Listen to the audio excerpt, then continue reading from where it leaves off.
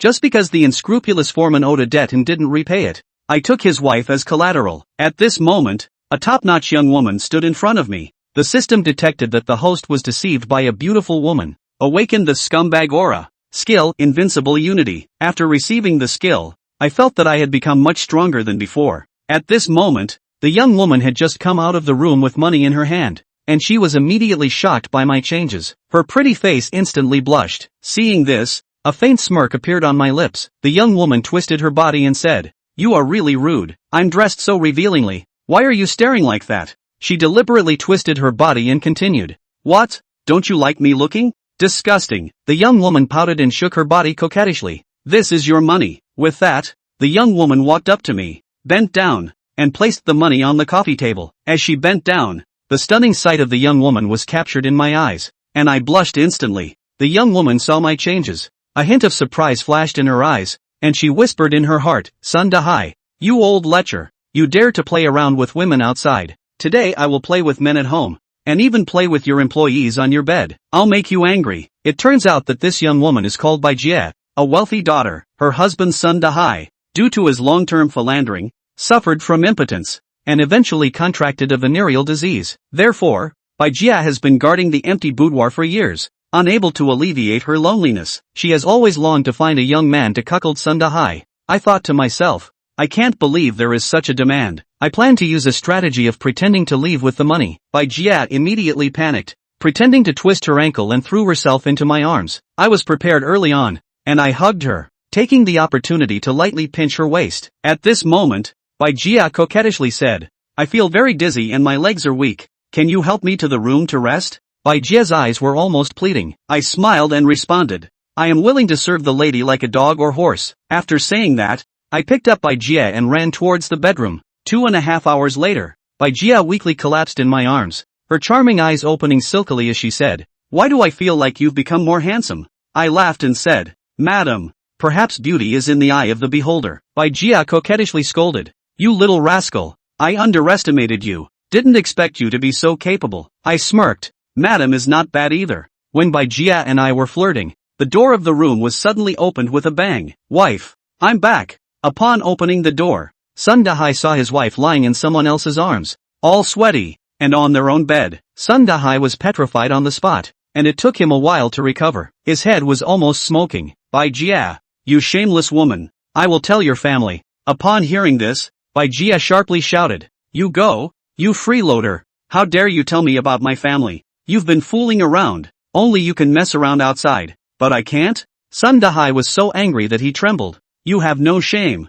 Bai Jia retorted. "You're the one who has no shame. You haven't touched me in 3 years, and even when you do, it's only for 2 seconds. Do you know how long others last? Do you have any face?" Bai Jia cursed while putting on clothes. When she saw that the man on the bed was me, Sun Da-hai's eyes whitened like copper bells. "Yi Feng, it's you. Well done. Yi Feng, I'll pay you back the money. Let's settle my wife's matter slowly." Sun Da-hai was already somewhat incoherent. I calmly replied, "Your wife is quite generous. Just pay me the 3,500 yuan you owe me, and we'll call it even." Upon hearing this, Bai Jia gave me a coquettish glance and said, "What are you saying? Am I only worth 3,500 to you?" I smirked mischievously and replied, "Of course not. You are priceless." Then I deliberately pinched Bai Jia's cheek in front of Sun Da-hai. Sun Da-hai's eyes turned bloodshot, and he rushed over in a rage. A few minutes later, Sun Da-hai was already lying on the ground with a swollen nose and face, crying loudly, "Brother, go easy. I'm sorry,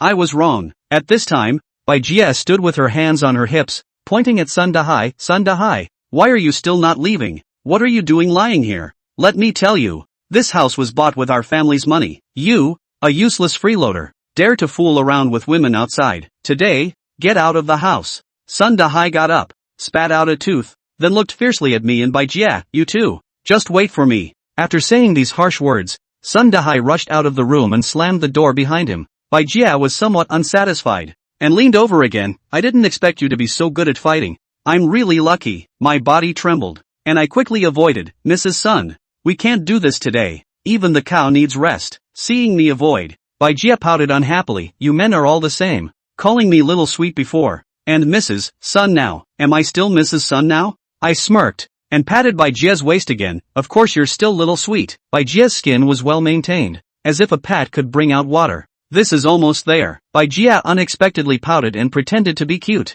And the young woman instantly turned into a girl. She leaned on me again and acted spoiled. If I hadn't been exhausted long ago, I'm afraid another restricted level scene would be staged. Looking at the beautiful young woman in my arms and thinking back on my past life, I felt a sense of melancholy in my heart. At the age of maturity, I have achieved nothing, and men ultimately have to make money. The system detected the host's money-making heart, and released a temporary task: eating a free meal. If the host can get money from a married woman, they will immediately drop a skill, and the skill level is determined by the amount of money obtained. Seeing my unhappy face, Bai Jia gently comforted me. Why do you look so worried? Am I not good enough? I said. Xiao Tian Tian. Of course you are very good. While mischievously pinching Bai Jia's soft cheeks, and then deliberately sighed. Bai Jia stomped her foot coquettishly. What is it after all? Tell me quickly. Maybe I can help you. I deliberately shook my head. This is my own business. You can't help me. How do you know I can't help you if you don't tell me? Seeing me still silent, Bai Jia turned her head coquettishly. If you don't tell me, I will get angry. I see the opportunity is almost here, so I cleared my throat a few times, and then pretended to be a little embarrassed as I said, Xiao Tian Tian. You also know that they say a man should establish himself by the age of 30, but I have achieved nothing. Bai Jia looked indifferent. Just do whatever you want boldly. I sighed. That's true, but starting a business requires startup capital. If I had it, would I fight with Sun Dahai for that 3,500 yuan? Bai Jia smiled coquettishly and threw a flirtatious glance. If you didn't come to ask him for it, how would you have met me? Tell me, how much do you need? I haven't decided what to do yet. How about you lend me 50,000 first, and I'll pay you back later. I held out my hand and made a gesture of 5,50,000. What can you do with it? I'll give you 100,000 first. If it's not enough, let me know. Don't mention repayment to me. Just remember my kindness and come to see me often. Bai Jia is a wealthy heiress, with rich and powerful elders in her family. 100,000 is just a piece of cake for her. I was secretly delighted in my heart. So straightforward. I should have asked for more earlier, feeling like I missed out on $1 billion. At this time, the system prompts, congratulations to the host for successfully eating a free meal. Randomly dropping the skill gathering yin and nourishing yang. The host can absorb the mysterious yin energy through intimate relations between men and women to nourish oneself, achieving the effect of becoming stronger as one fights. Excited in my heart but also feeling some regret. Xiao Tian Tian. You are so good to me. I must reward you well. Saying that, I hugged Bai Jia tightly. The next morning, Bai Jia looked back at me weakly and with a hint of resentment. You don't know how to cherish and protect beauty. After putting on my clothes, I said, Xiao Tian Tian. Rest well. I'll go back first. Be careful on the way. And send me a message when you get home. I carefully put away the 100,000 yuan that Bai Jia gave me, then walked out of the room contentedly. Half an hour later, I walked unsteadily to the door of my rented house, ready to take out the key, only to find that the door lock was actually open. My heart skipped a beat, and I instantly became alert. Could it be that my home was burglarized? However, I quickly calmed down as there was nothing in the house. I was just about to go inside to check the situation when the door was suddenly pulled open from the inside by someone. Pan Qian, why is it you? I showed a hint of surprise on my face, then my expression turned cold. I never expected that the one who opened the door was Pan Qian, who had already moved out. Pan Qian is my ex-fiancée from the past, and we met through a blind date. Pan Qian gave me a disdainful look and said, Yi, am I not allowed in this house? This is my rental now. What right do you have to come here? I forced a smile and said, do you think I fancy coming to this dump of yours? I'm here to get my things. Pan Qian pursed her lips, looking around with a disdainful expression. Yifeng, I have a gold necklace that I've been searching for a long time and still can't find. Tell me, did you take it to sell? Stop talking nonsense here. What does it have to do with me if your necklace is missing? Besides, even if it's with me, it's still mine. I gave it to you in the first place. I secretly cited myself for being so foolish back then, actually falling for such a thing. What's mine is mine. Yifeng, I'm telling you, if you don't bring out my gold necklace today, we're done. Pan Qian stood with her hands on her hips, her voice raised high, just like a shrew. I couldn't be bothered with Pan Qian, so I pushed past her at the door and entered the room. It was fine until I entered the room, and then I was immediately furious. The rental room looked like it had been hit by a typhoon, with things scattered all over the floor. Clearly someone had just rummaged through everything. What made me even more furious was that my poor little bed was a mess. The sheets crumpled up, and there was even a lingering unpleasant smell. Without thinking, I knew that Pan Qian had just been rolling around in bed here with someone. I pointed to my own home. my voice trembling with anger. Pan Xian, you explain to me clearly. What is going on here? What's going on? Your mother came to find my things, rummaged through the cabinet. So what? Pan Xian crossed her arms, raised her chin slightly, and provocatively looked at me. I could no longer suppress the anger in my heart, clenched my fist suddenly, veins bulging, ready to punch Pan Xian. Pan Xian not only did not show any fear, but instead became more arrogant and shouted loudly. Her voice was sharp and piercing, as if it could penetrate the roof. What? Do you still want to hit me? You useless waste. What else can you do besides playing dead in bed? Zhang Hao, why are you still standing there? Hurry up and come out to see. This waste actually dares to act. Coming. Don't rush. Darling. With an impatient response, the door of the toilet was suddenly kicked open with a bang. Seeing Zhang Hao suddenly appear, I raised my eyebrows and already understood everything that had happened. It turned out that this woman had not only been rummaging through things in my house with this man, it had only been half a month since Pan Xian and I broke up, and she had already found another man so quickly. The only explanation that came to mind was that this woman had actually been playing both sides all along. Yellow Hair squinted his eyes, with a smirk on his lips. Oh, so this is the useless waste. Seeing our love, are you envious? Yeah, Hauga. He's nothing like you. This guy can't even last a second. Ha ha ha. Pan Xian deliberately hugged Yellow Hair's arm, laughing wantonly. Ha ha ha. Baby is right. Waste is waste. You know what? Every time she can't be satisfied with you, the next day she comes to me for comfort. TSK TSK TSK. It's really pitiful. Zhang Hao laughed particularly loudly. Just heard a crisp sound. A hot palm print appeared on Pan Xian's face. With that slap, I felt so relieved. Pan Xian looked incredulous. How dare you hit me? I looked at her coldly, full of disgust. I hit you. Pan Xian covered her face, screaming hoarsely, almost hysterical. Zhang Hao, what are you waiting for? Your woman is being hit. Why aren't you doing something? Zhang Hao,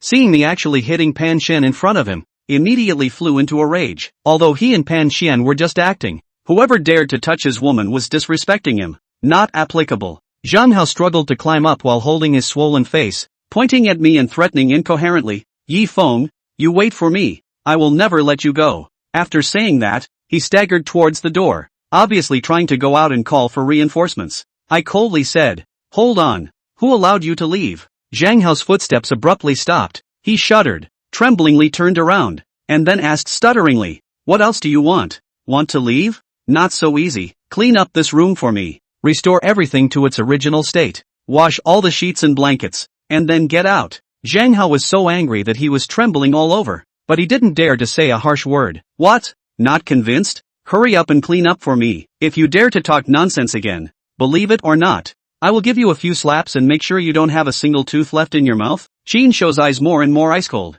Eyes killing machine revealed. That is the real murderous eyes. Zhang Hao, this kind of pampered son of where to see this kind of battle. Scared all over the body. No longer dared to say half a word. Just now the arrogance of the flames of the long disappeared. In this way, in the Qin Shou-like blade-like gaze, Pan Lian and Zhang Hao, this pair of dog and man trembling to pick up the things in the house one by one, carefully cleaned up, but also the bed sheets, bedding all washed clean, until the room restored the previous appearance, which is like an amnesty to escape from the scene, like a pair of tail between the two lost dogs. The only thing that Qin Shou regretted was that the system hadn't dropped any more skills since then. After seeing this pair of wretched dogs and men leave, Qin Shou took a long breath of relief, comfortably took a hot shower, changed into clean sheets, laid down on the bed, and soon entered the dreamland. This day down is really exhausted. I'll make that punk pay. How dare he beat up old me? Zhang Hao, what kind of man are you? Your woman has been beaten up like this, and you actually don't even dare to fart, and actually obediently cleaned up his house for him. You're such a loser. Just after walking out of Qin Shou's rental house, Pan Lian was like a volcano erupting, launching a splash at Zhang Hao, who had been beaten and swollen and was all over the place. Pop! Unexpectedly, before Pan Lian's words fell, she received a heavy slap on her face, which made her eyes bleed and half of her face numb. The one who hit her was no one else but Zhang Hao, who had been so coy just a moment ago. Zhang Hao, you dare to hit me? Are you still a man? Pan Lian covered her fiery cheeks and stared at Zhang Hao incredulously, tears welling up in her eyes, her face full of aggression and anger. Bitch, don't think that just because I played with you for a few days, you think you're some kind of character. Zhang Hao, can't count the women I've played with since I was a kid on two hands. Who do you think you are? Zhang Hao glared viciously at Pan Lian, his tone icy cold. You didn't say that punk was so powerful before you went in. If it wasn't for you, the spoilsport, I wouldn't have suffered such a big loss today. I would not have lost so much. I'll fight you. Zhang Hao. You bastard. Pan Lian completely lost her mind, screaming and pouncing on Zhang Hao, waving her hands, frantically pounding his chest, and her nails scratching out a trail of blood on his body. Zhang Hao grabbed Pan Lian's wrist and flung her to the side viciously, his eyes staring at her grimly as he chillingly said, "Stinking, if you dare to make a ing scene again, get the hell away from me. Don't forget whose money you've been spending all this time. You old. If it wasn't for the fact that you're not bad in bed, I would have kicked you out of the way long ago." Hearing such a naked threat from Zhang Hao, Pan Lian instantly wilted like a deflated ball, not daring to make any more advances. She knew very well that she was now completely dependent on Zhang Hao for her livelihood, and without Zhang Hao, a rich male, she was nothing, not to mention that she was still counting on getting more benefits from Zhang Hao. "Yeah, I'm sorry, I was just in the heat of the moment, I didn't mean to." Pan Lian's voice instantly became weak, and although she was resentful, she no longer dared to make a move. "But, does this matter, just let it go? We got beat up for nothing and cleaned up his house?" Pan Lian knew that Zhang Hao's family was somewhat powerful, and she had no intention of letting Qin show off so easily. "Humph, how can you just let it go?" Zhang Hao's eyes turned grim as a sinister smile curled up at the corner of his mouth. "Don't forget, your necklace is still missing, and he hit me in the face. I can't swallow this. You'll just bite the bullet and say that he stole the necklace when the time comes. My eldest uncle is the deputy chief of this area's police department. There's something good in store for him. He beat up my man. I'll make him spend the rest of his life in jail." Chapter 7, Come to the Right Place. Perhaps because he was really exhausted last night, Qin Shou slept extraordinarily deeply this time. He slept until after 6 in the afternoon, until a sharp and violent knock on the door woke him up. "Knock knock. Open the door. Open the door quickly. Whoever's inside, open the door now." The knock on the door was louder than one, as if it was going to break the door panel. "Who is it? Is this housebreaking? Can't we sleep anymore?" Qin Shou was a bit impatient by the rough knocking on the door. Rubbing his sleepy eyes, he lazily got up from the bed, dragging his slippers and yawning while walking towards the door. "Open the door to see." Qin Shou suddenly froze, and the sleepiness dissipated most of it. Standing outside the door is a young and beautiful extreme policewoman. Tall, valiant, chest full of curves is even more eye-catching, is simply the police flower in the police flower. The police flower's beautiful eyes also can't help but in Qin Shou's body glanced more two eyes. Originally she heard that this house inside the guy beat women when, is a face of disgust, but when see Qin Shou's first look, somehow, inexplicably will be a heart swing, by Qin Shou that indescribable temperament to attract. Of course, the big-breasted policewoman didn't know that she had been hit by Qin Shou's skill, manliness. Beside her, there stood a young criminal police officer with a serious and unsmiling face, and the one who had just violently knocked on the door should be him. However, when Qin Shou's gaze crossed over the two policemen and saw the two standing behind them, the expression on his face instantly turned cold,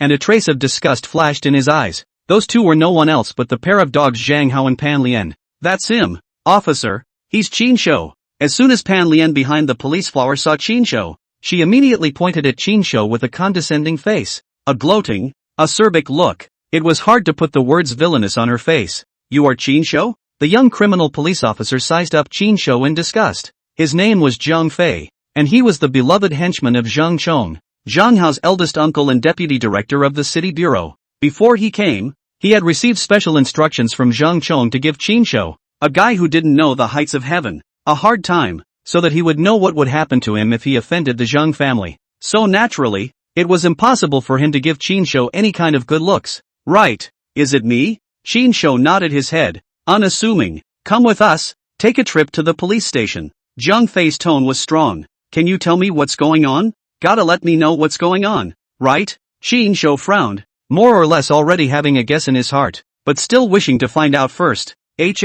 What situation? Beating up people and stealing things. What do you think the situation is?" The corner of Zhang Fei's mouth curled up into a disdainful sneer. "That's right, surname Qin. I told you earlier, if you dare to hit me, I want you to look good." Pan Lian was helping from the side, her voice sharp and piercing. Zhang Hao on the side was also hiding behind the two policemen, his eyes staring resentfully at Qin Shou. "Officer, before you arrest someone, you have to be reasonable, right? It's true that I hit someone with my hands, but I didn't steal anything, and I struck because they forced their way into my residence first, and I was acting in self-defense." Qin Shou also tried to explain clearly, not realizing that the other party was coming for him. Hey, got a grievance? Then go back to the bureau with us and take your time. There'll be plenty of time for you to explain when we get to the station, Zhang Fei said with a leathery smile, a shadowy glint in his eyes. With that said, Zhang Fei took out handcuffs from his waist, and even intended to directly handcuff Qin Shou up. This posture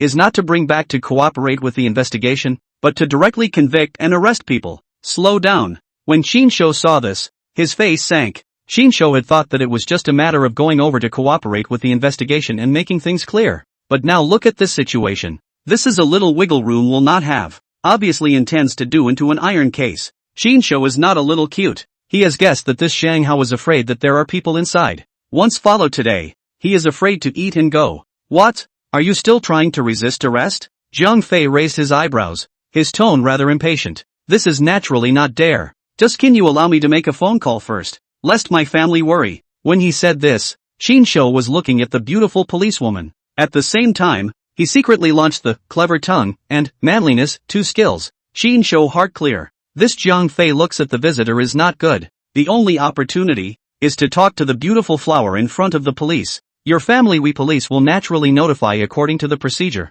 Don't need you to worry about it. Zhang Fei's tone was icy cold and his attitude was strong, clearly not intending to give Qin Shou any chance to make a call. He only wanted to bring Qin Shou back to the bureau as soon as possible to complete the task that Zhang Chom had explained. Slow down. Zhang Fei was about to forcefully handcuff Qin Shou when Xuemin, the beautiful police flower beside him, suddenly spoke. It had to be said that a police flower was a police flower, and her voice was also very nice and crisp. Brother Jiang, right now the other party is still just a suspect. Things haven't been cleared up yet, and he wants to call his family, so there doesn't seem to be any problem with that. The originally tough expression on Zhang Fei's face also froze. He never expected that Xuemin, who usually obeyed him and could even be said to worship him to the extreme, would openly contradict him today for a suspect he never knew. This made him feel very surprised and annoyed. Out of the male's instinctive wariness, his gaze towards Qin Shou became even more grim. In fact, Xuemin himself does not know what is going on today. Since the first time she saw Qin Shou,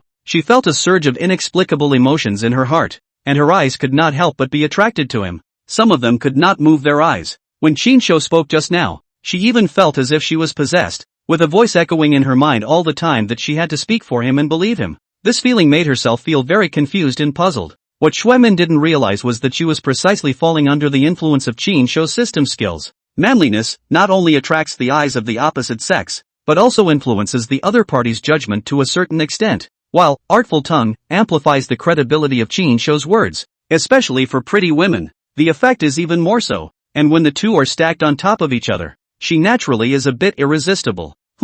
Although Zhang Fei was very dissatisfied with Xuemin's rebuttal in his heart, he had been pursuing Xuemin, trying to maintain an upright and law-abiding image in front of her, so he could not say anything more, and could only snort coldly, which was regarded as a tacit acceptance of Xuemin's proposal. If you're going to make a call, hurry up and don't hold everyone up. With a hint of displeasure still in his eyes, he glared fiercely at Qin Shou. Seeing this, Qin Shou knew that this was an opportunity that Xuemin had helped him secure, so naturally, he would not waste it, and he hurriedly took out his cell phone from his pocket and quickly dialed Yourong's number. Chapter 8, Moving for Help. Hey, little bad, you've been away for so long before giving me a call. Ha, did you forget about me? Immediately came Yourong's charming voice on the other end of the phone, causing Qin Shou could not help but be distracted, sighing that it was really a seductive siren. Ah, baby, I'm having a little trouble over here. Can you get someone to give me a hand? Qin Shou lowered his voice. Qin Shou knew in his heart that with his social status,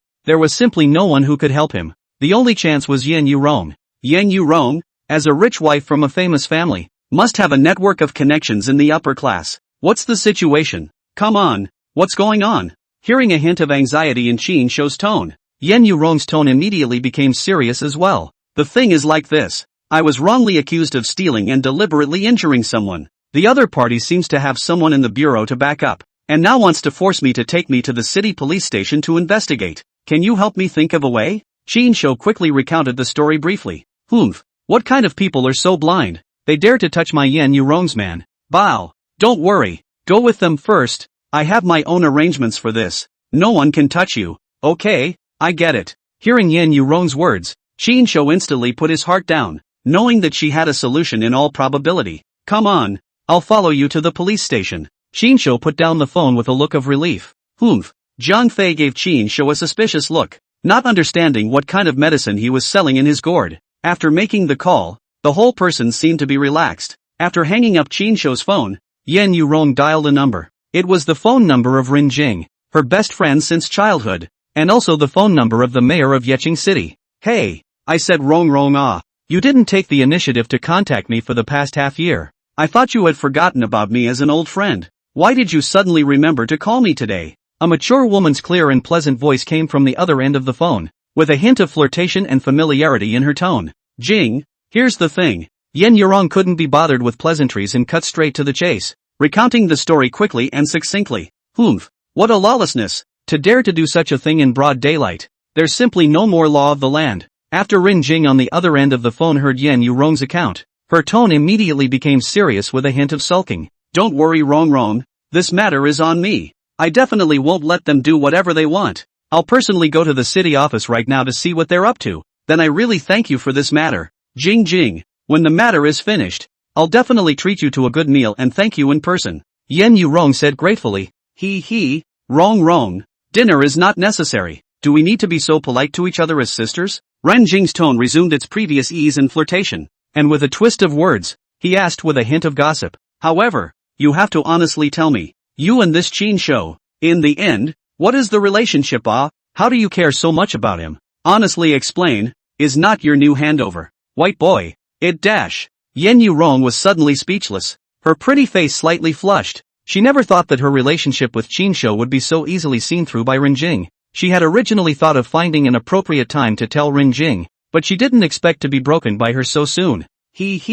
Wrong, don't be embarrassed. What kind of relationship do we have? Can I still not understand you? That Zhao Ruilong of your family is obviously a soft eater, but he still dares to womanize outside, and he dabbles in women everywhere. As a sister, I have long been tired of seeing him behave like that. You used to be too serious, too considerate of face. You should have let yourself go and live for yourself for once. Ran Jing said with a smile, a hint of fighting for Yourong in her tone. Yourong was speechless when she heard this. She didn't expect that her sister, who had always been known for her steadiness, would nowadays become so open-minded and speak so bluntly. Well, since you've already guessed, I won't hide it from you. Yourong sighed and admitted frankly. It should have been like this a long time ago. So what is there that is worthy of you? You want a face, have face. Want money. He is not rely on you. Can have today? Actually still dare to outside the womanizer. You at first is too soft. Ran Jing sounded indignant. Alright, Jing, let's not talk about these old stories for now.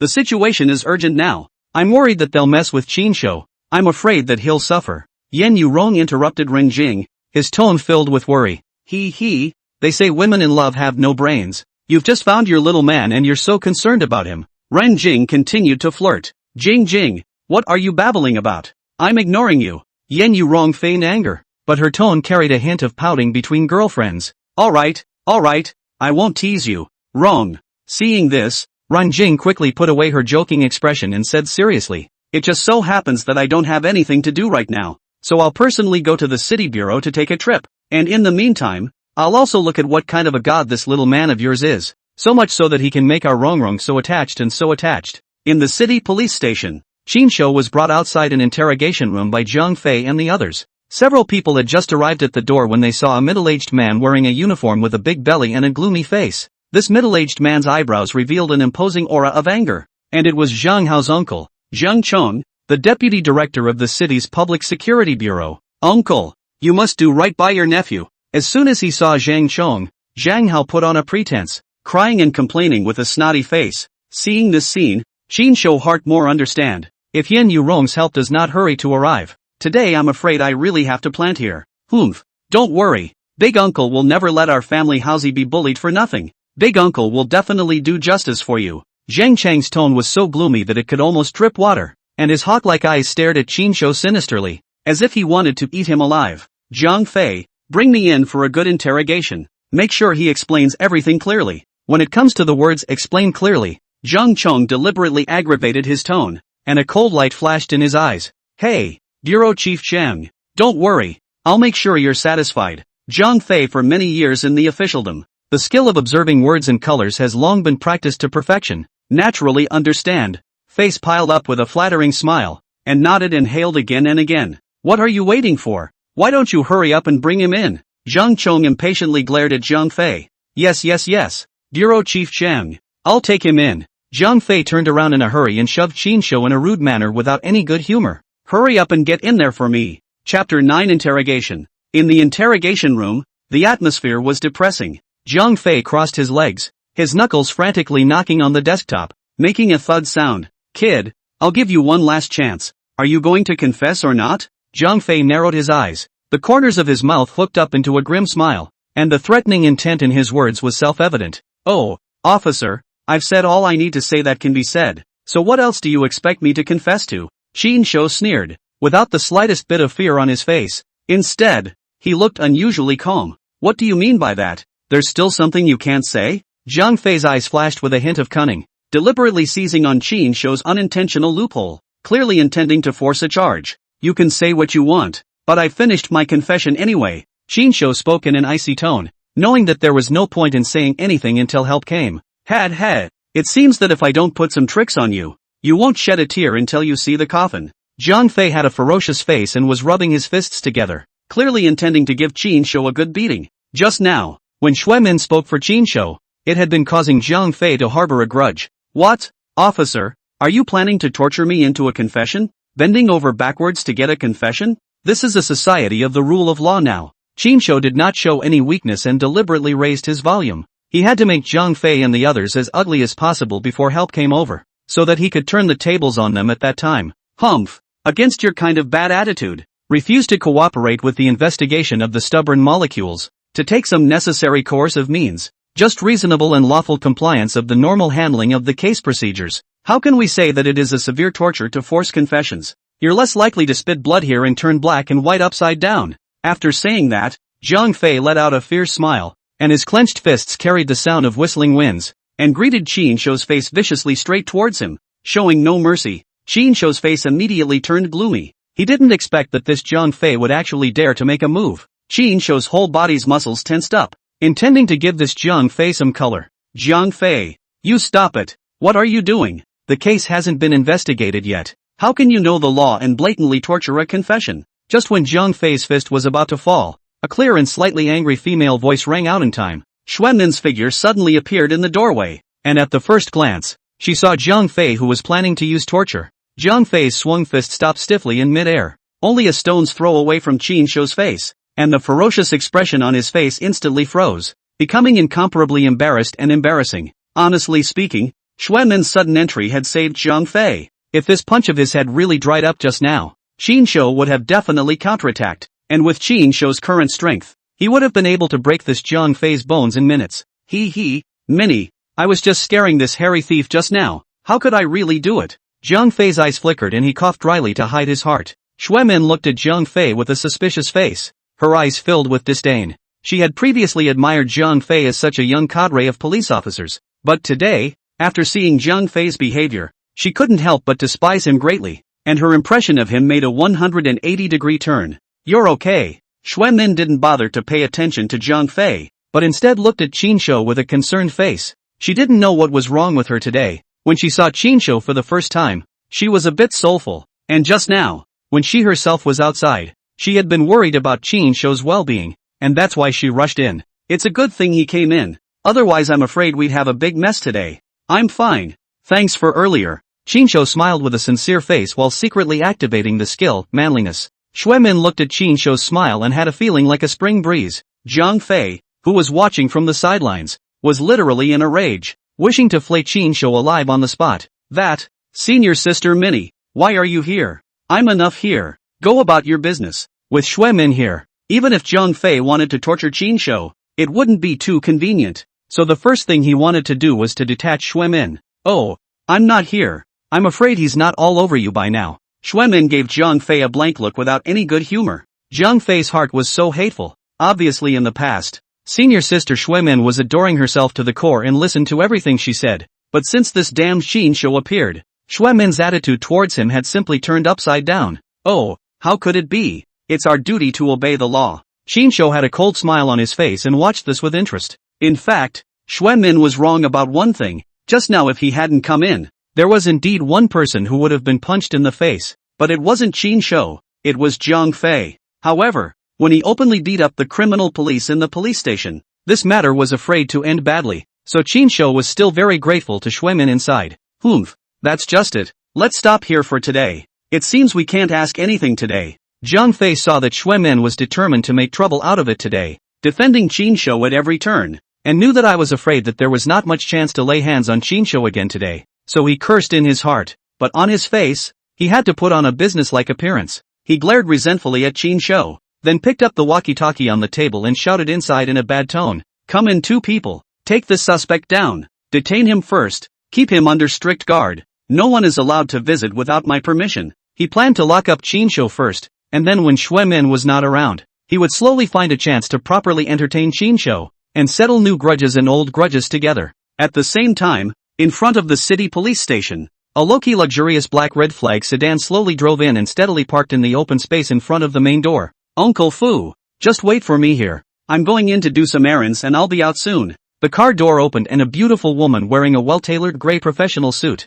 with a tall and delicate figure, convex in front and curved in the back, and exuding a mature and intellectual charm between her hands and feet elegantly stepped out of the car. Her long, shiny black hair was draped over her shoulders, further accentuating her delicate features and fair skin. As soon as this woman stepped out of the car, she immediately attracted the gazes of the crowd of men at the entrance of the police station, and almost everyone's eyes were firmly attracted to her, making it difficult to move away. Whether it was her delicate and flawless face, her noble and elegant temperament, or her powerful and confident aura, this woman was too outstanding, as if she stood out from the crowd, and it was hard not to pay attention to her. This woman is no other than Ren Jing, Yan Yourong's best friend and bosom friend since childhood. Ren Jing, like Yan Yourong, is from a prestigious family, with an extremely deep family background that is by no means comparable to that of an ordinary family. However, unlike Yan Yourong, who married early, Ren Jing did not choose marriage, but devoted all her energy to her career. She herself is extremely outstanding.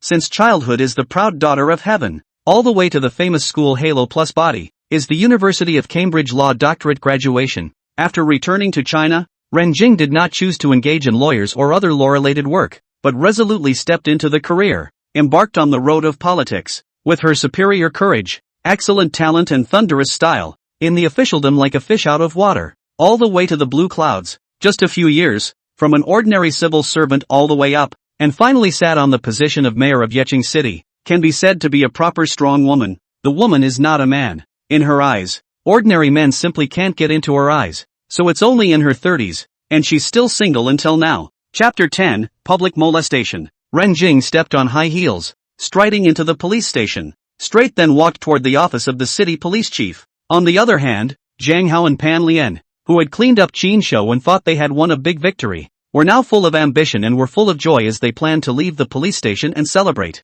However, just as they walked to the entrance of the hall, they saw the great beauty Ren Jing, who had a temperament of 1 in a million and a face that was so beautiful that Zhang Hao couldn't help but light up in front of his eyes. As a male son who had read countless women and was used to seeing all kinds of beautiful women, Zhang Hao was also considered to be someone who had seen the world. But there were only a handful of beautiful women like Ren Jing, who had a combination of beauty, temperament, and aura, which could be considered as the very best of the very best, and he could even be said to be the only one who had ever seen it in his entire life. Honestly speaking, the policewoman Xuemin that he met in the police station today, he was also quite moved and secretly coveted, but considering that the other party is, after all, Zhang Fei's favorite person, and I heard that Zhang Fei's family has some background, and his own ability is also quite outstanding, the future is boundless. Zhang Hao weighed the pros and cons of the situation, and ultimately wisely put away his own Xuemin's non-thinking, but now that he suddenly saw such a stunning beauty as Ren Jing, how could the flirtatious Zhang Hao let it go so easily?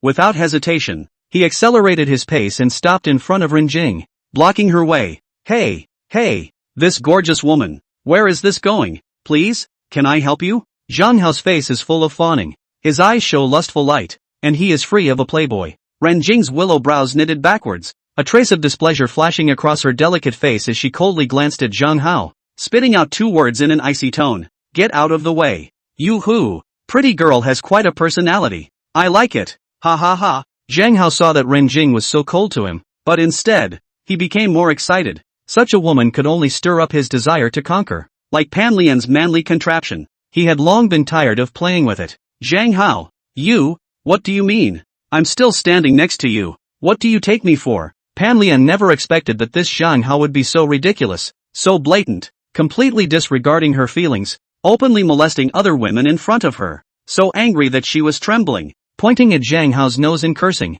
It's none of your business what I do as I please. Who do you think you are? Just a raggedy, outdated old woman. I'm tired of playing with her now. So if you're sensible, get the hell out of my way and don't get in my way here. Zhang Hao unceremoniously badmouthed Pan Lian, completely disregarding any semblance of affection. You, I'll fight you. No matter how much Pan Lian was able to bear her anger, she could not bear it anymore. She was completely enraged by Zhang Hao's words, and the aggression and anger in her heart instantly erupted, and she pounced towards Zhang Hao with her teeth and claws open like an enraged lioness, wanting to fight with him for her life. However, she was a woman in the end, and her strength and hands were far inferior to Zhang Hao's, so how could she be Zhang Hao's opponent? Zhang Hao easily pushed her to the ground, and Pan Lian immediately let out a scream and fell to the ground in a terrible mess, and then let out a loud cry. Hey, big beauty, don't pay attention to this kind of shrew. It affects the mood. I wonder if I have the honor of inviting you to have a drink and spend the night together?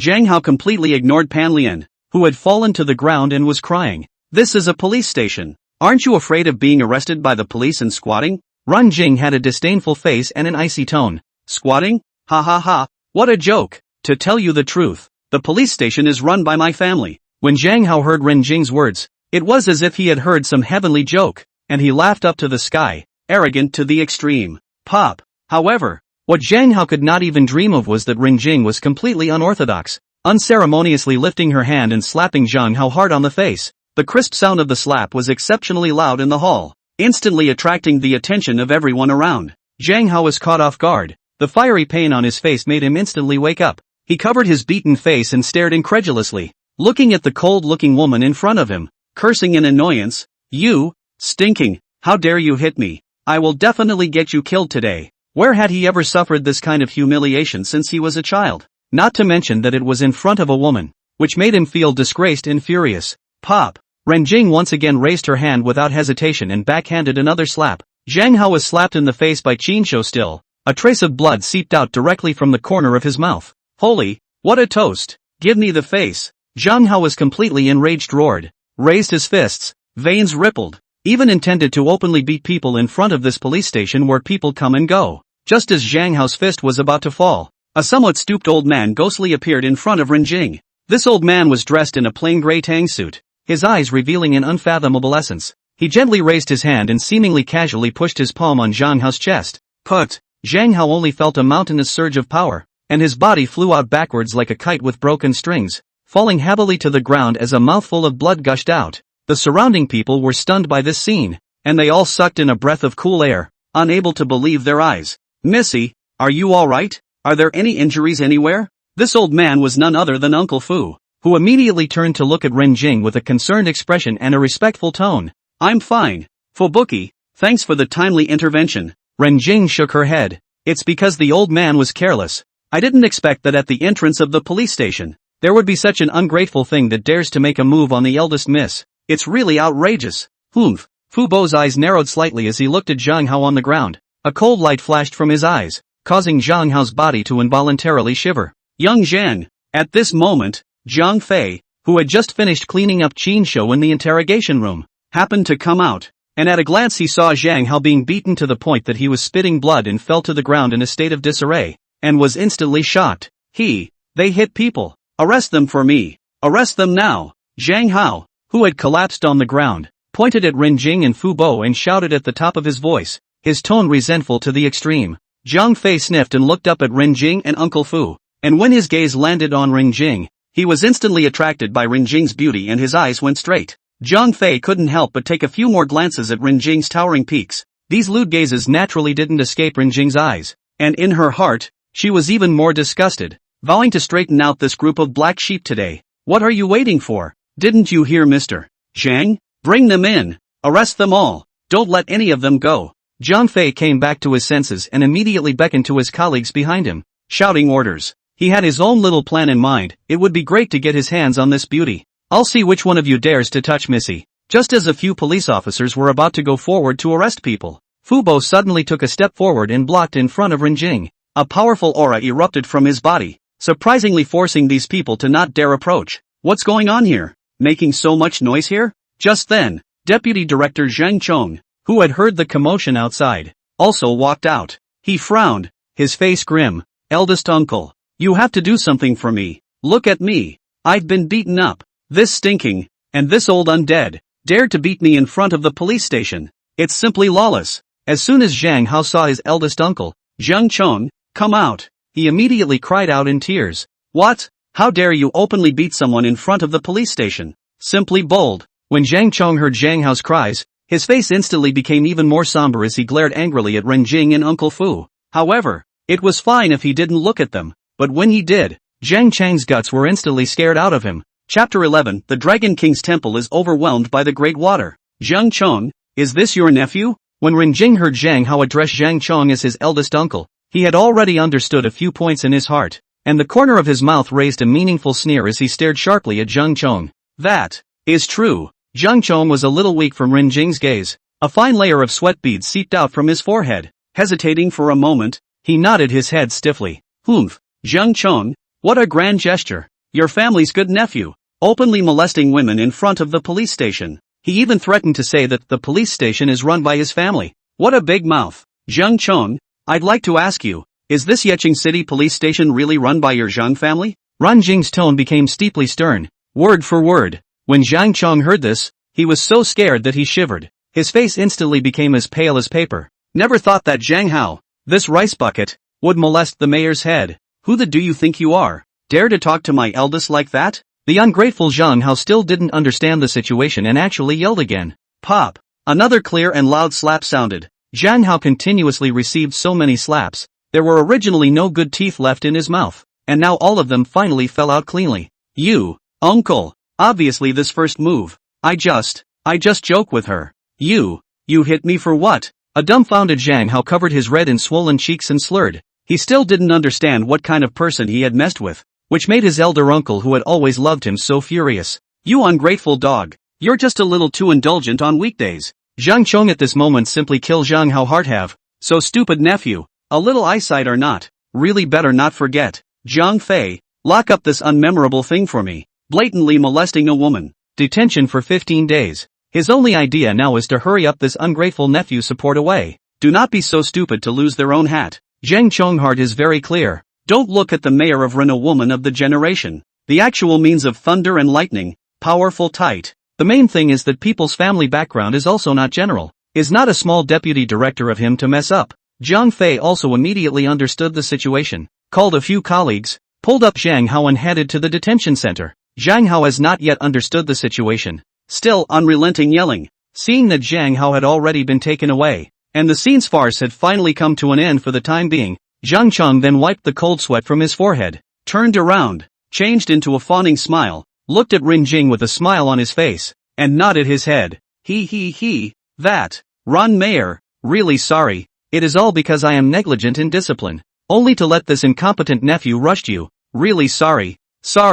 I don't know what is the matter that brings you to our police station today, Mayor Run? If there's anything I can help you with, just give me an order and I'll do my best. Have Wang Mingrui come out to see me? Ren Jing's tone was calm, but his words revealed an unquestionable majesty. So you're here for Director Wang? I'll take you there. Zhang Chong didn't dare to take it easy, quickly nodded his head and made a gesture to personally take Ren Jing to the director's office. No, I'll just wait here for him. Ren Jing waved her hand, then walked to the side and casually found a chair, sitting down with an elegant posture and a bland look. Since Ren Jing had already given the word, Zhang Chong naturally didn't dare to say anything more. He could only smile sardonically, then trotted off to the director's office to look for Wang Mingrui. His heart was in turmoil. He didn't know what Ren Jing's sudden visit to the police station was about, but he vaguely felt that it seemed to be related to what had just happened, which made him even more apprehensive. A few moments later, a middle-aged man with a slightly bloated body and a big belly hurriedly walked out of the office. It was none other than the city police chief,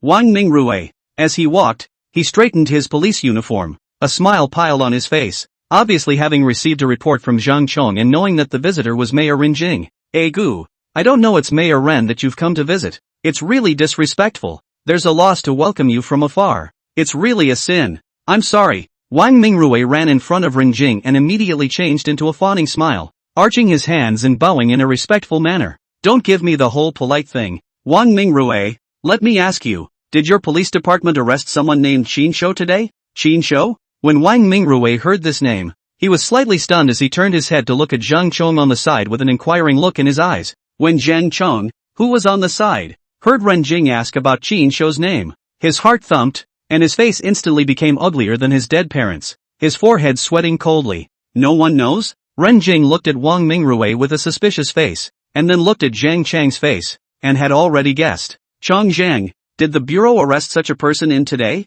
Hurry up and make it clear to me. Wang Mingrue that is also a veteran of the officialdom. A glance will see that Zhang Chong has a ghost in his heart. The tone of voice immediately harsh up. Ahem. That, Director Wang. As you know, this city bureau is busy with official business, and there are many prisoners coming in and out of the city day after day. So how can I remember so clearly? Zhang Chong dryly coughed twice, pretending not to know, intending to muddle through first. Good. Then I'll wait here, and I won't leave until I find such a person today. Ren Jing sneered, dragged over a chair, leaned against the wall, and sat down with her legs crossed. Wang Mingrue had a difficult look on his face, and said in a bad tone to Zhang Chong who was beside him, "Don't you still hurry to check for me? Is there such a person?" "No, I know this guy." Before Zhang Chong had the chance to move, a clear and nice voice suddenly rang out, only to see Xuemin trotting over this way. She was worried about how to help Qin Shou out. Ren Jing suddenly appeared. She naturally could not miss this opportunity. Seeing the sudden appearance of Xuemin, Zhang Chong instantly turned pale as he kept winking at Xuemin, hoping that she would have the sense to shut up and not mind her own business. "Oh, little girl, tell me about it." Ren Jing looked at Xuemin with interest. "Here's the thing." A few moments later, Xuemin had already told Qin Shou's matter one by one, and in the middle of it, he did not forget to add oil and vinegar to Jiang Fei's intention to severely torture him to force him to make a confession by painting a colorful picture of the matter. "Chong Zhang, tell me, is there such a thing?" Wang Mingrue's face turned blue. This I don't know. This is something that I guess Jiang Fei made up his own mind in order to curry favor with me, and I definitely didn't get involved. In the end, Zhang Chong is the old man in the officialdom. The first thought is to abandon the car to protect the commander-in-chief. First pit his subordinates. Bureau Chief Zhang, that's not what you told me before. I saddled up for you and you treated me like this. Where did Zhang Chong think that the words had just fallen? Jiang Fei, who had just taken Zhang Hao away, had returned, and the first thing he heard was that Zhang Chong was planning to betray himself. Chapter 12, Ren Jing. Jiang Fei, don't talk nonsense. You know the law and break it. How dare you openly use lynching in order to curry favor with your superiors? You get the hell out of here and go back to write a review for me. Zhang Chong immediately stormed out, furiously pointing at Jiang Fei's nose in anger, pretending to be righteous and telling Jiang Fei to go back and write a review. In reality, he wanted to make a big deal out of a small matter and muddle through. Jiang Fei froze for a moment, at first a bit reluctant, but quickly reacted. The person who offended today is the mayor, and it looks like the mayor attaches great importance to this matter. If you can muddle through by simply writing a letter of review, then it is simply a great fortune. He weighed the pros and cons in his mind and immediately changed his attitude. Yes, Bureau Zhang's lesson is right. I know I'm wrong. I'll go back to write a review and deeply reflect on my mistakes. Jiang Fei hurriedly nodded his head in agreement and turned around in a grayish manner, intending to hurry up and bolt. Slow down. Just as Jiang Fei was about to walk to the door, a cool voice suddenly rang out and called out to him.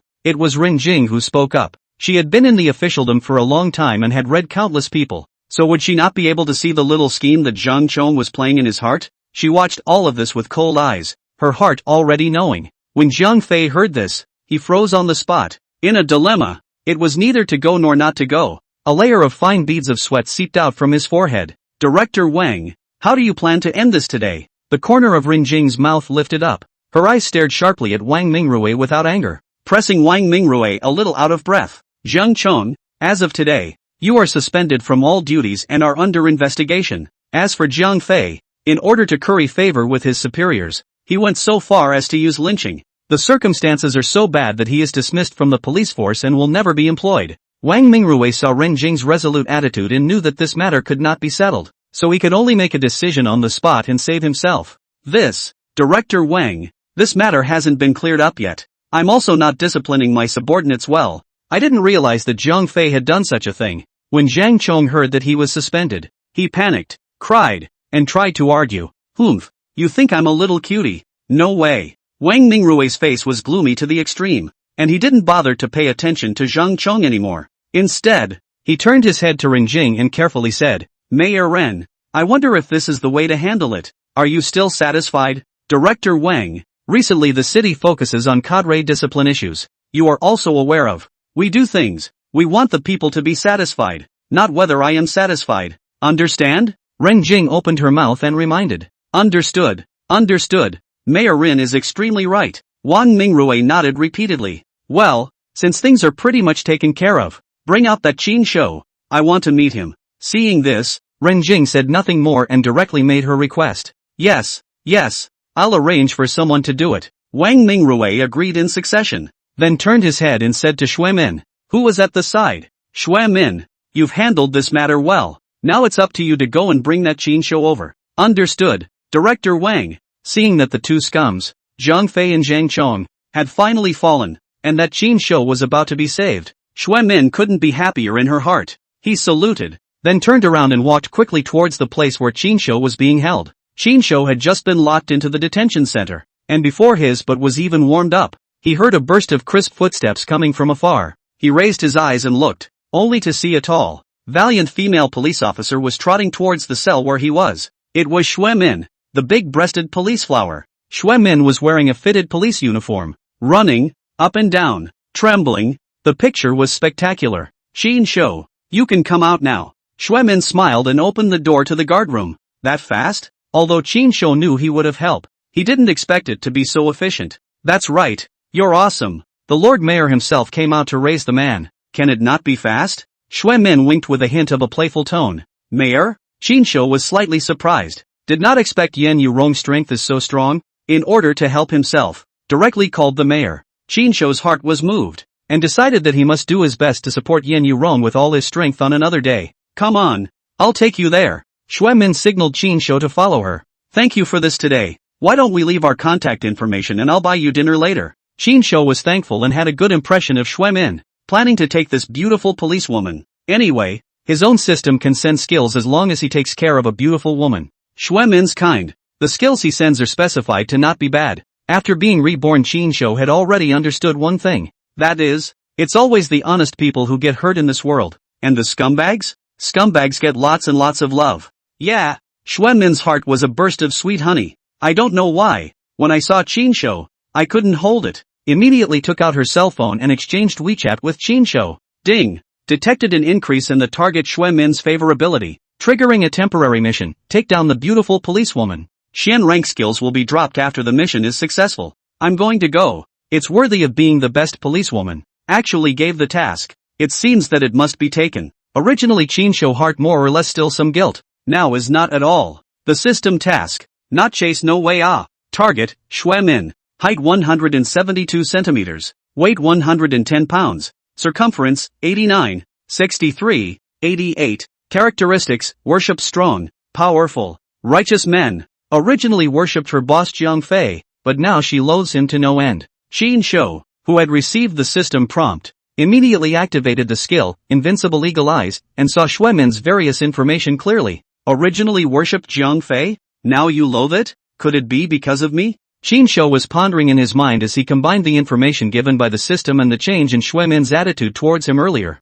He couldn't help but feel a little smug. Could it be that he had unknowingly replaced Zhang Fei's position in Shui Min's heart? What are you waiting for? People are leaving. Hurry up and keep up. Seeing Qin Shou standing in place and froze, Shui Min couldn't help but turn back and look at him with a puzzled look. Oh, well, here goes. Qin Shou snapped back to his senses at his words and hurriedly nodded, collecting his thoughts in his mind as he quickly followed Shui Min's footsteps. A few moments later, the two arrived at Ren Jing's location. Qin Shou, this is Mayor Ren. Shui Min walked over to Ren Jing's side and softly introduced herself to Qin Shou, and gently pointed at Ren Jing with her hand. Qin Shou immediately brightened up and could not help but look at Ren Jing one more time. In his heart, he could not help but sigh. This mayor is also a little too pretty. A few points better than Yourong's posture. And most importantly, this strong woman's temperament is really 1 in a million. Target, Ren Jing. Height 169 centimeters. Weight 106 pounds. Circumference, 91, 64,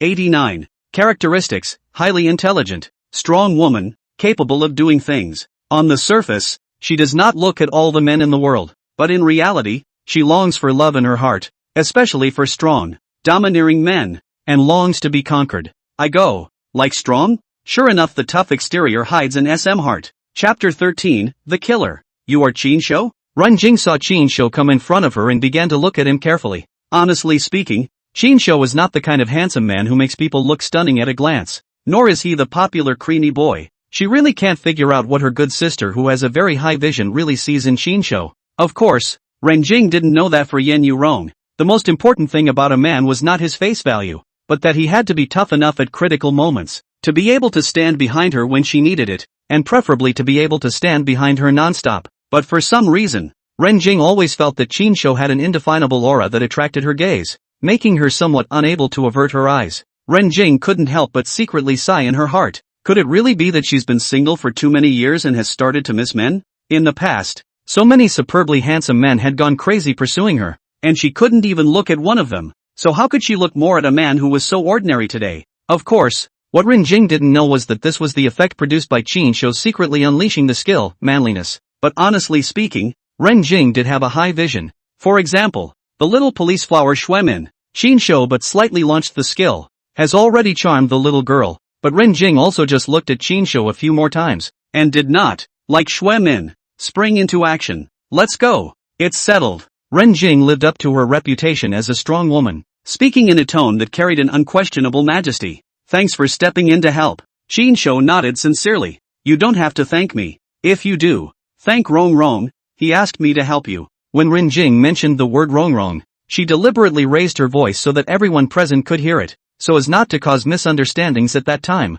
On the official field, it is most likely to breed all kinds of gossip. Catching wind in shadows is not uncommon. She did not want anyone to rumor that she had adopted a little man, which would not only damage her reputation, but could also be used by political opponents to attack her. After saying that, Renjing elegantly turned around and walked towards the black sedan parked in front of the police station. Qin turned back to Xuemin with a faint smile as a goodbye, then also turned to follow Renjing's footsteps. Qin. However, Qin didn't take a few steps before he was stopped by a voice that disgusted him. He stopped his steps and looked back with some impatience. What? Anything else? There was a hint of instinctive detachment in Qin's tone. The one who called out to him was none other than Pan Lian. At this moment, Pan Lian, with a swollen face and bloodshot eyes, forced out a smile. Are we still possible? Pan Rin's voice trembled a little, with a hint of expectation. It turned out that he was hurt by Zhang Hao, and turned around and suddenly realized that Qin was actually a good choice. Today to see him again. Do not know why. Always feel that he is much more manly than before. The key is that he is down to earth, and in the past, he was obedient to himself. Where will he be like this Zhang Hao? A word out of hand to hit himself. Most importantly, she had seen everything that had just happened. This was the mayor. The mayor personally came to raise someone. So what exactly was Qin's background? Regardless of how Qin climbed onto the mayor's high branch, with the relationship of such a powerful political figure, he will definitely have a promising future. And his future is unlimited. Therefore, Pan Lian regretted. She suddenly wanted to make up with Qin again. In her opinion, climb Qin is to climb the mayor. Oh, I thank you, Lu. Let me go. Qin sneered, and without hesitation, he turned around and walked towards Renjing's car. The door of the rear car was open, and Renjing was waiting for him in the back seat. Tell me, how in the world did you trick our Yourong into dying for you? The black-red flag sedan sped on the highway, and inside the car,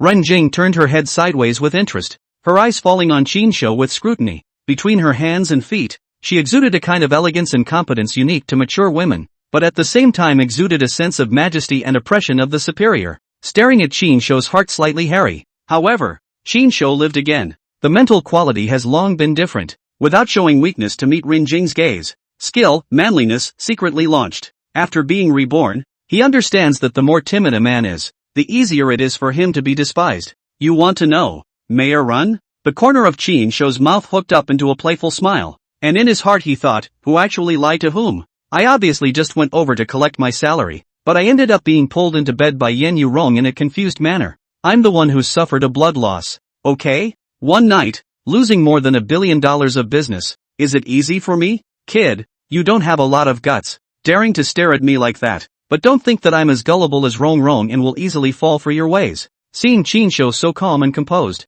a trace of appreciation flashed in Renjing's eyes, but there was still a hint of temptation and warning in her tone. As she spoke, Her slender fingers even gently hooked Qin Shou's chin, her eyes showing obvious teasing intentions. She didn't know what was wrong with her today. Ever since she had met Qin Shou, she had always been a little restless inside, something that rarely occurred in her past life. Of course, her main purpose was to take this opportunity to test Qin Shou, to see if he was actually a person worthy of her good sister's trust. Once Qin Shou showed any misbehavior towards her, she didn't mind cleaning up a smelly man for her sisters. Ren Jing's delicate face, hot body, within the narrow space, exhale like orchids. The body of the fragrance will cause people to think about it. Normal men were to withstand such a tease. Qin Shou was now more than normal. Simply tough, cannot endure. Simply cannot endure. The body immediately expressed the charm of Ren Jing's tribute. With the two of them leaning so close, Ren Jing naturally noticed the changes in Qin Shou's body, and a hint of sullenness immediately flashed across her delicate face as she cursed in her heart.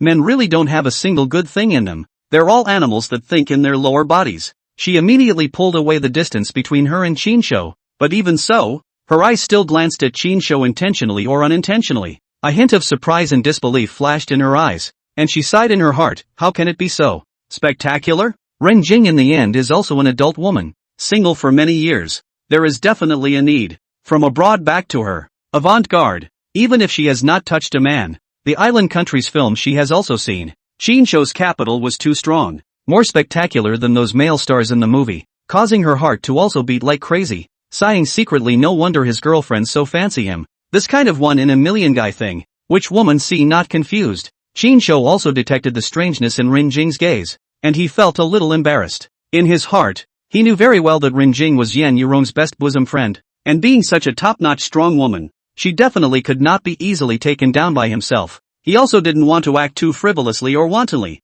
but at this moment, his body's reaction was something he couldn't fully control. Unable to do anything else, he could only awkwardly turn his head and look out the car window at the scenery that was speedily passing by. Bang! Just as the atmosphere between the two was subtle and awkward, a gunshot suddenly rang out. A bullet instantly pierced through the window glass of the back seat, and glass shards were splattered everywhere. Out of a man's instinctive reaction, Qin Shou rushed to Ren Jing's body almost immediately, pouncing her body tightly on the back seat, shielding her with his own body in an attempt to block the bullets that might come again for her. Ren Jing had been single for many years. How had she ever been so close to a man? Caught off guard, her body was pressed down by Qin Shou, and she immediately felt a bit annoyed and uncomfortable, instinctively trying to struggle up. Don't move! These people are coming for you. Chapter 14, Maintenance. Qin Shou said to Ren Jing with a grave expression and a serious tone. At the same time, he secretly activated the skills, artful tongue, and manliness at the same time, in an attempt to calm Ren Jing's emotions and make her trust him. As Ren Jing looked at Qin Shou, who was staring out of the car window with a tightly locked brow and a focused expression, for some reason, an inexplicable sense of security and solidity suddenly surged in her heart, and her heart, which had originally been a little flustered, quickly calmed down. Her pretty face was also flushed with a touch of red because of the close contact just now, making her look particularly touching. However, Qin Shou was not in the mood to pay attention to Ren Jing's complicated thoughts right now. His nerves were highly tense and all his attention was focused outside the car window. At this moment, there were two black heavy-duty locomotives, one on the left and one on the right, sandwiching the red flag sedan they were riding in the middle. The riders on the locomotives were wearing black helmets. Their faces could not be seen, and the guns they were holding tightly in their hands. At the same time, a black SUV was following closely behind the red flag sedan, sticking extremely close and threatening to crash at any time. Missy, there's a killer. You sit tight. Fubo, he slammed on the gas, and the red flag sedan rushed forward like an arrow off a string. The engine emitted a low growl and the body jerked. Qin Shou is still pressed on Ren Jing. Fubo suddenly accelerated, and the two bodies were even tighter together. Ren Jing's body is really too good. Under the pressure, Qin Shou only felt that his head was almost buried in it, and there was a sense of suffocation. Will you get up first? That place of yours is hurting me. Ren Jing was mortified to the core at the moment. She had never been so close to a man before, especially since Qin Shou was not honest at all, topping Ren Jing in a difficult way. Mayor Ren, that's a cell phone. Don't get me wrong. I put my cell phone in my pants pocket. Qin Shou still tried to weasel his way out of this. He was a little reluctant to get up. It was just too comfortable. The key is that now this situation cannot get up. This up is bang bang 2 shots. Fubo's driving skills were obviously very sophisticated, and he skillfully maneuvered the steering wheel, weaving nimbly on the highway, trying to use the traffic to get away from the pursuit. However, the The black SUV and 2 locomotives behind him were also in hot pursuit, always maintaining a threat to the red flag sedan. The locomotives accelerated from time to time, trying to get close to the red flag sedan, but every time at the critical moment, they were again thrown off by a beautiful turn by Fubo. As Chinsho watched the situation behind him through the rearview mirror, he saw a silhouette suddenly flash out of the SUV's sunroof, surprisingly holding a long gun in his hand. An ominous premonition surged in Chinsho's heart. He quickly said to Renjing, "Mayor Ren, be careful, they have rifles." Saying that, Chinsho hugged Renjing to death. In fact, Shin was not a great saint and would never use his own life to save others, but Renjing was after all kind to him, and Chinsho had always made a clear distinction between kindness and grudges when he did his work. Just then, bang, bang, bang, 2 more gunshots came. The bullets struck the body of the car, making a dull thumping sound, and the body shook slightly. Chinsho saw 2 more bullet holes in the car and couldn't help but suck in a breath of cold air. These killers were obviously well-trained professional killers who were ruthless. With the crazy shooting of bullets, the body manipulated by Fubo also shook more and more dramatically. However, Renjing, as the daughter of a wealthy family, had an extremely sensitive status, so this red flag sedan was also specially made. Having been hit by dozens of bullets, it was surprising that it was still able to travel at high speeds. At the same time, Fubo in the driver's seat quickly pressed a hidden button, only to see this special red flag sedan around the outside of the window glass, but slowly rose black metal bulletproof plate. All the windows are tightly blocked up. Not only that, the entire back seat also rose a thick partition, directly wrapping Renjing and Chinsho, 2 people in a completely closed black cubicle, and the front driver's seat completely isolated. It's bulletproof, so now that bullets can't get in. You can finally get up off me, right? Renjing's face was slightly chilled, and her tone carried a hint of displeasure and rancor. Just now, Chinsho had jumped on her in order to protect her, and although she understood in her heart that it was out of good intentions, after all, men and women were different, and prolonged physical contact still made her feel a little uncomfortable. Good. Although Chinsho was still a little reluctant to let go of Renjing's softness and aroma that had just come into close contact with her, he also knew that he could not really find a reason to continue to press Renjing now, and could only slowly get up with a slight sense of regret and sit back down in his seat. Right at this moment, the red flag sedan suddenly braked sharply, followed by a sharp turn of great magnitude. As Chinsho had been pressing on Renjing, his center of gravity was unstable, and with the double effect of the car's sudden sharp turn and sharp braking, his body inevitably hit Renjing's body. Being bumped by Chinsho, Renjing instinctively let out a pouty low cry, and her body trembled slightly. This time Renjing was bumped against the top. Her face was even more blushing and angrier. This does not call out okay. This made Chinsho as red in the face and ears. Soul. Breathing roughly. It should be known that they were now completely enclosed in a small space by the blackened bulletproof baffle, completely isolated from the outside world, which was simply the perfect situation for a lonely man and a woman to share a room. This kind of ambiguous and private environment, it is easy for people to produce some undeserved associations. Mayor Ren, this cell phone is so disobedient. I'll put it away. Bang, bang, bang. Several more gunshots came from outside the car in quick succession, and the bullets struck the body of the car with a dull thud, and the body shook even more. Taking advantage of the moment when the car body shook violently, Chinsho didn't know whether it was intentionally or unintentionally, or perhaps out of instinctive impulse. His lips coincidentally touched Renjing's soft lips. The skills, coquettishness,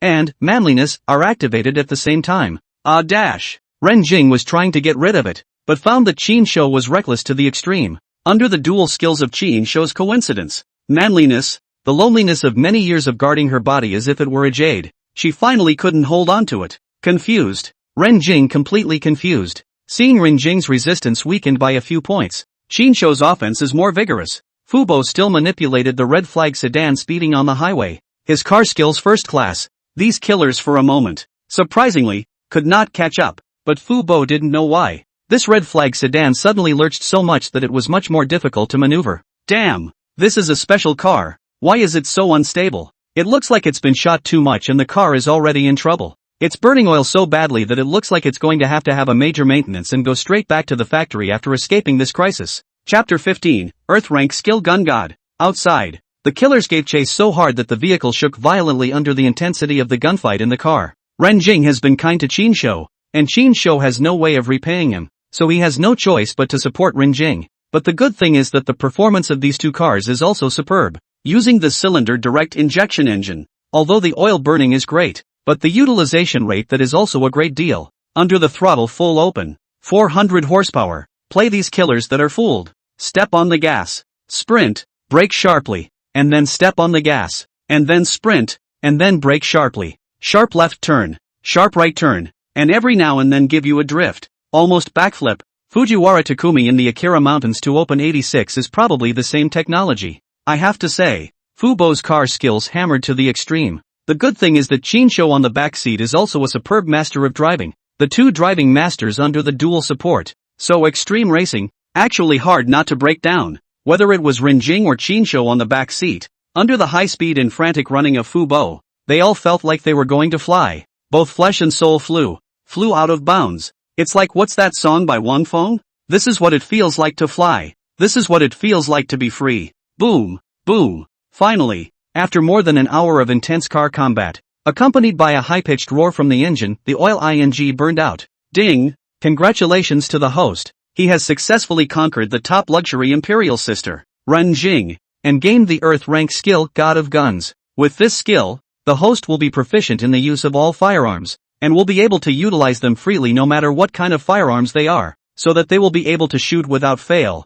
and hit 100 times 100 times 100 times 100. I'll go. Earth rank skills. It's worthy of being an extreme imperial sister. Actually giving away Earth rank skills directly. It came at the right time. Chinsho was secretly delighted as a huge and complex knowledge of firearms instantly flooded into his mind. As if he was born knowing all kinds of firearms like the back of his hand. He felt that he was now an experienced marksman, and that any firearm that came into his hands would be able to maximize its power. Chinsho knew that the situation was still very critical at the moment, and there was no time for him to think too much. He quickly straightened his slightly disheveled lapel, then turned his head to Renjing, whose hair was a bit disheveled and whose face was flushed, and said, Mayor Ren, is there a gun inside this car? Guns? Didn't you just put your gun away a while ago? You still want to come? Renjing was so scared that she shivered. She was still confused at the moment, and her soul had just flown, and she had not flown back for a while. Sighing secretly, no wonder Rongrong is dead to him. The cow still has strength, and the field is plowed. No, I'm talking about the gun that kills. Chinsho slapped his forehead and was speechless for a while. It was only then that Renjing reacted, and suddenly her pretty face turned red, and she was gorgeous. Renjing cursed in her heart. Bah, it's not because of you, rascal. She quickly adjusted her emotions and pressed a button on the inside of the door. With a click, a small hidden compartment popped out, and a black pistol rested quietly inside. Seeing this, Chinsho was delighted, and without hesitation, he picked up the pistol as soon as he could, and skillfully inspected it, realizing that the bullets were already loaded, and it seemed that the gun was ready to be used at any time. Will you use it? Renjing saw Chinsho pick up the pistol as soon as he did, and thought to herself, you're just an untrained commoner. What are you doing with this? Don't lose your life. Perhaps even she didn't know that she had subconsciously started to care about Chinsho's safety. Hey, just watch. Chinsho smiled confidently, his eyes subdued. As soon as Chinsho's words fell, two heavy-duty locomotives and a black Hummer SUV had already surrounded the red flag sedan they were traveling in. The four assassins who descended from the vehicles were carefully approaching this way with their blackened gun muzzles. There was also a killer who stayed on one of the locomotives, holding a weapon, and did not immediately approach. Obviously, they had gotten hold of the information beforehand and knew that Mayor Ren's personal butler, Uncle Fu, was an expert with extraordinary skills, so they didn't dare to approach all of them hastily so as to avoid being attacked by Uncle Fu's sudden attack. Don't move. By this time, the four killers had already completed their encirclement, and one of them pointed an icy cold gun at Fubo's head, his tone full of threats and warnings. Although Fubo was skillful and a martial arts master, but at this moment, with his bare hands and bare fists, facing the four black holes of guns, he also felt a little afraid of throwing himself into a fight. The other side of 5 people, 5 guns. Even if Fubo's martial arts is more powerful, it is impossible to deal with 5 guns shooting at the same time, and for a time did not dare to act rashly. Can only temporarily press the troops? Wait and see what happens. 3. You go open the back door, a lead assassin ordered in a low voice. Understood. One of the assassins wearing a black mask nodded, gripping the gun in his hand tightly, and cautiously walked in the direction of the back seat. The corner of Fubo's eyes slightly jumped. He would never allow anything to happen to Renjing. He wanted to lash out but could not find any opportunity. Although these killers were not martial arts masters, they were obviously all professionally trained. Their actions were crisp and well coordinated. Each one of them maintained a high level of vigilance and did not give Fubo any opportunities to take advantage of. However, Just in the nick of time, a sudden change occurred. Chinsho suddenly violently kicked the car door. With a loud bang, the door of the car popped open. And the huge impact of the door popping open just hit the old man who was planning to pull open the car door. The oldest stifled a grunt and fell heavily to the ground. Chinsho seized this rare opportunity. His body like a cheetah instantly rushed out of the car and raised his hand to fire 2 shots.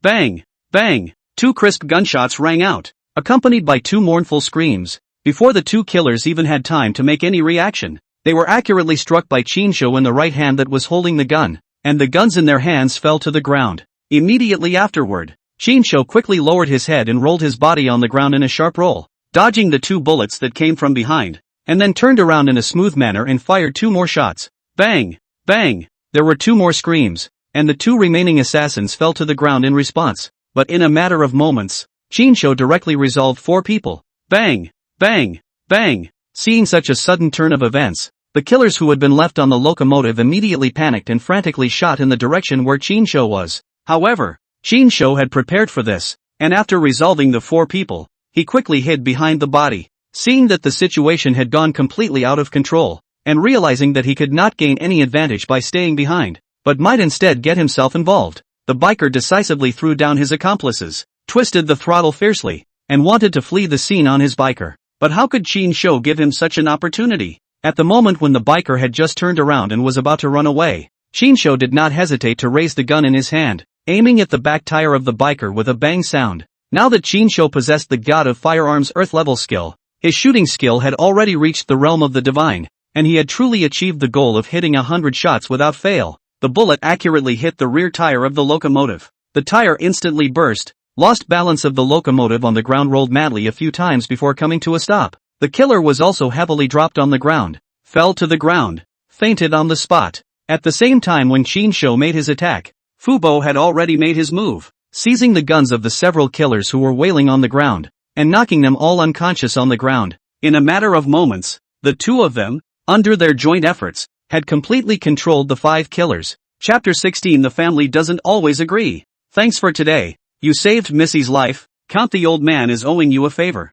Uncle Fu clasped his fist towards Chinsho and said with a solemn expression, "No need. I'm trying to save myself too." Chinsho waved his hand, thinking, what era is this? I, Fu Songhai, have always made a clear distinction between grudges and favors, and I will repay any favor and pay back any grudge. If I say I owe you a favor, then I owe you a favor. Fubuki aggravated his tone. Okay, feel free. Chinsho only felt that this person was a bit shafted and didn't bother to continue arguing with him. Missy, it's okay, you can get off now. Fubo turned around and said to Renjing, who remained in the car. At this time, Renjing walked down from the red flag sedan that was already covered with bullet holes. Her clothes were slightly disheveled at the moment. Her delicate face still had a hint of unfading flushing, and her hair was somewhat disheveled, but it added a few points of charm and movement. It's because the old man was ineffective and didn't protect the eldest young lady, letting you be frightened. Seeing Renjing's somewhat disheveled clothes and reddened complexion, Uncle Fu thought that she was in shock and hurriedly bowed to apologize, his tone filled with self-reproach. How could Uncle Fu know that Renjing was jinged? Not frightened. It's okay, it's not your fault. No one expected to meet a killer in the city, and the other guy had the nerve to openly use a gun. Renjing shook her head. At this moment, she had already quickly adjusted her emotions, putting away the slightly shy stance she had just displayed in the car, and resuming her usual image of a competent and decisive woman with a powerful aura. Oni-chan, who do you think could be behind this one? Uncle Fu frowned with a somewhat displeased expression. Humph, no matter who the other party is, if they dare to act against me, they must pay the due price. Renjing's tone was icy cold, and a cold light flashed in her eyes. Chinsho, who was on the side, took in Renjing's change of expression and secretly sighed. It's so pretty, it's simply salty and sweet and imperial, switching between overbearing female president and shy little sweetness at will. After saying these words, Renjing inadvertently raised her head and bumped into Chinsho's gaze on her. She couldn't help but raise her willow eyebrows slightly and said in her heart, "Humph, this stinking rascal, what are you looking at? Didn't you see enough in the car just now? Who the hell are you? What is the purpose of approaching our family Rongrong?" Renjing's words turned, and her originally soft tone suddenly became serious, and her gaze became sharp. Chinsho sniffed, slightly stunned. Did not expect Renjing would suddenly come so out of the blue. Frankly said, "What kind of person? My name is Chinsho, originally an ordinary programmer, now unemployed, jobless one." "Are you really a programmer?" What programmer would be as athletic and accurate a shot as you? Renjing looked at Qin Shou with a skeptical face, obviously not believing his words. The stance and marksmanship that Qin Shou had displayed just now could not be something that an ordinary programmer could possess in any case. You're the mayor. If you have any doubts about my identity, you can absolutely send someone to investigate me. Qin Shou shrugged his shoulders in an indifferent manner. Renjing couldn't help but freeze for a moment at her words. She didn't expect Qin Shou to be so open, which made her a bit at a loss for words instead. If there's nothing else, I'll be off. I don't think I'll be needed next. When Qin Shou faced Renjing, his heart was still more or less inexplicably weak, so he made an excuse and wanted to hurry up and leave. Although he vowed to be a scum after rebirth and never be an honest man, but Renjing is after all Yan Yourong's good bosom friend. And for a moment, Qin Shou had not done a good job of switching roles, and his whole body was a bit uncomfortable. Slow down. You want to leave here? Renjing saw that Qin Shou really turned around and left, and couldn't help but raise a nameless fire, secretly saying, "What do you mean by this? Just now in the car tossed people to death, and now you want to be irresponsible and leave? What is this? A car, love? You are letting people comfortable. This after I find who to go." Qin Shou heard Renjing call out to himself, but could not help but thump in his heart, thinking, "It's over. This is afraid to be my day-to-day love. Will not want me to be responsible for it." However, when Qin Shou thought about it, it seemed that he was not at a disadvantage. And how could he be at a disadvantage when he was with a rich woman? What's more, this rich woman has money, power and face, and a rich woman is a rich woman, and a few more rich women is also a rich woman. Yesterday, a night of labor earned 100,000 yuan. Think about the evening of the rich woman. This business seems to be very promising, compared to the bitter squatting in front of the computer knocking code don't too much stronger. Anyway, these two things are similar in nature. It is just stay up plus hurt the body. Anything else? Qin Shou turned around, collected his thoughts, and asked in a slightly embarrassed manner, "Gotta leave a contact." When she said this, Renjing couldn't help but pout, with a hint of pout in her tone. It was very cute. The very best imperial sister suddenly pouted. The killing power was also great. The general public really can't top it. Qin Shou couldn't help but be distracted and secretly sighed. Demons, they are all demons. It's true that any beautiful woman, no matter if you're a royal sister or a strong woman, you can transform into a calling monster at any time. It's a good thing that I've already eaten my weight and ironed out my heart. Any beautiful woman can only get my body, never my heart. After Qin Shou exchanged contact information with Renjing, he turned away alone, knowing in his heart that the matter behind this was not something he was qualified to meddle with now. After Qin Shou left, Uncle Fu walked over to Renjing and asked with a serious expression, "Missy, what do you think about this person? I think that if this person's background is clean, he would be a good choice." What how do you think? I think it's okay, but my family definitely won't agree. When Renjing heard Fu Bo's words, she couldn't help but panic in her heart, and her fingertips twirled unconsciously. She didn't know the true meaning of Fu Bo's words, and thought that Fu Bo had already known about what had just happened in the back seat, and a touch of petulance appeared on her face all of a sudden. In fact, just now all the way to the sound of gunfire, Fu Bo how to know just now in the back seat is also in a gun battle. It's just hiring a bodyguard. And you need the family's permission? When Uncle Fu heard Renjing's words, he couldn't help but look confused, not understanding the meaning of her words at all.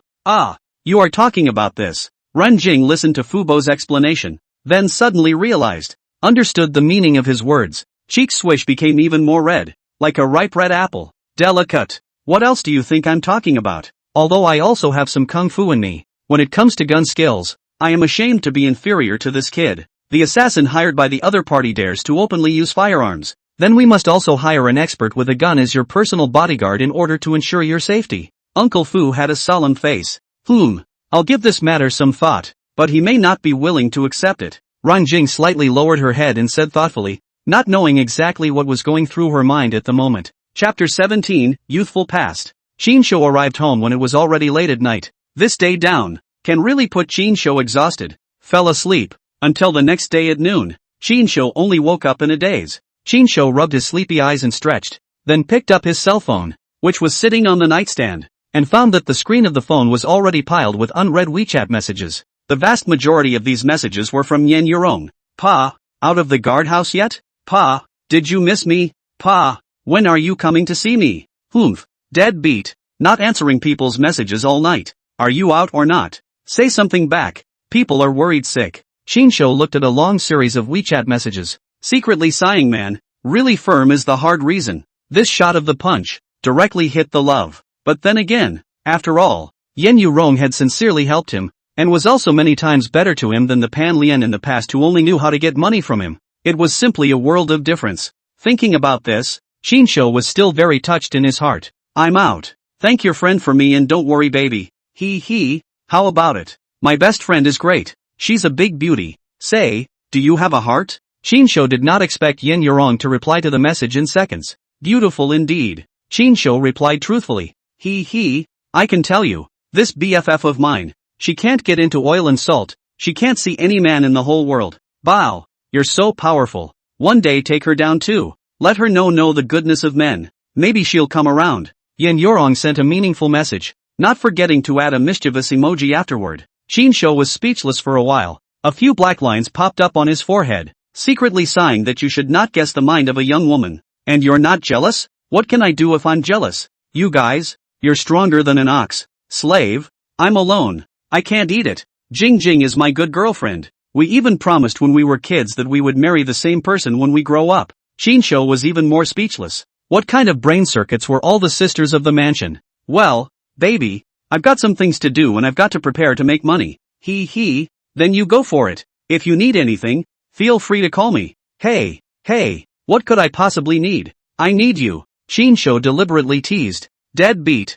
Don't you dare. People can't even walk on the road right now. Yourong on the other end of the WeChat was scared white, saying that this guy recovered in one day? Yourong, where to know? Now Shinsho a bunch of divine skills in hand, picking in and replenishing yang under the launch, but also can be more and more courageous. After maintaining the relationship with Yourong, Shinsho casually flipped through the cell phone WeChat again. What he did not expect was that Renjing sent a message. He always thought that after last night's incident, the high-cold imperial sister should not pay attention to herself in a short time. Shinsho tapped on Renjing's WeChat. Are you home yet? Renjing's message was only 5 short words. Here we are. What about you guys? Renjing is not Yourong, and did not return Shinsho's WeChat in seconds. Shinsho did not think too much. Scum. There must be scum should have the calm and calm. WeChat message this kind of thing. Love back not back. When the student era. Shinsho in order to pursue his heart goddess Shu Xinyao. Every day just staring at a cell phone. Every day looking forward to the goddess back to their messages. I don't know that his own segment is too low. The goddess took a look at him, licked the powerful. Then he ignored, but not directly rejected. Every time to Shinsho a ray of hope. Shinsho still remembers the summer of his freshman year. Shinsho had no trouble summoning up the courage to express his love to Shu Xinyao, who was wearing a nice floral dress that day, and appeared to be extraordinarily pure and lovely under the sun's rays. Shu Xinyao licked the small pudding popsicle in her hand, and said to Shinsho lightly, I think you're very good, and I think love needs to stand the test. How about this? 3 years? If you can persist in chasing me for 3 years without faltering, maybe we'll be together. That year's social media is not developed. Everyone is still playing QQ. Shinsho did not know. In fact, this is sent a good man card. He really stupidly chased Shu Xinyao 3 years. These 3 years, he is not even a spare tire. Live a jackhammer. Every time the goddess changed tires, take him Shinsho over temporary use. But just like this, the year by the lard blinded by the heart of the Shinsho actually still look forward to one day Jack can also be correct.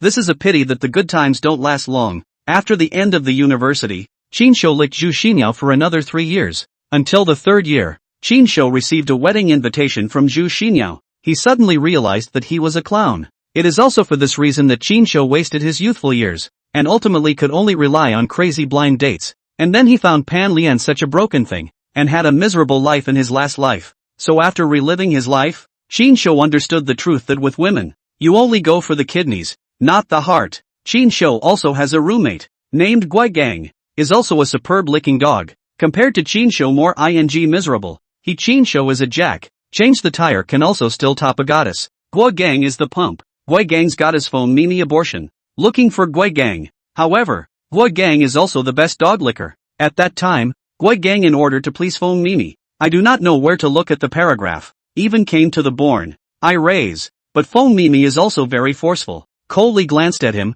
nonchalantly returned a sentence you ing less and that's self-motivated. You pussy stinking beggar can't afford to feed yourself. But also ing raise children. Let you accompany me to a fetus on a fetus. Less give me self-motivated. Guigang's old face at that time was uglier than the death of his own mother. It was a coincidence that this third person's WeChat message was from Guigang. Old Chin. Second floor of the Drunken Moon building in the city center. 201 private room. Class reunion. Rich second generation Zhang Street. Come quickly. I'll pass. What's the point of this reunion? Every year, this so-called class reunion, but also a group of rich second generation pretend to be. No novelty. Especially this Zhang. That is the head of the pretender. Be gas forced. Qinsho is now penniless. Not lazy to go to be a face. Your goddess Yu Xinyo is also there. This you don't come? She's ing married. It's none of my business if she's there or not. You do not know? She divorced her husband a long time ago. I heard that his husband is not only keeping a mistress outside,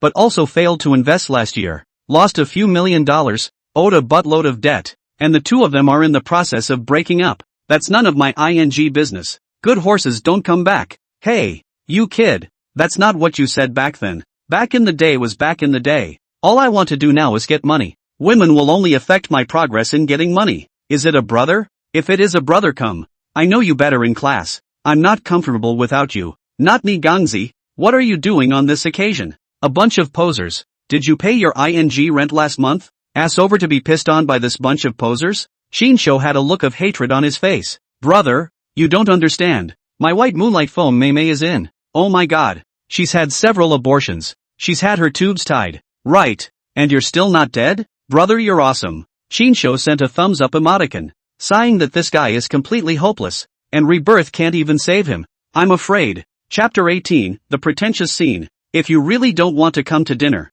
then come over to get together and play cards or not. It's weirdly meaningless to be cooped up at home all day. Wei Gang remained undeterred, determined to pull Qinsho out. You know I don't like playing cards. Qinsho had just finished typing a series of words on his cell phone screen, and before he could send them out, he suddenly had a flash of light in his mind and thought of something. Playing cards? Right. My current skill is Invincible Actuary. My mental arithmetic ability is even better than a supercomputer. Playing cards with this group of pretenders. Isn't that purely picking up money? Especially that Zhang Wei. This pretender. Every time we get together, he hates to carve the words I'm rich on his face, desperately showing off how rich his family is. It's just as well. I'm going over there this time. I must ruthlessly slaughter them. Let them know that bragging is risky and that they need to be careful about pretending. Thinking of this, Qinsho immediately changed his mind and a meaningful smile appeared on his face. Wait, I'll change now and be right there. Qinsho hurriedly deleted the words he had just typed and quickly replied. I'll go. Change so fast?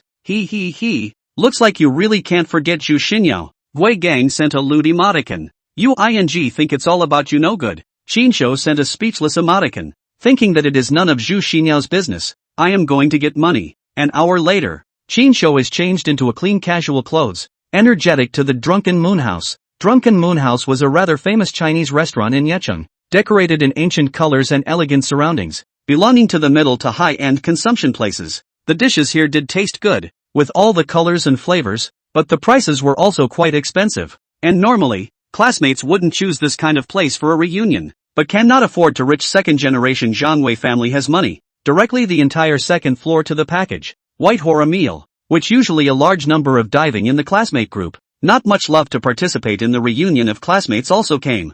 People are like this. After experiencing the social beatings and the trials and tribulations of life, what face is not face, are not important. Can horror meal for free? Why not do it? It is not to be rich second generation to pretend to be forced to their face superiority. Well, the university time and not been Z. Have long been accustomed to, maybe at the banquet to pat the rich second generation ass, say a few good words, but also can mix a good job opportunity. Is not it beautiful? Qinsho walked straight to the 201 private room, the door of which was half covered, and before he had fully stepped through the threshold, he heard Zhang Wei's pusillanimous voice. Today, everyone let go of the food, let go of the drinks, and have fun. All consumption is on me. Zhang Wei, why is awesome, why is mighty, Viagra atmosphere. Viagra hard, Viagra quite. The booth was filled with a chorus of flattering boasts, one after the other. Hey, it's fine, it's all just a little money. It's most important that the students have a good time. A few cups of wine down. In the midst of a loud bragging voice, Zhang Wei has been a little floating, just about to climax. Just then, Qinsho pushed his way in. Yoo-hoo, isn't this Qinsho? Has the sun come out of the west? What brings you here? Zhang Wei was blowing off some serious steam when he caught a glimpse of Qinsho, who had pushed his way in, and couldn't help but raise his eyebrows. Qin Shou has always been not very liked to participate in this kind of reunion. And the university era. Zhang Wei every time to pretend to show off the rich. Qin Shou is a bashful attitude. Not the slightest to Zhang Wei half face, which makes Zhang Wei heart has been nagging. The most important thing is that Zhang Wei actually also chased Zhu Xinyao. But he is stronger than Qin Shou so a little bit. He is, after all. His family has money, but not jack treatment. Barely counted as a spare tire, but also briefly when a period of time as the main. However, even so, Zhu Xinyao side with Qin Shou such a jack. Zhang Wei is also clear. So he has always been a little bit of Qin Shou do not treat, and can even be said to be a little hostile. I think Qin Shou heard that Zhu Xinyao got divorced, which is why he ran his ass over here, wanting to pick up the slack. Lu Xiang, a lewd-looking man beside Zhang Wei, laughed cheaply. Lu Xiang is Zhang Wei's lapdog in college, because licking Zhang Wei licked comfortably. Deeply Zhang Wei's appreciation. After graduation Zhang Wei directly to Lu Xiang and his father's real estate company arranged a casual job. Every day's work is to slip the horse. Therefore, Lu Xiang is definitely Zhang Wei's hardcore believer. He immediately saw that Zhang Wei does not treat Qin Shou, so he deliberately ridiculed. Want to please Zhang Wei. Ha, back in the day, Zhu Xinyao was the white moonlight in everyone's heart in our class. Which boy dares to say that he didn't have a heart for her? But when it comes to being devoted to our Yao Yao, it must be Qin Shou. Our Yao Yao. Qin Shou was like that. He didn't even give him a chance. Zhang Hui's tone of voice is eerie. She is Zhu Xinyao's college roommate, but also the class study committee, belonging to the typical gossip body. Who is good with whom in the class? Who is having an affair with whom? She has inquired about a clear, and then spread around. Happy to do so. She hadn't mixed well in the past few years, and she had a good eye, so she naturally saw that Zhang Wei didn't treat Qin Shou, and followed suit, wanting to try to ingratiate herself with Zhang Wei. Qin Shou just smiled faintly and remained silent. He had been reborn in a new life. And if he couldn't even stand this ridicule, then it would truly be a rebirth for nothing. Qin Shou secretly muttered inwardly. Later on, I'll make you guys lose so much that you won't have any pants left, so that you guys can act like assholes. Old Qin, this way. Seeing Qin Shou come over, Gui Gang, who had been sitting in the corner, immediately waved excitedly. Gui Gang, like Qin Shou, is from a poor family in the countryside, and after graduation, he has neither background nor relationship. And he is also ordinary in society, so he can only sit in the corner and drink silently, and no one takes the initiative to take care of him, although he is still in his heart to Feng Mimi, but Feng Mimi is oblivious to him, even a positive eye are lazy to give him. Qin Shou smiled as he walked over to Gui Gang and sat down in the empty seat next to him. However, Qin Shou did not notice that as soon as he entered the door, the gazes of the girls in the class all gathered towards him if not at all. In fact, Qin Shou's background was not bad, look is also considered to be clean. Or else that year known as the school flower known as Zhu Xinyao could not give him the opportunity to be a jack. To know, school flower of the jack is not so good when the back is a long line of teams waiting to be on it, coupled with the fact that Qin Shou now had a system. His face value was added, and he looked even more handsome and manly. However, when he just came in, he caused a group of girls to frequently glance at him, and even Zhu Xinyao couldn't help but look at Qin Shou a few more times. The empty seat next to Gui Gang was just next to Zhu Xinyao, and after Qin Shou sat down, Zhu Xinyao subconsciously leaned towards him, wanting to be closer to him. All of this was naturally seen in the eyes of the sharp-eyed Zhang Wei, who added a few more points of displeasure to Qin Shou in his heart, and his face became a bit gloomy. I say Qin Shou, every time you don't come to the reunion, where have you been getting rich all these years? How are you doing? Zhang Wei deliberately pulled up his voice, with obvious provocation in his tone, obviously sincerely wanting to make Qin Shou make a fool of himself in front of the crowd and embarrass him. Working, what can I do? To make a living. Qin Shou's tone was frank. Nowadays his heart was like a rock. He didn't care about other people's gazes. Since he had come here, he was naturally prepared to be treated with a face full of pretentious criminals. Why? I heard that you got laid off the other day. Zhang Wei has money in a wide range of ways. The information between classmates, as long as he is willing, naturally all investigated clearly. Well, there is that. Qin Shou shrugged and admitted frankly. Chapter 19, Zhu Xinyao. Hey. Look at you. If you're unemployed, you're unemployed. Why are you hiding it? Zhang Wei had a smug look on his face. Qin Shou, I think it's better this way. We are all classmates. You sincerely call me Brother Wei and beg me. Maybe I'll be in a good mood and arrange a job for you. Zhang Wei naturally could not really arrange any good jobs for Qin Shou, but he just wanted to show off in front of Qin Shou, and show the saint in front of people. Qin Shou smiled blandly and muttered in his heart, damn, there's actually this kind of request. That's right, Qin Shou. Brother Wei's family business is so big that he can arrange a good job for you just by waving his finger. If you ask Brother Wei for a favor, maybe this job thing will be settled. On the side, Zhang Hui also saw a needle to pat the ass. The tone of fawning so flattering that people hear straight goosebumps. However, Qinshu still didn't want to give Zhang Wei half a face, lightly glanced at Zhang Wei and said in a calm tone, I appreciate the good intentions, but I don't intend to look for a job. I intend to do some small business. You want to start a business? That's a good idea. But brother, starting a business requires capital. Do you have enough money? Do you want me to lend you some? Zhang Wei saw Qinshu oil and salt, soft and hard. His heart immediately felt a little upset. His face also slightly sunk, but his face still barely squeezed out a trace of a smile. Hypocritically asked. He was counting on Qinshu to open up to borrow money, when the time came to humiliate a little. No, it's a small business. It doesn't take much. Qinshu said in his heart that I came here today is to get money to come. This capital will be there later. You are in such a hurry to send money for what? Don't be in a hurry. We will get money from you pretenders later. What kind of money can you make in a small business? If you ask me, man, if you want to do it, you should do it in a big way. Zhang Wei's tone was old-fashioned, and he assumed a posture of pointing out the mountains. What Wei said? Why I toast you? Lu Xiang saw Zhang Hui's ass patting so vigorously, lest his first ass kisser's status be taken away by her, so hurriedly also stood up, picked up the wine glass, clapping and shouting, Brother Wei, this drunken moon building doesn't have low spending. It cost a lot of money to wrap up this floor, didn't it? Lu Xiang's ass just finished patting, did not wait for Zhang Wei to enjoy a good time. Zhou Chong cannot wait to jump out of the raw business. Hey, it's a small token, not worth mentioning. I'm not going to lie. This drunken moon house also has my family's shares. It's considered our own property. Today everyone can eat and drink as they please. No need to be polite. Just treat it as if you're coming to your own home for dinner. You don't have to spend a penny. Zhang great sleeve wave, pretending to be a bold face. This ass patting him comfortably. Used. By the way, Brother Wei, you're so good. You have a successful career. And your family's business is so big. You're simply a model of young talent. Why don't you have a girlfriend yet? Seeing that he was actually robbed of the opportunity to kiss ass, Lu Xiang was a bit unwilling in his heart, and immediately had a bright idea to quickly change the topic and draw the attention of the crowd to Zhang Wei's emotional affairs. As we all know, the so-called classmates reunion, in addition to the pretender to provide a stage for pretending, there is also a very important role, that is, to those who have been the old lover to provide a renewed opportunity. Let them have the opportunity to revisit their old dreams,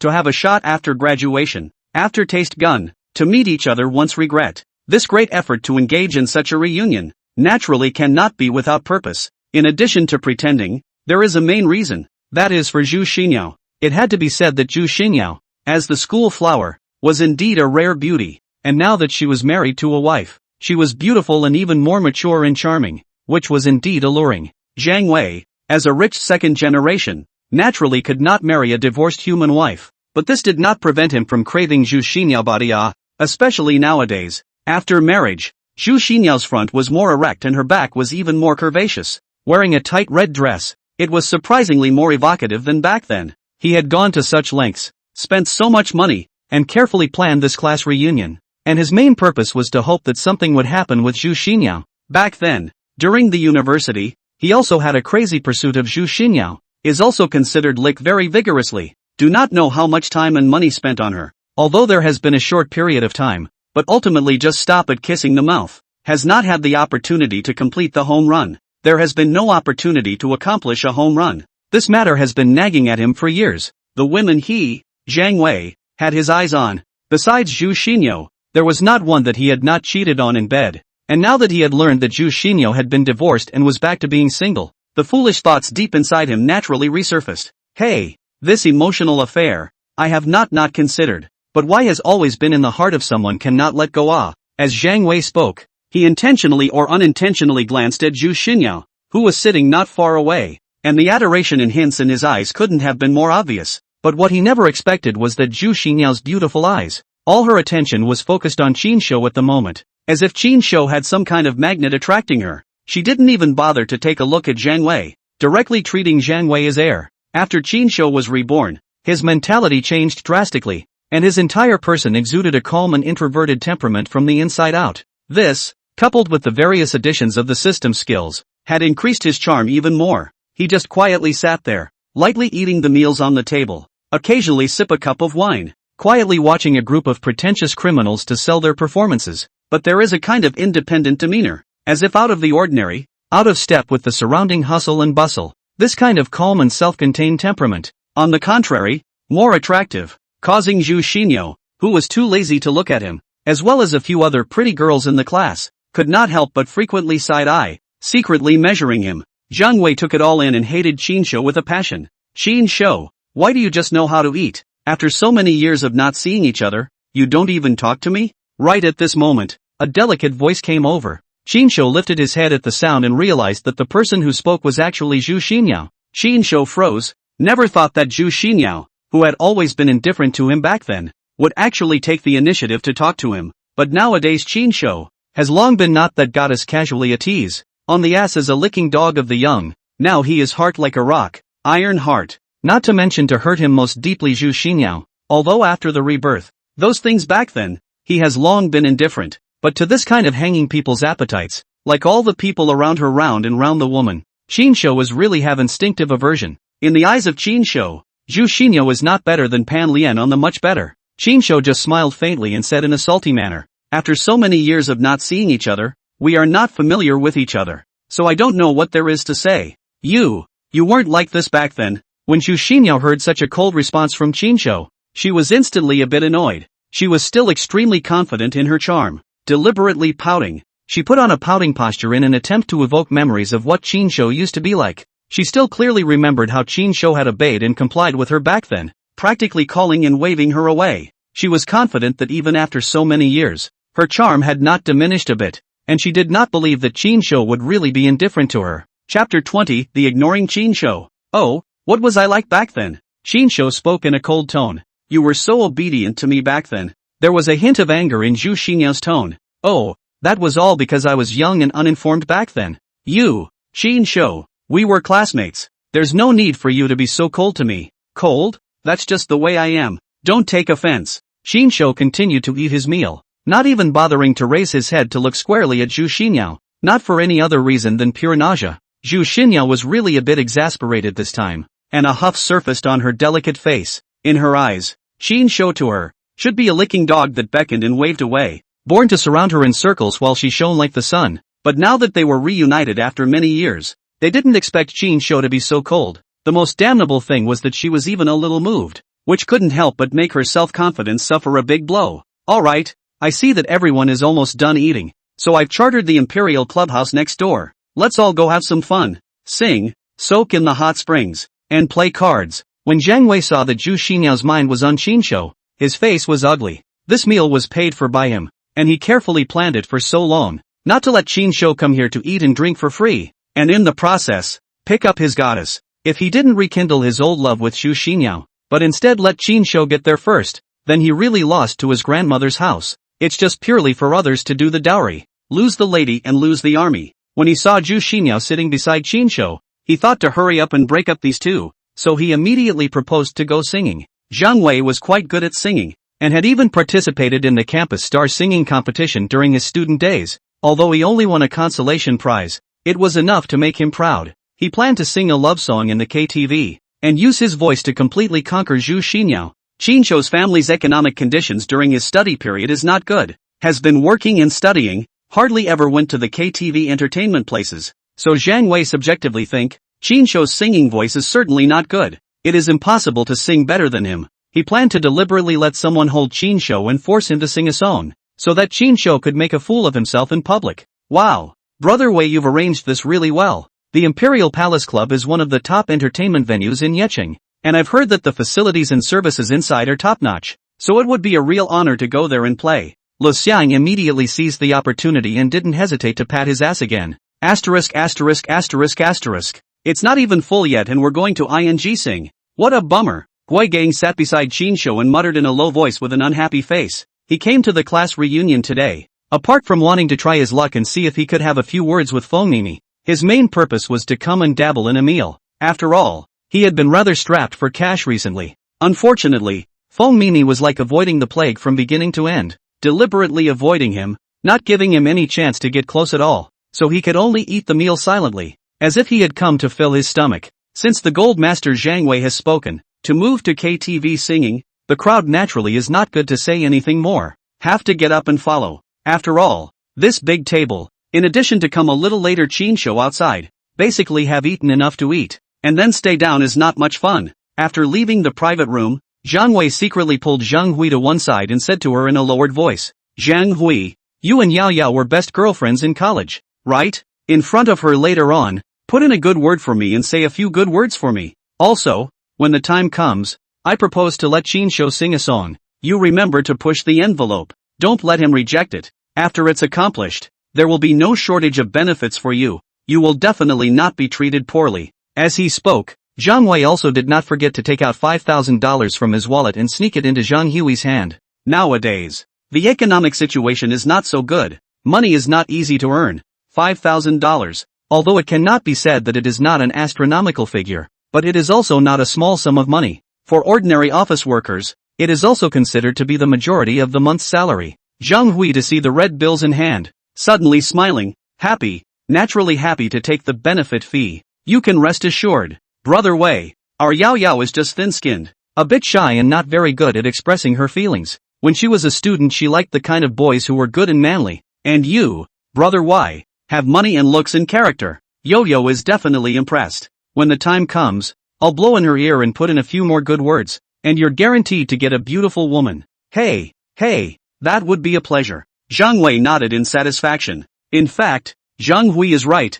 Zhu Xinyo is a quite realistic woman. When she was studying, she likes to step on several boats, pursuing the principle of eggs are not placed in the same basket, eating in the bowl, looking at the pot, but also thinking about the field, always around a bunch of spares for her to choose and compare. So to speak, widely cast the net, more fish. In the end, she picked a vice president of the student union from among the many suitors, and that person was also a rich second generation with a good family. Unfortunately, that rich second generation is a playboy at heart. Playfulness is extremely heavy. Freshness, not to a year to play tired of Zhu Xinyao, mercilessly divorced with her, let her basket of water in one empty. Now that she came to this reunion, she did hold the idea of getting back together with Zhang Wei. After all, in the eyes of her classmates, Zhang Wei's family is a mine. Originally in front of Zhang Wei, Chin Shou is actually no chance. After all, Chin Shou is just a common working class, poor one, and Zhang Wei is not at all on a level. However, no one had expected that after Chin Shou was reborn,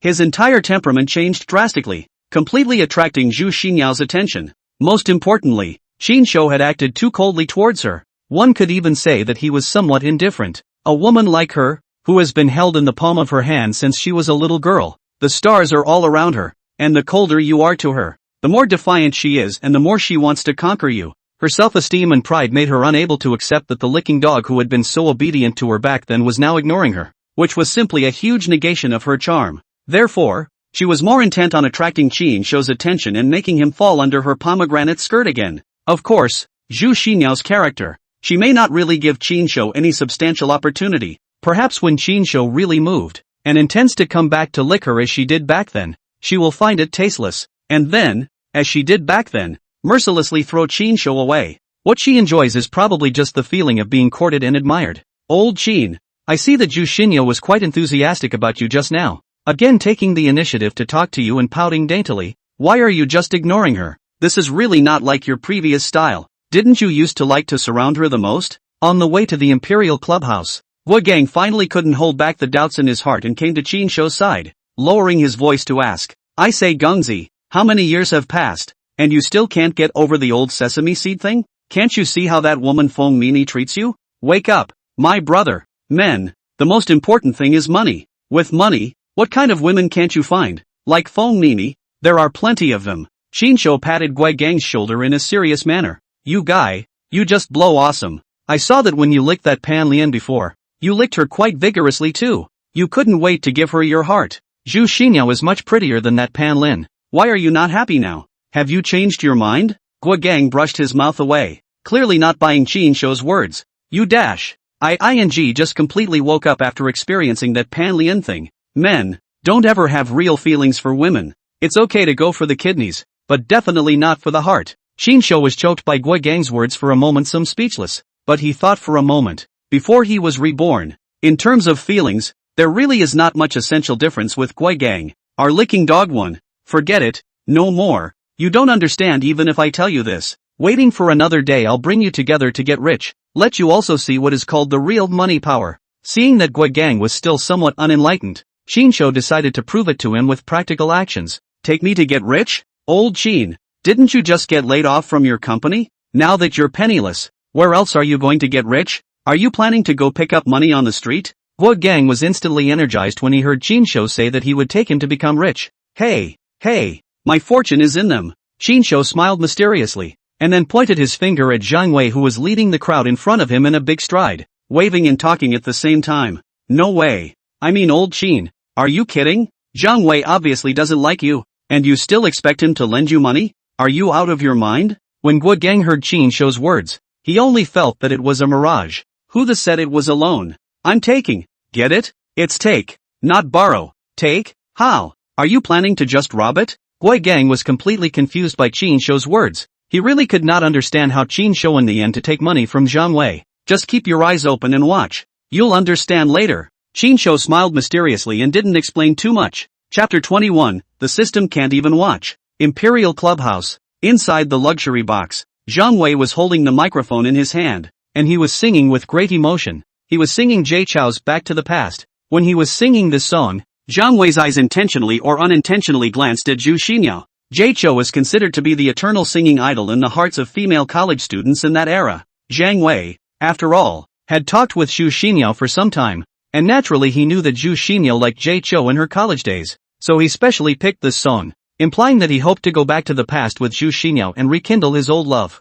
However, to Zhang Wei's disappointment, Zhu Xinyao was sitting close to Qinshu at the moment, with a faint pout on her face, still sulking over Qinshu's cold attitude, and didn't even look squarely at the self-involved Zhang Wei. Since entering this KTV's private room, Zhu Xinyao took the initiative to sit beside Qinshu and took the initiative to strike up a conversation with him. But Qinshu is oil and salt is not into. Let yourself how to show him good. Qinshu's memories are cold to the extreme. Face is also a salty expression, but it must be said, the more Qinshu acted so coldly, the more Zhu Xinyao felt that he exuded a kind of unspeakable charm, and her inner competitive spirit was completely aroused, more and more wanting to attract Qinshu's attention, wanting to reconquer the slick dog that used to be obedient to her. Therefore, although Zhang Wei sang on the stage at the top of his voice, full of effort, Zhu Xinyao simply did not have the heart to listen to, did not even look at Zhang Wei on the eyes. Her attention is all in Qinshu's body. In all fairness, Zhang Wei dared to participate in the campus star singing competition.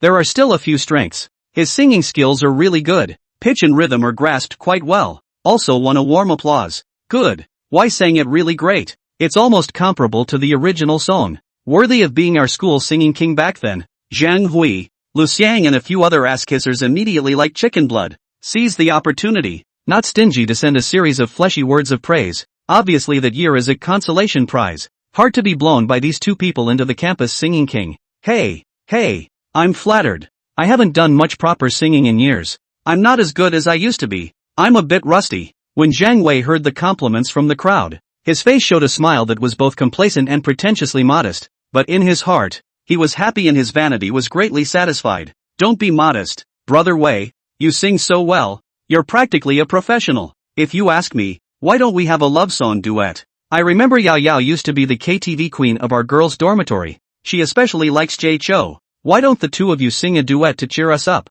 How about it? Naturally, Zhang Hui did not forget Zhang Wei's previous instructions to her outside the box, and immediately seized the opportunity to try her best to set up Zhang Wei and Zhu Xinyao to sing a love song. Yeah, come on, have a song. Brother Wei and Yao Yao singing a song together. This is definitely the biggest benefit tonight. We all really want to hear it. Most of the other people present also held the mentality of pleasing Zhang Wei, a rich and wealthy second generation, and naturally followed suit, hoping to use this opportunity to win Zhang Wei's favor. I'll just forget about it. Any of you can sing if you like. I don't really feel like singing today. My voice is a bit uncomfortable. Seeing this, Zhu Xinyao waved her hand and refused. At this moment, Zhu Xinyao's mind was full of thoughts about Qinshu. All her thoughts were on Qinshu, lest because of the chorus between herself and Zhang Wei, she would cause Qinshu's misunderstanding or make him feel that she still had something in mind for Zhang Wei, and she chose to reject it without any hesitation. Yao, don't be such a spoilsport. It's rare that everyone is in such a high mood, and it's also a common wish of everyone, so you should give everyone face and sing a song. Zhang Hui, as Zhu Xinyao's good best friend. Since she received Zhang Wei's money, she naturally had to do her best, so she immediately spared no effort to persuade her. That's right, Yao Yao. It's rare that our brother Wei is in such high spirits today, and I remember you guys were also an enviable pair in college back then. Now that we are all single again, singing a love song in chorus is also a way to bring our youth to a successful conclusion, so that we can all reminisce together to recall the good times back then. How nice! Lu Xiang followed suit, adding his voice to the conversation. Yeah, Yao Yao. I remember you especially liked Jay Chou's Rooftop back in the day. How about we sing a chorus of Rooftop? Zhang Wei also struck the iron while it was hot, eyeing Zhu Xinyao with anticipation. Zhu Xinyao's heart was also a little shaken when she heard that so many people were persuading her, and she somewhat hesitantly looked at Qinshu at the side, wanting to see his reaction, only to see that underneath Qinshu's handsome side face was an expression of indifference to the extreme. He seemed to be completely oblivious to everything that was happening around him, and was quietly getting high on melon seeds all by himself. Humph, what's the point of pretending to be calm? I don't believe you really don't care about me at all anymore. When Zhu Xinyao saw such a cold reaction from Qinshu, the unconvincing energy deep inside her heart surged up again. She secretly gritted her teeth and couldn't help but feel rebellious, wanting to purposely provoke Qinshu a bit to see if he really didn't have any feelings for himself at all. Okay, one song then, just one. After saying this, Zhu Xinyao immediately turned her head to look at Qinshu, only to see that Qinshu still had a bashful expression, and could not help but darken her eyes, sighing darkly that did she really have no charms for him at all? Good, great, up, Zhang Wei, what are you waiting for? Why don't you hurry up and bring the microphone over to our Yao Yao? Really, you don't have the slightest bit of insight. Seeing that Zhu Xinyao finally agreed, Zhang Hui immediately clapped her hands in excitement. Hey, coming, yo, mic for you. As soon as Zhang Wei heard that Zhu Xinyao agreed to the chorus, he was overjoyed, and immediately jogged his ass off, attentively handing the microphone in his hand to Zhu Xinyao's hand. As the music played, Zhu Xinyao deliberately stuck extremely close to Zhang Wei in order to stimulate Qinshu, but even so, Zhang Wei was now holding a big beer belly, and standing together with the sexy and slender Zhu Xinyao on the side. The picture looked extremely incongruous, and there was really no sense of CP. Zhu Xinyao was also a bit disgusted with Zhang Wei, who would only show off his wealth now. However, she still forced herself to endure the discomfort in her heart and barely squeezed out a smile on her face. However, Zhang Wei was flattered, completely immersed in the joy of the upcoming chorus with his goddess, and did not even notice Zhu Xinyao's subtle change in expression. He looked at Qinshu with a proud face, that condescending posture, almost right in the face. He said, how dare you grab the goddess with me, you stinking beggar, you don't piss on yourself, you deserve it you? Ding! The system detected that the host has a grudge against his first love, and was mounted by the pretender's face output, seriously affecting the host's physical and mental health, and has issued a temporary task, to take down the goddess of his first love, Zhu Xinyao, and ruthlessly beat up the pretender Zhang Wei. In order to help the host to complete the task, we are giving you the metaphysical skill God of Song, which can instantly mesmerize thousands of beautiful girls when you sing. Holy, you're giving away skills? It seems that Lousy has to make a move today even if he doesn't want to, since the system can't even look at it anymore. Then I'll just have to reluctantly kill this pretender. When Qinshu heard the system's beeps, he felt a little bit saddened by the tears and laughter. He didn't expect the system to help him in this way. However, since there were free skills to be had, and he could also teach Zhang Wei, the pretender, a lesson in the meantime, Qinshu was naturally happy to do so. Chapter 22, putting on a big wave for Qinshu. Good. Brother Wei and the goddess of our class, Yao Yao, are worthy of being a natural pair. This love song duet is simply amazing. A natural pair. I'm high. After the song Rooftop was sung, despite the fact that the two of them sang without any understanding, Zhang Hui still clapped her hands and applauded. That's right. Brother Wei and goddess Zhu Xinyao are simply 2 CP. The others were not to be outdone. And ass-kissing ensued in the box. Cut. How can you call this level of performance CP? Singing like a car accident scene. The words don't match. The tune is flying. It's so embarrassing that I'm picking my toes tight. I might as well go up and sing a couple lines. Hui Gang couldn't help but mutter a couple of words in a low voice at the bottom, an undisguised look of contempt on his face. You kid, keep your voice down. People at least invited us to come here to eat and drink for free, so don't tear them down after you've eaten their mouths and taken their hands. Qinshu smiled bashfully. No brother, Zhu Xinyao is your former goddess. I'm not fighting for you. I'm fighting for you. Watching her and other men make love to each other. You really don't care at all? Did you really let her go? Hui Gang said with an indignant face. He really couldn't understand why Qinshu would be so calm. Could it be that he really didn't have any feelings for Zhu Xinyao at all? Gongzi, we're all running for 3. Does it matter if I'm in don't care? Men, the most important thing is to get money. Why do you think everyone gives Zhang Wei face and treats us like air? Che, you're just blowing it. If it was that easy to make money, wouldn't the streets be full of rich people? What's the point of working like us? Guo Gang skimmed his face. Hey, everyone, thanks for the dedication. Anyone else who hasn't sung? Any interest in coming up and contributing a song? Hearing the compliments from the crowd, Zhang Wei was even more pleased in his heart, and he said in a pretense of modesty while unobtrusively giving a wink to Zhang Hui, signaling that she could start acting according to the plan. Qinshu, it's too quiet for you to be stoned all the time, isn't it? Why don't you come up and sing a song? I don't think I've ever seen you sing at a KTV in my college days. Everyone is quite curious about your singing voice and wants to hear what you sing like. Zhang Hui understood the situation, and after receiving Zhang Wei's instructions, she immediately deliberately led the conversation to Qinshu, egging him on to sing, wanting to make him make a fool of himself in public. Yes, Qinshu, I haven't seen you participate in many reunions since college days, so it's not easy to come here once. We all want to hear your singing voice, so don't hide it. Lu Xiang also timely in the side of the coaxing. Qinshu during the university has not sung. In Lu Xiang's heart, designated is not as good as Zhang Wei. When Qinshu opened his mouth, certainly by Zhang Wei then. That's right, Qinshu, don't be shy.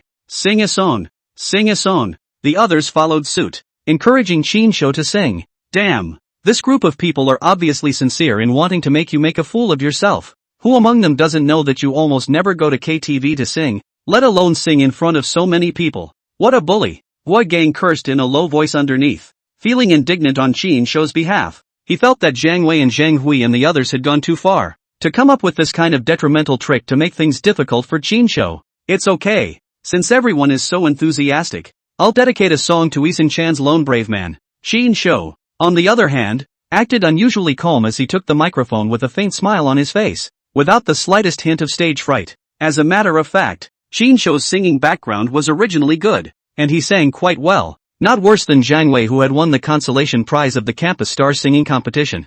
Just during the university period he has been busy with work study. In order to earn living expenses and running around, there is no time and opportunity to participate in those classmates' reunions. And naturally never in the KTV this kind of entertainment venues show up, so we all take it for granted that he will not be able to sing at all. Now, he also got the system gift of Xianrank skills god of song support. Can be said to be like a tiger with wings? Qinshu is naturally emboldened.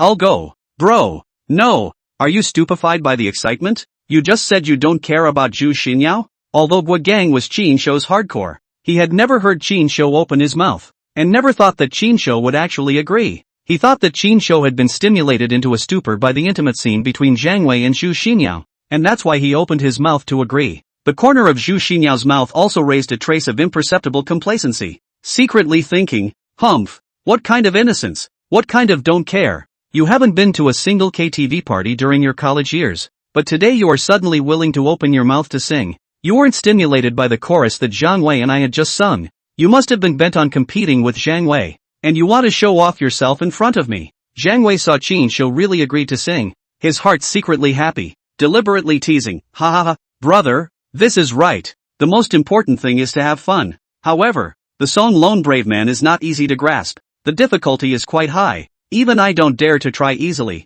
for fear of singing it badly. But don't worry, no matter how hard you sing, even if you are out of tune, I won't laugh at you, don't you think so? Ha ha ha, that's right, Qinshu, you can let go of your voice and sing, it doesn't matter if it's good or not, what's important is participation. Even if you sing really hard, we will consciously plug up our ears, and definitely won't laugh at you. For a while, all the people in the box followed Zhang Wei and flirted with Qinshu, filling the box with a joyful and slightly mocking atmosphere. Qinshu, if you really don't want to sing, there's no need to push yourself because of me. It's really okay. Zhu Xinyao looked at Qinshu with a smug smile on her face, thinking that Qinshu had agreed to sing because of her, and she resumed her usual lofty stance, with a hint of charity and bragging in her tone. Ha! Qinshu sneered and said, if it wasn't for the task given by the system, who the hell would sing for you? So don't make a fool of yourself there. Qinshu walked over to the jukebox and ordered Lone Brave Man, then stood at the center of the stage. It's brave. The cut on your forehead. You're different. The mistake you made. I love the way you walk down dark alleys alone, and I love the way you don't kneel. Accompanied by the familiar melody, Chinsho slowly opened his mouth, and his clear and magnetic singing voice instantly flowed out, infiltrating every corner of the box like a trickle of water. When the song sounded that moment, the original noisy atmosphere in the box instantly solidified, as if everyone had been cast a spell. One by one, all dumbstruck frozen on the spot, the expression on their faces to be as wonderful as wonderful. Zhang Wei, who was bent on pretending to be a pussy, froze, his brain went blank, and the man went numb. After spending so much money, he originally wanted to pretend to be a pussy himself, but as a result, he spent the money and helped Chinsho to pretend to be a big one. Heavenly, this is totally heavenly. It was a common thought in everyone's head. It's amazing, totally not inferior to Isun-chan's original, even better than the original. Some even exclaimed in shock. Zhu Xinyao's eyes were full of little stars when she looked at Chinsho, and Feng Mimi's eyes were full of little stars when she looked at Chinsho. All the girls threw adoring gazes at Chinsho. On the contrary, all the boys were like enemies, looking at Chinsho with complicated eyes, envy, jealousy, and unwillingness intertwined with various emotions. This is too stunning. Originally thought with the university period of old lover to renew the former relationship of a lot of people. Now well, Chinsho singing throat open. All have no chance. All the girls are Chinsho singing to the 5 fascinated 3 ways. Chapter 23, I'll play with you. When the song ended, Chinsho put down the microphone and walked back to his seat with a calm demeanor, continuing to calmly get high on melon seeds, as if the song that had just amazed the entire audience was just an insignificant trifle. However, the others in the box were still not finished, immersed in the magnetic heavenly voice of Chinsho just now, unable to return to their senses for a long time. Chinsho, your singing is too good. It's like a professional singer. Sing another song, just one more. We haven't heard enough. Feng Mimi, still not satisfied, was the first to open her mouth to break the silence, and her eyes were full of little stars as she looked at Chinsho. The others also nodded their heads in agreement, hoping that Chinsho would sing a few more songs. A free concert site. Who wouldn't want to whore themselves out for nothing? This caused Guogang, who was on the side, to resist pinching Chinsho's thighs with some irritation. Chinsho pain his sound. Face is green. Said you this pussy, heart so small. I did not seduce your goddess. Forget it, let the others sing. Chinsho waved his hand. He knew the importance of moderation in pretending this kind of thing. The same be pretending too much will not have much effect. I feel that it's still our brother Wei who sings with more flavor and infectiousness. Although Chinsho's singing is also good, it's still not as good as our brother Wei's. Zhang Hui, after all, had received Zhang Wei's money. Taking manpower is short. Eating man's mouth is soft. Although in her heart she also very much wanted to listen to Chinsho continue to sing, but no matter what she received money to do, she could only force Zhang Wei to praise him with a clear conscience. But when she said this, her voice was obviously much smaller, and her tone was a bit weak, obviously lacking in bottom energy, which made even she herself feel embarrassed. Although Feng Mimi usually plays more openly, but her character is a straight person. What to say? Do not bother to spoil Zhang Wei and Zhang Hui. Heard Zhang Hui such a far-fetched defense. She did not hide to Zhang Hui cast a contemptuous gaze. I also think it's better for our brother Wei to sing with more vigor and manliness. Lu Xiang followed suit and continued to kiss ass with a clear conscience, trying to save Zhang Wei's face. But to pat the horse's ass again now, that would really be patting the horse's leg, and it would be counterproductive. Zhang Wei's face was not to mention how ugly it was. It was like the sky before a storm, dark clouds and dreadful gloom. After Chinsho sang this song Lone Brave Man, if others dare to open their mouths again, they will undoubtedly be making a fool of themselves. Zhang Wei is not that much, so he viciously glared at Lu Xiang, who was flirting with the horse's ass. Forget it, I'm a little tired of singing. I don't want to do it again today. Zhang Wei's face turned blue and he snorted coldly, his face as cold as frost. For a time, the original lively KTV completely quiet. Chinsho this song sung. No one dares to take the microphone again. The contrast is too obvious. Pure clown. Chinsho, you sing so well. Why didn't I ever hear you sing when I was in college? You used to be too low-key, right? Zhu Xinyo looked at Chinsho with a face of adoration. If it was said that before, Zhu Xinyao's show of affection towards Chinsho was still mixed with some complicated reasons such as intentional showing off and self-esteem. Then now, Zhu Xinyo was completely conquered by Chinsho's singing voice, and her whole body was crispy. She even began to fantasize that if Chinsho could sing a love song for her alone, then she was afraid that she would have to fall on the spot. Not to mention getting crispy, she would probably have to get wet. Oh, don't really like the occasion. Think it's a bit noisy. Chinsho shrugged his shoulders. His tone was light, and the pretense was fine. Compared to Zhang Wei's kind of big style of pretending, the tone does not know where to go. Qin shrugged his shoulders, not bothering to explain much. For a while, the atmosphere in the KTV box became somewhat subtle. Hey, singing isn't much fun. I'm feeling a bit bored. Does anyone want to play cards? I've booked the mahjong room next door before. Why don't we change places and play a few rounds of mahjong to relax? I'm tired of singing. I don't want to sing anymore. Zhang Wei felt that continuing to stay in this KTV box would only allow Qin to continue to act like a bully, which made him feel very unhappy. So he immediately wanted to change the topic and encourage the crowd to engage in some other entertainment activities. Yeah, I'll go. I've been wanting to rub a few laps for a long time, just to move my muscles. Although the girls still feel that they are not yet finished, and still want to continue to listen to Qin sing, but with Qin in front of them, the boys are self-conscious that they do not have the face to continue to sing and make a fool out of themselves. So one by one, they all have to agree with Zhang Wei's proposal. Within a few moments, more than a dozen people expressed their agreement to go play mahjong, and soon 3 tables were assembled, and we all moved to the mahjong room next door with great excitement. However, this 4th table of mahjong, but hard 3 short of 1, how can not make up the number of people? It turns out, in the past reunion, fixed sitting at a table to play mahjong, always Zhang Wei, Zhou Chong, Yang Tao, Louis Ba, the 4 people. The 4 of them are the 4 tycoons in the class. Zhang Wei, Zhou Chong, and Yang Tao are all unapologetically rich second generation with solid family backgrounds, while Louis Ba is a rich generation who started from nothing and has a successful career at a young age. The 4 of them are the richest and play the biggest. A table of mahjong down, casually are more than 100,000 winners and losers. For them, this is just a small fight, figure of fun. But for the other ordinary working class in the class, this is simply astronomical. Simply cannot afford to play, cannot afford to lose. But today Louis Ba happened to have something to do and didn't come at all. So this table of mahjong simply couldn't come together. Damn, what kind of airplane is this 3 short of 1? How else can we play? Zhang Wei today can be described as everything is not good. Eat did not eat well, drink did not drink well. The desired goddess did not pick up. Want to pretend to force did not pretend. But instead of being Qin ruthless Z-face, the mood would have been terrible. And now even the mahjong cannot get together a table, but also let him feel incomparable suffocation and irritability. Lu Xiang, why don't you join us at a table to make up the numbers? You usually like playing mahjong anyway, Zhang Wei said with some impatience, a hint of command in his tone. That, Viagra. I'm really sorry, I've already made an appointment with some buddies over there. When Lu Xiang heard Zhang Wei's invitation, a smile worse than tears appeared on his face. And he screamed in his heart. He was just a part-time worker for Zhang Wei, and his usual income was average. So where could he afford to play such a big mahjong game? A loss of more than $100,000 was simply astronomical to him. Damn, you're no good when you're needed. Zhang Wei had an unhappy look on his face. Hey, I'm really sorry, Viagra.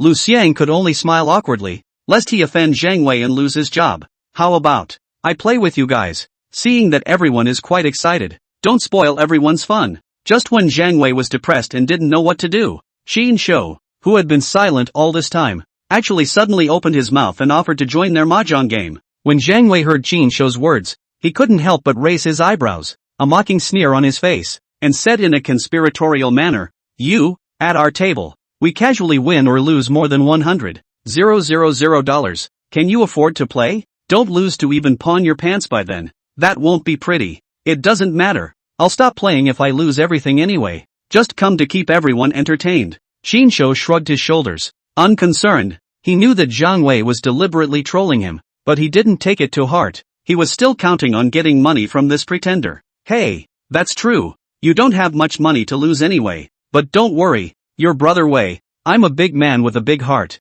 and I'll definitely leave you a pair of pants when the time comes. So I won't let you go back with a bare ass. When Zhang Wei heard Qin say so, he became even more complacent, thinking to himself that I finally have a chance to get back today. When the time comes, I'll make you lose to the point where you only have a pair of underwear left, and I'd like to see how Zhu Xiniao looks at you, and see if you still dare to pretend to be a pussy in front of me. ****** me. Old Qin, are you crazy? Although your singing is indeed amazing, you don't need to play cards with Zhang Wei. If you lose, you won't be able to turn your life around, and you still say that I'm blinded by lard. I think you're really crazy. In order to chase after the goddess, your brain is gone. Why are you fighting with the rich second generation? Boy Gang, who was beside him, jumped to his feet when he heard Qin Shou's words and hurriedly pulled Qin Shou's arm, anxiously discouraging him. He didn't want his only brother to fall into a deep pit because of a moment's impulse. And from then on, he was devastated and couldn't climb back up again. Chapter 24, Striking at Pretenders.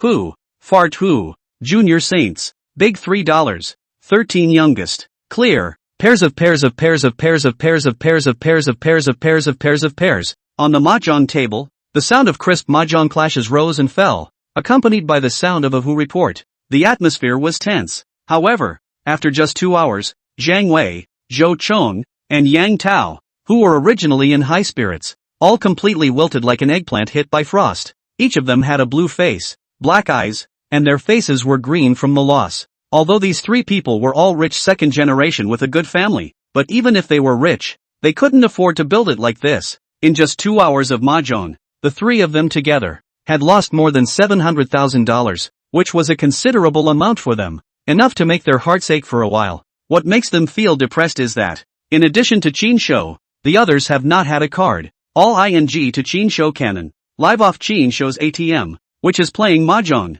which they purely send money. Zhang Wei was never expected. Qin Shou singing great even if. Playing mahjong luck is also good against the sky. Who card even if it is. Who are also big cards. The 3 of them to win is bitter. They are now see out. Qin Shou this is purely play pig eat tiger. Deliberately to pit them money to come. At this moment, the 3 of them were staring blearily at Qin Shou as he touched the cards. Cold sweat pouring from their foreheads. Nervous to the extreme. The corner of Qin Shou's mouth revealed a meaningful and mysterious smile as he unhurriedly touched a card. Then gently touched it and turned the card over in his hand. 2626. Qin Shou spoke in a calm tone, but the faint smile on his face caused Zhang Wei and the others to feel incomparably harsh and solid. Are you up? Qin Shou, are you cheating? How can you win every time? It's too weird. A hand of cards directly lost 260,000, which makes the original loss of heartache Zhang Wei can no longer endure. He violently slammed the table. Directly the hand of cards pushed down.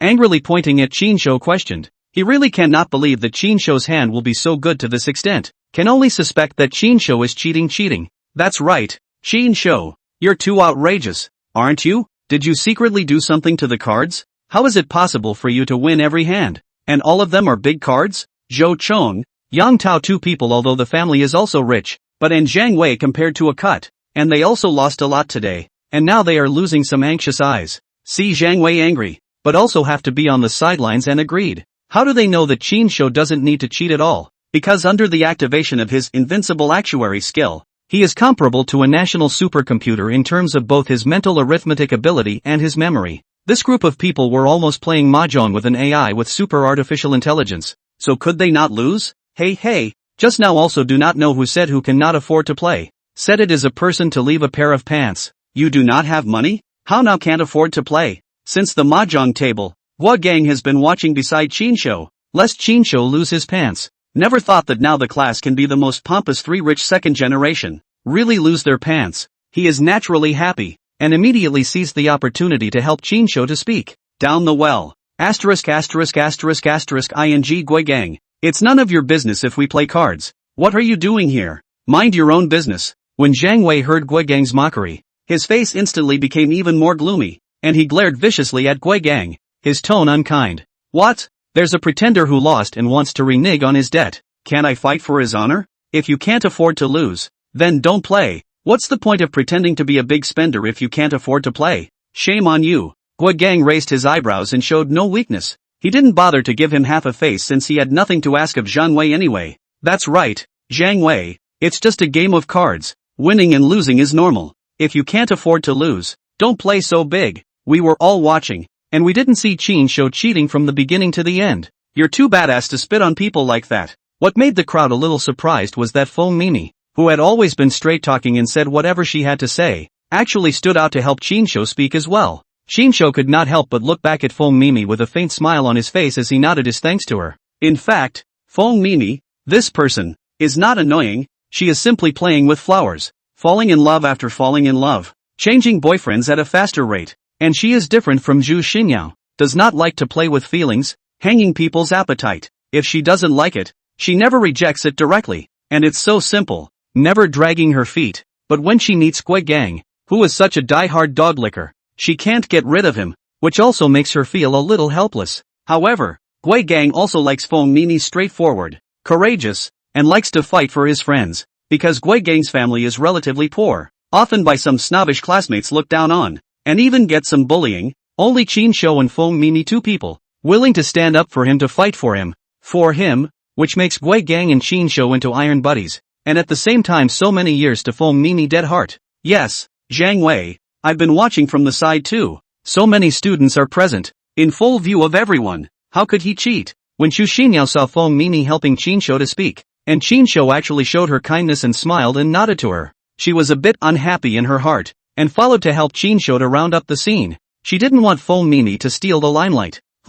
Damn, it's no fun. No more games. Bad luck. Zhang Wei knew that he was at a disadvantage, coupled with Xu Xinyao's opening. He did not want to fall in front of Xu Xinyao, falling into a reputation of not being able to afford to lose. And he also cannot find any evidence to prove that Qin Shou cheating, can only lose teeth to swallow. Angry and furious, violently pushed away from the table, turned around with a blue face and wanted to leave. What? You don't want to pay the money you lost in this last game? You can't afford to lose $260,000, can you? You don't have any money either. Or how about this? You bow your head and call me Brother Qin. I reluctantly, this $260,000 to you to go a zero forget. Qin Shou looked at Zhang Wei with cold eyes, the corner of his mouth hooked up into a teasing smile and deliberately teased. Zhang Wei froze in place, the corners of his mouth twitching. In the end, with a cold snort, he picked up his cell phone and directly transferred $260,000 to Qin Shou's micro letter, and then with a cold snort, he turned around in anger, ready to leave. Hey, brother awesome. Gui Gang on the side couldn't help but give Qin Shou a thumbs up. Ding! Detected that the host has completed a blitz on the pretender. Randomly gifted the yellow order skill. Perfect physique. With a perfect body that mesmerizes all women. Can't gain weight from eating anyway. And overall temperament increases by 10 points. I'll be damned. Giving away skills again. I've really made a fortune today. Qin Shou's heart is simply happy. Today is really too good. Ruthlessly hit the face of the pretenders, but also earned their money and returned the skills. Chapter 25, Blood Money. Starting capital available. At the same time Qin Shou obtained the new perfect physique skill, his body also underwent some subtle changes. 6 perfect abs with smooth lines and sharp edges, as well as 2 full and firm pectoral muscles, quietly formed on his body. To know, Qin Shou was just a bitter IT man. People to 30, every day in addition to endless overtime is overtime. There is no time and energy to fitness, not to mention the enviable muscles. Not up a beer belly has been considered very good. Now suddenly and for no reason more than a perfect muscle line, the overall image of the natural immediately changed drastically, instantly turned into a full of testosterone type of men.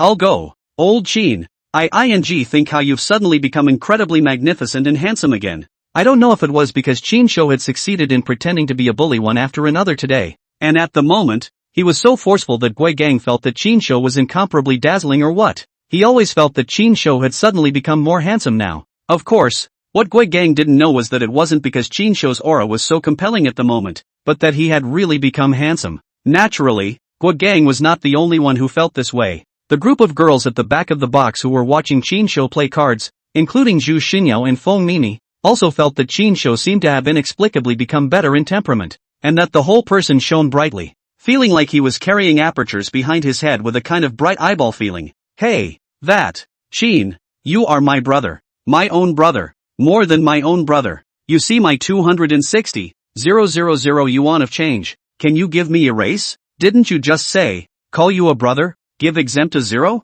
Zhou Chong cannot be as good as Zhang Wei face. He is thicker, but also more pragmatic. Heard the Qin Shou said just call a brother will be able to free a zero. He immediately moved the heart. 26 million free a zero. That's a whole 60,000 yuan. This is not a small amount of money for him, even if his family has a little bit of money. $60,000 is not something that can be casually squandered. What's more, he lost a little too much today, plus just lost to Qin Shou's 260,000, before and after the loss of 500,000, which makes his heart ache. Can be exempted a little is a little? Mosquito as small as also meat.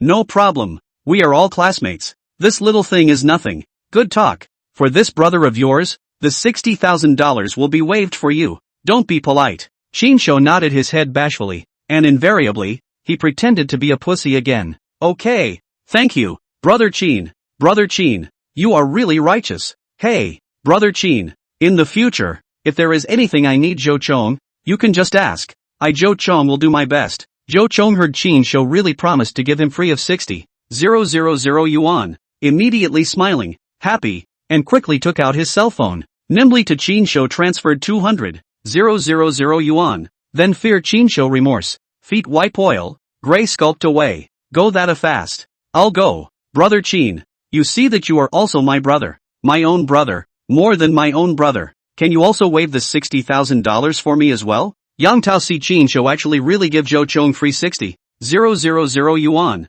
Such as pie in the sky, good thing he naturally do not want to miss. This cheap not take advantage of. So also immediately shy face came up. A mouth of a Chin brother called it cordial. Well said. So are you. Since you've called me brother, let's waive the $60,000. We're all brothers. Chin Shou laughed and patted Yang Tao's shoulder, saying with the same great bravado, Brother Chin is awesome. Brother Chin is atmospheric. Yang Tao saw that Chin Shou also agreed to give him a waiver of 60,000 yuan, and immediately smiled and gave Chin Shou a thumbs up, praising him repeatedly, and then also hurriedly took out his cell phone and transferred 200,000 yuan to Chin Shou. In fact, Chin Shou's heart is very clear. He won today is too much. If he is determined to that 260,000, it is unlikely that the few rich second generation will be united, relying on their own money and power to play rogue not to recognize the account, when they instead of a penny to get. Playing mahjong renegade, this kind of thing is really more common than ever. But now he took the initiative to put forward, as long as called a brother, will be exempted from the change of 60,000 yuan. These people will certainly be worried about him to back out. In order to avoid a long dream, will immediately obediently turn the money over, and do so, can also appear to be very atmospheric, invariably left a good favor in. Maybe in the future there will be a need to use their place. This is called to retreat for progress. The money is also earned. The force is also installed. It seems that the loss of $60,000, but in fact, the blood earned 200,000. Win hemp. Well said. So are you. That's 60,000 will be waived. Brother Chin is awesome. Brother Chin is atmospheric. Yang Tao gave a thumbs up and similarly transferred 200,000 to Chin Shou. Chin Shou, what the do you mean? On what grounds are they exempt from $60,000? Zhang Wei originally walked to the door. See Jo Chong. Yang Tao too spineless actually really for 60,000 yuan called Chin Shou brother.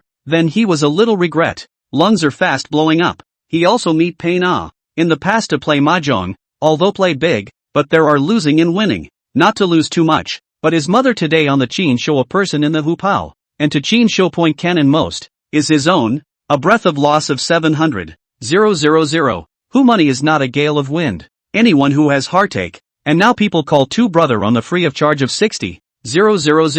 Zhang Wei that can be comfortable it, but the money are given. This one brother how he cannot call out, which for the high-minded and proud of him, simply than kill him more difficult, not to mention how suffocating. Chin Shou looked at Zhang Wei's eating expression and smiled playfully, deliberately adding fuel to the fire. Zhang Wei, we are all old classmates, and I don't want people to say that I am treating you differently and favoring one over the other. How about this? I'll give you another chance. All you have to do is call me Brother Chin and I'll immediately transfer the $60,000 back to you. How about it? UING. We'll see. This isn't over. Zhang Wei hated his teeth, but there was nothing he could do. Calling his brother was impossible. Not in this lifetime. In the end, he could only drop a harsh sentence, cold snort, and turned around and left without looking back. This proprietor ago. The original still lively classmates reunion naturally have no interest in continuing. We all know that the main character of today's party has been changed. In addition to a few other tables are still excitedly playing mahjong people, other people have also been unhappy to get up to say goodbye, left the box in 2s and 3s, each dispersed. Hey, old Chin, you're really good. I'm completely convinced today. You didn't see Zhang Wei's face just now. It was worse than a dead mom. Hua Gang saw Chin Shou today will be the class of the king of pussy toppled to the ground. Counterplay a pussy. Directly nourished Zhang Wei face. Not to mention how happy. And now there are still some small excitement. Hey, how about this? I didn't lie to you, did I? I told you a long time ago. I came to this party today to get money. Damn. Old Chin, how much did you win today? Quickly tell your buddies about it, so that I can be happy with it too. Not much, just $1.5 million, I think, and I didn't count the change. Chinsho said gently. I go. ING old me work hard for 10 years. Saving money. Savings are less than 200,000. You're good. Directly a poker game on the wealth freedom. This can be directly lie flat. Guo Gang heard that Chinsho won more than 1 million. Suddenly stunned. Could not help but burst a foul mouth, but also some small jealousy. Just feel that this game of cards down. The gap between himself and Chinsho is really too big. I'm afraid that my brother will have a hard time. And I'm afraid that my brother will drive a Land Rover. That's Guo Gang's mood at the moment. He. More than 1 million. Not enough for me to lie down, but it's enough to serve as the startup capital for my career. I'm going to go for short dramas and set up a movie and TV company. Gongzi, are you interested in following brother? I'll take you flying. With money, you still worry about not having a woman? Chinsho patted Guo Gang's shoulder. Guo Gang is Chinsho's hardcore. The opportunity to get rich, he naturally will not forget his brother. Chapter 26, Brothers Drive Bentleys. The two of them were chatting away, when Chinsho's cell phone suddenly vibrated and a new WeChat message popped up. Chinsho picked up his cell phone and saw that it was from Yourong. Bao, where are you? I miss you. I miss you so much that I'm going to get moldy. The message ends with a sappy emoji that makes you think about it. What? Didn't I just feed you last time? Are you hungry again so soon? You're a bottomless pit. The corner of Chinsho's mouth rose slightly, deliberately teasing. Bummer. I'm not a bottomless pit. I want to eat you. Yourong sent an even more ambiguous emoji, full of teasing and hints. I'm at the Imperial Clubhouse, just after a class reunion. Then you be good and wait. Oh, I'll let someone drive to pick you up. I'll be there soon. I miss you so much. Good. I miss you too, baby. Yourong, as Chinsho's first rich woman, a proper nobleman, helped him activate the system, not to mention, but also generous, and fished him out of the detention center. Chinsho naturally wants to repay Yourong properly. How to repay? For her to work hard to plow the field. For her to do their best to sweat. Yourong's past starvation for 28 years. Never eat a good meal. From now on, Chinsho decided to let Yourong eat full. Eat, burst, full, until vomiting. A few moments later, Chinsho and Guo Gang walked out of the door of the Imperial Clubhouse side by side and arrived downstairs. The party was over, so naturally everyone went their separate ways. Those who had cars drove off in their own cars, while those who didn't stood on the side of the road in 2s and 3s, ready to take a taxi or wait for public transportation. Zhu Xinyao and Chinsho, as well as Zhang Hui and Lu Xiang, all of whom didn't have a car, could only stand on the side of the road, passing the time with idle chatter while waiting for a car. Zhang Wei saw Chinsho and others are waiting at the roadside. The heart immediately rose the idea of humiliating Chinsho a meal. Said beggars are beggars. Until now the car is not. Just the old man to find the scene, only to hear a low and powerful engine roar from far and near. A brand new Audi A6 steadily parked in front of the crowd. Yao. It's so troublesome to wait for the bus, and it's not good to wait for the bus at this hour. Why don't I send you back?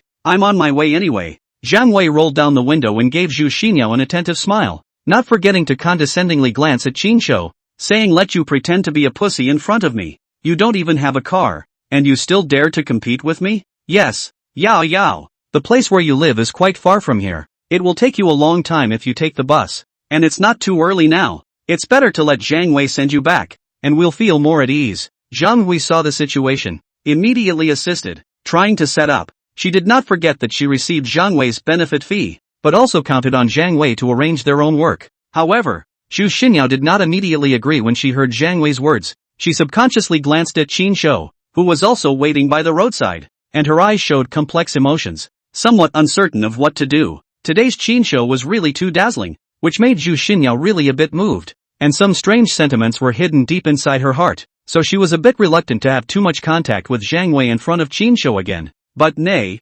Chinsho had always acted too coldly towards her, which made her completely unable to figure out Chinsho's mind, and she could not help but feel a little apprehensive in her heart, and even began to beat the drum of retreat. In fact, Chinsho received the systems to take the first love goddess task, indeed ready to take Zhu Xinyao. After all, Zhu Xinyao is not bad looking. The body is also very good. Just walk kidney, for him is not a loss. However, Chinsho deliberately adopted the strategy of trying to catch the enemy. He hadn't forgotten how Zhu Xinyao deliberately hung up on him back then, which made him more or less upset. So he also planned to hang up on Zhu Xinyao for a period of time first, so that she could also taste this kind of suffering from the loss of taste. The mission could be done at any time. He wasn't in a hurry. Zhu Xinyao sneaked a few more glances at Chinsho, and saw that he still looked like he didn't care and was not concerned about anything, which made her heart even more lost. She had originally wanted to deliberately provoke Chin Shou to see his reaction, but now she couldn't bring herself to do anything about it. For the first time, she vaguely felt that Chin Shou might really not care about her anymore, at least not as much as she thought he did. This made her feel a bit lost, and even her nose was a bit sore and her eyes were slightly moist. For the first time, she somewhat regretted what she had done to Chin Shou in the past, feeling that she had been too capricious and unintelligent at first. She always felt as if she had missed out on something very important. Her heart was empty and very uncomfortable. Women all like to compare and measure in their minds. After today's events, Xu Xinyao even put Chin Shou and Zhang Wei together and carefully compared, and found that, in addition to having a few stinking money, Zhang Wei is simply nothing. But Chin Shou had won so much in this one card game today that although he wasn't considered to be rich, he didn't seem to be poor either. And Zhang Wei didn't even have the advantage he had left. Chin Shou, why don't you also call me Brother Wei? For the sake of our classmates, I'll also give you a ride reluctantly? This Audi S6 of mine has quite a lot of space, and it's more than enough to take one more person to idle. It was so hard to find an opportunity to get back his face. Zhang Wei, who had been ruthlessly slapped in the face by Chin Shou before, naturally would not let it go easily and deliberately amplified his voice. No, my car will be here soon, so I won't bother you. Chin Shou had a bashful face and shook his head in an unassuming manner. No, man, when did you get a car? How come I don't know anything about it? Are we still brothers? Wu Gang heard Chin Shou actually said that his car will arrive soon. His heart suddenly thumped, surging with an unspeakable complexity of emotions, a hint of loss and depression. Damn, brother is not bitter at all now. Brother really drive a Land Rover. How can I be so difficult? You have a car. Oh, don't brag about it. Why don't you drive over if you have a car? Why don't you drive it over here and let someone pick you up? In order to pretend to be a bully. Swollen face, filling the fat, not temporarily called a drop carrot. Zhang Wei had a disdainful face. Today he finally caught the opportunity. This force must be installed back. However, just when this Zhang Wei had a smug look on his face, accompanied by a low and muffled engine roar, a black Bentley Continental GT Series drove over and steadily stopped in front of Chin Shou and the others. The door slowly opened, and from the car stepped down a middle-aged male driver dressed in a smart black tuxedo and white gloves, who wore a professional standard smile on his face. He walked up to Chin Shou, bowed slightly, and said respectfully, Mr. Chin, by order of Missy, I'm here to pick you up. Please get on the car. This scene left everyone dumbfounded. This is a ING movie apart. This pussy can still be so pretentious? For a while, the crowd looked at Chin Shou once again, only to feel that the aperture behind his head had ING appeared again. The pussy aura was so overwhelming that they couldn't bear to look at it. I'll go. Missy? What Missy? Old Chin, when the hell did you pick up a rich woman? Bentley is even driving. Gua Gang came from grief. The original brother drove not Land Rover. ING him directly to drive Bentley. Gonzo, come along and let him give you a ride on the way. Chin Shou smiled and said to Gua Gang. He knew what Gua Gang was thinking in his mind. Okay, old me never touched such a good car in my life. Today is also a bit of your light. Open eyes. Gua Gang smiled, but he could only helplessly shrug his shoulders and said with a bitter smile. He knew that the gap between himself and Chin Shou was getting bigger and bigger, but he was still happy for his good brother. Moreover, after all, Chin Shou was his own good brother. This pussy, he seemed to have followed suit for so long. Just like that, under the astonished gazes of the crowd, Chin Shou and Gua Gang got into the Bentley and took off. Zhang Wei stood in place, his face turning blue, his five senses almost twisted together. He only felt like he had been slapped viciously. His face was burning hot and painful. That feeling, just like a bubble of urine out, originally wanted to Chin Shou a face, but the result was a ING fork in the middle of the urine. Not only did not nourish the Chin Shou, but instead, his own pants are wet. What made him feel even more embarrassed was that Chin Shou then also peed. And not only was this pee forceful, far and strong, it directly sprayed all over his face. The key is that Chin Shou this urine also ING urine yellow. Zhang Wei only feel his face at the moment hot and spicy, as if by boiling water. Burning panic. He was just using his Audi S6 to pretend to be a bully, but then he turned around and drove a Bentley. One must know that the cheapest Bentley Continental GT Series had to be more than $3 million.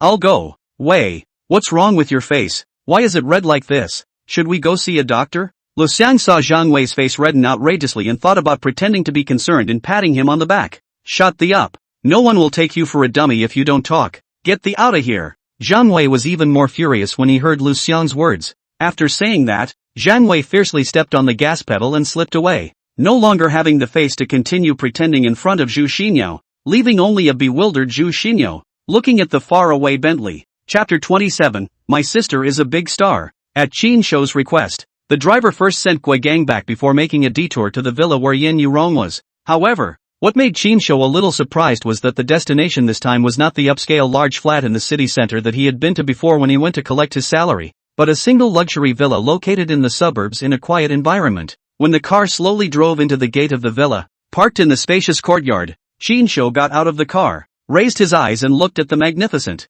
sprawling detached luxury villa in front of him. His heart couldn't help but sigh once again that a rich woman is a rich woman, and he doesn't know how many sets of properties he has under his name, which is simply trenchless. Arrange the meeting place in such a private suburban villa. Qin Shou can probably guess Yin Yourong's mind. Most likely do not want to be disturbed by her ex-husband Zhao Ruilong. Want to have a really belong to the two of them private space. So it seems that this villa will probably become his and Yin Yourong's love nest. Qin Shou walked into the villa, tiptoed to Yin Yourong's room, gently pushed open the door, and what came into his eyes was a fragrant and tantalizing picture. At the moment she was black silk on the bottom, JK on top, sexy in a flirty way, flirty in a cute way, half leaning on her side against the bed, having been moisturized by a man. Yin Yourong is even more radiant and graceful today, even more moving than when they met a few days ago. She was 28 years old, with a young woman's body and a young girl's face, seductive to the extreme, which man does not get confused when he sees her. Qin Shou immediately raised his head and chest to express his respect. Such a beauty. Qin Shou which can hold their own. Hungry wolves in general cannot wait to pounce on. However, just as Qin Shou was about to make a move, Yin Yourong stretched out a white jade-like slender jade foot and gently pressed it against Qin Shou's chest, pouting. Dead beat. What's your hurry? People won't run away. Go take a bath first. Hey, together. Qin Shou gave a bad smile. Geez, bad guys. It's getting immodest. Yin Yourong blankly glanced at him, lightly biting her lower lip, but did not refuse. Within the bathroom, the spraying shower, dense water mist, under the oversized double bathtub, the waves hit the waves. The sound of the sound of the sound of the sound of the sound of the sound of the sound of the sound of the sound of the sound of the sound of the sound of the sound of the sound of the wave. 2 hours later, Yin Yourong was lying softly in Qin Shou's wide embrace like a lazy kitten, drenched in fragrant sweat, flushed, without half a bit of strength, and not even bothering to move a single finger. Bao, why do I think you've become powerful again?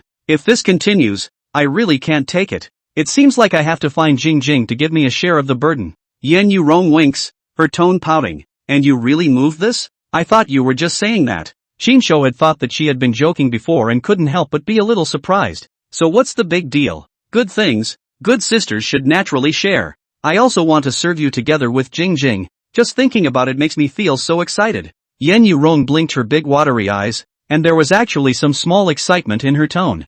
Bao, tell me honestly, have you been craving for our family Jing Jing's beauty for a long time? Tell the truth quickly. People won't be angry. Yin Yourong gently poked Qin Shou's chest with his finger, wanting to see Qin Shou's true reaction. Qin Shou smiled awkwardly and didn't answer the question head-on. By the way, I'll give you back your $100,000. Qin Shou only felt that the more Yin Yourong talked, the less he talked, and hurriedly changed the topic. So soon? Aren't you going to take it into business? There's no need for that now. I've got the money. It's only been a few days and you're making money? What kind of business makes money so fast? It's not illegal, is it? Yin Yourong couldn't help but be a little worried. She herself was a rich woman, helping Zhao Ruilong to lay down a large commercial territory. How could she not know that making money wasn't easy? Hey, it wasn't business. Won money playing cards with a classmate. Qin Shou told Yin Yourong everything about the reunion.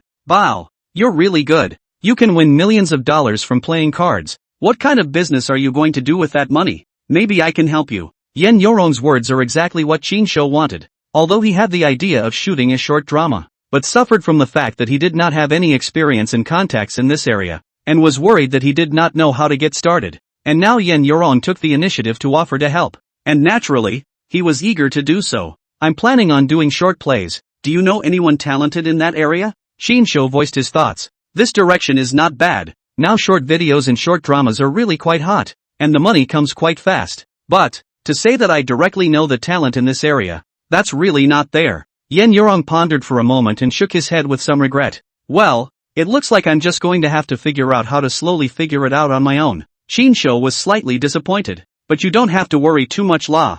although I don't directly know the talent in this area. But, last year's Golden Rooster Award Best Actress, movie queen Su Cece, you know? And you know a national goddess. A big star like Su Cece. Chinsho cannot help but be a little shocked. Secretly sighing Yen Yourong road is really wide. First a female mayor, and now a big star. Seeing such a surprised expression on Chinsho's face, Yen Yourong couldn't help but cover her mouth with a light smile and lightly said, He, what's so strange about that? In the past, all of us grew up in the same university. We've known each other since we were young, and we're on good terms. After listening to Yen Yourong's words, Chinsho suddenly realized, relieved, the original is the children of the compound. Then it is no wonder. I'll contact her for you some other day and tell her about your situation. I believe that for my sake, she should agree to help with some small favor. She just happens to be filming in Yechen right now. Yen Yourong continued. That would be a pleasure. Thank you, baby. Chinsho excitedly kissed Yen Yourong's cheeks. If Su Cece was really willing to sell her face and appear in even one shot in her own skit,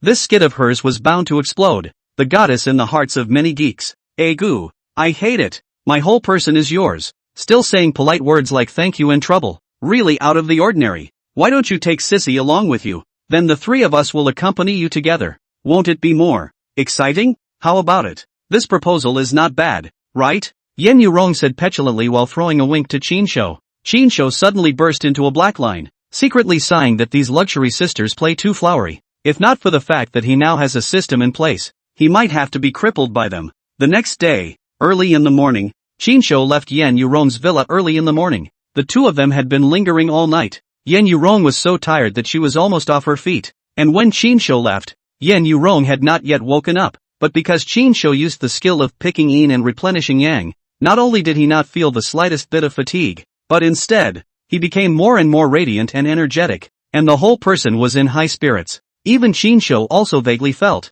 seems to be in his own body, where the dantian is located, inexplicably more a warm air flow. He did not know what it was, but always felt that his body is full of inexhaustible strength, and even the reaction speed is a few points faster than before. Chapter 28, Picking a Script. Chinsho left Yen Yourong's villa and was sent back to his own neighborhood by Yen Yourong's driver, and just as he entered the door before he had time to sit down, he received a WeChat message from Yen Yourong. Bao, I just contacted Cece and told her about you. She's filming in Yechen Film City this morning, so she'll probably be quite busy. However, she said that she should have some free time in the afternoon, and she'll add you as a WeChat friend in a while, so you guys can contact yourselves then and talk about the specifics in detail. Okay, no problem. Thanks a lot then, baby. You've been a real blessing to me. Chinsho did not expect Yen Yourong to be so efficient. He could not help but be a little touched. He thought that she must have been remembering her own affairs. Thank you what thank you between us still need to be so polite. But, you can be good favor me people in order to help you but spent a lot of words it. I can tell you first, even if you do take Jing Jing and Cece in the future, I'll still be the first wife. Yen Yourong added a playful emoji at the end of the message. After reading Yen Yourong's message, Chinsho was in a sweat, secretly sighing you have this little mind. Does your sister know? About half an hour later, Chinsho did receive a new friend request on his WeChat. Chinsho looked at the WeChat request avatar. I did not expect that the big star's WeChat avatar is actually Cherry Mariko. WeChat name is also quite cute, called a small CZ. It seems that this big star known for its fairy atmosphere, but there is a young girl's heart. Chinsho passed the friend request of a small thinker without hesitation. Hello, Chinsho just passed the verification. Su Cece sent a message directly. Chinsho sighed that Yen Yourong's face was really big, actually able to let such a big star take the initiative to contact himself. Yes, hello MS. Su, I'm Chinsho. Chinsho rushed back to the message,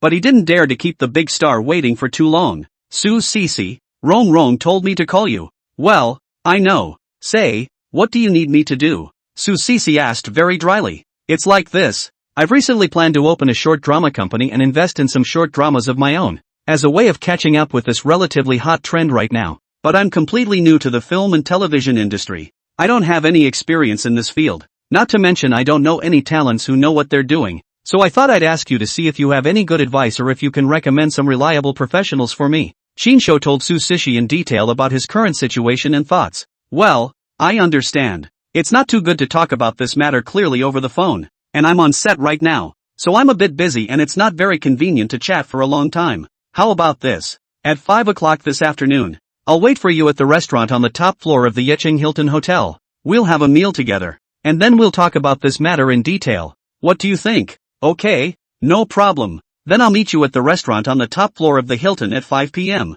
Shinsho put away his cell phone and couldn't help but feel a little excited, not expecting the other party to be so forthcoming. This is the national goddess Su Cece, how many men's dream lover. Although he does not follow the stars, but Su Cece's TV series he has seen, indeed beautiful, is the kind of fairy beautiful. Although Su Cece and Yen Yourong is a sister, but she is 3 years younger than Yen Yourong, only 25 years old. It is the time of youthful beauty, screen her, and fairy and lovely, lively and dynamic, simply fascinated thousands of young men. Shinsho never thought that he would one day be able to chat with such a big star on WeChat, or even meet a real person and have dinner with someone, only to feel that it was a bit unreal. During the time he was waiting to have dinner with Su Cece, Shinsho didn't stay idle. He didn't search for various news and gossips about Su Cece on the internet like a stargazer, but seriously started to do his homework reading online novels. Since he decided to shoot a short drama, then picking a suitable script is naturally a top priority. Nowadays, 9 out of 10 short dramas are adapted from web novels, so Shinsho decided to look for a suitable novel to remake directly on the Tomato novel app. He didn't plan to remake explosive web novels. After all, those really explosive web novels are big IPs with huge traffic and fan bases, and are usually bought out of the copyrights by large movie and TV companies at high prices, and then invested huge sums of money to remake them into well-produced full-length dramas. Shinsho full of only $1.5 million or so budget. This amount of money, not to mention remake those big IP, even by the rights are not enough. But it's different for some novels that are lukewarm and mediocre in popularity on the internet. The copyrights of these novels are usually very cheap. Tens of thousands of dollars can be easily picked up, or even a few $1,000s for some of them. Most of those small authors rely on words to earn some hard money. The income is not high, even worse than some ordinary office workers can sell a few $1,000s of copyright, but also can take the opportunity to bring some secondary exposure for their own works of traffic. They are naturally one by one are very happy to. Can't wait. Not to mention the sale of money, give away for nothing or willing to. Shinsho flipped through the Tomato novel app for a long half day to pick one, and finally selected a modern urban martial arts novel called Jedi Masters in Japan. The storyline of this novel is quite strange and bloodthirsty. The male protagonist meets a scruffy-dressed, crazy old lunatic in an accident, and this old lunatic mysteriously slips him a few tattered and torn martial arts secrets, saying that they are the ultimate martial arts. What was even more outrageous was that there was even the Sunflower Treasure canon among these several secret books. The most eye-opening thing was that this male protagonist had actually practiced the Sunflower Treasure canon. But it's a good thing that the hero's kung fu is rather special, and he doesn't have to wield a sword to get himself killed by practicing the Sunflower Treasure classic. In the end, the hero, in a variety of coincidence, turn around in exile to Japan, with a strong martial arts and courage, in the Japanese underworld to mix with the wind, all the way to invincible, and ultimately succeeded in the unification of Japan's underworld, became a veritable king of Japan. Even the male protagonist secretly manipulates and influences the entire Japanese political scene, eventually turning Japan into a vassal state of China and going to the top of his life.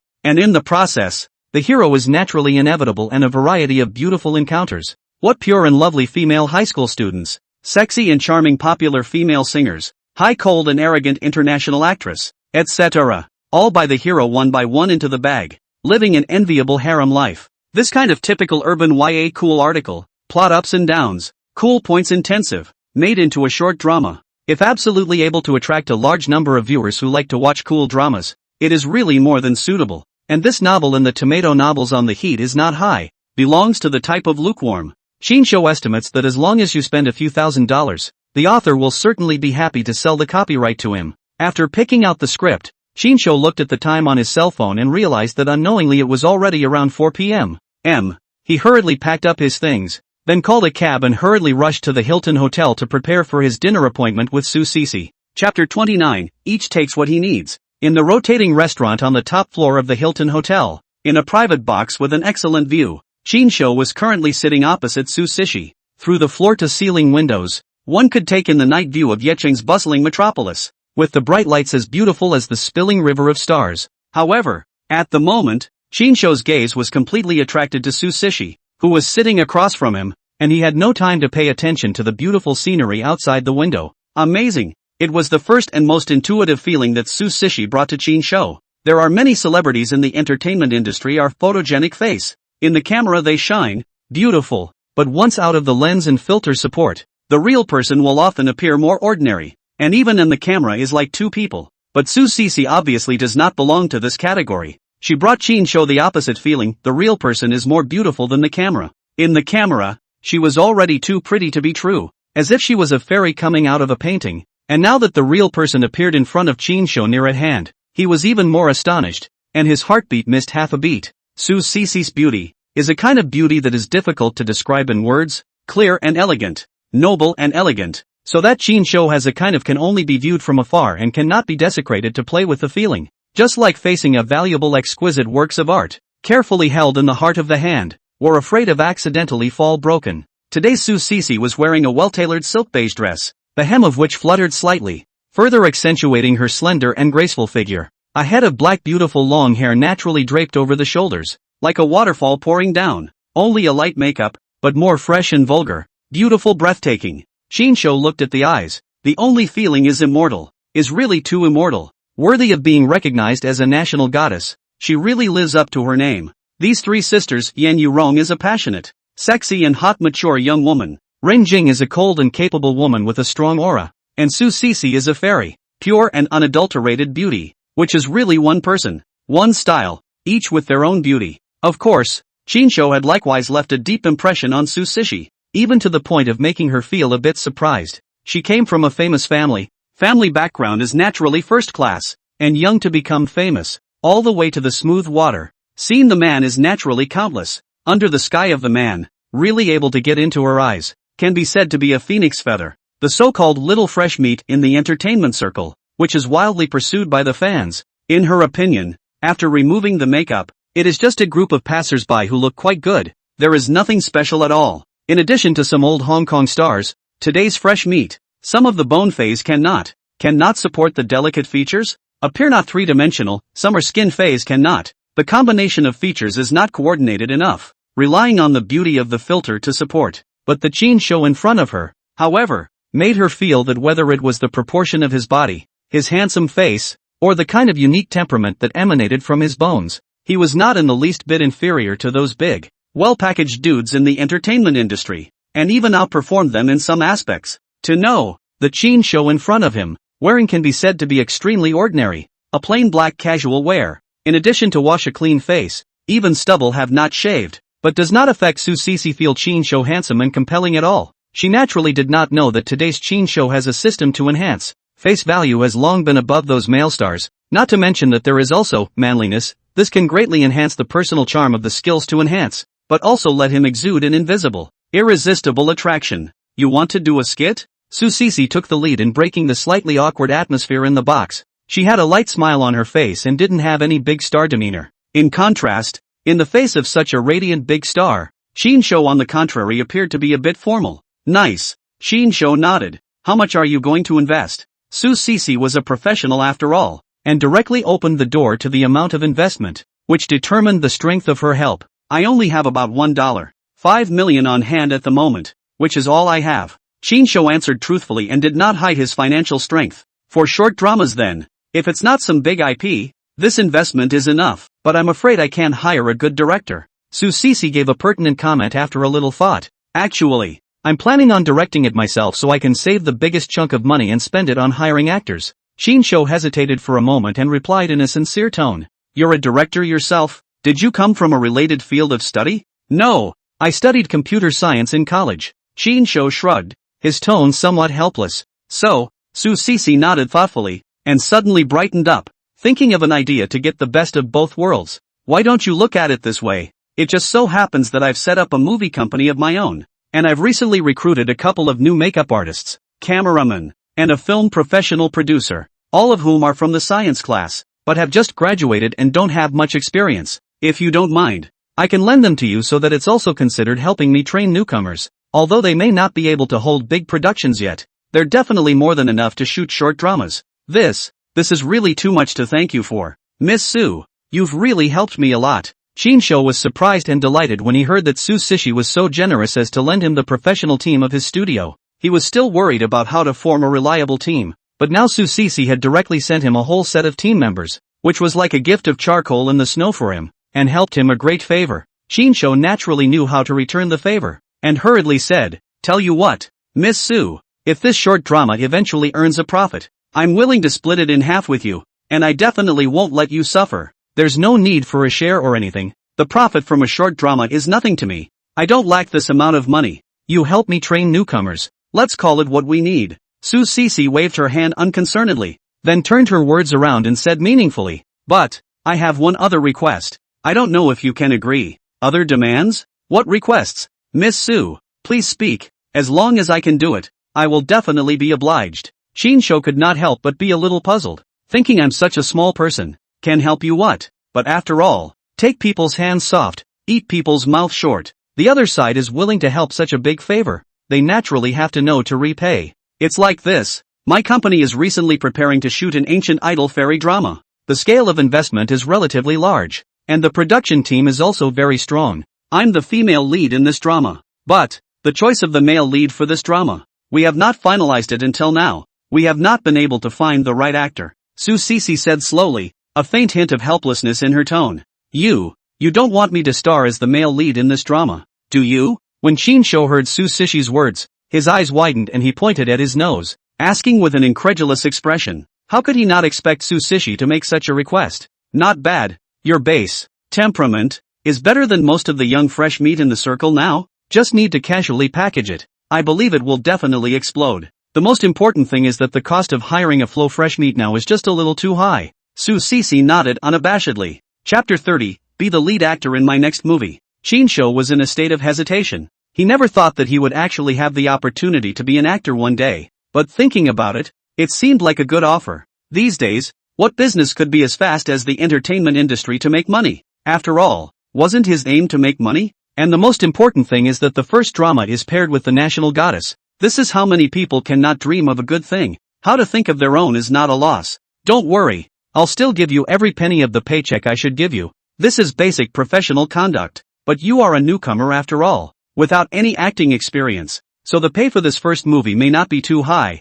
How about this? $500,000. What do you think? Seeing that Shinsho hadn't said anything and was just brooding there, Su Cece thought that he was trying to refuse, but in reality, Shinsho was just quickly weighing the various pros and cons of this matter in his mind. Yes, no problem, but I'd like to know when you're going to start shooting for this movie? Shinsho did not hesitate to agree. That is, not to pay for the film. This kind of good opportunity, Shinsho cannot possibly miss and regardless of the fact that working with a national goddess has a chance to explode. These days, fame is money, and when you're on fire, you're still worried about making money? Even if you don't consider bursting into flames, the more beautiful women his system chases, the more skills he sends, the more powerful he is. Su Cece, this kind of immortal beauty, don't even have to think about it. Take it down must be sent to the top level of skills. To be able to get in touch with Su Cece more than the name, Shinsho is simply begging for it. What's more, people also give pay, 500,000, although not much, but for Shinsho, is not a small amount of money. This year 500,000 good money? You have to work hard to earn 5,000 and work overtime every day. It's still in preparation. Shooting will start in a few months. The short drama is progressing fast. A few months should be enough time for you to finish shooting a short drama for the market. Su Cece picked up the coffee in front of her and took a sip. Continuing, she said, I suggest that you do your own male lead for this short drama, just to hone and sharpen your acting skills, so that with experience, you won't be completely clueless about acting when it comes time to work with me. Okay, Ms. Su, I understand. I'll seriously consider your suggestion. Shinsho nodded in agreement. Su Cece's suggestion was pertinent. Shinsho had originally had the same idea. However, what he was considering was not honing his acting skills, but mainly to save money. After all, hiring a male lead had to cost money. Anyway, his own temperament wasn't bad. It wasn't easy to find a male lead who could fight as well as he could. And that web novel he had his eye on had quite a lot of kissing bridges. Such a good opportunity, not left to himself to whom. That's good. Since things are all settled, I'll leave first. I'll have my assistant send you the contact information of our studio's executive producer later, so you can just contact him yourself at that time, and he'll bring his team over to butt heads with you and arrange for specific filming matters. I still have some things to take care of on my side, so let's call it a day. After all, Su Cece was a big star. Her daily schedule was full, with a lot of various notices and shooting assignments, and she did things thunderously and crisply. And after she and Shinsho had finished talking about business, she did not stay any longer, stood up, politely said goodbye to Shinsho, and turned around with the intention of leaving the box. Wait! Just as Su Sishi had just walked out not more than a few steps and was about to walk to the entrance of the box, Chinsho suddenly called out to her. Anything else? Su Sishi turned back with some doubt and looked at Chinsho. Can you take a picture with me? Actually, I'm a fan of yours. Chinsho rubbed his hands together, a slightly shy and embarrassed expression on his face as he stammered. However, while saying these words, Chinsho secretly and quietly activated the skill, Artful Tongue. Okay, but just one shot. Oh, I have other trips scheduled behind me and I'm pressed for time. Su Sishi had originally wanted to politely decline. After all, she usually didn't really like taking pictures with people she didn't know very well, and she did have other things to take care of. However, under the influence of Chinsho's skill, Artful Tongue, she unknowingly changed her mind and inexplicably agreed to Chinsho's request. Just like that, Chinsho joyfully took out his own cell phone from his pocket, stood side by side with Su Sishi, and took a selfie together. After taking the photos, Su Sishi didn't stay any longer and turned around to leave the box, leaving Chinsho alone in the box. There was still some reluctance in his heart. Su Sishi does not know Chinsho and her photographed together. In fact, not because it is her fans. That is purely Chinsho bull ********. Chinsho pressure fundamentally do not follow the stars. This photo, Chinsho stay with a great use. It had to be said that although Su Sishi was a big star, she was still quite considerate and thoughtful in dealing with people. When she was leaving, she paid for the meal in passing, knowing that a meal at the rotating restaurant on the top floor of the Hilton, even if it was just a simple casual meal, would cost several tens of thousands of dollars, which was definitely a considerable expense for an ordinary person. Su Sishi was well aware of Chinsho's current financial situation, and although it wasn't as if he couldn't afford this meal with the million plus he had won so far, it would surely cause him some meat pain. After Su Sishi left, Chinsho didn't stay too long in the restaurant. He directly took out his cell phone and dialed his good brother Guigang. Now that he has startup funds in his hand, and also got the great help from Su Sishi, the matter of forming a team is also considered to be settled. Naturally, he should be the first to tell this good news to his good brother, and take him for a ride. Hey, old Chin, you're driving a Bentley now, and you can still think of me as a poor brother. It's not easy. Guigang's tone of voice is sour. Obviously brothers take off. Guigang heart more or less is not a taste. Don't talk poorly to me. What with me driving a Bentley? It's not like it's my car. I'm just borrowing the light to take a ride. Chinsho replied back in a good-natured manner, knowing that Guigang was joking with him and didn't take it to heart. Hey, I know. It's the car of $1,000 lady. You are now a rich woman. Can you introduce me to one too? I don't mind sacrificing my color. Guigang on the other end of the phone teased with a bad joke, a hint of derision in his tone. Don't give me that. Do you have a ing face? You, get a face. Let's get down to business. Gongzi, I'm going to make short videos. Tomorrow I'm going to register a company and cast actors. Are you interested in following me? Chinsho didn't bother to gossip with Guigang and directly brought the topic back on track. Take a brother for a ride? That's certainly possible. How could I possibly refuse such a good thing? But, what are you going to make me do? Shooting skits. I don't know anything.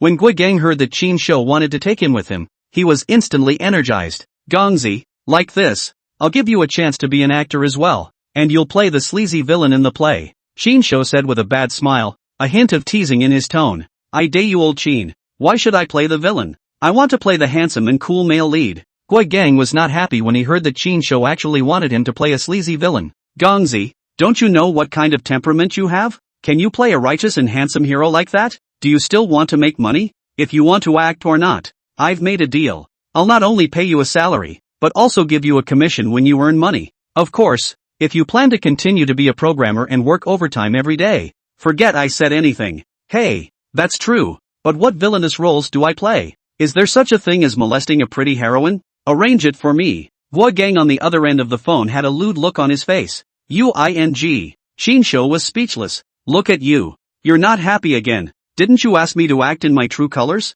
I'm acting in my true colors. You don't even give me a plot to flirt with a pretty heroine. How can I act in my true colors? Guigang had a straight face. Okay, I'll set you up. Chinsho gritted his teeth and said, I haven't even molested the heroine yet, but you molested on. Hey, that's more like it. Chapter 31 Recruitment of Actresses. 2 days later, Chinsho's film and television company registration procedures were successfully done down. The name of the company was also officially determined. Called Chin Film. Simple and brutal. Quite a bit of momentum. By the way, according to the normal process, The registration of a film and television company, from the application of various qualifications to the final approval down. At least have to run errands and toss half a month or even longer. But this time Qin Shou contacted Ren Jing, asked her to help a little. After all, Ren Jing is a high-ranking mayor. In her care, a lot of things can be special. All the way to the green light. Just 2 days' time, the company registered things are all done. After completing the registration of the company,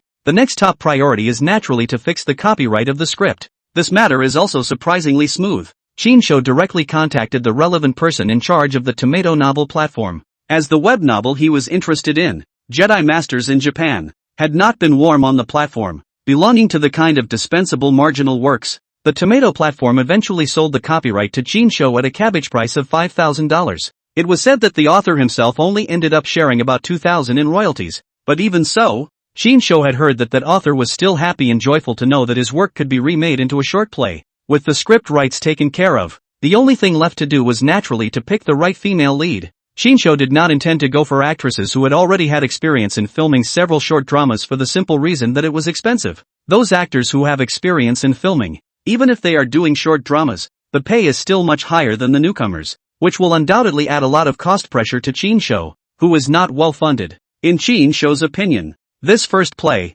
he does not expect to be a hit, but at least to be able to make a small profit, laying a good foundation for future development, so strict cost control is his first priority. After some consideration, Qin Shou decided to go directly to those art colleges and universities that offer acting majors to see if he could dig up some good quality, good potential seedlings, and most importantly, they must be good-looking enough to fit the image of the heroine in his mind. Today this market, the job is not easy to find, like the Beijing Film Academy, such as the famous school is okay, but some ordinary art college, many students studying acting college students graduated that is unemployed, a few $100s a day. A whole lot of people grabbed the job. After all, it is an opportunity is not to mention the leading lady. At this very moment, Qin Shou and Gui Gang arrived at the Yeqing Academy of Performing Arts, where they rented a classroom to prepare for the recruitment of actresses. Qin Shou planned to directly recruit 3 actresses, as the novel he intended to film had several important female roles in the preliminary plot. I say old Qin, it's been most of the day, not a single decent one, all crooked. I don't think this so-called acting academy is any good. There's not much beauty. Half a day down. Gui Gang eyes are fast picking flowers. Actually one into the eyes of the two are not. In fact, Gui Gang's requirements are quite low. He has interviewed so many people, and also looked at a few girls who look quite good, and felt that it is barely acceptable. However, Qin Shou's vision is exceptionally picky. Almost all of the girls who came to the interview were not very satisfied. In fact, this cannot be completely blamed on Qin Shou. He recently this period of time everyday contactor like Yin Yourong, Su Cece, Ren Jing such level of beauty, long-term by the high value of the beauty of the culture. His aesthetic standards naturally also rose, become very picky up. Hello teachers, my name is Su Nanchin. I'm a student of the opera performance major in the acting department. Just as Qin Shou and Gui Gang were feeling immensely disappointed, thinking that they were doomed to return today without any success, a gentle and pleasant, Oreo-like clear and melodious voice entered their ears. The two of them looked up at the sound of the voice, only to see a slender figure with a beautiful face appear in their line of sight. This was a young girl wearing a pale yellow floral dress, with long hair draped over her shoulders and a fresh temperament, just like a fresh breeze blowing on her face, brightening people's eyes. Qin Shou and Gui Gang both coincidentally glanced at each other, a hint of surprise and appreciation showing in each other's eyes, and simultaneously sighed in their hearts. I'll go. This one is genuinely good. Finally a decent one has come. Qin Shou and Gui Gang today a whole day to see down. Interviewed countless mediocre looks and even some miserable crooked melon crack date. Has long been aesthetic fatigue. At this moment suddenly see a so beautiful and elegant, outstanding temperament of the girl. Simply like a change in the style of the same. Naturally cannot help but to look at a few eyes. After all, the heart of the beautiful, the heart of all people have, the heart of the beautiful. After all, the love of beauty, all people have. However, their gazes seemed to Su Nanchin to make her feel a little uncomfortable, even a little hairy, and she couldn't help but beat a retreat in her heart. Especially Gui Gang. This kid's eyes and expression simply almost put I want to subvert you, the several big words written directly on the face. For a soon to graduate, social experience is still shallow college girl. Where can withstand this with obvious aggression of the gaze? Let her feel a little afraid. Fortunately, Qin Shou found in time. See Gui Gang this kid. The corners of the mouth of the haram are almost flowed all over the ground. and hurriedly sneak with his arm on the top of this kid. Gui Gang then reacted. Just now was really a bit out of character. Hurriedly drew out a paper towel, wiped the corners of the mouth of the harangue, retracted his gaze. Well, temperament-wise it's not bad, quite fitting the setting of our first heroine. I just don't know how the performance is. How about this? You perform a crying scene of breaking up. Show me first. Just think of me as the boyfriend who was going to break up with you. After saying that, Jin Shou immediately secretly activated the skill, manliness, and instantly, his masculinity value increased drastically, and his entire person exuded an unspeakable attraction. Okay, I'll try. Su Nanqing hesitated slightly when she heard Jin Shou's request, but eventually nodded in agreement. She raised her head and inadvertently glanced at Jin Shou, but this glance caused her to freeze. Jin Shou was already handsome, with straight features and sharp angles, plus the manliness, skill. He was simply a walking hormone, with a lot of male charisma. After all, Su Nanqing was just a young girl who had never been in the world. Where had she seen this kind of battle? She couldn't help but look a little dumbfounded. However, it was also a moment of fascination that helped her performance in a crooked way instead. Su Nanqing's mind immediately fantasized about the sweet scenes of falling in love with Jin Shou. From the heartwarming moment of first acquaintance, to the sweetness of passionate love, to the pain and reluctance when she was about to break up. All kinds of emotions flashed through her mind at a rapid pace. It was as if she had really experienced a heartfelt love and then had to face the cruel reality of breaking up. All of a sudden, all kinds of complex emotions were rendered into place. Su Nanqing's eyes immediately became moist. Tears were swirling in her eyes as if they would come out of her eyes at any moment, and her complexion also became sultry and mournful. Pathetic, so that people couldn't help but look at her with pity. Both Jin Shou and Gui Gang couldn't help but look dumbfounded when they saw Su Nanqing getting into the mood so quickly. The acting was simply stowing away. The emotion and expression was so on point, especially the kind of resentment and sadness in her eyes. It hits the heart. The key is that this Su Nanqing herself is very beautiful, is the kind of youthful and beautiful typical beauty girl. At this moment suddenly pear blossom with rain. The appearance of the grudging crying is even more unique flavor. The temperament of the sickly beauty even reminds Jin Shou of Lin Daiyu in the 87th edition of Dream of the Red Chamber.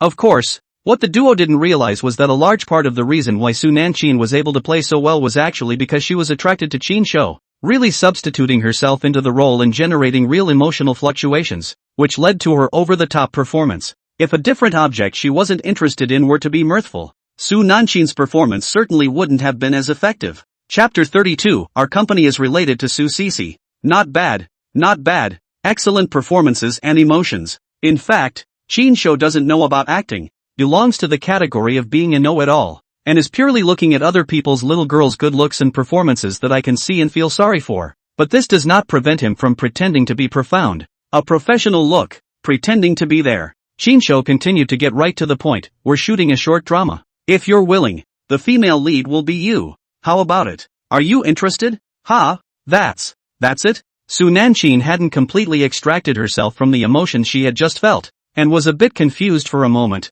not realizing that this was a done deal, and that she had been given the role of the female lead directly. Right, or how much trouble do you think it would be? If you don't have any problems with yourself, then we can just talk about the treatment side of things now. I have no problem with that. I'm willing to act. Su Nanqing returned to her senses and hurriedly nodded her head in agreement. Although most of the students in art schools have decent families and are not short of money, Su Nanqing's situation is a little different. Her family conditions are rather ordinary. Both parents are ordinary working class. It is already very difficult to pay for her to go to university. Therefore, she has been working and studying hard during her university years, subsidizing her living expenses through various part-time jobs to reduce her family's burden. Therefore, it is very important for her to get the chance to perform as the lead actress of a short play, not only as a rare opportunity to practice, but also as an important source of income. In this case, this short drama we initially planned to shoot the upper, middle and lower trilogy. Our intention is to shoot the upper part first, and after the upper part of the drama is aired on the network, we will see how the audience's reaction and the market's feedback is, and then we will decide whether or not to continue to shoot the subsequent sequels. For this first installment, I'll give you $30,000,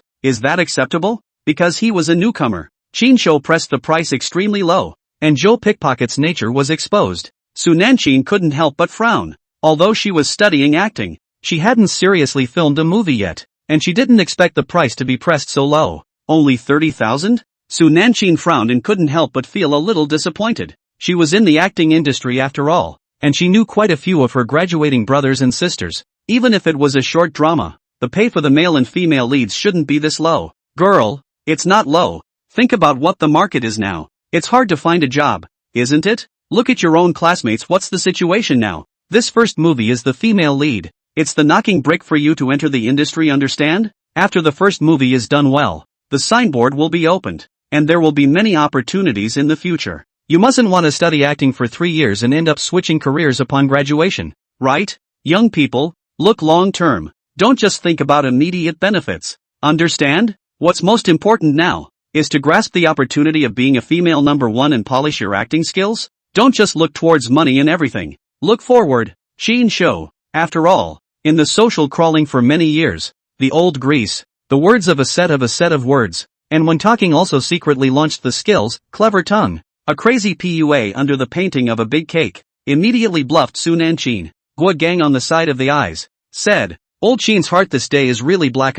This is no different from the black-hearted bosses of their own companies who draw big cakes for themselves. Even Shin Show, this guy is even more black, so dainty a big beauty, but also have to act out some sexy clips. You kid, just give 30,000 is how to be ashamed to open the mouth. Su Nanchin face a trace of hesitation, somehow, although she always felt that Shin Show words seem to have some problems, as if we're not quite right, but she thought carefully, but for a moment cannot find a suitable reason to refute. In short, it is the feeling of strange, but cannot say where it is strange. Inexplicably, Shin Show was bluffed. Of course, she didn't know that she was confused by Shin Show's skill, artful tongue, which was more powerful the prettier the girl was. Su Nanchin, think about it. Their many classmates, better family, after graduation is the parents to arrange jobs. Family poor, graduated from the line when the anchor, but now the anchor woman cannot do. Those squatting in the live room of the men of a very fine, only white whoring, simply do not brush the gift. Tired of broadcasting down, cannot get a few money, unless you are willing to die a death, willing to go on a little hard work, reveal some more, to the men to see the love to see. But even so, most people are whoring. Big brothers one by one very smart. Brush money on the request to meet offline. Do not meet, the big brothers cannot maintain. Moreover, even if the anchors were willing to follow big brothers' requirements, the risks were still huge. Moving around, the platform would ban the live room. So for her, being able to make short dramas was definitely better than being an anchor. And she did need the money to support herself, but no matter how she thought about it, 30,000 was a bit too little. Shin Show saw that Su Nanchin was still a bit undecided, and, artful tongue, was unleashed, hurriedly increasing his efforts and continuing to fool around. We're short dramas with a very short shooting cycle. The first one was shot in, I'd estimate, just over 3 months. You do the math. $30,000 in over 3 months. That averages out to about $10,000 a month. An everyday shooting scene, also packaged box lunch. Think about it. Nowadays, these days, where do you go to find a monthly income of 10,000 also packaged food? Shin Show saw Su Nanchin still hesitating, and said that this girl, drilling into the eyes of money, finally decided to zoom in. Of course, Shin Show does not know. In the eyes of the Aside Gua Gang, Shin Show, this pussy is to drill money eyes to go Joe pickpocket. I can tell you, do you know the national goddess Su Sisi? This company of ours, she actually has some relationship with her. If you perform well, you might be able to have a chance to mix a shot or two inside her TV series in the future. Gua Gang on the side of the wide-eyed, said, old Shin, fooling people also do not take you like this, you stinking beggar. When with the national goddess Su Sisi climbed the relationship. However, what happened in the next moment stunned Gua Gang's eyes, only to see Shin Show take out his cell phone and flip open a photo, placing it in front of Su Nanchin. You can search online. These days Su Sisi is filming in Yecheng. It's a dinner I had with her the day before yesterday to talk about the growth of the company. Look, the photo is dated the day before yesterday, said Shin Show, pointing to the date in the upper right corner of the photo.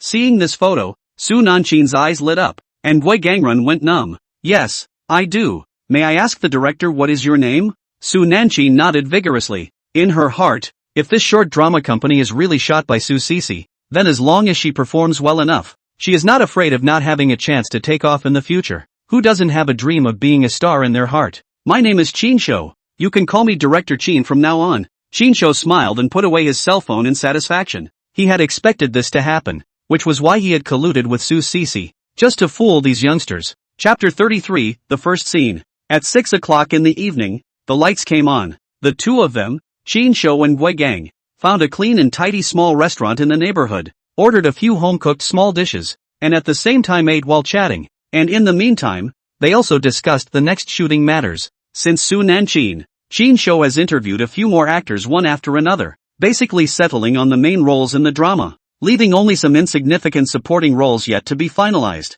After the rented shooting location was set up in a couple of days, Qin Shou planned to officially start shooting. Old Qin, tell me the truth. That photo of you and Su Cece together, did you synthesize it with AI technology or not? You wouldn't have gotten such an AI photo on purpose to hold down the wages of these youngsters and put it out to bluff, would you? Gui Gang looked at Qin Shou with a skeptical gaze as he pulled the rice into his mouth. Obviously he still didn't quite believe that Qin Shou could really take a picture with Su Cece. Hey, guess? Qin Shou did not answer directly, and gave a secretive smile, a meaningful expression on his face. You don't really know Su Cece, do you? Could it be that the black Bentley car that came to give you a ride at the class reunion that day was Su Cece's? Gui Gang's eyes widened as he violently realized a possibility and couldn't help but exclaim in shock. Asterisk.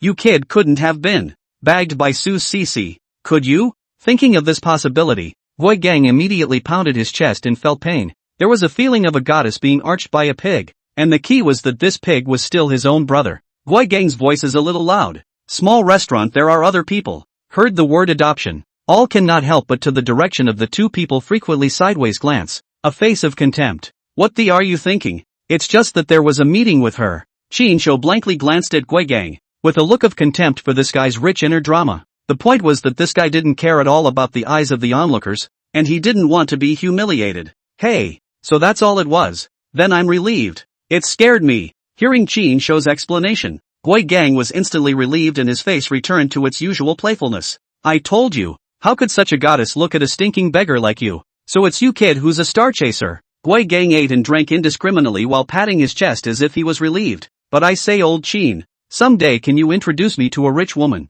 Preferably one who looks like Su Cece. While eating, Gui Gang didn't forget to masturbate a bit. Go yourself in your dreams. You think all rich women are blind? Hey, it's possible. Maybe people with money have special tastes. Gui Gang made a head-scratching gesture, causing Qin Shou to nearly spit out the mouthful of rice he had just swallowed. After dinner, Qin Shou called a cab to send himself and Gui Gang back to their respective homes. Qin Shou was ready to study the script and make final preparations for the upcoming shoot. Qin Shou had just arrived home, and before his butt was even warmed up, he received a WeChat message from Su Nanchin. Hello, Director Qin, can you send me a copy of the script? I want to familiarize myself with the characters and prepare in advance. Su Nanchin was really convinced that Qin Shou's company had a great relationship with Su Cece, so she was especially attentive, which was extremely satisfying to Qin Shou.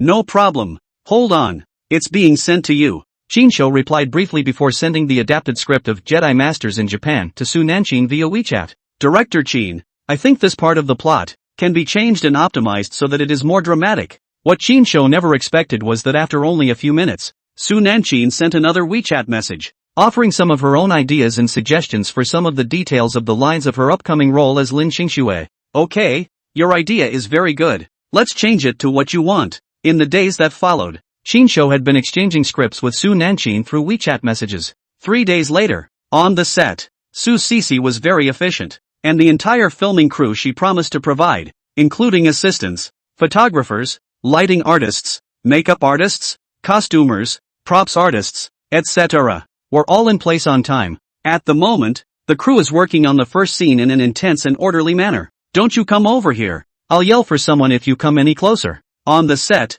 Lin Xingxue, played by Su Nanchin, flinched backward with a look of resignation and horror. There was a hint of trembling in her voice, portraying the helplessness and fear of a weak woman facing evil forces. Ha, Lin Xingxue, you little beauty. Today you finally fall into my Zhou Chang's hands. You scream so loud that no one will come to your rescue if you scream your throat out. The villain Zhou Chong, played by Gui Gang, was smiling lewdly, and let out a lewd laugh as he stepped closer to Lin Xingxue. That pair of colorful appearance, simply obscene to the extreme. Living is a bully image of bullying men and women, when it is true that this is the color of the character. No traces of performance, the whole shot down, a breath of fresh air, running water. Even Qin Shou, this half-baked director, shouted click is not necessary. Simply perfect. The crowd of cameramen and producers at the scene were stunned to see such an outstanding performance from Gui Gang, and they all exchanged pleasantries, thinking that Gui Gang was a seasoned veteran actor that Qin Shou had hired at a high price from somewhere. Only Qin Shou knows in his heart that Gui Gang,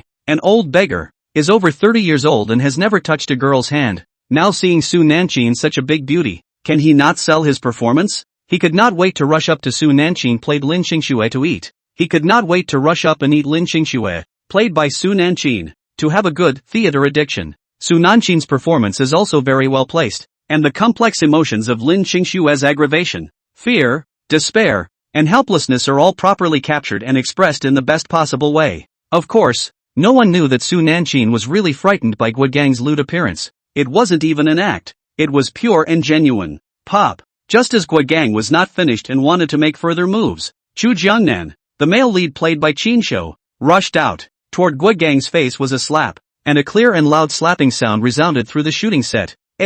Accompanied by a mournful scream like killing a pig. Gui Gang's body drew a parabola in the air, like a kite with broken strings. He was directly slapped by Qin Shou and flew out, lying on the ground like a dead pig. Qin Shou, after all, is also the first time to shoot. Inevitably some nervousness and excitement, coupled with his awakening of the fighter skills, physical quality and strength far beyond the ordinary, for a moment did not grasp the force. Really fan Gui Gang flew. Mr. Gui's acting is fantastic. This acting is simply out of this world. Pure fire. That's it. Mr. Gui is worthy of being a veteran actor. There's really no excuse for this acting. It's simply a textbook performance. The producers, cameramen, lighting technicians and other staff on the scene were all shocked to see Gui Gang being slapped by Qin Shou. They cannot help but give a thumbs up to Gui Gang's superb acting skills admired to the ground. Oblivious to the fact that Gui Gang is really was Qin Shou slapped to fly, is now really fainted into a dead pig. One thought that Gui Gang was too into the movie and had been refusing to get up. Yuki, are you okay? The male lead Chu Jiangnan, played by Qin Shou, hugged Su Nanqing's tiny waist with a look of concern. To say that Su Nanqing is worthy of being a beautiful young girl in the prime of her youth, the small waist that is in a handful of hands, soft as if it were boneless, elastic.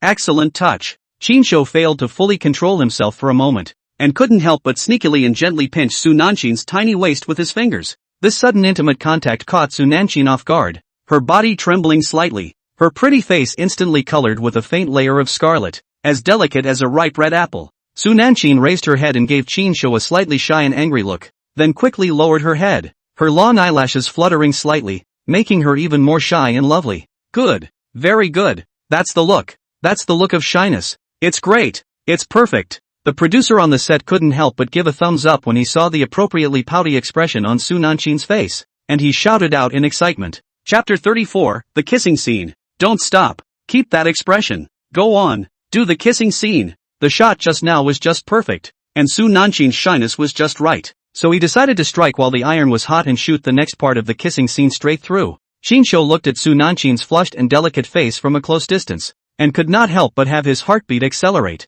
and even his breathing involuntarily became ragged. He could clearly smell the faint fragrance emanating from Su Nanqing's body, making him even more apathetic and difficult to hold on to. Su Nanqing was held in Qin Shou's arms by Qin Shou's waist, feeling Qin Shou's strong and powerful arms, and looking at Qin Shou's handsome face from a close distance. Her heartbeat also began to beat irregularly, and her face blushed even more, and her chest heaved together and down between gasps, coupled with the fact that Qin Shou had also secretly activated the skill, manliness. Su Nanqing was also a bit completely confused, and for a while, she was actually a bit reluctant to leave Qin Shou's embrace. Seeing this, Qin Shou knew that the time was ripe and struck while the iron was hot, kissing Su Nanqing on her delicate red lips. Aha! Qin Shou kissed with great devotion. Su Nanqing had not fully reacted for a while. Her brain was blank, and a trace of aggression and overwhelm surged in her heart. After all, it was her first kiss and she had no experience. But soon, Su Nanqing came back to her senses from the initial panic, and began to slowly realize the sweetness of her first kiss, and couldn't help but respond with passionate fire. Ding! Congratulations to the host, obtaining the first kiss of a youthful beauty, rewarding the metaphysical level skill genius actor. Possessing a perfect acting talent, any performance can be perfectly held and easily entered the scene. I'll go. Giving away skills again? And it's still a Xian rank talent. I can't imagine that this Su Nanqing is a first kiss. This is a great bargain. Qin Shou's heart was bursting with joy after hearing the system beep. never expecting that a kiss would be able to obtain such a generous reward. He continued to kiss Su Nanshin deeply while secretly rejoicing in his heart. This talented actor's skill was a blessing in disguise for him, and with this skill, he would be more comfortable shooting movies in the future. Click. Okay, that part's over. Perfect shot. The producer called a halt to the performance with great satisfaction, believing that the mirror he had just seen was perfect and had achieved exactly what he had expected. I'm in the middle of a good time. Why are you? The producer. Trespassing? Chinsho heard the producer yell click and reluctantly let go of Su Nanshin with an unhappy look on his face. After all, Su Nanshin's first kiss was her first kiss, and the target was a boy with an outstanding appearance and charisma like Chinsho, coupled with the fact that Chinsho had secretly used the manliness skill before. It made her little heart keep pounding and her heart was in a frenzy. Unable to calm down for a long time, there was still a trace of shyness and confusion on her reddish pretty face, and her eyes showed a few moments of panic and overwhelm. Obviously not yet fully recovered from the kissing scene just now, and she didn't dare to look directly at Chinsho. That, producer, I think the kiss scene just now wasn't filmed well enough. The expression of emotion wasn't in place enough. Why don't we do another one? Strive to shoot it more perfectly. Chinsho looked at Su Nanshin's delicate appearance. His heart is even more stupid. Like Su Nanshin, such a youthful and beautiful beauty, but also the first kiss. The most critical thing is that kissing her can also get the system rewarded skills. This kind of good thing is simply a once in a lifetime. Say what you want a few times more to come to be able to do. Ha! More? The male producer was puzzled when he heard Chinsho's words. In his heart, he secretly slandered. That shot just now was taken so perfectly. What more do we need? This dog pussy is clearly trying to take advantage of the situation, wanting to kiss someone else's pretty little girl a few more times. But although he thought this in his heart, he didn't dare to say it on his lips. After all, Chinsho was the investor, the director, and the main character. Most of all, the most important thing was that Chinsho was a friend of his own boss, Su Sishi, and he couldn't afford to offend him. Am I the director or are you the director? Am I the director or are you the director? Hurry up, don't dawdle. Seeing the puzzled expression on the male producer's face, Chinsho urged without any good sense of humor, with a hint of unquestionable dominance in his tone. Well, since you feel the need for another line, director, we'll go ahead and do another scene. The male producer shrugged helplessly and had to compromise, waving his hand and signaling the crew to continue preparing for the shoot. Before Su Nanshin could fully regain her senses from the kissing scene just now, she was once again held by Chinsho, and once again entered the shooting state. This time Chinsho's hand was even more unfaithful, pinching frantically on her small savage waist. Not only that, but Chinsho also directly launched the skill, Artful Tongue, this time. Coupled with the continuous effect of the manliness skill, Su Nanshin completely fell. Su Nanshin's lips are really too sweet, the kind of innocence and sweetness unique to young girls, compared to the mature and charming Yin Yourong, but also another unique flavor, so that Chinsho is deeply fascinated. It is difficult to extricate himself. Su Nanshin was the same. Under Chinsho's wild attack of various skills, Su Nanshin was drunk, confused, soft, her heart was about to jump out, her soul was about to fly. She only felt that her lips were on the verge of being jerked bald skin by Chinsho, this time without Chinsho's signal. The producer will not dare to shout click. Finally, Chinsho was worried that continuing to kiss Su Nanshin's Tao small mouth swollen, affecting the subsequent shooting, and only then reluctantly let go of Su Nanshin. Okay, this one's over. Very nice shot. Everyone worked hard. Chinsho licked his lips with intent and nodded his head contentedly, signaling that everyone could get ready for the next shot. Right at this moment, Chinsho suddenly remembered that Guigang, who had just been slapped by himself, seemed to still be lying on the ground. It was then that he slammed his head, cursing himself for just now being so focused on taking advantage of the situation that he had forgotten such an important matter. Chinsho hurriedly jogged to Guigang's side, squatted down, checked Guigang's condition, and realized that he had only temporarily fainted and was not in any serious trouble, which made him breathe a little sigh of relief. Chinsho stretched out his fingers and pinched Guigang's Renjong acupoint with force. Guigang let out a groan of pain and slowly opened his eyes. He looked around in a daze, then saw Chinsho, who was close by, and instantly remembered what had just happened. Old Chin, you son of a, you're really slapping hard. Are you trying to take this opportunity to get back at me for stealing your chicken leg in college? The first moment Guigang woke up, he pointed at Chinsho's nose with righteous indignation and cursed, his cheeks still burning hot and aching. I'm not shooting anymore. You're the only one who's got a good thing going for you. Hugging and kissing beautiful women again. I want to do a kissing scene too. At this point, the scene of the crowd finally came to a sudden realization. Understand. The original just now Mr. Was wonderful performance is not how good the acting, but really by the Chin show slapped fainted. For a while, everyone was sweating, especially Su Nanchin. When she heard Gui Gang yelling loudly about a kissing scene, she was so shy that she didn't dare to raise her head. Shu dash. When Chin show saw that the people around him were looking this way, he hastily made a gesture of silence.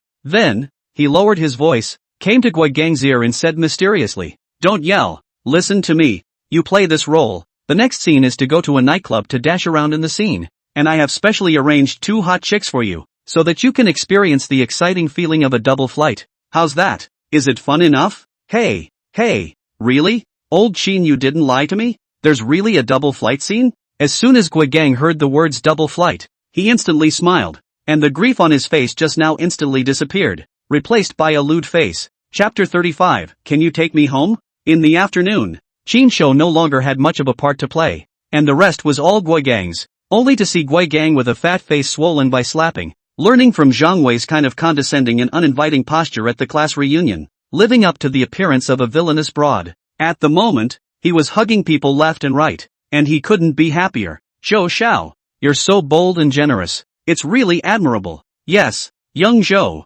you must pamper me tonight. I will definitely serve you well." "No, young Zhou, you promised me yourself last night that you would choose me tonight. You can't keep your word." The 2 actresses who were embraced by Gui Gang in his arms were also winking and pampering in a coquettish manner, trying their best to flatter and win Gui Gang's heart. "You 2 little beauties don't fight. Tonight I, Zhou Xiao, will give up my death and dare to pull down the emperor. Both of you. I want all of you tonight. Let you all taste my Zhou Xiao's power." "Ah ha ha ha ha." Gui Gang said this while hugging the 2 actresses in his arms even harder, with an extremely lewd and lascivious smile on his face, completely unlike the act. Gui Gang only felt that he had reached the peak of his life at this moment, and his coolness flew all the way up. "Director Chin, where did you hire this Mr. Gua? He's playing the villain too realistically. It's almost like he's in his element. I don't think his acting skills are any less than those of professional proper actors." Seeing Gui Gang's such an outstanding performance, Chen Tao, the producer of the scene, couldn't help but give Chin show a thumbs up and heartily praised him.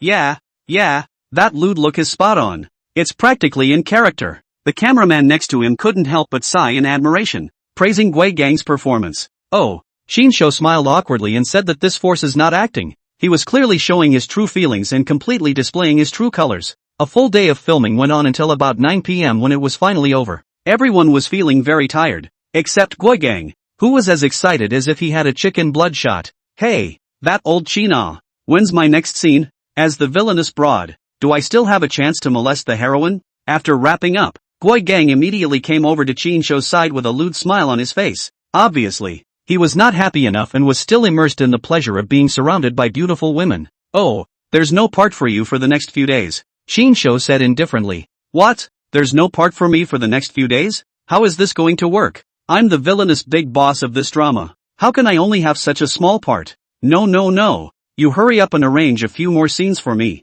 Gui Gang was anxious when he heard that there would be no part for him in the next few days. "Wait a few days for your play in the back of the line." Chin show shrugged. "Come on, brother, don't worry about me. I'm physically fit." Gui Gang patted Chin show's shoulder with a serious and earnest face. "You can eat it, but other actresses can't. Those 2 actresses told me to my face after the show," said Mr. Gui is too lewd. They can't stand it, and if they shoot back to back, they won't act in the later scenes. I can tell you, I've added money and said a lot of nice things before people are willing to continue the show. So you let the actresses slow down for a while." Chin show had a black face. These actresses have no professionalism at all. I'm not acting so lewd just to perfectly interpret the character. Gui Gang is indignant to the extreme, only to feel that this group of actresses have no professionalism at all. Not just secretly mooching a few times during the shooting, pinched a few times, intentionally or unintentionally touched a few breasts. As for, I say you kid, just don't be in a hurry.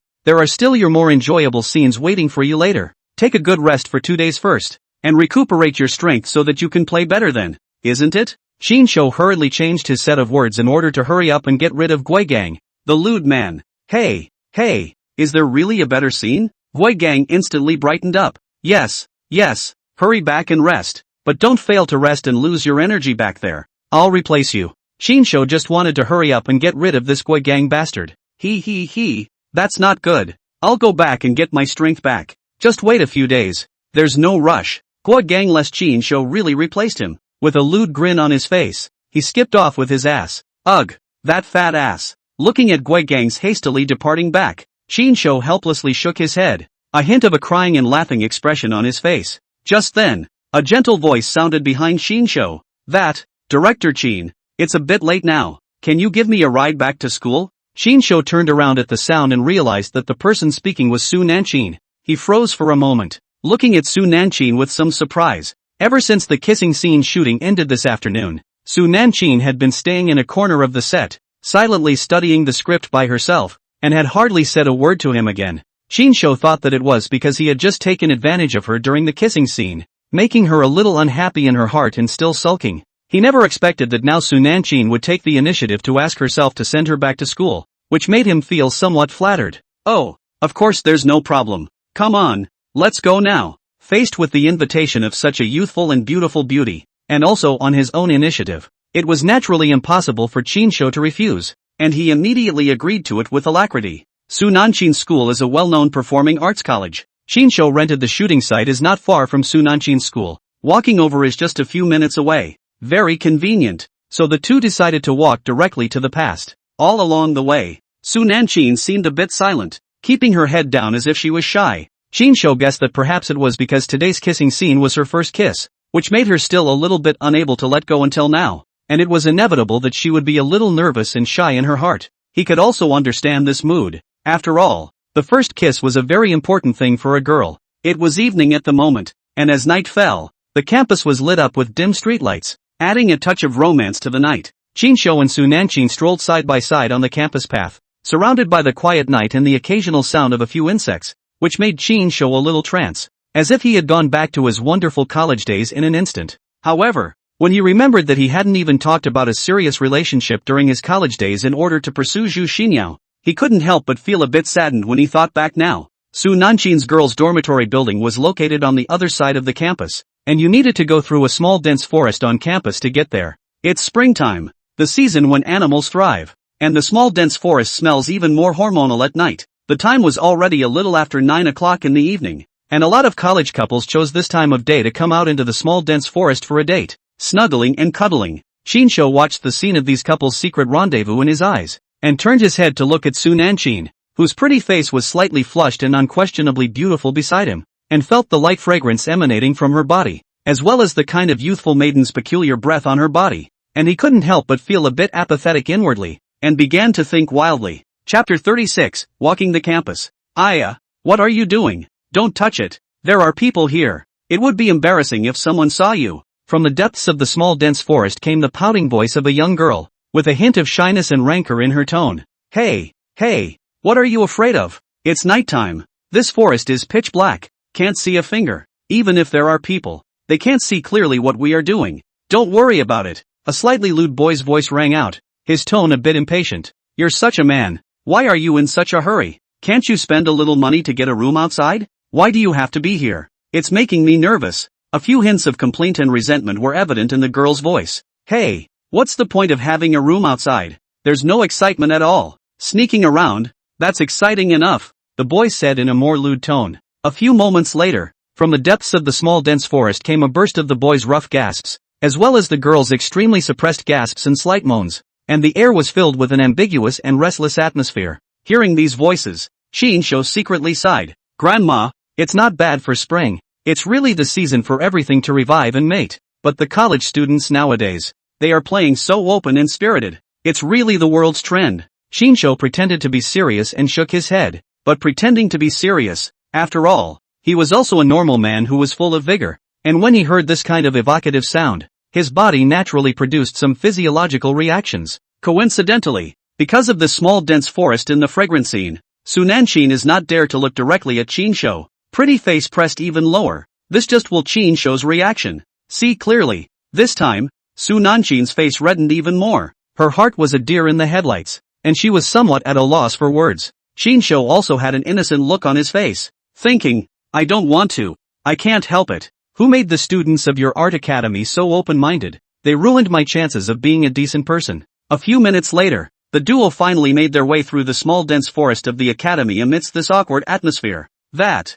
Qin director. Ah, what is it? Qinshou looked at Su Nanshin's pretty face with a puzzled expression. Su Nanshin stood under the dormitory building, hesitated for a moment, and finally summoned up the courage to say in a voice as thin as a mosquito fly, "Today was my first kiss." After she finished the sentence, her pretty face was even more red as if it was going to drip blood, and her shy appearance was simply seductive. "Ah, I can't believe it was your first kiss." When Qinshou heard these words, he deliberately showed a surprised expression and stared wide-eyed, although he had actually known that this was Su Nanshin's first kiss through a system prompt. "Well," Su Nanshin nodded gently, lowering her head even more in embarrassment as the fingers of her hands drew circles around each other. "Well, don't worry, I'll take care of it." When Qinshou saw Su Nanshin looking so shy, he liked it even more in his heart, and he deliberately put on a serious, very serious expression before nodding his head in a half-joking manner, wanting to tease Su Nanshin. "Really?" When Su Nanshin heard Qinshou's words, a flash of surprise instantly flashed through her originally lowered eyes.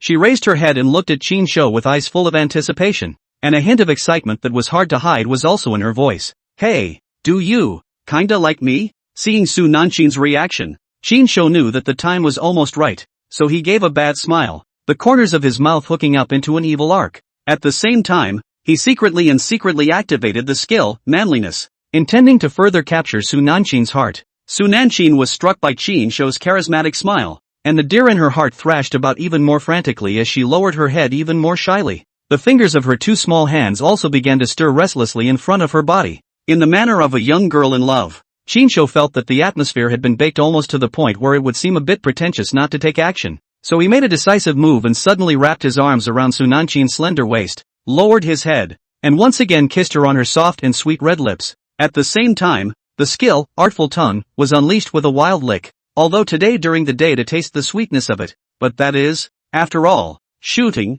a bunch of people are watching it, more or less a little bit cannot let go. Well, Nanshin completely did not expect Qinshou to suddenly strike out in such a domineering manner. Her mind instantly went blank and her body became a little stiff. However, she didn't break away. Instead she slowly began to respond to Qinshou's kiss. It's nighttime, late at night, with only a few occasional insect chirps around, and the atmosphere is just right. Only after a long time did Qinshou reluctantly let go of Su Nanshin, whose rosy cheeks and misty eyes were still reeling. "Actually, I was a little moved that day, when I first saw you, Director Qin." Su Nanshin was kissed by Qinshou to the point that she was a little bit confused. She gathered her courage and with a voice that was even smaller than a mosquito humming, she shyly revealed her feelings to Qinshou. Qinshou had thought that he was the one who had taken down Su Nanshin, but he didn't realize that it was Su Nanshin who had taken him down. Sure enough, the high-end hunters come as prey. However, on second thought, Qinshou thought that Su Nanshin was indeed a rare beauty,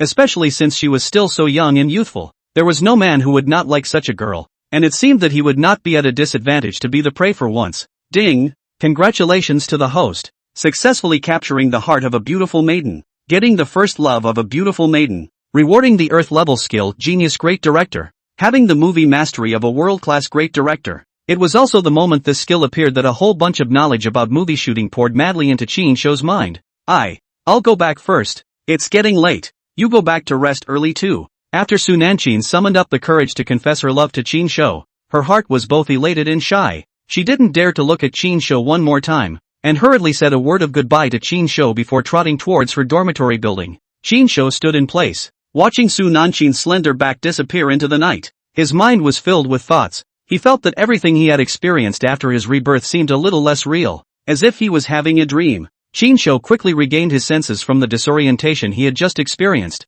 and he began to seriously think about what had just happened and discovered an important pattern from it. For the first time, he realized a problem so clearly, that is, it seemed that the rewards from Su Nanshin were extraordinarily generous. With just 2 kisses, plus 1 active confession from Su Nanshin, he had gained 2 skills in a row, and this time, he even directly rewarded an Earth rank skill. This was something that had rarely happened to him since he had passed the novice protection period. You should know that since the novice protection period, the frequency of the system giving away skills has greatly reduced and become very stingy. Usually, the system will only reward a skill symbolically after he has completed a home run with the target woman, and it's usually just a low-level skill of the Xian or Huang rank. A situation like this, where skills were continuously acquired just by kissing and confessing, and that included Earth rank advanced skills, was simply unprecedented. The only reasonable explanation for this particular situation, then, is that it is because this is Su Nanchin's first love. In other words, Qinsho had come to an important conclusion: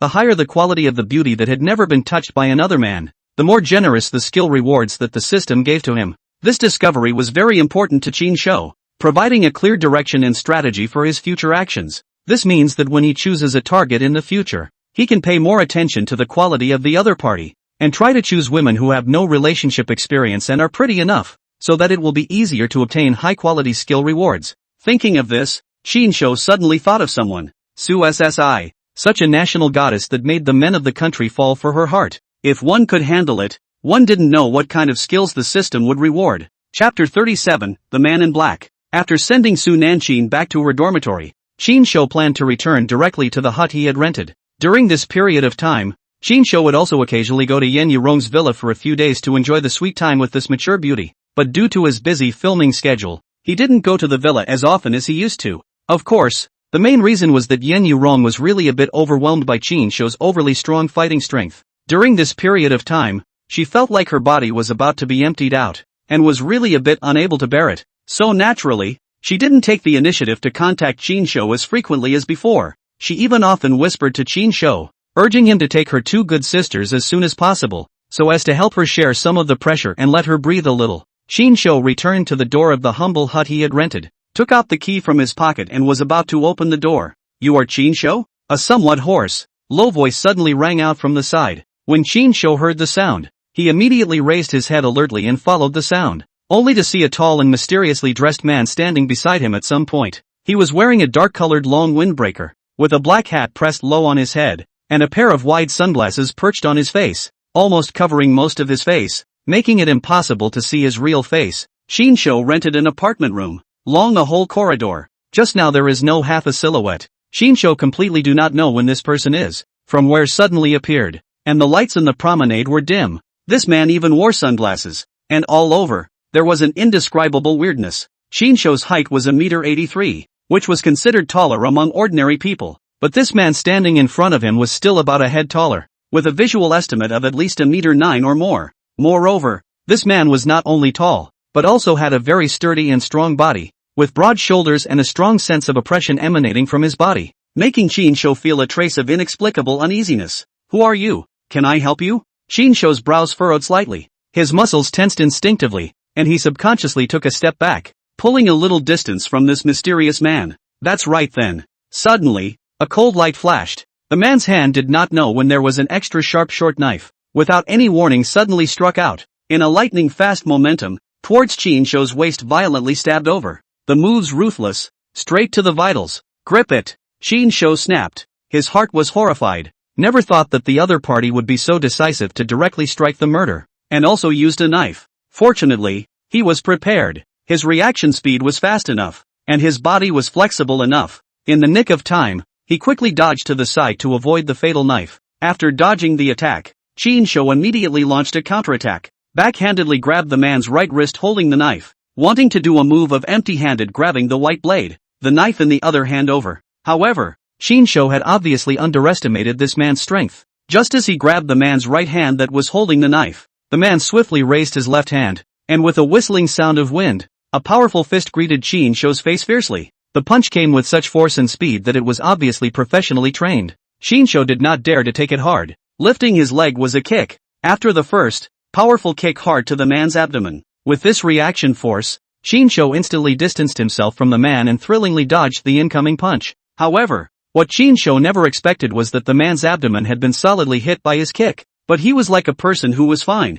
only his body was slightly backward for a few steps, and then he quickly stabilized himself, and his face didn't even have a trace of painful expression. Qinsho's pupils suddenly contracted. He was very clear about the force of his foot just now. He is the peak of the boxing champion Tyson's power. Ordinary people, if he received this foot, even if not dead, but also have to be seriously injured. Internal bleeding is light, and this person in front of him was unharmed, as if that kick just now was just tickling him.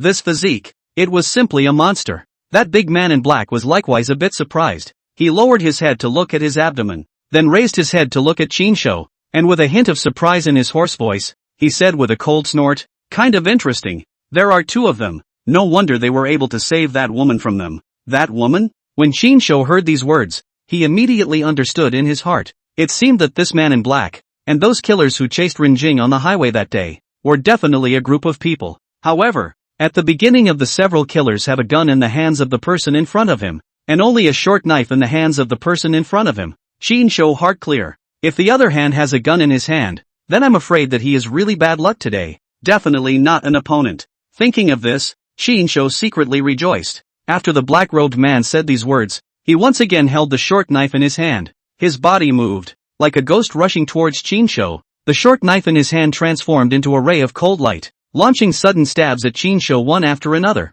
with fatal moves. Don't look at this black-clothed man's majestic and tall figure, but his movements were exceptionally agile and fast, not at all like the agility that a person with such a large body size should have. Fortunately, Chin-shou's hands were not weak, and with his sharp reflexes and flexible pace, he narrowly dodged the black-clothed man's attacks again and again. But even so, Chin-shou was inevitably colored. His right arm was cut open by a short knife, and blood instantly soaked his sleeve. In fact, if he really wanted to talk about punching and kicking, Chin-shou was able to clearly feel that his own hands were definitely above this man in black. But what made Chin-shou feel appalled was that his successive punches struck hard on this black-clothed man, but as if he had hit a thick wall. The other party simply did not react at all, and did not even frown. This kind of terrifying resistance to blows was simply more outrageous than a heavyweight professional boxer. Chin-shou even wondered if the other party had practiced some kind of hard qigong or something like that. Chin-shou wasn't a cutie either. He knew that wearing himself out like this would do absolutely no good to him and would only become more and more dangerous.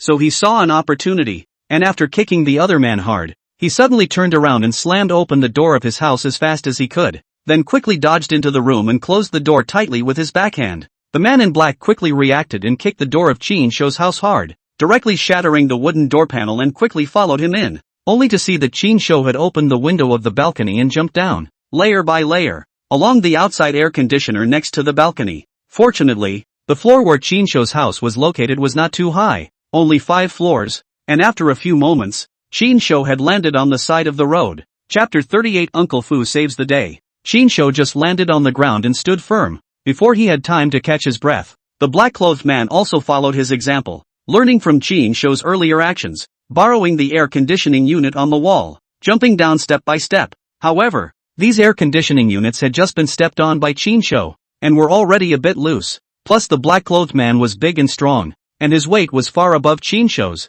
which added insult to injury to the already fragile bracket. When he jumped to the 3rd floor, one of the air conditioning outboard units was finally overwhelmed and could not support his enormous weight, and it simply came loose and fell off, only to hear rumble after several deafening bangs, accompanied by the sound of metal twisting and falling. The black-robed strong man, so in the eyes of Chin-shou, fell heavily on the hard concrete ground, raising a cloud of dust. Which one of you killers? Heck, you're not sleeping in the middle of the night. What are you doing climbing the air conditioner? Also at the same time that this black-clothed strong man fell down, a window on the 3rd floor was violently pulled open from the inside, and a middle-aged woman with a bloated body and wearing a loose pajama suit poked her head out, her sleepy eyes and hair disheveled, pointing at Chin-shou downstairs, cursing in a furious manner. This woman Chin-shou recognizes. It is this building of apartments chartered demolition mob. It is said that this whole building, there are 3 floors, are their family. Chin-shou looked at the chartered lady on the 3rd floor, smiled somewhat awkwardly, and pulled out his cell phone with the intention of directly calling the police. You're laughing your ass off. Damn Chin-shou, did you pay last month's rent? You broke my air conditioner. You have to pay me back. Not a penny less. When the landlady saw that Chin-shou even dared to smile at her, she became even more furious, pointing at Chin-shou's nose and continuing to curse and spit downstairs. Suddenly, a cold light flashed. A sharp dagger suddenly shot out, as fast as lightning. This came so suddenly that Chin-shou could not react in time, and under great horror, he hastily sidestepped his body. But even so, due to the dagger's speed being too fast, Chin-shou still wasn't able to dodge it completely, and the dagger's sharp blade still cut through the side of his face, pulling out a long bloody gash on his face, and blood instantly gushed out, staining his cheeks red. Immediately afterward, an even more shocking scene occurred. The black-clothed man who had originally fallen heavily on the ground unexpectedly leapt up violently from the ground, and as if nothing had happened, he ferociously rushed towards Chin-shou. Holy, is this human? Chin-shou cursed in his heart and turned around, wanting to escape. This kind of completely unkillable opponent, he simply had no desire to fight. It was also at this moment that a black heavy-duty Hummer SUV suddenly sped from the roadside, emitting a deafening roar. and then ruthlessly crashed into the black-clothed burly man's body at an extremely fast speed. What a force the Hummer was! The huge impact instantly sent the black-clothed burly man flying out tens of meters away, landing heavily on the ground with a dull thud. When the landlady saw this situation outside, how could she still dare to continue cursing and looking for compensation from Chinsho? Frightened and pale, she screamed and quickly closed the window, then ran back to her room as fast as she could, covering herself in the quilt and shivering. The black-clothed strong man was hit by the Hummer and fractured both his legs. His body was covered in blood and miserable, but surprisingly, he didn't die on the spot yet, but struggled and tried to get up from the ground again. Holy you immortal! This is a body-refining cultivator in a ing fairy cultivation novel. Chinsho was completely dumbfounded when he saw this scene. This Hummer is obviously rushing to this black-clothed strongman. After crashing into the black-clothed strongman, but did not stop, but directly a foot of throttle to the end, once again crushed up, and then in the black-clothed strongman's body repeatedly crushed several times, until confirming that the other party is completely no more movement, and only then give up. Get in the car. After resolving the black-clothed strongman, the driver's window slowly rolled down, revealing a familiar face. The one who drove the car was actually Fubo. Without saying a word, Chinsho quickly pulled open the car door and nimbly scurried up, sitting on his butt in the co-pilot's seat. What the hell is going on here? How come that guy was just like an undefeatable little strongman, falling down from the third floor and not being hurt at all? Also, what the hell is this guy? Why did he come to kill me? As soon as Chinsho sat down, he couldn't wait to throw out a series of questions to Uncle Fu. This isn't the place to talk. Go see Missy first. Anything can wait until you see Missy. Uncle Fu did not answer Chinsho's question head-on, but simply said a simple sentence before quickly starting the car and speeding off in the direction of the city's outskirts. Chinsho had long since seen Fubo's car skills, which could be described in one word: wild. Last time he sat in the back and was driving a different kind of car himself. The two vibrations cancelled each other out, so the feeling wasn't particularly strong yet. This time, he sat in the passenger seat, finally truly experienced what is called speed and passion. Fubo all the way throttle pedal dead. The city center of the road soared to 120, completely disregard in half of the traffic rules. What speed limit? Red light, completely regardless. Chinsho sitting on the co-pilot, that is called a fearful. Several times Chinsho felt like he was going to crash into it, but Fubo always managed to use his uncanny car skills to turn the danger into a miracle in the nick of time, dodging over in a thrilling manner. Originally taking about an hour to drive, Fubo drove there in a hard 15 minutes. Eventually, the car pulled into a luxurious villa on the outskirts of the city. After Chinsho got out of the car, his legs went limp and he almost didn't fall straight to the ground. He held on to the car door, bent over, and went into a fit of vomiting so furious that he was about to throw up his overnight meal. Chinsho had basically summarized the rules of riding in a Fubo car. That means you have to throw up a meal to do it. Last time it was below you. This time it's above you. And you have to account for something in any case. Let's go. Missy is already waiting for you inside, Uncle Fu said in a calm tone before taking the lead and turning towards the villa's gate. No, man, just let me slow down for a second and take a breather, okay? Chinsho waved his hand in a hurry. Bending over, he slapped his chest. It was only after a while that he felt slightly more comfortable in his stomach, finally no longer turning over like he did just now, and only then did he barely straighten up. That's fine, go. Chinsho took a deep breath and nodded. Under the guidance of Uncle Fu, Chinsho walked into the villa. The interior of the villa was extremely lavishly decorated. The crystal chandelier emitted a brilliant light that illuminated the entire spacious hall, and expensive oil paintings and sculptures could be seen everywhere. Renjing had already been waiting in the living room for a long time. Today's Renjing was dressed extraordinarily beautifully, a very different image from the last time they met. Last time, she wore a black professional suit, which showed off her strong woman's competence and aura to the fullest, but also gave her a sense of detachment that rejected people. But today, she had changed into a long, flowing, pale white dress, and had put on exquisite light makeup, which set off her originally delicate features even more perfectly, and her eyebrows were a little less cold and a little more flirtatious. Combined with her tall and shapely figure, the whole person looks extraordinarily sexy and charming, exuding a kind of charisma unique to mature women, and showing the grace and splendor of a rich and powerful woman. She sat on the soft sofa with a glass of red wine in her hand, her beautiful eyes looking towards Chinsho, the corner of her mouth raising an imperceptible smile. Sit down and let's talk. Renjing pointed to the soft couch across from her. Chapter 39, Qigong. Tell me, what the hell is going on? Who was that man just now? Why did he try to kill me? Chinsho just sat down on the sofa in the living room. He couldn't wait to open his mouth to ask. He was now full of questions and desperately wanted to know the ins and outs of the matter. You seem to have a wound on your face, and it's bleeding. It's important to treat the wound first. Ren Jing did not answer Qin Shou's question head-on, and the first thing her eyes landed on was the shocking scar on Qin Shou's cheek, where blood was still seeping out. It's just a small injury, a flesh wound. It won't hurt. Let's talk business first. Qin Shou waved his hand unconcernedly. He only wanted to figure out what had happened as soon as possible now, and he did not care about the wound on his face. Look at what you're saying. Such a handsome face. It would be bad if it got broken. What a pity. Things are not urgent. It's better to stop the bleeding for you first. Ren Jing heard Qin Shou's unconcerned tone and couldn't help but rant at him, his tone surprisingly carrying a trifle of teasing intent. Qin Shou couldn't help but stare, thinking that this girl has changed her nature today? Wasn't she always cold before? Forbes,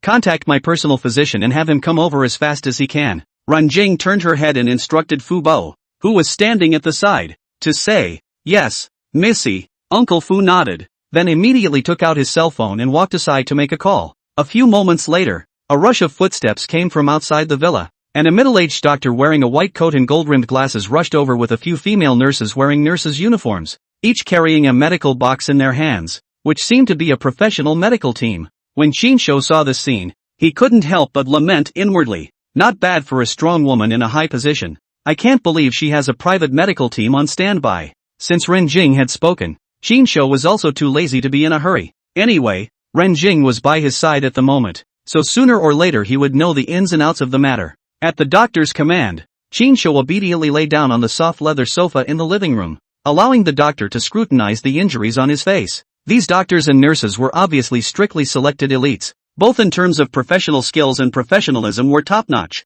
much higher than the level of chief physicians in tertiary hospitals. They moved skillfully and cooperated well, and in just a few moments, they had already treated Qin Shou's wounds. Well, can we always talk now? What the hell is going on? After the doctors and nurses had retired, Qin Shou couldn't wait to sit up from the sofa, rubbing his cheeks, which were still a bit vaguely sore, and looking towards Ren Jing. You're quite the hothead. Look at you. Seeing that Qin Shou just finished treating his wound and couldn't wait to ask after him, Ren Jing couldn't help but let out a light laugh and shook her head before elegantly picking up the goblet on the table and gently sipping a mouthful of red wine before slowly opening her mouth. This group of people is a cult organization called the Blood God Church. This church originated in the country of Goryeo, developed and grew in Southeast Asia, and in the last few years began to develop in my dragon country. And this man who dealt with you today is one of the members of this church. Ren Jing paused, shook the wine glass in her hand, and continued. The people who were chasing us on the highway that day should be related to this cult. Qin Shou heard this.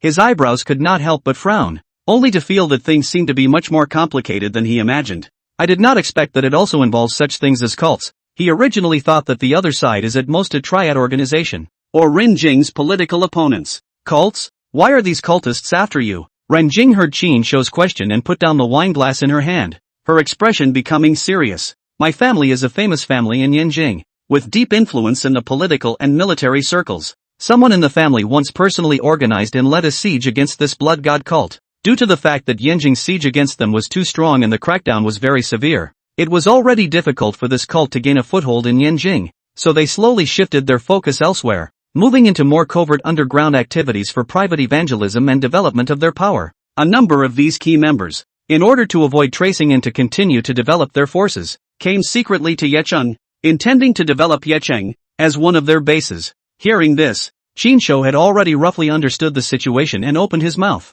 So, in Yecheng, it just so happened that I met a female mayor like you. You likewise received orders from your family to suppress this sectarian organization locally in Yecheng in a big way, and made a deadly feud with them. New grudges and old grudges go together, so they intend to get back at you. And me, I'm just an unlucky guy who got involved unintentionally. Not bad. I can't imagine that you guys are quite smart. You can see right through it. Ren Jing nodded, appreciating Qin Shou a few more points. But I still don't understand why that person was so hard to kill. That's definitely not an ordinary person's physical fitness. At that moment, Uncle Fu, who had been standing in silence, suddenly spoke up coldly. Kid, the things in this world are not something you ordinary people can understand. There are a lot of things that you guys don't know, and there are some things that you may not be able to believe even if you see them with your own eyes. With that said, Fubo walked over to the couch and picked up a baseball bat that was leaning against the arm of the couch. It was a solid wood baseball bat that looked very sturdy.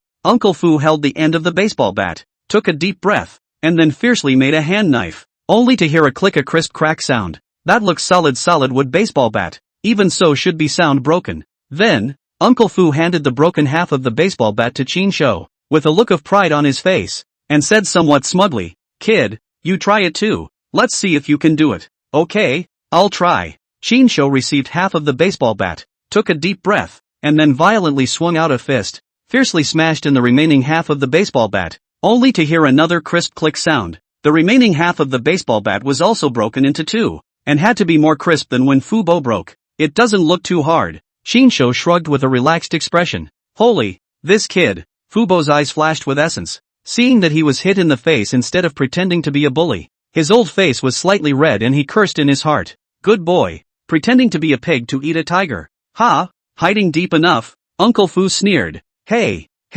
the kid was born with divine power. Not bad.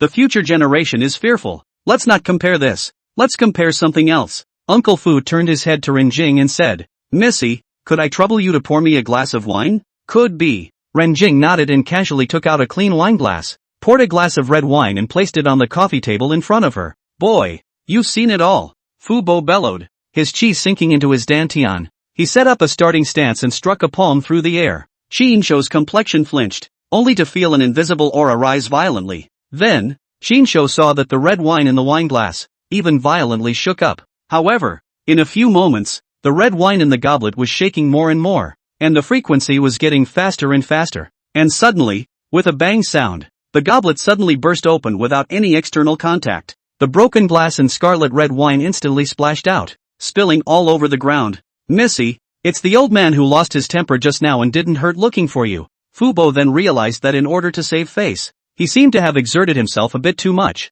and hurriedly bowed to apologize. Chapter 40, So I know Qigong too. Out of the way. Ren Jing waved her hand indifferently. "Hey, kid, see clearly? What the old immortal used just now is my Dragon Kingdom's 1,000-year inheritance Qigong." Feeling that he had finally gotten his face back, Uncle Fu looked proudly and smugly at Qin Shou. Qin Shou looked at the red wine and glass shards that had spilled all over the place, still somewhat frozen on the spot. He was still recalling the moment Fu Bo had struck just now, and how that invisible force had shattered the wine glass. He did not immediately reply to Uncle Fu's words, but fell into deep thought, his mind constantly replaying the images from just now. Qin Shou thought of one thing, that is, after he used the picking in to replenish yang skill, the warm, hot air that appeared in his dantian, could it be the Qigong that Fu Bo was talking about? If that's true, doesn't that mean he can do it himself? Seeing Qin Shou's current reaction, Uncle Fu thought that Qin Shou was shocked by his earlier slap, and was quite satisfied in his heart. He said to himself,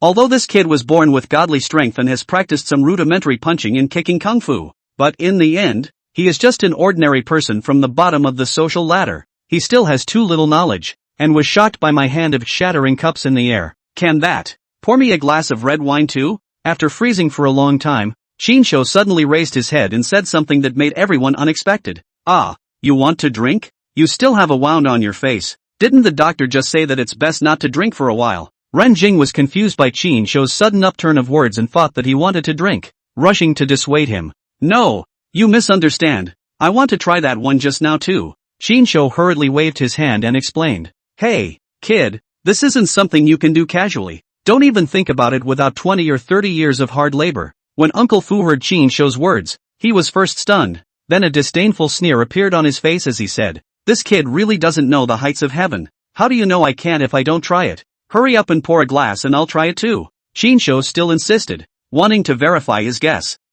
Okay. Seeing that Qin Shou was so insistent, Ren Jing was also a little curious as to what Qin Shou would do, so she did as she was told, picking up another clean wine glass and pouring a glass of red wine. Poof. Ha! Qin Shou modeled himself after Fu Bo when he raised his chi just now, took a deep breath, then also let out a loud yell, set up a starting stance similar to Fu Bo's just now, and similarly violently launched out a palm towards the wine cup on the coffee table through the air. When Fu Bo saw Qin Shou's action, he first bristled with disdain, but then a hint of nervousness flashed through his eyes. He was still a little worried that Qin Shou would really make some kind of commotion. After all, the power that Qin Shou had just demonstrated had also made him a little confused about Qin Shou's bottom line. However, after a long time, there was no reaction from the wine glass on the coffee table, and the red wine in the glass did not even ripple. "Hey, kid, don't be a hero. I told you this stuff. Don't even think about it without 20 years of hard labor. Seeing that the wine glass did not react in any way, Fubo let out a sigh of relief and once again resumed his previous haughty demeanor, shaking his head in a pretentious manner. Oof. Ha! Chinsho remained undeterred and tried again, but the result was still the same. The wine glass didn't move. There was no reaction. Oof. Ha! After 4 or 5 times, Fubo had gotten a little impatient and waved his hand. Forget it, kid, don't waste your time in vain. I told you long ago, this thing can't be practiced overnight. You'd better give up. However, the moment Fubo's words had just fallen, the red wine in the originally common wave-free wine glass suddenly shook violently.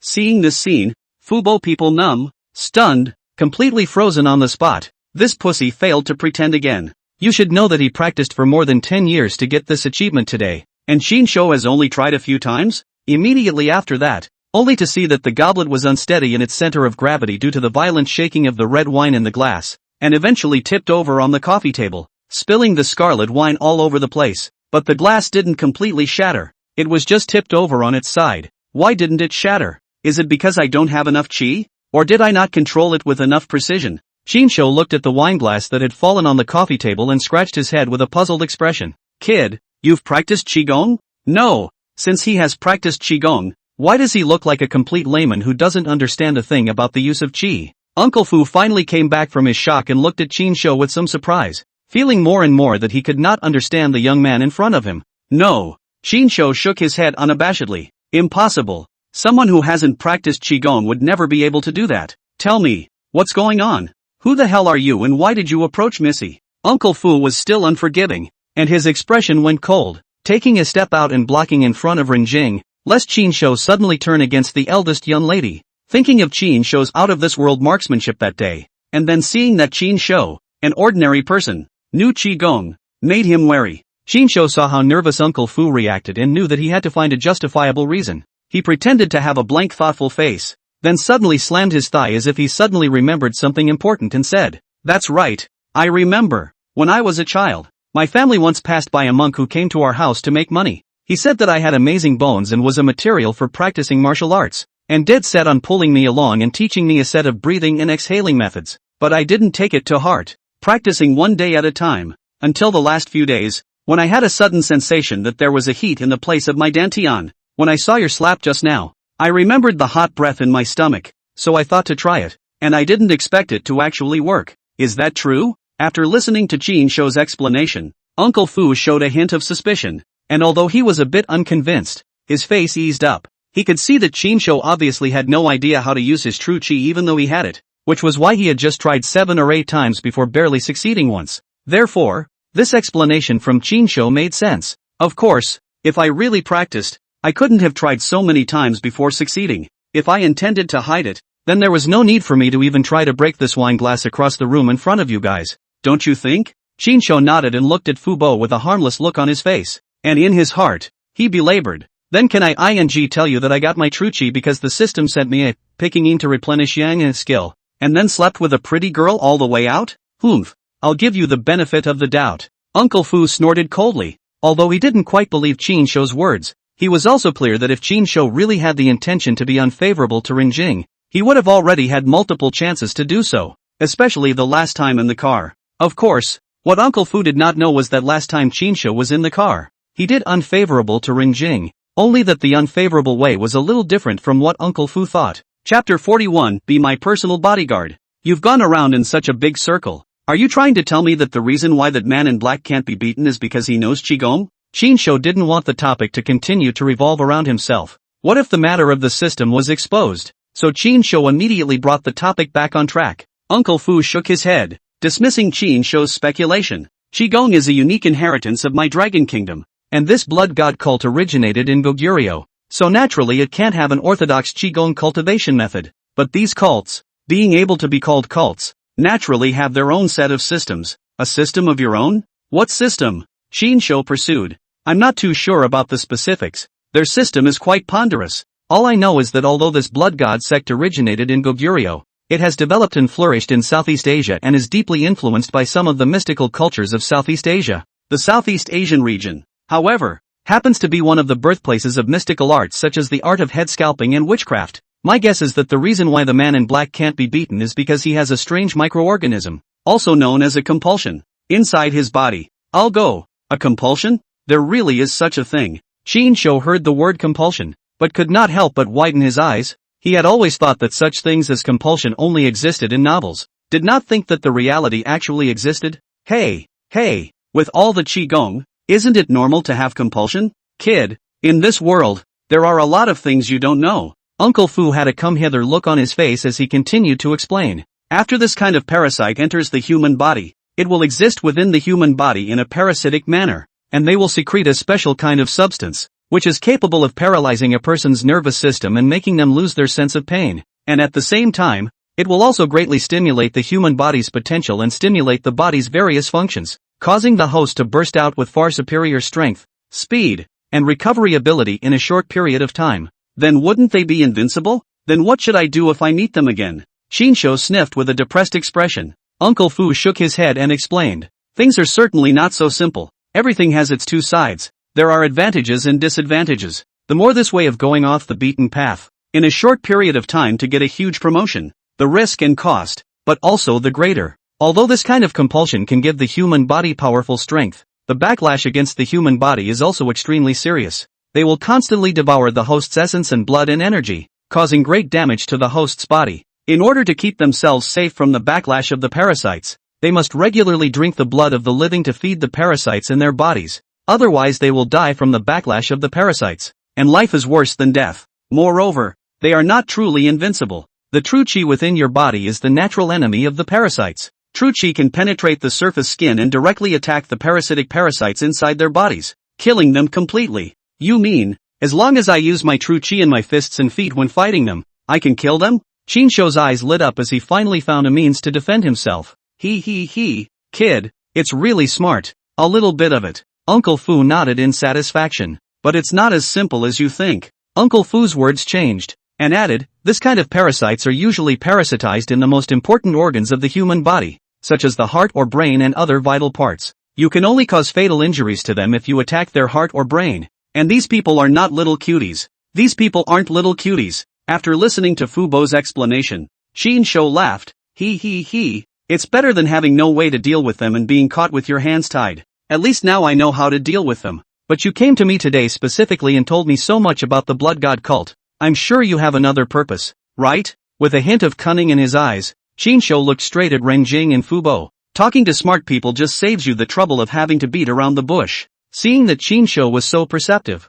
Uncle Fu no longer hid anything and said bluntly, Kid, I've come to find you this time because I want you to serve as Missy's personal bodyguard for the next 3 days and be responsible for protecting her safety. Bodyguard? Isn't it enough to have an expert like you by her side? What else do you need me for? A puzzled expression appeared on Shin-sho's face when he heard Fubo's request. Seeing this, Renjing, who was on the side, explained, it's like this. I've received news that an important leader of the blood god cult has secretly arrived in Yechen, and Uncle Fu needs to leave for 3 days to invite someone. Why in favor of me? With your mayor's status and position, it shouldn't be hard to find an expert, right? Shin-sho still felt that some of the explanations didn't make sense. Uncle Fu heard Shin-sho's question and stroked his beard. This is Missy's intention. Missy named you to be her bodyguard for these 3 days. Originally, the old man still had some disagreement, but today I saw that you actually know Qigong. And according to the old man, you are already at least at the early stage of the yellow rank. A martial arts expert with exceptional marksmanship who is also in the early Huang rank is not easy to find.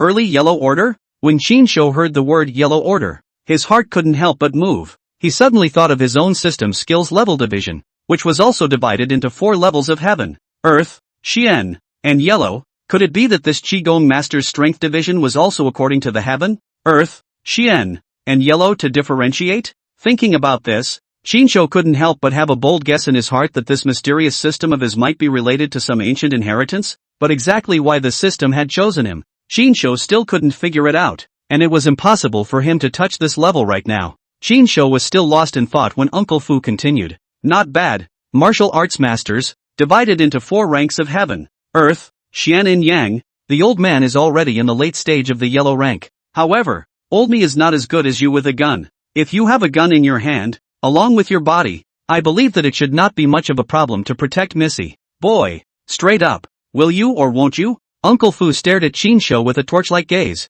It's okay. Of course. Seeing that Uncle Fu was so direct, Qinshu did not beat around the bush and nodded with a smile. Then the conversation turned and a wry smile appeared on his face. However, Mayor Rin is being targeted by such a dangerous organization. The risk of this mission is quite high. I'm risking my life to protect you, so you have to give me some benefit fee, right? Otherwise, wouldn't I be contributing for nothing? He. Qinshu rubbed his hands together and looked at Renjing and Fu Bo with an expectant face. With a don't let go of the eagle without seeing the rabbit's stance. 100,000. 1 day. 3 days. 300,000. Renjing opened the door. Yes, deal. When Qinshu heard the price offered by Renjing, he agreed to it painfully without saying a word, a satisfied smile on his face. 3 days to earn $300,000. Where to find such a cheap deal? What's more, this mission is still to be the personal bodyguard of such a beautiful woman as Renjing. If this is spread out, I'm afraid that even if it's free of charge, there are countless men who would like to come and do it even if they break their heads. Being inseparable from Renjing for 3 days, if he played well, he might have another chance to fish for good skills. It was like killing 2 birds with 1 stone. Anyway, 3 days is not a delay in filming. First let the producer Wu Guai Gang, this dead fat man seen in advance to shoot before. Chapter 42 One Night Storm. Alright, Uncle Fu, there's nothing more to do. Go ahead and go about your business. Qinshu and I, regarding the specific matters of the bodyguard, still need to talk about them individually, and it's more convenient for us to discuss some of the details on our own. Seeing that things had basically been negotiated, Renjing even took the initiative to propose to sidetrack Uncle Fu, which caused Qinshu to have some small expectations in his heart. Understood. I'll leave you to it then. Fu Bo did not think much about it and nodded respectfully before turning around and leaving the living room. Within the large villa, Qinshu and Renjing were the only 2 people left at the moment. It's late at night. A man and a woman are alone, and they're both handsome and beautiful. It's hard not to think that something will happen. Qinshu has not been looking for Yourong in the last few days because he was busy filming a short drama, and the accumulated oil was quite sufficient, just when he needed to use some of it. Although Qinshu clearly knew that Renjing's luxury car burned some oil, Qinshu didn't care. Qinshu is not afraid of burning, but is afraid that she is not tart. A few cups of red wine down, the roll of alcohol began to show up in Renjing. Her fair face rose a layer of faint redness, adding a few points of charming and seductive, looking exceptionally moving. Qinshu couldn't help but look a little dazed, a look of appreciation and fascination in his eyes. What are you looking at? Stinking rascal. Renjing noticed Qinshu's gaze and poutingly blanked him, her tone carrying a hint of shyness and teasing, not really angry. Hey, so do you want me to go rogue? Or be decent? Hearing Renjing's words, Qinshu's heart became more certain of his suspicions, and as he spoke, he secretly unleashed the skills, artful tongue, and manliness in an attempt to close the distance between the 2 of them. Qinshu knew very well in his heart, since Renjing named him as her personal bodyguard, and also purposely sidetracked Fu Bo, it was 80% because she felt that last time he was good at oiling the machine, which made her very comfortable, and now she needed maintenance again. Renjing was indeed a bit itchy. Ever since the last time she had that incident with Qinshu in the car, she had been a bit restless for the past few days, always unconsciously remembering the scene from that night. Go up, and if you have anything to say, talk in my room. It's not convenient to talk here. As she spoke, Renjing's charming eyes were like silk. Standing up, and under the light white gauze skirt, her delicate curves and soft and beautiful waist were revealed. Renjing's lotus steps moved lightly, taking elegant steps, deliberately twisting her waist teasingly, and walking step by step towards the 2nd floor. Qinshu stood below, looking at Renjing's shapely and beautiful body, as well as the flirtatious style she deliberately displayed. His heart was already a bit unable to hold on to her, secretly sighing, indeed a demonic level woman, really good at seducing people. It's simply a bad thing for my Dao. However, Qinshu thought for a moment, forget it, don't let this Taoist heart go. Anyway, I'm afraid that this skill of collecting yin to replenish yang isn't a proper Taoist skill, and 9 times out of 10, it's a skill similar to the Acacia sect in the immortal novels, which is an unorthodox sect. Qinshu simply couldn't bear it and tiptoed after him. Just after walking into Renjing's room, Qinshu heard the sound of water pattering from the bathroom. The bathroom in Renjing's room was designed with a transparent glass door, and the hazy water mist reflected her delicate curves, making people think of her. Qinshu would have liked to push the door in directly, like last time with Yourong, to have a wave of lovebirds, but Renjing had anticipated that he would follow him, and even unlocked the bathroom door in advance. Through the watery haze of the glass door, Qinshu could only vaguely see some blurred outlines, which was exactly the live version of the mosaic mainlining as spaced out. Itchy, scratchy, scratchy, scratchy. Fortunately, Renjing didn't take too long to wash. After about 10 minutes, the bathroom door opened and she walked out wearing a loose white silk bathrobe. The white muslin bathrobe gently wrapped around her exquisite body, and the neckline of the bathrobe was slightly open, revealing her delicate collarbone and pale skin. Shinsho only felt that it was a majestic mountain peak separated by mist, a fragrant grass, and a mountain stream. Good people at the moment. Shinsho naturally want to pay a little respect. Good man. Since the top of the sky and the ground, Shinsho could no longer hold back the impulse in his heart, and like a hungry wolf, he pounced over, wanting to embrace Renjing into his arms. However, Renjing deftly dodged and skillfully avoided Shinsho's surprise attack. Look at you. You're all sweaty and dirty. Go wash yourself first and come back to me, or I'll ignore you. Renjing looked at the pouncing Shinsho with a proud face, a hint of dislike and flirtation in her tone, but her eyes were filled with laughter. Although Shinsho was a bit depressed, he also knew that he had just had a fierce fight with that man in black, and his body was indeed stained with some dust and sweat, and the smell was definitely not very good, so he only had to reluctantly go into the bathroom and prepare to wash up. Shinsho took a shower as fast as he could, 3 times, nimbly, and rushed out. He couldn't wait to return to Renjing. As soon as he stepped out of the bathroom, he pressed Renjing underneath him, taking the initiative. However, to his surprise, Renjing unexpectedly did a beautiful beauty rollover and backhanded Shinsho underneath him. The situation instantly reversed. Renjing looked at Shinsho condescendingly, a smug smile on her face as she said with a haughty expression, "That last time in the car was just an accident. This time I'm going to take the initiative and give you a good taste of what I'm capable of." Shinsho looked at Renjing's domineering appearance, and said that she is worthy of being a strong woman, and she likes to take the initiative in everything she does. Renjing's family was worthy of being a luxurious family. Even the furnishings in their bedroom were so luxurious. What was placed in their bedroom was actually an oversized round spring bed. The mattress was thick and soft with excellent elasticity. How to say it? Shinsho only felt that this bed is particularly effective. The main one is shock resistant. A night of wind and rain dances with wild dragons. Ding! Congratulations to the host for completely conquering the very best female Imperial ladies, completing the achievement of Imperial Lady Killer. Dropping the ground level skill, control the whole situation, which will give the host a strong personal charm and big picture view, instantly shocking people's hearts and making them worship the host, and belongs to the advanced version of the manliness skill. This is the advanced version of the manliness skill. Early the next morning, Shinsho woke up in a daze. He opened his sleepy eyes and found that Renjing had already gotten up and was sitting in front of the dressing table in front of the window, looking into the mirror to make up carefully. The morning sunlight through the muslin curtains sprinkled on her delicate side face, gilding her with a layer of light golden light, making her look particularly beautiful and attractive. "You're awake, so get up. I have a very important meeting coming up today and I need you to accompany me." Seeing Shinsho waking up, Renjing turned her head and smiled faintly at him,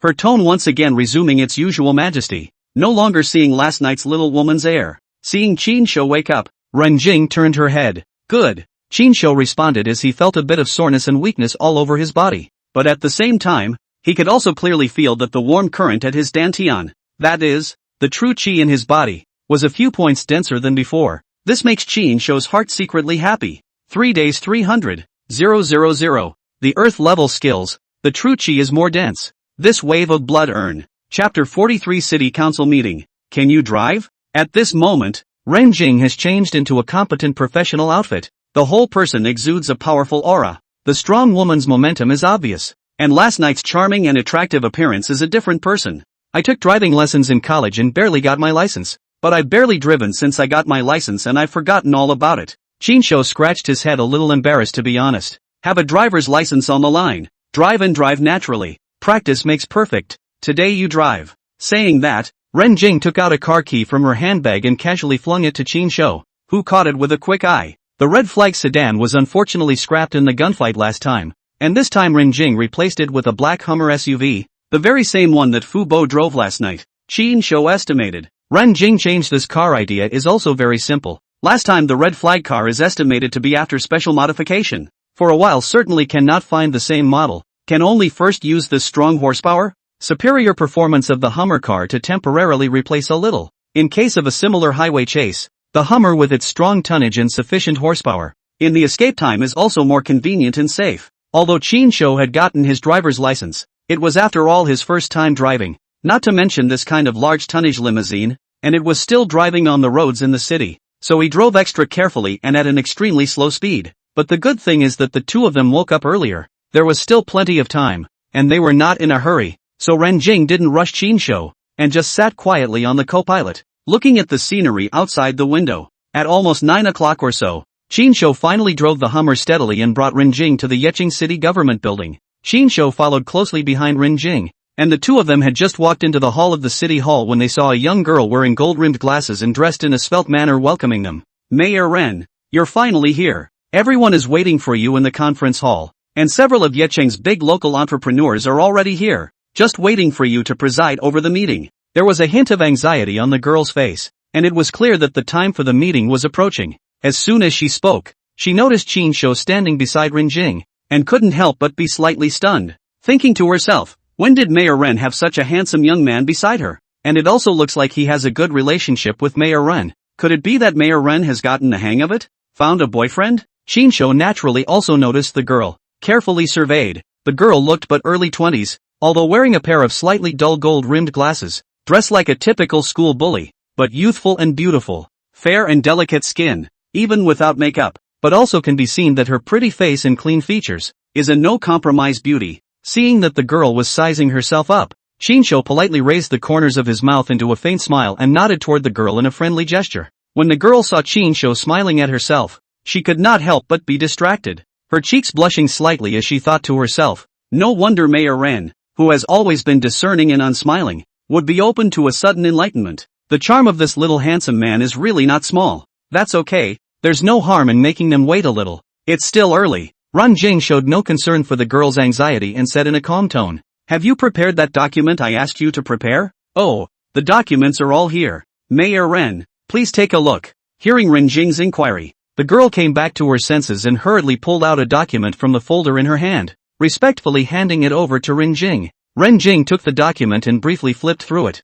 confirming that there was nothing wrong with it before nodding in satisfaction. Well done. Very efficient. Hard work. Come on, let's go up to the meeting. After saying that, Renjing took the lead, leading Qinshu and the girl in the direction of the elevator. You're going to go in the conference room with me later and sit right next to me. You're going to be responsible for keeping me safe and not moving an inch during this time. Just after walking into the elevator, Renjing turned her head and said in an undeniable tone as she looked at Qinshu, okay, I know. Just don't worry about it, Mayor Ren. Qinshu smiled somewhat playfully at Renjing, who, seeing this, glared angrily at Qinshu, but there were clearly a few hints of rancor in her eyes that only existed between lovers. So it's Mayor Ren's personal bodyguard. But looking at it, how come it always feels a bit unlike it? The female secretary at the side stole a glance at Renjing and Qinshu with a suspicious look on her face. Soon, the elevator reached the second floor, and Qinshu followed closely behind Renjing into the spacious and bright conference hall.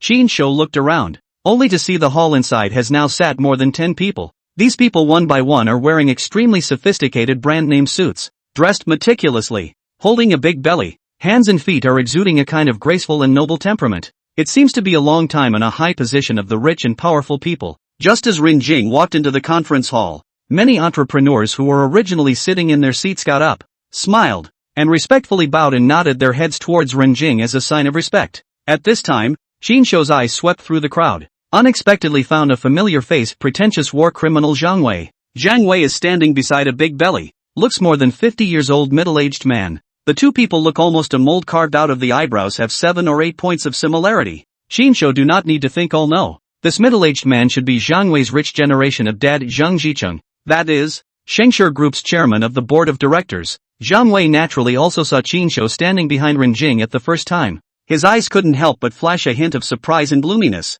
and in his heart, he had the bad idea of teaching Qinshu a lesson again. However, seeing Qinshu standing right beside Renjing, who seemed to have a great relationship, he was a little frightened in his heart again. Hello Mayor Ren. No need to be polite. Everyone, have a seat. Renjing waved her hand, signaling everyone to sit down. Then she walked over to the main seat of the conference table and sat down, followed by Qinshu, who took the seat beside her. After everyone had reseated themselves, Renjing cleared his throat and began to get to the point. Everyone, this time, we have specially invited you all to come to this meeting, and I think it should be clear in your minds what it is all about. She paused and continued. According to the municipal government's planning, the old neighborhoods in that part of the northern city outskirts are to be demolished and relocated. It's ready to be transformed into Yecheng's largest high-tech enterprise park. And this time the government intends to cooperate with private enterprises. So I wonder what you all have in mind. Chapter 44, Inside Information. Qin Shou's dream of getting rich.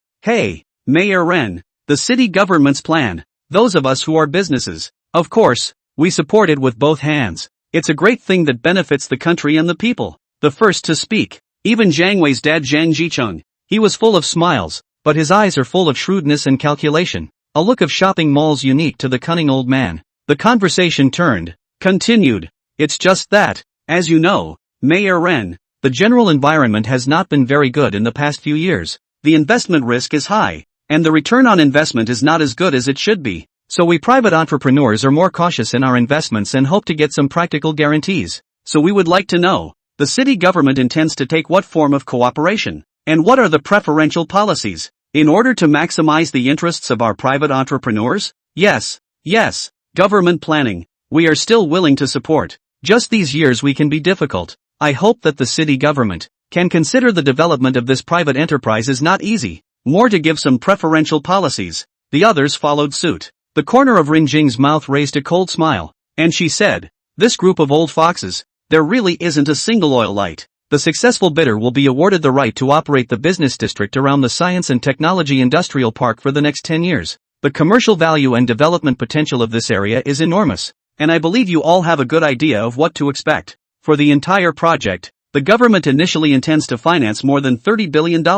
Such a huge amount of money, and not any one enterprise can eat alone. Therefore this time, after careful consideration, the municipal government has decided to open up 5 bidding slots for the commercial area around the Science and Technology Industrial Park, dividing it into 5 large blocks for development, allowing companies with the strength to jointly bid and participate in the project together. The right to operate for the next 30 years. Ren Jing's words just fell. The presence of many shopping mall veterans one by one immediately glittered. Breathing became short of breath. Apparently was Ren Jing opened the generous conditions to deeply attracted. They are all in the shopping mall for many years of old hands, naturally aware of how huge profit space hidden in this. 30 years of operating rights, enough to earn them a pot full of money. Of course, those who heard about this government project and had their eyes glowing were not only this group of business tycoons from real estate companies, but also Qin Shou, who had been silently observing. This is excellent inside information. It was like Ren Jing had directly announced in front of him that old, shabby little area was definitely going to be demolished and relocated.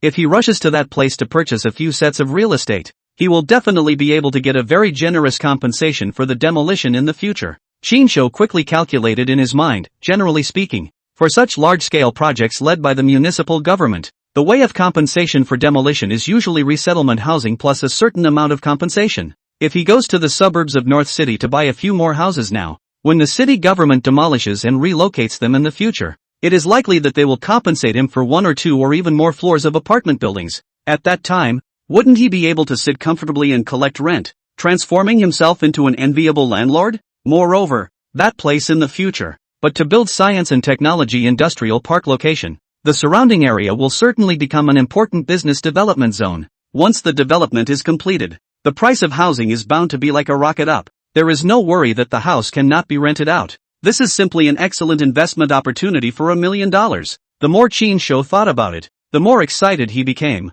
as if he had already seen countless banknotes flying towards him. But the biggest problem was that Qin Shou didn't have a lot of money on hand right now. Although he had more than $1 million under his hand, most of this money was the startup capital he was going to use to film short dramas, the very foundation of his career. However, after the preliminary budget, Qin Shou's first short drama investment is not big. At most only need to invest about 500,000. Anyway, the second part of the third part is not in a hurry to start shooting. Have to wait for the first part of the broadcast after the reaction. That means he probably has close to $1 million or so of free money on hand to work with right now. But 1 million cannot buy a few houses. But since to do, Qin Shou naturally intends to do a wave of big. His hand can still move the cash, probably about 1 million. If you go to borrow a little more online loans, bank loans, full of counting, Qin Shou thinks he should be able to borrow about 1 million. Full reckoning, they have 2 million cash on hand. The suburbs of North City is an undeveloped area, where the old rags are now worthless. A set of 100 square feet of house full payment is about 4 or 500,000. 2 million cash, enough to own the whole 4 or 5 suites, with 4 or 5 houses. It shouldn't be too much of a problem to get a one-story resettlement apartment for future demolition, together with the compensation for the demolition. It is estimated that you can also get several $1 million. Shinsho thought more and more. Some can't wait to rush to the suburbs of the North City to buy a house, afraid of being late to be snatched away by others. He seems to have seen himself holding a few sets of real estate certificates, waiting for the demolition, and then the picture of overnight wealth. Well, are you all still satisfied with such conditions? If you have any questions or suggestions, you can put them forward, and our city government will listen carefully to everyone's opinions and strive to make this project the best it can be, realizing a mutually beneficial win-win situation between the government and enterprises. Shinsho was still dreaming of getting rich from demolition when his thoughts were pulled back by Renjing, who suddenly opened her mouth. Mayor Ren, I'd like to ask, when will the city government's bidding start to take place this time around? We can also make the relevant preparations in advance. One of the entrepreneurs spoke up and asked. The time for the bidding has been set, tomorrow morning at 10 a.m. Sharp in the large conference room on the third floor of the city hall, and there will be a public bidding process. After saying that, Ren Jing continued to add, all companies interested in participating in the bidding need to undergo a strict qualification review and capital verification, and only companies with total assets exceeding 5 billion RMB are eligible to participate in the bidding. Of course, if a number of companies are bidding jointly, as long as the total assets of the companies together reach 5 billion RMB, they can also be qualified to participate in the bidding. Good. This is a great project for the benefit of the country and the people, which can promote the development of the city as well as economic growth. We, private entrepreneurs, will definitely support and actively participate in it. Zhang Zicheng heard, immediately shouted out loud. This old man in the shopping mall for decades. Experience. Old and cunning. Naturally the first time to smell the huge commercial interests hidden in it. In his mind, he had already started to calculate how he could get a share in this bidding. Well, since everyone has no questions, that's it for the meeting, and I hope that everyone can actively participate in tomorrow's bidding. Ren Jing was too lazy to pay attention to Zhang Zicheng, the cunning old fox, and directly got up and left the conference room. Xin Shou, as Ren Jing's personal bodyguard, naturally followed. Chapter 45, The Calculations of Zhang Wei's Father and Son. Xiao Wei, from the very beginning of the meeting just now, I noticed that you've been staring at the young man beside Mayor Ren, and it seems to me that the young man has also looked at you more than once. What? You two know each other? Zhang Zicheng is worthy of being a veteran in the shopping mall for many years, reading countless people. How old eyes? A glance to see his son seems to know with Qin Shou. Humph, sort of a college friend, used to be in the same class, but not exactly a deep friendship. Zhang Wei snorted coldly. A trace of displeasure immediately flashed across his face at the mention of Qin Shou. Look at your face. Gloomy, like someone owes you millions. Looks like you have a problem with him? How could Zhang Wei's change in expression be hidden from his dad, Zhang Zicheng, who saw through his son's mind at a glance? Well, it's kind of a little bit of a crossroads. Something unpleasant happened at a class reunion earlier. Zhang Wei nodded, and without hiding anything, he told his father about what happened at the class reunion some time ago, adding to the story. Oh, I thought it was something big, just because of such a trivial thing. You've been holding a grudge? Zhang Zicheng listened to his son's account, could not help but shake his head in disappointment and said in a serious tone, I told you a long time ago, you are just too young and calm. You like to compete in everything, and you always like to show off yourself in front of people. This time, you deliberately made things difficult for people, and as a result, they couldn't see past it. So what's wrong with giving you a little lesson? What? Do you still want to take revenge? Dad, why are you helping him instead? This kid pretended to be a pig and ate a tiger, winning me hundreds of thousands of dollars and causing me to lose face in front of Schoolflower. Isn't he hateful? Zhang Wei was even more upset when he heard that his dad not only didn't help him out, but also counted himself out. Zhang Zicheng Yilong was unimpressed and said, what's wrong with me speaking for him? I'm usually just too pampered, letting you have a smooth ride from childhood to adulthood, not having suffered any setbacks, and occasionally suffering a small loss is a good thing for you, saving you from causing a bigger mess outside in the future, when it won't be as simple as being taught a lesson. Dad, what the hell is wrong with you today? What do you mean exactly? Oh, you kid, you're so elm-brained and unenlightened. Zhang Zicheng couldn't help but sigh when he saw that his son still didn't understand what he meant. I purposely brought you to this kind of important occasion today because I want you to see more of the world and learn to read people's words. Can't you see that this college classmate of yours and Mayor Ren's relationship is not ordinary? Zhang Wei was stunned at his words before he snapped out of it, and he carefully recalled the scene just now. Xin Shou did walk into the conference room right behind Mayor Ren, and when Mayor Ren got up to leave, Xin Shou also immediately followed. Obviously the two have an unusual relationship. Thinking of this, Zhang Wei snapped to think of the Bentley that picked up Qinshu that day. Could it be that Qinshu has long known Mayor Ren? Dad. So what do you mean? Zhang Daigong guessed what his dad was thinking. Oh, Xiao Wei. Let me tell you, manly man. In order to accomplish things, the pattern should be big, the heart should be broad, to make more friends and less enemies. Zhang Jicheng continued in a serious tone, not to mention that between you and that Qinshu, there is no deep hatred at all. Is not just a school flower? What's the harm in giving it to him? A woman only, is nothing, as long as you have enough career and achievements. What kind of women cannot find? Zhang Wei opened his mouth, wanting to retort something, but in the end he didn't say anything, knowing that his dad had a point. This college friend of yours, in the future, find a suitable opportunity, more contact, give him some benefits, set up a close relationship. Zhang Jicheng continued. I still don't quite understand what you mean. Why should we? Couldn't he still help us get the land? Zhang Wei was still a bit upset in his heart, and did not understand why his dad valued Qinshu so much. Stupid. Seeing that his son was still so unenlightened, Zhang Jicheng couldn't help but hate him a little. Think about it, he can follow Mayor Ren around, and Mayor Ren trusts him so much that he even brings him around on such an important occasion. What does that mean? It means that he is bound to be someone very close to Mayor Ren, or even someone who speaks his mind. I can tell you, Xiao Wei, this time this technology industrial park around the business district development project, your father I am imperative. Absolutely cannot miss this once-in-a-lifetime opportunity. But we're not the only one participating in the bidding this time. The others attending this meeting are all giants in Yecheng's real estate industry, and many of them are strong, many of them above the Shangshur group. On top of that, I suspect that when it does come time to bid,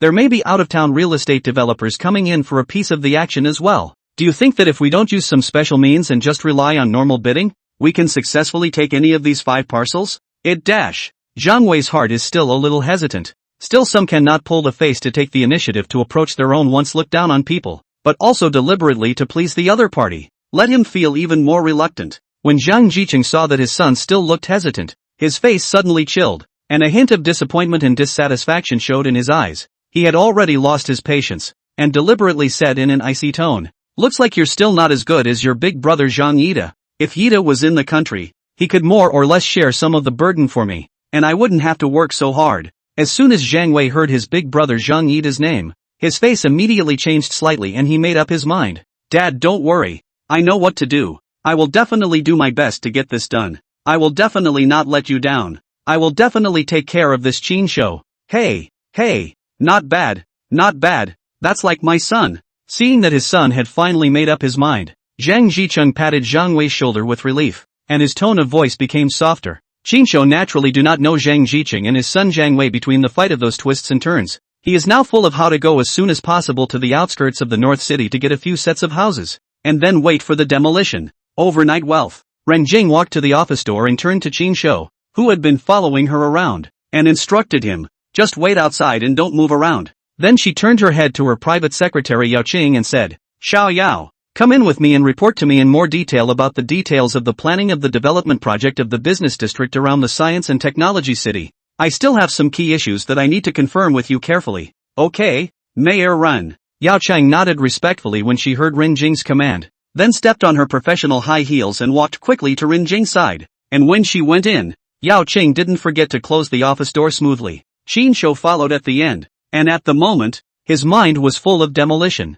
land, buying houses, and getting rich. Qinshu completely immersed in their own thoughts, but completely did not hear what Ren Jing just said to himself, but also straight to the mayor's office inside to go. The results of the bang ahead directly hit the door, instantly on the forehead on a big bag. Chapter 46, Grievance. Qinshu rubbed his forehead, which had been hit so hard that it hurt, and said, Grandma's leg. I'm just thinking about getting rich. He rubbed his forehead as he turned and walked over to the wall in front of the office, leaned his back against it, pulled his cell phone out of his pocket, and began to look through it. Qinshu down the Housing Worlds by Real Estate app, intends to first look at the suburbs of the northern city. There is no urgent sale of real estate listings. Qinshu downloaded a Yecheng local house hunting app, intending to search for information on the listings along the suburbs of the northern city first, to see if there were any houses for sale in a hurry. Qinshu's heart is very clear. Once tomorrow's bidding is over, it won't be long. The news of the transformation of the suburbs of the North City is bound to go unnoticed,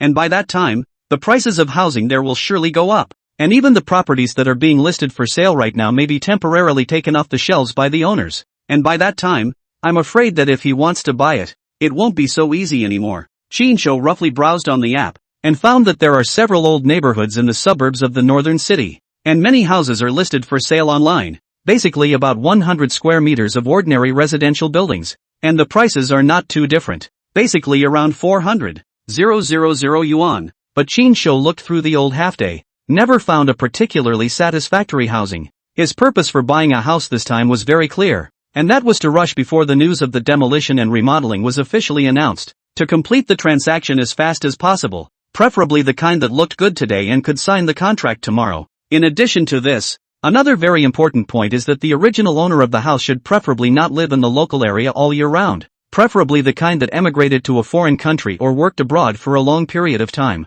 The reason why Chinsho considered this was also very simple. In case he has just finished buying the house and the contract has just been signed, and after a few days, the news of demolition and remodeling has been spread over here, those original owners are bound to be unbalanced in their mind and feel that they have suffered a great disadvantage and have been taken advantage of. If you meet some reasonable owners, we can sit down and negotiate to solve the problem. But if you meet some unreasonable, like to splash and roll rogue, it will inevitably lead to an unnecessary dispute, to their own trouble. Chinsho had been scrolling through the app one after another for half a day, and finally a house caught his attention and caught his eye. Chinsho carefully checked the seller's introductory information and found that this house was not a residential building in an ordinary neighborhood, but a single dangerous house on an empty lot. The house had 3 floors, and each floor had an area of 100 or so square meters, which made a total of more than 300 square meters of floor area. The most important thing is that this house also comes with a yard of 200 or so square meters. And the most crucial thing was that the title of the land occupied by this house was surprisingly also in the hands of the seller, which meant that he had bought not only the house, but also the title of this land. This was undoubtedly a huge surprise for Chinsho. According to the seller's introduction, this house is an old mansion passed down from the seller's ancestors. More than 10 years ago, the municipal government carried out a large-scale housing renovation project, planning to demolish all the surrounding single-family houses and convert them into modern community buildings. And this house was also included in the renovation plan at that time. However, the seller's grandparents were very powerful in Yecheng and had a wide range of contacts, and their attitude was very strong, firmly disagreeing with the demolition and relocation, and resisting the pressure of the city government. The old mansion was ultimately preserved. Now, the seller's family had all emigrated abroad a few years ago, and the old mansion had been left unattended for many years, gradually becoming dilapidated and a veritable dangerous house. This kind of dangerous house processing cost is extremely high. Demolition and reconstruction need to spend a lot of money and energy, plus the development of the suburbs of the northern city is not very good over the years.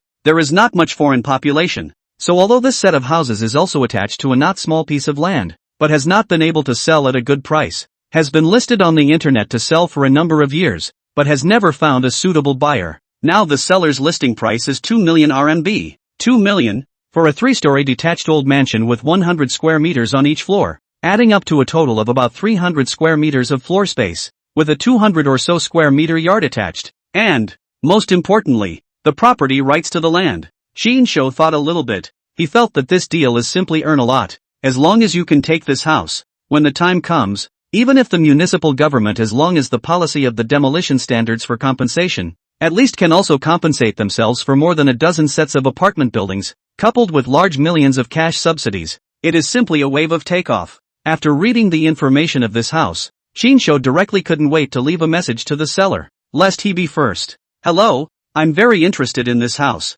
but I'm in a hurry on my side. It's best to close the deal within 3 days. I wonder if that's convenient. Hello, may I ask your name and how do you call yourself? What Chinsho never expected is that he just sent a message not long. The other party actually returned the message in seconds. It seems that the other party is also in a hurry to get rid of this set of houses. Chinsho heart is simply happy to open flowers. My last name is Chin. You can call me Mr. Chin. Hello Mr. Chin. I'm not in China right now. I can't go back to China in the short term. I'm afraid it's a bit difficult for me to come back in 3 days. However, I have entrusted the sale of this house to the Happy Housing Agency. They can complete all the processes on my behalf. If you are convenient, please leave your contact information. I will let the agency contact you as soon as possible. 13x times x times x times x times x. Without saying a word, Chinsho sent his phone number to the seller by private message. I have to say, the efficiency of this seller is also a bar. Simply thunder and lightning. Qinsho just sent the phone number over a few minutes.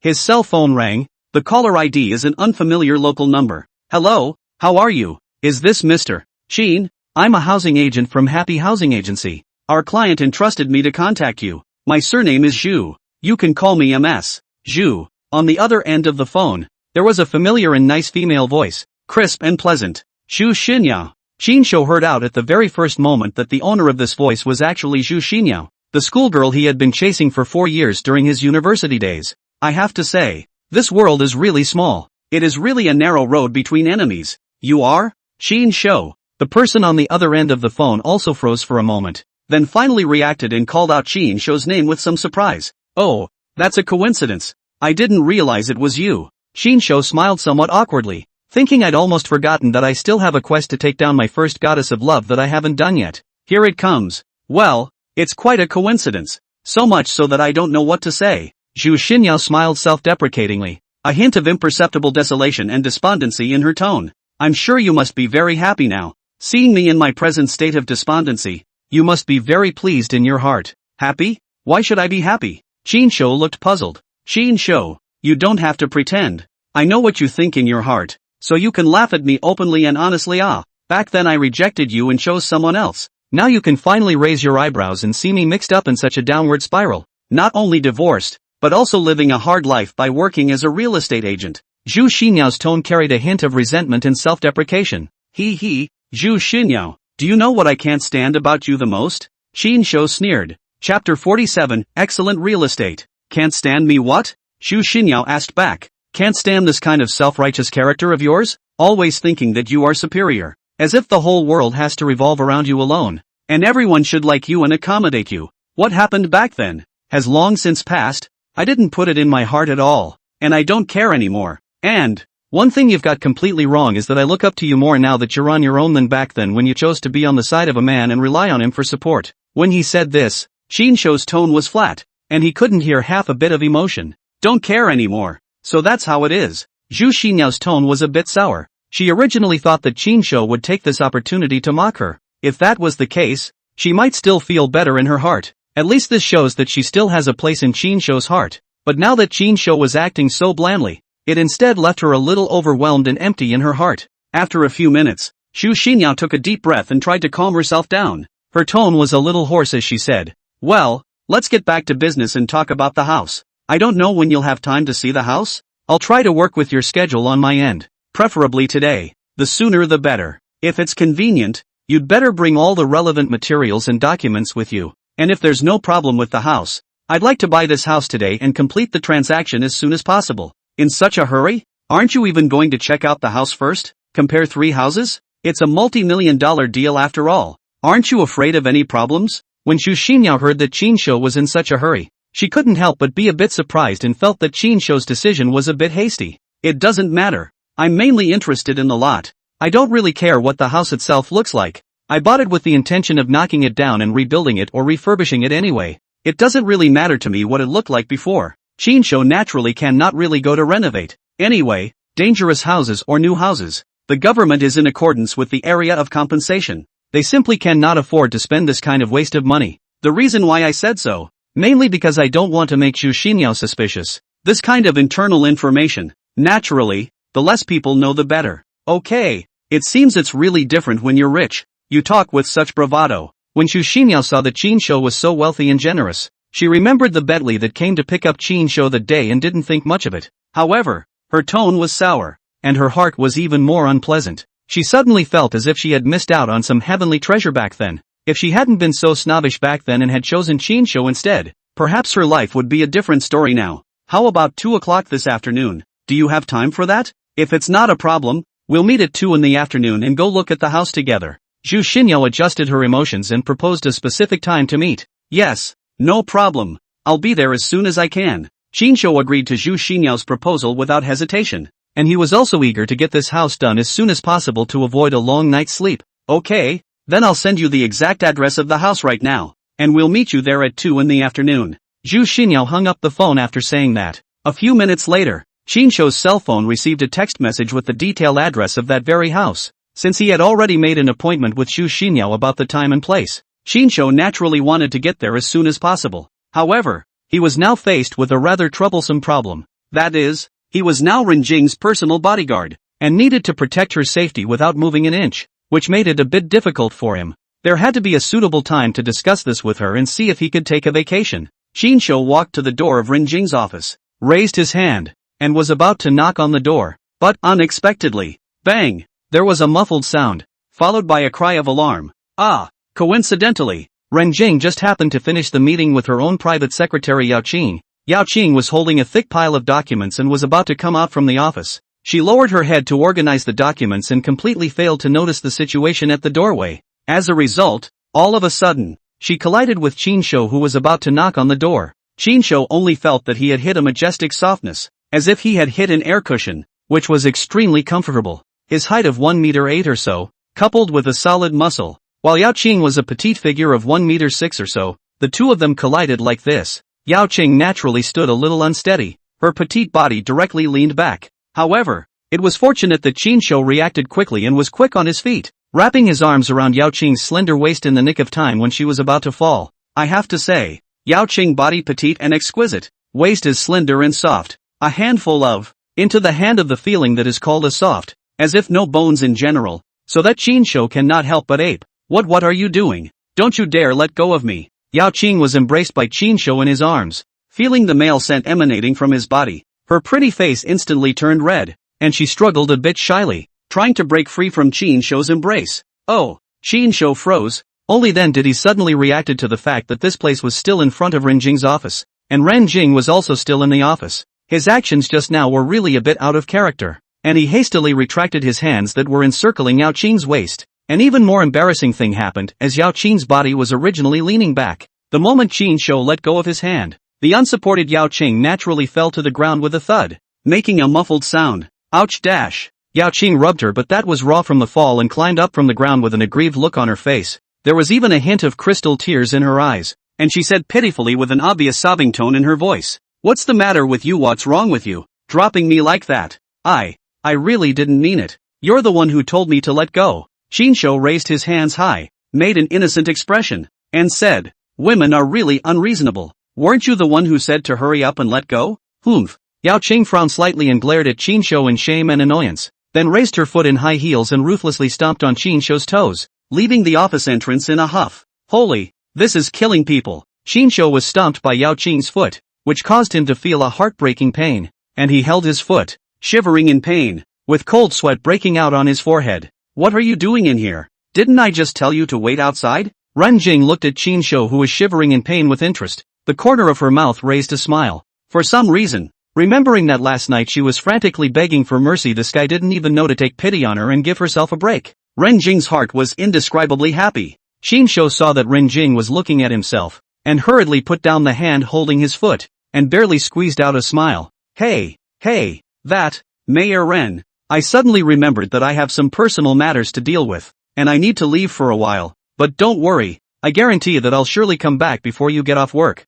and you're now in the municipal government building, and the security measures are so tight, so you shouldn't need me to guard. You're in the city hall building now. The security measures are so tight that I shouldn't be needed to guard here, right? Leave? What are you going to do? What is it that you have to do now? Renjing heard Qinshu to leave, his eyebrows slightly wrinkled, thinking this guy, 3 days 300,000 it, so AWOL? Hey, Mayor Ren, as you know, I'm just an ordinary citizen. It's not easy to make money. It's not easy to have a chance to make money. I don't want to miss it. Qinshu smiled somewhat embarrassedly and stammered in his tone. If you have something to say, just say it, don't stammer. Renjing doesn't like to beat around the bush. Qinshu stammered. That is like this? I just listened to you in the meeting about the plan to demolish and renovate the northern suburbs of the urban area, and it suddenly occurred to me that this is a good investment opportunity, so I thought that, thinking of rushing over there to get a couple of properties, waiting for the demolition to get rich, right?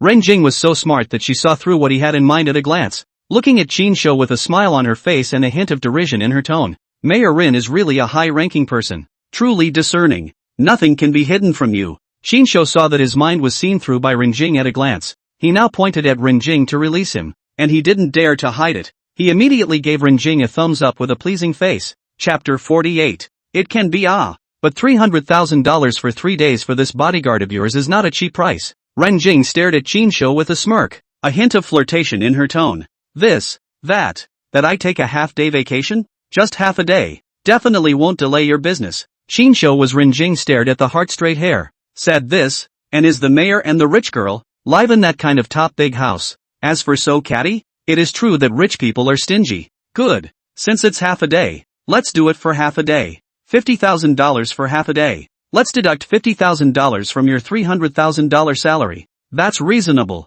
right? Ren Jing nodded without hesitation, still wearing that smirking expression on her face. When Qin Shou heard this, he immediately felt a flesh pain. He had lost $50,000 in a few words. I said to myself that this woman is really an iron rooster and not a hare. But, for the sake of those millions of demolition money, this $50,000 can only bear the pain. As the cost of investment, give up the child to catch the wolf. Yes, no problem. Since Mayor Ren has agreed to it, I'll go on my errands first and try to come back early. Qin Shou forced himself to hold back the reluctance in his heart, squeezing out a smile and asking tentatively. He was afraid that Ren Jing would suddenly change her mind and not let him go. Well, go ahead. It's really not a good idea to keep you outside the door all the time. And I don't have anything special going on here, so just go and come back as soon as you can. As soon as Ren Jing's words fell, Qin Shou, as if he had been granted an amnesty, ran out of the office in a puff of smoke, fearing that Ren Jing would back out. He ran out of the municipal government building in a single breath and directly drove Ren Jing's Hummer SUV towards the suburbs of North City according to the address Xu Xinyo had sent him. Qin Shou, this Hummer just drove out not much far. Zhang Wei will walk out from the municipal building. At the moment he was depressed. Was his own father counted down a meal not to mention? But also have to flatter him, always look down on Qin Shou. Think of it, all irritable. Of course, what made Zhang Wei feel most annoyed and depressed was his father Zhang Jicheng's very different attitudes towards him and his elder brother Zhang Yida. And this obvious favoritism filled his heart with resentment and unwillingness. The relationship between Zhang Yida and Zhang Wei can't be considered close, and can even be said to be very distant, because they are half-brothers, and they don't have any real brotherly feelings for each other, and there is only secret rivalry and competition. Like Zhang Jicheng, such a rich man, outside to keep a mistress of this kind of thing, in their circle is really too common, too normal. And Zhang Wei, is his mistress hid Zhang Jicheng, secretly gave birth to the child. Zhang Wei's mother, Fang Qiaolan, also had some tactics, and after giving birth to Zhang Wei, she directly held the newborn Zhang Wei and ran to the Zhang family to force the court, wanting the mother to be the son's son, a step to heaven. At that time, this matter in the Zhang family made a big fuss. People tumble, let Zhang Jicheng very embarrassed. However, for Zhang Jicheng to be able to have such a big career and achievements today, his main wife had helped him a lot behind the scenes, and his main wife's family had also given him a lot of support. Therefore, how could Zhang Jicheng divorce his real wife just for an illegitimate child? After all, his real wife had also given him a son, Zhang Yida, Zhang Wei's half-brother. After weighing the pros and cons, Zhang Jicheng gave Fang Qiaolan several $1 million in resettlement fees at that time as compensation for her, and at the same time, he also asked her not to come back to disturb his life in the future, and left Zhang Wei in the Zhang family. To know, that is more than 10 years ago. A few million, at that time, is definitely a huge sum of money. Fang Qiaolan can be a mistress, naturally, is also a woman greedy for money. Simply do not care about the son of Zhang Wei. Get a few million, they are happy to take the money to enjoy the blessings of life, and from then on disappeared in the life of Zhang Wei. As a result, Zhang Wei's position in the Zhang family could be said to be very awkward, with no status to speak of, and it could even be said that he couldn't raise his head at all. This was also the reason why Zhang Wei was so fond of showing himself off and flaunting himself in front of people, because in that cold family, he had really suffered from too many grievances and wimpiness, and only outside could he find some sense of existence and superiority. As a veritable rich second generation, Zhang Wei usually can only drive an ordinary Audi A6, which is simply unimaginable in other rich second generation circles, because he simply does not have the qualifications and rights to inherit the Zhang family's industry. The little money in his hand are just some pocket money that Zhang Jicheng gives him every month. If it wasn't for the fact that his brother Zhang Yida had gone to study abroad for the past 2 years, he would not have had any chance to come into contact with these business matters, much less have the opportunity to participate in such important occasions and meetings like today. In the past, Zhang Jicheng had only brought his brother Zhang Yida to meetings of this level. His brother, Zhang Yida, was the rightful heir of the Zhang family, the son of the rightful wife, and the true future master of the Zhang family. The sight of Qin Shou driving away from the municipal government building alone was naturally seen at a glance by Zhang Wei, who had been keeping an eye on him. Zhang Wei stood at the entrance of the municipal government building, looking at Qin Shou's back as he drove the Hummer away, his mind quickly calculating, if he could successfully handle Qin Shou this time, and help his dad Zhang Jiqing to smoothly take such a big project, then his position in the Zhang family would definitely be able to rise, and might even change his future destiny. In the future, he might be able to share some of the unimportant industries of the Zhang family, at least not like now, famous but not real. Thinking of this, Zhang Wei immediately got into his Audi A6 sedan and quietly followed, counting this morning to send Rin Jing to the municipal government building. Qin Shou, this is at best the second time to drive. Driving technology is naturally not good. Driving is also slower. Speed is not fast. Zhang Wei far behind, and do not worry about losing, and concentrate on driving. The Qin Shou naturally did not notice that there are people behind them to follow their own. The suburbs of North City are not close to the city center, even if it is on the highway. Qin Shou also spent a full hour. Of course, this is also mainly due to the reason that he drove slowly. This is a relatively old area, surrounded by some of the old neighborhood unit buildings, only this set of old detached bungalows with a yard, sandwiched between several tall residential buildings, appear a little abrupt. As soon as Qin Shou got off the bus, he saw that Zhu Xinyao was already waiting at the entrance of the old mansion. She deliberately wore a clean and sharp real estate agent professional dress today, white shirt with black hip skirt, her exquisite figure perfectly outlined, looks extraordinarily competent, but quite a few points of uniform temptation flavor. When Zhu Xinyao saw that Qin Shou was driving such an overbearing and valuable Hummer SUV, she couldn't help but feel another pang of loss and gloom in her heart. She remembered that she was now just an ordinary real estate agent, running around every day to make a living, while Qin Shou had already driven a luxury car, and compared to the past, the gap between the two seemed to be getting wider and wider, which made her even more saddened. Come on, I'll take you inside and show you the specifics of the house. Seeing Qin Shou walking over, Zhu Xinyao tried to make herself appear calmer as she took out a bunch of keys from her handbag, one of which was the key to the iron gate of the courtyard, and prepared to open the rusty courtyard gate. There's no rush. I'll take a general look around outside first. Qin Shou did not immediately follow Zhu Xinyao into the courtyard, but stood at the doorway and carefully surveyed the surroundings. Qin Shou doesn't care about the quality of the house at all. What he cares about is whether the location is good enough, whether it's close enough to the science and technology industrial park that will be developed in the future, and whether he can get a generous compensation. Qin Shou found that the location of this old mansion is not bad, surrounded by old unit buildings. This house is just between several unit buildings. The future is certainly also within the scope of demolition and renovation. From the future of the municipal government's planning of science and technology industrial park is not too far.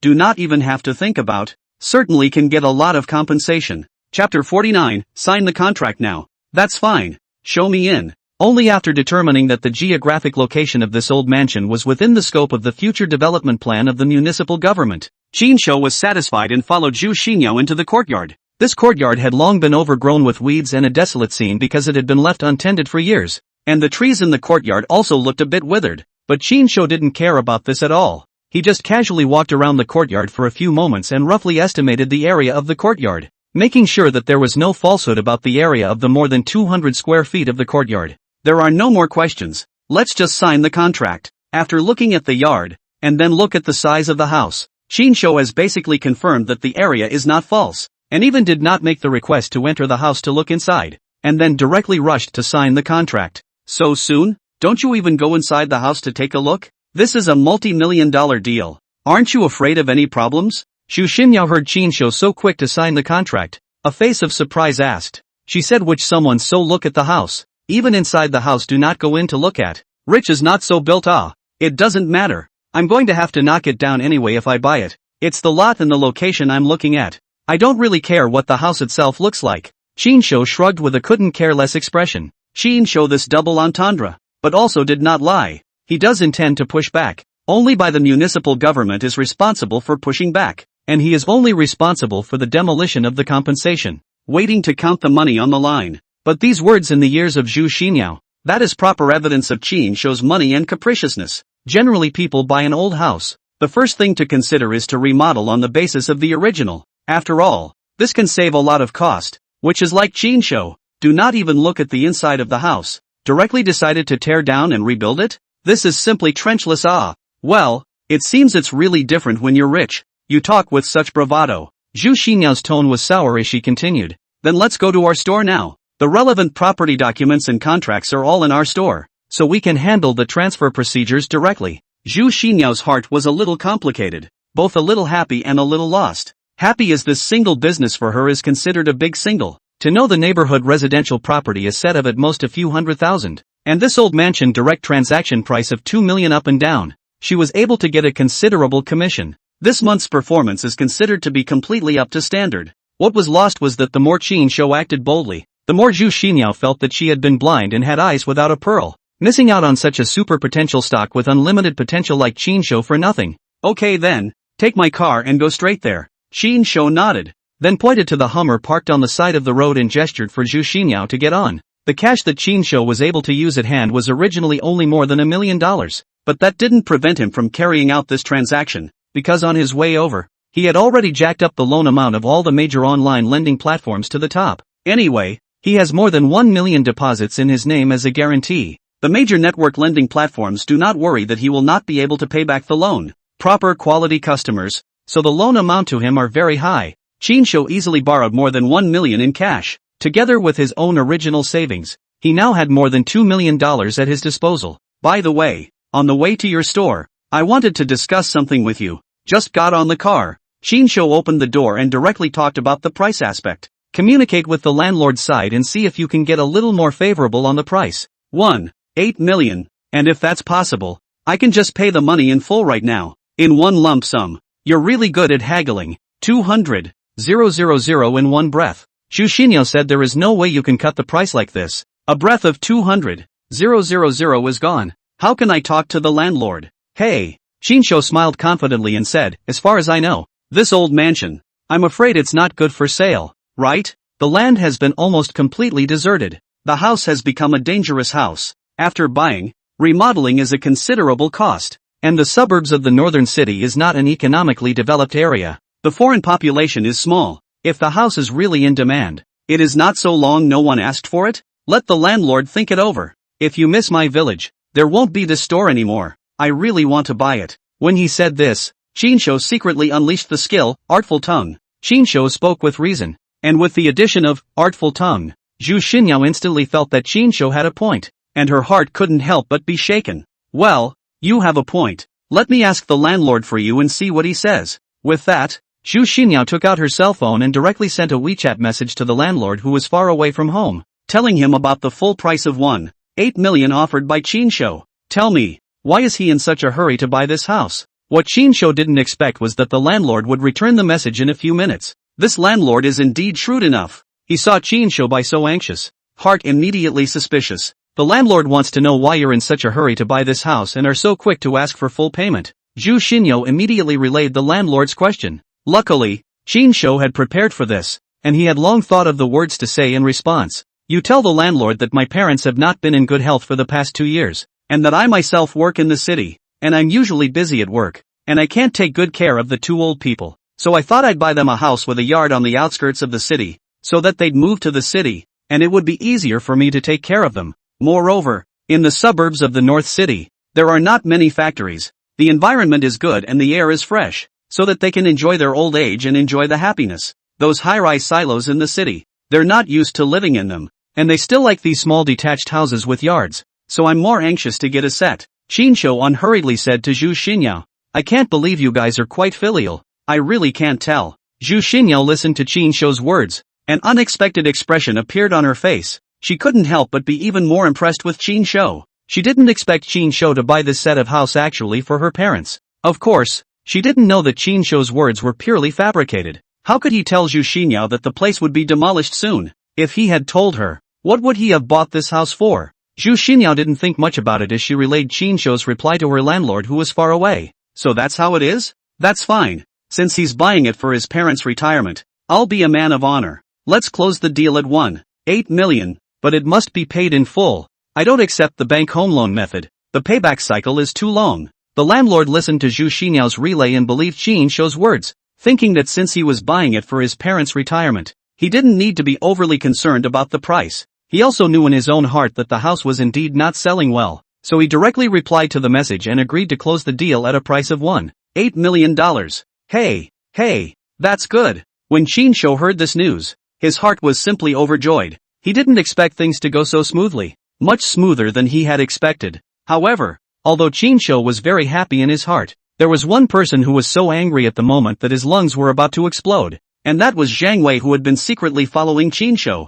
Zhang Wei secretly followed Qin Shou all the way to the north side of the city, and the first thing he saw was Zhu Xinyao standing in front of the old mansion, and naturally he didn't know that Zhu Xinyao was now a real estate agent, responsible for the sale of this house, and thought that the two of them were having a rendezvous here. Damn, Qin Shou, you're really something. Actually drove the female mayor's car to have a rendezvous with my ex-girlfriend Zhu Xinyao. You son of a, all day you immortals, really piss me off. Zhang Wei was so angry at the moment that his teeth were itching, tightly clenching his fists, and his face was so blue that for a moment he had completely forgotten the purpose of his coming here, which was to flatter Qin Shou. Chapter 50, Another Attack. Zhang Wei watched from afar as Zhu Xinyao followed Qin Shou out of the old mansion, and then the two of them got into the Hummer driven by Qin Shou together, and at the moment, he was literally as if his heart was dead, and his entire body was dazed, and his mind was blank. Is Yao Yao going to go to a room with him? Have they gotten to this point? Yao Yao, where on earth am I inferior to this mother asterisk or Qin Shou? Do you know that this guy has his foot in two boats and his relationship with the female mayor is not ordinary? Damn it, I must expose the true face of this mother asterisk. Zhang Wei had completely lost his mind at this moment, and he was burning with anger. He only wanted to reveal Qin Shou's true colors, so that Zhu Xinyao could see Qin Shou's character. He slammed on the gas and drove up closely. However, what makes Zhang Wei even more surprised is that Qin Shou's Hummer didn't drive far, and stopped steadily in front of the store of Happy Housing Real Estate Company. Happy Housing? Isn't this a real estate agency? Qin Shou is planning to buy a house for Yao Yao? Damn! When did this mother asterisk get so rich, giving away a house straight away? Could it be that the single old mansion they were looking at just now is the one he intends to give to Yao Yao? He actually wants to give a house to Yao Yao? And it's also a single old house with such a big yard. How much does this cost? Just the remodeling and decoration alone will cost quite a bit, right? For a while, Zhang Wei felt as if his heart was dead, others were numb, and suddenly he felt that the gap between himself and Qin Shou was getting wider and wider. He was a low-cost version of the rich second generation, and he usually had to look at people's faces when he wanted to ask for some money from his family. However, after experiencing the initial anger and despair, Zhang Wei gradually calmed down instead. He began to rationally analyze the situation at hand. To be able to casually drive Mayor Ring Jing's car and still have the money to buy such a large property, it didn't take much thought to realize that Qin Shou's current strength was extraordinary. At the very least, he must have used some method to hitch a ride with Mayor Ring Jing. Of course, what Zhang Wei thought was a free ride was that between Qin Shou and Ring Jing, there was a power and money deal. He does not know Qin Shou that is not hitched to Ring Jing's convenient car. Qin Shou that is directly Ring Jing's driver part-time locomotive maintenance. And now Ring Jing's car's oil. All is Qin Shou on. He came to find Qin Shou's purpose was to make friends with him, hoping to be able to ride on Mayor Ren's line through him, so as to get a share in the development project of the business district around the Science and Technology Park.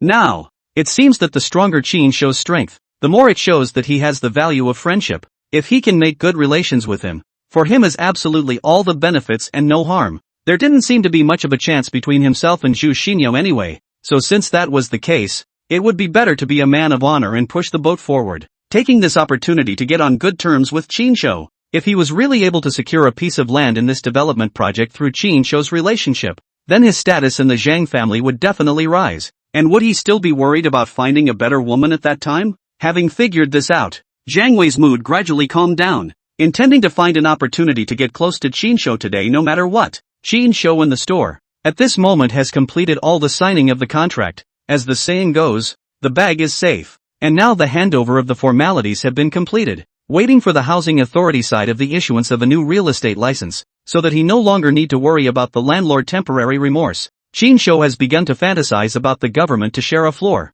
He was bored every day. In order to pass the time, 30 days a month, every day you can go to a different tenant's home to collect rent, live a leisurely and comfortable life of a chartered officer. Simply beautiful. I can't thank you enough for this today. Looking at the contract held in his hand, Qin Shou was in a good mood, carefully collected the relevant documents, got up and intended to leave. I did you such a great favor, and you're just going to leave without saying a word? You should at least treat me to a meal to show your appreciation, right? Seeing that Qin Shou was about to leave, Zhu Xinyao suddenly opened her mouth, her big watery eyes staring blearily at Qin Shou, and her tone of voice even carried a few hints of pouting, seductive to the extreme. Zhu Xinyao didn't know what was wrong with her, always hoping that something would happen between herself and Qin Shou. Okay. Looking at Zhu Xinyao's beautiful and moving eyes, Qinshu froze slightly. He didn't expect Zhu Xinyan to suddenly make the request for him to treat him to dinner. If Zhu Xinyan had taken the initiative to invite Qinshu to dinner, Qinshu might have refused without hesitation. But now that it was Zhu Xinyan who had opened her mouth to ask him to treat her, for a moment, Qinshu felt a bit embarrassed to refuse as he couldn't pull his face down. It had to be said that Zhu Xinyan was indeed very smart, and she knew how to hold a man's mind. And today Zhu Xinyan did help him not a small favor. Although these are her as a real estate agent's share of the work, but after all, she helped himself to save 200,000. Qinshu, think about it. It seems that indeed should be invited to Zhu Xinyan to eat a meal to express their gratitude. Not to mention that they are still university classmates, but also counted as an old acquaintance. Okay, it's almost dinner time now, so let's just find a random restaurant nearby. Qinshu nodded and agreed to Zhu Xinyao's proposal. I know there's a restaurant nearby. That place has a quiet environment, and the food tastes quite good, and it's not too expensive. Why don't we just go there and eat? I know a small road. It's only about 10 minutes away by car. Very convenient. Zhu Xinyao didn't expect Qinshu to agree so quickly. Her heart couldn't help but feel a little proud. Saying, look at your previous look of rejecting others. It seems that this girl is still attractive to you. Good. Then we'll do as you say. Qinshu didn't think too much about it and put away the contract. So he walked out of the store of happy housing with Zhu Xinyao and got into the Hummer parked on the side of the road. The path that Zhu Xinyao had mentioned needed to pass through a rugged section that had not yet been developed. The road was not in very good condition, and usually there was almost no vehicle traffic, making it seem a bit desolate. However, Qinshu drove a Hummer, which had sufficient horsepower and a high chassis, making it very passable. So there was no problem at all in traveling this kind of road. And this road has fewer cars, for the average driving skills of Qinshu, but feel more comfortable driving. However, Qinshu's car just drove out a few minutes. There is a black Land Rover Land Cruiser, suddenly from the opposite lane to force overtaking, and then the Land Rover car and suddenly a sharp braking, stopped in front of Qinshu's. Qinshu did not react for a moment, and braked too quickly. Qinshu did not react for a moment. The brakes were not enough. Directly rear-end collision. Asterisk asterisk asterisk asterisk. Can you drive? Looking for death. Qinshu was this sudden tailgating got angry. Cursed angrily, just wanted to get off to find the other side of the theory. The results of his body and violently forward a bit, only to hear the back of the bang a muffled sound. His Humvee, actually was tailgate from the back of the people again. This immediately alerted Qinshu, who subconsciously felt that something was not right. This kind of undeveloped roadway, where there were almost no cars passing on weekdays, how could two cars suddenly appear at the same time? And there was also a chain rear-end collision? This is definitely not a coincidence. It must be someone doing it on purpose. Sure enough, just as Qinshu became suspicious, he saw four men in black suits coming down from the Land Rover in front of him, each of them with a cold and unkind look on their faces. Through the rearview mirror, Qinshu also saw that the car behind him also came down with four similarly dressed men in black. The dress code of these people, as well as the icy and deadly aura they emanated, were almost identical to the black-clothed assassin who had suddenly appeared in the apartment building he was staying in that night and attempted to assassinate him. Qinshu didn't need to think about it to know that this group of people must be from the blood god cult. What made Qinshu's heart tremble even more was that he saw one of the black-clothed men holding a black pistol in his hand. Damn, this car is Rinjing's. I'm afraid this group of people are coming for Rinjing. I'm just in time to cover for Rinjing and take the fall for her. Qinshu thought of a possibility at the very first moment. Buckle up and sit tight. Zhu Xinyao's face was still a little pale. Didn't understand what was happening. Qinshu suddenly stepped on the gas pedal and directly drove away from the Land Rover in front of him. Keep your head down. Chapter 51, The Sharpshooter's Duel. Zhu Xinyao wasn't stupid. She also quickly sensed that something was wrong. As soon as Qinshu's words fell, she instinctively bowed down and buried her head into the car, using the body of the car to cover herself. Sure enough, just at the moment when Zhu Xinyao lowered her head, a gunshot rang out, and the black-clothed man with the pistol opened fire. But what surprised him was that the shot didn't directly penetrate the glass of the car window as he expected, but only left some spiderweb-like cracks on the thick glass. Bulletproof. It was only then that Qinshu reacted to the fact that he hadn't noticed before that the Hummer was actually fitted with bulletproof glass. This made him slightly relieved that he was at least temporarily safe. Qinshu quickly adjusted the state, a foot on the gas pedal to the end. The Hummer's powerful horsepower instantly erupted, violently topped the Land Rover in front of the car, issued a thump, a muffled sound. Then, Qinshu quickly backed up and hit the car behind him again, toppling it some distance away as well, gaining more space for himself. He then jerked the steering wheel and the body slammed around, completing a beautiful in-place dump. The two black-clothed men walking at the front were originally preparing to approach the Hummer. When they were caught off guard, they were directly hit by the suddenly rotating body and flew out, falling heavily to the ground and letting out a painful groan. Seizing this opportunity, Shinsho once again slammed on the gas, and the Hummer rushed out like a wild beast out of control, directly passing through the dirt slope on the side of the road and circling around to the very front, getting out of the predicament of the front and rear attack. Seeing this sudden turn of events, the black-clothed man with the gun in the lead's face became even more somber, and fired a few more shots at the Hummer. But the Hummer driven by Shinsho was wrapped in thick steel plates and bulletproof glass, so ordinary handgun bullets couldn't penetrate it, and could only leave a few shallow bullet wounds on the body of the car. Asterisk asterisk asterisk asterisk. Go after them. That woman is in the car. We can't let them get away. The man in black roared with a grimace, then quickly jumped into the Land Rover and chased after him with a kick of the gas. What is this? Did that guy just shoot? Zhu Xinyao inside the car was stunned, her voice trembling a bit, obviously frightened by the gunshots just now. You know, this is the Dragon Kingdom, where robbery is forbidden. What kind of vicious group of people is this? Surprisingly, he was able to get guns within the Dragon Kingdom. Thinking about it made Zhu Xinyao feel scared. Who the hell are these people? What exactly does Shinsho do? Why did he mess with such a group of people in such a short period of time?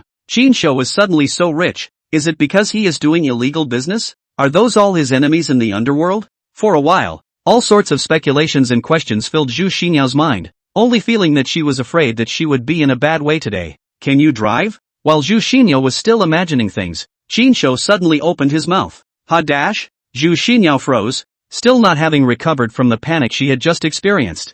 Bang! Bang! Bang! The rear pursuing Land Rover is again 3 shots in a row. That black-clothed man with a gun is obviously a master of marksmanship, obviously also a master of firearms. In this case of high-speed movement, these 3 shots were all hit in the same point of the rear window. The rear window looked to be completely cracked. Asterisk asterisk asterisk asterisk. It's too late. You're driving. Seeing the emergency situation, Shinsho did not care much about it, and without waiting for Zhu Xinyao's consent, he directly picked up Zhu Xinyao from the passenger seat. Then, Shinsho directly placed Zhu Xinyao on his legs, making her face the front windshield in order to control the steering wheel. Zhu Xinyao is wearing a professional dress today. Plus at this moment the vehicle in the rugged road at extreme speed. The road bumps very much. Zhu Xinyao's rounded buttocks like a full of elasticity of the meat cushion in general. In the Shinsho's thighs bouncing madly. This feeling makes Shinsho a little apathetic, but he now does not have the heart to think about this. What are you doing? What time is it and you're still thinking about such things? Zhu Xinyao was a little confused by Shinsho's series of actions. Her eyebrows slightly knitted and her pretty face reddened as she pouted, thinking that Shinsho was still thinking of taking advantage of her at such a critical moment. Take the wheel. This is not the time for that. Shinsho didn't have time to explain to Zhu Xinyao. He directly grabbed Zhu Xinyao's small, soft and boneless hand and let her hold the steering wheel, controlling the direction of the vehicle. Then, Shinsho suddenly drew himself up, his thighs directly pulling out from under Zhu Xinyao's buttocks before quickly jumping to the passenger seat. It had to be said that it was a good thing that Zhu Xinyao was wearing this professional suit that was lubricated enough today. Otherwise Shinsho hadn't been able to pull out from under her so easily. Take the wheel and don't let go. After Shinsho arrived at the passenger seat, he immediately pulled open the storage box in front of the passenger seat. Luckily, there is indeed a gun. Shinsho opened the storage box and realized that he had guessed correctly. Ren Jing had indeed placed a pistol inside. Bang! Another shot from the pursuing Land Rover in the rear. 4 consecutive shots all hitting the same point on the rear window, and the bulletproof glass, already cracked, was finally completely pierced. Fortunately, Shinsho's reaction was also fast enough, and he instinctively shrunk his head the moment the black-clothed man behind him fired. A bullet almost grazed Shinsho's cheek and flew past, eventually impacting on the front windshield and stirring up a burst of sparks. Damn! It's a good thing I just switched positions. Shinsho was shocked and celebrated. Fortunately he and Zhu Xinyao exchanged positions just now. Otherwise with Zhu Xinyao's reaction speed and physical quality, that one bullet just now must have pierced through the back of her head. Shinsho quickly picked up the pistol in his hand and turned around to fire a shot at the pursuing Land Rover in the back. Skills, God of Guns, and Invincible Actuary, activated. With the bang sound of the gun, the bullet accurately penetrated the bullet hole punched by the black-clothed man behind him, and went straight to the brow of the black-clothed man holding the gun. The Land Rover that these black-clothed men were traveling in was not specially made, and the windows were not bulletproof. The bullet easily shattered the glass of the Land Rover, and then accurately went straight to the black-clothed man's brow. However, the reaction speed of this man in black was also strangely fast. He even seemed to anticipate the danger before Qin Shou fired his gun, and slightly flashed his head in advance to avoid the vitals. However, Qin Shou's shot still didn't fall short, but directly hit the back seat of the Land Rover, the head of the other black-clothed man, directly killing him on the spot. This is the perversion that Qin Shou's God of Firearms and Invincible Actuary dual skills show when launched at the same time. Qin Shou in the moment of shooting, his mind has accurately calculated the trajectory of the bullets and the point of landing. Even if this shot can't directly hit the target in front of him, the line of the bullet's flight is still able to hit the back of a person to make sure that at least one of the targets will be hit. Hey, damn it, aren't you freaks undead? I don't believe that I can't die even with my head pierced through. Qin Shou let out a cold smile. He knew that this group of people from the Blood God sect all had perverted recovery ability, but even if their recovery ability was strong, it was absolutely impossible for them to survive even if their heads were pierced by bullets. Interesting. Nice shot. You managed to dodge my bullets and counterattack with precision. A wry smile appeared on the face of the black-clothed man holding the gun, and even a trace of imperceptible excitement flashed in his eyes. Then he also raised the gun in his hand and fired 4 or 5 shots consecutively at Qin Shou's car, and his marksmanship was also very precise. Surprisingly, just like Qin Shou, each bullet happened to penetrate the same bullet hole in the rear window. Surprisingly, he was also a sharpshooter. However, the good thing is that although this man in black is an accurate shot, he does not have the outrageous calculating ability of Qin Shou. After his bullet passes through the bullet hole, the trajectory line unavoidably undergoes a slight change, and it is simply not possible to guarantee 100% accuracy. And in the end, the bullets flew randomly within the body of the Hummer, and did not cause any substantial damage to Qin Shou and Zhu Xinyao. However, Zhu Xinyao was already highly nervous because of the gunfight just now, and at this moment, with bullets flying everywhere in the car, she was even more scared to death, and didn't even dare to care about the steering wheel anymore, but instead clutched her head tightly, her body curled up behind the car seat, and let out a horrified shriek. It was also at the moment when Zhu Xinyao let go of the steering wheel that the high-speed and wildly running Hummer completely drove off the path and directly rushed into the steep slope that sloped down to the side of the road. Chapter 52 Spirit of the System. Linger. The steep slopes on both sides of the road are undeveloped hill. The slope is extremely steep. The Hummer and the angle is diagonal up, and the speed is extremely fast. In the rush on the slope of the moment, the Hummer completely lost balance. The body shook, directly turned over, heavily smashed into the ground, issued a rumble, a loud sound. Asterisk. Damn it, you really have to rely on yourself at the critical moment. Women really can't be relied on. Qin Shou cursed angrily, and at the moment when the Hummer overturned, out of instinct, he held Zhu Xinyao tightly into his arms, intending to use his own body to shield Zhu Xinyao from the impact that might be caused when the Hummer overturned. Just at the moment when Zhu Xinyao was terrified to the core because of the sudden overturning of the car, she suddenly felt her body being held tightly by a warm and soft, yet at the same time powerful embrace. Why would he rush over to protect me at this point? He can obviously prioritize protecting himself. Could it be that he actually still likes me in his heart? Doesn't care about me anymore like he says he does? Did I really misunderstand him? He's actually a very nice person, and it's my own superficiality and snobbery that made me miss him. If I had chosen him instead of that playboy, what would life be like now? Maybe I would be much happier than I am now. Also at this instant, various complicated and chaotic thoughts, like a tidal wave, surged into Zhu Xinyao's mind, causing her to be somewhat at a loss for words for a moment.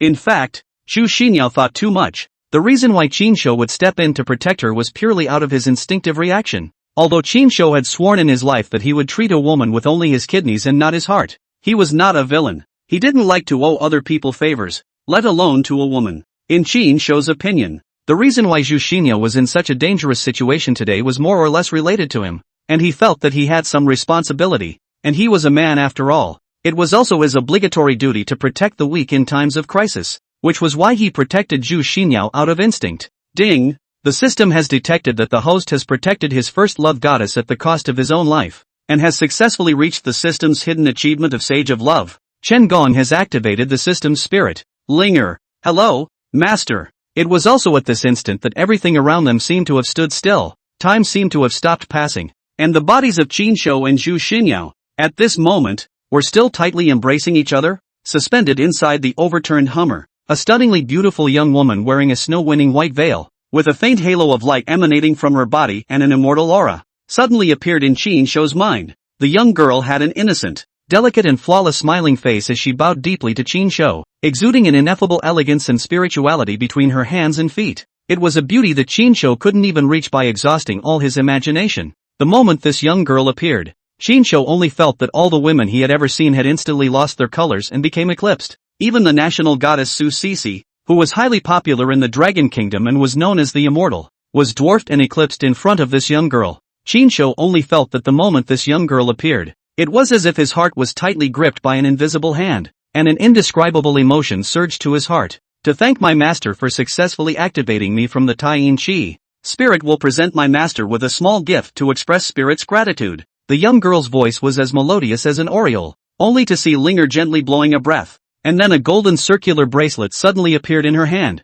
which was carved with some ancient and mysterious patterns, emitting a faint golden light. Master, this is a treasure that transcends the heavenly rank, the Ring of Luck. After wearing this ring, you will be able to slowly and consistently take away the luck of those with great luck in an invisible manner, transforming it into your own luck, making you even luckier. The bad luck that may exist on your own body will be transferred to your opponent or enemy in an invisible way, to be borne by others for you. In short, wearing this Ring of Luck, you will be more and more fortunate. All things go well, good luck, and anyone who is your enemy will be more and more unlucky, bad luck. Of course, this Ring of Qi, when used, has many restrictions, and can only transfer obscure Qi up to 3 times a day, and there are also many limitations to such things as taking someone's Qi, which will naturally be slowly understood by the master in the process of using it in the future. Linger explained to Shinsho in a clear voice. As soon as the words fell, the young girl lingering Shinsho's mind disappeared out of thin air, and everything that was static around him began to flow once again as time resumed its normal flow.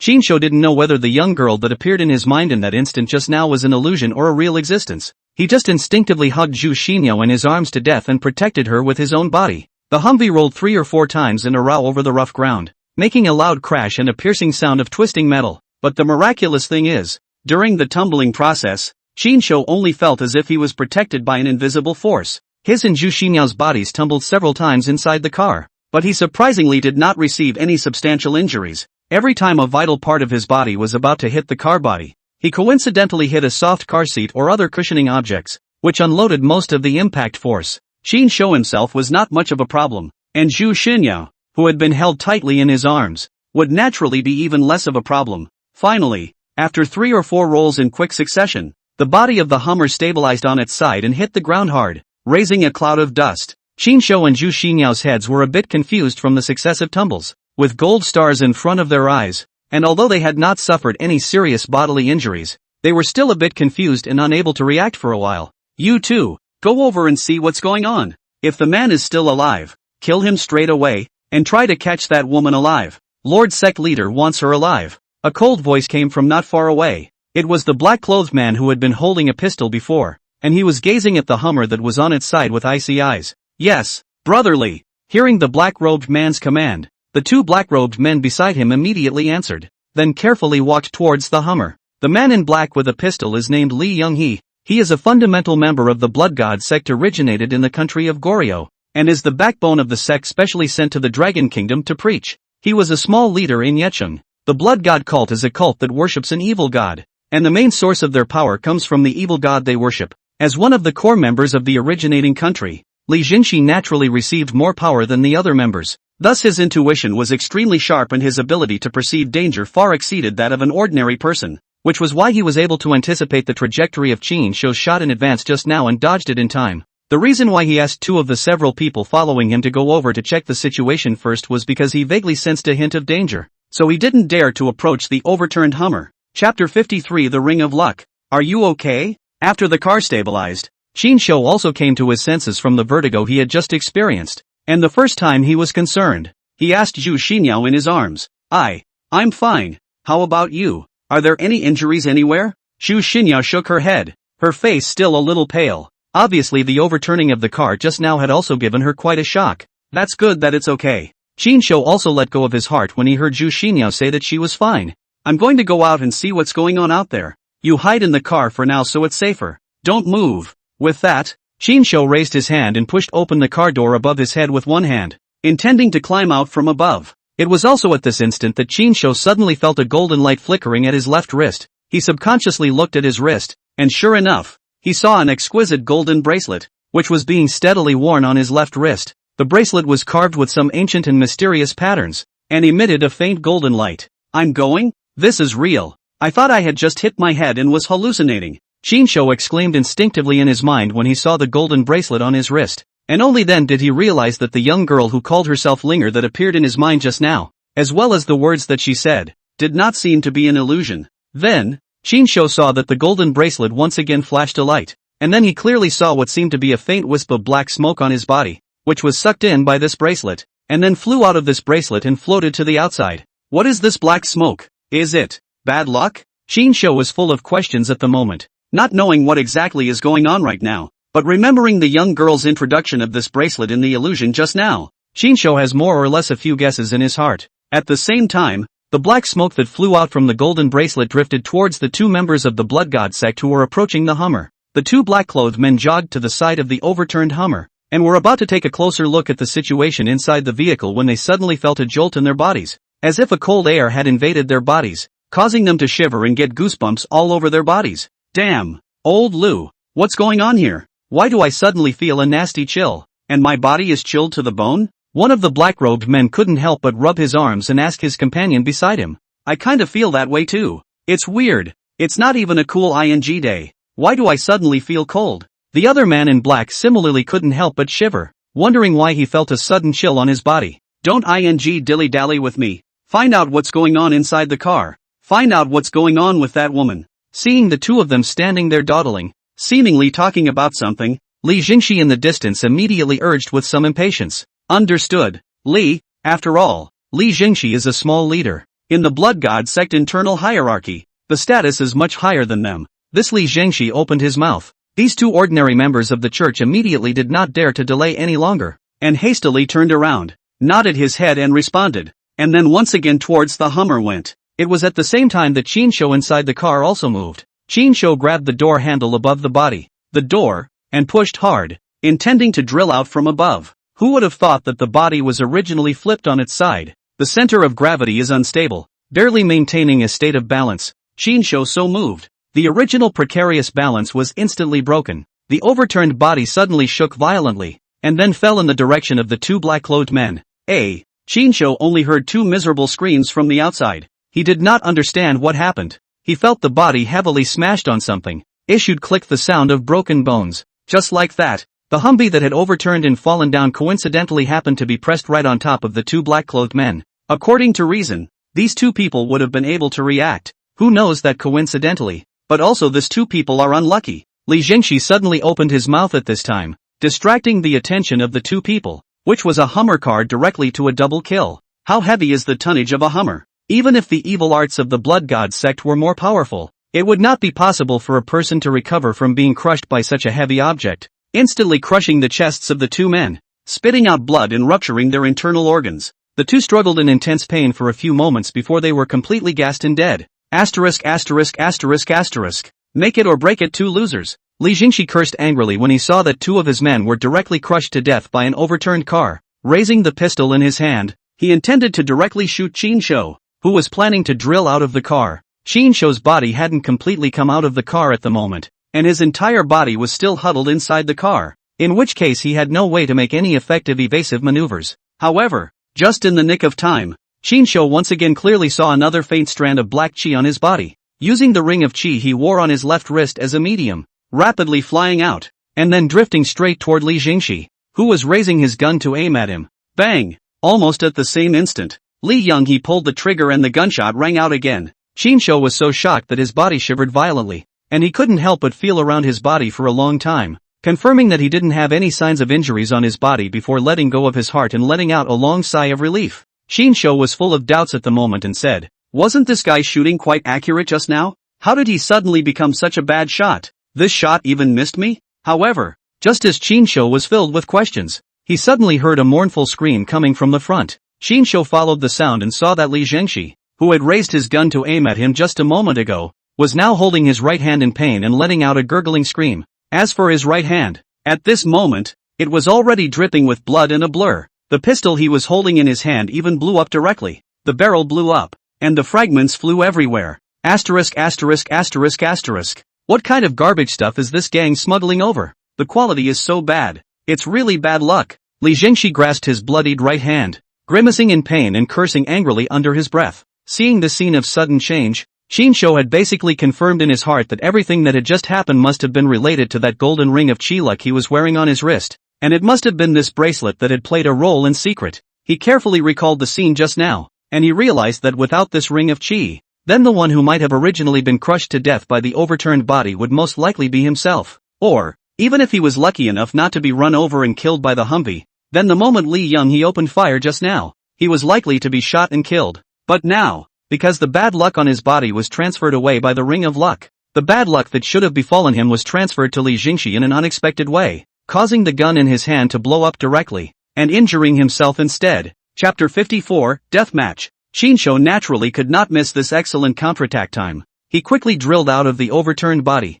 a sharp roll, half kneeling on the ground, and at the same time quickly pulled out a pistol. To the remaining black-clothed man is a succession of several shots. The action is crisp and clear, without delay. To say that this Li Jingxi is indeed not a generalized person, the first time he realized the danger, quickly hid in the back of the Land Rover, using the body as a cover. However, Qin Shou's target was not originally him either. Through the brief exchange of hands and observation before, Qin Shou had already vaguely noticed that this Li Jingxi was a bit weird. He seemed to possess some sort of ability similar to foreseeing danger, being able to sense the upcoming danger in advance. Therefore, without being able to ensure that he could kill the other party in one blow, Qin Shou decisively chose to prioritize the other less threatening black-clothed men. Under the powerful enhancement of the God of Guns skill, Qin Shou's marksmanship was precise to the extreme. The other black-clothed men did not have the slightest chance to resist in front of him. Qin Shou was almost one shot at a time, each shot accurately hitting the center of the eyebrow, and cleanly and instantly resolved the 5 black-clothed men without leaving any chance for them to fight back.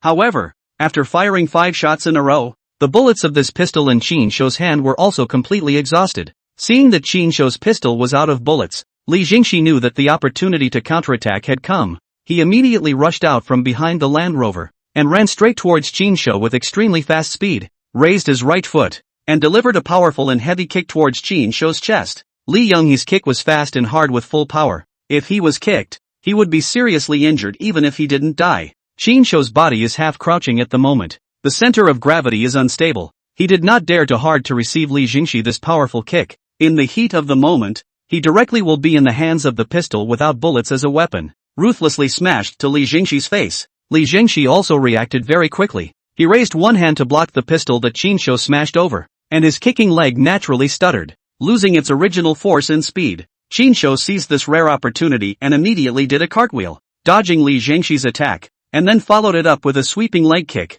ruthlessly sweeping Li Jingxi's lower body and knocking him to the ground. With that, Qin Shou did not hesitate to directly pounce on him, pressing Li Jingxi underneath him, and then raised his fist and slammed it down hard against Li Jingxi's face. However, this Li Jingxi's reaction and combat experience was also very rich. He quickly adjusted his posture the moment he fell to the ground and turned his head sideways, narrowly dodging Qin Shou's powerful punch. Then, he raised his knee in a smooth manner, and with a fierce top, he ruthlessly hit Qin Shou's abdomen. This Li Jingxi is a blood god religion of a small leader, has the power of the evil god, is also a strange force. He is a knee-top collision of the power is very great. Qin Shou only feel his abdomen at turning like a sharp pain. Organs are as if shifted generally, and then he cannot hold back. Wow, will be a stomach of sour water? With the all of the overnight meal spit out, and impartial, just spit in the face of Li Jingxi door, paste his face. The two would have been entangled and twisted together. The distance is very close. This Li Jingxi simply too late to make any reaction.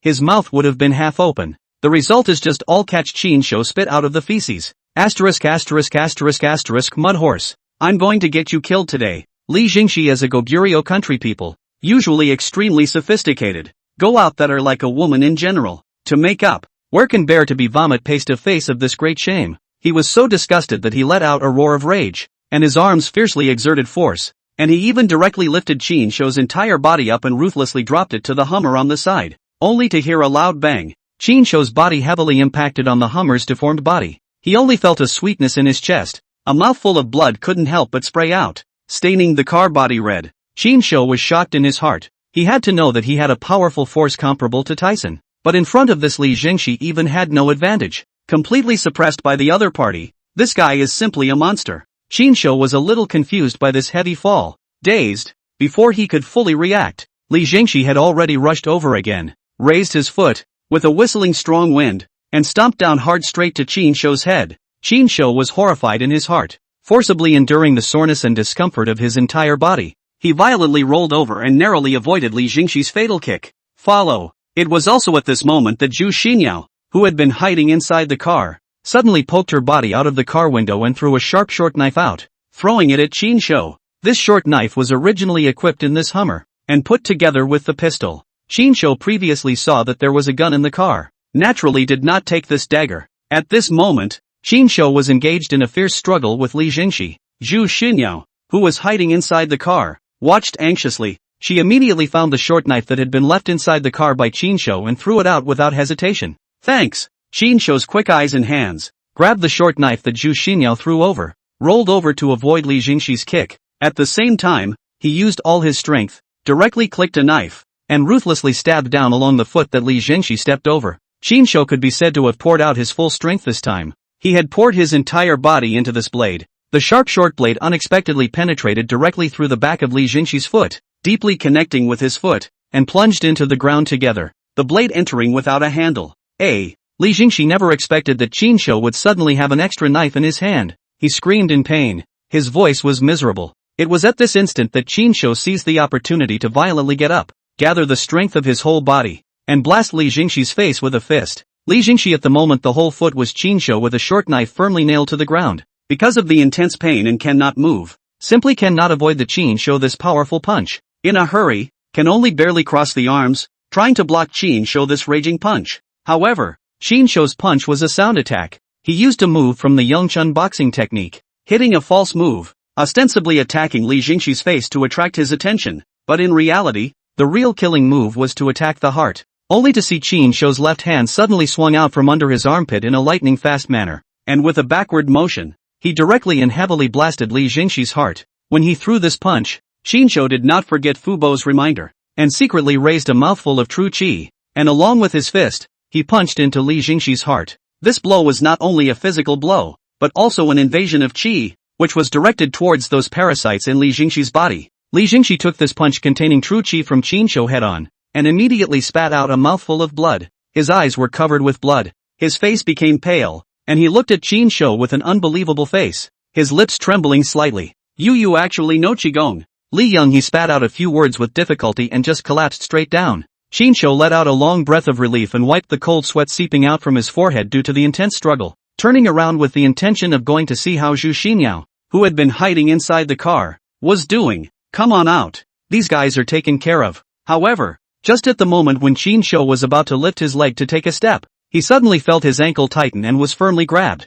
He was startled in his heart and hurriedly looked down. Chapter 55, Puppetry. Qin Shou looked down, only to see that Li Jingxi had actually come back to life, and was grabbing his ankle, smiling at himself with an eerie face, looking a little unnerving. ****** me. You're playing a ing ghost. Qin Shou was shocked by this sudden turn of events, and without hesitation, he raised his foot and kicked it viciously towards Li Jingxi's miserable face. Qin Shou's kick was powerful and full of strength. This Li Jingxi, although he was a man, but he paid extreme attention to facial maintenance in his daily life, and he loved his appearance very much. Seeing Qin Shou's kick coming straight to his face, he immediately let go of his hand that grabbed Qin Shou's ankle, and rolled over, dodging Qin Shou's attack. Then his body suddenly bounced off the ground in a weird position. His movements were very agile, completely unlike a person who had just been seriously injured. Hey, I'm going to break you into pieces so that you can't beg for your life or death. Li Jingxi's eyes stared at Qin Shou in a gloomy manner, the corner of his mouth hooked into a cruel smile. With that, he suddenly took out an ebony black piccolo from his bosom and put it to his mouth to play. This piccolo made a whimpering sound, somewhat like a cat's cry in the dead of night, which sounded a bit creepy, indescribably unpleasant and bizarre. Qin Shou heard this ear-piercing flute sound, and said, "I'll you in the ing head, right? Fighting on fighting. You ing pretend what music master, is simply in the rape of my ears. Master, this is puppetry. This is already a late Huang rank puppeteer. Hurry up and escape. You're not his match right now." Qin Shou had just finished spitting, when a clear, pleasant, Oreo-like girl's voice suddenly sounded in his mind. "I'll go, your spirit?" When Qin Shou heard this voice, he first froze for a moment, and then quickly reacted that it was the voice of the young girl who called herself Linger, who had just appeared in his mind. Not bad, Master, it is none other than me, Linger. The girl's voice sounded in his mind once again, affirming his suspicions. Help! As soon as Linger's words fell, Zhu Xinyao, who was still hiding inside the Hummer, suddenly screamed in terror. Hearing Zhu Xinyao's screams, Qinshu hurriedly looked back and saw that the two members of the Blood God sect, who had been completely pressed under the overturned Hummer, and whose internal organs had almost been crushed to the point of bursting out, had actually moved in an extremely bizarre manner, and their strength became incredibly large, even making the heavy Hummer that was pressing them began to shake violently, and it looked like it was going to be overturned by them at any time. Holy, what the is this? You're shooting Resident Evil here? What's with the zombies? When Qinshu saw this scene, he only felt his scalp tingle and his back chill. Without saying a word, Qinshu immediately rushed over. He knew that now was not the time to froth. He had to save Zhu Xinyao as soon as possible. Zhu Xinyao, give me your hand. Qinshu ran to the Hummer and shouted towards Zhu Xinyao inside the vehicle while reaching out his hand to grab her. When Zhu Xinyao heard Qinshu's voice, she didn't care about anything else and immediately grabbed Qinshu's outstretched hand, and Qinshu fiercely exerted his force, yanking Zhu Xinyao out of the car with one hand. However, just as Qinshu dragged Zhu Xinyao out of the car, he realized that Zhu Xinyao calf was actually grabbed by the two puppets that were pressed under the car. Zhu Xinyao was so scared that she lost her color, screaming frantically, her little legs stomping around, wanting to break free, but her strength was too small. And what kind of strange power that puppet had, it didn't help at all. Fortunately, Qinshu was quick on his feet and quickly picked up the short knife that had fallen on the ground, and without hesitation, cut off the arm of the puppet that was pressing down on Zhu Xinyao's calf with a single slash. Only a click was heard, and for a moment, blood splattered as Qinshu directly chopped off the puppet's arm. However, Qinshu had just rescued Zhu Xinyao from under the hands of these two puppets, and the other few Blood God cult members that he had killed had all woken up at the moment. Their eyes were hollow and their faces were pale, but their actions were not slow at all, twisting and turning their bodies in an extremely strange posture, approaching the two of them, a bizarre scene to the extreme.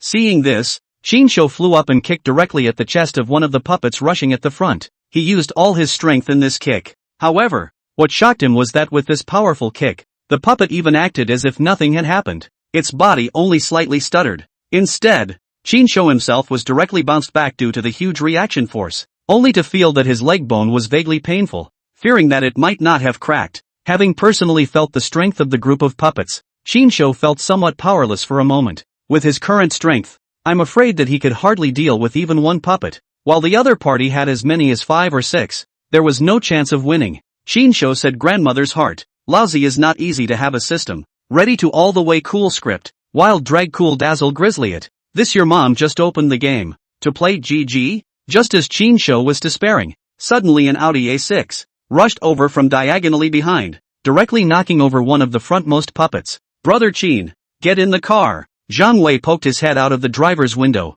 looking anxious and waving desperately toward him.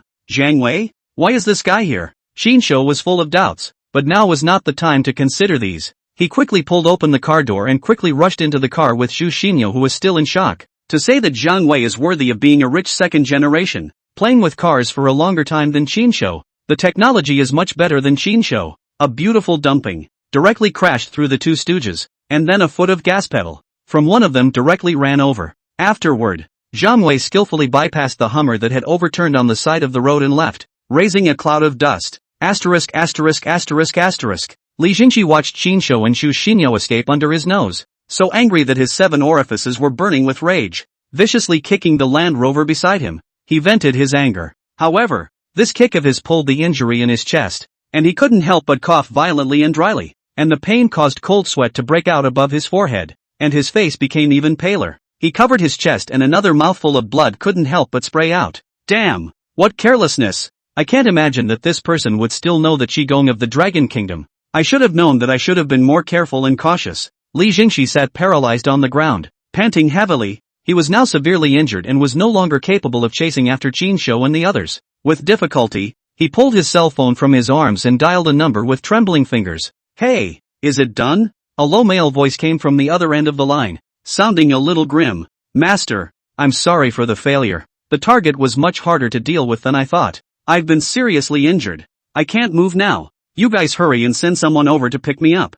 Li Yonghe's voice was a little weak, and he was panting as he spoke. Chapter 56 Youth. Got it. On the other side of the phone, a youth wearing a flashy, elegant and handsome appearance put down his cell phone. Although this youth had a handsome appearance, his face and the entire temperament of his person appeared to be somewhat sinister, and looking at him made people shudder. Young master, did they catch Miss Run? A somewhat hoarse voice sounded beside the youth. Speaking is a figure of dry and thin, like a bamboo pole general old man, his face pale, without a trace of blood, as if not see the sun for many years in general. This old man wearing a gray and white clothes, style old, looks like the dead body wearing life jacket. Cannot say the eerie weird. No, this bunch of losers, what a success. They can't even do this little thing right. The young man's face grew more and more somber, his brows furrowed together, and a hint of viciousness flashed in his eyes. Then, as if he had thought of something, he suddenly turned his head and looked at the old man behind him and said, "You prepare a private airplane for me,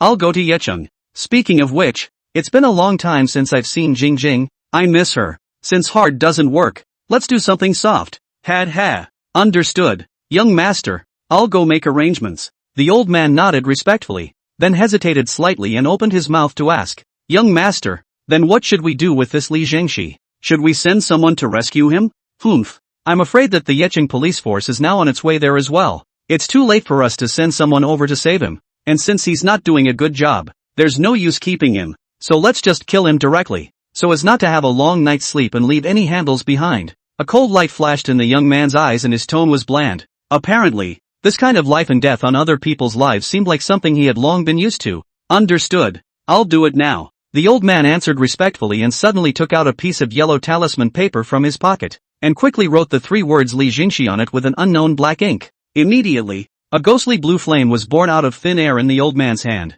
directly igniting the talisman paper in his hand. The talisman paper instantly burned up and turned into a pile of ashes. On the other side, Li Yanghe, who had just put down the phone, suddenly became distorted in his facial expression, covering his chest in pain as his body trembled violently. Immediately afterward, it was only seen that from inside Li Jingxi's ears, mouth, and eyes, there were actually countless tiny black bugs that scrambled out at the same time, and these bugs were so densely packed that it made one's scalp numb to see them. Bishop, spare your life. Sect leader, spare my life. Please give me another chance." Li Jingxi let out a frantic scream, painfully rolling and wailing on the ground, but in a matter of moments, his entire body directly turned into a puddle of blood and water. Not even a crumb of bone was left, only leaving behind a disgusting blood stain on the ground, and a faint fishy odor filled the air. As soon as Qin Shou got on the car, he took out his cell phone, only to see a dozen missed calls displayed on it, most of which were from Ren Jing, and there were also calls from Su Nanqin and Yin Yourong. Needless to say, as the Sea King, Qin Shou was quite busy with his business right now. Qin Shou did not hesitate and directly dialed Ren Jing's phone number. "Why haven't you answered your phone for so long? I only gave you 4 hours, and you're now seriously overdue. You're a bodyguard, not competent at all. Looks like I'll have to dock your pay." The tone of Ren Jing on the other end of the phone was angry, obviously with resentment, obviously very angry at the fact that Qin Shou, the temporary bodyguard, had been away for so long and was not answering his phone. "I met someone from the Blood God cult." Qin Shou opened the door. "What? Are you okay? Are there any injuries?" Ren Jing was shocked at her words. Her tone immediately softened, and the anger she felt just now disappeared without a trace, replaced by a strong concern. "I'm fine. They must have gotten the wrong person. It just so happens that the agent who introduced me to buying a house today was in my car. They probably mistook her for you and that's why they came after her." Qin Shou casually explained what had happened. "You're really something. Going to buy a house? You can even trick the little agency girl into getting into the car.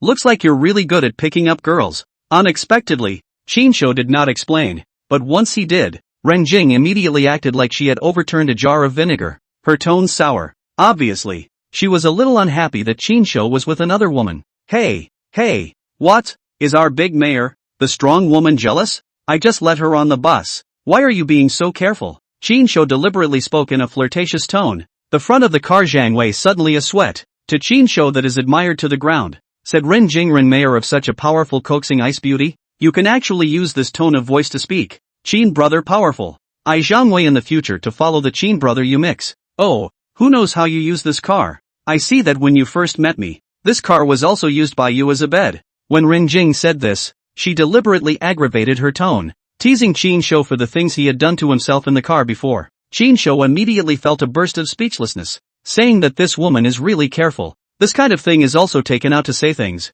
really hold a grudge. "Alright, let's get down to business. The people who came this time are very powerful. One of the guys is feared to be a small leader-level character. I almost fell into his hands. However, I feel that he should have also suffered from minor injuries. I guess he can't go far. He should still be in the undeveloped Shishing Road on the outskirts of North City. You should hurry up and send people over to search for him. Qinshu pulled the topic back on track in time and sent the location address to Renjing. Well, I know. I'll arrange for someone to go there right away. Renjing listened to Qinshu talking about the main thing. Also put away the joking mind. The tone became serious. Hanging up the phone, went to arrange the relevant matters. This time the nature of the matter is bad, and also involved in the safety of Qinshu. She is really some angry. Qinshu, can you tell me what the hell is going on? Who exactly are those people and why did they come to kill you? Qinshu had just hung up the phone, and Zhu Xinyao, who had been sitting in the car and was full of doubts, couldn't help but ask. She was still a bit stunned and desperately wanted to know the truth of the matter.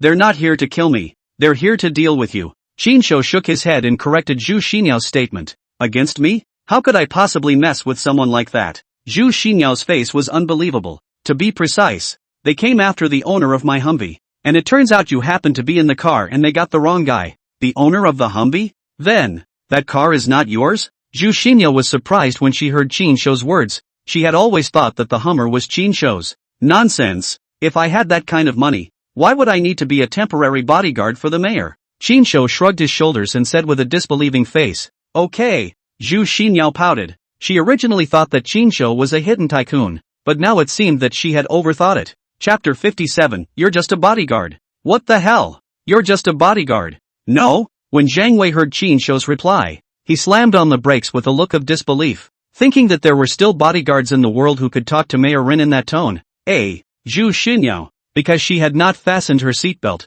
let out a cry of surprise as her body lurched forward by Zhang Wei's sudden sharp braking. Fortunately, Qinshu's quick eyes and hands stretched out his arms in time to hold Zhu Xinyao by the waist, which prevented her from hitting the car seat in front of her. It had to be said that under close contact, Zhu Xinyao's small savage waist was indeed thin and soft, and her hand felt moist in the middle. Will you drive more steadily? Zhu Xinyao was shocked and didn't have the good sense to say. That's just it. All the fuss. There's someone else in this back seat. Qinshu immediately chimed in, superficially following Zhu Xinyao to blame Zhang Wei, but in his heart, he was secretly happy, thinking, brother, please come a few more times. Hey, I'm sorry, Yao, it was my bad just now, I drove too fast. Zhang Wei apologized with a quick smile. When he said this, Zhang Wei noticed that Qinshu's arms were actually still holding Zhu Xinyao's small waist, and that he was even sneaking a touch. You boy, get your salty hands off me. Zhang Wei immediately straightened his eyes and became righteously indignant.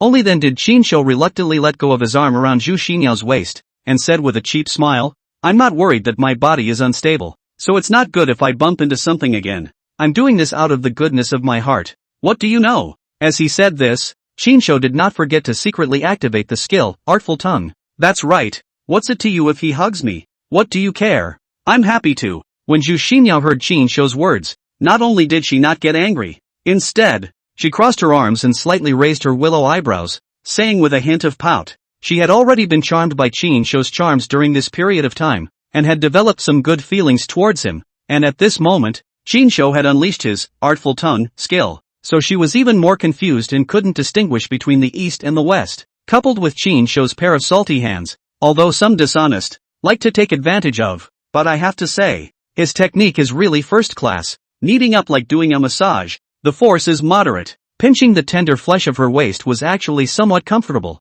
and for a moment there was some reluctance to Qinshu take his hand away. Yo, you didn't used to be like this, you clearly used to hate people touching you. When Zhang Wei saw that Zhu Xinyao was actually helping Qinshu to speak, he immediately felt incomparably aggrieved, and he said to himself that what kind of ecstasy had this Qinshu poured into Yao, which had made Yao so defensive of him, that she could even accept this kind of obvious act of taking advantage of her, and even helped him to speak. Zhang Wei's feeling at the moment was as hard as if his carefully cultivated cabbages were letting the pigs arch over them, and the key was that other people's cabbages were still happy about it. What was I like before? Zhang Wei, I can tell you. We have nothing to do with each other now. When Zhu Xinyao heard Zhang Wei mentioning the past, lest Qinshu create any misunderstandings, she immediately set aside her relationship with Zhang Wei. Forget it, let's not talk about that. Say, how did you guy become Mayor Ren's bodyguard? Weren't you an IT before? How did you become a bodyguard? On your weak little body, can you still protect Mayor Ren? knowing that he would definitely not be able to curry any favor by continuing to entangle with the woman,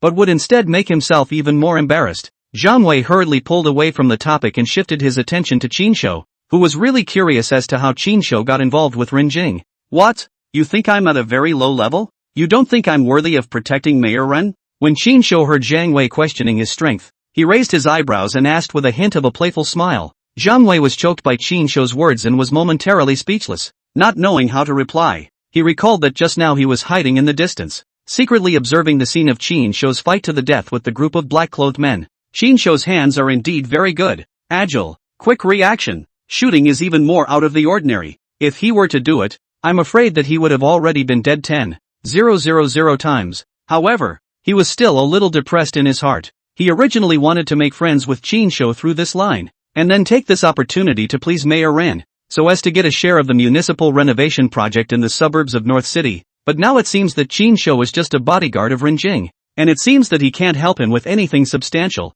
which makes him feel that he has lost his blood in this wave, and he has been busy for nothing. Oh, I can't imagine that the span of your career change is so big. It's really unexpected. Zhang Wei laughed dryly and said in a somewhat awkward tone, it's not too big, it's just a mixed bag. Qinshu waved his hand in an unimpressed manner, then turned his words around and said with a serious expression, alright, let's get down to business. Tell me, why on earth are you following me? Qinshu did not believe that Zhang Wei's appearance was just a simple coincidence, and the only explanation was that Zhang Wei had been following him. Hey, in fact, there is no big deal. Just want to talk to you about the matter about the municipal renovation of the suburbs of the North City. As you know, I am more interested in this area, and want to see if there is any opportunity for cooperation. Being directly pointed out by Qinshu, Zhang Wei no longer hid it, and he scratched his head with some embarrassment and said with a smile, what? The suburbs of North City are going to undergo a municipal renovation? Didn't you swear up and down that you bought this house for your parents' retirement? How come it's now about some kind of municipal remodeling? Zhu Xinyao, who hadn't said anything all this time, heard Zhang Wei's words and looked surprised, turning her head to look at Qinshu with some contempt. I said, this guy, the original buy real estate is not at all to honor parents, but to wait for the demolition.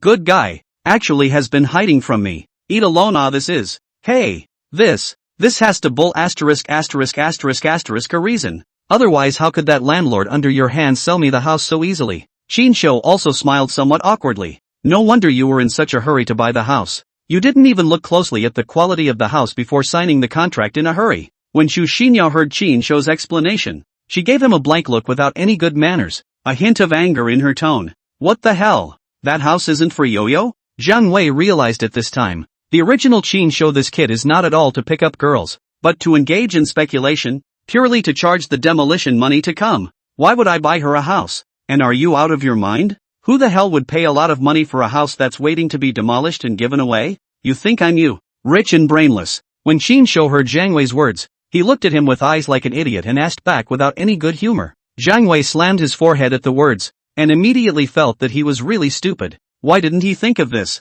Qinshu was right. This place was clearly waiting to be demolished. Who would be stupid enough to buy it and give it away? This is not logical at all. Before, I was really concerned. Hey, so then, there's really no special relationship between you and Yo-Yo. Just normal friends, right? But soon, Zhang Wei caught another important message from Qinshu's words and realized that he seemed to still have a chance. So he immediately stared at Qinshu with a wide-eyed smile, his eyes full of anticipation. Chapter 58, Yiwu 1. Zhang Wei, I can tell you, even if there's nothing between Qinshu and I, it's not your turn. The two of us were finished a long time ago. Do you understand? Zhu Xinyao, lest Qinshu misunderstand that she was still involved with Zhang Wei in any way, said in a determined tone. That's fine. Just park here and let me down. Although Zhu Xinyao was really good looking, and Qinshu didn't mind taking a little advantage and mooching off of her occasionally, he was too lazy to get involved in this complicated triangle. There was no shortage of women around him, and as for accomplishing the task of taking down Zhu Xinyao,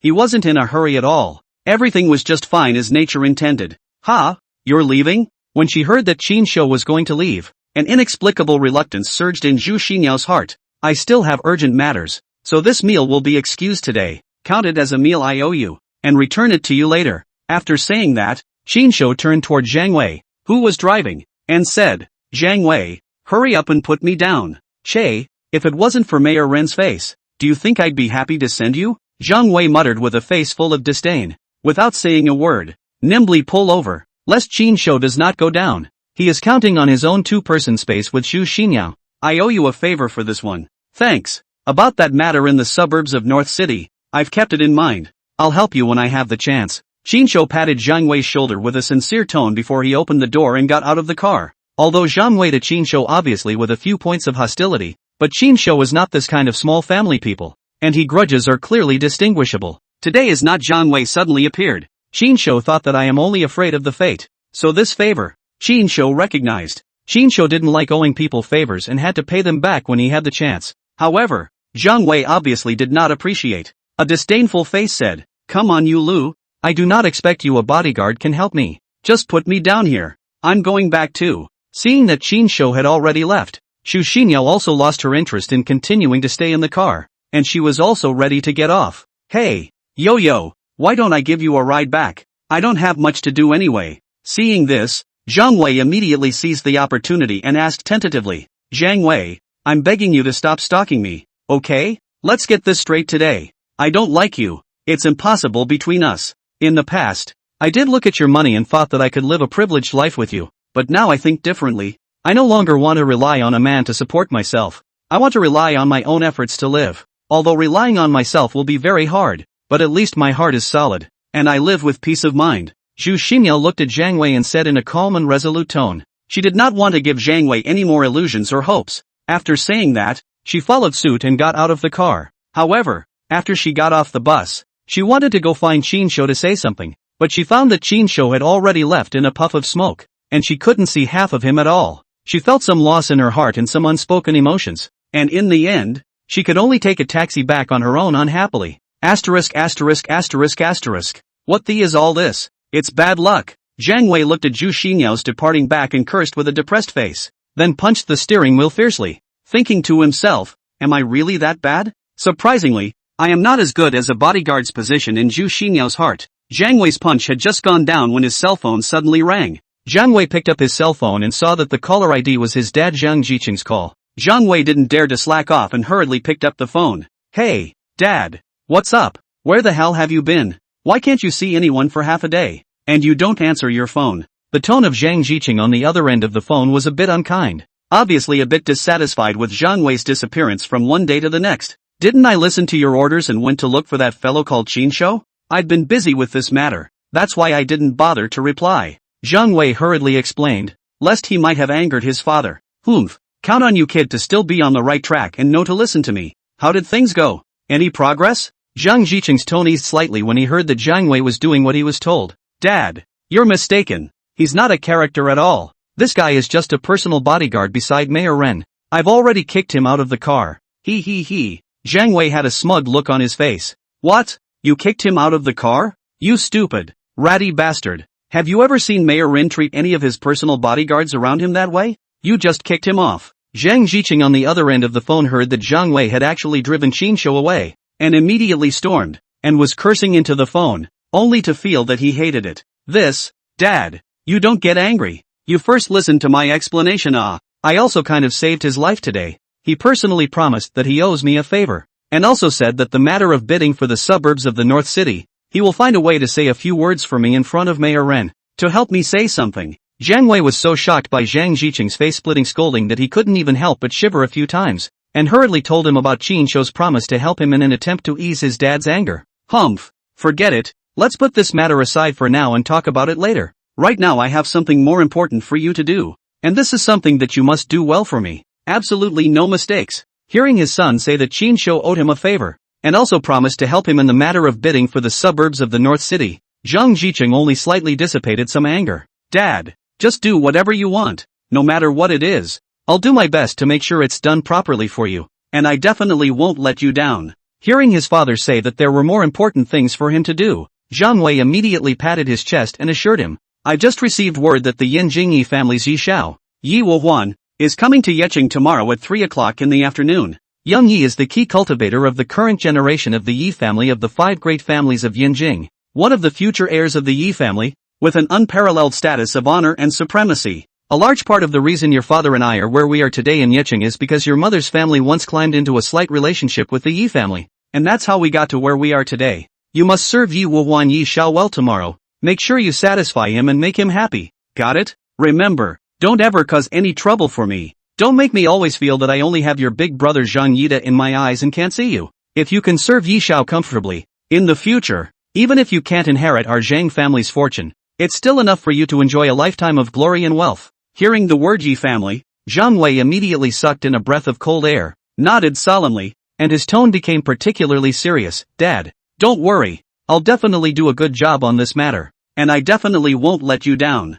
The Yi family in the capital. That is the absolute super big family in the Dragon Kingdom, with deep roots and great power. It is the existence that truly stands at the top of the pyramid. The reason why Zhang Jiqing's main wife, the mother of Zhang Wei's elder brother Zhang Yida, was able to hold such a high position in the Zhang family was because her family was related to the Yi family, with a little bit of extremely distant relatives. Just by virtue of this little connection, it had caused Zhang Jiqing to leap from an obscure small businessman to one of Yeqing's great wealth, thus showing how terrifying the strength and influence of this Yi family was. Zhang Wei is very clear in his heart that the vast majority of the Zhang family's assets will definitely be his elder brother Zhang Yida's in the future. There is no doubt about that. After all, Zhang Wei is the son of a mistress. His identity is naturally at a disadvantage. Moreover, in the Zhang family, the one who can really speak his mind and have absolute power of speech is not his father, Zhang Jicheng, but Zhang Jiqing's wife, Yuan Xiulan. It was because Zhang Jiqing's ability to become rich and to have the status and achievements he had today in Yeqing had relied heavily on Yuan Xiulan's family's meager relationship with the Yi family.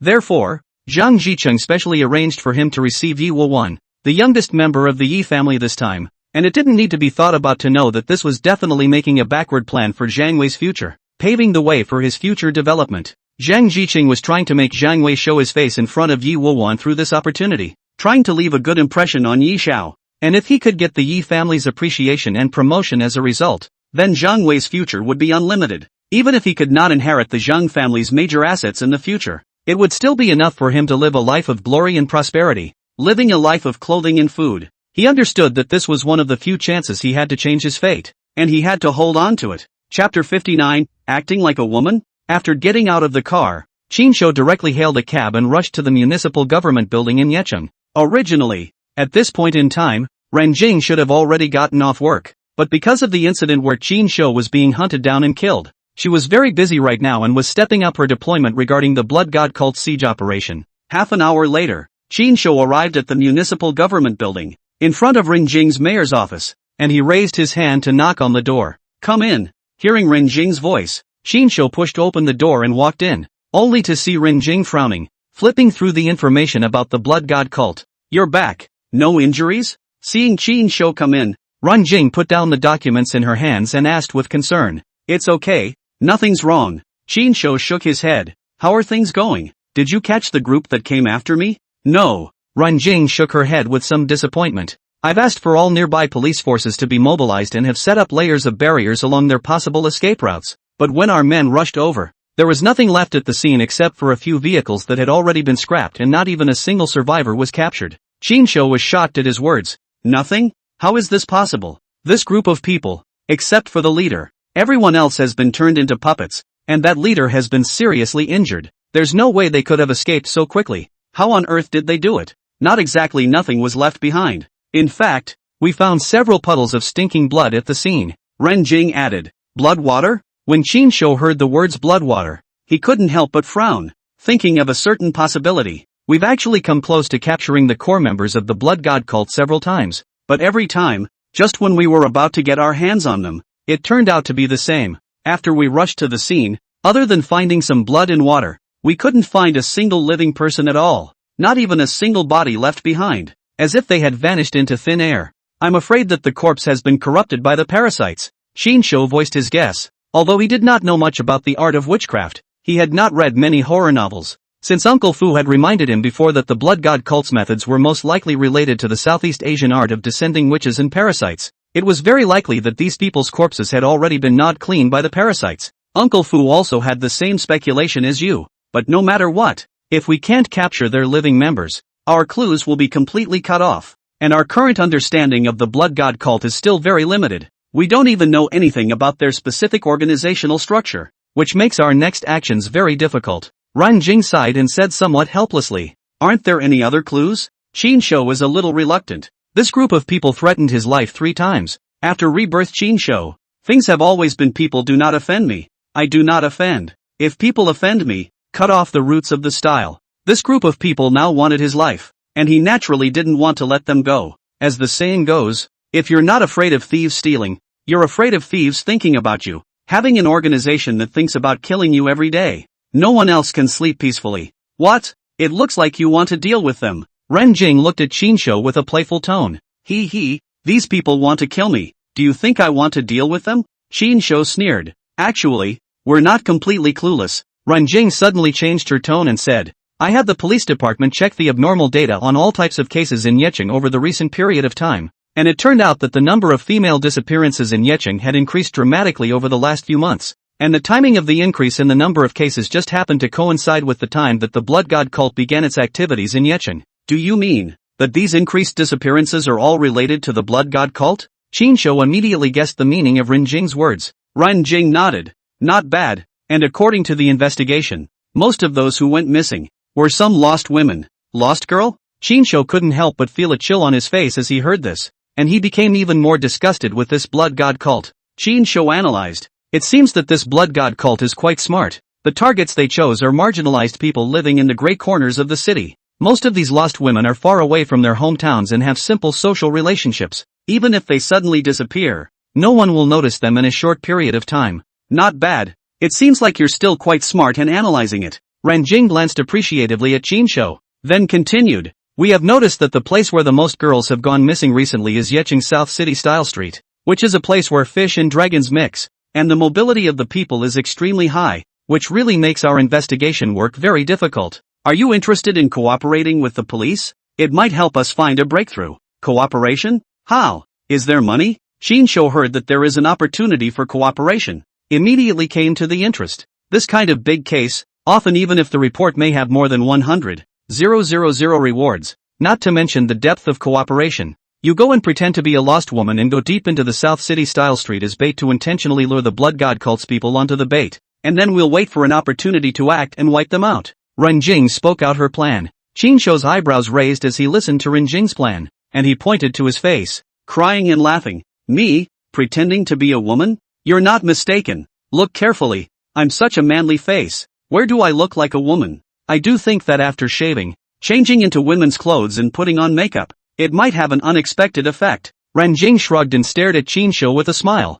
a hint of derision in her tone. Shou had a black line on his face. He only felt that this idea was simply bull ********. He was so handsome and masculine. Letting him pretend to be a woman? Killing him is not even possible. How about it? Are you interested? Don't worry. We won't let you work for nothing. This time, in order to deal with the Blood God cult, the municipal government has come up with a high bonus. As long as you can successfully penetrate the Blood God cult's inner circle, this bonus will be yours. Ren Jing knew that Shou was a money addict, so she directly used the prize money to tempt Shou. As long as there was enough money, Ren Jing was not afraid that Shou would not take the bait. The reason why she let Shou go to be the bait was also after deep consideration. She had seen Shou's ability. It was very powerful, much stronger than those SWAT officers. And this Blood God cult is very evil. If she let an ordinary policewoman go to be the bait, I'm afraid it's very dangerous, and it's very likely that she won't be able to return. Coupled with Shou's looks,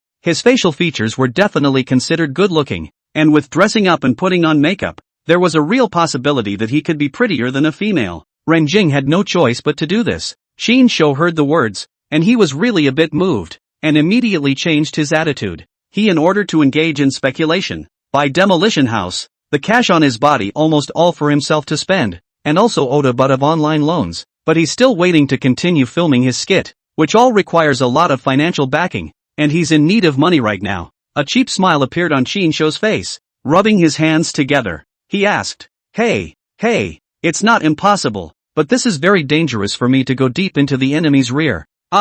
One carelessness may have to be accounted for there. I don't know how many bonuses the municipal government can give. Shou looked at Ren Jing with an expectant face. Ren Jing couldn't help but look contemptuous, thinking that this guy really is a money junkie. A little bit of dedication to serve the general public for free, only looking at money. Depends on the exact size of the credit, but as long as it works out, I can guarantee that the prize money won't be less than $1 million this time. This Blood God cult, since it came to Yecheng, has caused over a dozen missing persons. It's a big case. Good deal. What's so hard about pretending to be a woman? I, Qin Shou, have seen it all before. Ren Jing words have not finished. Qin Shou heard the amount of the bonus. Suddenly bright, fierce slap Ren Jing's desk. Swore to pat his chest to ensure up, causing Ren Jing a burst of speechless. Chapter 60. Do you want my face? Qin Shou agreed to Ren Jing's arrangement. And just as he walked out of Ren Jing's office, his cell phone call rang. Qin Shou picked up the phone and saw that it was Gui Gang calling. Hey, Gonzo. What's up? Hey, old Qin. Where the hell are you? Your skid is still not shooting? I've been looking for you for a day, but I couldn't find you, and you didn't answer the phone, so I thought you'd evaporated. Qin Shou just picked up the phone. He heard the phone Gui Gang is splitting face curses. Qin Shou just feel through the phone. Gui Gang's spittle are almost sprayed on his face. You've eaten a keg of gunpowder. Can't I shoot your scene first if I'm not here? Besides, even if I'm not here, isn't there a producer? Qin Shou was inexplicably scolded by Gui Gang, so naturally he was not in a good mood and his tone was not too good. It's fine if you don't mention this mother ******* ing executive producer. I'm pissed off when you do. Once he heard Qin Shou mention supervising producers, Gui Gang became even more enraged. What's going on? Did the producer piss you off? Qin Shou looked puzzled. He didn't give me any face when you weren't there. Those actresses, all of them are like $1 million. Not to mention touching hands, mooching and so on, not even say a word to me. I'm a villainous broad who doesn't even have that perk. So what's the point of acting? Gui Gang's tone was suddenly sultry, complaining to Qin Shou like a deep-rooted woman. I thought it was something. So it's because your kid didn't have the chance to take advantage of the shooting to mooch off the actresses. So he's in a hurry. I say Gongzi, can't you be a little bit outgoing? Once Qin Shou heard Gui Gang's reason for complaining, he burst into tears and laughed a little, thinking that this is all this bastard is after. Nonsense. Old me. I quit my job to follow you in the movie. If you don't give me some benefits, won't I lose a lot of money? Besides, I'm dedicating myself to art. Understand? If a villainous rich man doesn't mooch off others, what's the point of being a villainous rich man? Do you think you're the same? You're surrounded by goddesses all day long. Qin Shou never thought that Gui Gang would take the opportunity to take advantage of the filming to mooch. This kind of thing said so heavenly. Crowned. Cannot help but somewhat admire this guy's face skin. Gongzi, why don't we do it this way? I've taken on a temporary job now. If I do a good job, I can make quite a bit of money in a few days. Why don't you cooperate with me and do it together? When this comes to fruition, I estimate that I can get 500,000 or so. We'll split it equally, 250,000 for each of us. With the money, why do you need to take advantage of the goddess by taking advantage of the shooting? Just look for one directly. Qin Shou thought of the task that Ren Jing had arranged and thought that he could pull Gui Gang in with him. Anyway, it was all acting. Being an actor was also acting. Being a woman in disguise was also acting. It made no difference to him, and he could earn an extra share of money. Do you take me for? What kind of job is there these days where you can make $500,000 in a few days? Don't you try to fool me. Gui Gang spat out a mouthful of spittle when he heard Qin Shou's words, his face full of disdain, obviously not believing that Qin Shou was talking nonsense there. Qin Shou said, Grandma, it's not $500,000 when this job is done. It's at least $1 million. Luckily I said a little less. Otherwise you are not even more disbelieving? Hey, Gongzi, I can say it straight. This job is to cooperate with the police, to be an undercover agent of the police for once, to seduce the criminals to take the bait. Believe it or not. Anyway, I've already given you the opportunity. Don't blame your buddy for not giving you a chance when something good happens. When the time comes, the money is from the government. Absolutely reliable. Is it really such a good thing? There won't be any danger to your life. Will there? As soon as Gui Gang heard that he was cooperating with the police, he immediately felt that Qin Shou might not have been talking nonsense, and began to believe a little in his heart, but he was still a little worried about security. Qin Shou knows that although Gui Gang is timid, but anxious to make money, Gui Gang has some heart. Continue to temptation. Nonsense. Otherwise, why would I leave a good skit unfinished and suddenly go missing? It's not like I'm stupid. Let me tell you, this mission is very important and well paid. If you miss this opportunity, you'll definitely regret it for the rest of your life. As for the danger, don't worry. With the police backing you up, what are you afraid of? Besides, we're just playing along with the police. What danger can there be? Are you going to do it or not? If you're afraid of dying, then just forget I said it and I'll go myself. I can make this money alone anyway. Good. Damn it. Since you said so, then I'll accompany you in your madness. But you have to make it clear in advance. If you don't have 250,000 by then, you have to make it up to me. Otherwise I'm not done with you. Guo Gang was Qin Shou so said. The heart is also a little itchy. He weighed again and again, finally decided to gamble. After all, 250,000 is not a small sum of money. Guo Gang clear. Qin Shou will not pit him. Don't worry, if the police don't pay, I'll find a way to make it up to you. When did I, Qin Shou, ever fail to keep my word? Qin Shou patted his chest and assured him. On the following day, two new ladies suddenly appeared at the Tiandi Club, a street in the South City. These two miss a height of 1.85 meters, stout body, but has a delicate face, free of a King Kong Barbie. It is the Qin Shou male impersonation of female impersonation. The other one, looking round and fat, wearing revealing clothes, with a bulging chest with two big papayas stuffed inside, was precisely Guo Gang dressed up, which looked like the female impersonator Duo Long in the movie The Deer and the Tripods by Master Xing, which made people can't help but be amused. Top clubs like these, unlike the usual stand-up girls in urban villages, these clubs don't offer special services directly. They usually choose to work with some experienced mamas with a dozen or so pretty girls under their hands. These moms are usually young, are the bar or club inside the head of the princesses, people old and yellow. They pull up their own team, with a group of girls out to make money. Because these moms have a wide range of contacts, they are usually able to work with upscale clubs that are frequented by wealthy people. In doing so, it is a win-win situation. The ladies use the platform of the clubhouse to raise their prices and earn more money. And some of them even use this kind of platform to be able to find a stable rich man in the long run as a meal ticket. That is to say, to become a rich man's mistress, and to live a life of clothing and food without any worries. The club, also because of the existence of this special service, can leave some long-term guests, and at the same time can also be from the money earned by the ladies inside the draw. Can be said to be both fame and fortune. Generally speaking, for a special service of this kind, the lady would earn up to 40% of the money, and the remaining 60% would be shared equally between the moms and the club, with each of them taking 30%. Of course, apart from that, there was another layer of benefits. That is, once something goes wrong, the owner of the club can take the responsibility cleanly. Because they do not have a direct employment relationship with those who provide services to the ladies, it can be said that these people secretly borrow their premises to provide services, and in the future, their own management is a little more strict. Over time, this has become an unwritten rule in this business. Today, Qin Shou and Guo Gang were able to be placed in this heaven and earth club because there is a mommy in this venue who has been a police informant for a long time,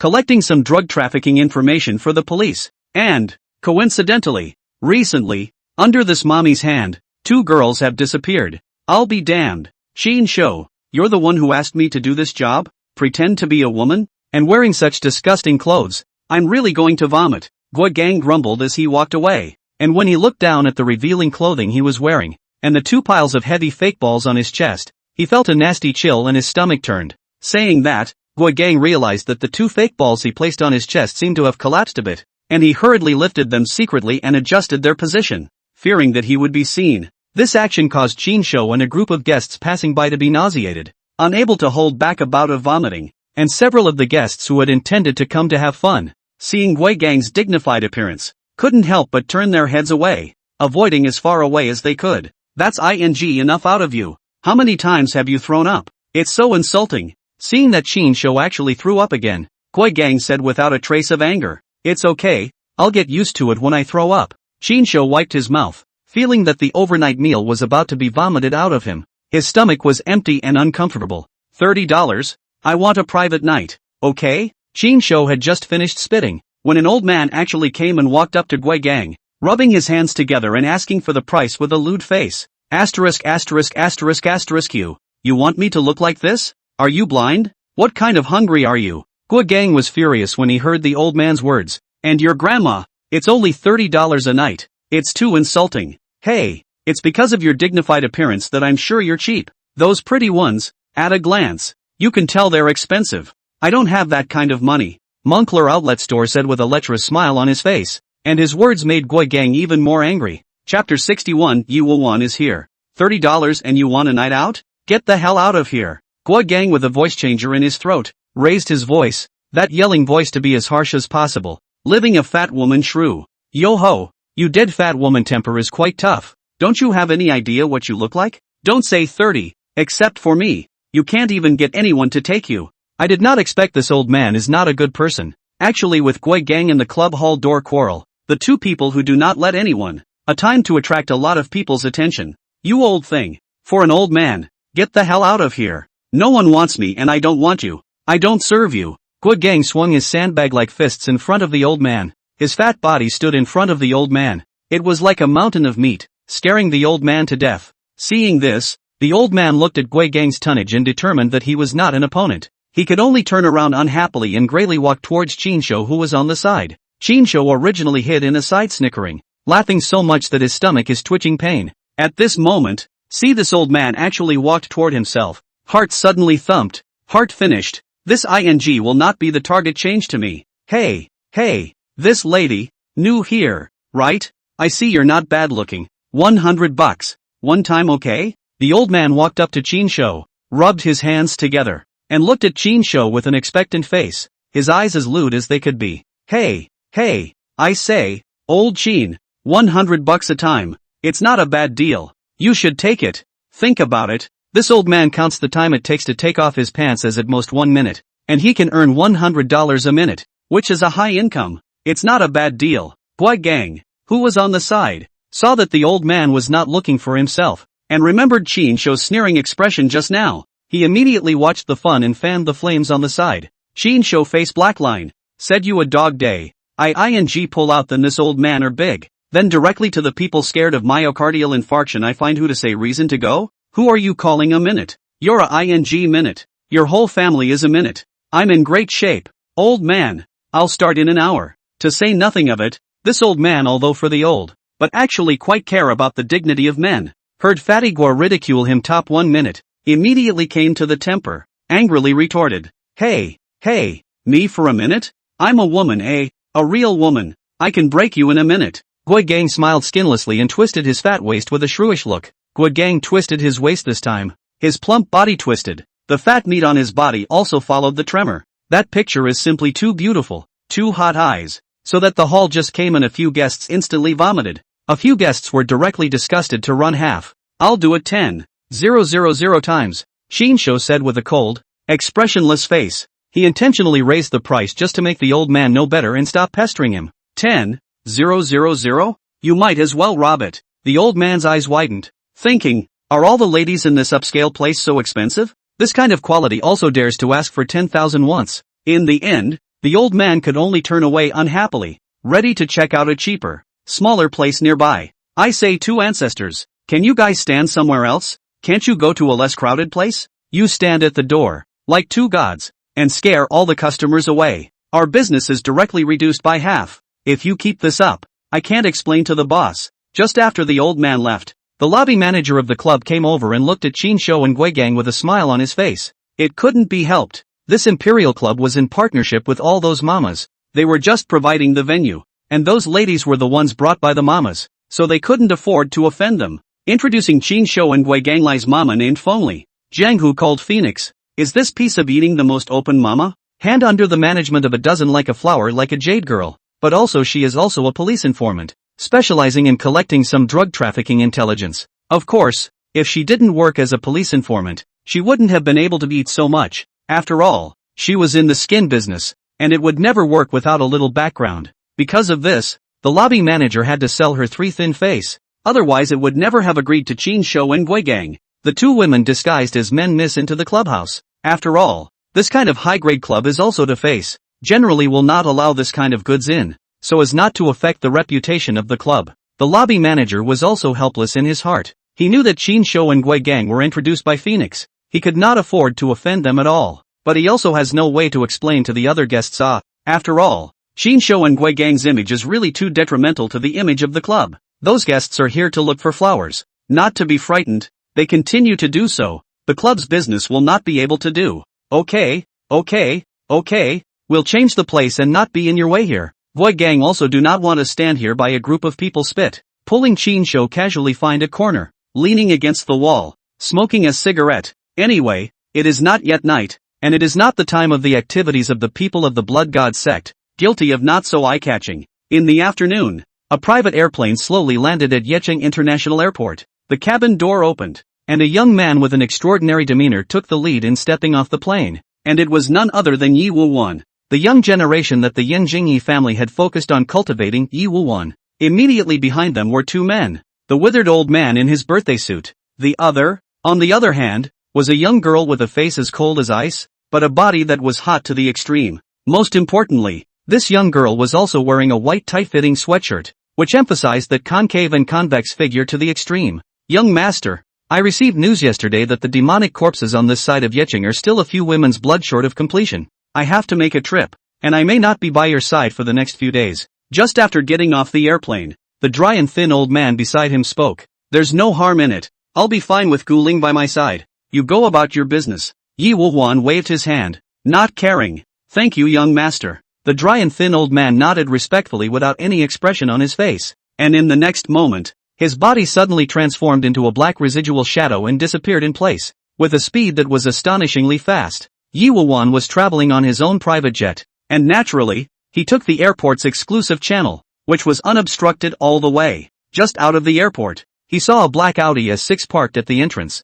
Although this car was considered luxurious in the eyes of ordinary people, for Yi Wuwan, who was used to seeing luxury cars, it looked a bit shabby. Young Yi, this way. As soon as Zhang Wei saw Yi Wuwan come out, he immediately waved his hand excitedly and jogged over with a smile on his face. Yi Wuwan had been to Yecheng a few times before, so Zhang Wei had seen him, only that the ones qualified to receive him at that time were his own big brother, Zhang Yida, and he himself didn't have the chance to get in touch with this Yi family's great young man at all. Chapter 62, I think he's the one. He's special. Hello, Xiao Yi. My name is Zhang Wei. My father Zhang Jicheng asked me to pick you up. Zhang Wei stretched out his right hand with a smile on his face, but Yi Wuwan just glanced coldly at Zhang Wei and had no intention of reaching out to shake Zhang Wei's hand. Why is it you this time? Where's Zhang Yida? Yi Wuwan's tone was cold. He didn't know Zhang Wei, and he was a bit unhappy when he saw that Zhang Wei was so blinkered that he actually wanted to shake his hand. Yi Wuwan was a bit of a clean freak. Generally speaking, unless it was a great beauty,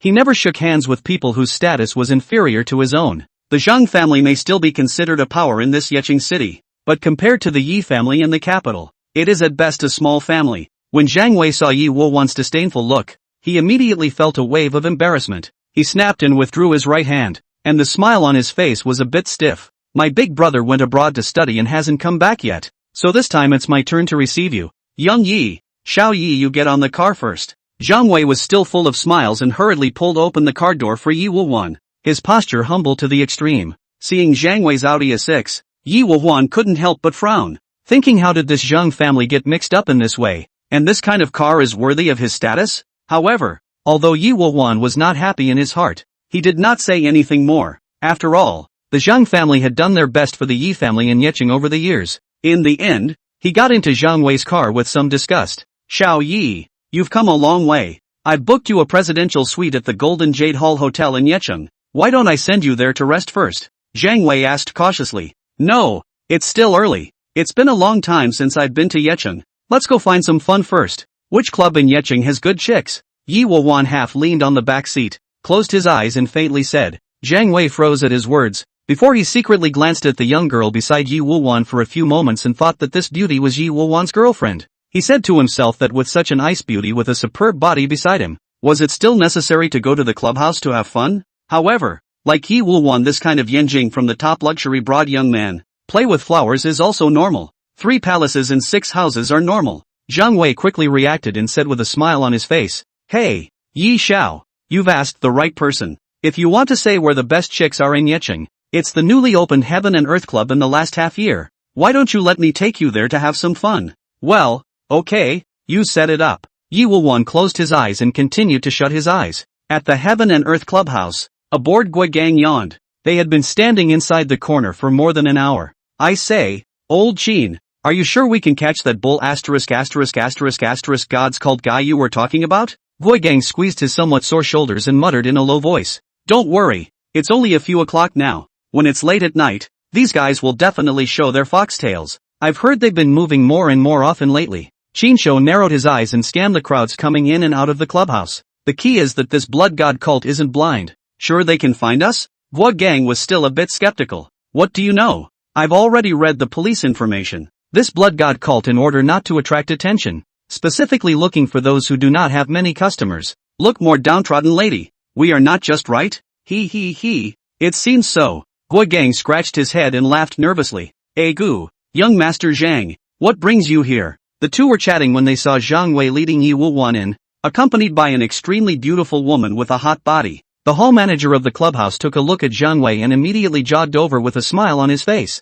nodding his head and greeting him. Holy, how come it's this mother asterisk Zhang Wei? This son of a, looking at the lobby manager so attentive. This kid looks like a regular customer. Gui Gang recognized Zhang Wei at a glance, and he hurriedly turned his body sideways and half covered his face with his hand, fearing that he would be recognized by Zhang Wei. If Zhang Wei found out that he was here dressed as a woman, it would be a great shame. Qin Shou, who was on the side, however, did not say anything, but his gaze stayed on Yi Wuwan, who was beside Zhang Wei. Qin Shou could tell at a glance that this Yi Wuwan had an extraordinary temperament and carried an innate nobility between his hands and feet, obviously coming from a prestigious family. The reason why Qin Shou could be so sure was not because he had any exceptional eyesight, but because he had accidentally acquired a special skill after obtaining the Ring of Qi. That was that he was able to see the Qi fortune in people. Generally speaking, those who had a golden glow, or a purple glow on their bodies, were those who possessed great Qi. As for the person in front of him,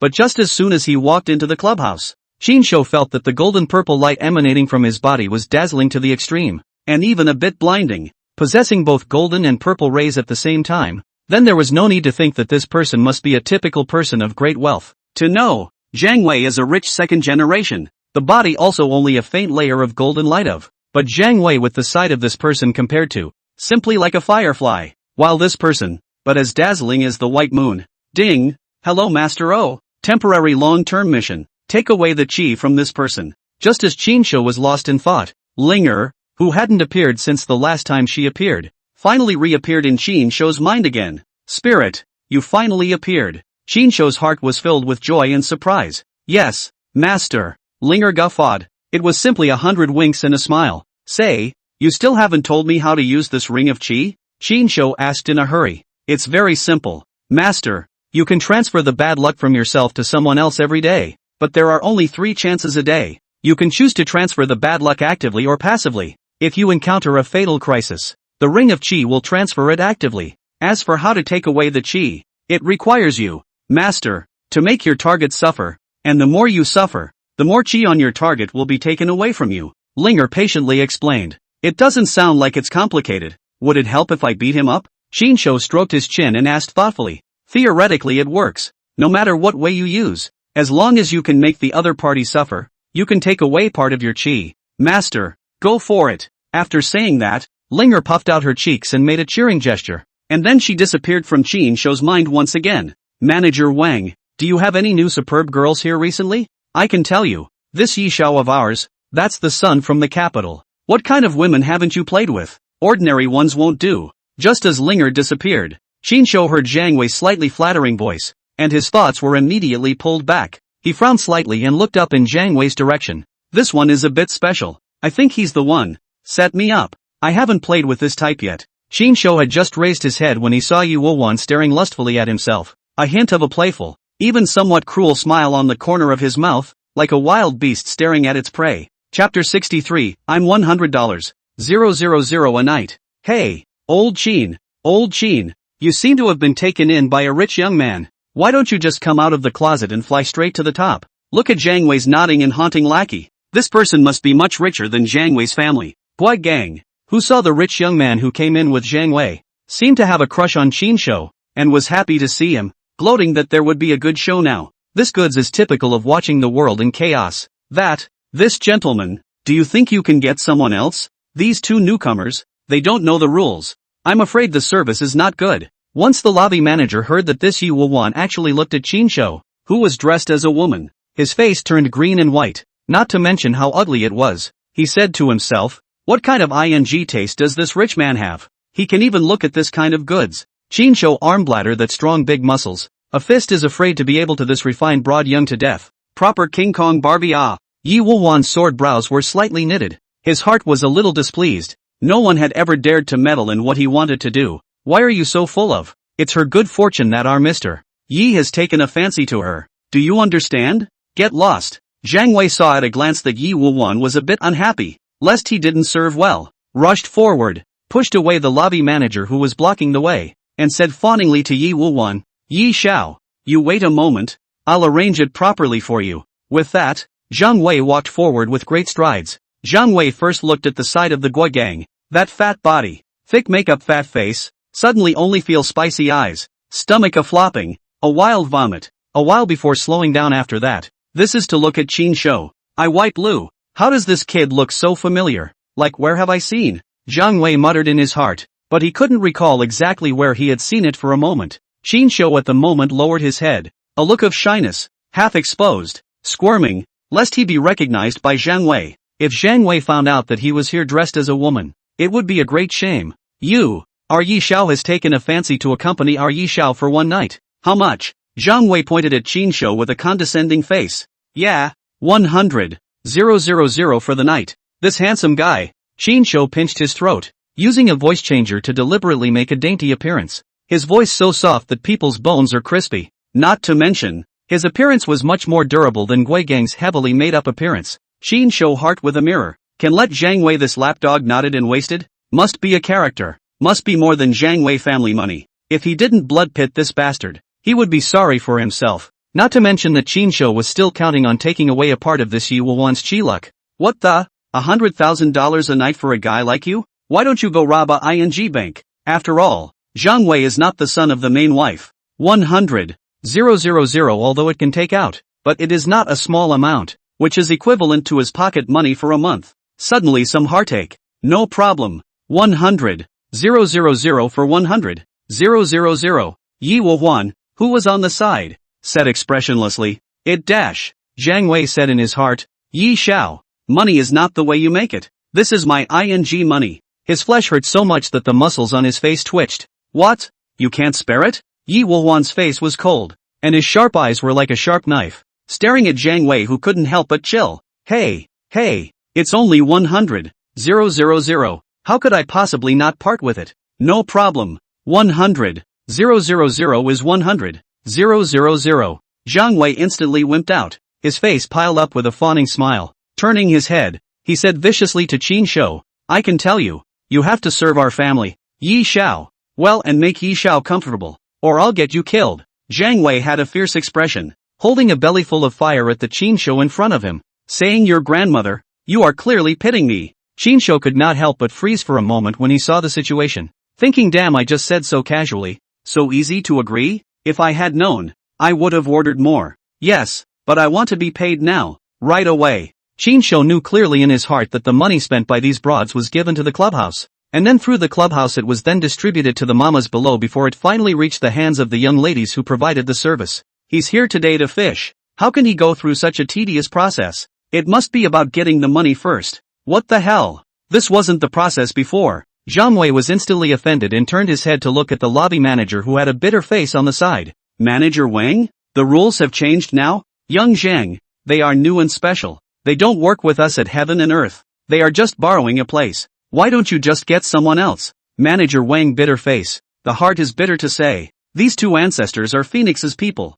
Phoenix personally explained. These two people are afraid of some official background. Simply cannot afford to offend. Otherwise in the future the police every now and then to their own this sub-check. Business will not have to do. But now this Zhang Wei, that is also a big patron, favoring the Qin Shou, which if you offend him, the future can be less of a money tree. Go, go, go, go, go, go, go, go, go, go, go, go, go, go, go, go, go, go, go. Zhang Wei didn't think much after hearing Manager Wang's explanation. With a displeased face, he pushed Manager Wang away, took out his cell phone, and was ready to transfer money to Qin Shou. Alipay or WeChat? Zhang Wei said with some impatience. I only take cash. Qin Shou is not a little cute. This thing, if Zhang Wei transferred money and found out that it was Qin Shou's WeChat, then not on the spot to wear a gang. Asterisk.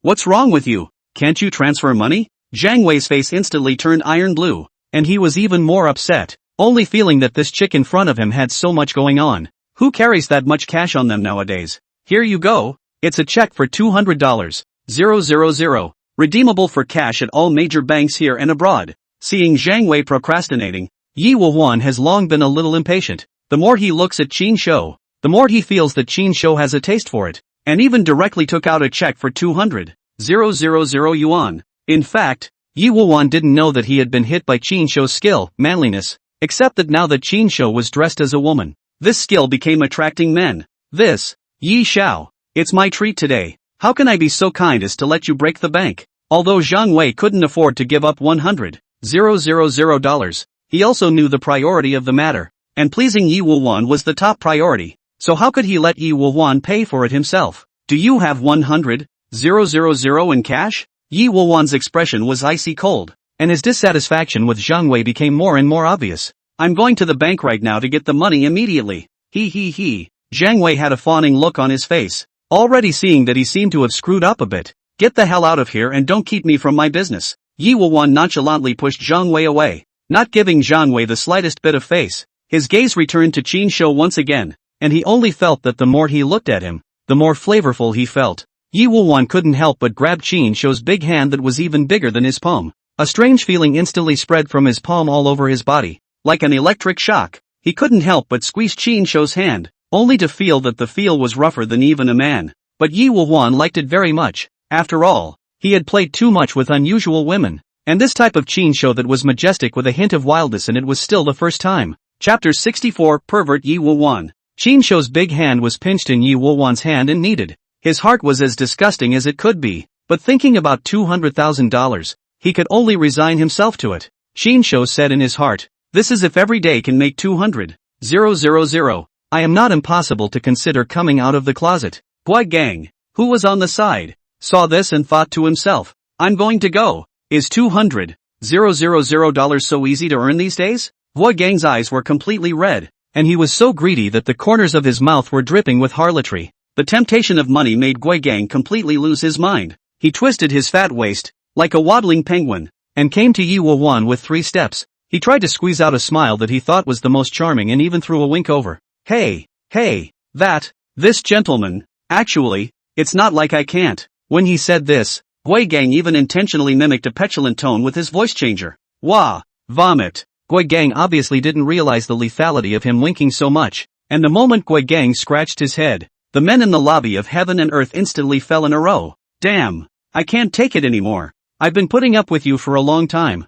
Me too. Damn, grow this pussy, and you still dare to come out and scare people, and actually dare to come out and sell it. Finally, the guests coming and going in the TND clubhouse were completely unable to hold back. One by one, they rubbed their fists and angrily rushed towards him. After all, people came to have fun, not to find disgusting, and Gui Gang completely swept them off their feet. Of course, this naturally included Zhang Wei and Yi Woo-won. The heaven and earth clubhouse was resounding with pig-killing wails, one more mournful than the other. It was only until Gui Gang was beaten to the ground like a puddle of mud that the anger in the hearts of the crowd subsided a little. It was only when they looked at Gui Gang's bruised and swollen pig's head that they felt a burst of relief in their hearts. Damn, next time I see you selling out, I'll beat you up once I see you. After the fight, a bald boss relieved a few curses, but also spit a mouthful of spittle, which is intended to leave. Hey, little beauty, don't let this fat pig spoil our fun. Go, accompany me to my room. After beating Gui Gang, Yi Woo-won only felt much more comfortable in his heart, and with his arm around Qin Shou's waist, he headed inside the private room. Old Qin, you son of a, not a brother. Gui Gang was beaten to a pulp, lying on the ground like a dead pig, looking at Qin Shou's departing back. Gui Gang cursed in his heart. Your grandma's, the same man disguised as a woman. You earned $200,000, but I was beaten up. Is there any justice in this? For a while, Gui Gang was so angry that he was in a hurry, and coupled with the fact that he had just been beaten up really a bit miserably, he even fainted directly to death. Manager, what to do with this dead fat? One of the thugs walked up to Manager Wang and pointed at Gui Gang, who was passed out on the ground. Manager Wang took a drag on his cigarette, thick smoke lingering on his face. He pondered for a long time and looked at Qin Shou, who accompanied Yi Woo-won into the private room. Finally he made up his mind and said, throw it out. I'll explain on Phoenix's side. Just fainting and dying in the lobby will affect business. Understood. The heaven and earth's fighters nodded, and 7 or 8 strong men combined their efforts before they barely managed to lift Gui Gang up and throw him like a piece of trash at the side entrance of heaven and earth, in a narrow alley. On the other hand, Yi Woo-won wrapped his arm around Qin Shou's sturdy waist, and while walking, he couldn't help but slap Qin Shou's buttocks violently, causing Qin Shou's body to jolt. Hey, little beauty, that's quite a firm ass. Usually a fitness enthusiast, right? Yi Wowan's eyes scanned over Qin Shou's body indulgently, a lewd smile appearing at the corner of his mouth. I hate it. Yi Xiao. You're bad. Why are you eating people's tofu indiscriminately? Qin Shou pinched his throat and twisted his body in a pretense of pouting. That King Kong Barbie's hard-dressed delicate appearance made Yi Wowan look at his heart for a while. He. More than just eating tofu. I'm going to eat you up later. Yi Wowan said and couldn't wait to lead Qin Shou into the private room. Wait here while I ask the waiter to bring some drinks. After saying that, Yi Wowan turned around and left the private room. Okay, Yi Xiao. Qin Shou pretended to be good and nodded. He. The little beauty is quite on the ball. I'll pamper you later. I guarantee you'll die of lust. Yi Wowan's fingers frivolously hooked Qin Shou's chin. Qin Shou blinked his big watery eyes and put on a shy and timid look. But in his heart he was cursing. Dead pervert, dare to touch a hair of my sweat. I'll make you look good later. Yi Wowan's hand restlessly pinched Qin Shou's face again before he left the private room in satisfaction. Qin Shou immediately put away his disguise and his eyes became sharp. He quietly followed him out, only to see Yi Wowan ordering 2 glasses of wine at the front desk, then walking to a corner, sneakily pulling out a small paper bag from his pocket, pouring the white powder inside, into the wine in his left hand's hand. Qin Shou saw it clearly, and his heart burst with suspicion. Clearly came to look for the lady. Is it necessary to drug? But although he was puzzled, Qin Shou didn't have time to think too much and hurried back to the private room. Deciding to wait and see what happens, he acted as he saw fit. A few moments later, Yi Wowan entered the private room with 2 cups of liquor. But what Qin Shou didn't expect was that this Yi Wowan didn't give Qin Shou a cup of the drugged one, but instead handed the undrugged one to himself. Come, little beauty, let's share a drink first. Yi Wowan stared at Qin Shou with a fervent gaze. Qin Shou couldn't help but look at Yi Wowan with a suspicious face. But on second thought, this cup of wine was fine anyway, so he didn't think too much about it and took the cup and drank it. Yi Wowan stared straight at Qin Shou, confirming that Qin Shou had completely downed the glass of wine, and only then did he feel relieved to drink the glass of wine in his own hand as well. Just after this glass of wine was drunk, Qin Shou saw Yi Wowan's eyes start to become a little bit disoriented, even a little bit fluttering, and the corner of his mouth also raised a twisted smile. Qin Shou saw this, and muttered in his heart, could this really be his own mistake? Qin Shouzhen was full of doubts, but this Yi Wowan was getting more and more outrageous, only to see that he actually took off his own belt in front of Qin Shou, then handed the belt to Qin Shou, and then plopped himself down on the sofa and took off his shirt, revealing his back. Come on, beautiful, whip me, pump me hard, I'll go, this one likes SM. Qin Shou looked at the crisscrossing scars on Yi Wowan's back, and then it dawned on him that the glass of wine that Yi Wowan had just drank was feared to be some kind of stimulant-like drug, and he's only doing it to get himself more excited. No wonder he gave himself a drink. Qin Shou now also finally understood why Yi Wowan looked at him, because he looked the most muscular, and was only able to excite Yi Wowan the most. Pa dash. Qin Shou said in his heart that there is actually this kind of request, then I will not be polite, and fiercely lashed on Yi Wowan's back. Hiss dash. Yi Wowan sucked in a breath of cool air from the pain and his body trembled slightly, but his face showed an expression of enjoyment. Beautiful. Very good. More. Don't stop. Yi Wowan obviously couldn't get enough of it and excitedly urged. Qin Shou waved his belt, one after another, and viciously smacked Yi Wowan's back. Each lash brought up a sound of flesh tearing, and the wounds on Yi Wowan's back increased at a rate visible to the naked eye, becoming even more hideous and gruesome. However, what gave Qin Shou a chill was that Yi Wowan seemed to be oblivious to this, and instead of pain, a morbid pleasure surfaced on his face,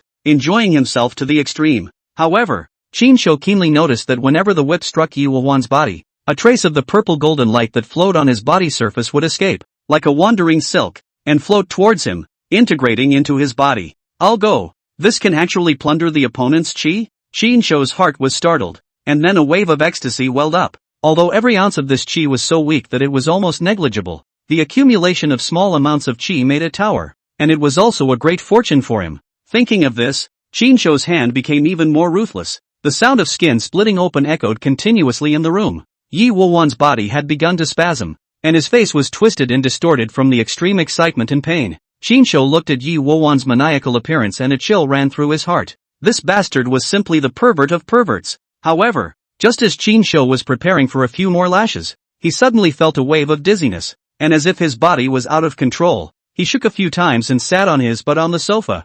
I didn't expect it, but I had already realized that you were secretly following me. That's why I deliberately drugged myself in front of you. Yi Wowan slowly turned around, his eyes staring grimly at Qin Shou. the corners of his mouth hooked into a bizarre smile. But the drink you drank, I actually tampered with it. Except that what was in your glass was a psychedelic, while what was in mine was a stimulant to maximize sensory stimulation. Just now you pumped comfortably, now it's my turn too. As long as it's a woman I have my eye on, I like to slowly play them to death and cripple them. Ha ha ha, Yi Wan said, letting out a creepy maniacal laugh. His expression twisted to the extreme. However, just as Yi Wan had finished saying this, his cell phone rang. Chapter 65, Switching Packages. Yi Wan couldn't help but frown. When he was in the middle of his excitement, he was suddenly interrupted. Naturally there was some displeasure in his heart, but he still patiently took out his cell phone and glanced at the caller ID. It was Ghost Old Man. Only then did his face ease a little and he picked up the phone. Hey, Ghost Old Man. What's up? Young master, the Devil Corpse is still 2 women's blood short of a great success. It's just that the police in Yechen have been staring at it a bit tightly lately, so it's not very convenient to get started. On the other end of the phone came Ghost Old Man's low, hoarse voice, with a hint of imperceptible anxiety. Still missing 2 women's blood? How hard can it be? I happen to have one on my side. When I'm tired of playing with them, you can just have someone come and take them away. As Yi Wan spoke, his eyes glanced at Qin Shou, who was paralyzed on the sofa, with his eyes shadowy, and the corner of his mouth hooked into a cruel arc. A woman's blood? This guy wouldn't be related to someone from the blood god cult. What Yi Wan said was all heard clearly by Qin Shou. Qin Shou's heart at this moment is like a shocking wave. Never thought that he would have wanted to make some extra money. And by the way, take away this person's luck. Actually crookedly, ran into the blood god church people. This is a real step in the right direction. In fact, if it was a normal situation, Qin Shou, who had originally been drugged, would have completely passed out at this moment. However, Yi Wan didn't know that Qin Shou was a pure man, so he drugged a smaller portion. And only then did Qin Shou not completely pass out, coupled with the fact that Qin Shou was at the early stage of the Yellow Order. When he collapsed on the sofa just now, Qin Shou started to try to force out the medicinal properties by running the true qi in his body, and found that it really worked. So Qin Shou was faking dizziness at the moment. Well, it's okay, I'll let you know when I'm tired of playing. After saying that, he threw the cell phone to the side and couldn't wait to get in front of Qin Shou, with a sardonic smile on his face, as if a hungry wolf had seen its prey. He grabbed Qin Shou's hands, intending to tie him up with a belt first, so that he wouldn't have to torture Qin Shou himself, when Qin Shou suddenly woke up and resisted. I'll you up. At the moment when Yi Wan approached, the originally unconscious Qin Shou suddenly rose up, and his fist was like a cannonball, with the force of 1,000 pounds, ruthlessly smashing on Yi Wan's head. Qin Shou has the strength of the boxing champion Tyson. Yi Wan was unprepared, solidly received this punch, only felt a buzzing sound in his head, then his eyes went black, and passed out on the spot. His body collapsed softly, like a puddle of mud. It was also in the moment Yi Wan fell unconscious. Qin Shou keenly saw that another golden light flew out from Yi Wan's body and drilled into his own body. Moreover, the purple gold rays that flew this time were a lot more than even the previous ones. It seemed that Linger was right. The more she made Yi Wan suffer, the more she could take away his fortune. Qin Shou heart a burst of ecstasy, said that this time can really earn a lot of money. Money, she take away a lot of luck. There may also be the possibility of following the vine to find the base of the blood god religion. Can be said to be a triple win. Fainted Yi Wan. Qin Shou did not dare to have the slightest negligence, and immediately searched Yi Wan's belongings. He first touched a bulging wallet from Yi Wan's pocket, opened it and saw that there was an ID card, several bank cards, and a thick stack of brand new dollars. Qin Shou took his ID card out of his wallet and looked at it carefully through the dim light. So this guy's name is Yi Wan. Qin Shou put Yi Wan's ID card back into his wallet, then searched out all the dollars inside, and roughly estimated that converted into RMB, there were about 70,000 to 80,000 dollars. Damn. It's not bad to be rich and carry around so much cash. Qin Shou smiled with an open brow and nonchalantly pocketed these dollars. After scavenging the cash, Qin Shou was not yet satisfied and took off the large gold chain Yi Wan was wearing around his neck, as well as the Swiss watch on his wrist. Hey, these will only fetch quite a bit of money. Qin Shou weighed the gold chain and the watch in his hand and a satisfied smile appeared on his face. After scavenging Yi Wan's possessions, Qin Shou was content to pick up Yi Wan's phone and unlock it with Yi Wan's fingerprints. After unlocking it, Qin Shou found out the phone number that Ghost Old Man had just called and edited a text message to send it over. Heaven and Earth. Private room 105. In 2 hours, bring 2 people. After sending the text message, Qin Shou threw Yi Wan's phone aside, and then stripped the clothes on Yi Wan's body, and then took off the women's clothes and wig on himself, and all of them were given to Yi Wulwan to change into. He himself changed into Yi Wulwan's clothes, but fortunately, Yi Wulwan's figure was not too different from Qinshou's, and the two of them wore each other's clothes, and both of them fit quite well. After doing this, Qinshou was still not quite at ease, and took out the lipstick and powder he had with him, and drew a simple makeup for Yi Wulwan. This Yi Wulwan, rich son of a look temperament, would have been a little feminine, painted on the woman's makeup. Looked at the surprisingly also quite a few gestures, simply male and female, hard to distinguish. After Qinshou had done all this, he calmly put on the sunglasses he had prepared long ago and fastened on a dark-colored duck-tongued cap. He sat steadily in the private room, waiting for the blood god cult's people to arrive, calculating the next plan in his mind. During this period, Yi Wulwan woke up once more in a daze, but was quickly knocked out by Qinshou. After an hour or so, a soft knock finally sounded outside the booth. Who? Qinshou was immediately alert as he lowered his voice,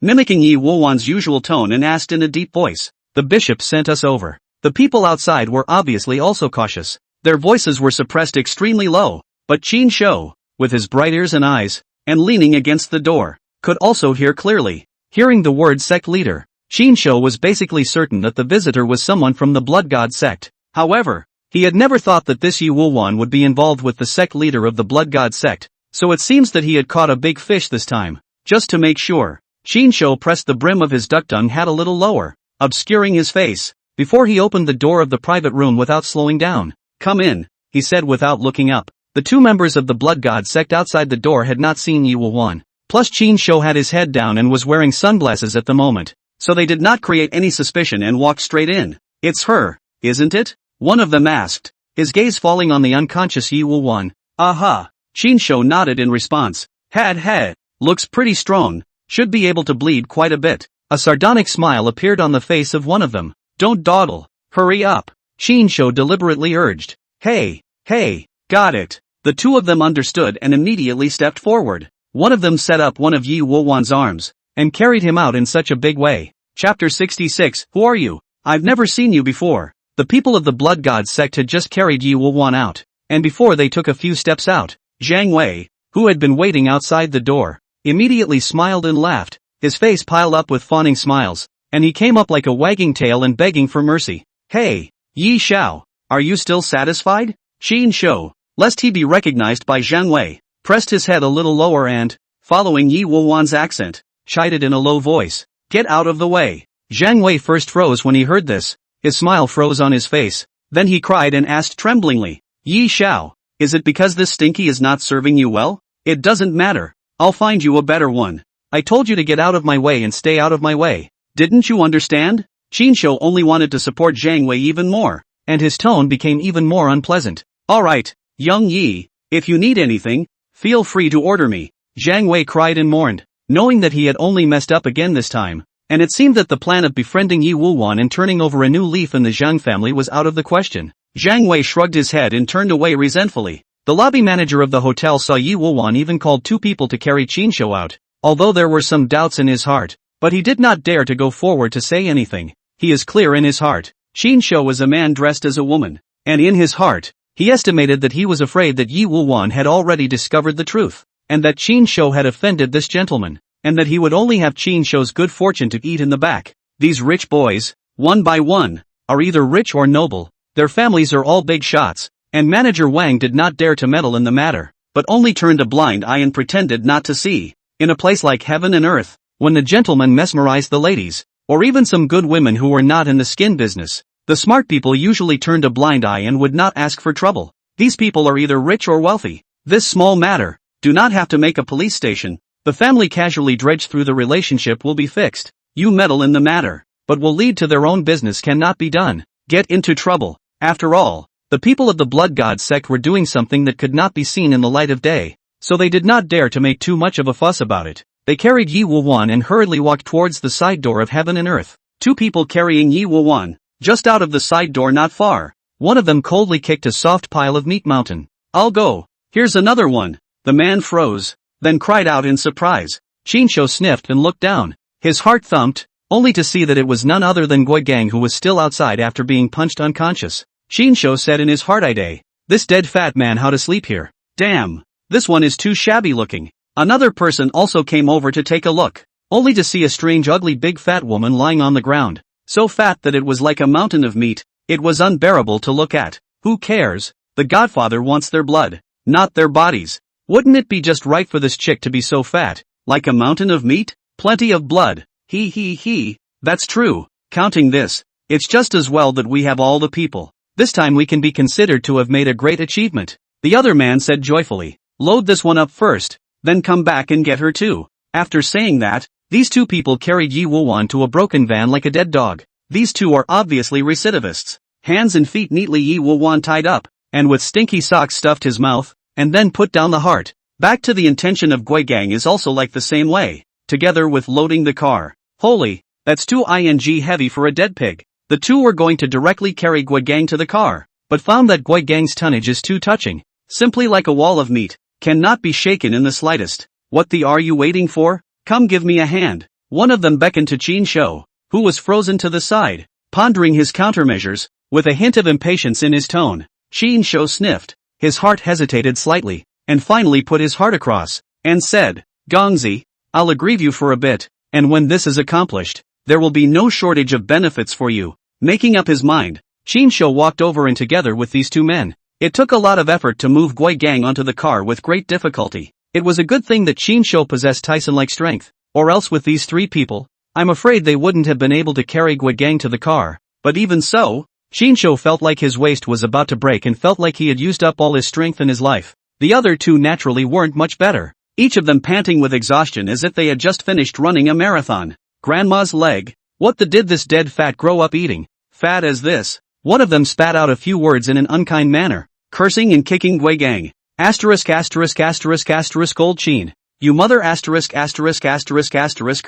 Don't kick me. Guigang, who had been kicked in the face, actually cursed and spoke in his sleep, scaring Qin Shou into a cold sweat. Qin Shou's heart was a slander. Said, you dead fat. Dream talk to curse me a few words. Loss of old me of good things still think of you. But fortunately, Guigang still had a voice changer there in his throat, and although his voice was a little harder to hear, it was still a woman's voice, which made Qin Shou breathe a little sigh of relief. Damn, who's this fat ass swearing at? Screw her, just drive. And so, with a scare, the van started up and the wheels rolled forward into the vastness of the night. Qin Shou sat in the back seat and secretly sent a text message to Renjing. I've gotten into the car of a member of the Blood God cult, so send someone to follow the location and find it. After sending the text message, Qin Shou closed his eyes and did not say another word. While resting with his eyes closed, his mind was calculating the next plan. The van went straight onto the highway, where it ran wildly for more than an hour, leaving the center of Yecheng and coming all the way to the most remote part of Yecheng,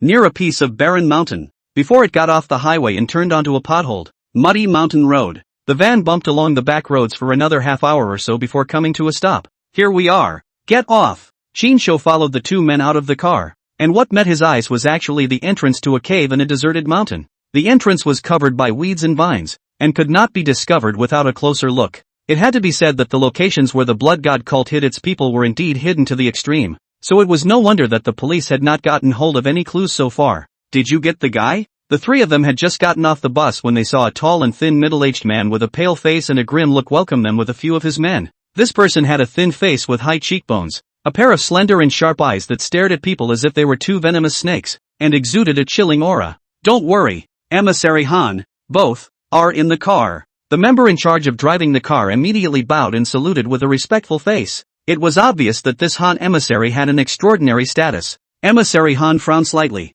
a trace of doubt flashing across his face. Two? Isn't there only one? He. Luck. Picked one up on the side of the road. Guessed it was drunk and was thrown on the side of the road. The member driving the car scratched his head and explained with a smile. Okay, move the people in. Emissary Han didn't think much of it and waved his hand to a few people behind him, signaling them to move the people. The people carried Guigang and Yi Wuwan out of the car and dragged them into the cave like a dead dog. Qin Shou naturally followed behind this group of people and walked towards the cave. However, Qin Shou had just taken a few steps out when he was stopped by Emissary Han. Who are you? Why haven't I seen you before? Emissary Han's expression was grim, and his pair of sharp eyes, like poisonous snakes, stared at Qin Shou. Chapter 67, Sacred Blood Demon Body. Qin Shou was in awe in his heart, but his face did not move. He recalled that when Yi Wuwan answered Ghost Old Man's phone call earlier, there was a hint of impatience in his tone, and it was obvious that this so-called ghost old man seemed to have to look at Yi Wuwan's face. The two blood god followers who came to carry Yi Wuwan said that they were under the orders of the sect master. In that case, it seemed that the ghost old man that Yi Wuwan spoke of was most likely the sect master of the blood god cult, and even if he wasn't the sect master, he was feared to be a high-ranking member of the blood god cult. Thinking of this, Qin Shou deliberately made an extremely displeased expression, frowned tightly, and grunted coldly, "Humph, what kind of thing are you? How dare you talk to me like this? The ghost old man came and wouldn't dare to be so unbridled in front of me." Qin Shou made such a show, and really bluffed this Han emissary. After all, this Han messenger was a senior member of the blood god sect, and naturally knew that the blood god sect's godmaster had another name in the Jianghu, named Ghost Taoist. For a moment, this Han emissary's face was cloudy, his eyes flickered, and his heart was restless, unable to make up his mind. Emissary Han, this brother and sister were personally instructed by the Lord Sect leader for the two of us to go ahead and greet them. Luckily, one of the people who was responsible for carrying Yi Wuwan was quite resourceful and hurriedly reminded at the side. "Oh, so that's how it is. I was the one who was abrupt just now. Since you are a friend of the Lord Sect leader, may I ask your name?" "Friend?" Confirming that the Qin Shou in front of him actually did have a great relationship with his sect master, this Han emissary immediately changed his pleasing expression. His face piled with smiles and his tone became respectful. "Yi Wuhuan." Qin Shou looked arrogant and coldly spat out 3 words. "I don't know what brother Yi came here for this time?" This Han emissary was shrewd to the core, and even now, he still intended to probe Qin Shou's mouth. Qin Shou's face chilled and his tone became even more impatient as he said, "This is a private matter between me and Ghost Elder. You are not qualified to ask about it." "What? Even your sect master's matter? You want to pry into it?" Qin Shou was not a little cutie. Whether it was from Yi Wuwan's attitude towards the ghost old man or the purple golden chi in his body, one could tell that Yi Wuwan's status was honorable to the extreme. Therefore, the more arrogant Qin Shou acted, the more this Han messenger would instead believe that Qin Shou's identity was not ordinary. "It seems that you are here to find Lord Sect leader, Brother Yi, but Lord Sect leader is in seclusion. So why don't you follow me in first? After Lord Sect leader breaks through, I will personally inform Lord Sect leader. What do you think?" As expected, Qin Shou's words had completely bluffed this Han emissary. Even though he had an honorable status in the blood god cult, he would never dare to offend the sect leader's friend. One must know that the blood god cult's religious rules were extremely strict, and the slightest carelessness could result in the loss of one's life. Okay. Qin Shou nodded his head slightly with a reluctant look. In his heart, however, he was secretly calculating that since this ghost elder was in seclusion, he could just take this opportunity to feel out the situation of the blood god sect. "Brother Yi, please follow me in." Emissary Han smiled fawningly and guided Qin Shou towards the depths of the cave. Before Qin Shou had even stepped into the cave entrance, a rich and pungent bloody odor hit his face, drilling straight into his nostrils. He frowned slightly and wondered in his heart, just how many people had this blood god sect killed? How could it have such a strong aura of blood? As Qin Shou stepped into the hall, the scene in front of him was even more shocking, and he had to marvel at the greatness of this blood god church's handiwork and strength. Just see this cave. But there is a cave. The cave is a no less than 100 meters square circular hall. It is like an upside-down giant bowl. In the middle of the hall, there was a blood pool with a diameter of about 10 meters, and the pool was already filled with blood, emitting a gust of sickening stench. The rich bloody odor that Fong just smelled was exactly what emanated from this blood pool.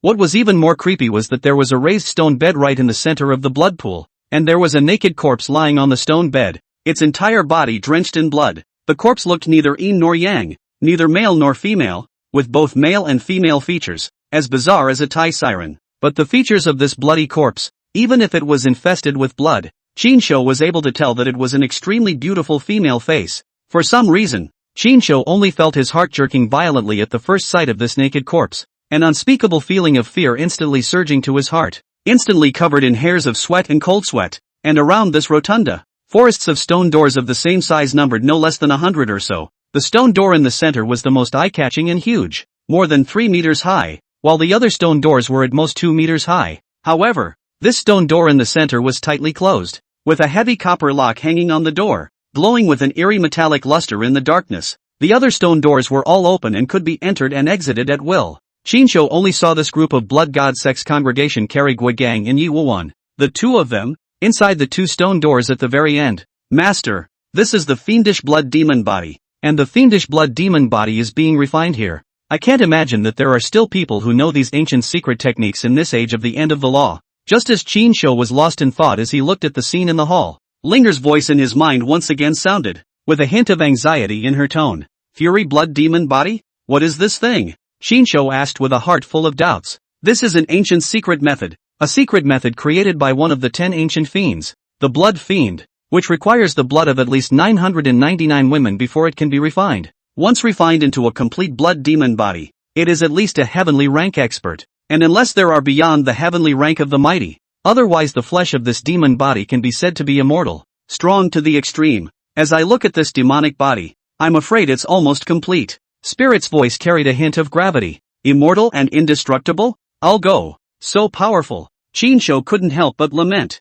That's natural. These ancient 10 fiends are ferocious and famous. They were once all great demons that shook the party. Their secret methods are naturally extraordinary. But master, don't need to worry. The real complete blood-bane demon body, at least need hundreds of thousands of people's blood, only to be able to refine and become, with today's magic era, the current situation of the withering of the masters to see, if really come out of a complete blood-bane demon body, only to be able to flatten the earth.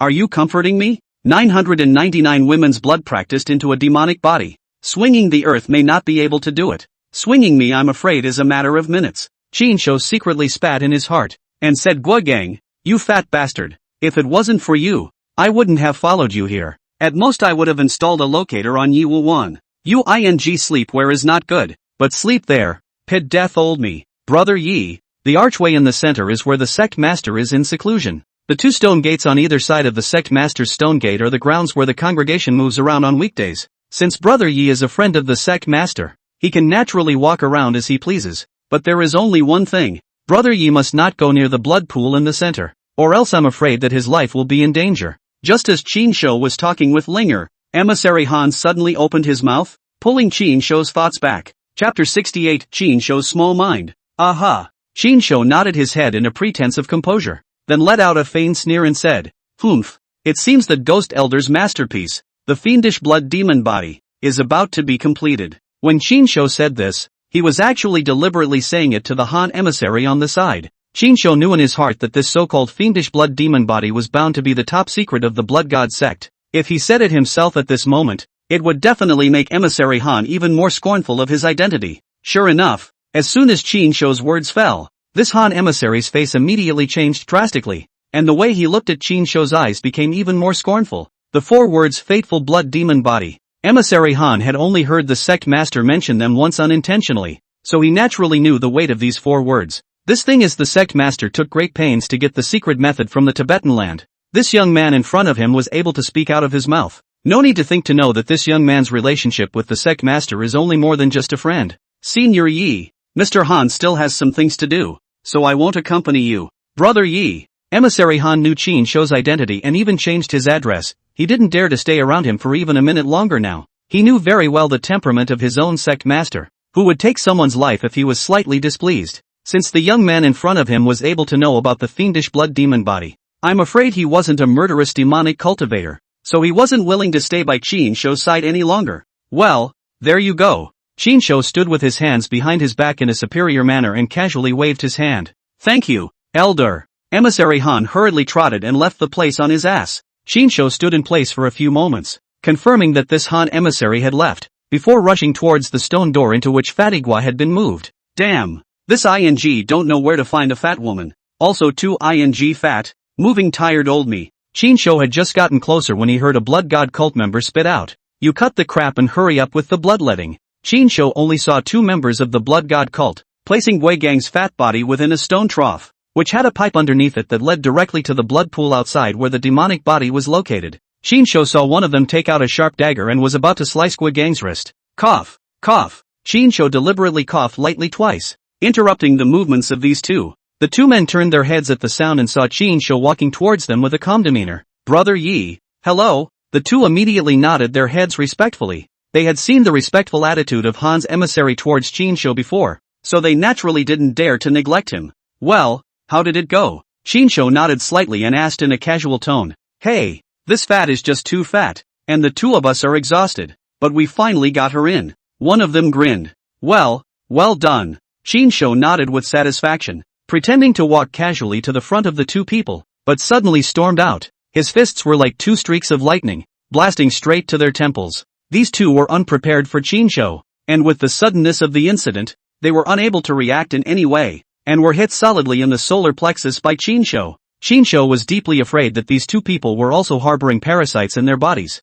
so he struck without mercy, not only using his entire body's strength, but also secretly activating his true qi. These two were hit by Qinshou, and they directly bled from their 7 orifices on the spot and fell straight down. After resolving these two obstacles, Qinshou then hurriedly jumped into the blood trough and pinched Guigang's human center. Holy you old Qin, you know how to get rich on your own. The first time Guigang woke up, he immediately popped up and cursed at Qinshou. Shoo! Qinshou was quick on his feet and covered his mouth while making a gesture to silence him. Keep your voice down. This is the lair of the blood god cult. Guigang sniffed, then realized that he was in danger and hurriedly shut his mouth. He raised his head and looked around, realizing that he was in the middle of a dimly lit stone room, and he was lying in an alcove in the center of the room. Holy, what the? Guigang snapped back to his senses. A chill ran straight from the soles of his feet to the top of his head, and his eyes became wary. This is no time to talk. Hurry up and get up first. Qinshou couldn't think of anything else and yanked up the limp Guigang. Ouch I go. You kid cannot pull me. Old me, this body is almost falling apart. Guigang was violently yanked by Qinshou. His body was still soft now. Not much strength. His arm was nearly dislocated. Grandma's leg. Will you lose some weight? Qinshou spat out without a trace of humor. I'm overworked and fat. It's all because I worked overtime for the black-hearted bosses. What do you know? Guigang disliked him back in a bad mood, but still struggled to climb out of the blood trough. What about these two? Hua had just climbed out when he saw the 2 blood god cult members lying on the ground. Hey, change their clothes first, then throw them in and bleed them out. The corner of Qinshou's mouth lifted up with a wicked smile as an evil thought suddenly popped up in his mind. Since this what's-his-name bloodshed demon body needs a woman's blood, then I'll give you some of a man's. I wonder what it will be like. Hey, old Qin, you son of a have a much worse heart than I do. Guigang, while spitting at Qinshou with a bad smile on his face, was not idle under his hands, and had already begun to take off the clothes of those 2 men and put them on himself.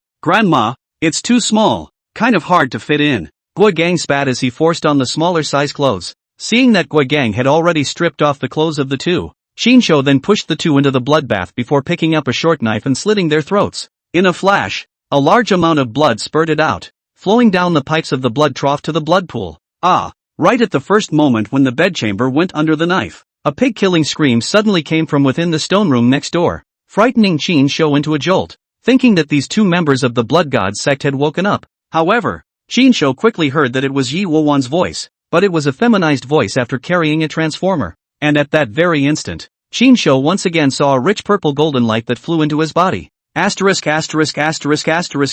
You dog, let go of lousy? Old me is Yi Wuwan. Yi Wuwan was pressed down by a member of the blood god cult with great strength, and his wrists had already been cut open and were dripping with blood, but no matter how frantically he struggled, the strength of this blood god sect member was too great. Yi Wuwan was helpless, and with the loss of blood, he gradually lost the strength to struggle. Mother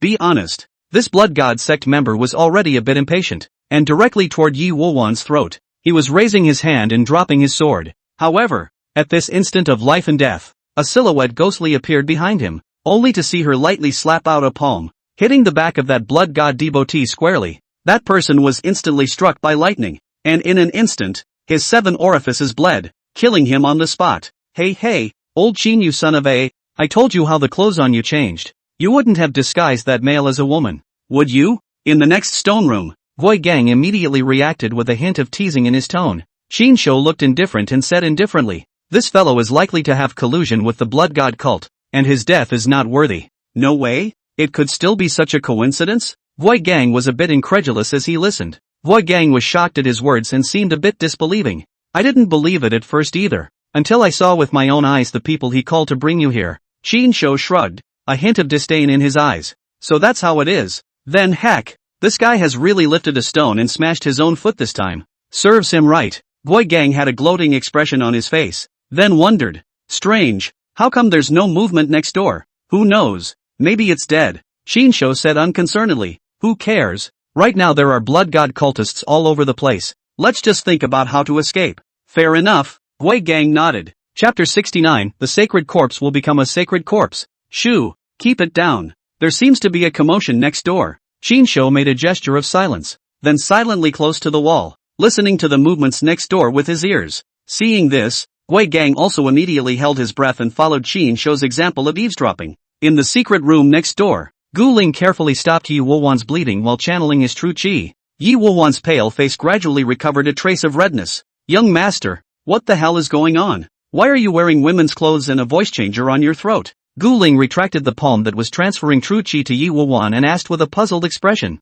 Humph. Yi Wowan's eyes flashed with a hint of gloominess as he removed the transformer affixed to his throat and threw it aside, coldly saying, "It seems that I was caught in the wrong path today, and was undermined by someone. Luckily you came in time. Otherwise I'm only afraid that I'll fall into the hands of my own people today." Luckily for the young master, he is equipped with a localization system, so I can find the young master at any time. Guiling couldn't help but sigh. Well, you're doing fine. Yi Wowan raised his eyes and glanced at Gu Ling who was wearing a tight sweatshirt. Yi Wowan raised his eyes to Gu Ling who was wearing a tight sweatshirt. Her body was already concave and convex. Her capital was not inferior to some European and American white chicks in the slightest, but she had the unique slender waist of Asian women. It was really the best of the best. The tight sweatshirt even perfectly outlined her curves, making her look extra sexy. Having just channeled a lot of true chi to Yi Wowan, at this moment, her face carried a hint of redness, her breathing was also a bit rapid, and her chest was slightly undulating, which was even more tantalizing.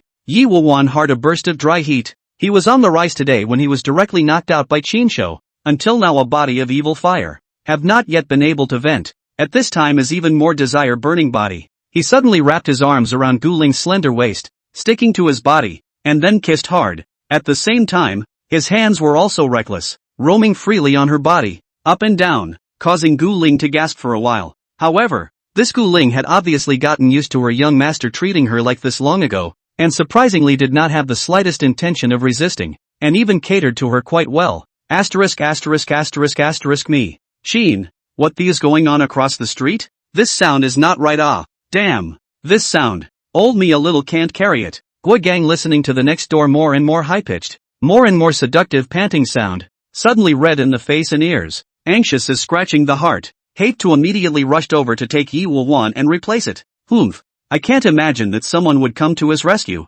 What a miscalculation. Chinsho grimaced, very slightly irritated. In his heart, he knew very well that a rich broad like Yi Wowan was bound to be vindictive. He had formed such a big beam with him. Once he knew that it was himself who was dressed as a woman today, he would definitely not let himself go, and it would definitely be a fish out of water situation at that time. It was a pity that he was now in the blood god sex lair, and although Chinsho wanted to go over and directly kill Yi Wowan, he did not dare to be too reckless. Inevitably, the two had to stick to the wall. Continue to enjoy a free live audio broadcast of the restricted blockbuster. Next door the sound of a wave higher than a wave. Gu Ling's voice seductive good. Guigang and Chinsho, two people listening to the interest is thick. 2 minutes later, but suddenly heard Yi Wowan a high-pitched wolf howl resounded through the stone city, followed by no movement. Holy, I'm afraid the sound of the wolf howling at the end of this pussy was longer than the whole process. I'm on fire and you're gone? Guigang cannot help but spit out a meal. This white horse live broadcast, the time is also too short. Not too much. How was it? Did it go well this time? Yi Wowan lifted up his pants and looked at Gu Ling, who was wearing a tight sportswear, and asked with a glowing face, "Oh, young master, you are so majestic and powerful, and your dragon's essence is so strong, that my concubine could not even stand it just now." Gu Ling barely managed to squeeze out a somewhat embarrassed smile, forcing a meal of compliments. Hey, I'll make you more comfortable next time. Seeing Gu Ling's attitude, Yi Wowan was satisfied. I wipe Lu. This pussy 1.5 minutes even have the nerve to ask people comfortable or not? Money is really cool. Even if the woman feels like a mosquito bite, have to pretend to be a look of desire. Guigang had another bout of belly aching, and his contempt for Yi Wowan increased in his heart. Woo, woo, woo. Before Guigang's words fell, suddenly a high-pitched and mournful horn sound, like ghosts crying and wolves howling, resounded through the entire cave, giving people the creeps. The holy corpse will become a protector for the Lord Godfather. Immediately afterward, Chinsho heard that Han emissary's hoarse roar that echoed endlessly in the cave, carrying a sense of madness. Holy, old Chin, what the is going on? Guigang was startled. His face instantly turned pale as he pointed to the blood trough in front of him, his voice trembling a little, only to see that within the blood trough, the two members of the blood god sect who had originally been propelled by Chinsho had now turned into two shriveled corpses. as if they had been drained of all moisture and blood, leaving only a layer of skin and bones. Obviously, the blood in their bodies had been drained out. At the same time, the blood inside the blood trough was like boiling and began to bubble madly, gurgling non-stop, and then it converged along the grooves of the pipes in the blood trough towards the blood pool in the center of the hall outside. And this was the case for all the hundreds of stone markets, forming a meandering blood-colored stream. Qin and Gui Gang cautiously peeked out their heads and secretly looked towards the hall, only to see that at this moment, within the hall, it was already filled with fervent blood god cult members, all of them surrounding the blood pool, throwing themselves to the ground and bowing frantically. The water in the blood pool, on the other hand, boiled even more violently, just like boiling water, constantly tumbling and emitting a burst of sickening blood odor. As the blood water boiled, those bloods seemed to have life and began to wriggle. They were like countless bloodthirsty ants, scrambling towards the center of the blood pool on top of the offering table. That a non-male and non-female corpse converged, and then drilled into the skin of this corpse. Just at this moment, in the center of the hall, the huge stone door that was originally closed, suddenly opened outward with a bang. Qin and Gui Gang immediately cast their gazes towards the doorway, only to see an old man in a wrinkled birthday suit, his face so pale that it seemed as if he had just crawled out of the grave, appearing in their line of sight, and it was none other than the ghost old man. The ghost old man's eerie, pale face was currently overflowing with a trace of uncontrollable ecstasy. It's finally going to be a success. It's finally going to be a success. Ha ha ha. The old man laughed wildly up to the sky, his voice as hoarse and unpleasant as a crow, echoing in the empty hall,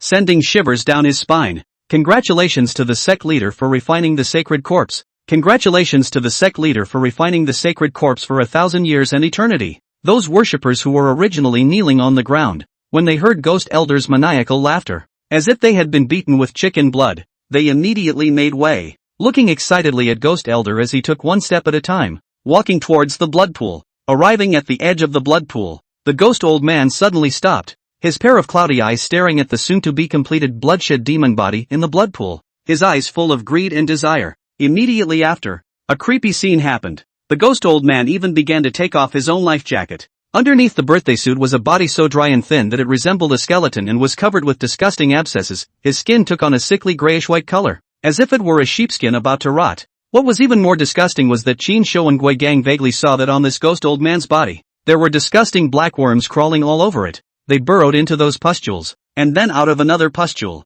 as if they were gnawing on the ghost old man's flesh and blood. A scene that was simply more horrifying than hell. As Qin and Gui Gang looked at this bizarre and disgusting scene, they all couldn't help but hold their breaths. Their bodies stiffened and they didn't even dare to take an extra breath. Decades. I've waited for decades. Finally I can replace this body that has long been necrotic, with this fiendish blood demon body. I no longer have to worry about the parasites eroding my flesh. Ha ha ha ha. The ghost old man muttered to himself and laughed wildly up to the sky. Maniacal to the extreme. Chapter 70, The Demon Corpse Awakens. It was also at the same time that the ghost old man let out a maniacal laugh that all the blood in the blood pool finally completely merged within that demonic corpse. As the last drop of blood was absorbed by the demonic corpse, the sticky blood around this demonic corpse actually began to slowly fade away. Immediately after, incredible scene happened. Qin actually witnessed that the devil corpse's skin began to visible speed, restored to normal human skin color, become rosy and glossy, as if a sleeping baby is slowly awakening, renewed vitality. What made Qin marvel even more was that as the skin turned into a normal human appearance, the original male features on the body of this demonic corpse even began to slowly disappear. In its place, the female features surprisingly became more and more pronounced, the chest became more and more bulging, the curves became more supple, and the whole torso exuded a tantalizing aura. Along with that, Qin even felt that this sleeping demonic corpse even gave off a seductive to the extreme feeling, as if it was a supreme demonic maiden. Merely lying there quietly was enough to pour out all beings. Even looking from afar, Qin felt that the attraction of this demonic corpse was stronger than all the women he had seen before, containing an irresistible power of seduction. Of course, it wasn't just Qin who felt this way, but also Gui Gang who was on the side. Old Qin, why the do I think this corpse is kind of pretty? He he he. As for Yi Wu-wan in the next stone room, the first time he saw this demonic corpse, a hint of undisguised greed flashed in his eyes, as the last drop of blood from the center of this devil corpse's eyebrow did not enter the ghost old man's body, which was originally trembling a little with excitement, violently leapt up, directly jumping onto the stone platform where the devil corpse was located. Afterward, The ghost old man took out a piece of talisman paper covered with weird patterns from his bosom and pasted it on top of the demon corpse's forehead with a solemn expression, followed by the same talisman paper from his bosom and pasted it on top of his own forehead. After doing this, the ghost old man actually lay directly beside the demonic corpse. Old Chin, what's this old man up to? Gui Gang looked at the bizarre scene in front of him. His voice trembled a little, and he couldn't help but ask with some uneasiness. Shoo, don't ing talk, I don't want to be found out. Chin Shou stared at the stone platform with a grave expression. Begin. Soul-shifting formation. Just then, Emissary Han suddenly hissed and roared at the top of his lungs, a hint of fervor in his voice. Then, at the next moment, all of the blood demon cult congregation suddenly got up, and then formed a circle of 3 layers inside and outside, surrounding the ghost old man and the demonic corpse in the center, and their mouths began to recite incantations. Spirit, can you tell me what they're doing? Chin Shou, who saw this scene, couldn't help but raise a question in his mind. At the same time Chin Shou asked his question, Linger's virtual image once again surfaced in his mind. They're performing the soul transfer technique. Funny.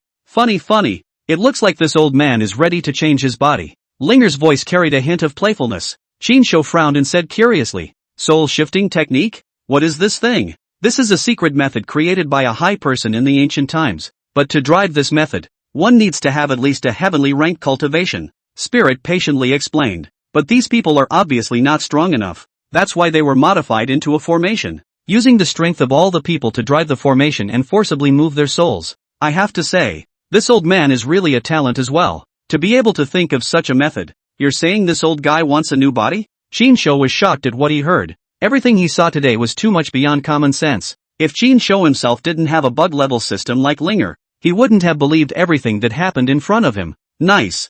Spirit nodded. I'll go. This demon corpse is immortal. Wouldn't he be invincible if he changed? Master, don't be alarmed. He won't be able to change it. Just watch. The Linger within her mind guffawed, clearly unconcerned and even quite intent on watching the show. Sure enough, Chin Shou looked up and saw that as the group of people drove the formation, a shadow, if anything, like white smoke, was slowly floating out from the ghost old man's forehead. Grip the grass. Old Chin. Ghost. The first time Gui Gang saw the ghost old soul, he was scared out of his wits, and with a shiver, he held Chin Shou, who was on the side, in a death grip. Holy, Kwok Kong, get thee off me. Chin Shou was Gui Gang hugged to death. Want to break free but cannot break free, and do not dare to make too much noise. Now this situation, once make any noise, will certainly die. Old Chin, give me a hug.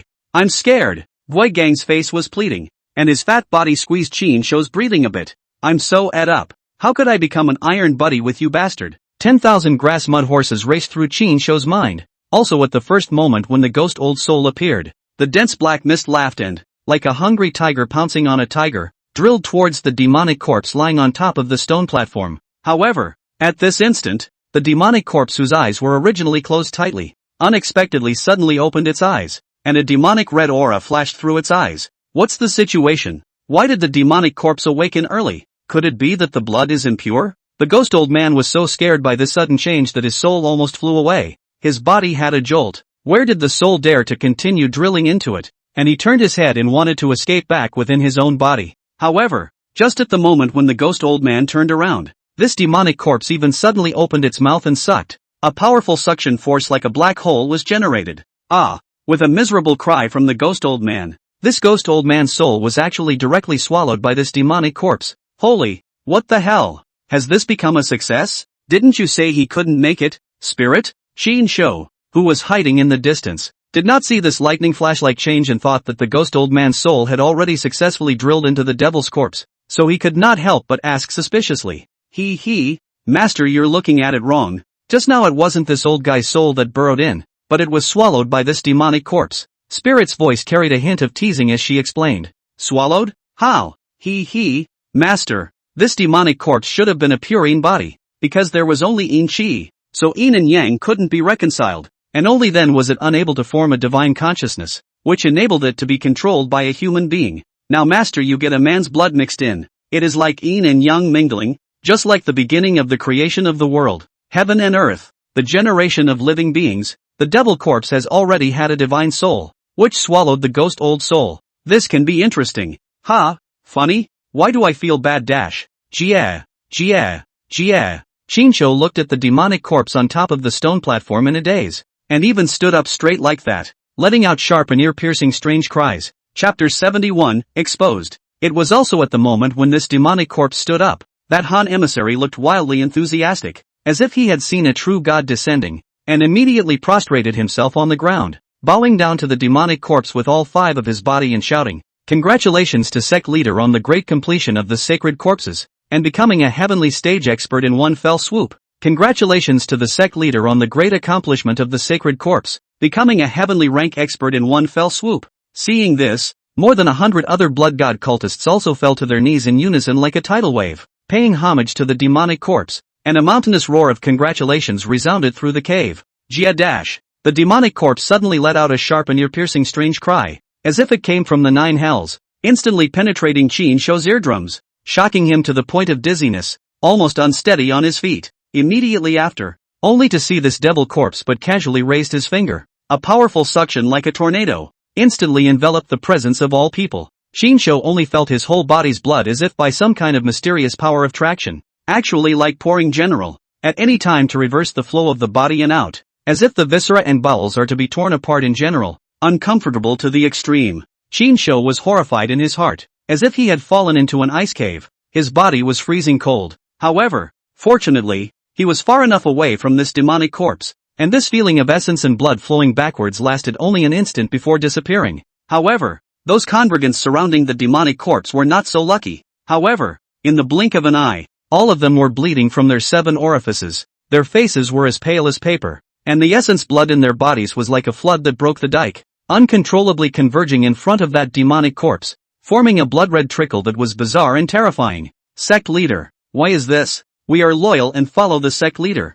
Why is the sect leader treating us like this? Among this group of believers, only that Han messenger was slightly stronger, and even barely managed to resist for a few moments without being sucked dry immediately. But even so, he was still bleeding from his 7 orifices at the moment. His face twisted as he hissed and questioned, his tone filled with unwillingness and anger. Cluck, cluck, cluck. That devil corpse heard, actually as suddenly a burst of delicate laughter, the sound of a gentle melodious, bizarre, but also a few points of melodious. Then, she looked at the Han messenger in front of her with interest, her large eyes flickering and her head slightly tilted, as if she was somewhat curious about the Han messenger in front of her. However, very quickly, the curiosity in her eyes completely disappeared, and what replaced it was the desire and eagerness for the essence blood in emissary Han's body. Like a hungry wolf seeing a fresh lamb, she could clearly feel that out of all the people, the essence blood on this Han messenger in front of her was the most delicious and tasty. Shinsho looked at this scene from afar. For a while his mind was in a trance,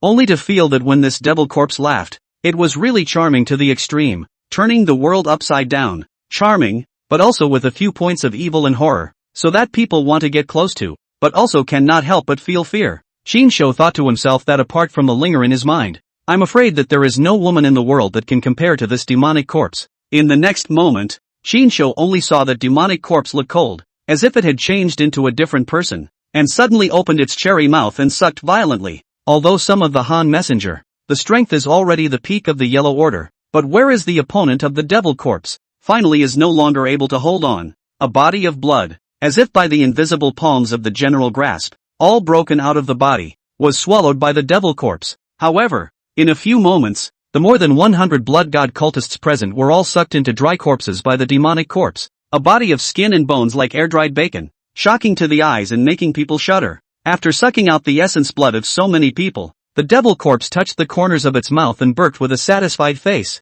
It's good that she's only at the peak of the earth rank. If she's really at the heaven rank, I'm afraid that just now, even with such a long distance between you, Master, you're all covered in essence and blood. It's hard to escape the doom of being sucked dry by her. Just then, Linger's voice once again sounded in Shinsho's mind, with a hint of celebration in her tone. Earth rank. Didn't you say that as long as you practiced it, it would be heavenly rank? Shinsho was puzzled in his heart and couldn't help but ask. If it's a complete demon corpse, it should naturally be of the heavenly rank. Linger patiently explained. However, this 999 women's essence blood refined is the lowest grade of devil corpse. What's more crucial is that, Master, you got 2 men's blood mixed in, making this demonic corpse's yin and demonic chi refuted and impure. So it's only at the peak of the earth rank. So that's how it is. But even if it's an earth rank, I think it's enough for us to drink a pot of water. Chinsho looked at the demonic corpse that was emitting a monstrous evil aura, and only felt his scalp tingling, like an awn on his back,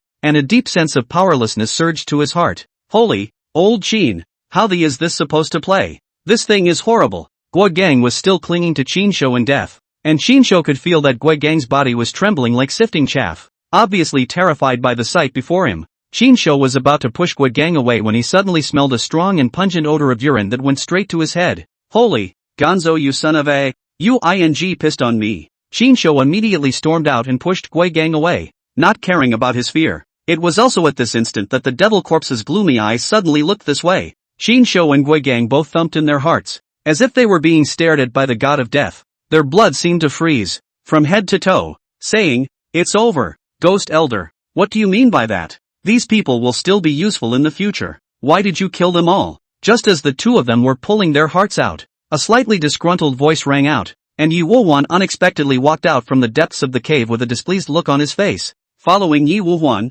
there was also that sexy girl Gu Ling. "I'm going to go to this. It's too much fun. Top pot man." Gui Gang and Chinsho looked at each other, their faces showing surprise at the same time. The same thought bubbling up in their hearts coincidentally. A trace of doubt first surfaced on the exquisite and stunning face of the devil corpse, as if it was somewhat puzzled by Yi Wuhuan's words. Immediately after, her gaze crossed over Yi Wuhuan and landed on Gu Ling behind him, a pair of beautiful eyes looking up and down on Gu Ling. "My Yi family used so much financial and material resources to help you establish this blood god sect, and even helped you refine the demonic blood demon corpse. Are you trying to cross the river and break the bridge?" Yi Wuhuan didn't seem to have realized the seriousness of the problem yet, still assuming a superior posture, and his tone became increasingly harsh with a hint of questioning. "Without these blood god cultists, wouldn't all the years of effort my Yi family has put into establishing a nationwide underground organization using Yeching as a base be for naught? Ghost Elder, today, no matter what, you must give me an explanation." However,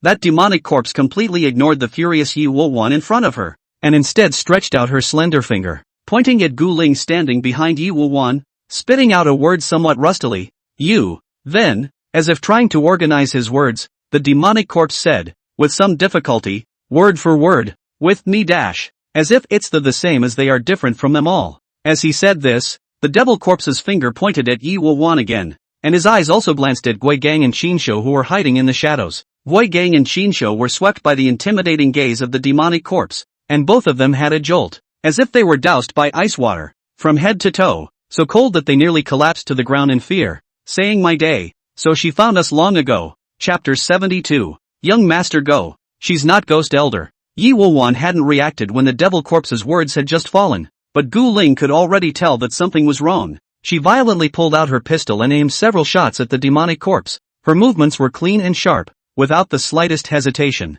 The demonic corpse's divine soul was in its infancy. Its consciousness was like that of a newborn baby. It only knew how to instinctively devour essence and blood, and it knew nothing at all about such modern weapons as firearms, so it did not make any evasive movements at all. Gu Ling was a first-class expert in the secular world who was trained by the Yi family since childhood and specialized in guarding Yi Wuhuan's side, possessing the strength of the early Xian rank. Moreover, she had undergone all kinds of harsh training since she was a child, and her marksmanship had even reached the realm of excellence. 3 shots in a row. 2 shots accurately hit the heart, and 1 shot hit the forehead of the demonic corpse. The bullets were bulletless, and the shots were fatal. "Master, leave while you can. If you take on a demonic corpse now, you will surely die." It was also at the moment when Gu Ling fired her gun that Linger in Chinsho's mind immediately reminded somewhat anxiously. Chinsho was not a little cutie. Where was the need for Linger to remind him? He yelled, "Gongzi, run!" Saying that, Chinsho backhanded his hand with the intention of pulling Wei Gang's hand,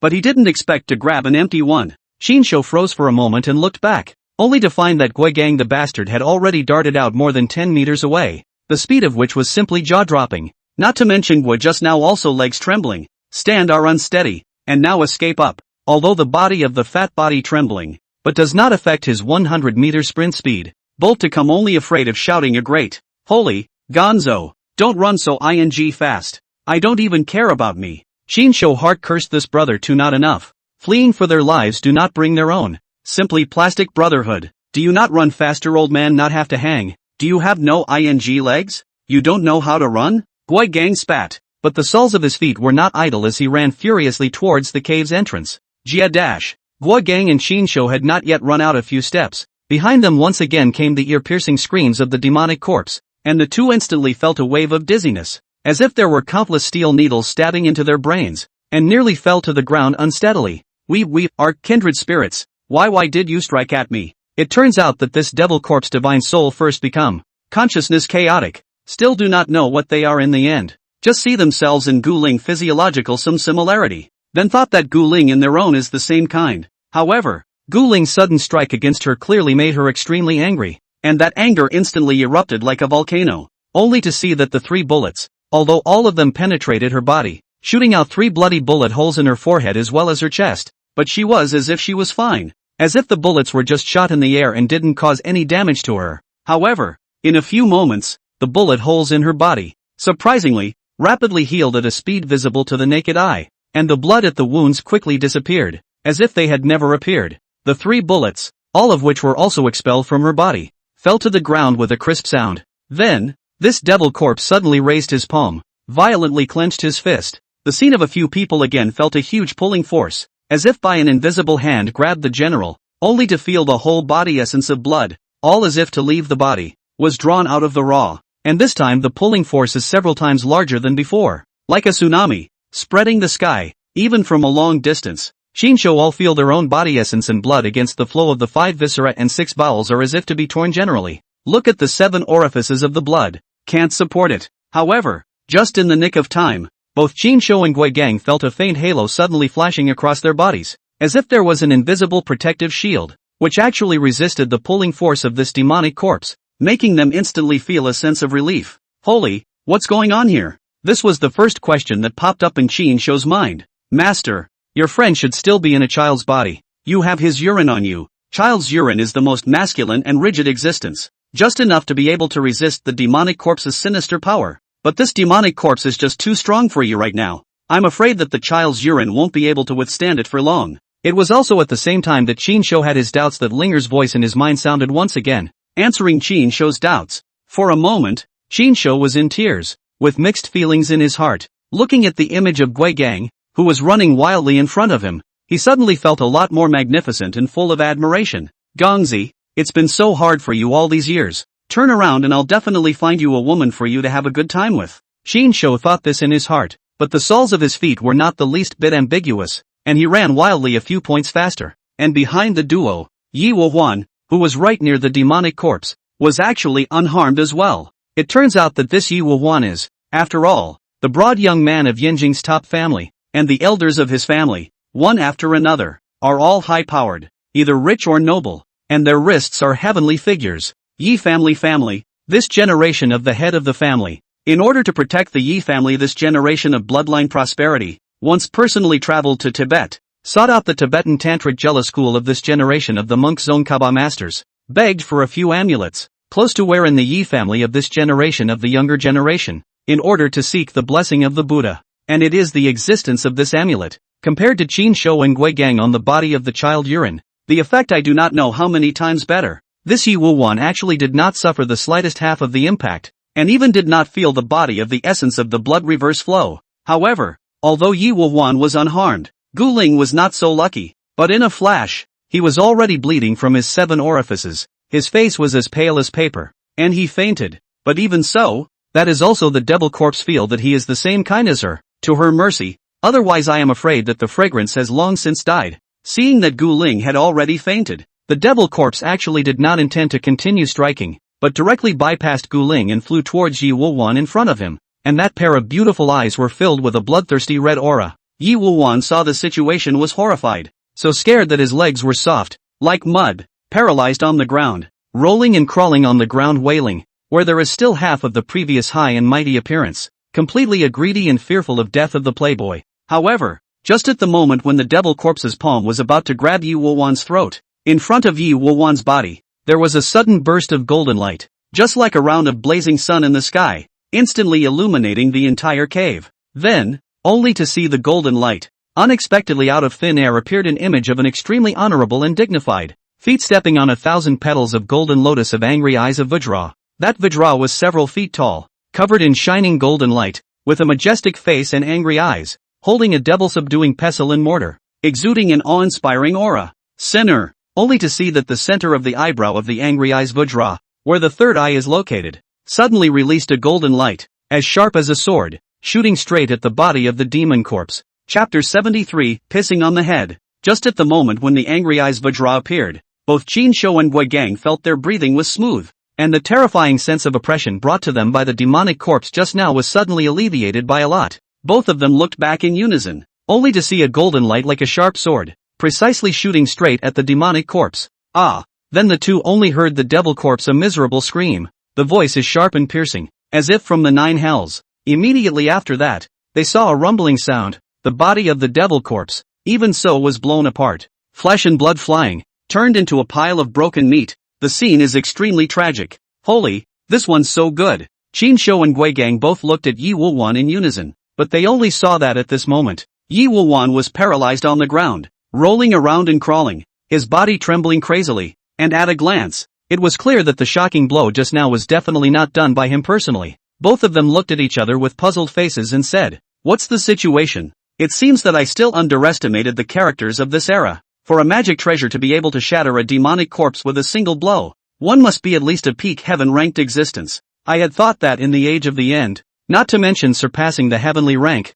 even heavenly rank experts are rare. It seems that even in this day and age, when the aura of heaven and earth is thin, those hidden sects, they still have ways to cultivate." Just as the two of them were puzzled, the image of Linger reappeared in Qin Shou's mind, holding her chin and looking at Yi Wulwan outside through Qin Shou's eyes with great interest. Seemingly extremely interested. "Linger, what's going on here? This one doesn't look powerful." Qin Shou immediately raised his question. That strike just now was not this person's ability, but rather, on this person's body, there is a protective treasure made by a peak heaven stage expert. Spirit's words were a revelation. Protective magic treasure? What kind of magic treasure is so powerful? Qin Shou marveled. Looking at the image of that furious Vajra just now, it should be the Dharma phase of the immovable king of brightness. I'm only afraid that this Dharma treasure came from the Tibetan Tantric sect. Linger held her chin and analyzed with a serious face. Hiding place? Well, even 10,000 years ago, during the age of Shang Fa, the Hidden Land had always been one of the few holy places where the spiritual chi of the heavens and earth was the most dense.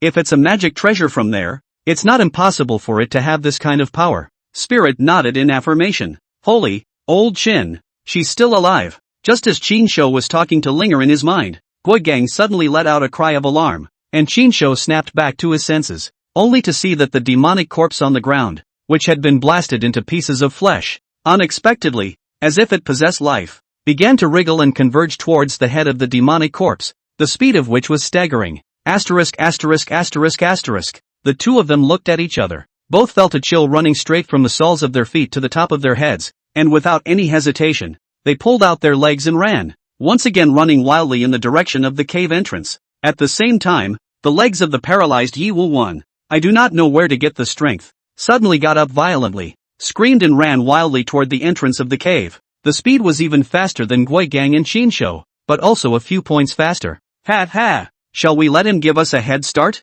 Guigang had a bad smile on his face and narrowed his eyes, obviously wanting Yi Wulwan to attract the attention of the demonic corpses and buy them time to escape. Hey, that's what I thought. Qin Shou also gave a bad smile and nodded without hesitation. It was also at this moment that Yi Wulwan had already run over, only a few steps away from the cave entrance. "I'll you up." Both of them raised their feet at the same time in unison and viciously kicked at Yi Wulwan's chest. "Ah, I'll kill you both." Before Yi Wulwan had a chance to see Guigang and Qin Shou at the entrance of the cave, he was kicked back again by the two of them with a flying kick, and his body flew backward like a kite with broken strings. It was also at this moment that the demonic corpse had completely reorganized itself and restored its physical body, letting out a furious roar as it flew towards the entrance of the cave. However, this time, the demonic corpses did not dare to do anything to Yi Wulwan anymore, and even directly bypassed Yi Wulwan, who was kicked to the ground by the two of them, and went straight to Qin Shou and Guigang. "I'll go. This demon corpse is bullying the soft and the hard."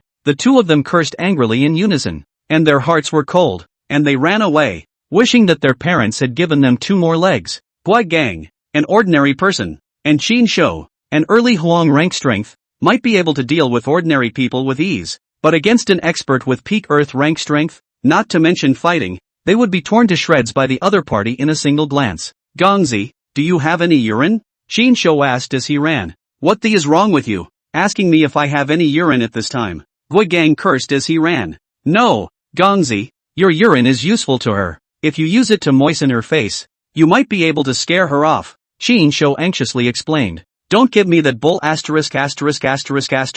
You want me to die fast. Why don't you piss on her face? Gui Gang didn't have the good sense to say. He didn't have a system like spirits, so he didn't know until now that his child's urine could restrain demonic corpses. I broke my virginity. I'm not a virgin.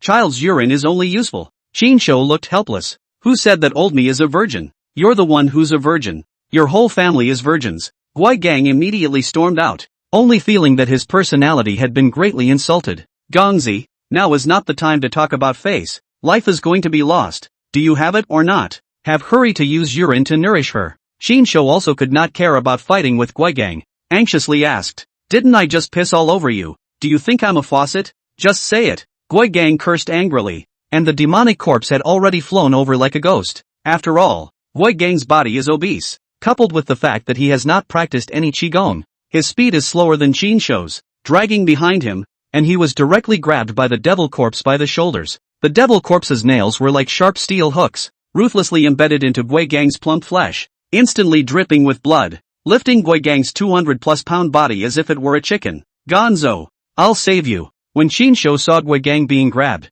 he was shocked, and instinctively rushed forward with an arrow step, lunged forward, and hugged Gui Gang's thighs, trying to pull Gui Gang down from the hands of the demonic corpse. Unexpectedly, this devil corpse was so powerful that instead of pulling Gui Gang, Qin Shou was carried by the devil corpse, and the two of them rushed out of the cave together and flew directly into midair. Old Qin, does child urine really work? Gui Gang's face turned pale and his voice trembled as he asked. Why would I lie to you? No, Gonzo, you don't want to INGP right now. Qin Shou was immediately shocked in his heart, and said you a dog day just do not urinate. Now I can be under you. If this is a pocket to a bubble of urine, the taste is simply unimaginable. Damn it, mother asterisk.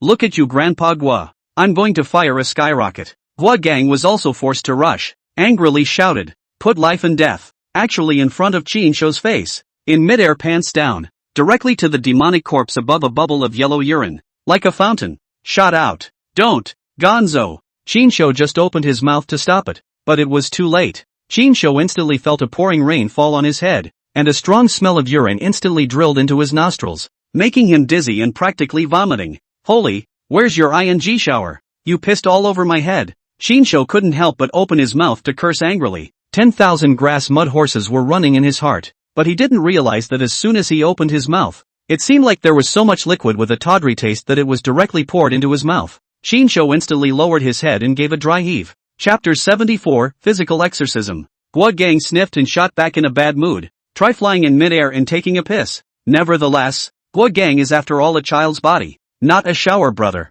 This shot skyrocket more or less still have some power. The devil corpse also cannot help but stain some, only to see that on the body of the demon corpse, the part that was stained with Gui Gang's urine, even began to rapidly emit wisps of black smoke, as if the corrosive liquid dripped on the skin in general, and the flesh began to rot, emitting ZZ sound, which was creepy. The devil corpse ate the pain and let out a mournful cry, directly letting go of Gui Gang and Qin Shou. Devil corpse with two people have already flown out more than 10 meters high, at the moment by the devil corpse straight from the midair thrown down. Qin Shou after all, have qigong body protection. Okay, Gui Gang's so obese body, fall down not dead also have to lose half of his life. However, Qin Shou's heart is also cold at the moment, because he is right under Gui Gang. Even if he is not dropped dead, he will be Gui Gang alive and crushed to death. Just when the two were in despair, a figure, suddenly as fast as a ghost, scurried out from the dense forest below, like an arrow out of the string, instantly appeared in midair, accurately catching the two. In this person's arms left and right grabbed Qin Shou and Gui Gang's moment. Gui Gang and Qin Shou both felt a hovering wind behind them. This person even so with Gui Gang and Qin Shou, light and slow landing. The movement is as light as a falling leaf. Did not make the slightest sound. You're okay. As soon as Qin Shou landed, Renjing's slightly concerned voice came from behind him. Qin Shou looked back and saw that Renjing was currently standing behind him, her eyebrows slightly knitted, with a hint of worry on her face, and beside her, on the left and right, were standing a pair of good-looking young men and women. The man on the left is wearing a straight suit. His face is like a knife. His features are distinct. His appearance is handsome. His sword eyebrows and eyes are starry. His eyes reveal a color of perseverance. His face is actually a bit similar to Renjing. The girl on the right was wearing a pair of playful ponytails, with the tips of her hair slightly upturned, making her more lively and cute. She was wearing white canvas shoes and white stockings with a stylish JK skirt, while her upper body was a pink athleisure outfit, youthful and chic. Such a pair of young men and women. The man looks solemn and serious, giving people a sense of security. The girl is playful and cute, so that people see the mood of comfort and joy. The two styles, one rigid and the other soft, one quiet and the other, formed a stark contrast, and the contrast was so great that people couldn't help but look at them a few more times. This Zhongshan-suited male youth was currently frowning slightly, his deep eyes gazing at the demonic corpses raging in the sky, lost in thought. You're a little too slow. I almost died. Never work with your city government again. Qinshuo's heart palpitated and he spat out in a bad mood. What's that smell on you? As soon as Qinshuo's words fell, Renjing smelled the pungent, tawdry odor on Qinshuo's body, and couldn't help but raise her willow eyebrows, her delicate agaric nose wrinkling up slightly as she took a few steps back in disgust. Kid, there is some Taoism, actually knowing how to deal with demonic corpses with children's urine. The young man retracted his gaze towards the demonic corpse and turned his head. His gaze was like a torch as he looked Qinshuo up and down. A hint of appreciation appeared on his face as he nodded his head and said, "Gee, that's gross. You guys actually have pee on you." The pony-tailed, delicate little beauty couldn't help but spit out her tongue when she heard that there was actually urine on the two of them. A hint of disgust appeared on her cute face as she pinched her tiny nose and took a few steps back. Hey, how about this? This child's urine was poured on him by Grandpa Guo on the spot. It's still fresh. Guo Gang, this good sea beauty, cannot help but want to accost, let alone is Renjing and Ponytail Girl so too top beauty. He naturally is even more will not let go of this opportunity to get together. Full of smiles to the two people said. However, Guo Gang's level of accosting is really too low. The two women heard that this urine is actually still just pissed. Look at Guo Gang and Qinshuo's eyes, even more disgusted for a few points, and cannot help but take a few steps back. Qinshuo's heart was full of slander, and he said, Gongzi, have you ever accosted me like this? You deserve to be single until now. Ahem. Thanks for saving me just now. Qinshuo didn't want to continue dwelling on the embarrassing topic of being pissed on and drenched, so he hastily changed the subject and clasped his fists at the young man in front of him to express his gratitude. Qinshuo was able to sense a vast and righteous aura from between the young man's eyebrows, plus he had saved his life, so Qinshuo had a good impression of him. No need to thank you. This is my part. The young man waved his hand and said with a bland expression, Big brother, do you have an idea? Renjing couldn't help but ask with some concern. Some trouble. Her realm is far above me and my little sister. The two of us have only just stepped into the peak of the Xian rank, but she is already at the peak of the earth rank. However, I have the treasures gifted by my master. It's not like I don't have the power to fight. The young man's tone was grave. What's there to be afraid of? When I went out, my dad gave me babies? The pony-tailed, saucy girl was nonplussed. As soon as the girl's words fell, the demonic corpse flew this way with a shrill whistling, its speed as fast as lightning. Obviously, her target was clear, and it was the young pair that had just appeared in front of her. Before the devil corpse could approach, it violently opened its bloody mouth. A powerful suction force instantly enveloped Qinshuo and Guo Gang. The two of them once again felt the terrifying tearing force, the essence blood in their bodies as if it was going to break out of their bodies, and they were being pulled crazily. But fortunately this suction did not last long. Qinshuo and Guo Gang heard bang a deafening gunshot. That devil corpse was able to feel the strong aura on these two newly appeared young men. Originally thought that these two would fight with themselves head-on, coupled with the fact that she had previously seen the power of the gun in Gu Ling's hand, knew that this thing was not very lethal to her, and did not prepare for the sudden one, simply did not choose to dodge. The right arm was actually directly blasted by this gun to smithereens,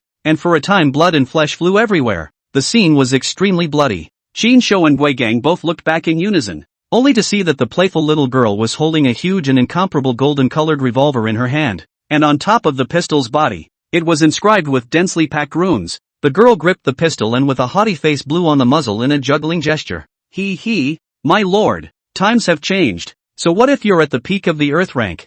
Physical exorcism is the most efficient. When Guo Gang and Qinshuo saw this scene, a thought came up in their minds. Damn, not speaking of martial arts. Thought it was some kind of worldly master who would have some earth-shattering battle with the demonic corpse, but it turned out to be a gun. So I'll do it. However, this time, what Qinshuo and Guo Gang did not expect was that although the shattered flesh on the arm of that demonic corpse was still slowly writhing and attempting to heal, the speed of healing was much slower than before. It's not going to heal that easily, is it? This gun of mine is a magic weapon. Both the body and the bullet are specially made. The girl sneered and took another shot at the demon corpse. Chapter 75, Deadly Battle with a Demon Corpse. Although this demon corpse's spiritual wisdom was beginning to open up and she only acted on instinct, and she didn't know most of the new things in this world very well yet, but she wasn't a little cutie. On the contrary, she had an extremely high IQ and was extremely capable of learning. After feeling the terrifying power of this firearm for the first time, he no longer dared to take this one bullet hard,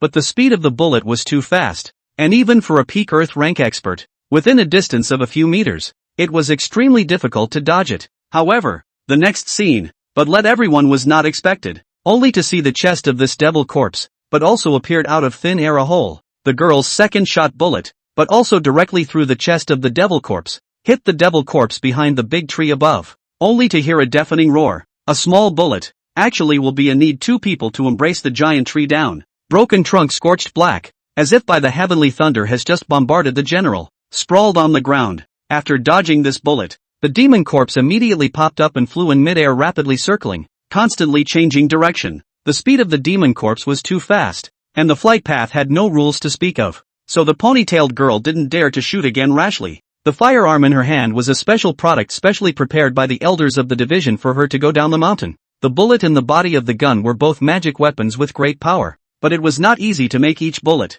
so she couldn't afford to waste it casually. However, with the deterrent of this gun, for a moment, the demonic corpses didn't dare to come close to forcefully attack at will. However, the Earth rank experts have long been able to fly sand and stones, and take people's lives through the air. The devil corpse is afraid of the magic weapon in the girl's hand. Do not dare to approach. After circling in the air for several weeks, suddenly swooped downward, and in an instant it did not enter the dense jungle, disappeared. Is this her escape? Seeing this, Shinsho thought that the demonic corpse was planning to use the cover of the forest to escape. However, the next moment, Shinsho saw 7 or 8 thick tree trunks in all directions, like arrows off the string, carrying the sound of whistling winds, and slamming violently towards the side of the crowd. Look out! The youth was startled at the sight. His pupils suddenly contracted, and a red longsword carved with intricate runes appeared in his hand at some point. He let out a low gulp, and with a flash of swordlight, he cut off a tree trunk that was rushing straight at him, splattering wood shavings in all directions. That girl is also a strong hand, only to see her figure like a ghost, in the trunk of the tree between the flexible shuttle, lightly avoided to her impact of a tree trunk, the movement of the smooth, like a playful in the forest cat. However, this man and woman cared about themselves, but had no time to care about the people around them. Guigang's body size is fat and slow, there is no time to dodge. Was a tree trunk hit right in the chest, immediately issued a muffled grunt, a mouthful of blood gushing out. The body is like a kite with broken strings, powerless to fall to the ground, wailing in pain. Ren Jing, an ordinary person, was even more incapable of defending herself against this sudden attack. However, the good thing is that Qin shows quick eyes and hands. Just in the nick of time, a hand rushed to Ren Jing's body, pounced on her to the ground, and then holding Ren Jing to the side of a roll, which was able to avoid a whistling tree. Thrilling to the extreme. However, having dodged this wave of attack, one could not dodge the next wave, only to see that in the dense forest, several thick tree trunks followed one after another, carrying an even swifter might, flying and smashing towards the crowd's side. Qin Shou held Ren Jing on the ground. At this moment, the two were in the center of the interlocking tree trunks, and even the chance to dodge had been lost. The shadow of death seemed to be close at hand. Mixed whip, go! At the moment when the two of them were as if they were dead, between the flashes of lightning and fire, the girl's hand had a reddish long whip in her hand at some point. Just seeing her flick her wrist, the long whip was like a spirit snake coming out of its hole, instantly dancing out a gorgeous whip flower. A violent whirlwind was born out of thin air, firmly involving the crowd in the center of the storm. Those hostage 10,000 pounds of force of the thick tree trunks, in the moment of touching the hurricane, as if it hit an impregnable wall, was twisted into a flying wood chips, spilling down in a flurry. However, the next moment, a sudden change, the ground under the feet of the crowd exploded, a figure like a ghost from the back of the young girl, sharp claws straight to take the young girl's white neck. The speed of the speed, people simply cannot wait to react. It had to be admitted that although this demonic corpse was in its infancy and acted according to its instincts, its combat skills were extremely superior. It first utilized the giant tree in the dense forest to carry out a long-range attack as a means of attracting the attention of the crowd, and then silently disappeared into the ground, waiting for an opportunity to suddenly kill from close by. And the target of the attack was precisely chosen to be the young girl who had the most magical treasures here, which can be described as cunning to the extreme. Senior sister, be careful. The youth was shocked at the situation, and lifted the sword in his hand. The tip of the sword blossomed with a bit of cold aura, a sword chi, and stabbed straight at the demonic corpse. Jia dash. The devil corpse let out an ear-piercing roar, and casually raised his hand, and a terrifying wind whistled out, sweeping towards the young man like a raging wind and rain, blasting him into an unsteady position, taking several steps back, and the sword in his hand almost fell out of his hand. However, the youth's move also bought the young girl valuable reaction time. The young girl turned around in a hurry, and in a swift movement, she raised her arm, aiming at the demonic corpse and about to shoot. Just this time, the devil corpse seems to have anticipated. It simply does not give the girl the opportunity to shoot. Just see the devil corpse 5 fingers open, grabbed out of thin air. The girl will feel a huge pulling force came, holding the gun arm. A burst of numbness. Tiger's mouth shock was directly by the devil corpse will be in the hand of the gun to suck away. Jia, Jia, Jia. The demonic corpse let out a triumphant shrill, grabbed the young girl's golden revolver and tilted its head to study it carefully, seemingly extremely interested in this magic treasure. However, before the demon corpse could rejoice, not long after it gripped the revolver in its palm, a gout of blue smoke emerged, and an intense burning sensation instantly caused her pain. Under the pain, the devil corpse hastily threw the pistol aside, and did not bother to care about the pistol that she threw aside, directly clawed and grabbed towards the young girl's chest. The young girl's face was white, scared and bloodless, instinctively clenched her hands in the hands of the mixed whip, crossed in front of her chest, protecting her vitals. This demonic corpse slapped his palm on top of the whip body of the mixed yuan whip, and also gusts of green smoke came out with the pungent odor of burning flesh, and under pain, he hastily withdrew his palm. But even so, the force of this is still enormous. The girl is only the peak of the Xian class. Where to withstand this demon corpse, this rage? Only feel the chest as if being hit by a giant hammer in general.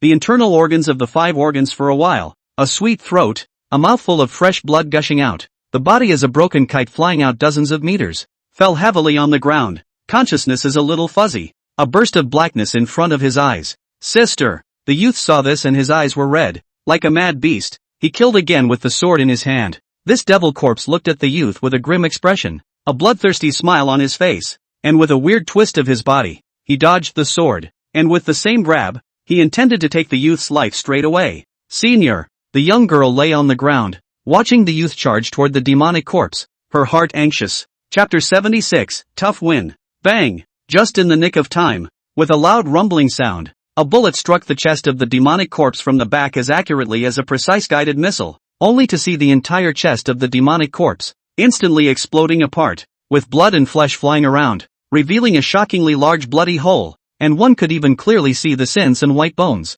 The one who fired the shot was no other than Qin Shou. It turned out that this devil corpse, under the pain, casually threw the golden revolver to the side, but coincidentally, it happened to be thrown in the side of Qin Shou. Qin Shou had been observing the battle from the sidelines, looking for opportunities. At this moment, while the devil corpse was fiercely entangled with this pair of young men and women, he silently picked up the golden revolver, then held his breath, aimed at the devil corpse's back, and suddenly opened fire when the devil corpse was defenseless. Knowing that Qin Shou had the god of guns skill, which was bulletless, this shot accurately struck the heart of the demon corpse. However, what Qin Shou never expected was that although the power of this golden revolver was huge, the recoil was also ridiculously large, and without cultivation above the Xian rank, it was simply impossible to drive it. Qin Shou a bullet shot the whole person directly by the huge recoil impact to fly backwards out, the body heavily impacted on the back of the thick tree trunks, internal organs for a flutter, throat sweet, almost sprayed a mouthful of blood. The pistol also helplessly fell to the ground. The devil corpse was caught off guard by Qin Shou's sudden stroke, letting out a mournful and extremely miserable scream. Its claw that was attacking the youth also paused as a result, revealing a huge break. The youth's complexion was aghast. Where would he be willing to let go of this once-in-a-lifetime opportunity? He instantly bit through his middle finger and a drop of blood dripped down on top of the crimson longsword blade in his hand, only to see the sword body, as if stimulated by some kind of stimulus, violently release a violent red light. The light instantly skyrocketed, like a burning flame, scorching and distorting the surrounding air. Then, this youth's waist snapped, and a sword swept out horizontally. The sword light was crimson and unstoppable, directly cutting the demon corpse off at the waist. At the same time, the ponytailed girl who had managed to catch her breath, the hybrid whip in her hand was also like a viper coming out of its hole, lashing from the other direction. accurately and precisely striking the demonic corpse on top of its chopped-off lower body. Only a loud rumbling sound was heard. The terrifying power carried by the hybrid whip instantly erupted, and the entire lower half of the demon corpse's body was directly blown to smithereens under this whip. Blood and flesh, and it was difficult to even find a piece of intact bone. Jia! Jia! The devil corpse was greatly injured by these two heavy blows, and angrily let out a sharp and ear-piercing shrill whistle. The high-pitched audio pierced into the eardrums of the people present like a sharp cone, shocking them into dizziness, and they all covered their ears and fell to their knees in agony. It was also at this instant that the demonic corpse twisted its head around, its scarlet eyes staring resentfully at Chinsho as it flew rapidly towards him. Chinsho hadn't slowed down by the huge recoil impact of the golden revolver just now, and at this moment, he was shocked by this shrill whistle of the demonic corpse, with a splitting headache and a burst of blackness before his eyes. Seeing the demonic corpse swooping in, he wanted to dodge, but found that his body seemed to be out of control, and it was too late for him to react in any way, and he was grabbed by the demonic corpse. Then, the devil corpse held Chinsho hostage, and his body, like a loach, twisted strangely a few times, and even instantly disappeared into the ground, vanishing without a trace. Old Qin, Gui Gang saw that Chinsho was captured by the demonic corpse. He was instantly jealous with grief and anger, and wanted to rush over to rescue him, but he was too injured, and there was a burst of intense pain coming from his chest, so he couldn't even stand up, so he could only watch Chinsho being taken away by the demonic corpse. On the other side, Ren Jing was in an even worse situation. She was originally an ordinary person with a mortal body, and was simply unable to withstand this terrifying sonic attack from the demonic corpse, and at this moment, she had long since been shaken to the ground and fainted. The young man covered his chest. A trace of blood spilled out from the corner of his mouth, let out a miserable smile, and muttered to himself, "I can't imagine that I just came down from the mountain, and I was faced with a peak Earth stage expert. If it wasn't for the fact that you, senior sister, have so many treasures, and that this demonic corpse has just been practiced, and has a mind just like a baby's, I'm afraid that I'm in deep trouble with you, senior sister, this time around." Gui Gang's eyes were now bloodshot and full of blood. Barely supporting his body, he wobbled in front of the youth, grabbed the youth's collar, and hissed angrily, "What the are you still standing here for? Aren't you an expert? Quickly go save old Qin. Quickly go save old Qin. I'm sorry, we've all run out of true essence now. Going over there, let alone saving him, would be a death sentence." The youth apologized slightly and shook his head helplessly. "Are you just going to let old Qin die? He got into this mess to fulfill the city government's mission. You must be responsible." Gui Gang was so agitated that his body trembled terribly and his eyes were glazed over. "Calm down for a moment. This demon corpse's vitality is greatly injured. Your friend may not die," the youth reassured, but his tone was a little weak, and it was clear that he wasn't sure himself. "Then you guys send out a search and rescue team," Gui Gang cried out, his voice laced with sobs as he sat helplessly on the ground. "Don't you worry,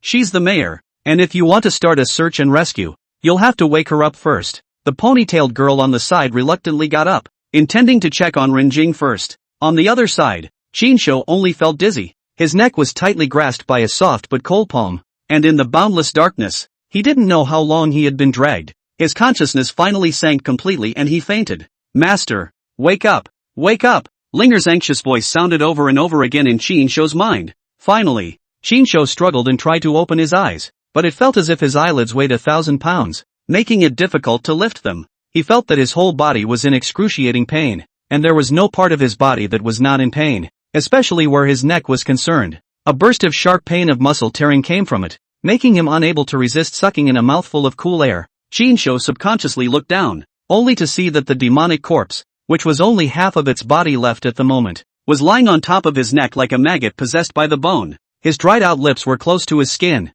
crazily sucking his blood. Greedy as a starving beast. Chinsho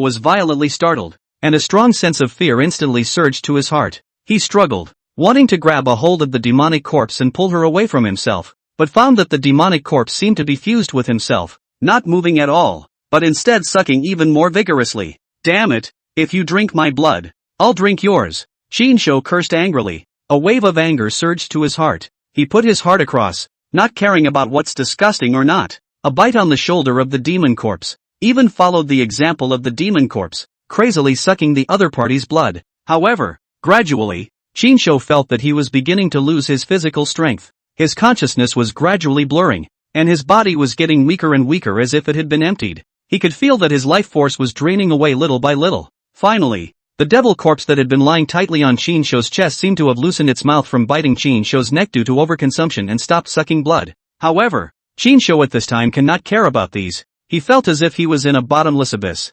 surrounded by darkness, cold. He struggled, wanting to grab something, but could not grab anything. Finally both eyes black. The whole person once again directly fainted. Chapter 77, Dreams. Man. Master. Master. Linger's voice rang out in Qin Shou's mind with a bang. Qin Shou didn't know how long he had been unconscious. He only felt that he had had an extremely long dream, so long that it was an entire lifetime. In his dream, he seemed to have returned to the days of that miserable social animal, without rebirth, without a system, and without Yan Yourong, Ren Jing, Su Nanqin, all these big beauties surrounding him in a circle, only the endless urge to marry, dating, overtime, and then people to more than 40 years old. But because of years of hard overtime, the body collapsed, was dismissed by the company, lying in the hospital, living in the ward. The bedside as their own hair has long been gray parents, wailing in grief. It was a long, agonizing, bumbling life until the end, accomplishing nothing,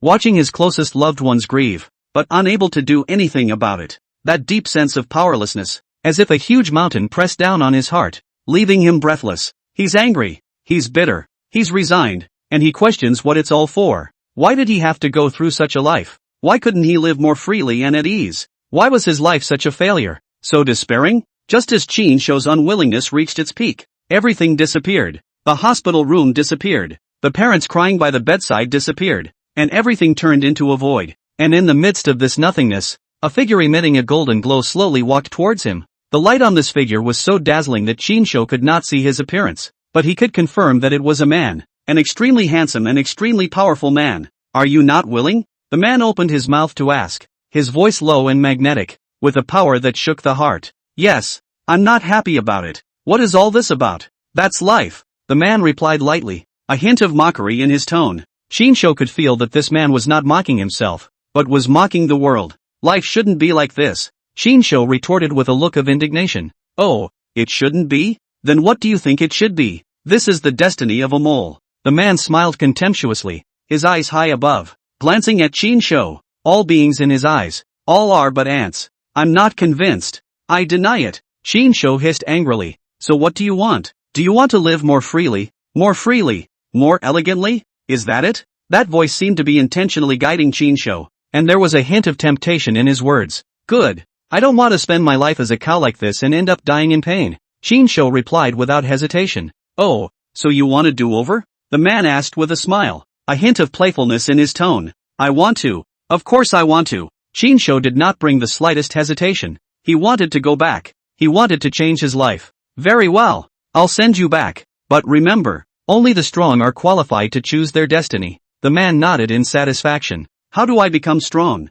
Qin Shou asked eagerly. How to become strong? Good question. Trample the heavenly Tao under your feet. Transcend the 3 realms and get away with it. The world is the plaything of the heavenly Tao. And you, be your own master. The man stood with his arms folded, and there was a hint of arrogance in his tone that he was the only one in heaven and on earth. But what can I do to trample heaven underfoot? I can't even make my closest relatives happy in their old age. Thinking of his parents' grief-stricken appearance by their bedside in the illusion just now, Qin Shou could not help but look gloomy. I have left you my best legacy. Follow his guidance and you will naturally find your way to becoming a strong man. The man said indifferently. Why did you choose me? Qin Shou had already recalled at this moment that before the painful life he had just experienced, he seemed to have another life. And in that life, he had a system that helped him change his life against the odds. What was the best inheritance? The first thing that came to Qin Shou's mind was that it was the system. So Qin Shou's first guess was that this man was probably the one who gave him the system. Why did you choose you? Oh, because you're like me. Well, it's time for you to go back. As soon as the man's words fell, Qin Shou felt a powerful force wrap itself around him. His consciousness began to blur, and this world of nothingness in front of him instantly collapsed. In the next moment, Qin Shou only felt drop after drop of warm liquid, slowly dripping down on top of his cheeks with a faint fishy sweet scent. Qin Shou struggled, and in a daze, he finally opened his eyes. However, Qin Shou but just opened his eyes. He saw a bloody mouth, full of sharp fangs, was opening its hideous mouth and biting towards him. The fishy stench came to his face. Qin Shou instantly chilled his hairs, and with a violent shock, his adrenaline soared, and in the nick of time when that bloody mouth bit down, He grabbed the wild wolf's neck with his instinctive reaction. His palm was like an iron vice, tightly strangling the wild wolf's throat, not giving it any chance to resist. Ow! The wild wolf let out a wail and struggled desperately, but Chinsho was so powerful at the moment that he couldn't shake it at all. Then, Chinsho exerted his force and twisted his wrist, only to hear a click sound. The wolf's neck was directly broken by him. Phew! Chinsho let out a long breath, half leaning against the stone wall behind him, looking down at the already broken wild wolf in his hand, his heart filled with doubts. Strange, wasn't I injured? How come it feels like I'm as good as nothing now? After killing this wild wolf, Chinsho realized at the first moment that all the injuries on his body seemed to have healed, the place that had been bitten by the demon corpse before. At this moment, not even a single scar could be seen, and his skin was as smooth as ever, as if he had never been injured. Not only that, Chinsho only felt as if he had inexhaustible strength at the moment. His body was as light as a feather, and his true chi was full and rushing through his meridians, not at all what he had felt at the early stage of the yellow rank before. Congratulations, Master! You've broken through! Master is now at the realm of peak yellow rank grand completion, and is just one step away from breaking through to the early Shin rank. Linger's voice in her head sounded once again with delight. Peak yellow rank grand circle? How is this possible? Didn't I do nothing? Chinsho was full of doubts. He clearly remembered that before he fell unconscious again, he had almost lost his life. How did he somehow break through? Linger guffawed and said, Master has been blessed by a disaster this time. It's never been the case that demonic corpses sucked people's essence blood, but Master has been so bold as to directly do the opposite and suck the essence blood of the demonic corpses. Devil corpses originally human body essence blood refining and become all the power, all contained in the blood. The Master swallowed, naturally, is a great tonic. Compared to the general elixir, the effect is not known to be many times better. Chapter 78 Bad Taste Mission. There's this kind of benefit? Then wouldn't I be invincible if I inhaled more? Chinsho could not help but be pleasantly surprised. He did not expect that absorbing the essence blood of a demonic corpse would have such a huge benefit. This was simply pie in the sky. How is this possible? The blood of a demon corpse, although it has infinite power, it also contains extremely strong yin fury chi. If you suck too much of it, you will instead be revolted. The Master sucked the blood of the demon corpse, but was able to remain unharmed and not be backfired by the yin fiendish chi within the demon corpse. The spirit is also very strange. After thinking about it, the spirit feels that there is only one possibility. Linger had a puzzled look on her face. Her eyebrows slightly knitted as she lowered her head in contemplation. What might? Chinsho asked curiously. Unless the Master's innate nature is the body of the nine yangs, not fearing the yin fury chi, only then is it possible to absorb the power in the demonic corpse's essence blood without being affected by the yin fury chi in the slightest. Spirit lifted her head and said in an affirmative tone. Could this be what he was talking about when he said I was a lot like him? The first thing Chinsho thought of was that dream just now. That mysterious man said that he resembled himself. Could it be because he was the body of the nine sons? Him? Who is he? Spirit couldn't help but look puzzled. Oh, it's nothing. Spirit, do you know where you came from yourself? Chinsho shook his head as he decided to put aside the matter in the dream world for the time being and learn about Linger's origin first. In Chinsho's opinion, it was very likely that his system was that man's inheritance. So Linger, of necessity, was related to that man. Where did the spirit come from? Linger bit her finger, her eyebrows furrowing slightly as she struggled to remember. It was only after a long time that Linger slowly spoke. Linger only remembers that she was created by a man who was about to ascend to the heavens and go away endless years ago, using great magical powers to absorb the purest Taiyin chi in the heavens and the earth and create me from the sea of Taiyin. Who is that man? Do you know? Chinsho immediately became interested and eagerly wanted to know the identity of that man. In Chinsho's opinion, the man that Linger was talking about was most likely the one who appeared in his dream, the one who gave him the system. Linger doesn't know, but the method of extracting yin and replenishing yang that I rewarded you with earlier is what he left me with. And in fact, he left me with a lot of other things. Spirit shook her head. Her memory seemed to be a bit crippled and she couldn't recall any more information about that man. There's still a lot of good stuff? I'll go. Then why don't you hurry up and bring it all out to me? Hearing that there were a bunch of goodies, Chinsho immediately had an expectant look on his face. No, he has placed a ban on me, and the rewards will not be distributed to you randomly unless you complete the tasks I hand out to you as requested. Damn, these world outside the high people. Send things are stingy. The whole so complicated process cannot be a one-time direct all give? Chinsho grumbled a few words with a disappointed look on his face. Master, this demon corpse, what are you going to do with it? While Chinsho was depressed, Linger's words suddenly pulled Chinsho's thoughts back. Demon corpse, where is it? Hearing the word demon corpse, Chinsho was so frightened that he instinctively bounced up, and all of a sudden he accidentally kicked a delicate and soft body. Chinsho looked down and saw a beautiful little girl who was naked and at most 5 or 6 years old, sleeping at his feet like a baby. The little girl's skin was like jade, breakable, and her features were as delicate as a work of art carefully carved by the heavens, so that people could not help but want to go forward and touch her tender cheeks. Holy, where are the kids from?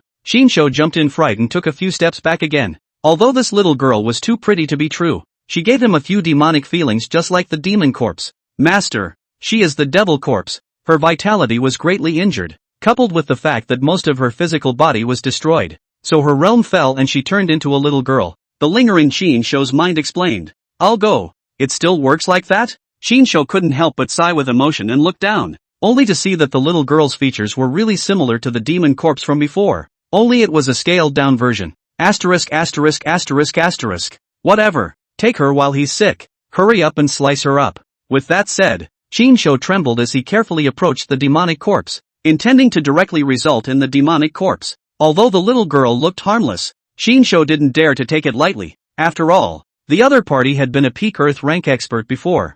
Who knew if she would suddenly wake up and catch him off guard? Ding! The system's newest nurturing system mission. Take in a demon corpse, raise it to adulthood, and then take it as a forbidden domain. On the day of completion of the matter, the minimum heavenly rank will be rewarded. Just as Chinsho was planning to make his move, the system suddenly dispatched a quest. I'll go. You grandma's leg. Linger, can you not be so perverted? Isn't this mission more or less a bit of a bad taste? Chinsho, who heard this mission, couldn't help but have his face darken and 10,000 grass mud horses galloping in his heart. It's not even enough to let me take in a demon corpse, but you're asking me to take in a forbidden body? It's a necrophilia. How could I do something like this to a zombie? Where are the morals? Where's the bottom line? Master, the task dispatch is automatically calculated according to the system's back end. Although Linger is the spirit of the system, she can't control it. Oh, Spirit said with a helpless face. Damn. This mother asterisk asterisk asterisk asterisk ing system. Chinsho gave a belly laugh and somewhat helplessly turned his head to look at the little girl who was lying on the ground asleep.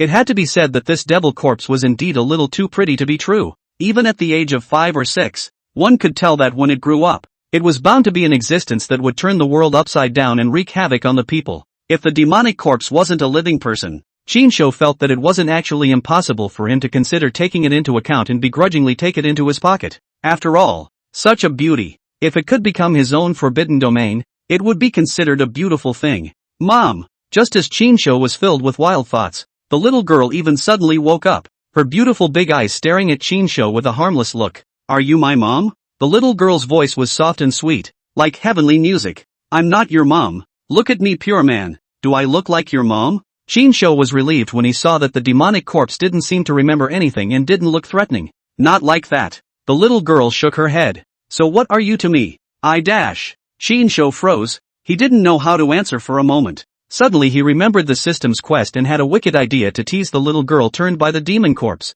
Hey, I'm your future husband and you're my child bride. Future husband? What's that? The little girl looked puzzled, feeling very unfamiliar with the term future husband mentioned by Chinsho. You're still young. You'll know later. In short, a daughter-in-law must listen to her husband. Understand? In the future, you have to follow me. I let you do what you do. Do you know? Oh, okay, hubby. The little girl nodded vigorously. Chapter 79 Glutinous. Wait, stop.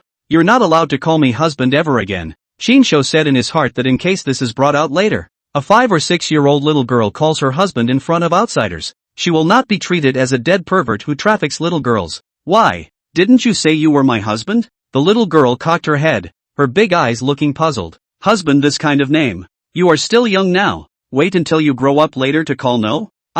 So how old do I have to be to call you my husband? When you grow as tall as my shoulders, you can call me husband. Chinsho thought about the height of the demon corpse before. Almost 1.7 meters or so, almost at his shoulder that. Oh, okay, so what do I call you now? Honey, call me brother. I'll be your brother from now on. And when you grow up, I'll be your husband. Understand? The little girl nodded with a serious look on her face and then asked a new question. Okay, got it. Brother. But, brother, who am I? What am I called? What's your name? Your name is Nuwa. Chinsho looked at the little girl. Exquisitely cute, glutinous voice, so he casually took such a name. Oh, okay, Nuwa knows.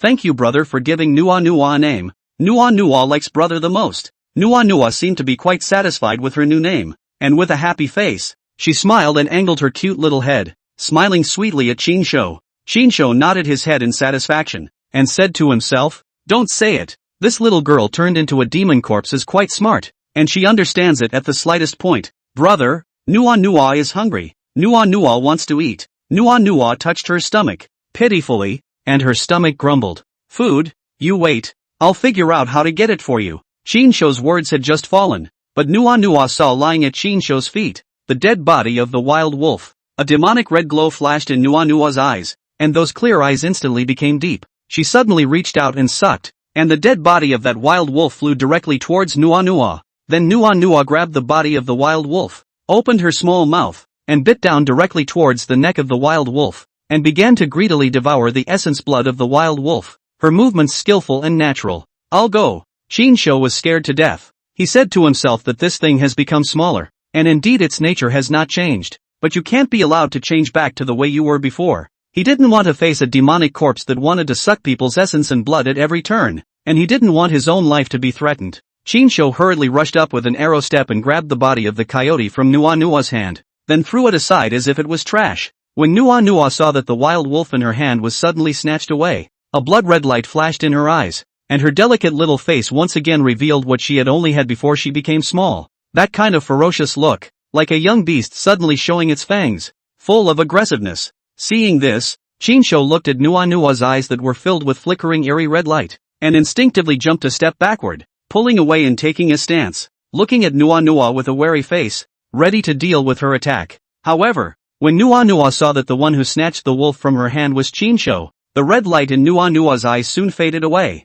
and then the hostility on her face gradually disappeared, and she resumed the harmless appearance of a little girl. She tilted her head and looked at Chinsho, those clear eyes once again filled with doubt and disbelief, not understanding why Chinsho wanted to take away her food. Brother, why don't you let Nua Nua eat? Nua Nua, from now on, you're not allowed to directly devour the essence blood of any life. Understand? Chinsho had a serious face and his tone carried a hint of unquestionable warning. But brother, Nua Nua, I'm hungry. Nua Nua looked at Chinsho aggrievely. She only wanted to fill her stomach right now. She didn't even think about anything else and didn't understand why Chinsho didn't let her suck blood. We're not primitive. We need to eat when we're hungry, not suck blood. Understand? Wait here. I'll go get you something to eat. With that, Chinsho walked out of the cave, and it was already early morning the next day, and the sunlight was just right. Chinsho casually picked up some dry branches in the dense forest and returned to the cave. Chinsho then began to try to drill wood for fire. Chinsho had seen some science videos of drilling wood for fire on TV before,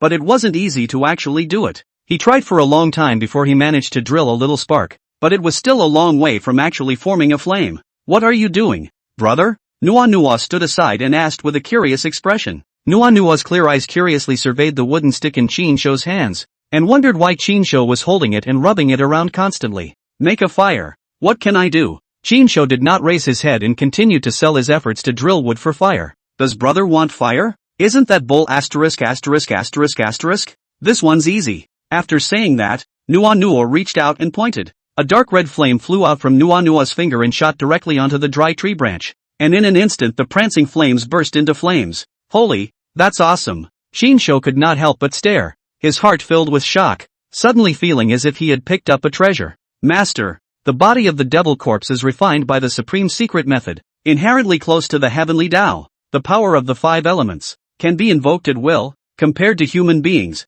wanting to use a certain element of the art, but also need to keep on practicing hard, borrowing incantations, talismans, in order to be able to invoke the power of the 5 elements. But it can be much simpler. In his mind, Linger's voice immediately explained. There's also this kind of thing. Then is she able to cultivate like a normal human? Chinsho suddenly thought of a possibility. Since the devil corpse possessed such a strong talent, could she also cultivate like a normal human and enhance her strength through her own efforts? Of course she can, and her cultivation speed should be quite a bit faster than most ordinary people. But for a demon corpse, she only needs to suck blood to become stronger. There's no need to cultivate. Spirit took it for granted. But she'll follow me in the future. I can't let her suck blood. Do you have any methods that can give her cultivation to become stronger? Speaking of which, now that I've taken on this nurturing quest, this reward cycle is too long. Use system. You have to reward me with something first. And she's in this condition now. I'm afraid she's not an ordinary girl. If she wants to return to her adult form, I guess she'll have to recover her strength as well. And if she's not allowed to suck blood, she'll have to be given some other way to recover her strength. Don't you think? Shinsho suddenly wanted to take this opportunity to pit a little benefit from the system. Ding! The system recognizes that the host's suggestion is reasonable, and gives a free gift of the heavenly ranking technique, the true scripture of Tai-in, which is exclusively for the cultivation of the innate in fury body. Just as Shinsho was complaining, the system's voice suddenly sounded, giving Shinsho a surprise. Tai-in true scripture. It sounds so powerful. Can I cultivate it? Shinsho did not expect the system to really give it away, and asked with an excited face. Master, the Tai-in true scripture is only suitable for women to cultivate. Master, you can't cultivate it. And Master, you are innately a body of the 9 suns. Cultivating the Tai-in true scripture. I'm afraid you'll go off the rails. Oh, there was a hint of flirtation in Linger's tone, obviously having long since seen Shinsho's little mind. Damn, you hit on the idea of purposely giving a technique that I can't cultivate. Right. Shinsho had a depressed face and spat. Wasn't it obvious for him to look at it dryly and covet it? Why should Master be discouraged? Master, your yin picking and yang replenishing technique is able to directly achieve yin and yang harmonization, using a woman's innate yin qi to increase one's own power. If she cultivates the Tai-in true scripture, the pure yin qi is even more complementary to the Master. And in the future, when the Master and she double cultivate, it can be said that it will be twice as effective, and it will be of great benefit to both of you. Oh, by the time she grows up, the yellow flowers will be cold. Shinsho gave a sarcastic laugh. Chapter 80, Meeting Xuemin again. Forget it, let's not talk about it. Let's get some food first. Shinsho was clear in his heart that he was only afraid that Senior had long ago designed the path of growth for himself. That is, to walk the path that he had walked, to repair his yin-yang dual cultivation method, and it was simply not possible to randomly send himself any other techniques, and he no longer thought much about it. The most important thing for him now was to first settle Nua down, let her recover her strength, and then complete the system's mission to get the heavenly rank rewards.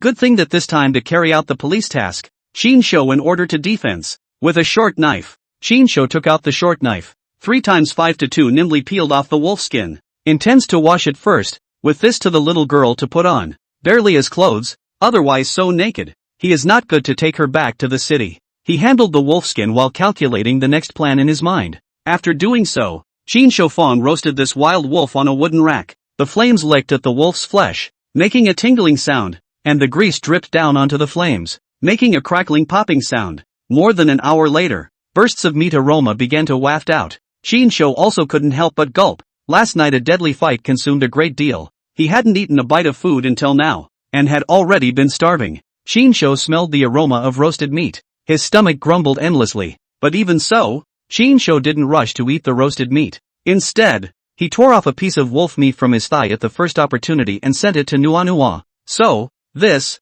you eat. Shinsho pointed to the wolf meat in his hand. Thank you, brother. Nua nodded obediently as she took the wolf meat that Shinsho had sent over to her and gorged herself on it. Nua was obviously hungry as well, wolfing down the roasted meat, not at all like a 5 or 6-year-old girl. How about this? How does this taste? Shinsho asked intentionally, wanting to probe Nua to see if she could eat like a normal person. This is delicious. Brother, this is better than fresh blood. The little girl smashed her mouth and replied to Shinsho while eating with gusto and joy. Well, since this tastes better than sucking blood, don't even suck blood anymore, okay? Be eating like a normal person. Shinsho nodded his head in satisfaction. Seeing that Nua seemed to be able to eat some normal food like an ordinary person, he was finally relieved. If Nua is only able to eat blood, completely unable to eat ordinary food, that would be a real headache for Shinsho. If that's the case, this nurturing system of the mission, such as not being able to do it, who has that ability to get her the blood of living things to drink every day in the city? And raising a monster that killed without blinking an eye and drank human blood every day was really a bit beyond Shinsho's bottom line of being a human being. If possible, Shinsho hoped that Nua would be able to live like a normal person instead of turning into a monster that only knew how to kill and suck blood. Seeing that Nua was eating with gusto, Shinsho was also already hungry and tore off a piece of wolf leg and ate it with a big mouthful. Perhaps it was because he was really hungry. Even though no seasoning had been added, Shinsho only felt that this meal of roasted wolf meat was much more delicious than every meal he had ever eaten in the past. This wild wolf was not small in size, and after eating a whole wolf leg, Shinsho was already completely full and burped contentedly. Nua, Wait here first, I'll go fix you a dress to wear. Okay, Nua, thank you brother. Nua still had wolf meat in her mouth and nodded vaguely. Shinsho smiled. Shinsho picked up the wolf skin and went out of the cave. He had observed earlier when he was picking up dry branches. There was a mountain spring not far from this cave. The water was crystal clear. It was a good place to clean the wolf's skin. Shinsho planned to wash the blood on Nua's wolf skin and then temporarily use it as clothes for her to put on first. Otherwise it would be hard for him to take her back to the city when she was so naked. He didn't want to be taken as a pervert who trafficked children. Shinsho came to the mountain spring, dipped the wolf skin into the spring water, and began to carefully clean it. Brother Chin, why are you here? Shinsho squatted by the mountain spring and had just washed himself for a short while when he heard a familiar voice. He looked up and realized that it was actually Xue Min, the big-breasted policewoman who had helped him before. Xue Min's side there is a national-face middle-aged criminal police. This criminal police Shinsho has seen, named Yang Weigua, is a character of upright criminal police. This time Shinsho male disguised as a woman, as a bait, and he has been against him. Shinsho on this person's impression is quite good. Xue Min did not know about Shinsho's cooperation with the police. Trotted to Shinsho's body. The pair of magnificent chests trembled. Look at Shinsho feel a little guilty of confusion. Papaya shaking people intoxicated. Brother Chin, this is a deserted mountain, with no village in front of you and no store behind you. Why are you here? When she said this, Xue Min unintentionally saw that Shinsho was staring blankly at her breasts, and could not help but swish her pretty face. Xue Min was ashamed and angry in her heart, but for some reason, for no reason at all, she actually felt a little bit of excitement, and her delicate and pretty face was so low that she didn't dare to raise it. Seeing this, Shinsho hastily averted his gaze, not daring to linger too long. Ahem. Shinsho was just about to explain, when Yang Weigua beside Xue Min suddenly saluted Shinsho with a military salute, looking solemn and serious. Hello old brother Chin. Thank you very much for cooperating with the police this time. It's really a big help. Yang Weigua's voice was loud and strong, his words sincere. Oh, it's just a show of hands. It's our duty as citizens. Shinsho casually waved his hand, although he was doing it for the money, but he still had to speak beautifully on the scene. You guys know each other? Xue Min looked at these two with a puzzled expression. Oh, Xiao Ming, you don't know. This time, when we cracked the big case of the blood god cult, old brother Chin is our informant. I have confronted him before. This time he can be said to have made a great achievement. Yang Weigua explained with a smile. So that's how it is, and how I didn't know anything about it. Xue Min beamed and couldn't help but feel a little depressed, thinking that last time he said that he would turn around and invite me for dinner, but as a result, he didn't contact people for so many days. The most damnable thing is that you are cooperating with the police,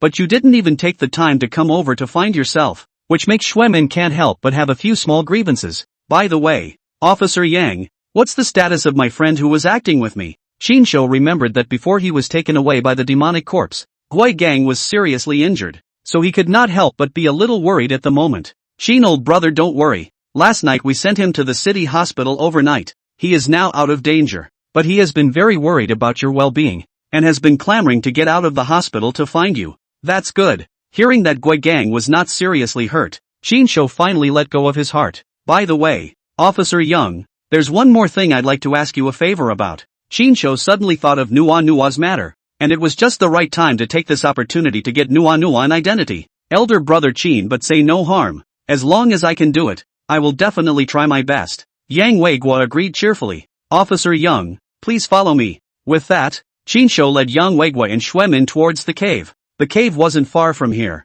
and it didn't take long for the three of them to arrive near the cave. However, the three of them had just arrived near the cave entrance, when they heard a high-pitched wolf howl. Shinsho raised his eyes and saw dozens of wild wolves, which had now surrounded the cave. Shinsho's heart thumped and he said, oh no. Of course, what Shinsho was worried about was not that Nua would be eaten by the wolves, but that Nua would drain the essence blood of this group of wild wolves in front of the duo of Xue Min and Yang Weigua, and that would be a big deal. Chapter 81, Wolves. Yay! More good food. After Shinsho went out, Nua sat alone in the cave eating roasted wolf meat. Not to mention, although Nua looked like a little girl of only 5 or 6 years old, with a small body size, her food intake was ridiculously large, and she directly ate a whole roasted wolf all by herself. Even so, Nua stroked her slightly bulging belly and felt a little unfulfilled. Hiccup dash. Nua burped and smashed her mouth, still savoring the delicious taste of that wolf meat. Right at this moment,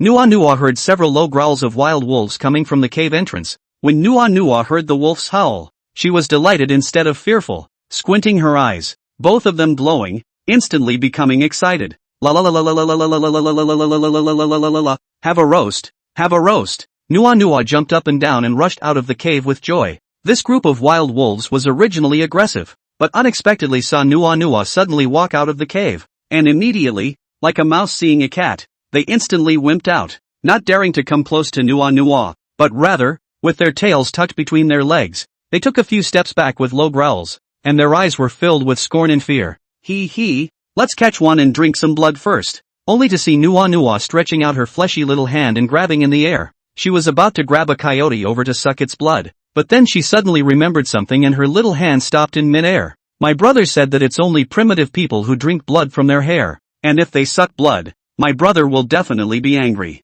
Sticky little fingers resting on her pink chin, tilted her head, thought for a moment, and said to herself, Hee, forget it, it's better to bake it and eat it. Just now that one was eaten up, and my brother only ate a wolf leg, so I'm sure he didn't have enough to eat, so it's just right to bake one for my brother. With that said, Nua intended to point out with one finger, intending to summon a ball of flame and directly roast and eat this group of wild wolves. Glutinous, however, before Nua had the chance to strike, she heard Chinsho's urgent cries coming from the distance. Nua instinctively looked up and saw Chinsho quickly running towards her side. Don't ever move, little girl, we're here to save you. Yang Legua saw a delicate and lovely little girl was surrounded by a group of wolves. The situation is very critical. He is a man of justice and righteousness. His heart is in a hurry, and do not care about a lot. Immediately took out his pistol, aimed at the wolves close to Nuonuo as 2 shots, directly killed the closest to Nuonuo as a wild wolf. Ow! Unexpectedly, Yang Legua completely angered this group of wolves. Although these wolves are afraid of Nuonuo, they are not afraid of Yang Legua and the others. The Wolf King let out a high-pitched hissing roar up to the sky, and a group of wild wolves immediately pounced towards Chinsho and the others like a tidal wave. Mandy, back to back, protect each other's backs. Yang Legua is worthy of being a criminal police officer who has been performing dangerous tasks for many years. He reacts quickly and does not mess up in the slightest, and immediately commands Xuemin, covering each other with himself. As he spoke, he raised his pistol and aimed a burst of continuous fire at the charging coyotes. Instantly several of them fell to the ground in response. However, the wolves were not as numerous as 30 or so and fast, and in an instant, they had rushed over and surrounded the 3 of them. Chinsho had his hands in his pockets and looked calm. He was now at the peak of the Yellow Order and the Great Circle, so as long as they weren't all together besieging him alone, a mere dozen or so wild wolves wouldn't matter at all. Chinsho lifted his leg and kicked it. The strong wind whistled, only to hear the sound of a fracture click, and directly kicked a wild wolf rushing toward him over to the ground,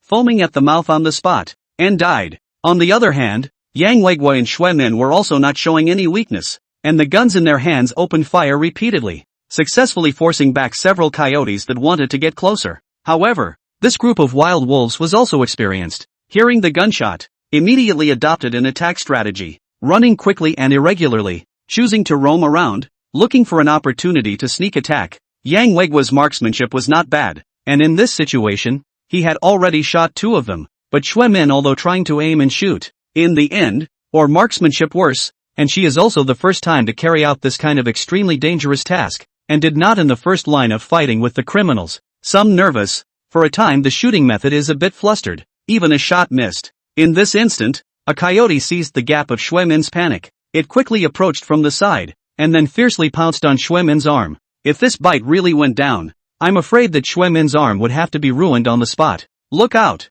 Fortunately, Chinsho saw the opportunity quickly. After resolving a few wolves around himself, there is still spare energy, saw Xuemin by the wolf pounced on the bite. Without saying a word, immediately rushed over. A hand Xuemin waist hug, pulled to his own back, to avoid the wolf's blow, and then smooth hand as a punch, directly results in the wild wolf. Don't you dare hurt your brother. Nua saw that this group of wild wolves dared to pounce on Chinsho, and in a flash of anger, her originally clear and translucent little eyes instantly flashed with a strange red aura, and a terrifying baleful aura, like a volcano erupted from her petite body, instantly filling the area of more than a 10-meter radius. This fiendish chi was strong to the extreme, carrying a suffocating sense of oppression, instantly causing the surrounding temperature to plummet a few points. Even Chinsho, who was far away, felt a chill running from the soles of his feet straight to the top of his head, and could not help but have a few palpitations. Woo, woo, woo. The wild wolves were scared out of their wits by the terrifying aura emanating from Nua's body, and their original ferocious appearance instantly vanished, replaced by extreme fear. The Wolf King let out a few wailing low growls, tucked his tail, and led the wolves to quickly retreat into the dense forest like a tidal wave. Strange, why did this wolf pack suddenly retreat? Yang Weigua's face showed a trace of doubt. He did not have qigong, only ordinary external kung fu. Just now, although he felt that the surrounding temperature suddenly lowered by a few points, but did not directly feel Nuonual body of the demonic gas, so there are still some confused about the situation. But though it was unknown, he still breathed a long sigh of relief, and his taut nerves relaxed, and he put away the gun in his hand. Brother Qin, can you, let go? Just then, Xue Min's voice came out as thin as a mosquito hum. Her pretty face was as red and delicate as a ripe apple, and she shyly lowered her head, not daring to look at Qin Shou. Hey, just now it was all to save you. In the heat of the moment, more offense. Sorry. In fact, Qin Shou just now, even if he didn't touch Xue Min, he still had the ability to save her from the mouth of the wild wolves, and the action he just took to embrace his waist, that was purely for mooching. But even so, when Qin Shou said this, he still secretly activated the skill, Artful Tongue, so that Xue Min would be able to believe his own bull ********. Qin Shou reluctantly let go of Xue Min's soft little waist, closing his hand. Also did not forget to gently pinch Xue Min's waist on the tender flesh. His heart secretly said, this girl is really watery and watery. The figure is really good to burst, is most men like, slightly fat just right type. The place that there is meat all have. Qin Shou this sneaky pinch. Xue Min naturally noticed, her pretty face even more red, like a burning flame, her eyes in the middle of anger, but also with a hint of shyness. White Qin Shou a glance, said, you this guy, take advantage of me is not enough However, for some reason, Xue Min's heart was bursting with a little sweetness, just like this feeling of being taken advantage of by Qin Shou. I can't imagine that you're such a great fighter. Old brother Qin, no wonder Mayor Rin would fancy you and let you play the bait. I, Yang Weigua, admire you. Yang Weigua after all is the criminal police team. Eyesight is naturally there. Just now Qin Shou dealt with the coyote those few times. The hands of the athletic, the strength of the strong, all let him look at the dizzying. The heart cannot help but secretly marvel. Previously, he had doubts about why Rin Jing had asked Qin Shou to be the bait, but now that he had seen Qin Shou's ability, his doubts were dispelled. Chapter 82. Give Nua an identity first. Elder brother Yang is overpraising. I've learned some punches and kicks. It's just three-legged kung fu. It's not enough. Qin Shou smiled in mock modesty. Qin old brother is young. Not only is he capable, I can't imagine that he's also so humble. Marvelous. You're a friend. I, Yang Weigua, have made a deal. Yang Weigua this person nature straightforward. Most like capable people. How can he not see? Qin Shou this is not a three-legged cat kung fu. Even those elite in the criminal police team, I guess there are not many people can beat him. He had a rough judgment of Qin Shou's strength in his heart, and immediately started to befriend him. Brother, are you okay? While the two of them were talking, Nua had already transformed back into an ordinary little girl's appearance, and she trotted over towards the two of them with a brisk pace. Nua's big watery eyes fluttered, and her little face was filled with concern as she stared tightly at Qin Shou. Brother is fine. Nua don't worry. Qin Shou looked at Nua's nervous little look. His heart couldn't help but feel a burst of warmth, and said that it would be nice to have such a little daughter. Qin Shou smiled and touched Nua's delicate little face, which felt delicate and smooth, and he couldn't let go of his hand. It's good that brother is okay. When Nua heard Qin Shou say that she was fine, a happy smile immediately appeared on her face, which was even more adorable. Wow, whose porcelain doll is this? It's so pretty and cute too. Xue Min, who was on the side, saw such a delicate little girl as Nuo, and immediately became a young girl. Her face was filled with love, and she couldn't wait to run over and hug Nuo immediately. However, when Nua saw Xue Min, she frowned and was somewhat resistant to her. She instinctively took a few steps back towards Qin Shou. Damn it, I can't believe you won't let me hold it. Xue Min liked Nua from the first moment she saw her, and now that she saw that Nua would not let herself be hugged, she immediately felt a sense of loss,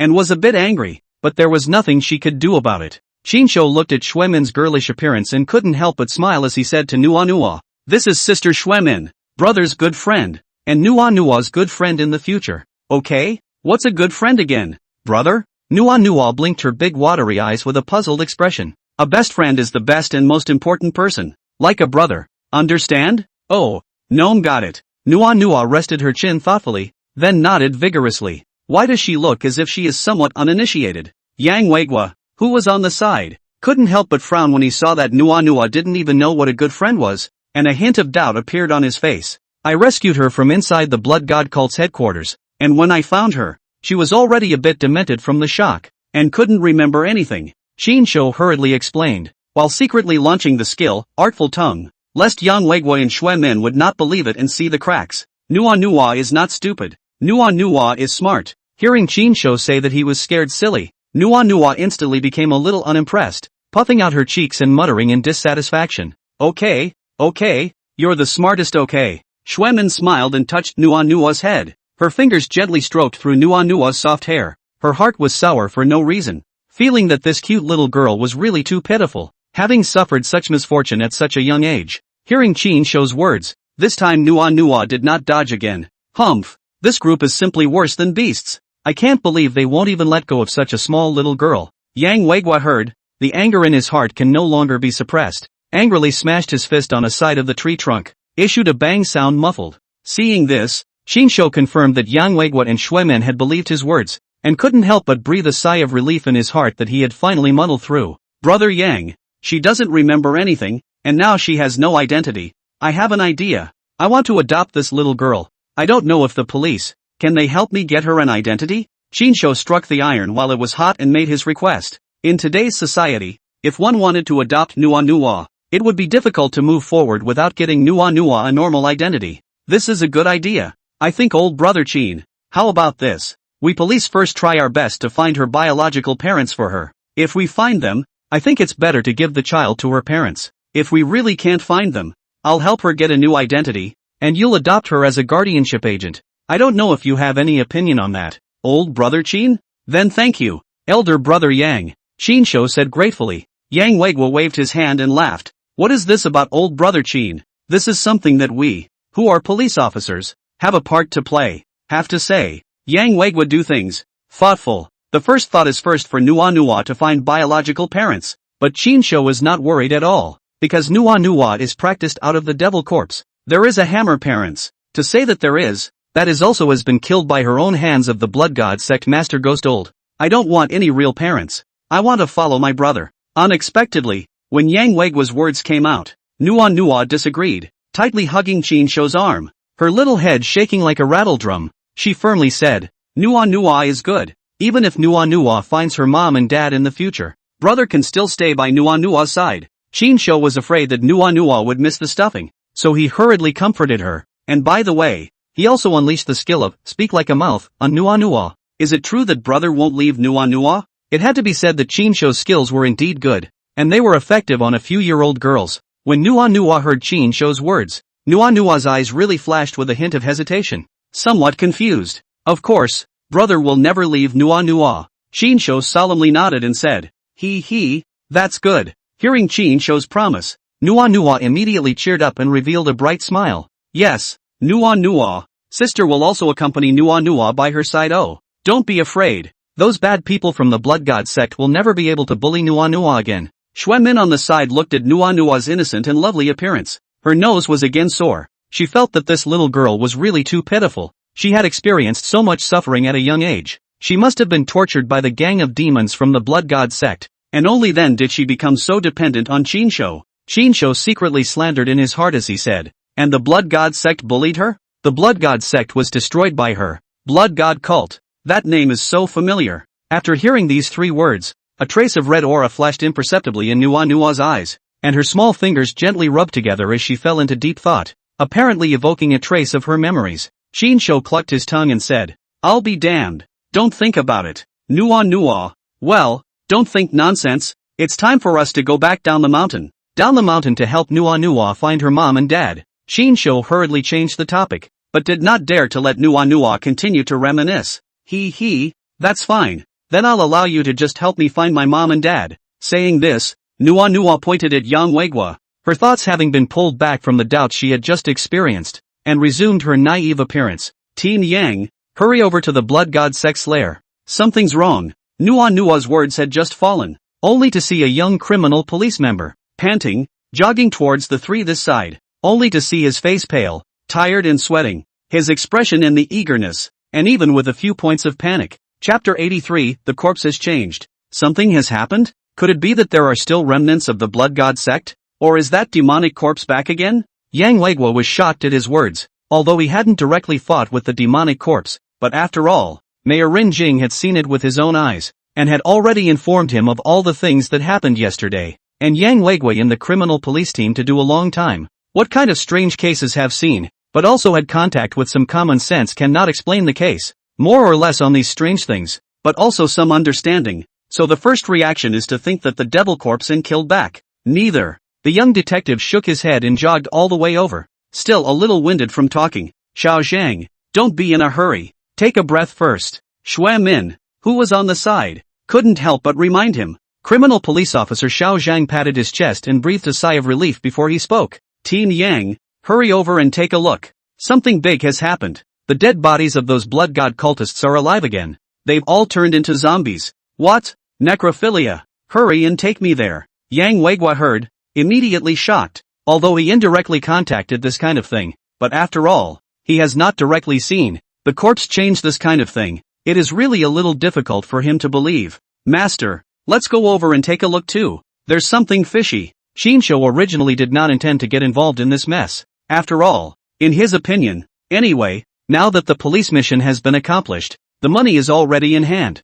This kind of crap, as far away as you can hide. However, he didn't expect that right at that moment. Linger's voice once again sounded in his mind. Fishy? Isn't it normal for corpses to turn when they use parasites? It's not like we haven't seen it before. Qinshu had a puzzled look on his face. He had seen those members of the blood god sect who couldn't be killed no matter how hard they tried before, and he felt that things like necrophilia were really normal. Master, you don't know. This kind of thing, parasites, are usually parasitized in the blood of the human body. Previously, the demonic corpse drained the essence blood of this group of people and killed all the parasites in their bodies in passing. So the necrophilia of the members of this blood god sect is not because of the parasites in their bodies. It's likely that they've actually turned into zombies. Spirit explained patiently. Real zombies? I'll go. It's so evil. Then you still let me go over there. Qinshu sniffed. Said this dog the system, how where there is a pit she let me jump to where. Heart cannot help but some resistance. After all, zombies this kind of thing.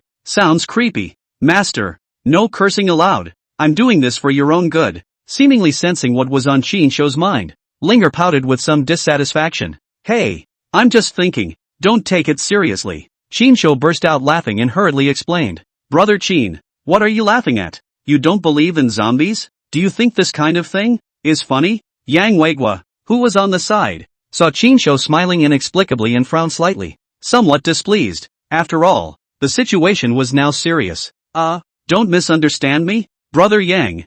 I just remembered something happy. Qinshu hurriedly covered his mouth with a serious face. Come on, let's go check it out. Yang Weiguo knew that the situation was urgent and did not want to waste any more time, too lazy to be entangled in this kind of small matter, and said to Zhang Bin, the criminal police officer who was at the side, Brother Yang, why don't you take me over there as well? I've been in contact with the people of the blood god sect before, and I've seen their methods of how they can't be killed, so maybe there's some help. Yang Weiguo was just about to move, when Qinshu immediately proposed. Yang Weiguo froze, not expecting such a dangerous thing. Qinshu would actually take the initiative to ask to follow him. However, he recalled the previous Qinshu's skill. It was indeed extraordinary. They were originally here to make amends, so they didn't bring over many combatants. At this moment, one more helper was one more. Thinking of this, Yang Weiguo nodded and said, Good, then Brother Qin, come along and take a look. 5 people under the leadership of Zhang Bin, all the way jogging,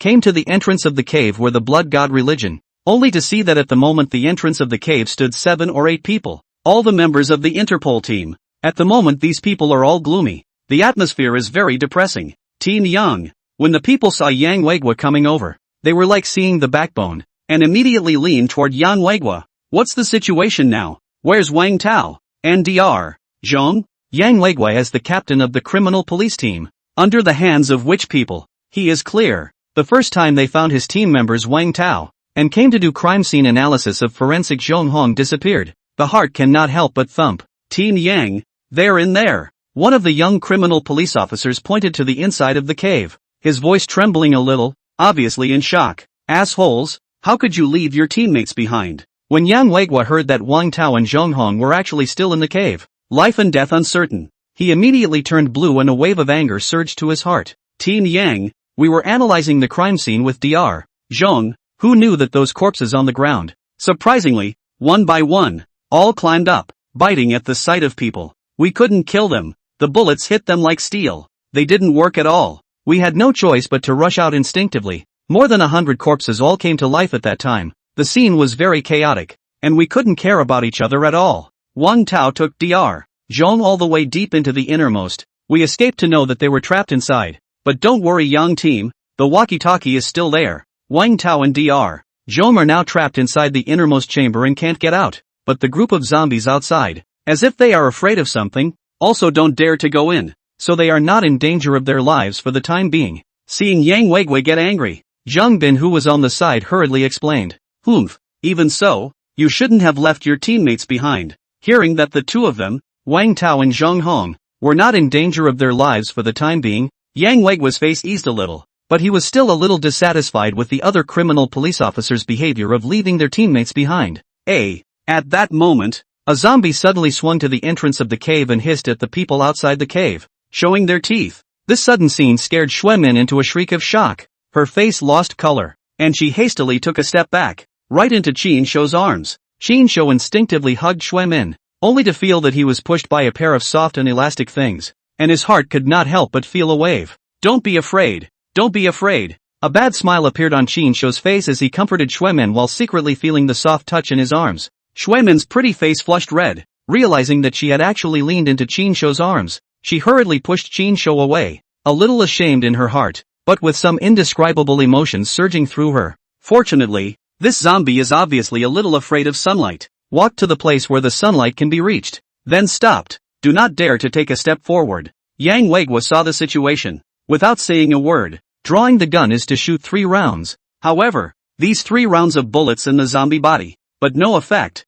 as if hitting the steel in general, only the zombie will be forced back a few steps, and did not cause any substantial damage to it. On the contrary, because the sound of the gun was too loud, it attracted more than 10 zombies wandering around in the neighborhood, and these zombies, hearing the sound of the gun, like sharks who smelled the smell of blood, all gathered at the entrance of the cave, blocking the cave entrance tightly. Chapter 84. What now? Seeing so many zombies gathered at the entrance of the cave, all the people are somewhat at a loss, so rashly rushed in, facing hundreds of zombies rushed up together, is tantamount to sending death. There is no chance of winning. Master, the baneful blood demon corpse is the king of corpses and is born with bloodline suppression. If you take Nua in, these zombies will definitely not dare to do anything to you. Just as the crowd was at a loss, the linger in Qin Shou's mind suddenly reminded.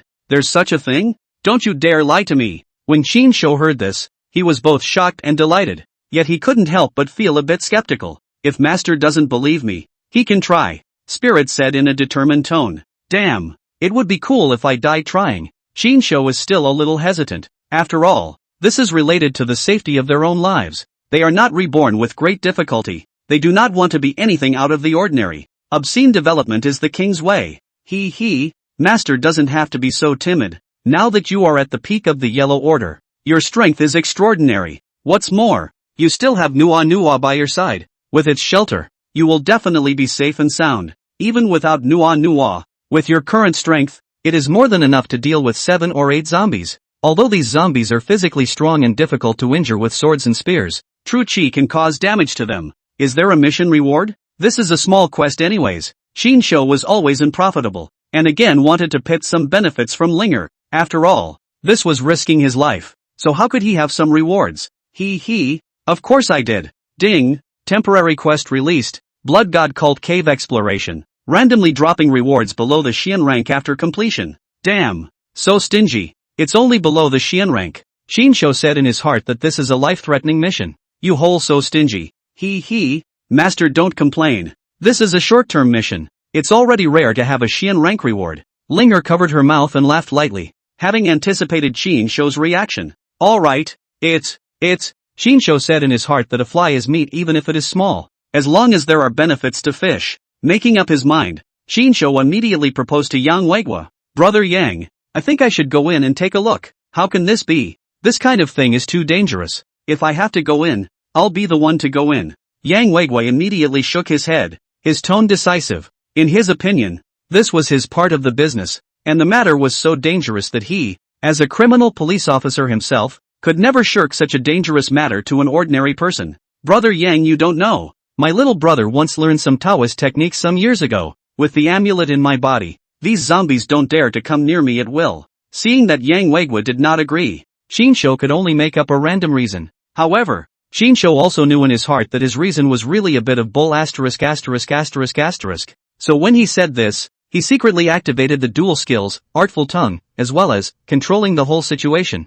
This, sure enough, under the weight of Qinsho's dual skills, Yang Weigwa actually believed such nonsense as Qinsho knowing Taoism. He was a bit hesitant at once. This situation now was not something that they, the police, could handle. As the saying goes, there are specialties in the arts, and it might really be necessary to find some Taoist priests to do so. If you don't believe me, Brother Yang, I'll try to show you here. With that, Qinsho took Nua's hand and pretended to strut towards the cave. However, although Qinsho pretended to be relaxed, but the heart is 7 on the floor, scared to death. After all, this is a zombie. As a child, Qinsho Lin Zhengying's movie did not see less. That is a childhood shadow. Who can not be afraid of? Grasping Nuonuo's hands are a little sweaty. Slow down. Old brother Qin, you can just go in by yourself here. There's no need to bring a child. It's too dangerous. Yang Weigwa saw that Qinsho was actually holding Nuonua and immediately opened his mouth to stop it. Wherever my brother goes, I go. What do you care?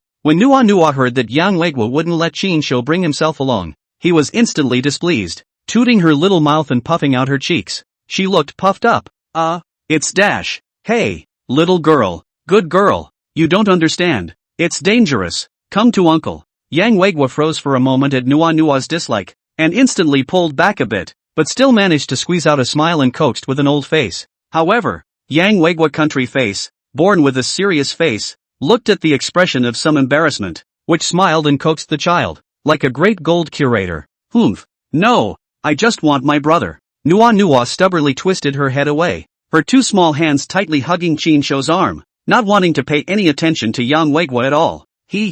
Brother Yang, this child is clinging to me like crazy, and with her around, those zombies will be even more afraid to come close. Qinsho let out a sarcastic laugh, and with a twinkle in his eye, he planned to make up another excuse. What? There's this kind of argument? Yang Weigwa froze at hearing this, disbelief written all over his face. Brother Yang, you don't know. Nuonua is innocent, is the heart of a red child, and the protective magic treasure on my body needs to have the heart of a red child before it can be activated. So without Nuonua on the side, I really don't dare to go in rashly. Qinsho was bull asterisk asterisk asterisk asterisk ting in a serious manner. Speaking in a serious manner, under the enhancement of his various skills, with such a bull asterisk asterisk asterisk asterisk reasoning, he was bluffing Yang Weigwa to be a bit half-hearted. If you don't believe me, Brother Yang, you'll know if you take a look. Saying that, Qinsho released Nuonua's hand and signaled her to take 2 steps back. Nuonua, you take 2 steps back first. Oh,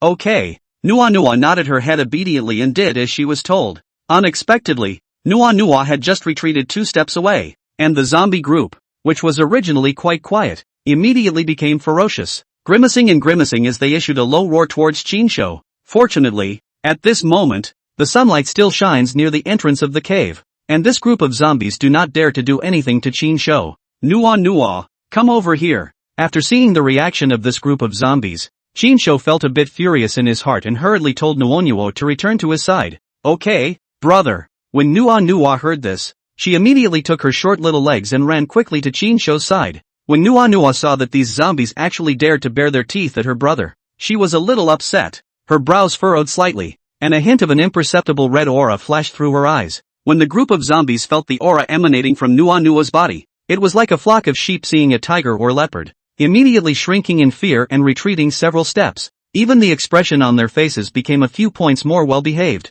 Hey, how about it, Brother Yang? I didn't lie to you. Qinsho smiled and looked back at Yang Weigwa. When a group of people at the cave entrance saw the situation, they all looked at each other. For a while, they couldn't understand whether it was Qinsho's profound Taoism, the amulet's effectiveness, or Nuonua's power. Cough cough. In that case, I can only rely on you, old brother Qin. Seeing this, Yang Weigwa couldn't say anything more, but only coughed dryly and agreed for Qinsho to go in. But old brother Qin, you take these 2 things. Saying that, Yang Weigua unloaded the matching gun in his own hand. After carefully checking it and loading it with bullets, he took down a walkie-talkie from a teammate on the side and handed it to Qin Shou along with it. Old brother Qin, no matter if you can bring Wang Tao and the others out today, I, Yang Weigua, recognize you as my brother. In the future, as long as there's anything that needs my help, I, Yang Weigua, will definitely be obliged. Yang Weigua face serious, tone sincere. These words from the heart,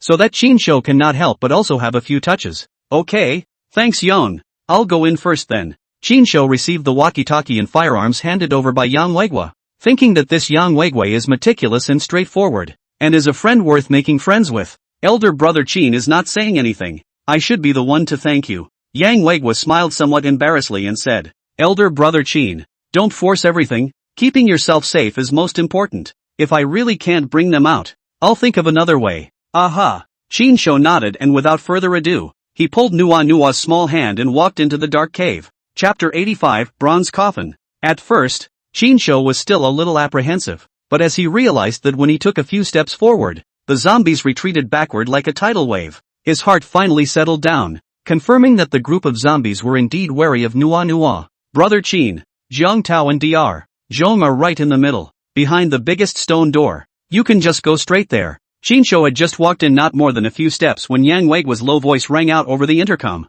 Understood. Qin Shou responded into the intercom, and then walked straight toward the largest stone door. Before Qin Shou even got close to the stone door, he felt a bone-chilling coldness come over him, freezing his body and instinctively shivering. I'll go. It's so cold. I'm afraid the people in here have to freeze to death. Qin Shou couldn't help but mutter to himself. Qin Shou's body was shaking slightly, and Nua's body was shaking as well. However, very different from Qin Shou, Nua was not shivering because of the cold, but because of excitement. Qin Shou could clearly feel Nua's eyes becoming more and more eager as he approached the stone door. This longing came entirely from her instincts, and even Nua herself couldn't figure out exactly what she was excited about. Master, there's something weird and evil inside this stone door. While Qin Shou was wondering, the linger in his mind spoke again, her voice carrying a hint of gravity. There's still no need for you to say. It's as cold as an ice cellar inside this ING place. I don't need you to say that I know it's not clean here. Qin Shou heartily replied back in a bad mood.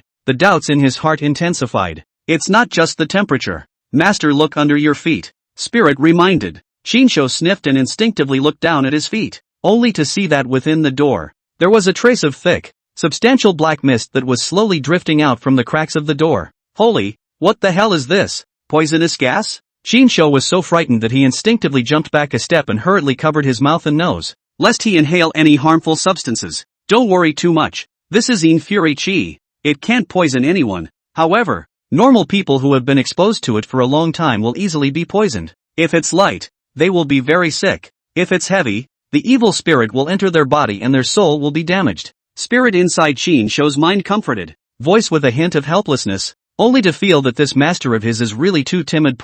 Playing the game must be the legendary old 6. ****** me. That doesn't sound much better than poison gas. I guess I'd better bugger off. When Qin Shou heard Linger's words, he turned around without saying a word and wanted to bolt. However, Qin Shou pulled on Nua, but realized that she was like she had roots and couldn't be pulled at all. Brother, I want to go inside. Nua raised her head and looked blearily at Qin Shou with a hint of pleading in her eyes. Obviously the things inside the stone door were very tempting to her. Now Qin Shou is in a dilemma. Without Nua by his side, he can't handle those 100+ zombies. Qin Shou couldn't help but spit out this *********** ING system mission in his heart. It really pits people to death. Master don't need to worry too much, even though Master only has a cultivation of peak yellow rank, but what you have in your body is actually not true Qi, but spiritual Qi. Your skill of extracting Yin and replenishing Yang is actually a method of immortal cultivation. Compared to the true Qi cultivated by ordinary martial arts cultivation,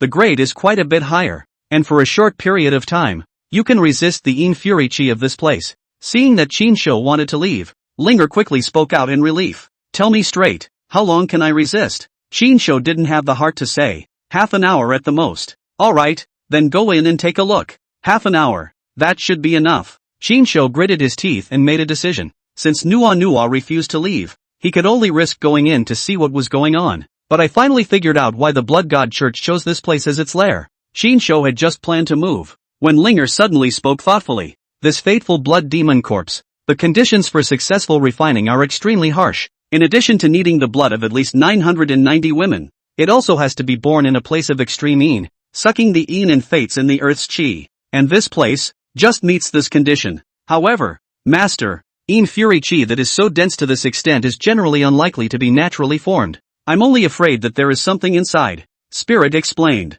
Whatever's there, let's go in first and see what's there. Saying that, Shinsho pulled Nua's small hand and stepped inside the stone door with a guarded face. Shinsho, but just as soon as he went in, what met his eyes was a huge bronze coffin, lying quietly in the center of the stone room. The sinister chi is slowly overflowing from the cracks of the lid of the bronze coffin. Holy, what is this? Shinsho was instinctively startled in his heart. A chill ran straight from the soles of his feet to the top of his head, and he went on full alert. Shinsho waited for a long time and didn't find any other movement. Only then did he settle down a little, forcibly suppressing the uneasiness in his heart, cautiously approaching and carefully observing the huge bronze coffin. This bronze coffin showed an ancient and heavy bronze color all over, with complicated and ancient patterns carved on it, giving people a sense of ancient vicissitudes. However, amazingly, the body of the bronze coffin is like a brand new general, smooth and incomparable. Do not see the slightest trace of age erosion too, as if just casting from the general. And before this bronze coffin,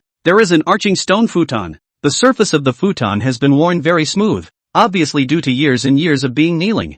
Master, what's carved on it? Is the writing from the ancient era of the flood? While Shinsho was wondering, the linger in his mind suddenly spoke. The ancient age of the flood? Shinsho was even more surprised when he heard this. Nice. The spirit nodded with certainty that this was the writing of the time in which I was created. What's it about? Tell me quickly. Shinsho asked eagerly. Who are you? Just as Shinsho's attention was completely focused on this bronze coffin, he suddenly heard a somewhat trembling, hoarse voice. This voice came out of nowhere, low and hoarse, like a ghost. Scared Shinsho hairs stand up. Thought it was the coffin side of this turned into a ghost come to life. Scared him backward several steps, looked nervous staring at the copper coffin. Senior, I'm just passing by to make a soy sauce and mistakenly entered this place. I hope Senior won't be offended. Shinsho shivered and pleaded, his voice trembling a bit, almost as if he was directly kneeling on the ground and kowtowing. What Senior? You're not from our criminal police force? The voice said with a faint breath, sounding very weak.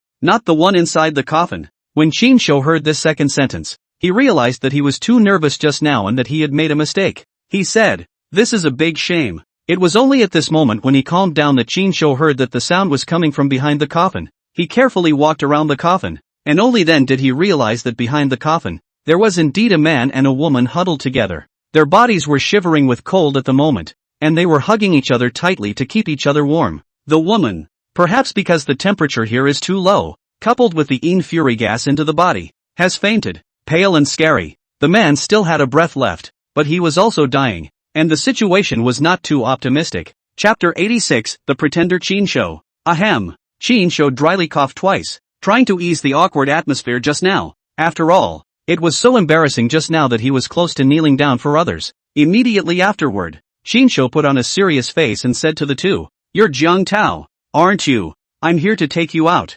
Shinsho looked at the two people in front of him, one wearing a police uniform and the other wearing a white coat, and in his heart, he had already confirmed that these two people should be Zhang Tao and Zhong Hong. You are? Zhang Tao looked at Shinsho with a puzzled expression, obviously not recognizing him. Cut the crap. You guys are in bad shape. It's too late to leave. Shinsho did not say anything. A pull up Zhang Tao. The other hand along the trend of the woman in Zhang Tao's arms also pulled up, and then embraced in the arms, into the hands of the soft to the extreme. Shinsho wrapped his arms around Zhong Hong, only to feel the softness squeezing his chest, and couldn't help but feel that this female forensic pathologist had a lot of capital. Shinsho could not help but turn his head to look, only to see that this forensic pathologist was currently pale and her eyes were tightly closed, but it was hard to hide her delicate face. Even in a coma, she could be seen as a beauty. This female medical examiner Zhong Hong had a hot body, not losing to Xue Min in the slightest, but her appearance was completely different from Xue Min's type. Xue Min was a cute and lively type, while this female forensic pathologist, although her eyes were closed, she could tell that she should be a cold imperial sister type. With that, Shinsho walked towards the outside of the cave with one person on one side of his arms around his waist. Fortunately, nowadays, his realm had increased greatly and his strength was much stronger than in the past, so it wasn't too much of a strain for him to walk alone with his arms around two people. Nuwa, I'll bring you back later. For now let's get out, okay? Chinsho softly pacified Nua Nua. He knew that the little girl had an unusual fascination with the fiendish chi inside that bronze coffin. However, Zhang Tao and Zhang Hong were already about to be unable to support themselves, so if they continued to stay here, he was afraid that their lives would be in danger. Therefore, he could only persuade Nua Nua to leave for the time being. Okay, gnome knows. Nua Nua seemed to have guessed Chinsho's thoughts and nodded her head obediently. In her large, watery eyes, although she still carried a trace of attachment to the fiendish chi inside the bronze coffin, she still understood and did not say anything more. As long as Chinsho was still willing to bring her back, Nua Nua was happy, feeling that her brother still cared about her and warmed her heart. While holding both Zhang Tao and Zhang Hong, Chinsho secretly transmitted a trace of aura to them. Although this aura was weak, for the two people who were already on the verge of unconsciousness, it was like a rainfall after a long drought, quickly restoring some of their physical strength. As a result, both of them were in a much better state, and with Chinsho's assistance, they both came to their senses somewhat. You let go of me. As soon as the female medical examiner Zhang Hong woke up, she realized that her waist was wrapped around a man's arm, and she immediately felt a wave of discomfort. In her line of work as a forensic pathologist, she is in contact with dead bodies all day long, so despite her good looks, she has yet to have a serious relationship at the age of 29. In fact, she has also been in the family under the requirements of the marriage. But why every time you mention their own careers, the other party immediately changed color, did not hesitate to refuse? Even if she conditions in all aspects, obviously much better than the other party, our other people refused to her. This caused Zhang Hong to take a huff and vow never to look for a man again. Thus, although Zhang Hong was not young, she knew almost nothing about men and women due to her profession. At this moment, being embraced by an unfamiliar man around her waist, she instantly felt a wave of shame, and a hot stream surged up to her cheeks. Despite the weakness of her entire body, she still wanted to break free, but there was nothing she could do about it. Ding! The system has detected the host holding a strange beauty. Issue a mission to take down this forensic beauty. I wipe blue. System, you excessive C1 love 1. All refuse to let go. Chinsho is this kind of person? Chinsho secretly spat in his heart, saying that this system is really too bad. Letting him chase after one when he meets one is simply abusive. Chinsho, actually just want to be a good person, okay? However, Chinsho thought for a moment that since the system had already released the mission, there was nothing that could be done about it, so he could only accept it reluctantly. There is no choice. There is absolutely no choice. If there is a next life, he hopes to be a good person who is dedicated to love. This life is even. Thinking of this, Chinsho immediately turned his head to look at the bell rainbow at his waist and activated the skill, Invincible Eagle Eyes. Name, Zhang Hong. Age, 29. Height, 174. Weight, 110. Circumference, 89. 60. 88 inch. Characteristics, Ice Beauty. Often rejected by men because of her profession. Vowed never to fall in love again. But in fact, her heart is on fire. Longing to be loved. Taken down with a passionate attack. Why don't you let go of me? Seeing that Chinsho surprisingly did not let go of himself, but instead looked at himself with more and more unbridled eyes, Zhang Hong was even more mortified, and a hot stream of water surged up to her cheeks. She was originally in fury chi into the body limp and weak. At this moment want to resist, but cannot make strength, can only be powerless small fist pounding chest. This was simply like a massage, and Chinsho was extremely flattered and comfortable, and there was even a hint of enjoyment on his face. Zhang Hong saw the expression on Chinsho's face in her eyes, and was even more exasperated, only feeling that this person was simply a smelly hooligan and detestable. Don't move if you want to live. I'll get you out of here. Chinsho suddenly had a straight face. Since he wanted to take down this forensic sister, he naturally had to go to some lengths. Then Chinsho's skills of clever tongue, manliness, control of the whole situation, bombarded Zhang Hong with a bunch of divine skills. Where would Zhang Hong be able to carry this triple skill frenzy? And sure enough, she was instantly confused. The eyes that looked at Chinsho were a little bit mesmerized, and she couldn't help but sneak a few more glances at him. She only felt that the more she looked at Chinsho, the better she looked at him, and for a while, she actually thought that he was so handsome and manly, and that it seemed quite good to be hugged by him. If only he was my boyfriend and didn't mind my profession. This moment of effort, Zhang Hong surprisingly some thoughts flying no edge all. The child what to call it is almost ready to think. Dude, don't. There are zombies out there. Just as Zhang Hong was mesmerized by Chinsho, Zhang Tao suddenly opened his mouth and reminded him. Zhang Hong was still immersed in her fantasies. Suddenly her thoughts were pulled back by Zhang Tao. For a moment her cheeks flushed red.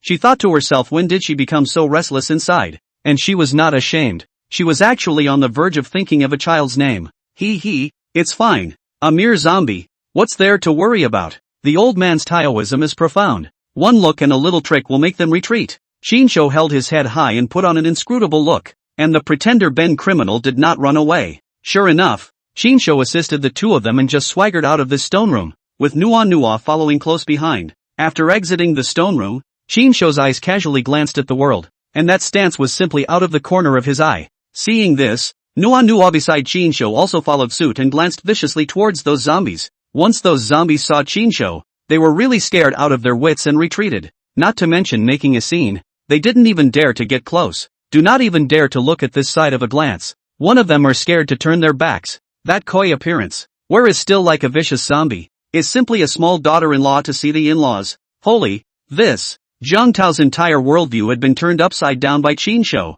Was this still the zombie that had just chased and bitten him? For a moment, Zhang Tao's eyes changed as he looked at Shinsho, only feeling that Shinsho was incomparably magnificent. Simply a worldly man. With such a scene, Zhonghong on the side was naturally even more confused. She had already been mesmerized by Shinsho's skills, and now she was looking at such a magnificent image of Shinsho, and then she remembered the zombie's ferocious pursuit of her appearance just now. For a moment, she only felt as if a circle of light appeared behind Shinsho's head, and Shinsho's body was practically glowing, with 10,000 golden lights, so dazzling that it was almost as if she could not open her eyes a little bit, and was brightly blinded all the time. Chapter 87, The Honorable Qin Chivalry. Just like that, the corner of Shinsho's mouth raised a trace of an inscrutable smile, looking like a worldly superior, assisting one person with one hand, and in the midst of the adoring gazes of the two of them, he swaggered out of the cave. Tin Yang, they're coming out. Outside the cave entrance, the crowd waited in anticipation with anxious expressions. When they saw Shinsho's figure, loud cheers erupted. Each one of them was excited, and they all gathered around Shinsho, the hero. Yang Weiguo was so excited that he burst into tears when he saw that Shinsho had actually come out unharmed with the two of them. With an arrow step, he rushed forward and grabbed Shinsho's shoulder, saying with a somewhat choked voice, "Brother Qin, thank you so much. You are truly our great benefactor. It's just a small matter, not enough to worry about. Brother Yang, your team member has been hit by the Infuri Qi. His body isn't too good, so hurry up and help him to the hospital." Shinsho pretended to look like he was in the clouds and casually waved his hand before he pushed Zhang Tao over with one hand. Without saying a word, Yang Weiguo immediately held Zhang Tao's arm. Seeing this, the other criminal police officers immediately trotted over, each one leaping forward, intending to take over Zhonghong and Shinsho's arms. "No, I still have some strength left. I'll do this one." Shinsho waved his hand with a solemn face and supported away the crowd of criminal police who wanted to come over to help. This caused the crowd of criminal police to look disappointed, watching with bated breath as Shinsho wrapped his arms around Zhonghong, the bureau's notorious ice beauty. Without Yang Weiguo, Shinsho this other hand is finally free. This other hand that cannot be idle, must be both hands together. Shinsho immediately wrapped one hand around Zhonghong's waist, grabbed Zhonghong's soft little hand with one hand, and wrapped Zhonghong's arm around his own shoulder. A series of actions running in the clouds, so fast that Zhonghong didn't react a bit. Zhonghong looked at Shinsho's series of movements and froze, thinking, "It's not possible to straddle? You have to carry me on your shoulders? Am I that heavy? Hey, it's more energy efficient. I don't have any." Seeing Zhonghong's puzzled look, Shinsho gave a sarcastic smile and hurriedly explained. However, Shinsho's words were obviously looking for excuses, because he had just wrapped his arms around one hand and two people at the same time. One of them was still a strong man like Zhang Tao. Shinsho was as fit as a fiddle, so how could he possibly run out of strength now? And Zhonghong quickly understood why Shinsho had to engage in such a series of actions, because he could obviously feel that Shinsho's hands that were wrapped around his waist and holding his small hands were not too honest. He obviously wanted to mooch, where he was running out of strength. Shinsho's little fingers were pinching, kneading, rubbing, and pressing on Zhonghong's little hands and waist, especially the waist, are almost pinched out of water by Shinsho. The top massage master came. Under the hands of the action are not as full as this set of him. However, under Shinsho's manliness, skill frenzy, and with Shinsho mooching so unscrupulously, Zhonghong surprisingly only blushed and hardened her face without getting annoyed. Shinsho carefully assisted Zhonghong to the police car parked outside the cave, until Zhonghong sat firmly in the car, and only then reluctantly let go of his hand. When Shinsho put her down, Zhonghong felt a little reluctant to let go. Her body was a little soft, felt her legs were trembling, and she couldn't stand up. Even Zhang Hao inexplicably felt some want to urinate, cannot hold it fast. You've been hit by the Yin Fury Chi. Your body has no strength at all. It's so soft that you're shivering. Go back and rest more. Qin smiled and stared at the blushing Zhang Hao, deliberately mentioning this matter. How could he not know why Zhang Hao was shivering? The Yin Chi might be one aspect, but the main reason, that was all pinched by him. Aha! Zhang Hao blushed and lowered her head, not daring to look at Qin. Qin stood up, wanting to escape, and turned around with the intention of leaving, but sure enough, Zhang Hao opened her mouth and called out to Qin. Wait! Qin had expected Zhang Hao to call out to him, and without surprise, he turned his head and stared at Zhang Hao with a smile. Could you, leave a contact? Zhang Hao's voice was as thin as a mosquito fly, and if she didn't deliberately listen to it, she could barely hear it. But Shui Min, who was on the sidelines, saw all this in her eyes, and her instincts as a woman made her instantly a little wary, and in her heart, she was not happy, but she was not able to say anything more. Yeah. Qin smiled and added WeChat to Zhang Hao, then turned around and intended to leave. Elder brother Qin, won't you follow us down the mountain? Seeing that Qin intended to leave on his own, Yang Weigui immediately couldn't help but ask, as you know, brother Yang, there are zombies in here. At night, they will come out and harm people. I have to get rid of them. Qin face of righteousness, said Yang Weigui's cannot help but look positive. Think Qin is simply chivalrous, ancient way of chivalry. Cannot help but Qin is again a few points of admiration. Elder brother Qin, would it be a bit too dangerous for you to be alone? Do you want me to accompany you? No harm done. Qin waved his hand and said, Brother Yang, you have just seen. These zombies don't dare to take me. You go instead of trouble. I can solve it by myself. Why don't you wait for me to contact the relevant authorities? Yang Weigui was still a bit uneasy. Brother Yang, this matter can't be delayed. Those departments are busy with their day-to-day work. They may not necessarily be able to rush over. There are too many zombies here. They must not be released to plague the earth and injure the common people in the vicinity. I was originally a person who studied Taoism, to kill demons and evil things like this. Qin obliged. When Qin said this, incidentally launched the skill, talented actor. That is impassioned, solemn, living a worry about the country and the people, to cut down the demons and eliminate the demons of the Taoist Highlander look, is simply Lin Zhangying in the world. Coupled with his skills, manliness, clever tongue, control of the whole scene, together under the launch, a time to the presence of all the police officers feel. That is the great and mighty. This group of criminal police, especially just watched Qin in the cave. The great show of power. A look let the zombie retreat Jiang Tao. Qin is more admired to the ground. Hate to worship Qin as a teacher. Of course, Qin skill is not only useful to Jiang Tao, Yang Weigui and these men, but also to Shui Min and Zhang Hao. For a moment, the two women only felt that the Qin in their eyes looked incomparably great and tall at the moment. Obviously only 1.8 meters or so tall. Now looked surprisingly tall again, a few points, high enough to almost top the sky. Plus coincidentally, Qin stood at an angle. The two women looked up and saw the sun on his head. The two women only felt that the brain on the wear is the sunlight. That ing is simply the Buddha light. The eyes of the two girls looking at Qin were now full of little stars. Ahem.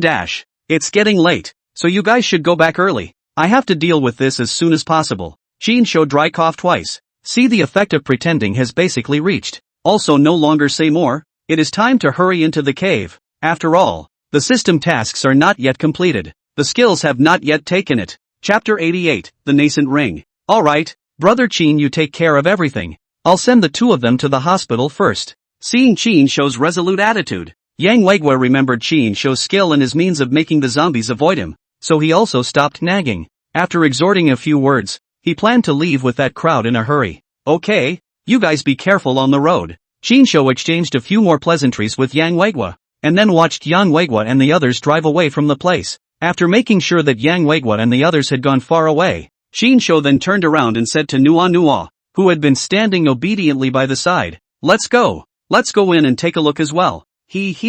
Okay, brother. Nua responded excitedly, bouncing around and following behind Qin. In a short while, the two of them came to the bronze coffin again. Through the dim light, the mottled patterns on the bronze coffin looked more and more mysterious. Brother, I want what's inside. Nua tilted her head, her big watery eyes looking at Qin, her finger pointing at the mysterious bronze coffin, her face full of longing. Linger, what exactly is the writing on it? Qin once again looked at the ancient writing on the coffin lid, filled with curiosity. Ancient loose cultivator Feng Yuxiu, for the murder of traitors, died with hatred, buried in this place. If any descendant performs the ritual of kneeling 3 times and kowtowing 9 times, and drops blood on top of the bronze coffin, he or she will be able to obtain the legacy of my life, as well as the treasures that he or she has treasured in his or her life. Linger's voice sounded in Qin Shou's mind. I'll go. There's such a good thing? Why hasn't the sect leader of this blood god sect come to drop blood to worship his master? Will there be any traps here?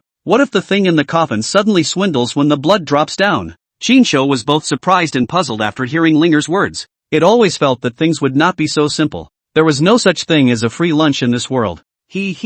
Master, don't think so much. Is it possible that that sect master doesn't even recognize these ancient scripts? That's why he doesn't know how to get the treasure in this bronze coffin? That said, you can't guarantee that there's really nothing in this bronze coffin. Master doesn't have to worry much. It's been more than 100,000 years, and as long as it's not a heavenly immortal, the soul would have been dispersed long ago. Unless what's in here is a ghost cultivator, refining himself into an undead zombie. What if this one is really stiff? Then Master has even less to fear. This bloodshed demon corpse is the king of corpses. No matter how powerful the zombies are, when they see Nuwa, they all have to be obedient, and their natural bloodline is suppressed. Master can rest assured. Linger said with a disbelieving face. Whatever. Try it. Hearing Linger say so, Qin Shou put his heart on the line, and without further thought, he knelt down in front of the arched stone sculpture futon and performed the ritual of 3 bows and 9 kowtows. After the salute, Qin Shou got up and came to the bronze coffin. Only on the lid of the bronze coffin was carved a hideous and horrible ghost face. Master, dropping blood in this evil spirit's mouth should be enough. Linger reminded. Are you really sure it's okay? Qin Shou looked at the ferocious ghostly face. His heart fluttered, and he always felt that there was something evil about it. Seeing that Qin Shou still didn't dare to act, Linger said bluntly, according to my guess, with such a heavy fury chi, this loose cultivator is in all probability too injured to live long. That's why he wanted to refine himself into a zombie. And the way to wake him up should be the blood of a living person. That's why he purposely set up such a trap, saying that he has a treasure to leave for his descendants. I'll go. This and you're asking me to drop blood? When Qin Shou heard this, he was instantly displeased. Master, how can you get a tiger's son without entering the tiger's den? He wants to borrow your blood to resurrect, but you have sticky here. So what's there to fear? Moreover, this is an ancient loose cultivator. Doesn't Master want to get some benefits from him? Linger said in a gentle manner. When Qin Shou heard Linger's words, his face changed color, and his heart was a bit hesitant. Nuwa, however, had long been unable to hold back and excitedly urged, brother, open it quickly. Qin Shou glanced at Nuwa, thinking that he still had the heavenly reward for the nurture department quest. He finally gritted his teeth, and with a ruthless bite threw his middle finger, dripping a few drops of blood into the mouth of the ghostly face of that bronze coffin. After doing so, Qin Shou immediately took a few steps backward to keep a distance from that bronze coffin, nervously watching the changes in front of him. As expected, immediately afterward, Qin Shou heard a deafening thud, and the lid of the bronze coffin actually moved slowly. Jet.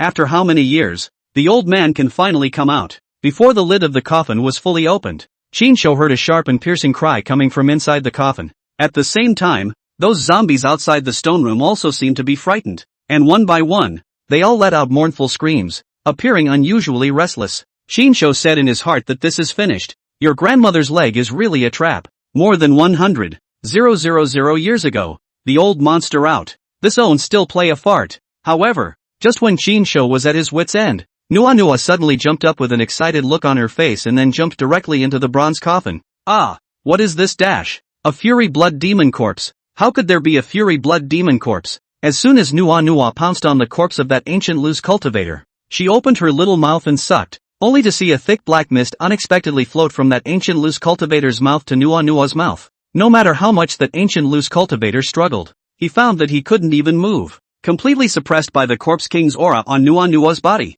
Ah, I'm not happy about it. After a long time, accompanied by a high-pitched and mournful scream, that ancient loose cultivator finally completely turned into flying ash. His body died, and his soul completely flew away. Seeing this, Qin Shou knew that Nuwa had already taken care of this zombie and immediately rushed over. Just see Nuwa lying within the copper coffin, hands also holding a body black round column, on which there are strands of black fog around. Do not know what is. After sucking dry this devil corpse body on the fury gas, Nuwa's small face red, A hard stupid smile, even as drunk. He, brother, Nua is full. Yummy. Shinsho said in his heart that you are really great, little ancestor. Saying that, Shinsho carried Nua out of the coffin with one hand, only to see that the coffin was empty, with only an ancient bronze ring lying quietly there. Master, this is a storage ring. It should be on this loose cultivator. Hurry up and take it out. When Shinsho heard this, without saying a word, he immediately picked up the ring and held it in his hand to scrutinize it,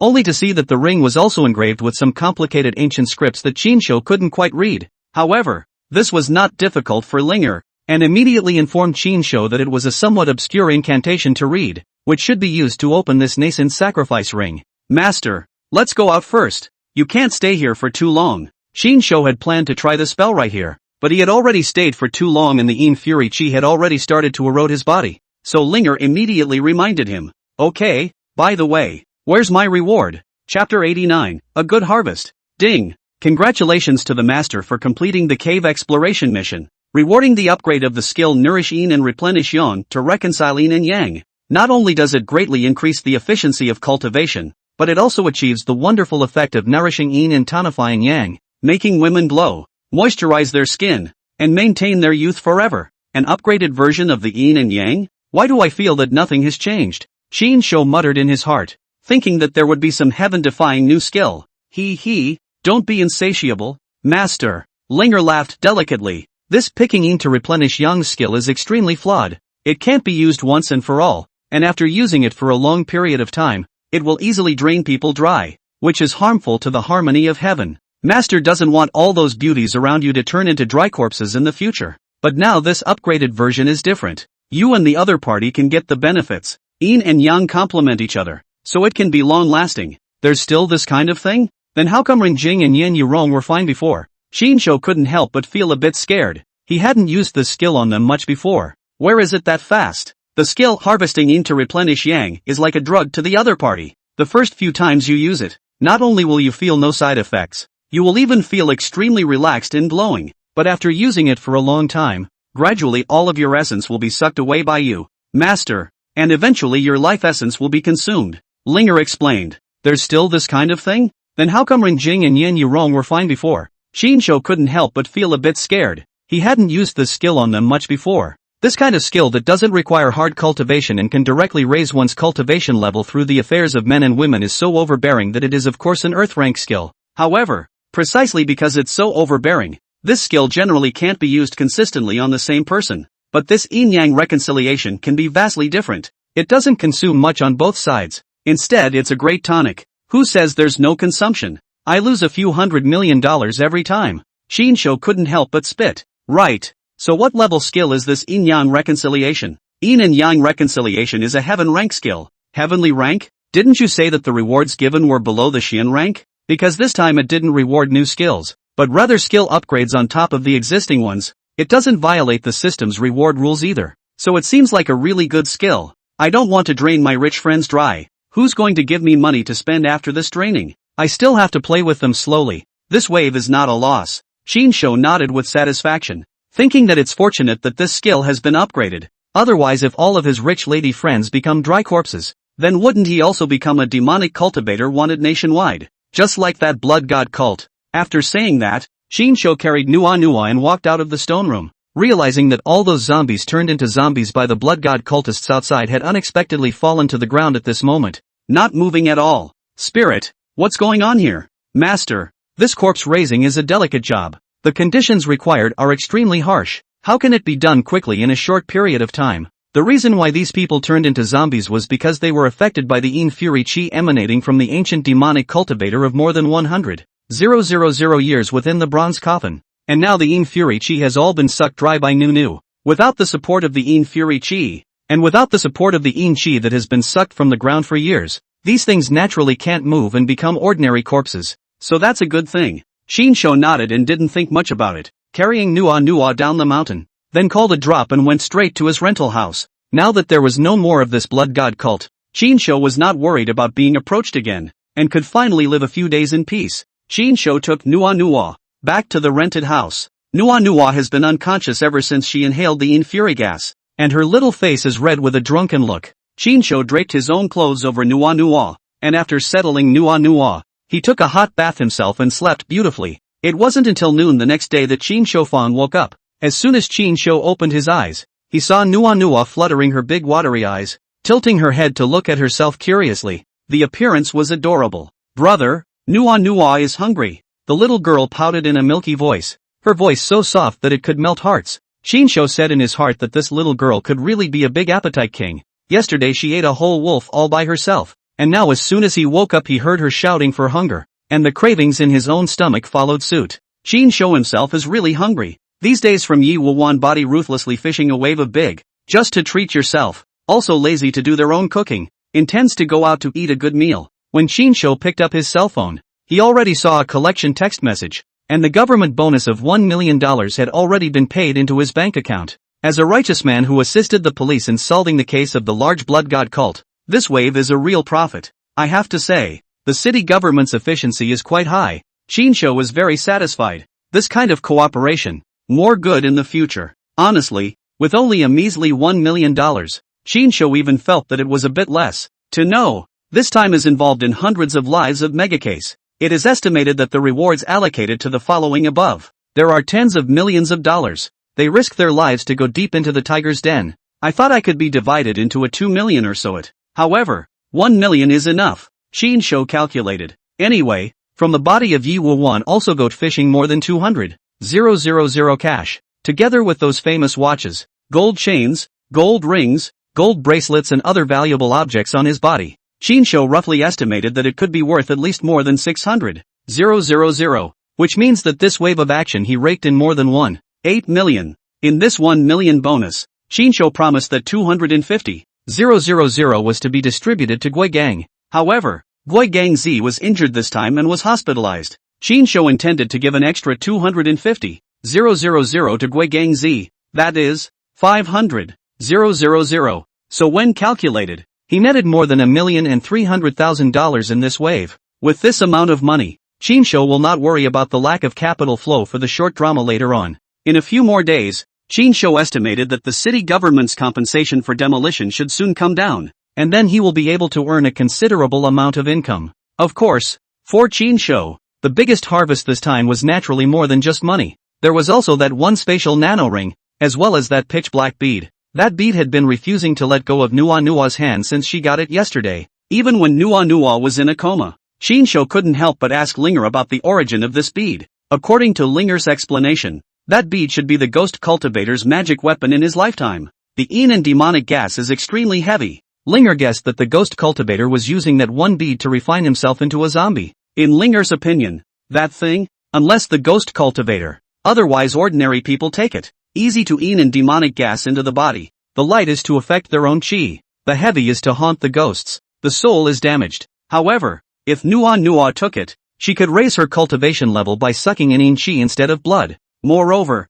the cultivation technique of the Tai In True Scripture originally required the inhalation of chi as well. So it could be said that this bead being given to Nua was more than suitable. Qin Shou thought that he could count on Nua to grow up quickly in his nurturing mission. So the beads were handed over to Nua, which he couldn't use anyway. As for that nascent sacred ring, there are all kinds of magic weapons that ghost cultivator used before his body, as well as his cultivation techniques, talismans, arts, and so on, quite a lot of things, and there are also some pills. However, according to Linger's introduction, those pills were originally good things, but it was a pity that they had all expired after years and years and were no longer effective, which made Qin Shou a little depressed. There were too many miscellaneous items. But Qin Shou was too lazy to study them for a while, so it wouldn't be too late to ponder over them later when he had the time. Chapter 90, The Gold Sale Controversy. Let's go. Brother will take you to eat and drink spicy food. Qin Shou was in a good mood, pinched Nua's cute little face, rolled over and got up, dressed neatly, then pulled Nua's little hand out the door. Qin Shou planned to go directly to a large integrated superstore near the rental house. This superstore is large enough to have a gold store and a watch counter. Qin Shou pondered. Directly from Yi Wuwan body shun to the gold and silver jewelry all out, into cash money. After all, these things do not come from the right place. Long-term carry on the body, afraid that will cause unnecessary trouble. After all, Qin Shou knew in his heart that when he entered the cave again yesterday, he didn't see Yi Wuwan and that woman's corpse, which meant that this Yi Wuwan should not be dead. This kind of son of Qi with strong Qi could never be so short-lived. Qinsho is now unsure whether Yi Wuwan has seen his true appearance clearly or not. But what this guy has on him, he definitely can't carry around for a long period of time. It's better to convert it into cash to get down to earth. Half an hour later, Qinsho has come to a gold store inside. The name is called Zhao's Gold Line. Is the largest nearby a gold store? A one-time out of hundreds of thousands of gold. Too small gold store is not necessarily eat. You these things, all a bunch of broken copper and iron. Only this watch is still worth a little money. I think it's better. 100,000 yuan. I'll take it all for you. In the gold store, a shopkeeper with a big belly, triangular eyes, and a shrewd look on his face, was now holding a magnifying glass, carefully examining the pile of gold and silver jewelry handed to him by Qinsho. He looked at what Qinsho had brought over, his eyes glittering with greed, that eagerly longing look that he could barely conceal. But even so, this fat boss put on a disdainful look on his mouth, as if these were some worthless trash. I go. This mother ******* ing adulterer. He's also too dark. Qinsho's eyes widened as he cursed in his heart. This fat shopkeeper has simply refreshed his 3 views. He came long before he checked the current price of gold, and these gold and silver jewelry. He has carefully weighed the weight. The heart has a rough number. And that piece of Swiss watch. Qinsho also checked the price of the official website. More than 400,000. The most important thing is that this piece of table is a limited edition. And now give money are not necessarily able to buy, with a high collection value. That is to say, really sell out. Never 400,000. If not, Qinsho think this table is not too clean. Do not want to get into trouble. He will never be so easy to get out of the way. $100,000? Hey, I say you dead traitor. You take me for a little cutie. What about it? This watch is more than $400,000. Come on. I'll sell it to someone else if you don't want it. With that, Qinsho wanted to take away the gold and silver jewelry. Alas.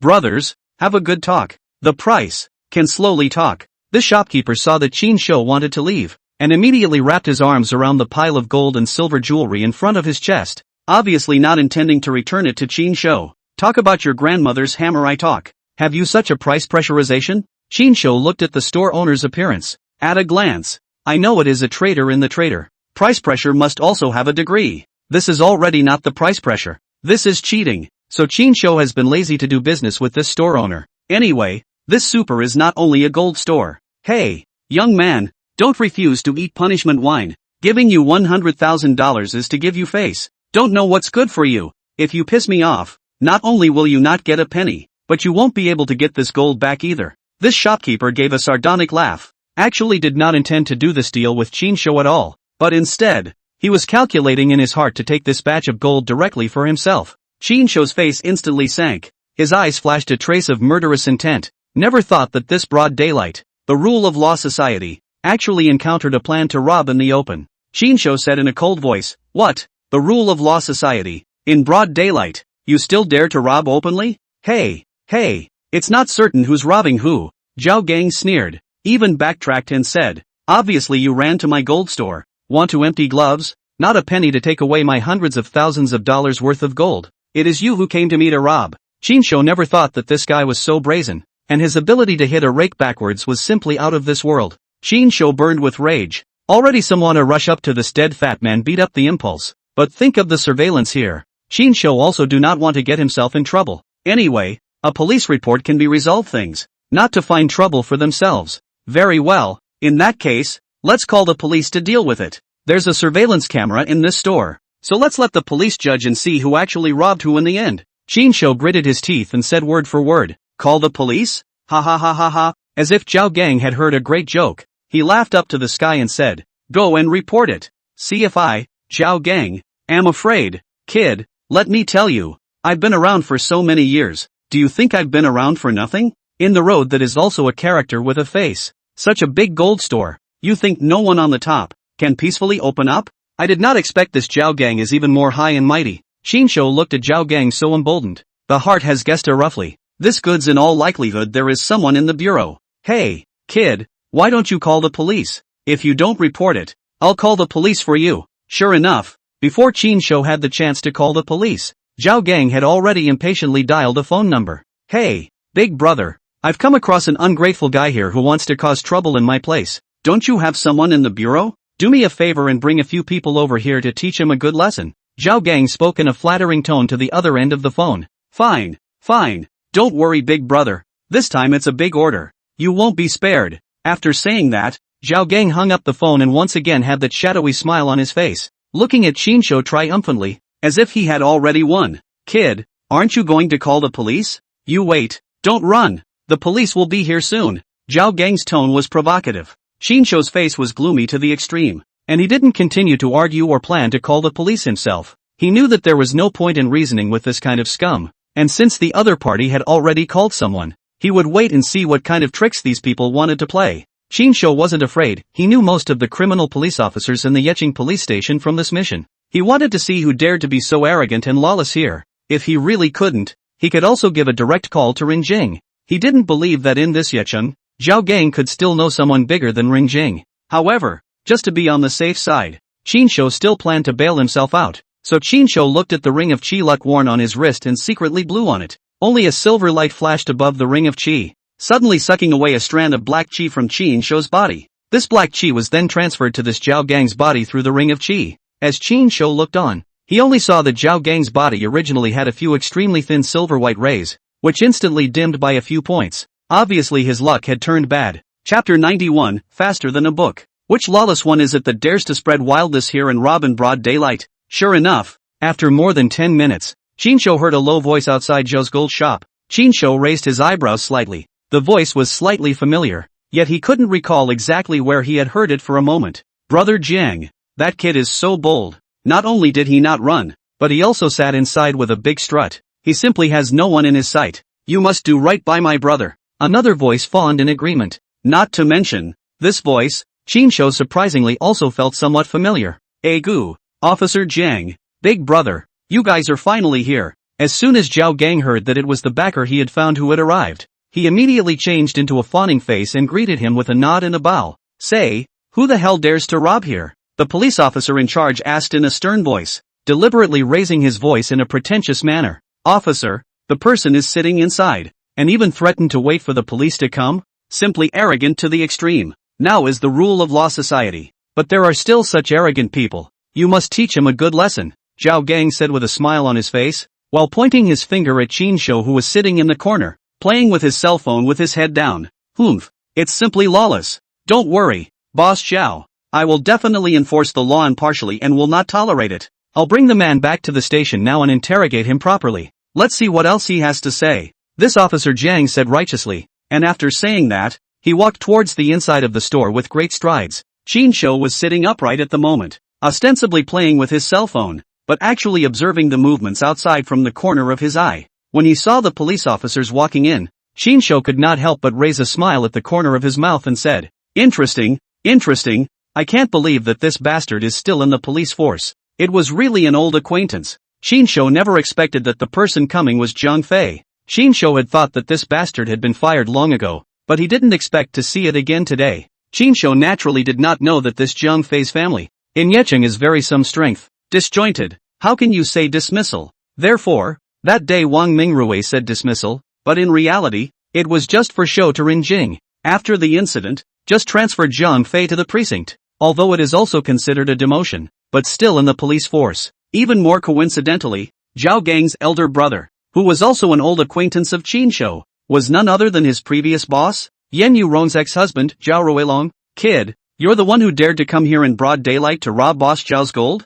Zhang Fei strutted to Qinshu with an arrogant stride, condescendingly looking down on him with a look of impatience. However, when he approached Qinshu, he couldn't help but feel a little hairy in his heart, always feeling that the person in front of him looked a little familiar, as if he had seen him somewhere. Yeah, that's me. The corners of Qinshu's mouth rose slightly, smiling as he slowly raised his head, his eyes staring at Zhang Fei with interest. It's you. When Zhang Fei saw clearly that the person in front of him was actually Qinshu, he was scared out of his wits and instinctively took 2 steps backwards, stuttering and unable to say a complete sentence in half a day. What a coincidence. Officer Jiang, we meet again. Don't I remember that you've already been expelled? What? Now you want to take me to the station again? To extract a confession by torture again? Qinshu stared at Zhang Fei with a playful smile, a hint of teasing in his tone. Cough cough. Misunderstanding. Hey, it must be a misunderstanding. Don't you come back well, old brother Qin. Zhang Fei coughed dryly twice and immediately smiled and changed his face.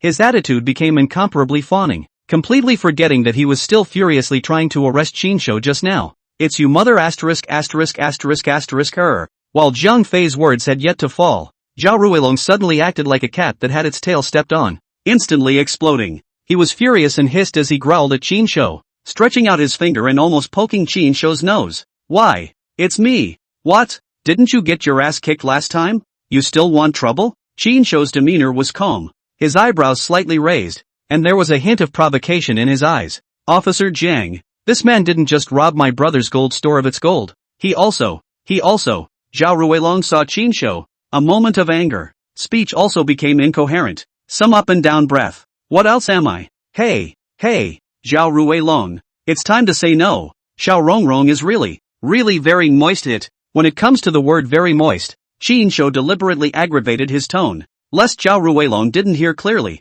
You, Officer Jiang, you must help me get this dogger killed. Zhao Ruilong has been so angry that he jumped to his feet, completely lost his mind, like crazy, and wanted to immediately break Qin into pieces, unbridled. However, what Zhao Ruilong never expected was that Zhang Fei suddenly turned his head and let out a roar at himself. Zhao Ruilong, what do you think you are? When we police handle cases, it's all about procedures and the law. You can kill whoever you want? You simply have no regard for the law. What? What does this mean? Officer Jiang, we had an agreement before we came. You shut the up. Who told you yes? Zhang Fei was shocked in his heart, lest Zhao Ruilong had slipped his tongue. Before he could finish his sentence, he suddenly raised his hand and slapped Zhao Ruilong's face fiercely. Only heard a pop sound. Zhao Ruilong's face immediately appeared a purple slap marks, 5 fingerprints clearly visible. Zhao Ruilong covered his face. His entire body froze. His brain was blank, completely unable to believe what was happening in front of him. Zhao Gang, who was on the side, was also dumbfounded, his mouth wide open and his jaw on the floor. Zhao Ruilong's business could be so big, and a lot of them were industries with a bit of gray, so it could be said that he was in hot water with several black sheep among the police officers in this one area, and they were all working together in a lousy way and colluding with each other. He had never seen Zhang Fei like today, flip-flopping faster than flipping a book, simply a different person. Zhao Gang, what the hell is going on here? You call up the surveillance for me. I want to see what happened. Zhang Fei changed his usual image of harboring and conniving,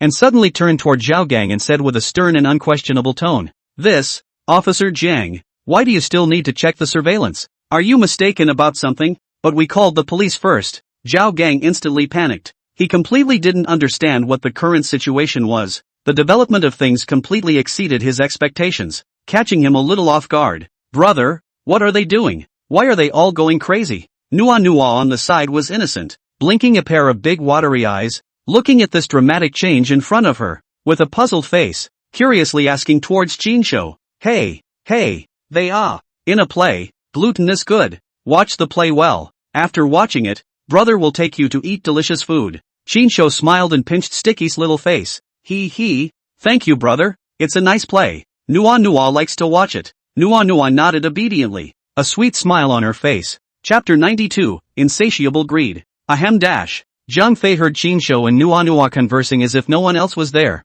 His face immediately became a little embarrassed, and he coughed dryly in embarrassment, but he didn't dare to snap at Qin. You, hurry up and show me the surveillance. Zhang Fei was afraid of offending Qin and didn't dare to delay more here, pointing at Zhao Gang and saying in a bad tone, Zhao Gang had a bitter face. His heart was as hard as eating yellow fever. He knew very well in his heart that this surveillance video was very unfavorable to him. Originally, Zhao Gang's idea was to let Zhang Fei bring Qin back to the police station first, and then he himself would export the security camera footage, and then pinch it down, edit it, and delete all the images that were unfavorable to him, and then finally hand it over to Zhang Fei. These things, originally Zhao Gang's brother Zhao Ruilong has long been with Zhang Fei beforehand through the air. The two men collusion, originally prepared to ruthlessly pit Qin a hand, and then the three together to share the spoils. But what Zhao Gang never expected was that this Zhang Fei didn't know what kind of medicine he had taken wrongly, but he changed his mind temporarily and didn't act according to the plan at all.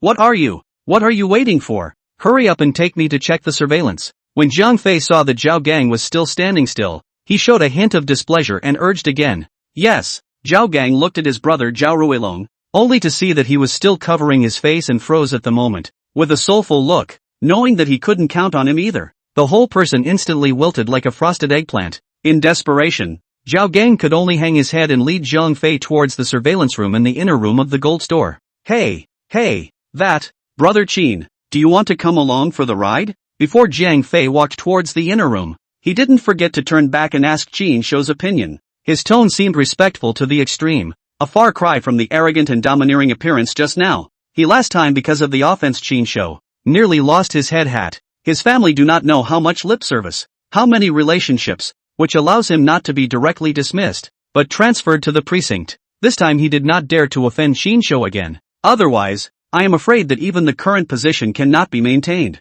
No, just go check it out for me. Qin Shou was satisfied with Zhang Fei's attitude as he casually waved his hand without a care in the world. Qin Shou did not worry at all that Zhang Fei would dare to play any tricks. After all, Qin Shou knew in his heart that Zhang Fei knew who stood behind him. It was the mayor of Yecheng, and he would not dare to play tricks in front of him even if he borrowed 100 of his guts. Moreover, Qin Shou had purposely transferred the bad luck on himself to that Zhao Gang before. Qin Shou knew clearly in his heart that this time, if he could be so coincidental that the police officer who came just happened to be Zhang Fei, who knew him, 80% of it was because he had changed the result of his chi luck. If they were replaced by someone who didn't know them, there might be a chance that they could cause a lot of unnecessary trouble. Since the bad luck had now been transferred to Zhao Gang, Qin Shou naturally didn't need to worry that the one who would end up in bad luck would be himself. Zhao Gang and Zhang Fei walked into the surveillance room one after the other, and as soon as the door was closed, Zhao Gang couldn't hold back any longer. He came over to Zhang Fei's side and asked in a lowered voice, "Brother Zhang,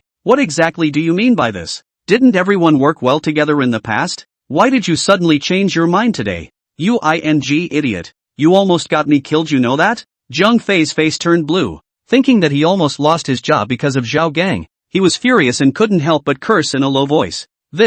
Brother Zhang, can you make it clear? What exactly does it mean? I'm still confused until now. Zhao Gang was still in a state of confusion at the moment. Do you know who's behind him?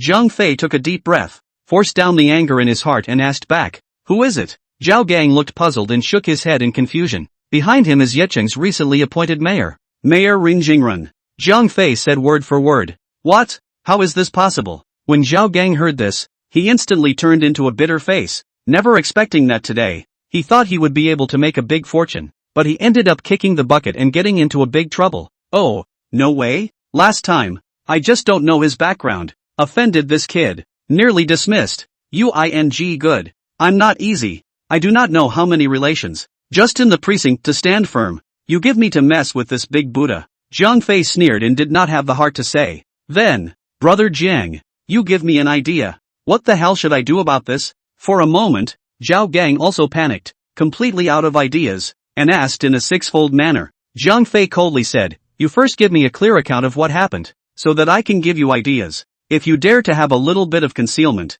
in the future this store, do not want me to cover for you. Your store opened in this area so many years. How much black-hearted money? You know best in your own heart. You don't think I'm not aware of how much tax money you've sneaked through. Brother John, you are joking. How dare I hide it from you? The matter is like this." Zhao Gang let out a sarcastic smile, knowing that Zhang Fei was telling the truth, and that the nasty things he had done over the years could not be hidden from the other party. In order to be able to let Zhang Fei help himself out, naturally he didn't dare to hide the slightest bit, and told the whole story one by one. Zhang Fei's face became cloudy when he heard Zhao Gang's words. He didn't expect Zhao Gang to be so bold and lawless. Couldn't help but shout angrily, "Good fellow, together it's someone else's gold, and you're still wicked enough to say he robbed it?" Zhang Fei also heard a burst of fear. Fortunately, he did not pull the wrong side of the fence at will. This kind of case, in case it is overturned, I don't say that my hat will not be guaranteed. Maybe I can't eat, but also have to go in to stay for 2 years. Hey,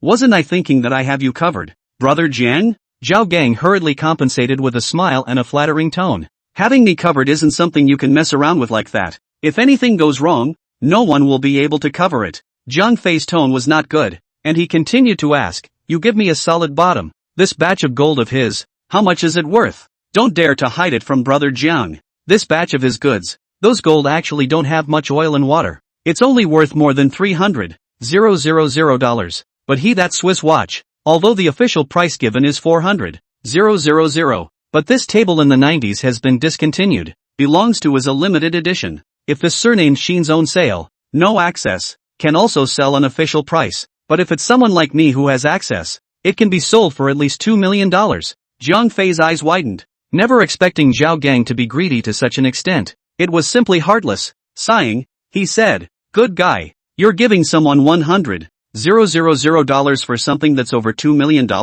You wouldn't be able to sell this to anyone else. Hey, who would have thought that there is someone behind this guy? Brother Jiang, you say, what the hell do we do now?" Zhao Gang let out a sarcastic smile and somewhat dared not look up at Zhang Fei. He is now also some regret. Had known that Qin Shou's background is so hard, he certainly did not dare to hit the idea of this batch of gold. Might as well honestly give him an official price. He can actually earn a lot. And he estimated that Qin Shou this kind of do not know how to do it. 80% of them will really sell to him. As the saying goes, it's better to solve the grievances than to tie them up. This Qin Shou has some background. People also have some skills. More friends have more paths. I see this matter. How about this? Zhang Fei paused and spoke his thoughts. Chapter 93, Money in Hand. It's still you who has the solution. Brother Jiang. This is a good idea. So that everyone can make a profit. I guess he also feels that he has picked up a great bargain. We can all reap the benefits. Zhao Gang listened to Zhang Fei's idea and nodded repeatedly.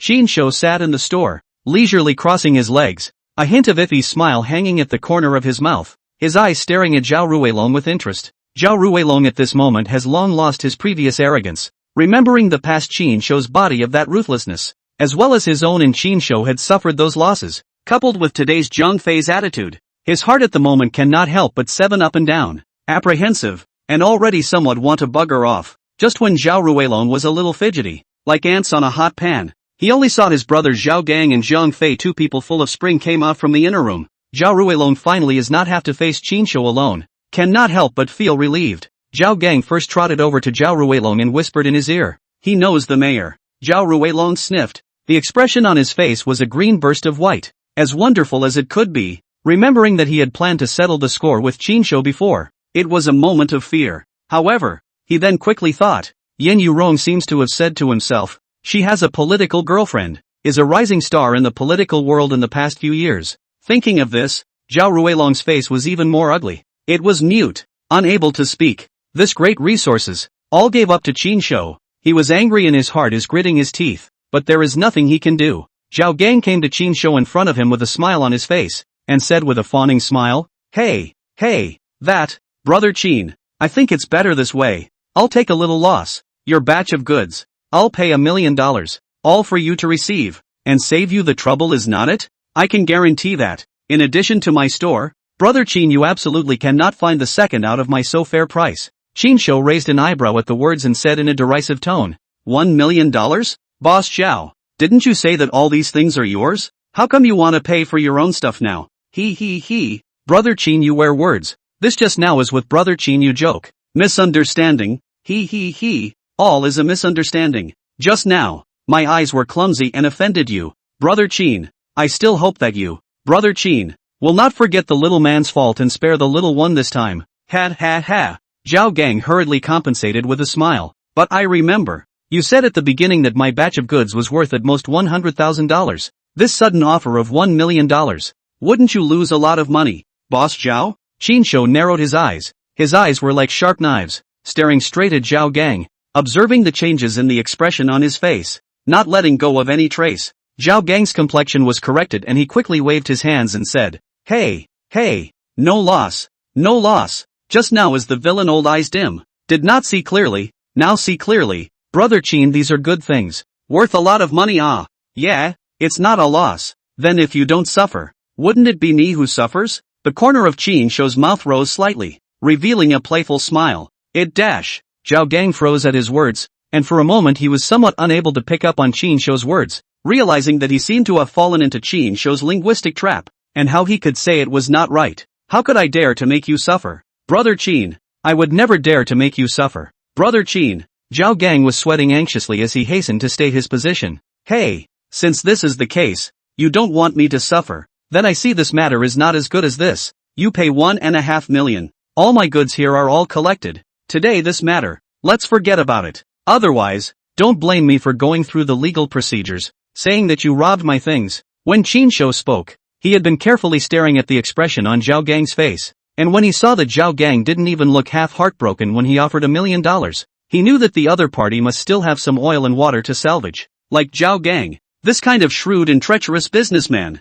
$1 million he can take out without any pain. Then it does not need to think to know that their own batch of goods, definitely more than $1 million worth. Qinshu guessed that the biggest premium should be the limited edition watch. This Zhao Gang seems to have suffered a bit of a loss, but in reality, he has picked up a great bargain. But Qinshu also knew in his heart that he had no good shipping channels. This kind of limited edition watches are usually bought by those rich and powerful old money people to decorate their faces, and they don't know such old money at all. So if they go out to sell, it is estimated that they can only sell at an official price. So Qinshu thought, why don't we just sell it to Zhao Gang, but never let him make too much money. Therefore, Qinshu took a bite of the price and directly raised it by $500,000. Of course, what Qinshu didn't know was that in fact, Zhao Gang had the ability to offer his watch at $2 million alone. Therefore, even if it was $1.5 million, Zhao Gang was still able to make a big profit. As soon as Qinshu's words fell, Zhao Gang immediately changed into a bitter face, with a difficult look on his face, as if he had been cut. That dash. Fine. Then consider it all as making friends with you, brother Qin. Zhao Gang let out a long sigh and stomped his feet, as if he had made a great determination and suffered a great loss. Qinshu stared dead at Zhao Gang for half a day, but he couldn't tell whether his look of embarrassment was a genuine expression of emotion or a pretense. But Qinshu also lazy tube. After all, their own batch of goods from the road is not clean. Stay on the body is like holding a hot potato, can hurry out or hurry out for good. For this price, he has been very satisfied. And after all, you've already opened your mouth, so it's not good to change it. Alright then, but $1.5 million.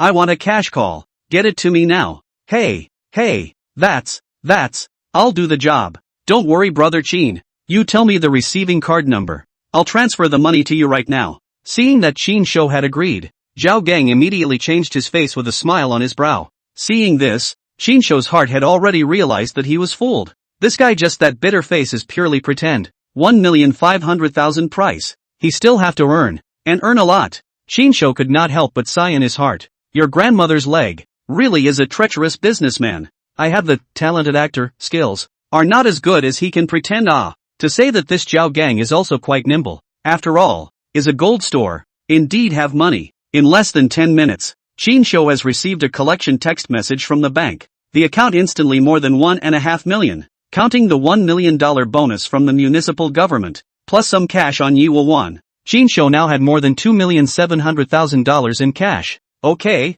the money's here, so I'll go ahead. Qinshu looked at the collection text message on his cell phone and walked out of Zhao Gang's gold store with satisfaction. Hey, brother Jiang is really great. If it wasn't for you giving me advice, I'm afraid I'd have to suffer a big loss today. Now it's good. Not only did I not lose, but I even made a profit. Seeing Qinshu walking away, Zhao Gang immediately smiled and rubbed his hands together excitedly. This batch of gold, together with Qinshu's watch, he was certain that he could sell it for a high price of more than $2,400,000, netting a profit of $800,000 or $900,000. How could he not be happy? Humph, you can grow a pair and just keep out of trouble for me. Zhang Fei coldly grunted and said without any goodwill. Hey, that's that. I'll be careful in the future. Don't worry brother Jiang, your share. When I'm out of this batch, I'll be sure to honor you. Well, count your blessings. I'll be off if there's nothing else. Zhang Fei nodded with satisfaction and turned around to leave Zhao Gang's gold store. Take care, brother Jiang.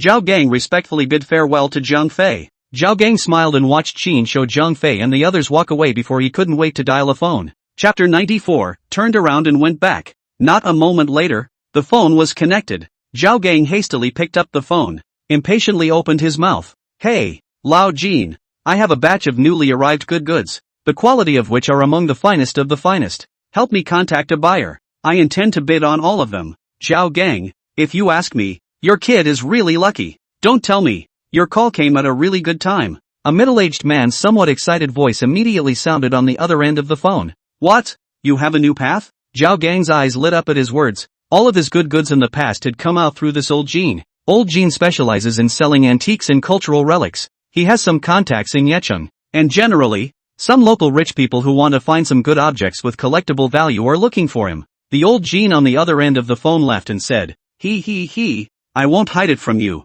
Recently a Yanjing gentry surnamed Ji came to Yecheng, and the day before yesterday his people contacted me, saying they wanted to get some good goods from me. It's quite a coincidence that you called. The Yi family is a very important family in China. However, Zhao Gang, I can put the ugly words in front of Mr. Yi discerning very picky. General objects he cannot see. The more expensive the better, preferably with the value of the collection of rare objects. Otherwise people will not buy. Old Jean, don't worry. I've recently gotten a new batch of goods, all of which are the best of the best. The workmanship and craftsmanship are superb. Absolutely international first-class level. Especially one of the Swiss watches. That is the top quality goods that have been discontinued in the 90s. The global limited edition. I guarantee I won't let the other party down. Zhao Gang patted his chest and said confidently. Lao Jin, hey, that's good. In that case, let's make an appointment. The usual rules. I want 10% of the profit. Don't worry about this.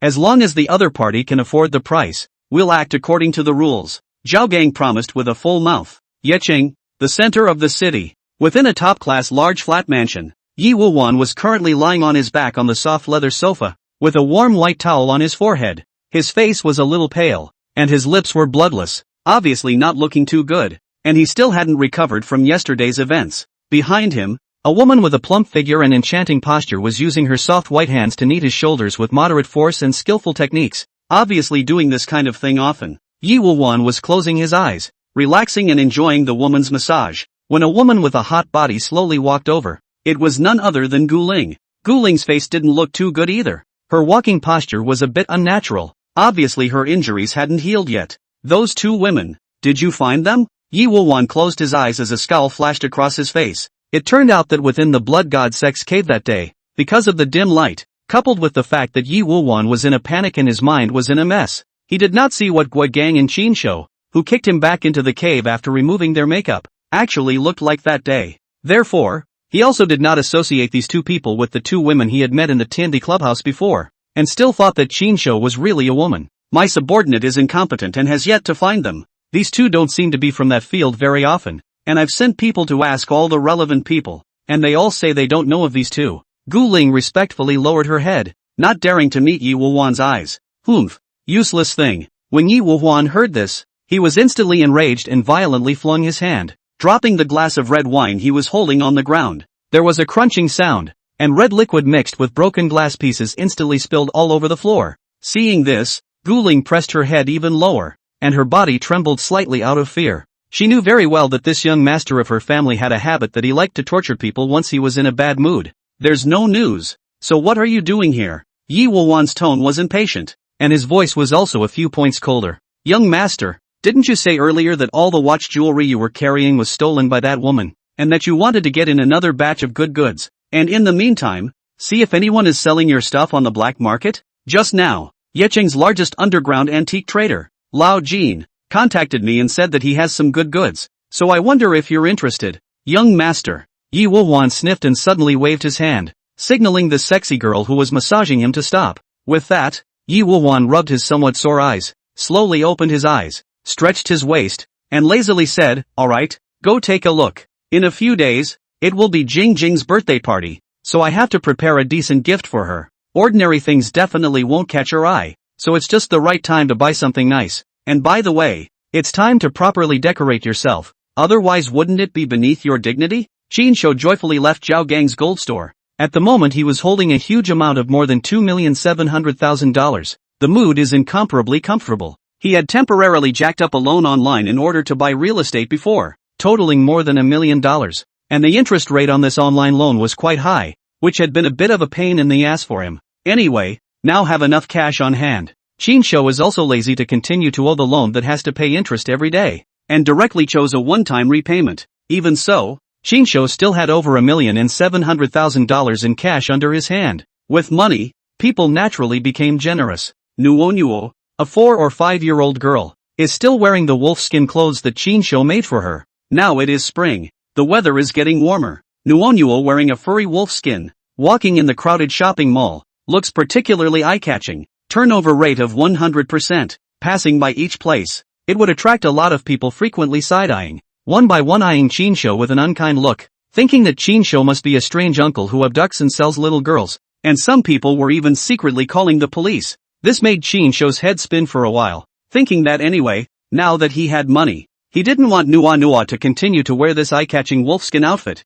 so Chinsho took Nua around the children's clothing store and bought Nua a couple of beautiful clothes that a little girl should wear. Don't say, Nuo is indeed a natural beauty. This beautiful clothes on, living a delicate and incomparable Barbie doll, caused them all a lot of like children's little brother and sister frequently side-eye. After buying clothes, Chinsho took Nua to have a roasted whole goat dinner, and in the meantime, he played a big game in the arcade of the mall. Although Nuo is a devil corpse, but her mind is a 4 or 5-year-old girl, Chinsho took Nuo to eat, drink and have fun. Nuo was so happy. Even when Chinsho left with Nuo, the little girl was still a bit reluctant to part. Chinsho was having a good time with little Nua, but he didn't know that another crisis about him was brewing. Chapter 95, The Sad Gonzo. Whoa, old Chin. Old Chin. I can't imagine that you had such a short life. You son of a, why are you gone? Chinsho with Nua. People just to the hospitalization department. Not yet into the ward.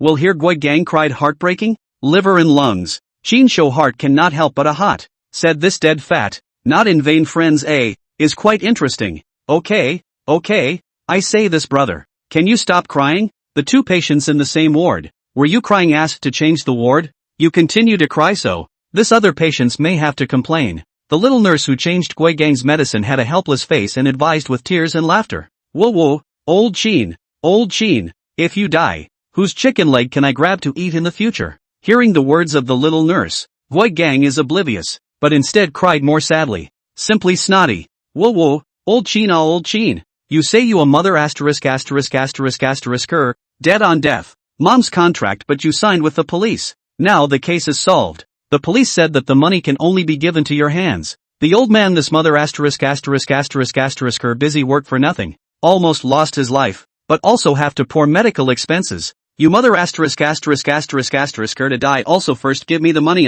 Woohoo.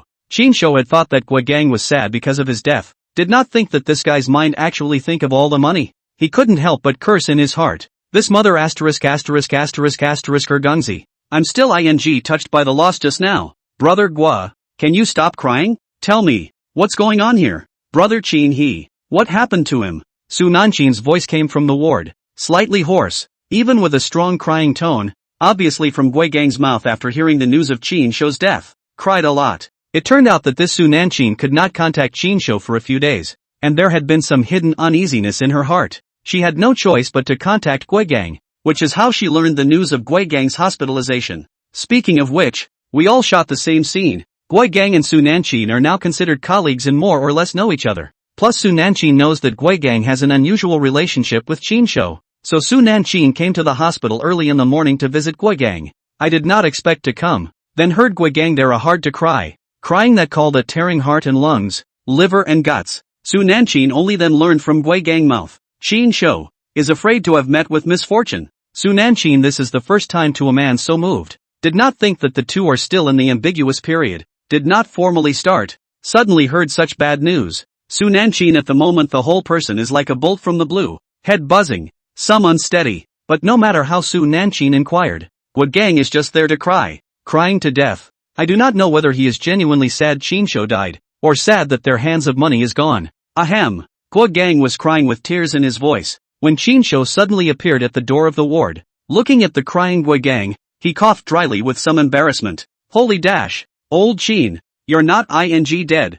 Gang still had a needle inserted in his hand, and when he saw Chinsho, who suddenly appeared at the entrance of the ward, he sat up violently, and under the emotional excitement, he almost ripped the needle out of his hand. Brother Chin, on the side of Su Nanchin to the present has not been clear about the situation. She was originally as if her heart was dead. All thoughts were silent, thinking that she would never see Chinsho again. When she saw Chinsho suddenly appear in front of her, she burst into tears of joy and couldn't help but excitedly pounced over and hugged Chinsho tightly. Brother Chin, it's really great that you're alright. I was really worried to death. Su Nanchin's voice was still a little choked, but she could no longer hide the delight in her words. The beauty threw her arms around her. Chinsho naturally would not refuse, and hugged Su Nanchin, gently patting her back as a sign of comfort. Chinsho wrapped his arms around Su Nanchin, feeling the faint fragrance emanating from her body, as well as the squeezing sensation coming from her full breasts. His heart was quite flattered, secretly saying, after not seeing her for a few days, why do I feel that this chick's body is getting better and better? Of course, Qinsho naturally do not know. Since that night after the two kissed, Su Nanqing began to secretly use the breast enhancement products to the young girl that a little mind. Qinsho naturally is not clear. Asterisk asterisk asterisk asterisk you mother asterisk asterisk asterisk asterisk ing old Qin. Did you ing come to see me or did you come to spread dog food on me? Gui Gang saw that Qinsho this thing just entered the ward and hugged the most beautiful and young girl of the crew, and also made love to him in front of his own face, giving him a storm of dog food, and then his heart was not happy, and a sour taste surged to his heart. Sorry, brother Qin. I was too excited just now. When Su Nanqing heard this, she realized that she had just lost some of her temper, and hurriedly pushed Qinsho away and retreated to the side, lowering her head, her little face flushed and lovely. Yikes! Who's this? So cute! Su Nanqing had just been so full of Qinsho that she didn't even notice Nuonuo beside him. At this moment, she calmed down. She just saw that Qinsho had a delicate and lovely porcelain doll beside him at some point. Su Nanqing immediately squatted down, a gentle smile on her face, and smiled as she struck up a conversation with Nuonuo, wanting to use this as a way to ease her embarrassment. Nuonuo tilted her head with a puzzled expression, looking at Qinsho and then Su Nanqing, her big eyes filled with curiosity. Nuonuo is good. Sister Su Nanqing is brother's good friend, and also your good friend, okay? Qinsho smiled and touched Nuonuo's little head, saying softly, okay, Nuonuo knows. Nuonuo listened to Qinsho's words and nodded her head obediently, smiling sweetly at Su Nanqing. So her name's Nuonuo. She's so cute. Su Nanqing held Nuonuo's little hand and went to play aside. He, old Gua. I can't imagine that you would cry so much for me. Qinsho walked in front of Gui Gang. Looking at his somewhat red and swollen eyes, he could not help but be a little touched, and could not help but dryly cough twice and flirt. You old Qin, why don't you tell me when you're not doing anything? I'm crying about you? I'm crying that I lost my money. Don't flatter yourself. Gui Gang's old face flushed red, being poked through Qinsho's mind. He was a bit annoyed and his mouth began to be unforgiving, but although his mouth was unconvincing, the corners of his mouth couldn't help but rise slightly, and a smile of relief appeared on his face. Honestly speaking, he was really happy that Qinsho was fine. Of course, there must be an element of his own money having fallen, but most of all, he was still genuinely happy for his good brother's safe return. Qinsho also just stared at Gui Gang with a smile and didn't say anything. He knew that Gui Gang was just a person with a hard mouth and a soft heart. I say old Qin, weren't you captured by that demoness? Quickly tell me, how on earth did you escape from her? Tell me honestly, did you betray your color? He. Gui Gang was a little uncomfortable by Qinsho's stare and hurriedly changed the topic. His face returned to a playful and smiling look, and he even squeezed his eyes at Qinsho with a lewd look on his face. Chapter 96, The Caring Brother Qin. How? Qinsho shrugged his shoulders and secretly unleashed several skills such as, talented actor, artful speaking,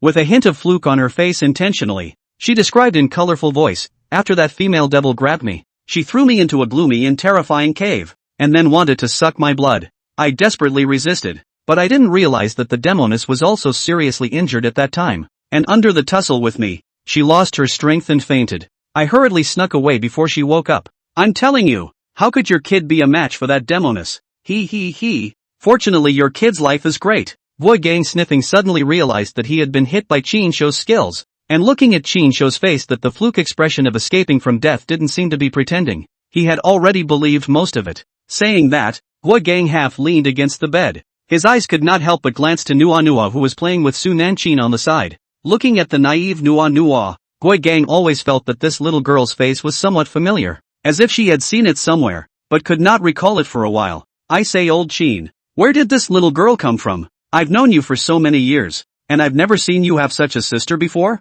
Gui Gang couldn't help but ask curiously, you mean Nuonuo? Ugh dash. Saying that, Qinsho let out a long sigh, once again unleashing the dual skills of genius actor, coquettish tongue, intentionally portraying a look of sadness and compassion, his eyes looking at Nuonuo compassionately. When I was escaping from that female devil, I happened to bump into Nuonuo, who had also escaped from the blood god cult. I don't know what Nuonuo suffered in the blood god sect, and now she doesn't remember anything, so I looked at her pitifully, and in a moment of weakness, I thought of adopting her. Qinsho naturally couldn't tell Gui Gang that Nuonuo was the devil corpse. Knowing that Gui Gang had almost died under the devil corpse's hands, he hurriedly made up a bull asterisk excuse. However, Qinsho's heart is also clear. What his character? Gui Gang is the most understanding. Never for no reason. The virgin heart burst to adopt any little girl, so under no circumstances, Chinsho only had to launch the skills. This section of the play some effort. Brother Chin,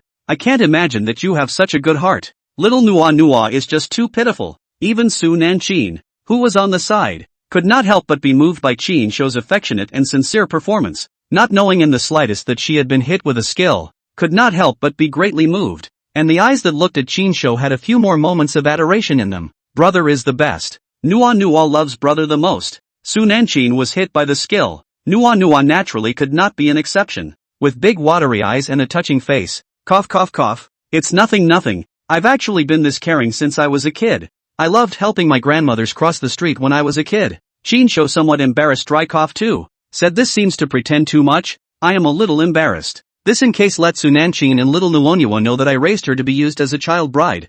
I do not know how it will feel. I go. Old Chin, when did you become so caring? Gui Gang, was wrong about you before? I'm convinced you. Although Gui Gang still had a few doubts in his heart, he was still fooled by Chinsho's colorful rendition and couldn't help but give a thumbs up to him. But then again, old Chin, you're still single. You're not even married. And with a little girl by your side, you'll have trouble finding a wife in the future. If I say so, it's better to send this little girl away quickly and find a good family to adopt her. Gui Gang stroked his chin, in a tone of a man who had been there before, and advised bitterly, Humph, you're a bad person. I'm not leaving brother Chinsho's side. Gui Gang was originally acting out of good intentions, thinking for Chinsho, but he didn't expect to hear this in the ears of Nua, who was on the sidelines. Just after saying this, Nua beamed her little mouth, puffed out her cheeks, and showed her teeth angrily towards Gui Gang, revealing two cute little tiger teeth. When Gui Gang saw little Nu's action of showing her teeth, his heart couldn't help but thump,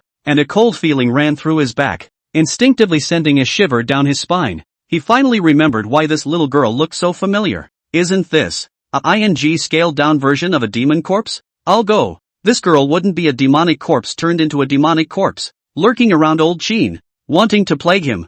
Thinking of this, Gui Gang couldn't help but look at Nua again, only to see that Nua had already not looked at Gui Gang at this moment, but was happily playing with Su Nanchin again, as if the little devil who had just shown his teeth didn't exist at all, and had resumed his innocent and cute appearance. Damn, looks like I was overthinking it. How could that demonic corpse be so cute when it's ferocious? Gui Gang patted his chest, which was a relief, and couldn't help but secretly comfort himself. Grandma's leg. Just now I was really scared to death. It seems that I was psychologically frightened by that female devil. By the way, the police reward for this successful case has arrived. Chinsho looked at Gui Gang, who kept staring at Nua. Lest Gui Gang could see something, he immediately opened his mouth and changed the topic. Chinsho knew in his heart that as long as the matter of money was mentioned, it was impossible not to attract Gui Gang. Yeah, where's my money, old Chin? When will you give me the $250,000 you ing promised? I can tell you, I also hospitalized this time,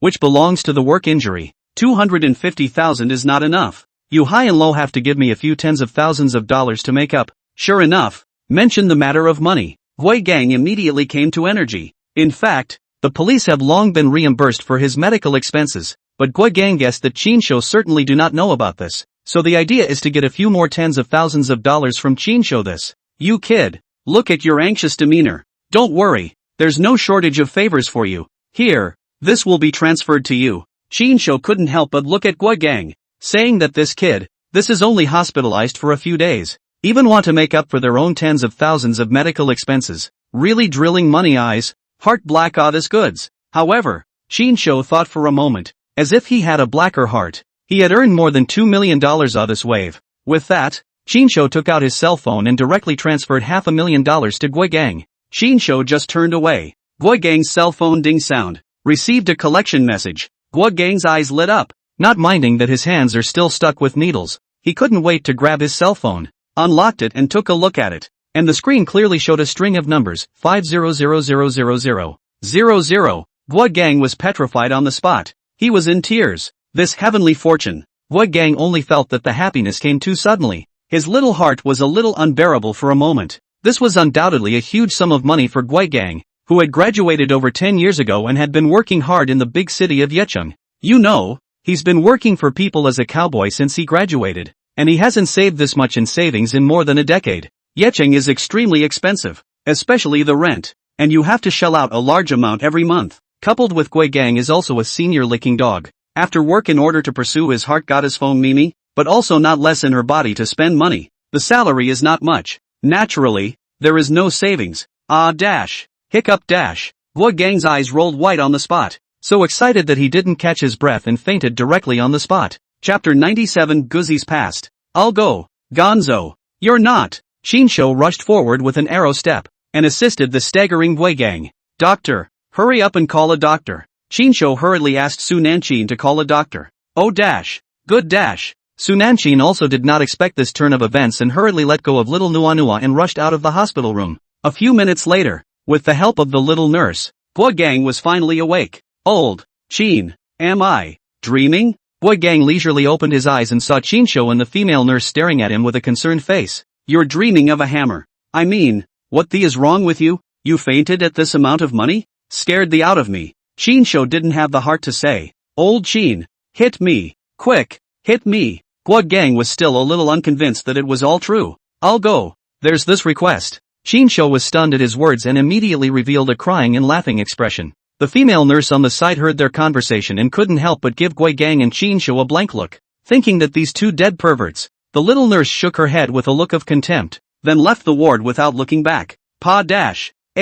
Then there was a crunching sound in the hospital and a squeal that killed a pig. I go. Old Chin. You kid can how come there's so much? Before you did not say only 250,000? Could it be that this extra? Is that you extort from that broad young body? Gui Gang had completely sobered up at this moment, and there was a deep red handprint on his face. He is at this moment. His eyebrows are open. Eyebrows are flying to the sky. Lowered his voice, cannot help but curiously asked. Shinsho previously mentioned to Gui Gang, the city government this time the bonus is 500,000. So Gui Gang naturally thought that Shinsho extra money. From Yi Wuhuan fishing there. Of course, Gui Gang if you know Shinsho this time actually earned more than 2 million. Probably have to jump up on the spot. Chest thumping and cursing the dog days Shinsho heart too black. Shinsho naturally did not bother to explain to him. Just smiled mysteriously. Nodded. And then made a silent gesture at him. Gui Gang immediately understood. His face piled up with smiles as he nodded his head repeatedly and said,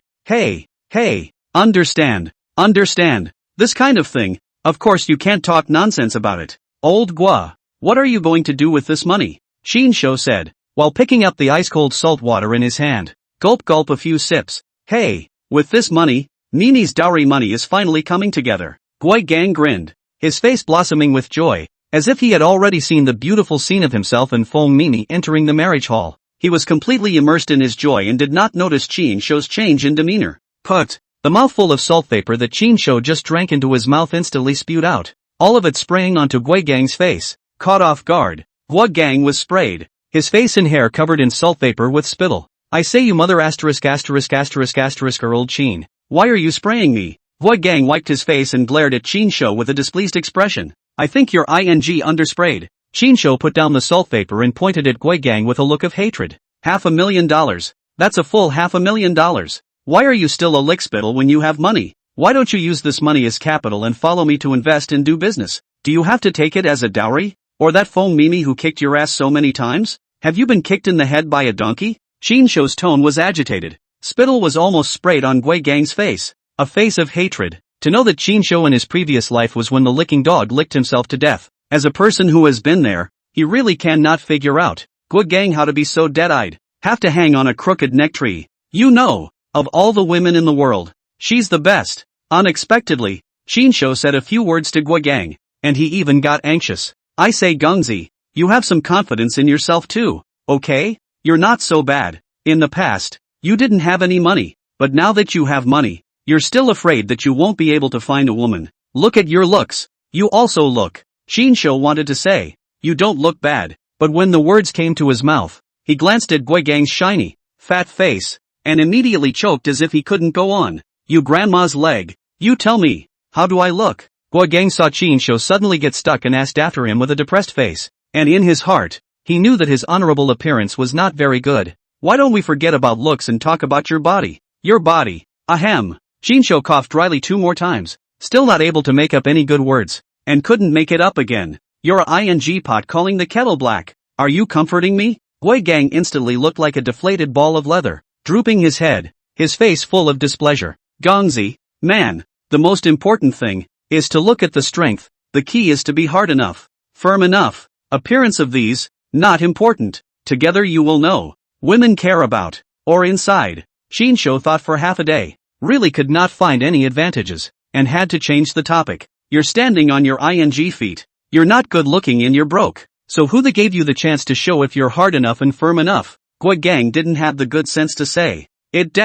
Shinsho was a bit speechless for a moment as Gui Gang disliked him, thinking that Gui Gang didn't seem to be wrong. Forget it, Gongzi, let's not talk about this useless stuff. Let's talk about something genuine. Tell me the truth. Why have you been in love with her all these years? I see that every time you see a beautiful woman, that lewd look of your eyes falling out. You don't look like a person who hangs himself on a tree. Unexpectedly, after Shinsho said this, Gui Gang suddenly changed like a person and fell silent. His eyes narrowed slightly, as if he had fallen into some kind of memory, and his voice became low. Old Shin, do you still remember when I was in college? My father suddenly became seriously ill, and I was so anxious like an ant on a hot pan that I borrowed money from everywhere, and even went so far as to sell my blood? Remember? Shinsho nodded, and his face put away his joking expression. Speaking of which, back in the day I lent your boy all the money I had saved from my summer odd jobs. Because of this, that's why we've been good brothers for so many years. Gui Gang's eyes twinkled as he fell into memories and continued, but old Shin, do you know who else in the class lent me money besides you? It can't be Feng Mei. Shinsho froze at the words, and with a look of disbelief, he couldn't help but blurt it out. But then a flash of light came to his mind, and he thought that Gui Gang did seem to be the one who started madly pursuing Feng Mei after this incident. Moreover, Feng Mei's character, Shinsho was aware of. This girl, although she plays with flowers outside, but her nature is straightforward. In fact, it is an anxious and righteous character. That day at the KTV, everyone was holding up Zhang Wei, and only Feng Mei had been helping herself, so Shinsho could see that the girl was not bad by nature. Chapter 98, You sell me my stuff? Oh, good. It's Mame. Gui Gang nodded, a bitter smile at the corner of his mouth, a hint of complexity in his eyes. And this money, she's never pushed me to pay it back. You know, old Shin, you know that I was brought up by my father since I was a child, and even though the operation failed in the end, and my father still couldn't be resuscitated, at that time, if I hadn't had the money that you guys borrowed from me so that I could raise enough money for the operation, I would have hated myself for the rest of my life. Speaking to the emotional place, always happy Gui Gang, tone of voice actually some choking, eyes also slightly red. Alas, it's just a matter of your own decision. Shinsho let out a long sigh, patted Gui Gang's shoulder, and did not say anything more. Gui Gang, this feeling, Shinsho can more or less empathize with a few points. It's like a man who has been living in the dark, and then suddenly one day, someone gives him a ray of light, and from then on, that person is all he has. Gui Gang didn't say anything else, just nodded silently. You get well and don't think too much in the meantime. After saying that, Shinsho turned around and left the ward. Sunanshin saw Shinsho leave and also said goodbye to Gui Gang and followed Shinsho. Gui Gang was the only one left in the room. He was lying quietly on the hospital bed, his eyes looking at the ceiling. His thoughts were all over the place. After half a ring, Gui Gang fished out his cell phone from under his pillow, his fingertips trembling slightly, and dialed Feng Mei's number. As soon as the phone was connected, Feng Mei's voice came with obvious impatience. Gui Gang, didn't I tell you? Don't bother me anymore. It's impossible for us. Are you out of your mind? Don't you know what kind of person I am? Gui Gang, you're a good person. Find a normal woman to live with. Forget about me. Feng Mei's voice was sharp and cold, as if it was an icy cold knife that ruthlessly stabbed at Gui Gang's heart. Mei, don't you need money? I have money now. I have $500,000. I'll give it all to you. Don't do that business anymore. Is that okay? Gui Gang was a bit agitated, his tone carrying a hint of pleading. Gui Gang, who the do you think you are? A savior? All the women in the world need you to save them? Don't flatter yourself. Do you know how much money I need? I'm a gold-digging woman. Forget about me. What do you think $500,000 will do? It's not even enough for a down payment on a house. If I had known you would be such a stalker, I shouldn't have lent you that money in the first place. Feng Mei's words were even meaner. What the? Are you done with this call? Hurry up and hang up the phone for me. Spoil my fun. A rough voice came from Feng Mei's side, interrupting her words. Boss Jean, I'm really sorry. Feng Mei, immediately full of smile, into the phone hurriedly said just like this, then hung up the phone. Gui Gang on the other end of the phone heard the conversation between Feng Mei and Boss Jean clearly. Gui Gang put down the phone feebly, his body trembling badly, and he didn't know whether it was because of sadness, or anger, or both. Just see this gold boss wearing a pair of gold glasses, wearing a vintage silk yellow waistcoat, quite a bit of the late Qing dynasty relics. At this moment, this boss Jean was half leaning on the sofa inside the private room, while Feng Mimi was kneeling in front of him, selling her services for him. This boss Jean tilted his head with a face of enjoyment. Old Jean, why do you order this girl every time you come here? I'd say the appearance is just okay. It's not exactly the best. Zhao Gang, who was at the side, asked with some puzzlement. Hey, I said Zhao Gang. You don't understand this, do you? A lecherous smile appeared at the corner of Boss Jin's mouth, his eyes roaming over Feng Mimi's body in a lustful manner. In this club, she has the best technique, especially the mouth job. It's called a lustful, soul-crushing Old Jean, this Mr. Yi you're talking about, when exactly is he coming over? Zhao Gang was obviously more interested in the Mr. Yi in Boss Jin's words, and asked with some impatience. What's the rush? Don't worry, since the appointment has been made, this Mr. Yi will naturally arrive. He, I can tell you, this is a big patron. If you serve him well today and make him comfortable, there will be no shortage of big deals in the future. Just as Boss Jin's words fell, the door of the private room was pushed open from outside. Only a man and a woman walked in slowly. Between the male's handsome eyebrows, there was a bit of grimness, and between his hands and feet, there was an air of nobility that had been in power for a long time. The woman was wearing a tight leather jacket. Her body was hot to the extreme, but just coming in, she made this private room. A group of ladies dressed up in flamboyant colors lose their colors. The people who came were no one else but the duo of Yi Wuwan and Gu Ling. Gu, Mr. Yi, you're here. As soon as Lao Jin saw Yi Wuwan who walked in, he immediately acted like a different person. Just a moment ago he was half lying on the sofa with a lazy and enjoyable look, but at this moment he instantly became energized. A push away Feng Mimi who was kneeling in front of him to serve him. Old Jean panicked and lifted his pants, and with a smile on his face, he attentively pointed to the sofa on the side and said, Hey, please sit down, Mr. Yi. Feng Mimi was suddenly and roughly pushed away by Boss Jean, lost her balance, stumbled, and hit her forehead on the corner of the coffee table, and sucked in a breath of cool air in pain. But even so, Feng Mimi did not dare to say anything more, just silently lowered her head, scrambled to get up, intending to exit this private room. Wait! Unexpectedly, Feng Mimi had just walked to the door,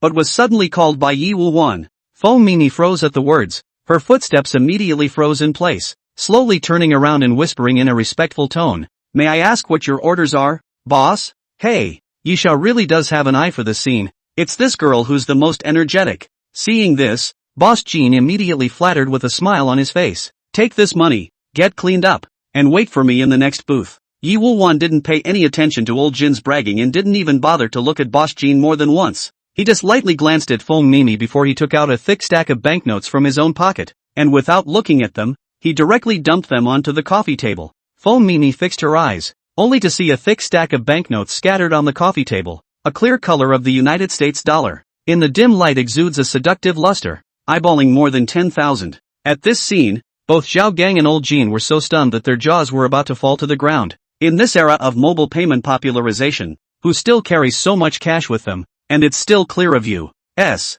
currency, it was enough to show that the strength of this Yi Xiao from Yanjing in front of him was extraordinary. Thanks boss. Feng Mimi was also so excited that her eyes were green, and she hurriedly picked up the beautiful bills on the table, her face blossoming with joy, and she joyfully left the private room. Yi Xiao is really atmospheric. His hand is generous. Zhao Gang on the side couldn't help but give Yi Wuwan a thumbs up, flattering him with a flattering smile on his face. You are? Yi Wuwan couldn't help but frown slightly, his complexion somewhat unkind. The information that Gu Ling had previously provided to Yi Wuwan only contained information about Old Jean but did not mention Zhao Gang, so Yi Wuwan did not recognize him. Oh, let me introduce Yi Xiao. This is Zhao Gang, the owner of Yecheng's largest local gold store, Zhao's Gold Shop, who supplied this batch of goods today. Seeing this, Old Jean rushed forward and introduced himself. Oh, okay. Yi Wuwan nodded lightly. His unhappy face once again resumed the indifference of a moment ago, and opened the door and said,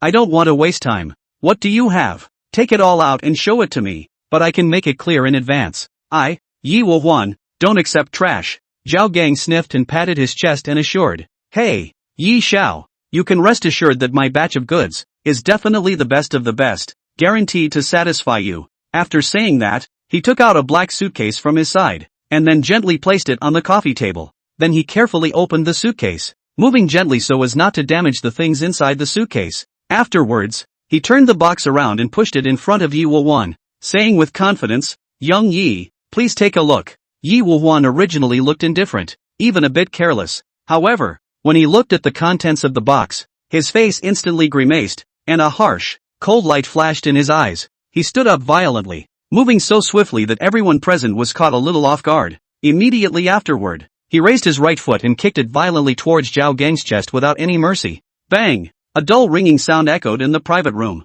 Zhao Gang was unprepared and received this kick solidly. His body flew backward like a kite with broken strings and hit the wall heavily. Asterisk asterisk asterisk asterisk. How dare you touch my Yi Woo-won's things, and dare to sell it to me again? I think you're impatient with life. Chapter 99, Drag out and break your legs. Zhao Gang was kicked to the ground by Yi Woo-won's sudden kick, stifled a grunt of pain, covered his chest, and struggled just to get up. However, Yi Woo-won, as if he did not have the slightest intention of letting him go, rushed forward with an arrow step, grabbed Zhao Gang's collar, waved his fists, stormy, and relentlessly greeted Zhao Gang's face. Yi Woo-won smashed Zhao Gang's face one after another. Zhao Gang was beaten to a blue face. Blood flowed down the corners of his mouth and nostrils, and under the continuous screams, he was already unrecognizable. The old gold on the side where has seen this kind of formation. This is completely to the death. Frightened pale, fearing that a human life will be caused, instinctively rushed up, grabbed Yi Woo-won's arm,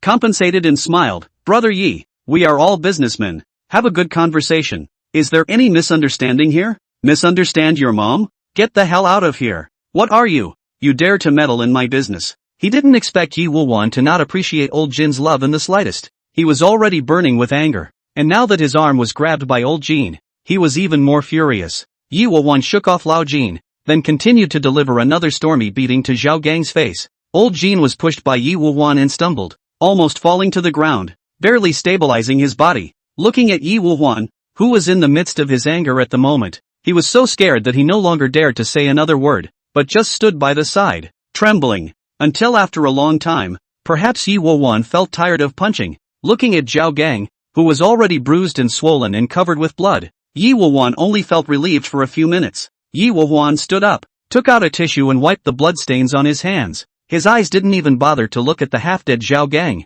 who was beaten half to death, and coldly said, "Say it, where did you get these things from me? If the answer can satisfy me, leave you a dog's life." Yi Woo-won stood up, took out a clean tissue from his pocket and slowly wiped the bloodstains on his hands. His eyes didn't even bother to look at the half-dead Zhao Gang, who was beaten half to death. One more time, as he wiped the bloodstains on his hands, he coldly asked, "Tell me, where did you get these things from me? If your answer can satisfy me, I can consider leaving you a dog's life. I bought it from a guy named Qin Shou." When he said this, although Zhao Gang could not come up for air, but his tone of voice could be heard gritting his teeth, obviously hating it to the extreme. He didn't hate Yi Woo-won, mainly because he didn't dare to hate, knowing that he didn't have the strength to do anything with this male son from the capital. But he is to Qin Shou, at this moment is hate to the bone. He is spending $1.5 million to buy I did not expect the money did not earn, but for no reason by such a beating. This wave was simply Qin Shou to pit miserable.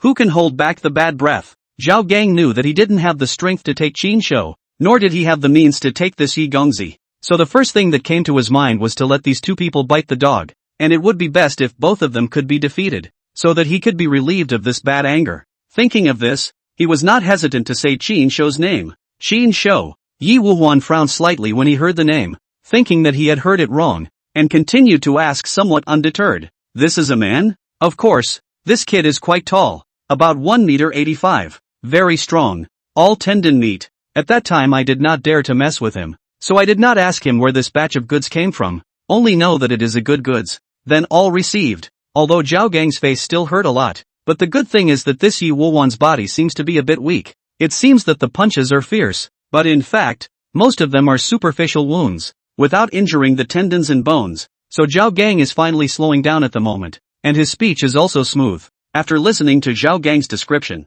Yi Woo-won once again recalled the scene in the clubhouse that night, as well as Qin Shou's sturdy tendon meat at that time, which left an extremely deep impression on him. He was now finally sure that the original that night, he almost ed a female bigot. Of course, it was also possible to almost be ed by a female bigot. I don't know whether this Qin is an attacker or a recipient. Thinking of this, Yi Wuwan instinctively felt his chrysanthemums tighten and his face darkened even more. His mind conjured up Qin Shou's burly body and that exquisite face, and he couldn't help but feel a vicious chill in his heart. Yi Wuwan secretly celebrated. Luckily, this guy shouldn't be an attacker, or else I definitely won't be able to keep my chrysanthemums. Young master, what's wrong with you? Your face doesn't seem to look too good. Do you want to go back to rest early? Just as Yi Wuwan's thoughts were flying, Gu Ling on the side suddenly opened her mouth and asked. When she saw Yi Wuwan's face was cloudy, she thought that he was not feeling well, so she was a bit worried. Yi Wuwan's face sank. His face was even a bit untenable, and he said unhappily, "There's nothing for you to do, so keep your mouth shut." Yes. Gu Ling immediately retreated to the side, no longer daring to say anything more, knowing that the end of offending Yi Wuwan would not be too good. You take the things for me, and then go investigate for me to find out what's the origin of this one surnamed Xin. Saying that, Yi Wuwan pointed to the batch of gold and silver jewelry on the coffee table. That, Yi Xiao. This batch of goods, I spent more than $1,700,000 on it. You are a generous person. I don't earn a penny from you. You have fought and got angry. Do you think you can return my capital to me? Zhao Gang saw that Yi Wuwan was going to leave with these things without giving a penny. He immediately didn't care about the pain on his face, and immediately knelt down on the ground, hugged Yi Wuwan's leg, and begged in a snotty manner, with snot flowing onto Yi Wuwan's trouser leg. Of course, Zhao Gang's capital is actually only 1.5 million, but as the saying goes, thieves don't go empty. Although Zhao Gang is a businessman, but he has done something broken, more dirty than a thief. He has been beaten up so much. Say what all have to get some benefits, at least have to get back the medical expenses of being beaten up. How dare you try to charge me for something you know is mine? Yi Wuwan's face was even more gloomy as he lowered his head and coldly looked at Zhao Gang, grabbing Zhao Gang's throat. This dash. Young Yi, I'm paying for this too, aren't I? Zhao Gang's face, which was full of opinionated feelings, had a bitter smile on it, knowing that Yi Wuwan was not to be messed with, but still holding on to a hint of luck. Oof. It can be Surname Zhao. It seems you still don't have a long memory. Let me give you a long one. A scowl flashed across Yi Wuwan's face, then he turned his head to Gu Ling who was at the side and said, drag him out and break his legs, so that he can learn a long lesson. Chapter 100 Pervert Yi Wuwan. It's dash. Yi Xiao. I don't want the money. Spare me. Zhao Gang was scared out of his wits when he heard Yi Wuwan's words. Where had he ever seen such an overbearing and unreasonable person? He quickly kowtowed and begged for mercy, begging with tears in his voice. Yi Wuwan simply didn't bother to continue to take care of Zhao Gang, not even looking at him, just turned around and walked towards the outside of the private room. To say that this Zhao Gang, earlier in the year, was also a mixer on the road, some blood, was forced to be anxious, but also will bite. He realized that the Gu Ling beside Yi Wuwan was nothing more than a woman, and seeing that at this moment, Yi Wuwan turned around and turned his back to himself. A hint of viciousness flashed across his face. Asterisk.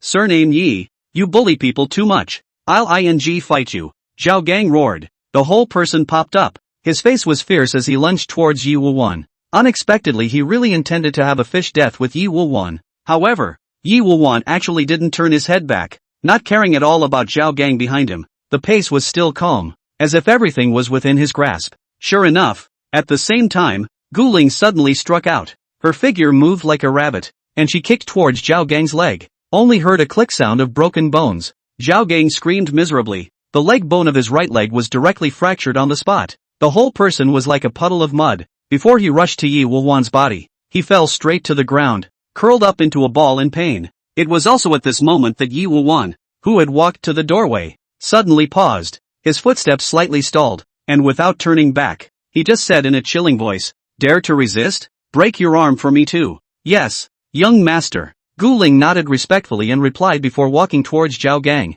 while Yi Wuwan directly exited the private room. Then, several miserable screams from Zhao Gang came from the private room one after another. Yi Wuwan went out of this private room, and directly went towards the next private room. He had already paid the money before, and had already arranged for Feng Mimi to wait for him in this private room. Pushing open the door, Yi Wuwan saw that Feng Mimi had already changed her outfit. Her exquisite makeup was more charming and attractive than before. Obviously she had dressed up carefully. She was sitting on the sofa with an elegant posture. Her body exuded a faint fragrance of shower gel, obviously following his instructions. She had just taken a shower and changed her clothes. When Feng Mimi saw Yi Wuwan come in, she immediately got up, a respectful smile piled on her face, and softly said, Good day, boss. For her, Yi Wuwan was a rare big patron, so she naturally had to take out 12 points of her spirit and serve her well. Yi Wuwan's face was a bit gloomy at the moment, with a trace of anger that had yet to dissipate between his brows, obviously not in a good mood. Feng Mimi had been in this kind of occasion for many years, and her ability to detect words and colors had long been practiced to perfection.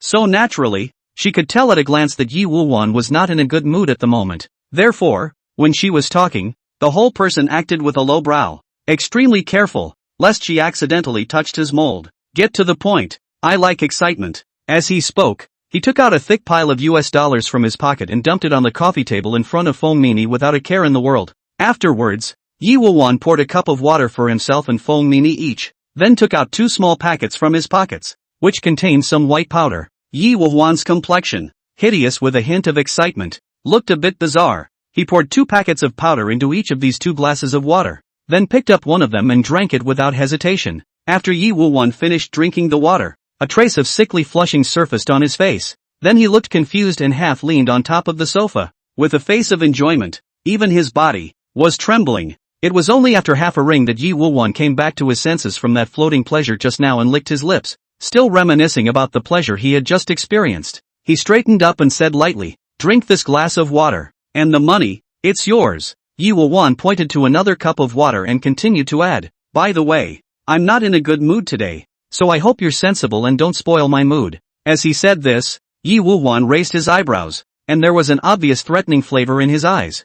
I don't know if it was because of this white powder. At this moment, Yi Wuwan's eyes were covered with blood, and the whole person looked a bit hideous, even a bit perverted. Feng Mimi had worked in the clubhouse for so many years. What kind of people hadn't she seen before? How could she not see what the white powder was? Her face instantly turned pale and her body trembled slightly from fear. Feng Mimi showed a hint of struggle. In the end, she still gritted her teeth and took out the money that Yi Wuwan had given her earlier from her pocket, lowered her head and said in a slightly apologetic tone, "Boss, I'm really sorry. I can't take this order of yours." After saying that, Feng Mimi placed the money on top of the coffee table, then got up and walked towards the outside of the private room. However, Feng Mimi hadn't taken a few steps when her hair was suddenly grabbed violently by Yi Wuwan from behind, and a strong force yanked her backward. Immediately after, Yi Wuwan grabbed Feng Mimi's hair and slammed her head hard into the sharp corner of the coffee table. Only heard a muffled bang. Feng Mimi's forehead instantly blood flowed. Scarlet blood flowed down her cheeks, staining her hair and clothes red. "Bitch, can't you understand? I'm not in a good mood." Yi Wuwan seemed like an enraged beast. His expression was hideous and gruesome, grabbing Feng Mimi's hair, and viciously slamming into the sharp corners of the coffee table a few more times, one heavier than the other. The sound of impact was dull and alarming. Feng Mimi's body shook feebly, as if it was a tattered rag doll, at the mercy of Yi Wuwan. Then, Yi Wuwan picked up the glass of water on the coffee table where the drugs were placed, pinched Feng Mimi's mouth and forced it down her throat. Feng Mimi was knocked to the ground. Her consciousness was a bit blurred. Where was her ability to resist? She could only make painful whimpering noises, but was powerless to stop it.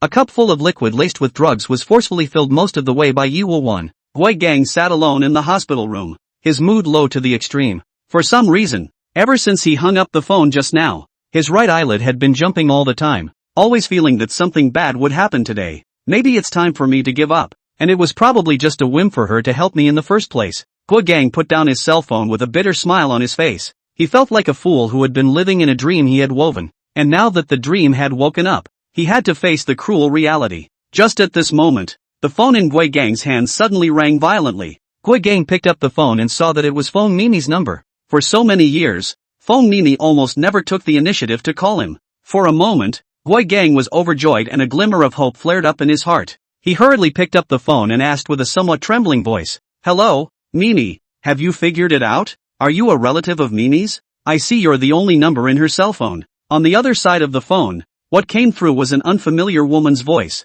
Her voice was somewhat anxious, but it was not Feng Mimi's voice. Chapter 101, I can't drink ice today. Gui Gang's heart instantly sank to the bottom, and a bone-chilling chill ran straight from the soles of his feet to the top of his head. Intense uneasiness and fear gripped his heart tightly, making him almost breathless. "Who are you? Why do you have Mimi's phone number?" Gui Gang's voice trembled a little. "Don't you care who I am? Style 5 Street. Guest don't casino. You hurry over. Something happened to Mimi." The woman on the other end of the line prodded anxiously. "What? Something happened to Mimi? Zhao just heard a fierce shock. Also do not care about their hands are still inserted into the syringe. Directly a hand pull out the needle. Without the slightest regard for the hands full of blood. Gowns are too lazy to change out. They rushed out of the ward. Half an hour later, Gui Gang panting rushed to the guests' do not casino door, only to see the entrance of the casino parked an ambulance with flashing police lights. A few paramedics are carrying a woman. Hurriedly ran to the ambulance. Zhao Gang recognized at a glance that the person the group of medics were carrying was none other than Feng Mimi.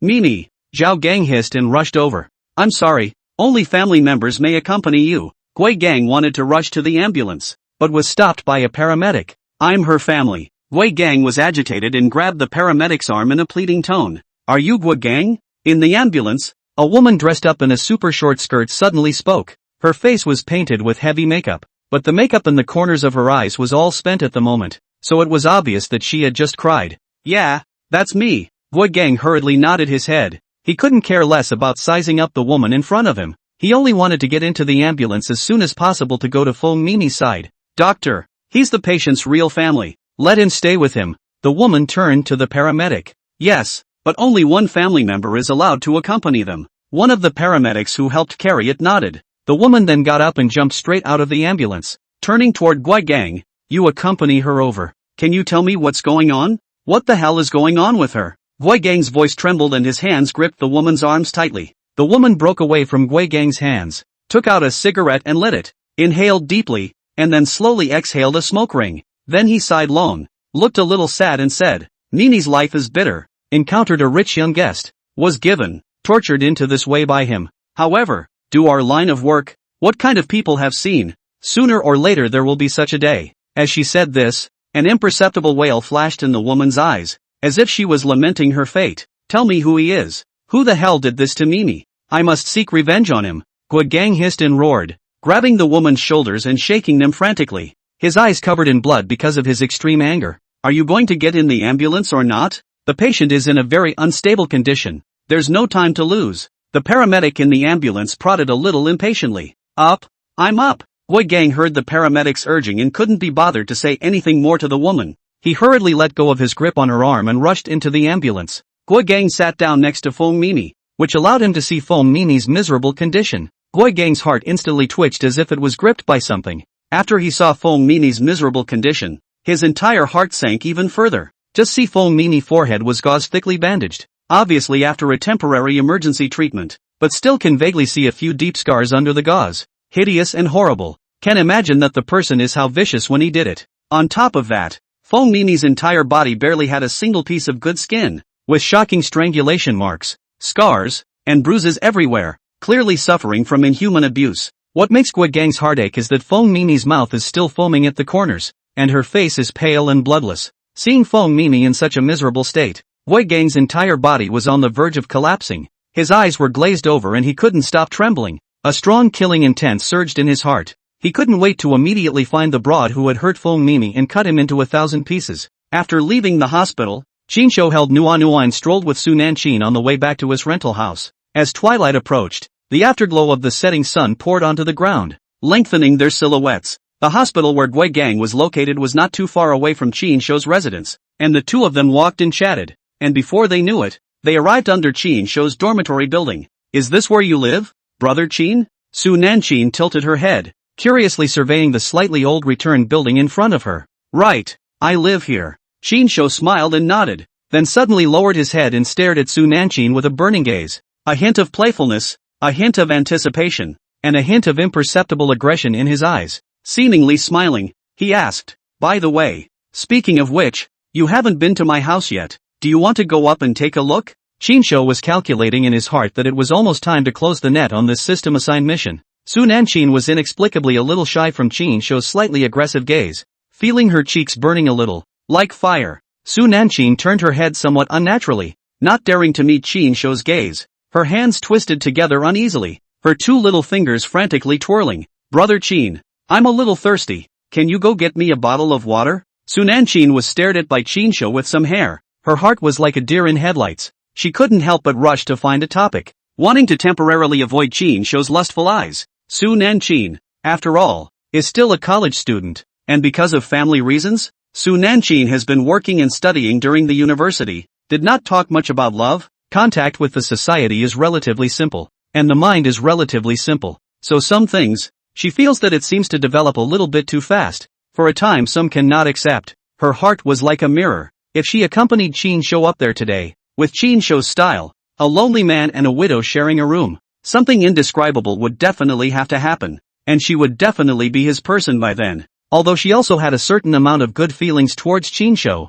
she still had a few hesitations in her heart when she thought of breaking through that layer of relationship with Qin Shou so quickly. Oh, good. Speaking of which, it does seem a bit hot, so I'll go get 2 bottles of ice water. Qin Shou nodded, then turned around to go to the convenience store next to him to buy water. When he said the word ice water, Qin Shou even deliberately aggravated his tone. Ah, brother Qin, I can't drink ice today. Chapter 102. Who is closer, boyfriend or husband? As expected, Su Nanqin heard that Qin Shou wanted to buy ice water, and hurriedly reminded. As she spoke, her eyebrows were slightly knitted, and one of her hands was gently covering her abdomen, looking like she was really a bit uncomfortable. Ah, you can't drink ice. Qin Shou sniffed and then looked at Su Nanqin's small expression as she covered her stomach and instantly realized, immediately revealing a look of disappointment. He intentionally said that he was buying ice water because he wanted to use the excuse of buying ice water to check her reaction. With this reply from Su Nanqin, Qin Shou immediately reacted. Qin Shou's eyes rolled back in his head and he suddenly changed his words. Nanqin, I suddenly remembered that my room is a bit messy, so I don't think I should go up there today. He. Qin Shou's heart calculates. Grandmother's leg cannot do the business if she saw my messy room, but leave a bad impression. Is not it not worth the loss? Forget it, let's not let her go up there. Su Nanqin froze at his words, somewhat puzzled, not understanding why Qin Shou would suddenly come up with such a sentence. Just now, she had enthusiastically invited her to go up. How come she said she couldn't drink ice, and then changed her mind in the blink of an eye? In Su Nanqin's heart, there were a few moments of hesitation just now, but at this moment, she was inexplicably a little lost. But although Su Nanqin was innocent, she was not stupid. On the contrary, she was smart as hell and had a delicate mind, and quickly thought of Qin Shou's little thoughts. She instantly understood the meaning of Qin Shou's words, and with a swish, her pretty face turned red, so she couldn't help but give Qin Shou an angry look and delicately said, Brother Qin, I have a stomachache, that's why I can't drink ice water. When Su Nanqin said this, she hadn't thought much about it, just wanting Qin Shou not to think the wrong way and not to think that she was deliberately making excuses. But how did she know that this one thoughtless remark of hers was a proper hint in Qin Shou's ears? No, this is no longer a hint. This sentence in Qin Shou's opinion, that is express, that is an invitation, that is the careful mechanism of the desire to escape, that is the little shyness of a young girl in spring, that is the horn of a man's horse. Su Nanqin did not want to Qin Shou think crooked, did not expect to hear this Qin Shou that is the more you think the more crooked, are crooked no side or fast, this idea is crooked. The expression on the face is naturally crooked. Qin Shou's mouth cannot be inhibited from raising a bad smile. The upward arc of the exaggerated cannot come back. Crooked mouth god of war are not as crooked as he is powerful. How could Qin Shou miss such a good opportunity? And immediately thick-skinned, dryly coughed twice, and once again changed his words. Cough cough. That, Nanqin ah. It just so happens that I have medicine for stomach problems in this room. Do you want to go up and take a stomach pill? Su Nanqin hadn't thought much about it, but at this moment, seeing Qin Shou's straight eyes, the corners of his mouth raised in that outrageous arc. Little cute, can guess. At this moment Qin Shou's brain are what, needless to say, certainly all restricted images. She instantly understood Qin Shou's true thoughts. Shy face full of red, cannot help but shy in the middle of a slightly angry white Qin Shou a glance. Said you this Qin big brother can really, too bad. Day by day, the brain are thinking about what it. Abacus beads are almost crashing on my face. Is it a stomach pill I need? I see what I need is a birth control pill. It's not too good. Brother Qin, I'm a female college student who hasn't graduated yet, all alone, going into the boss's room. I'm afraid I'm going to cause people to gossip. Su Nanqin still had some small resistance within her heart. She was after all a girl with a thin skin, and always felt that the relationship with Qin Shou had developed too quickly, leaving her a little overwhelmed. More importantly, Chu Jiangnan had never shown his heart to her,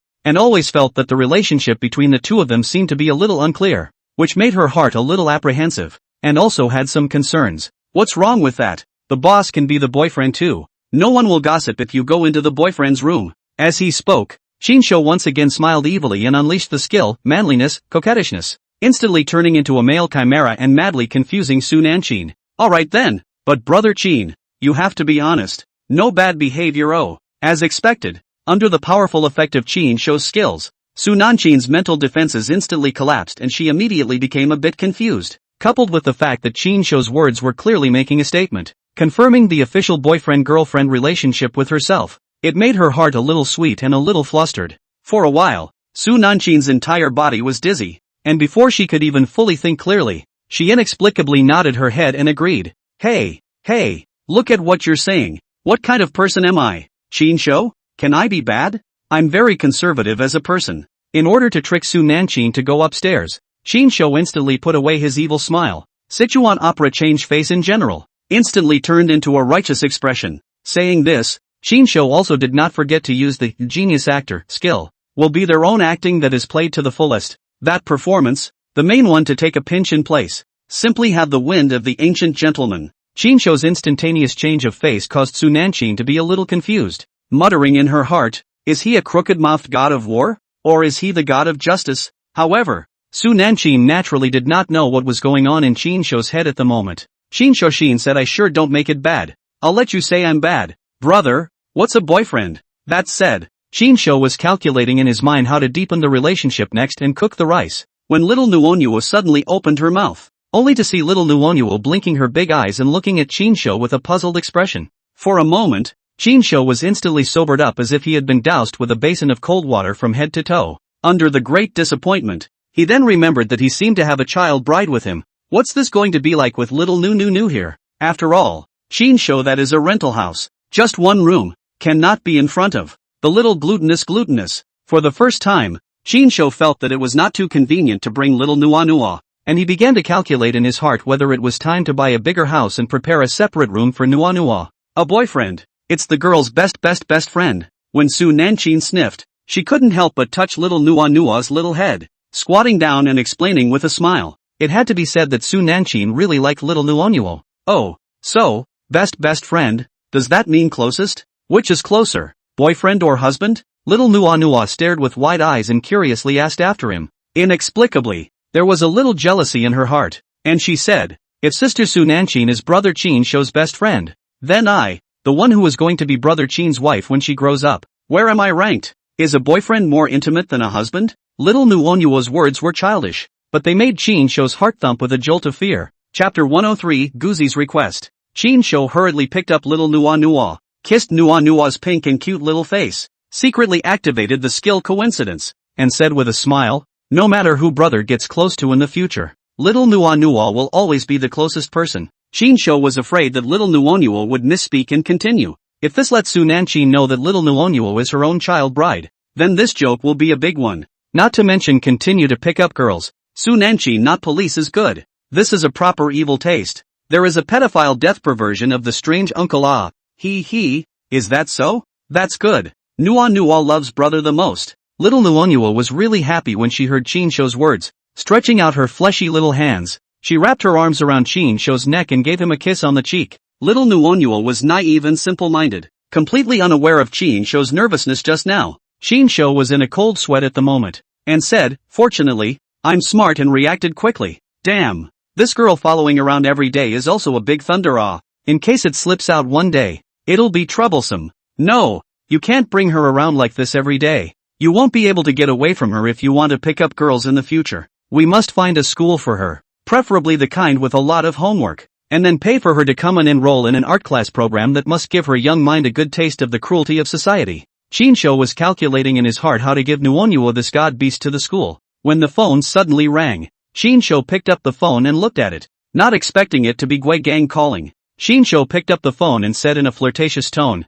hello, Gongzi, what's up? What's the matter? Too lonely alone in the hospital? Want to find brother bragging? Old Qin, can you lend me some money? Gui Gang's somewhat choked and hoarse voice then came from the other end of the phone. Qin Shou could hear that Gui Gang's voice carried a hint of trembling, and was obviously trying his best to restrain his emotions. Qin Shou immediately sensed that something was wrong, put away the smile on his face, and couldn't help but ask, Gongzi, what's the situation? Your injuries have gotten worse? It's not about me, it's about Meme. Gui Gang's tone was slightly guilty, his voice low and feeble. Feng Mimi? What happened to her again? Hearing that it was about Feng Mimi, the tension relaxed instead and he couldn't help but breathe a sigh of relief. Although Chin Shou had no bad impression of Feng Mimi, he could not talk about any feelings. At best, he was an old classmate who was not too familiar. In Chin Shou's opinion, as long as it's not something that happened to Gangzi, it's fine. Even deep in his heart, Chin Shou still hopes that Feng Mimi has something to do, so that Gui Gang will die of this heart. Kongzi, I can help you, but Feng Mei, help her, give me a reason? Chin Shou asked in a calm tone. After being reborn, Chin Shou's heart had long been like solid iron. Except for his own biological parents and his only hardcore Gui Gang, he would not give his heart to anyone. He wasn't a rotten person, and he wouldn't easily agree to lend money until he knew what was going on. Old Chin, I've decided on her all my life, so I'm begging you, I can't help her. As he spoke, Gui Gang was already in tears. Chin Shou was silent for a long time before he finally let out a long sigh. That's just it. Just tell me straight. How much? 200,000. 200,000 will be enough. I have 500,000 in my hand. Mei Mei's condition is a bit serious. She needs a major operation or she could die at any time. Seeing that Chin Shou was willing to help, Gui Gang's tone was a bit excited. Okay, I'll transfer the money to you now and head to the hospital. Just wait for me. Old Chin. Thanks. Gui Gang. This life will be yours from now on. This money, I will definitely pay you back. Gangzi, we are all brothers. Don't say these words. Don't be in a hurry to pay back the money. I don't lack money now, and I won't lack money in the future. After saying that, Chin Shou hung up the phone and directly transferred $200,000 to Gui Gang. Brother Chin, what's the situation? Su Nanchin heard the conversation just now, and coupled with seeing that Chin Shou's face was a bit grave after he hung up the phone, she couldn't help but open her mouth to ask with some concern. Nanchin, I'm sorry, but why don't you go back first? I still have some things to take care of. Chin Shou looked at Su Nanchin with some embarrassment. Just now he was thinking of tricking people into going upstairs, and now all of a sudden he was letting others go home on their own. Okay, I understand. Fortunately, Su Nanchin was understanding, and although she was inexplicably a bit disappointed, she didn't say anything more, but just nodded her head in understanding. Chin Shou called a car for Su Nanchin, and after personally seeing Su Nanchin off, he took a car himself and headed straight for the hospital. In the hospital, Gui Gang was currently waiting outside the operating room with the woman who had called to inform him earlier. The red light of the operating room was on, and the atmosphere seemed a bit tense and depressing. My name is Mary. I'm Mimi's co-worker. I can't imagine Mimi has a boyfriend like you who is so true to her. She's so lucky. Mary outside the hospital room could not help but feel a sigh of relief. She is a woman of the wind. Do this line of work? The heart is very clear. They are the kind of people only possible to meet the scene. A few moments of pleasure. Never dare to ask for any real love. Can you tell me who, exactly, did this to Mimi? Gui Gang's eyes were red, staring tightly at the door of the operating room, with a few moments of biting resentment in his voice. I heard it's surnamed Yi. I think it's called Yi Wuhuan. He's a rich young man from Yanjing, and I heard that his family has a big background. I advise you not to have any thoughts of revenge. Mary sighed, knowing how Gui Gang was feeling at the moment, but people like her had seen too many of these things. To put it bluntly, they're kind of people's lives, not more valuable than the roadside wild cats and dogs, by those high-powered people like pinching ants crushed to death, also crushed to death, out of good intentions, which opened his mouth to persuade Gui Gang do not impulsive. Yi Wu Wan. Gui Gang said these 3 words word by word, both fists tightly clenched together. Joints issued a crunching sound. As soon as Gui Gang's words fell, Chin Shou brought Nua and trotted to Gui Gang. Gu, where did this handsome guy come from? I can't imagine that you still have a brother with this kind of extreme face value. Seeing Chin Shou who suddenly appeared in front of her, Mary couldn't help but look a few more times, only to feel that the handsome man in front of her was really handsome, and the more she looked, the more she liked him, and she couldn't help but winks at Chin Shou like a silk. Chin Shou could not help but be stunned. Only then did he realize that Gui Gang was actually standing next to a sexy woman dressed to the nth degree. Chin Shou also couldn't help but measure this Mary for a few moments, and he had to say that Mary was dressed very boldly and was very hot. Only this Mary in front of her was wearing a leather ultra-short skirt, so short that it came down to the base of her thighs. The upper wearing a short-sleeved strapless body shirt. More outrageous is, this body shirt is somewhat transparent. Chin Shou can obviously see out. This Mary body shirt inside. Nothing to wear. Anyone who looks a little closer can take in the details underneath the t-shirt and see it all. And this Mary was also bold to the extreme. Actually dressed like this, appeared in the hospital ward, and did not have the slightest intention of avoiding, causing a crowd of doctors and patients to frequently look sideways. This coincidentally happened to be relatively close to the men's operating room, and just then, there happened to be a couple of nurses. pushing a dude who had just finished a men's surgery, passing by. 104. Friends of women in general. In addition to the nurse, there was a young woman, looking concerned, following the bed, looking like the man's wife or girlfriend. Ouch. These nurses had just pushed the man past Mary's side not long ago, when Gui Gang and Qin Shou heard a mournful and terrifying scream. Nurse, it seems to be bleeding. I seem to be bleeding again. The threads have come apart. Nurse, the threads seem to have come apart. And the bandage is loose. And the bandage is loose. Nurse, hurry up and push me back to the operating room. The man being pushed over by the two nurses cried out in panic, his voice carrying a hint of trembling, obviously in terrible pain. The two small nurses gave the man in the hospital bed a blank look without any good humor, and both thought in their hearts, "Ha, man, you've just finished surgery. Thinking about those things. Serves you right. You. What else is in your ing head but those things? It's just after surgery. I'll show you. I'll show you.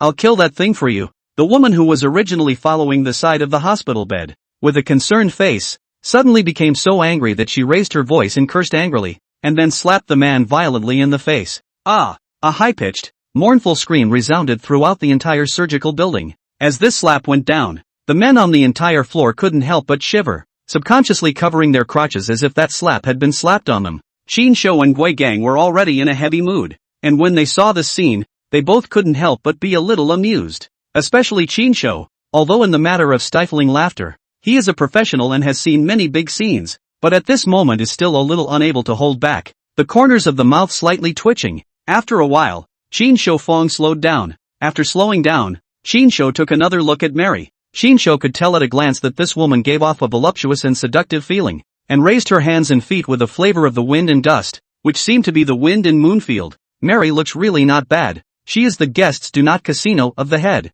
Although the posture is not comparable to Su Nanqing, Ren Jing, these top big beauty, but in the ordinary people, that is also very able to fight. What's more, she is also very good at dressing herself, dressed in hot, exquisite makeup, how men like her how to come. The whole body is permeated with a wave of Renjing. Su Nanqing these girls do not have the charm. The good thing is that today's Qin Shou has long been not reborn before the stink of beggars, but also touched a woman. Otherwise see marry this dress standing in front of their own. Have to sore nosebleed not. Handsome. If it's you, I can do it for free. Mary smiled and stared at Qin Shou, her eyes full of teasing intent, causing Qin Shou to go 8 ********.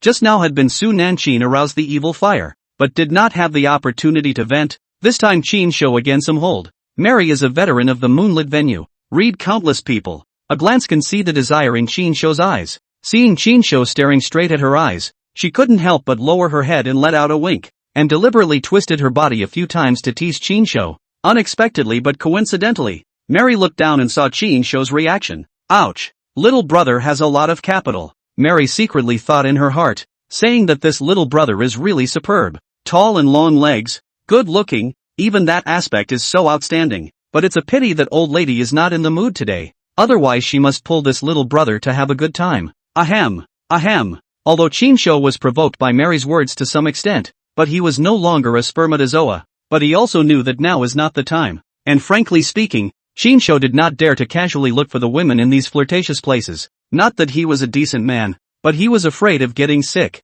Qin Shou, forced to suppress the evil fire in his heart, hurriedly pulled away from the topic, could not help but to Gui Gang said, "Just son. In the end what is the situation now?" Gui Gang looked sorrowful and said, "Mimi is by a broad named Yi Wu Wan, to a serious injury. Now people are in surgery. Cannot be salvaged over? Also depends on tonight." When he mentioned Yi Wu Wan, Gui Gang's tone gritted his teeth and his body was trembling because of his anger. What? Yi Wu Wan? When Qin Shou heard this name, his face changed drastically and he exclaimed in shock, "Old Qin, you know this man?" Gui Gang heard Qin Shou's tone and immediately guessed that Qin Shou might know this person and couldn't help but ask as he grabbed Qin Shou's shoulder. "Oh, that's a real enemy of the enemy." The corner of Qin Shou's mouth hooked up into a cold smile as a hint of coldness flashed in his eyes. Continuing, he said, "Old Gua, you've seen this person before." "What? I've seen it too?" Gui Gang was puzzled. His brows locked, trying to search for the name Yi Wu Wan in the labyrinth of his memory, but he couldn't recall it at all. "Do you remember the night I was on a mission with you? The broad who ordered me?" Qin Shou spoke up to remind him. "It's him." Gui Gang sniffed and a flash of light flashed in his mind, immediately recalling that arrogant and haughty face from that day. "Not bad. It's this person." I was looking at his IDs at the time. Qinsho nodded. Understood. Old Qin, stay out of this. Gui Gang knew the danger of this matter. He didn't want to involve Qinsho in it, so he blurted out, Kongzi, don't be impulsive. Qinsho was afraid that Gui Gang would be impulsive and do something stupid. In a serious tone, he advised, this person was able to get involved with the blood god cult, and do you still remember the item he was wearing at that time? It couldn't even help the demon corpse. Even if you really want to take revenge, do you think you can do it? I'm afraid you won't even have a chance to get close to the other side. We have to think long and hard about this. Right now, the top priority is to save Mei Mei first. Although Qinsho also had some issues with Yi Wuwan and was eager to seize the Qi fortune from the other party. However, Qinsho clearly remembered that Yi Wuwan's body emitted a purple golden glow. That was Qi luck that was thick to the extreme. A typical phenomenon that only people in high positions could possess. This kind of person, in the case that he doesn't know you, you may still be able to succeed in assassinating him once. But to take his life, it's simply harder than climbing up to heaven. Before Qinsho's words fell, several nurses pushed Feng Nini out of the operating room. Gui Gang saw the situation, rushed over like an arrow, grabbed the doctor's arm, and anxiously asked, Doctor, how is Nini her situation? The doctor took off his mask, shook his head with a grave expression, and sighed, we have tried our best. However, the injuries on her body are really too heavy. Her internal organs are damaged in many places. Her external injuries are also very serious, and she has also inhaled a large amount of drugs. Although we have tried our best to save her life, I'm afraid that, in the future, she can only become a vegetable, and she can never wake up come over. The doctor's voice was low and helpless with deep regret. How is this possible? Gui Gang heard the doctor's words, as if 5 thunderbolts, the body instantly stiff. Tears can no longer be held back out of the eyes. Gui Gang grabbed the doctor's hand tightly and begged with a sobbing voice, Doctor, please, save her. No matter how much money, I'm willing to pay. It's not about the money. The doctor gently pushed Gui Gang's hand away and said in a heavy tone, we really can't do anything more. Her injuries are beyond our reach. Ding! The system releases a long-term mission, Friends of Women in General. The host will be able to obtain the system's bonus by helping women. For every woman you help, especially beautiful women, you will directly receive a boost in strength and chi. The first small task, ask the host to save the beloved of his friend. Chapter 105, I can save her. Holy, Friends of Women at Large? System. Your task is not a little too. Fraternity point? Qinsho's heart was a little twisted, inexplicably yet a little excited. Master, isn't this exactly what your heart desires? Linger in her head guffawed and said Master, what kind of innocence are you pretending in front of me? I'm right in your head. What kind of goods are you? Am I still not clear? Hey, don't be so blunt. I'm your master. Can you at least give me some face? Qinsho smiled lewdly in his heart and couldn't help but ask, but then again, this mission of yours is a bit of a pit. What can I do to save her from something that the doctors can't even do? At least give some tasks that can be realized. You don't know anything about that, master. The linger in her mind spoke eloquently. In fact, master, the true chi that you absorb through the yin picking and yang replenishing skill is the original source of chi after the yin and yang have been harmonized, and it is a great tonic for the human body, especially for women. What the hell? The true chi in my body has this kind of effect. Then wouldn't I be invincible as a doctor, especially a gynecologist? Qinsho cannot help but be a little excited. Suddenly some want to change careers. Think about being a gynecologist director. Become a friend of women in general. Seems to be a good choice.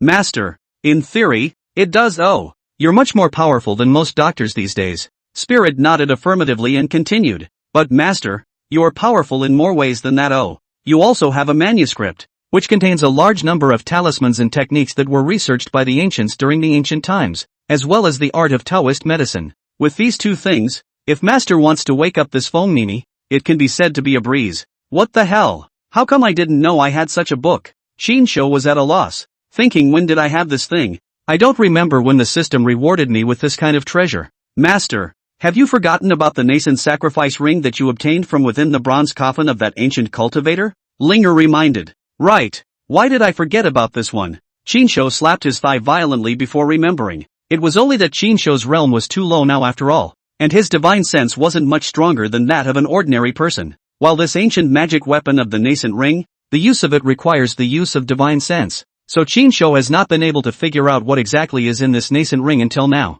But Linger, this book you're talking about, how can I take it out of my nascent sacred ring? And even if I did, the book is written over 100 000 years ago, so I can't read it at all. Master only needs to think of the book in his mind and then recite the incantation I told you before. Then you can take it out. As for not being able to read it, that's even better. Isn't this with me? Spirit replied with a smile. But what does this book look like? My realm is low. My divine sense is too weak. Every time I recite the nascent sacrifice incantation you taught me, I can only see a very small portion of the space within the nascent sacrifice. And I simply don't know where in the space the book is placed. So how can I possibly know what the book looks like? Shinsho couldn't help but be a little depressed at his words. After half a day of messing around, he still couldn't get it out.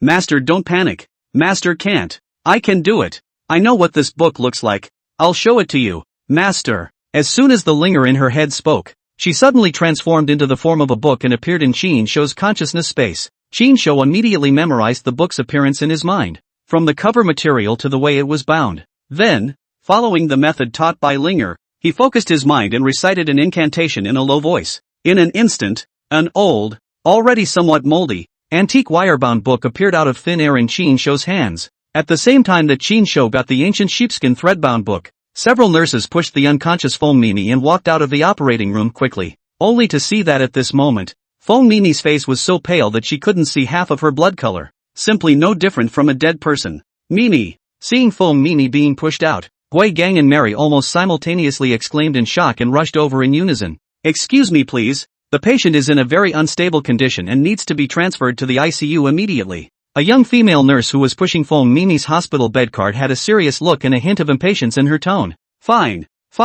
I'll get out of the way. Gui Gang sniffed and nodded his head repeatedly, rushing to get out of the way. His mind was now filled with Feng Mimi's safety. He did not dare to have the slightest delay. Master, hurry up and channel a trace of true chi to her. Save her life first. Right at this moment, the lingering Shinsho's mind reminded in an urgent tone. The life yuan chi in her body is rapidly dissipating. If we don't do something about it, I'm afraid we won't be able to last more than 3 hours. Slow down. However, just as Gua had just made way, Shinsho suddenly stretched out his hand and blocked Feng Mimi's hospital bed cart. Old Shin, what do you mean by that? Didn't you hear what the nurse just said? Mei's vital signs are very unstable right now. Her condition is critical. She needs to rush to the intensive care unit. There can be no delay. Gua Gang saw Shinsho suddenly make this kind of move, and immediately became anxious, and his tone also became a bit anxious. That's right. Where did you people come from? Do you have a clear understanding of the situation? This is a critically ill patient.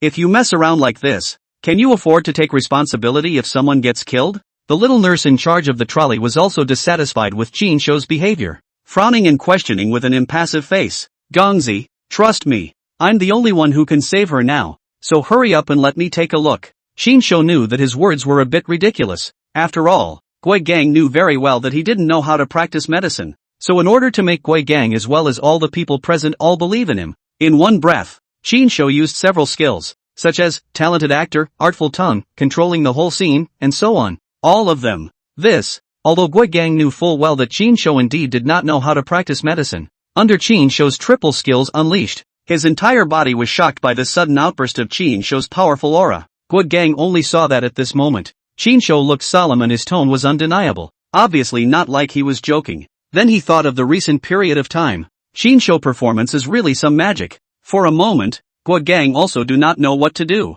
The two little nurses who were responsible for pushing the cart, who were originally female and naturally had even less immunity to Shinsho's skills. For a moment, surprisingly, they also froze on the spot and didn't speak out to refute. Gongzi, you're well aware of what's going on with Feng Mimi now. Seeing that Gui Gang was a bit hesitant, Shinsho immediately continued to increase his efforts and said in a loud voice, the doctors in this hospital are all at their wits' end, so why don't you let me give it a try? As the saying goes, a dead horse is like a living horse. What if I can really save her? Hearing these words, Gui Gang finally made up his mind. Nodding his head, he said, good, old Shin, you try it. Chapter 106, My Family's Ancestral Tradition. Gui just nodded his head. Shinsho, lest he back out, immediately rushed over in an arrow step, grabbed Feng Mimi's wrist, and fussed over her pulse. Of course, it was naturally impossible for Shinsho to know how to take a pulse. After all, he didn't know about medicine. He was purely pretending to make a show of looking like he was seriously diagnosing the disease.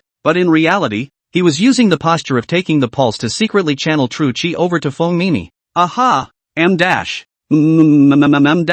Just see Qin Shou holding Feng Mini's pulse, just like a magician, tilting his head and shaking his head, his eyebrows sometimes locked, sometimes stretching, while nodding, while his mouth non-stop, pretending to be a worldly superior. Seems to be through the pulse will have Feng Mini's condition in the chest of the appearance. Old Qin, don't just say How is Mei Mei doing? Gui Gang watched Qin Shou constantly, anxious as a hot pot of ants.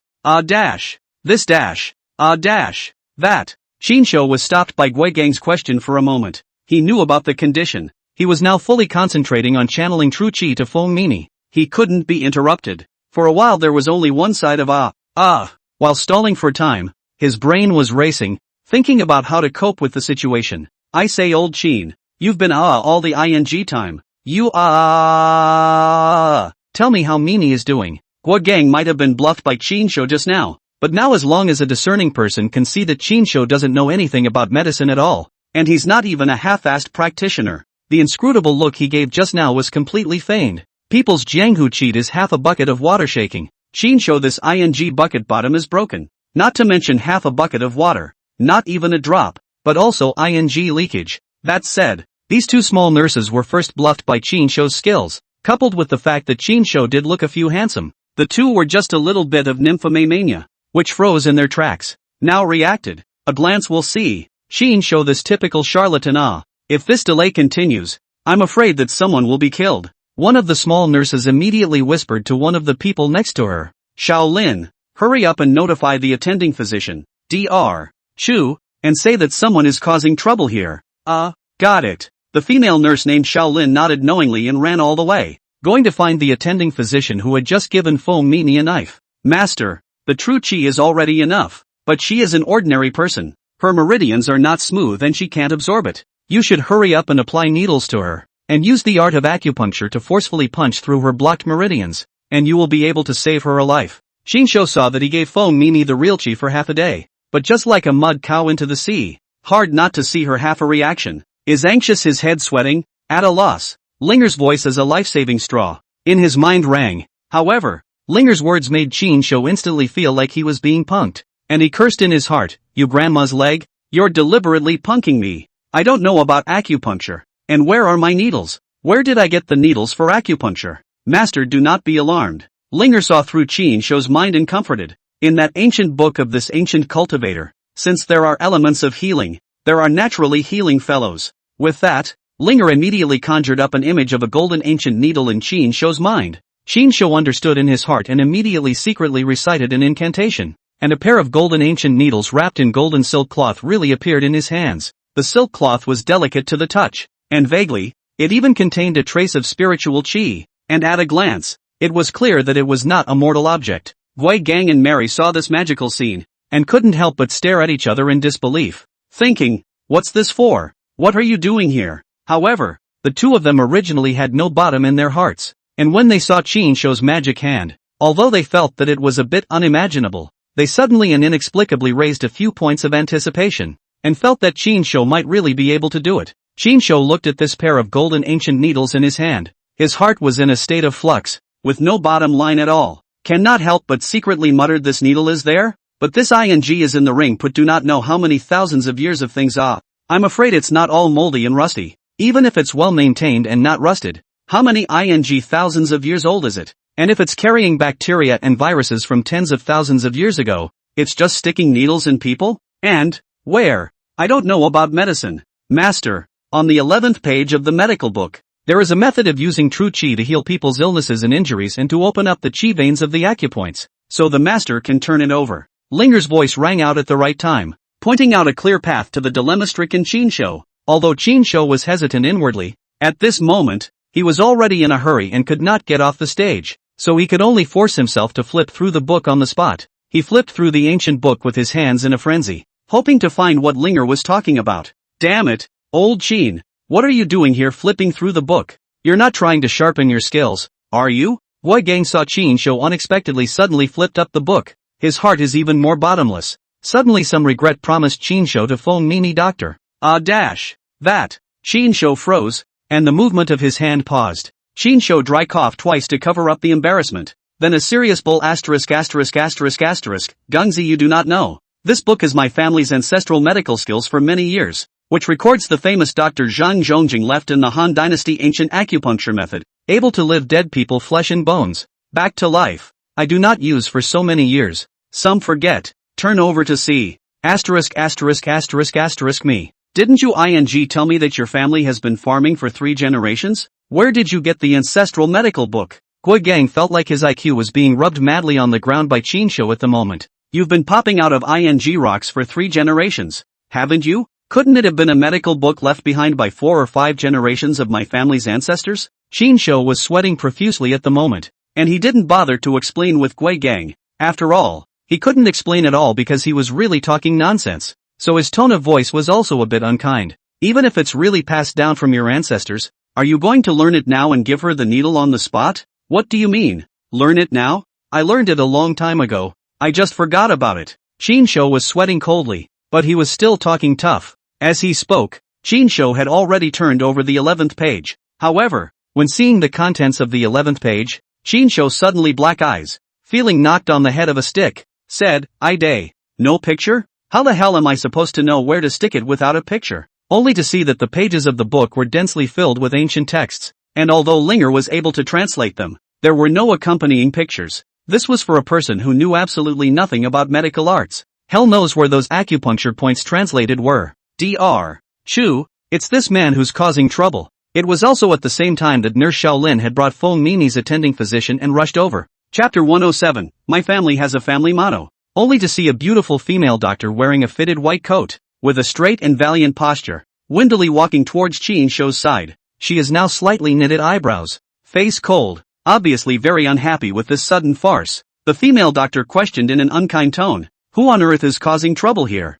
Why are you so ungrateful? Don't you know that the patient is in a critical condition and needs to be closely monitored in the intensive care unit to observe the patient's physical condition at all times? Dr. Chu, that's him. Nurse Shaolin hurriedly pointed at Qinshu, who was holding a pair of golden needles in his hand but didn't know how to place the needles. Chu Xiaoxiao sniffed and looked in the direction of Shaolin's finger, first slightly stunned, not expecting that the troublemaker was actually a rare big handsome man. But even so, a trace of disgust still flashed across Chu Xiaoxiao's face. In her opinion, delaying a patient's treatment was tantamount to indirectly killing someone. In her life, she hated those irresponsible charlatans with no medical ethics. Chu Xiaoxiao reprimanded fiercely in words.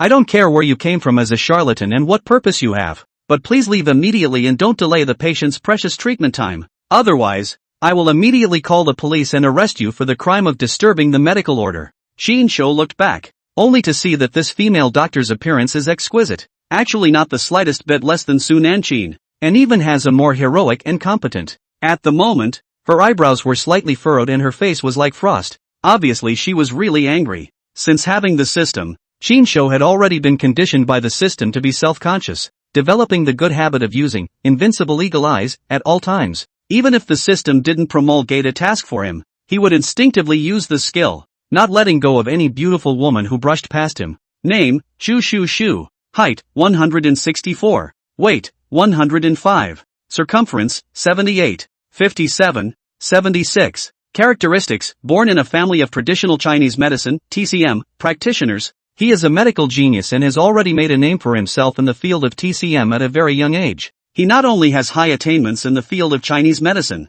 but also obtained a doctorate degree in Western medicine from a top foreign medical school by virtue of his own strength, which can be regarded as a leading medical practitioner in both Chinese and Western medicine. He is a kind-hearted person, and has given many free medical consultations to people in need, and is loved by his patients. In his life, what he hates most is the bad doctors who see death, see money, and have no medical ethics, and he treats his patients as if they were his family members. I'll go. Chinese medicine family. It's really heaven's help. Someone sends me a pillow when I'm dozing off. It's just in time to take advantage of the utilization. Qinshu was worried about the lack of acupoint charts and didn't know what to do, when Chu Xiaoxiao appeared in front of him like timely rain. Thinking of this, Qinshu once again activated multiple skills such as genius actor, artful tongue, and controlling the whole scene, and instantly replaced his face with a righteous look and began to pretend to be pretending, only to see Qinshu pretended to be profound, stroked the non-existent beard,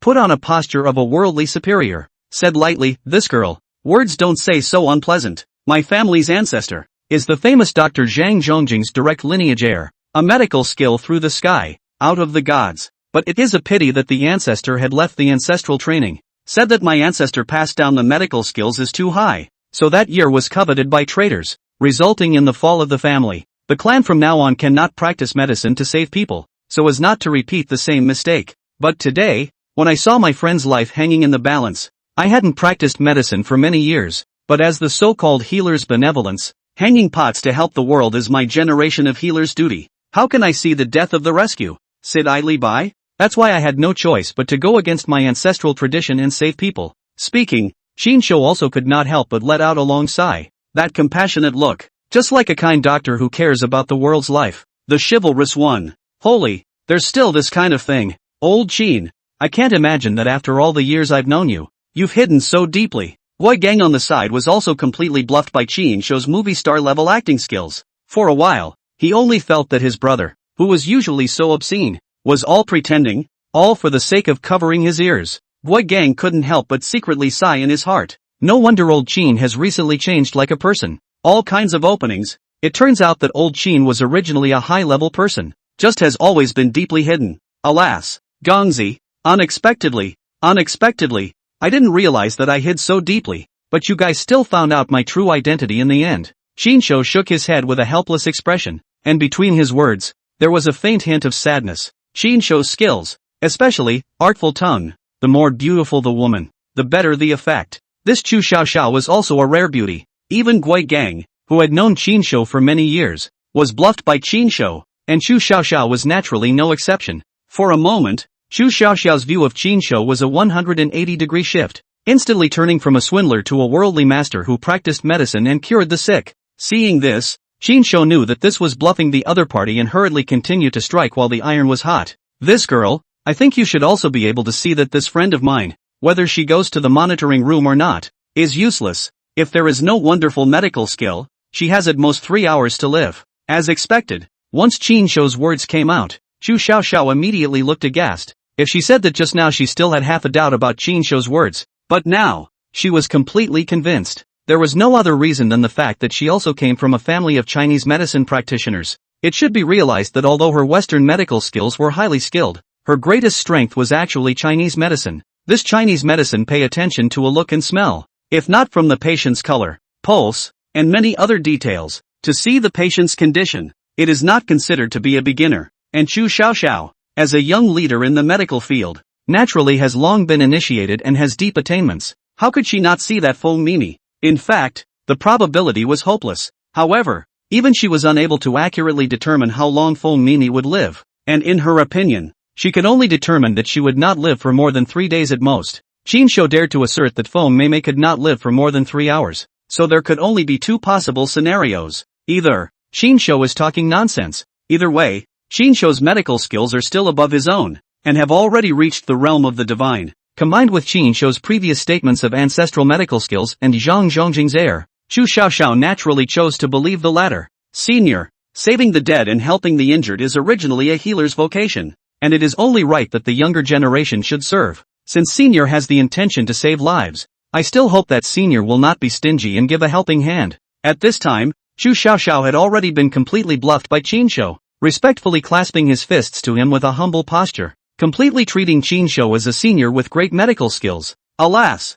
miss, I have an unkind request. I hope you will fulfill it. Seeing this, Shinsho was secretly happy in his heart, but on the surface, he still maintained his inscrutable posture. Senior, please speak, Chu Xiaoxiao hurriedly responded. I am unwilling to go against my ancestors' training, so today, I will not make a move. Shinsho continued to pretend. Why don't the girl make a move on my behalf? I'll inform the girl of the acupoints, and the girl will administer the needles for me. How about it? Of course the late generation is willing. Chu Xiaoxiao's eyes lit up at the words, and her heart was even more in awe of Shinsho. He does not make a move. This is not greedy for credit, not proud of his achievements, leaving all the performance opportunities to himself. Such a person, how can he be a charlatan? What kind of charlatan doesn't want to show his sainthood in front of people, so that he can cheat some more people? This is a proper worldly man, indifferent to fame and fortune, out of the pot to help the world.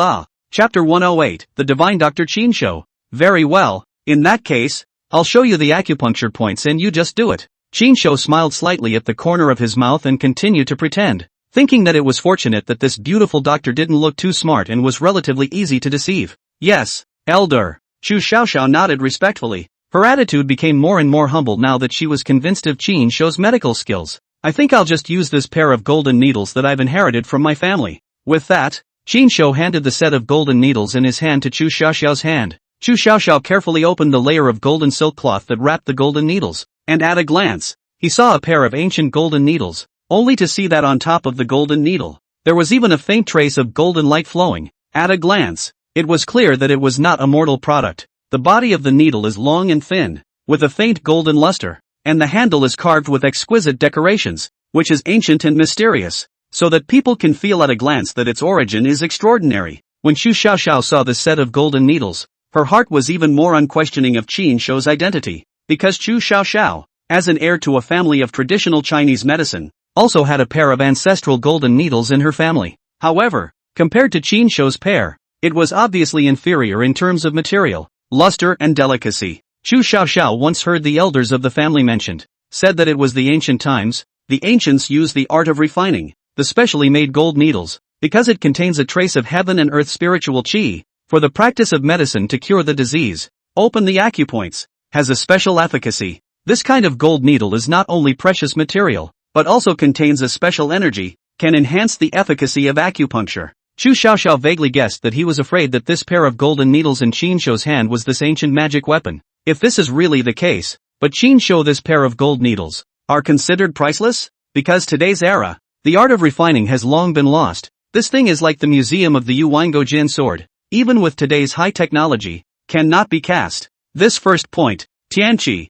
Chu Xiaoxiao was looking at this pair of golden needles in her hand out of her mind to the extreme, and Qin Shou had already told Chu Xiaoxiao the first acupuncture point. Although Linger was able to translate ancient books, she had not changed her past habits of wording, so the point Qin Shou was talking about was the name the ancient people used for the 100 meetings point. Chu Xiaoxiao was stunned again when he heard this, and thought in his heart, worthy of being a senior. The habit of calling acupuncture points is still the habit of a few thousand years ago. It seems that this senior really is the same as me, is from one of those ancient Chinese medicine families that are incognito. However, it was fortunate that Chu Xiaoxiao was also from a family of ancient doctors, and there were quite a few ancient Chinese medicine collections in her home, so she had an understanding of the ancient naming conventions of acupuncture points, and she could understand Qin Shou's words. Of course, Qin Shou naturally does not know these little thoughts of Chu Xiaoxiao. He simply does not know that the point he is talking about is the 100 meetings point nowadays, and he also does not know where the point is. He was just following Spirit's instructions exactly as they were written.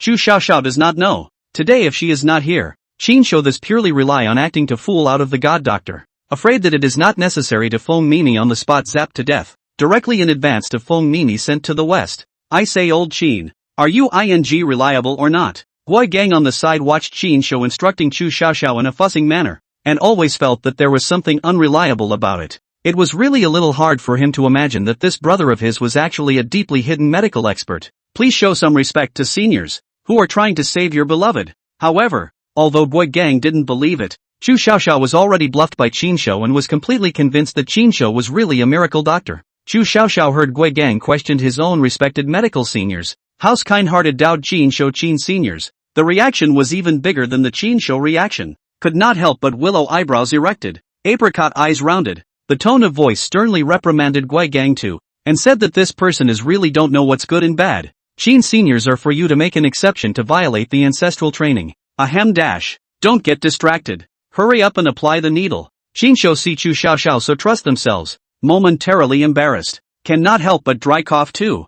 Said this force are loaded to this point. This in case later cannot be cured. That can be really directly pulled a big pile. In this way, under Qin Shou's professional guidance, Chu Xiaoxiao held the golden needle and began to carefully apply the needle on Feng Mimi's body. Chu Xiaoxiao was worthy of being a young talent in the medical field, skillful in his techniques, laying down needles as if with divine help, fast and accurate. As Chu Xiaoxiao's last stitch fell, the hearts of Gui Gang and Mary on the side were raised to their throats, so tense that they didn't dare to breathe a single breath. Even Qin Shou was so nervous that his hands were pinched with sweat. After all, he has no bottom in his heart at all. His set of needles that is purely present learning, do not know if it is reliable, almost like taking Feng Mimi in the experiment. Instead, it was Chu Xiaoxiao, who had the most confidence in Qin Shou, who did not hesitate to drop a needle. as this last needle fell, only to see that on top of the hospital bed, Feng Mimi, who was originally breathing weakly and lifelessly. Her eyebrows even moved slightly. It moved. Mimi's eyes seemed to have moved just now. Old Qin, I misjudged you. I never imagined that you really have two skills. Guai Gang, who was on the side, saw that Feng Mimi had suddenly moved, and his voice trembled with excitement. After all, the doctor had told him before that the best case scenario was a lifelong vegetative state, and now there was actually movement. However, a scene that surprised Guai Gang even more happened, only to see Feng Mimi suddenly dry cough twice and spit out a mouthful of dirty blood. Immediately afterward, she opened her eyes and unexpectedly woke up directly. Chu Xiao on the side originally thought, like Feng Mimi, such a serious injury, even if Qin Shou is a miracle doctor and has a way to save the life, it is not possible to be able to do it with a single application of needles. At most, it is the first to save Feng Mimi's life, and then later on Su Su. Wan did not expect that this set of stitches went down. Feng Mei actually woke up directly. This was no longer an ordinary divine doctor. This was completely Hua Tua in the world and Bien Magpie reborn. Chu Xiao was looking at Qin Shou at the moment, her eyes filled with admiration and worship. All little stars. Mei, you're alright. It's so good that you're alright. Seeing Feng Mimi, who was almost sentenced to death by the doctors, woke up just like that. Guai Gang was so excited that he was a bit incoherent, and his eyes were a bit moist. Guai Gang, what are you doing here? I am. Although Feng Mimi woke up, but her body was still a bit weak, and her face was still pale, without a trace of blood. She twisted her head with difficulty and looked around, only then realizing that she was currently lying on a hospital bed. Mimi, you're really enviable. More than $700,000 for the surgery. Guai Gang, he didn't even blink an eye and just paid it all for you. Mary at the side couldn't help but rejoice as she watched her good sister finally get out of a life-threatening situation. Chapter 109, Chu Xiao's Invitation. Over $700,000. Feng Mimi turned her head to look at Guai Gang, and could not help but let out a bitter smile. Guai Gang, why are you being so bitter? What kind of person am I? Aren't you clear? Guai Gang sniffed and hurriedly persuaded. Mimi, don't talk now. You're weak. Take a good rest. I don't care about the money. Back then you were willing to give generously. Today it's as if I'm repaying the favor. Thank you, Guai Gang. Feng Mimi's tone was sincere. This time she was truly somewhat moved. Guai Gang shook his head and said, no need to thank me. If you want to thank old Qin. To say the least, I can put together this 700,000. There is also a part of his credit, and today in fact, it is the old Qin out to save your life. Old Qin? Feng Mimi was first stunned, but when she saw Qin Shou, who was standing by the side of the hospital bed and seemed to be smiling, she quickly understood. Feng Mimi thought of the day Qin Shou was at the poker table and won a large sum of money from Zhang Wei, so she had already guessed that the medical expenses, most likely Qin Shou helped Guai Gang out together. Thanks. Although Feng Mimi was extremely weak at the moment, she was still nodding her head to Qin Shou with difficulty to thank him. Qin Shou shrugged his shoulders and said with a bashful face, you don't have to thank me. If it wasn't for Gongzi, I wouldn't have made a move. After saying that, Qin Shou patted Guai Gang's shoulder and said, take care of the rest yourself. I'll go back first. Old Qin, this time, thank you so much. I really don't know how to repay you. Guai Gang's tone was a little choked. He knew in his heart that Qin Shou had stepped in to save Feng Mimi for himself. Don't say that between brothers. Qin Shou waved his hand with a disinterested expression and turned around, intending to leave. Honestly, although Qin Shou didn't hate Feng Mimi, as a reborn person, he really couldn't stand to see Guai Gang's dog-licking intensity towards Feng Mimi, especially how Feng Mimi rejected Guai Gang in the past. Qin Shou saw it in his eyes, and in Qin Shou's opinion, Guai Gang was just obsessed and asking for trouble. Therefore, deep down, Qin Shou actually didn't really want to save Feng Mimi, and naturally, he didn't want to say anything more, and didn't even bother to stay here any longer. After all, Guai just like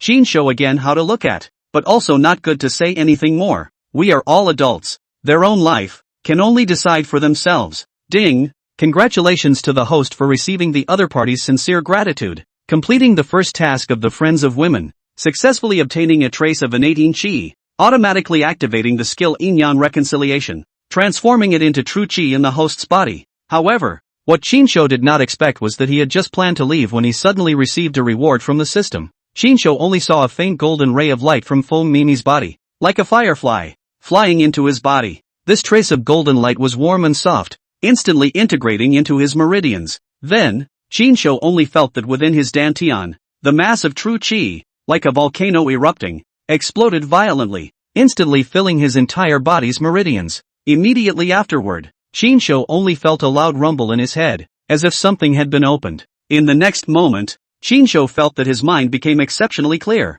his five senses became sharper, and everything around him became visible. Congratulations, Master! You have successfully broken through the peak grand round of the yellow rank, 1 foot entering the early Xian rank, becoming a half-step Xian rank, just 1 step away from the true Xian rank. Right at this moment, in Chinsho's mind, Linger's voice sounded once again. I'll go. Spirit, what's going on here? What the hell was that glimmer of golden light just now? Chinsho was still a bit confused until now and didn't figure out what had happened. It only felt like a warm current surging into his body and then he broke through. It felt like a dream. Linger patiently explained. Master doesn't know. In fact, Master's skill of extracting yin and replenishing yang is to utilize the innate yin qi from absorbing a woman's body to countercompensate yourself, thus enhancing your strength. This quest, on the other hand, allows the Master to obtain the innate yin qi without going through the affairs of men and women, only requiring the other party to sincerely thank you. I'll be damned. There's such a thing as a good thing. I suddenly want to be a gynecologist. Chinsho listened to Linger's explanation and immediately smiled with a flirtatious tone. That's a good choice, oh Master. The Linger in Chinsho's mind couldn't help but cover her mouth and guffaw. That, Senior, please stay. Chinsho was communicating with Linger in his head when he suddenly heard Chu Xiaoxiao's voice and couldn't help but look back, only to see that Chu Xiaoxiao was trotting over to his side. Chu Xiaoxiao's headlights are not small. She is wearing a fitted white coat, which reveals her delicate figure, and when she runs, she is bouncing, which causes Chinsho can't help but look at her twice more. Chu Xiaoxiao to Chinsho at the moment is worshipped to the extreme. She herself is a famous doctor, but today after seeing Chinsho this hand of acupuncture, only to know what is called the sky, outside the people have people. However, when she ran in front of Chinsho, she found that Chinsho's eyes were actually staring straight at her chest, and she couldn't help but blush with a pretty face, and her heart was a bit unhappy. She said to herself, why is this Senior Chin like this? At least he is a worldly superior. Chinsho also found that he seemed to be a bit out of character just now, hurriedly coughed twice and once again put on a high-profile appearance and said,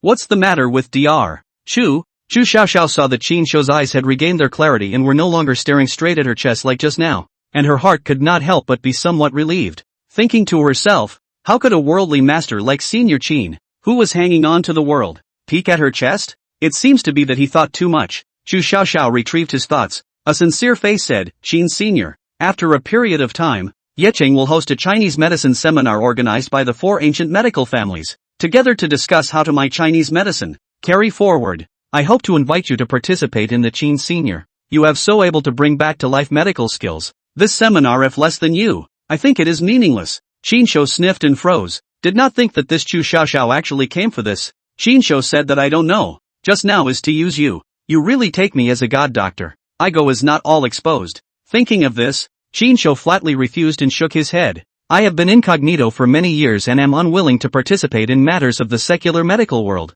I am truly sorry. This, Chu Xiaoxiao did not expect Chinsho to refuse so decisively, and could not help but be a little disappointed. She also wanted to strongly invite Chinsho to participate in the seminar conference. After all, such a high level of medical skills, buried is really a pity. Then, Senior Chin, can you leave a contact information? When I have the opportunity in the future, I wish to ask Senior for some advice on my doubts in medicine. Chu Xiaoxiao retreated, hoping to keep in touch with Chinsho, intended to later slowly persuade Chinsho to participate in the Chinese medicine seminar conference. In her opinion, Chinsho has such a powerful medical skills. This anonymity is really too much of a waste. Chinsho must be allowed to come out to help the world. Well, that's fine. Chinsho said that the meeting is exempted, but I am still happy to chat privately. Chapter 110 Rin Jing's Birthday Invitation. Although Chu Xiaoxiao still wanted to exchange more medical insights with Chinsho and discuss some difficult cases, Chinsho was worried that he would reveal himself. After all,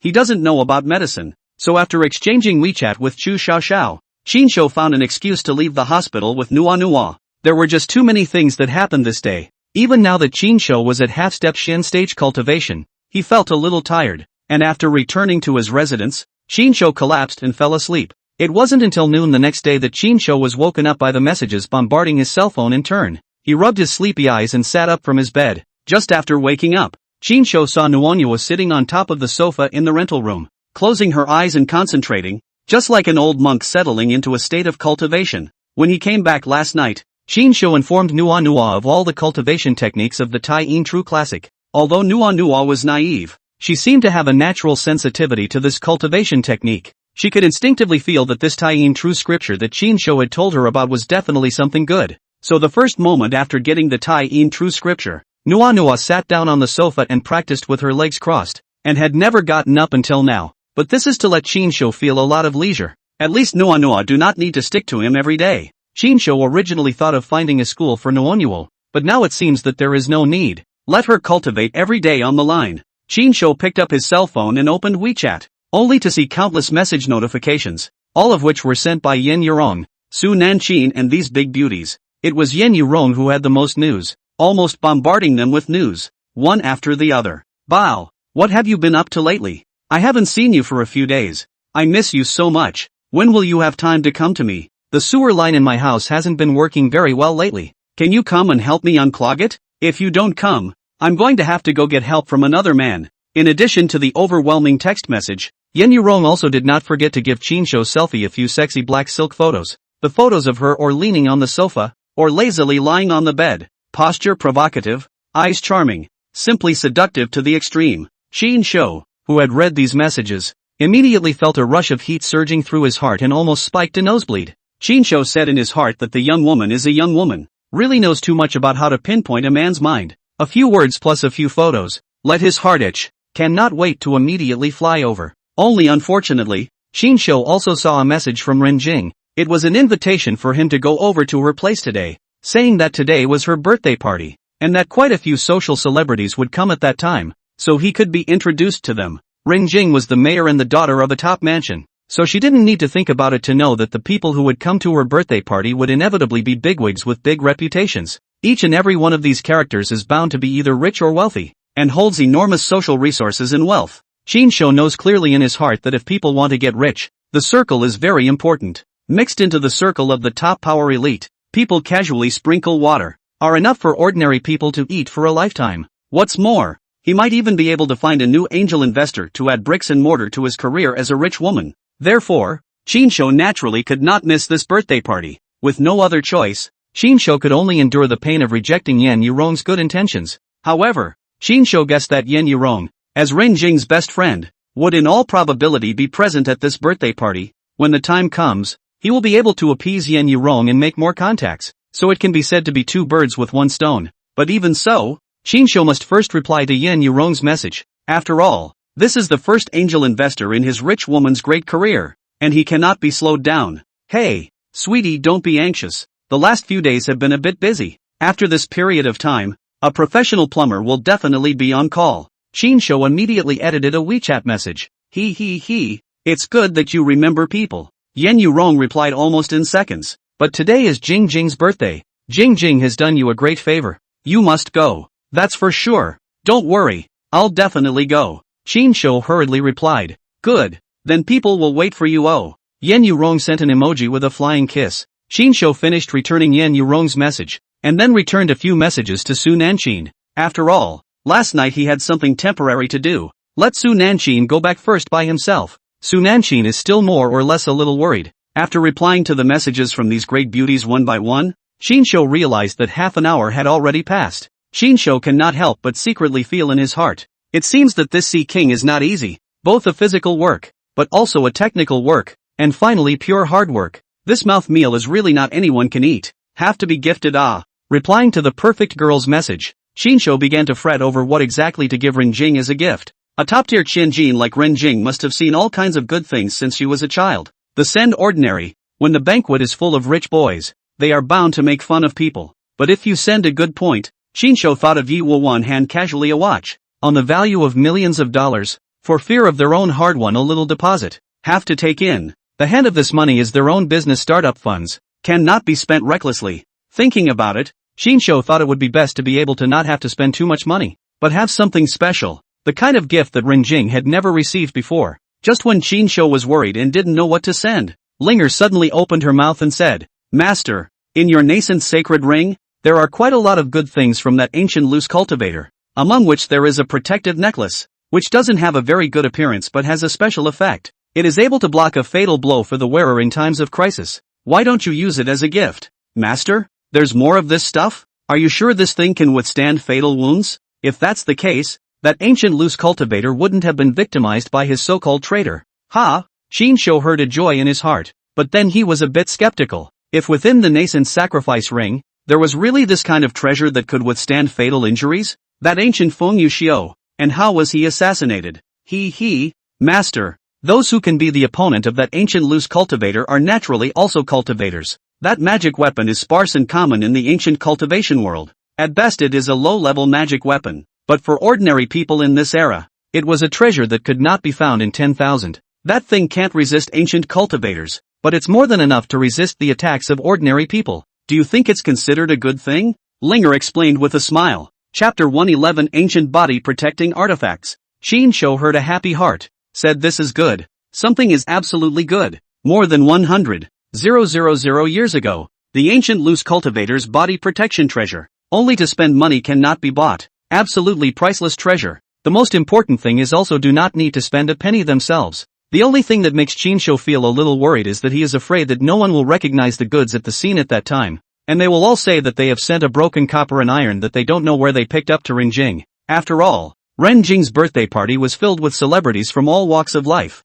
so if they were taken as a joke and came out looking too shabby, they wouldn't be able to make connections in the top circles. However, Shinsho is also too lazy to think too much. Since it is a treasure, there is bound to be something special. At that time, if someone laughs at him for giving something too shabby to Renjing, he himself will give them a live demonstration to show them the power of that magic weapon is not on the line. He had already calculated in his heart that at that time, if someone was really dog-eared, it would be just right to show off in front of those guys, letting them be surprised and showing off their strength. Thinking of this, Shinsho couldn't help but rush to urge, Hey, that sounds good. You hurry up and I'll get that thing out. It's natural. When Linger heard this, she immediately visualized the appearance of that protective necklace in Shinsho's mind, and Shinsho immediately focused his mind on visualizing this protective necklace, and took this item out of his nascent sack. After taking out this necklace, Shinsho took a closer look, only to see that this necklace looked ordinary, but it was an ancient green-colored copper plate, which was rectangular in shape,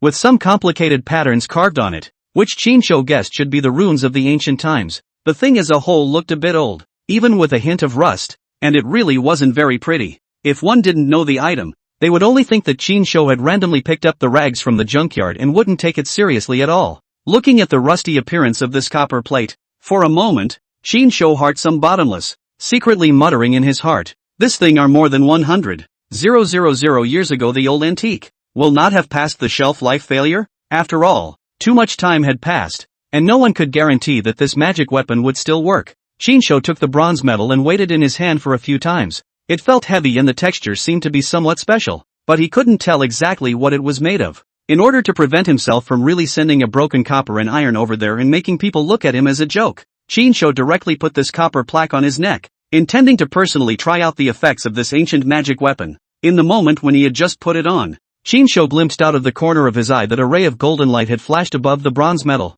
The golden light flickered. If not for Shinsho's cultivation level of half-step Shin stage, his eyesight was much better than ordinary people. He would not have been able to notice this ray of golden light. Seeing this flash of golden light, Shinsho's heart already believed most of it. It seemed that this thing did have some tricks up its sleeve and was not a mortal object. But even so, Shinsho was still uneasy and still had some doubts in his heart. In order to thoroughly verify the authenticity of this protective necklace, Shinsho picked up another sharp knife and stabbed down towards his thigh. It was also at the moment when he went down with this knife, Shinsho surprisingly observed that above his thigh, a faint golden aperture seemed to have arisen. If nothing else, the circle of light appeared extremely abruptly, as if it had been created out of nowhere. Immediately, Shinsho realized that his short knife could not penetrate no matter how hard he tried. The tip of the knife was on the surface of his skin, but it was as if it had hit a layer of hard barrier that could not be penetrated at all. Seeing such a miraculous effect, Shinsho could not help but be amazed, secretly sighing that it was worthy of being an ancient magic weapon. It was indeed miraculous. This protective necklace is indeed a treasure, but it can save your life at critical moments. Even Shinsho is a little reluctant to give up such a good thing. Just give it away. Always feel a little pity. However, thinking that Renjing was also one of his important angel investors, Shinsho could only endure the pain. After all, Renjing had money, power, and background, and had face, material, and body, and getting on good terms with Renjing would be very beneficial to his future development. What's more, The nascent ring is still in his hand. Shinsho is confident that ancient loose cultivator must have other good things, just that his current divine sense is too poor. There is no way to take a clear look at the things inside. After confirming that there was no problem with this protective necklace, Shinsho put away the necklace and planned to go out directly to Rinjing's villa. Shinsho's rental house and Rinjing's villa are quite far away from each other, and it takes about an hour to drive. Moreover, today is a working day. Shinsho is worried about the traffic jam, so he intends to go out earlier. He looked at the time. It was just after 10 in the morning and the sun was already shining through the gaps in the curtains, casting dappled light on the floor. Shinsho also didn't know when Rinjing's birthday banquet would start. After all, it was the first time he attended a banquet of this size, and he didn't have much of a bottom in his heart, so he planned to move right away and go over early to see what was going on. Nuwa, I'm going out to run some errands, so you can cultivate at home at ease, Shinsho said as he wore the ancient bronze metal necklace close to his body. Well, Nuwa understands. Brother, when you come back, you can bring Nuwa delicious food. Oh. Nuwa nodded obediently and remained cross-legged in cultivation. Since having this tie in true scripture, almost all of Nuwa's attention was spent on cultivation, and there was absolutely no intention to follow Shinsho out, which in turn allowed Shinsho to fall into a clean slate, and also saved him a lot of trouble. Don't worry, brother will bring you back roasted lamb chops today. Shinsho smiled and touched Nuwa's little head. Thank you brother. Nuwa sniffed and a happy smile appeared on her face. After eating roasted wolf meat once in the cave last time, she had become obsessed with roasted meat and had never forgotten it. After eating roasted wolf meat once in the cave last time, Nuwa had become obsessed with roasted meat. After Shinsho settled Nuwa, he was relieved to go out the door and directly took a dripping taxi toward the villa where Rinjing was. Good luck today. There wasn't much traffic on the road. Plus the cab driver was in a hurry to make money, so he drove faster. And although it wasn't as good as an hour-long ride like Fubo's that only took 15 minutes, this driver only spent 40 minutes. Shinsho got out of the cab, only to see that at this moment Renjing's villa was filled with luxury cars inside and out. Although Shinsho is not a tycoon, but men, there are not a few love car. Shinsho roughly look at, parked here, the least have to be millions, and even a lot of the domestic market is not listed at all. It is impossible to estimate the price. Shinsho's visit to Renjing's house a few days ago was at night, and at that time it was Uncle Fu who led Shinsho in, plus it was the night shift doorman at that time. And now this day shift doorman has never seen Shinsho. Seeing that Shinsho came by cab, and there was not much of a name brand on him, Renjing's family is after all a luxurious family, and the security personnel have seen the world, and at a glance, they felt that Shinsho did not look like he was from this class, and immediately blocked Shinsho out of the door with one hand. Hello, this is a private villa, do you have an invitation? Chapter 112, Goodbye Yiwu 1. Shinsho froze at his words. Renjing had only sent him a message inviting him to a birthday party, not realizing that he actually needed an invitation. I'm sorry, you can't go in without an invitation, please leave now. When this doorman took a look at Shinsho's expression, and then recalled the scene of him coming down from the cab just now, he had a bit of disdain in his eyes, thinking that Shinsho had come to this kind of banquet of a luxurious family to fish in troubled waters, cheat on food and drink, or to use this opportunity to attach himself to the rich and powerful. He was the gatekeeper of a big family, and he had seen too many people like Shinsho. Just when Shinsho was at his wit's end, a red Ferrari sports car, in front of the villa door, a beautiful tail, show some car skills, directly without adjustment, a plate steadily parked into the only empty parking space. This sports car instantly attracted Shinsho's attention. No other, after all, this hand parking technology, is really some show. Shinsho only saw a little girl with a ponytail, wearing a casual outfit and playful and cute walking down from this Ferrari. Following this girl out of the car, there was also a man wearing a straight Zhongshan suit with a righteous face. These two people Shinsho had seen before. It was the pair of men and women who had teamed up with Shinsho to bloodily fight the demonic corpses that day in the middle of the woods. Senior, I'm not a bad driver, am I? The ponytailed girl looked smug and pleased with herself. However, to her disappointment, the young man beside her is steady to the extreme. Cannot help but persuade, sister, you drive like this. It is really too dangerous a bit. All the way to the red light has broken several times. Don't be like this in the future. Violation of traffic regulations not to mention. In case of crashing into the passers-by. How bad? It's no fun. Senior brother, why are you always so ancient? It's meaningless. Senior brother, why are you always so archaic? The girl originally thought that her senior brother would praise her excellent car skills, but did not expect to be educated in return. The girl's face was suddenly bossy and unhappy, and she beamed. The two of them had already arrived at the entrance of the villa. and at a glance, they saw Qin Shou, who was being stopped outside by the doorman, and both of them could not help but froze for a moment. Obviously did not think that they would actually run into Qin Shou here. It's you! Weren't you captured by that demoness? I can't believe you're not dead. The ponytailed girl couldn't help but exclaim in shock. Her big, soulful eyes looking Qin Shou up and down to confirm that she really didn't recognize the wrong person. When Qin Shou heard this, he couldn't help but slander in his heart. You people, can you talk? So looking forward to people dying? Had. Good luck. That demon corpse was also heavily injured, grabbed me and didn't run far before collapsing on the ground unconscious. I took advantage of the opportunity and bailed. Although Qin Shou heart feel that this girl is not very good at talking, but on the face of Qin Shou is still squeeze out a smile. Hurriedly bull **** her reason. Do not want to let people know that now that the female devil has become his own child bride. So that's how it is. I told you, with your strength, how could you possibly escape from under that female devil's hand? But it's a pity. Didn't you give that demoness a little bit of a hand when you were about to leave? The ponytailed, playful girl nodded, not doubting Qin Shou's words in the slightest. He. I was so focused on escaping. Where would I have the guts to kill her back?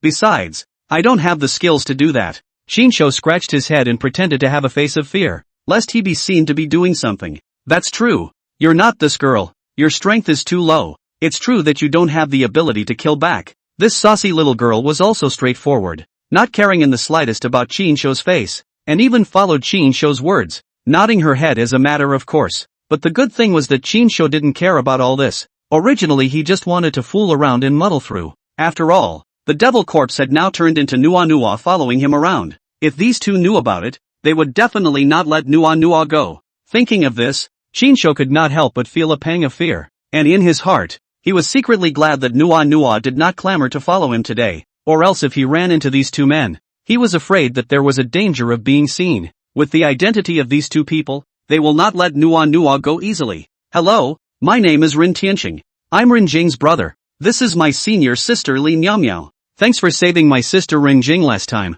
Qin Shouzhen was secretly happy in his heart, only to see this Rin Tianqing smiling and extending his right hand to himself in a very sincere manner. Qin Shou never thought that this person in front of him was actually Rin Jing's brother. Qin Shou said in his heart that no wonder he felt that the two looked a little bit similar. Qin Shou was already impressed with this person. At this moment when he heard that he was actually his future great-uncle, his heart was more than a few points of closeness, immediately changed into a smiling expression, enthusiastically shook hands with Rin Tianqing and said, "Great-uncle, brother Rin is good. My name is Qin Shou." Qin Shou shook Rin Tianqing's hand while secretly fearing for his life, saying, "Grandma, I almost blurted out the words great-uncle. Fortunately, I reacted fast enough to change my words in time, otherwise it would have been embarrassing. You are Qin Shou." As soon as Qin Shou's words fell, he heard a voice with a somewhat grim tone, a voice Qin Shou was familiar with. Qin Shou turned his head to look, only to see that Yi Wuwan, at some point, had also arrived at the gate entrance of this villa, and was currently staring at Qin Shou with a gloomy expression. His eyes were like vipers, full of hostility. When Qin Shou heard this, he couldn't help but frown, secretly wondering in his heart, how did he know his name? Even if he recognized me in male disguise, he should not know my name. However, when Qin Shou was wondering, his eyes coincidentally glanced at the watch that Yi Wuwan was wearing on his hand, and he immediately had a somewhat wonderful expression on his face. He said, "Damn you, it can't be such a coincidence. This mother ***** turned around, can still turn back. No wonder he knows my name. It seems to be from the mouth of that bastard Zhao Gang. How is it that you and brother Qin know each other?" Wuwan, Rin Tianqing, who was on the side, could not help but look at the duo of Qin Shou and Yi Wuwan with some suspicion, sensing that the atmosphere between the two seemed a bit off. "Brother Rin, when did you come down from the mountain? And you didn't tell little brother." When Yi Wuwan saw Rin Tianqing on the side, he immediately changed his face. The gloomy look on his face instantly disappeared and was replaced by a warm face, and even patted Rin Tianqing's shoulder with extreme familiarity. This Yi family and Rin family were both one of the top families in Yanjing, so Yi Wuwan and Rin Tianqing could be said to have been playing together since they were small. Rin Tianqing grew up as the leader of their group of children in the compound, and was highly respected among his peers, and all of his peers honored him with a sentence of Big Brother Rin. Ren Tian behavior people straightforward, nothing small mind. Straight said, "Oh, just coincidentally the division let me go down the mountain experience. Will happen to meet Jing said is Yecheng recently this half a year to the blood god sect of the members of the activities are quite frequent, so they came to help Jing arm." Chapter 113, The Lion's Share. I can't believe there's such a thing. Yi Wuwan sniffed, deliberately made a face of surprise. Then this Yi Wuwan put on a righteous expression, pretended to snort coldly, and said in an impassioned tone, "Humph, I can't imagine that this religion that originated in Goguryeo dares to come to my Chinese land to do wrong. For the scourge of one side, brother Run, although my little brother is not talented, but I have a heart to serve the country. Brother Run, what use my little brother place? Despite the words, my little brother will do everything in my power to help brother Rin and Jingjing, to eradicate this damned blood god sect." The sight of the Qinsho looked at Yi Wuwan. This operation, the whole person is simply stunned. Said, "I dare you immortal aboard board. I have a talented actor, this kind of divine skill enhancement. Are not ing you can pretend. This blood god religion who introduced, you surnamed Jez Heart not a little force number?" However, although Qinsho did not believe Yi Wuwan, the simple-minded Ren Tianqing was thoroughly convinced, and could not help but pat Yi Wuwan's shoulder with some gratitude. "I never thought that after so many years, Wuwan, you have grown up, and I am already very happy that you can have this heart. But don't worry Wuwan, this blood god sect's forces in Yicheng have long since been eradicated by us. That's good. It's fortunate that we have a Taoist expert like you, brother Run, and a good mayor like Jingjing, otherwise the people of Yicheng would have been in trouble." Yi Wuwan pretended to be relieved and took a long breath, a real one. However, although this Yi Wuwan was extremely well disguised, when he lowered his head, Qinsho still keenly captured that a trace of imperceptible viciousness and hostility flashed through his eyes. "Right, Wuwan, I saw your tone just now. It seems that you have known brother Qin for a long time. Tell me, how did the two of you meet?" Ren Tianqing looked at Yi Wuwan with an inquiring expression. For a moment, Yi Wuwan was stumped by Ren Tianqing's words. He did not expect that Ren Tianqing would suddenly ask about his acquaintance with Qinsho, and for a moment, he did not know how to answer. Not waiting for Yi Wuwan to open his mouth, Qinsho immediately laughed and said, "Ha ha, brother Ren does not know. I and brother Yi is in the heaven and earth." Yi Wuwan was startled at the sight and said, "Brother Qin, wait, let's take a step to talk." Halfway through his words, Qinsho was suddenly interrupted by Yi Wuwan. Then Yi Wuwan directly pulled Qinsho's arm and pulled him to the side. "Surnamed Qin, that day you dressed up as a man and pretended to be a lady in the clubhouse. When you said that, weren't you afraid that you would lose your reputation?" Yi Wuwan's expression was gloomy, and his tone was a bit unkind. He was never expecting that Qinsho had just planned to directly reveal the events of that night. "You know, that night Yi Wuwan went to a prostitute. According to reason, the matter of whoring, in fact, is not much shame. After all, men, especially his kind of luxury son, is really too normal." But Yi Wuwan had been pursuing Ringjing for many years and had been disguising himself as a decent man, in case this matter was known by Ringjing's her brother, Ren Tianqing. He didn't need to think about it to know that he definitely wouldn't have any chance, not to mention the fact that Ren Tianqing was already a man of integrity and uprightness and would not agree. Renjing had also been nonchalant towards him for so many years, and he would have even less of a chance if this was known by Renjing. And whoring is not enough. The most shameful thing is that he also whored a man. If this matter spreads out, his Yi Wuwan's face will have to face where to put it. This is not to say that there is no chance of chasing after Renjing. This will be a laughingstock in the circle of top house male children in the future, and he will never be able to mix again. So he cannot let Qin Shou tell the truth about that day no matter what. "Hey, surname Yi, you're afraid of losing your reputation. But I'm not. I don't care." Qin Shou shrugged his shoulders and put on a disinterested expression on his face as he continued. "To tell you the truth, the day I disguised myself as a woman, I actually received money from Ringjing to assist the police and solve the case of the blood god cult. I didn't expect you to actually be taken in by you, so I pitched in to get some favors from you in the meantime. Do you think I would be worried about telling the truth about this?" Yi Wuwan was disliked by Qin Shou's words. He was never thought that Qin Shou was an undercover agent arranged by Ringjing. Now the situation was completely beyond his expectation. Yi Wuwan only felt that he was careless and didn't flash. At the moment, he was mute and could not speak. If that was really the case, then Qin Shou indeed had no need to hide it. And even saying it out loud, others might still praise Qin Shou for making a major sacrifice to crack the blood god cult case, and be even more impressed with him. Thinking of this, Yi Wuwan's face became even more somber. "Say, what do you want?" Yi Wuwan narrowed his eyes. His tone was grim, knowing that in front of so many people, there was no way for him to do anything to Qin Shou. He could only stabilize Qin Shou first and then try to find a way to solve the problem privately. Yi Wuwan's intention was to bribe Qin Shou first before waiting for the banquet to end, and then directly arrange for someone to kill Qin Shou. Qin Shou squinted his eyes and smiled. He, Yi Shao. I'm actually a very simple person. I just like money. As long as there is enough money, everything is fine. I'm helping the police, but it's actually for the money. Shinsho did not hide his desire for money. He just wanted to let Yi Woo-won know that he was a person who could be bought with money. Shinsho said in his heart, "Dog day thing. Beat Fong Nini like that. The lives of ordinary people are not lives in the hands of you powerful people. I'm not going to kill you or me today." Although Shinsho was not a righteous man and had a general impression of Fong Nini. Fong Nini was, after all, the love of Gui Gang's life and was also his college classmate. More importantly, before being reborn, Shinsho was also a master who was bullied by the powerful and wealthy. So he hated Yi Woo-won the most. This kind of bully, not treating people as people, today must ruthlessly pit him out of a mouthful of bad gas. $1 million? This is something you rot in your stomach. Yi Woo-won lowered his voice, his eyes staring at Shinsho with a slightly threatening intent. He, Yi Xiao, a watch of yours is worth several $1 million.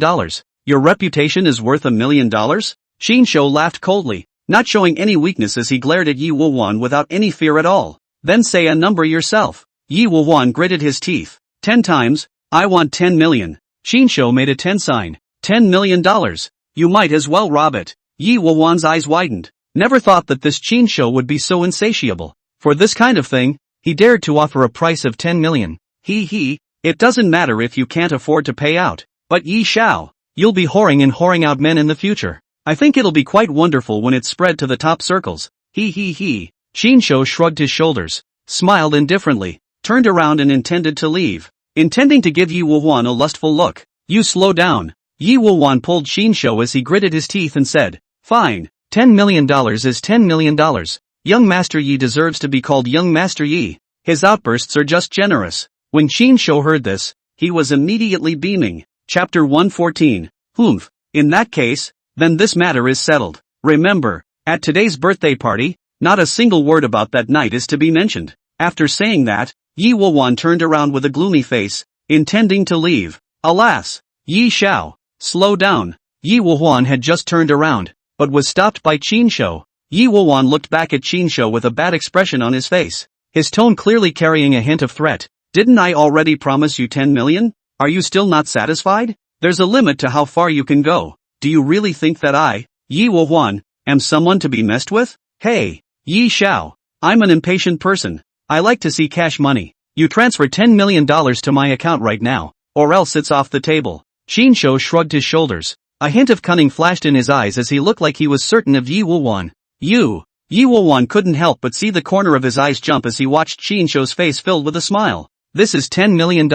Where can I go to transfer so much money to you now? Yi Woo-won gritted his teeth. That's out of my hands. I can't keep my mouth shut if I don't see $10 million anyway. Shinsho put his hands in his pockets and whistled, playing the main one. I'm a scoundrel who I'm afraid of. A hint of killing intent flashed through Yi Woo-won's eyes, and in his heart, he secretly calculated that he would arrange for an assassin to kill Shinsho after this today anyway. In that case, this money is just temporarily put in Shinsho's account for a while. When the time comes, we'll let Shinsho with interest all back. Thinking of this, the corner of Yi Woo-won's mouth raised a sardonic smile, forcibly suppressing the anger in his heart, and chillingly said, "Good, then give me the card number. I'll have someone transfer it to you now." Well.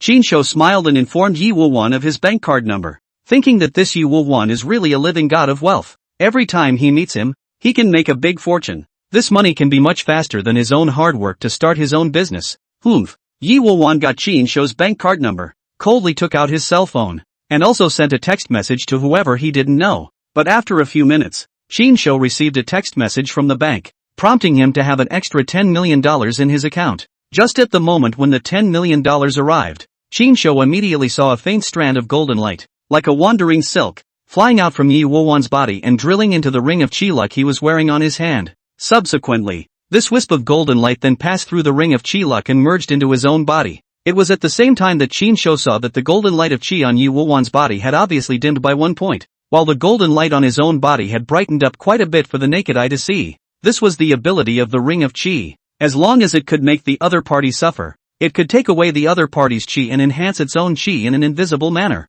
Shinsho could not help but secretly sigh in his heart. Worthy of being a top-tier powerhouse, even if it was just a trace of chi on his body that was transferred to him, it surprisingly brightened his aura of chi so much. Hey, Yi Xiao really has the strength. $10 million?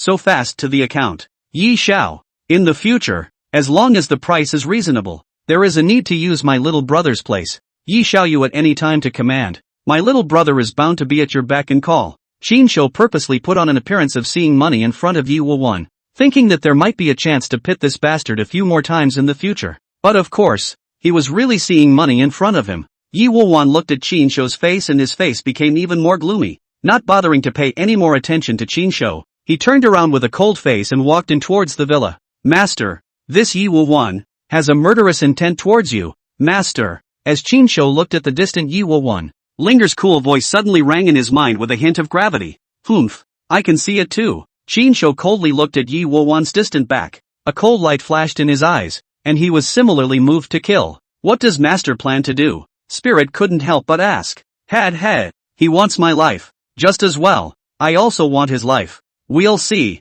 The corner of Qin Shou's mouth lifted into a cold smile, and his tone carried a bit of viciousness. Qin Shou was not a person with a soft heart. Since Yi Wuwan had already started to kill him, he would not be merciful either. However, what Qin Shou did not expect was that Linger opened her mouth to advise. Master, the qi on this person is too great. Until the qi on you exceeds that of this person, Linger suggests not going toe-to-toe with this person for the time being. Why? This Yi Wuwan has great qi luck. Isn't it just right for him to kill him and then all of them can be taken away using the ring of qi luck? Qin Shou could not help but be a little puzzled. Linger immediately explained, Master do not know. This world's great fortune people, it is like being protected by the heavenly Tao. For example, in history, those princes and generals, destined to change the fate of mankind, no matter whether they are good people or bad people, every time they encountered the disaster of life and death, can be able to turn misfortune into good fortune, is because they are in possession of great fortune. The most famous, such as the history of the son of the realm Lu Xiu,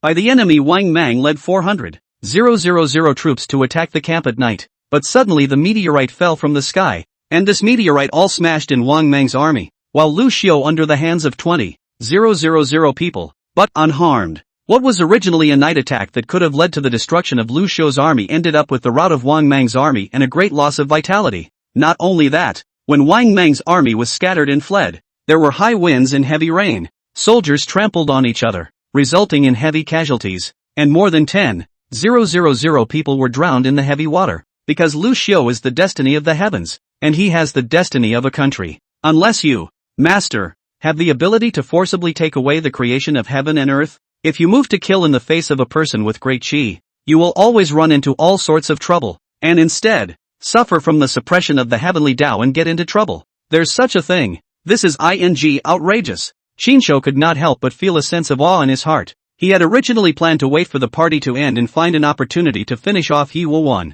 After all, Qin Shou had already seen that this person would never let him go, so he might as well make the first move. But now that he heard Linger's words, he couldn't help but hesitate a little in his heart. But don't Yi Wuwan didn't kill, but also gave himself a heavenly meteorite, directly smashing his head to death. Then damn it would be a big injustice. Master, this kind of thing, qi luck, involves the laws of operation of the heavenly Tao, in ancient and modern times and at home and abroad, no matter which field, even in cultivation. Those who are able to have great achievements are not those who have great qi luck. They were either gifted or had extraordinary encounters, seemingly by chance, but in reality, they were blessed with good fortune, blessed by heaven's will in the underworld. That's why the ring of qi luck, although it doesn't have any killing power, is a treasure that transcends the heavenly rank. This is because seizing someone's qi luck is like fighting with the heavenly Tao's favor, forcibly competing for heaven's favor, which is something against the heavens. Chapter 115 Curiously Meow Meow. What then? Qin Shou couldn't help but feel a little depressed,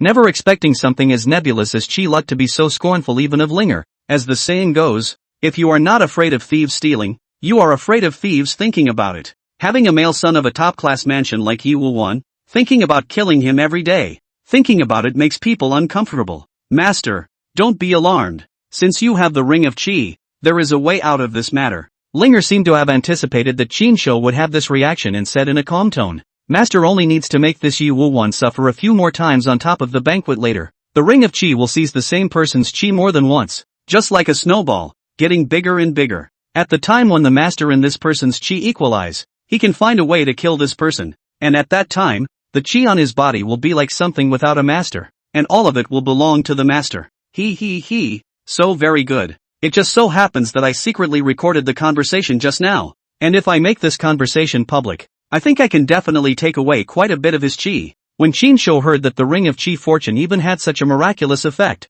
a satisfied smile appeared on his face and he nodded. Thinking that Linger's method was the most prudent, Qin followed closely behind Yi Wuwan and headed inside the villa. This time, although Qin still did not have an invitation, however, not only did this gatekeeper not continue to block Qin, but instead bowed slightly to Qin with a respectful face. His attitude was simply different from before, and even carried a hint of ingratiation. This doorman had been working in the mansion for a long time, and he was also a man who knew how to read people's words and colors. Just now, when he saw Qin chatting with all these rich gentlemen, he knew that Qin was not here to cheat food and drink, and was afraid that he was not also a noble gentleman who deliberately pretended to keep a low profile, especially when this doorman saw Qin and Yi Wuwan. He didn't know what he said. Anyway, when Yi Wuwan went in just now, his face was blue and obviously not looking good. It seemed that he had suffered a defeat, whereas on the contrary, Qin was looking as usual. This Yi Wuwan open the car door guards can see clearly, is in the country have not been listed in the top luxury car. This kind of car, money are not necessarily to buy, but also to have status. Even in the parked outside of a number of famous cars, Yi Wuwan's car is also one of the best. Qin can let Yi Wuwan defeat. This door is more natural to marvel at Qin strength and background is strong. This today offended this person. Don't lose your job. After all, this job is not tired, and the treatment is quite good. Where to find such a good thing to go? A time the storekeeper also cannot help but heart apprehensive, lest Qin will be angry at him for this matter. But although this gatekeeper was full of depression, he didn't know that Qin didn't take it to heart at all. Qin is too lazy to bother too much with these people at the bottom of the social ladder. After all, people are also doing their jobs, and he indeed has no invitation. These days, it was not easy for anyone, so he could not afford to be angry over this small matter. What's more, his mind was now full of how to calculate Yi Wuwan. He simply didn't have the time to pay attention to a tiny doorman. Qin had just walked through the door, and before he had a chance to see who had come to today's birthday party, he was suddenly pulled to the corner of the courtyard by a pair of soft little hands. Qin couldn't help but freeze, fixing his eyes, only to realize that it was actually the ponytailed girl, Li Miao, who was staring at herself with a smile.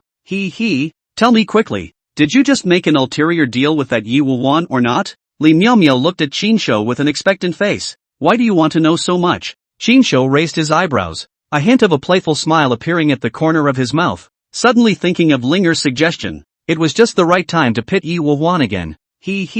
That's for sure. One of you is lewd, one of you is bad, both of you are not good. When you get together, there's nothing good. There must be some hidden secrets. Qin couldn't help but blacken his face when he heard this, saying, is this the attitude you have when you're begging for help? Who the hell said it was obscene? Who am I to tell you? Qin deliberately assumed a high and mighty stance. You dash. I'm so cute. You didn't even tell me? Li Miao beamed her mouth, a little displeased with Qin's rejection of herself, not feeling the slightest bit that she had spoken out of turn. What's wrong with cute? Cute doesn't make a meal. Qin raised an eyebrow with a lazy look and turned around, intending to leave. Ugh, don't go. Tell me, okay? What Qin never expected was that Li Miao pulled Qin's arm and pampered him. This Li Miao is also a delicate and cute little beauty, although the chest is a little smaller. Not Qin's dish, but cannot afford to be cute. Spreading petulance, that is also full of killing power.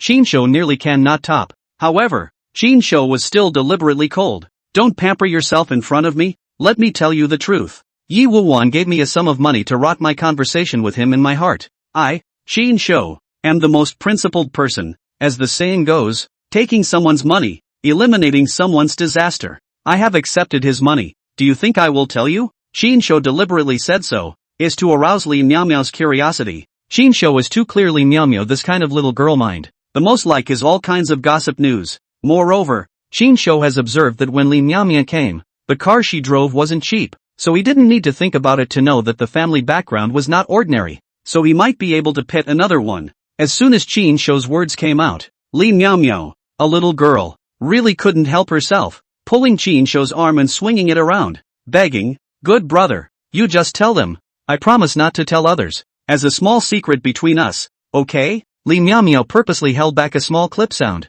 causing Qin to get goosebumps. No, I can tell you, you're looking at the wrong person. I, Qin, am the most principled. The education I received since I was a child will never allow me to shake out Yi Won's. Chinsho purposely looked away and put on a salt and oil expression on his face. But between his words, he deliberately provoked Li Miao's curiosity. As expected, the more Chinsho said this, the more Li Miao wanted to know what kind of deal had been struck between him and Yi Won. Hearing the words is even more interested. Cannot help but bite his teeth, determined to say, I'll give you money always okay, you hurry to tell me. Chinsho said in his heart that this Li Miao was really naive and romantic, and she fell for it. How much? Chinsho instantly changed his face at the words, originally still looking like he was ignoring Li Miao, but now he immediately changed to a smiling expression and looked at Li Miao with glowing eyes. Didn't you just say that you are most principled? Now why are you asking about how much money? Li Miao was stunned by the speed with which Chinsho changed his face, and said to herself that this guy, his face skin was also too thick, and she was instantly exasperated. Chapter 116, do you want to fix him? Ahem. This principle is something that also has a price. Chinsho smiled sarcastically and coughed twice. How about 100,000? 100,000. Li Miao couldn't help but feel a bit fleshed out as she named a number. Chinsho said in his heart that you are still a rich girl. 100,000 you also have the nerve to ask? Chinsho just pitched tens of millions of dollars from Yi Won. Plus what he had under his hand before was originally more than 2 million. Now he is a small tycoon with a fortune of 12 million. The vision is naturally much higher. 100,000 such a small amount of money. He is naturally some do not see. How dare you ask for 100,000 dollars? Are my principles that cheap? And you are at least a rich young lady. Can you be more generous? Chinsho had a disdainful face. Actually, Chinsho misunderstood Li Miao. Although Li Miao's family was rich, she didn't have much money. Only because Li Miao was usually naughty in nature and didn't have a number to spend. She could spend as much as she was given. So the family elders were extremely strict in their discipline of her, and fixedly gave her only $300,000 of pocket money every month. This $100,000 is already 1/3 of Li Miao's pocket money for a month. Can she not be heartbroken? Then you tell me straight. How much did Yi Won give you? Li Miao, will always give double. Li Miao gritted her teeth. She was really tortured by her curiosity, and it was hard to scratch her heart with a cat's claw. She decided to put down blood money. She must get the secret out of Chinsho. When Chinsho heard, $20 million, immediately changed into a fawning smile, and smiled with his eyebrows open. Hey, you're a good judge of character. I'm good at this. Yi Won gave me $10 million. You just give me $20 million. His heart J simply happy flowers. Said I go. This mother asterisk is also a god of wealth. No, this is simply a female bodhisattva. This mother asterisk made $30 million in one breath. This wave directly took off. Chinsho was full of joy. Seems to have seen countless banknotes flying towards him, but he did not expect Li Miao, who heard Chinsho's words, to reveal a face of difficulty, only to see Li Miao frowning tightly and hesitating for a long time before she said with a face of disbelief, 10 million? You take me for a little cutie. And, I don't believe it. Don't believe it. Don't believe me. Look at this. Saying that, Chinsho even directly took out his cell phone and opened Yi Won's transfer collection text message, so that Li Miao could see it clearly.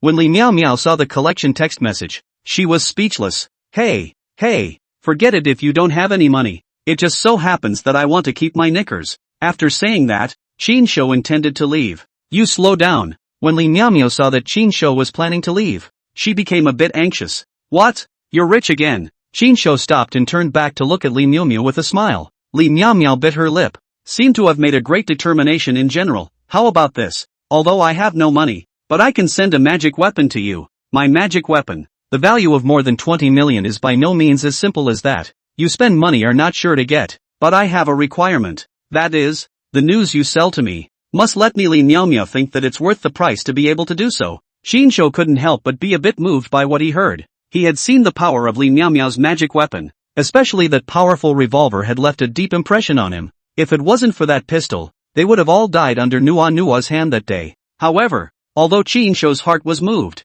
he was not a cutie, still shook his head and said, how do I know how you can judge whether the news is worth it or not? It's too subjective and unfair to me.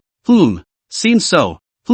It seems so. Li Miao sniffed and revealed a difficult look. She also felt that her proposal was a bit inappropriate. After all, the measure of value varied from person to person. In the end, She hesitated for a long time, stomped her foot, puffed out her cheeks, and exasperatedly said, "Bother it, whatever, it's settled, just exchange it with a magic weapon. No need for any additional conditions. Yes, I want that gun you had the other day, give it to me and I'll tell you the news. Deal. One hand to pay, one hand to deliver." Li Miao Miao couldn't help but be happy when she heard the words, her big beautiful eyes dripping and turning. Her hand even suddenly had a pistol out of thin air. Qin Shou also froze when he saw this. He had also seen this tactic of Li Miao Miao on that day, and at that time he still felt that it was magical to the extreme. But now that he had the ancient cultivator's Nagara, he also knew that it was 80% that this Li Miao Miao also possessed a treasure of storage. Qin Shou took the giant revolver in Li Miao Miao's hand and couldn't help but say, "Where are the bullets? Doesn't this thing deliver bullets?" While speaking, Qin Shou played with the giant revolver in his hand, feeling heavy and textured.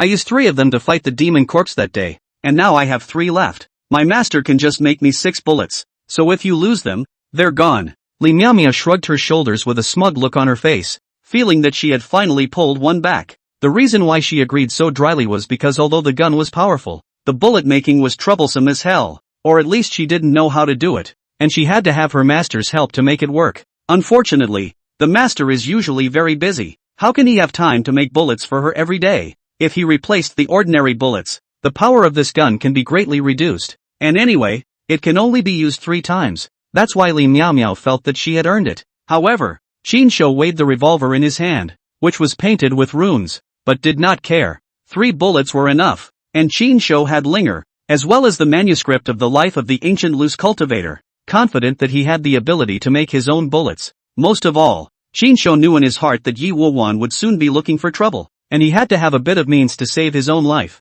Although this gun only had 3 rounds of bullets, at the critical moment, it might be able to save his life.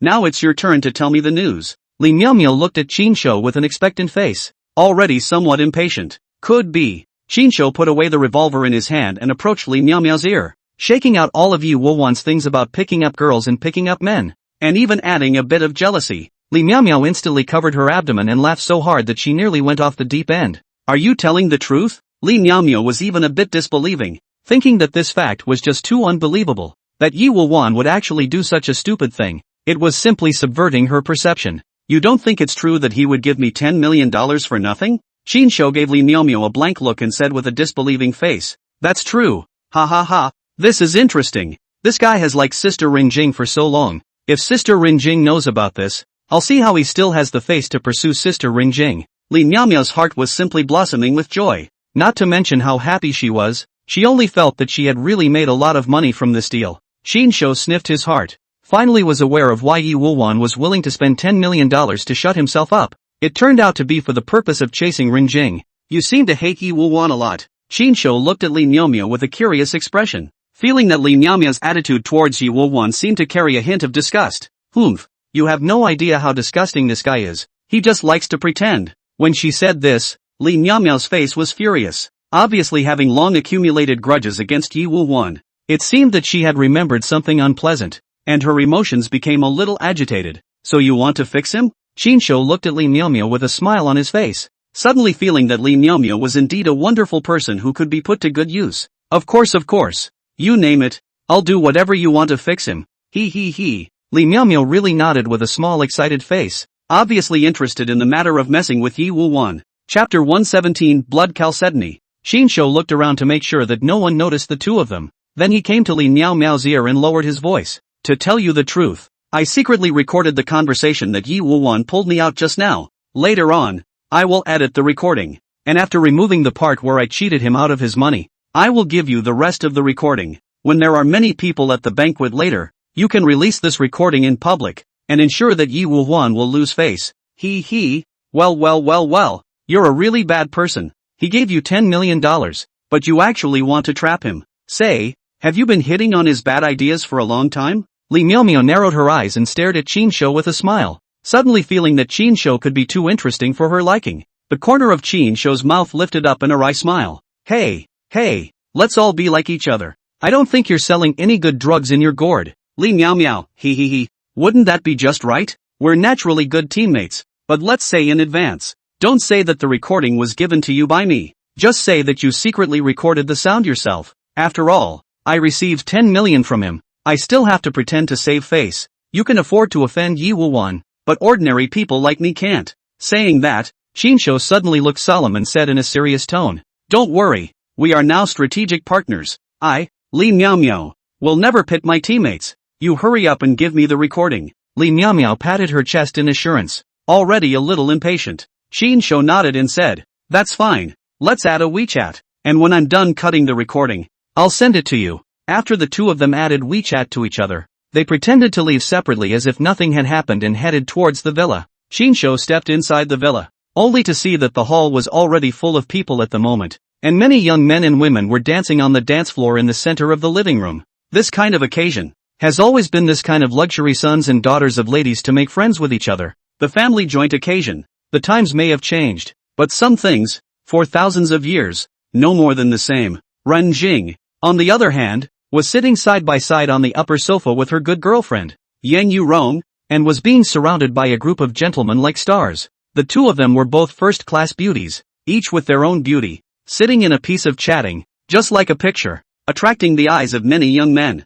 When Yi Woo-won walked up to Ren Jing, he saw that in front of Ren Jing, a wide array of gifts had been placed all over the place. Many of these gifts were sent by the gentry, and although some of them were sent because of Ren Jing's current status, in order to climb up the ladder of relationships, there were also many of them that were explicitly sent in order to pursue Ren Jing. After all, Ren Jing is not only beautiful, but also young and talented. As the saying goes, power and money are not separated. Ren Jing's identity is really the ideal partner in the minds of the rich and powerful. Thinking of this, Yi Woo-won face cold as frost. The heart cannot help but have a few points of displeasure. In the heart of Yi Woo-won, Ren Jing is her woman. Anyone who dares to touch Ren Jing is a provocation to his Yi Woo-won. Jing, this one natural ruby. I spent a lot of money to buy it directly from the origin. I hope you like it. Shinsho only saw Yi Woo-won take out a fist-sized gemstone from an exquisite gift box. This gemstone was as red as blood, crystal clear. Especially the texture in this gemstone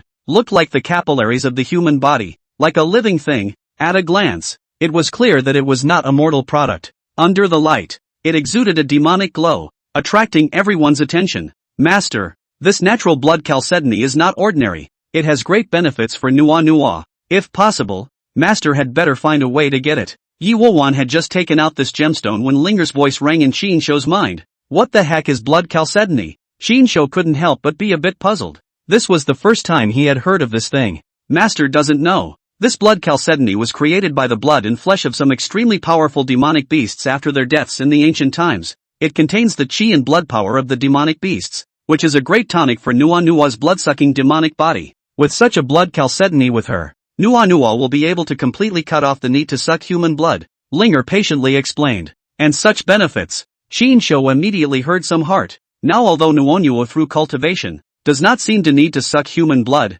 but this is actually only temporary. After all, sucking blood is her instincts. If you do not suck blood for many years, it is like people do not eat for many years in general, will gradually lose life. Cultivating this kind of thing might enhance one's strength, but before reaching the legendary realm of grain resistance, one still needed to eat. By the same token, Nua occasionally also needed to suck blood. This matter had been giving Shinsho a bit of a headache, and now that he heard that there was such a blood chalcedony that could solve this problem, how could Shinsho not be moved? However, heartbeat after heartbeat, Shinsho was still a bit embarrassed. Linger, this is someone else's gift to Jing. How can I be so kind as to take it? Linger, however, guffawed and said in disbelief, Master, don't be presumptuous. With the relationship between the two of you nowadays, isn't what's hers yours? As long as you ask. I don't believe she would care about a ruby. Wow. Yi Xiao made a really big move. Such a big natural blood chalcedony. This is not something you can get by spending money.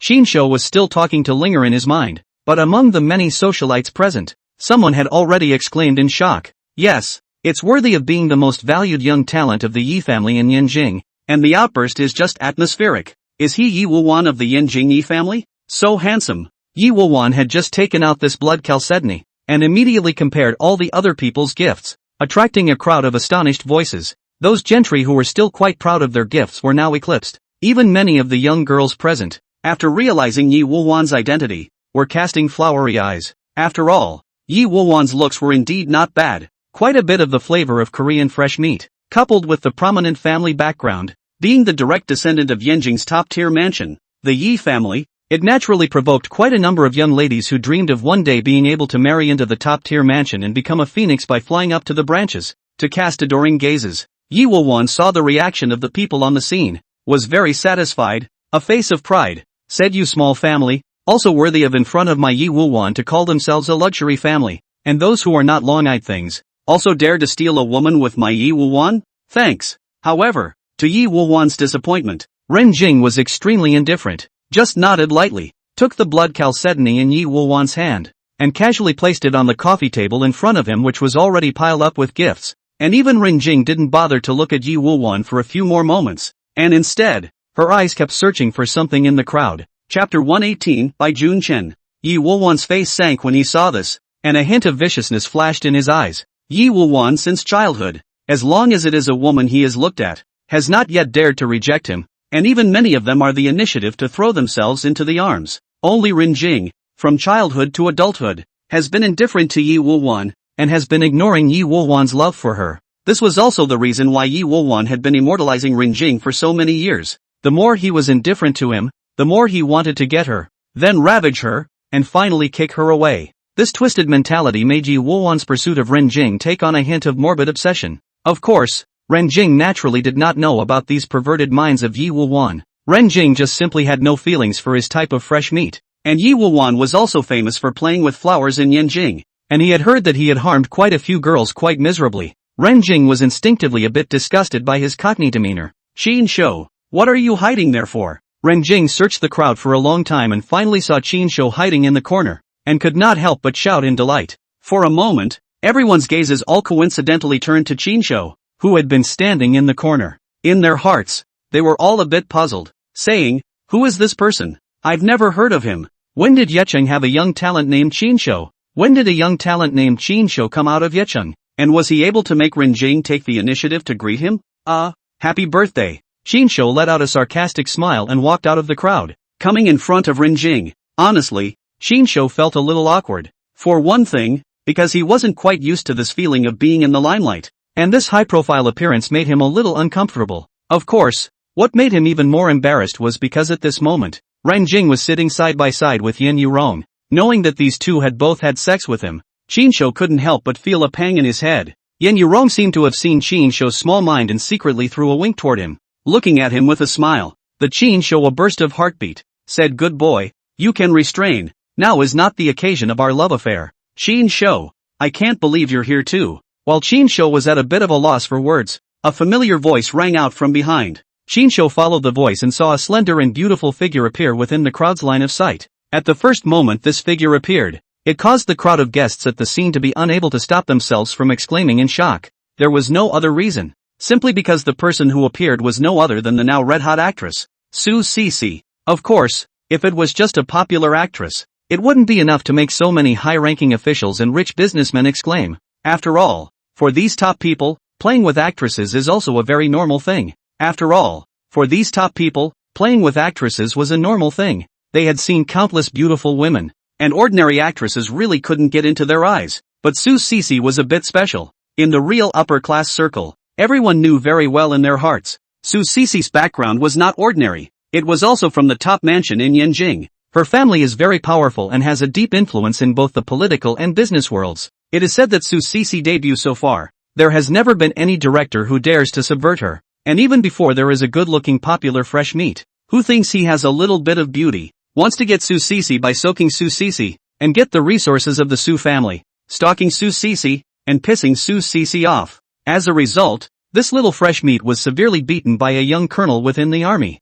almost directly into a disability. This matter was a huge fuss in the entertainment circle. But this young fresh meat froze and did not dare to jump out to accuse anyone. The relevant media also did not dare to dig deep into this matter. Directly cold treatment. Soon after that, this fresh meat was snowed in by the agency and has since faded out of the entertainment industry, which shows how much energy is behind Su Cece. "Oh, hello MS. Su." Qin Shou smiled and nodded, but was a bit surprised, not expecting Su Cece to take the initiative to greet herself. After all, the two of them actually only had a one-sided relationship. "But don't forget our agreement." "Oh, I hope we can cooperate soon." The corners of Su Cici's mouth lifted slightly, her smile sweet, making people feel like they were in the spring breeze. That's natural, and I'm looking forward to working with you, Ms. Su. With that, Chinsho shook hands with Su Cici. It had to be said that Su Cici was worthy of being a national goddess, and that little hand was so tender that Chinsho was a little reluctant to let go of it.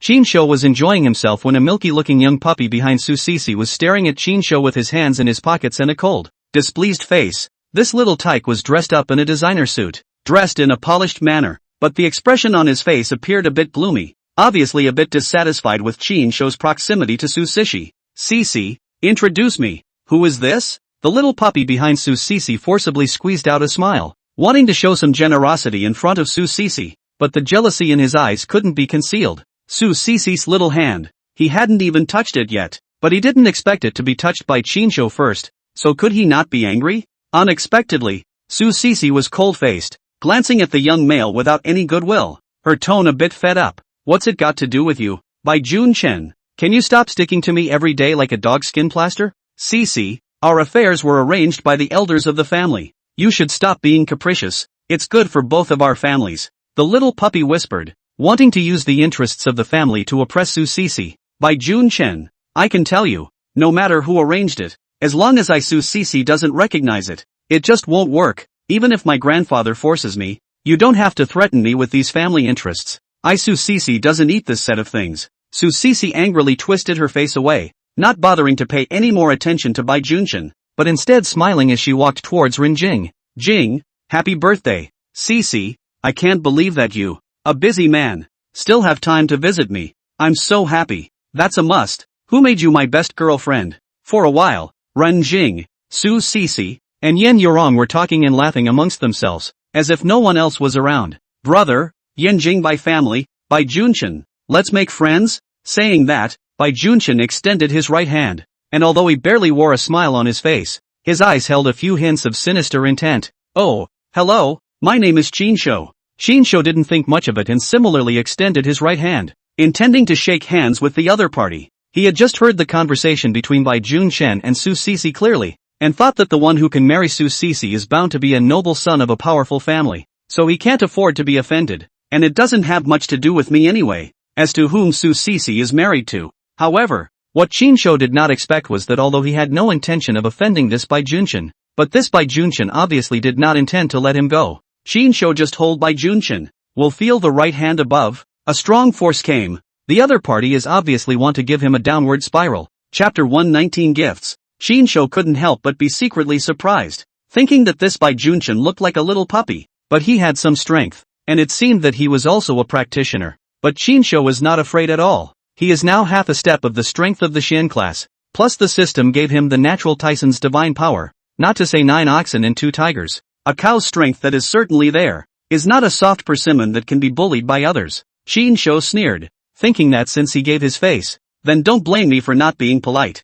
I don't mess with things, but if I dare to mess with me, then I'm not a good person either. Chinsho fiercely exerted his force. His palm was like an iron vice, tightly holding Bai Junchen's hand. Bai Junchen could only hear the bones of his hand being pinched by Chinsho as they clicked and a sharp pain came from his hand. For a moment, Bai Junchen's face turned red, beads of sweat oozing out from his forehead, but he was unwilling to admit defeat, lest he fall in front of Su Cici. Bai Junchen suffocated. At the moment is regretful. Never expected to meet a tough guy. Chinsho looked at Bai Junchen with a smile on his face and said, your grandmother's leg. You want to backstab me? I'll pinch you to death. The force of Chinsho's hand is getting bigger and bigger, and Bai Junchen's face is getting paler and paler. On the side of the Su Cici, but this scene in the eyes, the heart secretly funny at the same time, but cannot help but look at Chinsho a few more eyes. Chinsho some other eyes. Bai Junchen's martial arts strength. Su Cici is very clear. The strength of the middle of the yellow rank, in the younger generation, is also considered outstanding, against ordinary people, can be said to be a piece of cake. Did not expect to be defeated under the hands of Chinsho. Chinsho, where's my gift? You wouldn't come empty-handed. Just as Bai Junchen's hand bones were about to be pinched and fractured by Chinsho, Ranjing suddenly opened her mouth, somewhat dissatisfied, and even put on a petulant expression. This scene to see a crowd of guests are dumbfounded. Cannot help but to Chinsho was even more impressed. Said this person in the end, what is the head? Actually able to let the mayor of Rin in front of so many people, to him pampered, to know that Rinjing is a famous strong woman. family background not to mention the outstanding, their own strength that is not to say. In front of the people never only show her tough and capable, the thunder and lightning side. How has anyone seen Rin Jing's so small daughter posture? Especially Rin Jing's subordinates in the officialdom. Each and every one of them was shocked. Never thought that the usual high and mighty mayor of Run, there is such a side. They have always thought that Rin Jing is the kind of unsmiling, cold as ice woman, but did not expect that she will also be pampered. For a moment, the gazes of the crowd towards Qin Shou were different. There were envious ones, jealous ones, and disdainful ones. Of course, there were also quite a few people who had already begun to think of befriending him. It didn't matter what kind of character Qin Shou was, just based on this attitude of Mayor Rin towards him. In the opinion of most of the people present, that was properly worth befriending. They only felt that Qin Shou must have an unknown background, otherwise it would be impossible for him to be treated so well by Rin Jing. Besides, as the saying goes, if you don't look at the face of the monk, you look at the face of the Buddha. If you make friends with Qin Shou, you might also indirectly make friends with Rin Jing behind him, and that would be the same as climbing up with the top powerful families in Yanjing. It was also at the same time when everyone was having their own thoughts, Qin Shou suddenly felt a chill on his back, instinctively sensing a pair of resentful to the extreme, full of murderous intent eyes that were secretly staring at him behind his back. Qin Shou didn't need to turn around to know who it was. It was bound to be Yi Wuwan. After all, Qin Shou had already learned from Li Miaomia that Yi Wuwan had been pursuing Rin Jing for years. Qin Shou hurriedly let go of Bai Junshin's hand and turned his head towards Rin Jing, apologizing slightly. Look at my brain, I almost forgot. While saying that, Qin Shou casually took out the amulet left behind by the ancient loose cultivator from his pants pocket. The amulet necklace. I had it appraised by Quan and also Haidong, and they both said it's a door opener, so I hope you'll like it. Ren Jing received Qin Shou's gift and couldn't help but frown. Her heart couldn't help but still be a bit unhappy, just because Qin Shou this gift is really too shabby a bit, dark and dull, no luster, also not beautiful, but is a piece of wearing a chain of copper plate above engraved with strange, not really good-looking lines, and even some rust, looks very old. The material also looked ordinary, not like any precious metal. After all, Ren Jing is a woman. Did not expect Qin Shou to send her more expensive things, but more or less also hope that Qin Shou to send a gift can be on the heart, at least a little bit of heart. Where thought he was so casual, sent such a shabby gift. Moreover, he seemed to have taken it out of his pants pocket just now, and didn't pack it much, so at a glance, he knew that he didn't take it too seriously at all. This made Ren Jing feel that Qin Shou didn't take her seriously at all, and she was a little disappointed in her heart. Bai Junchen just ate Qin Shou a big loss,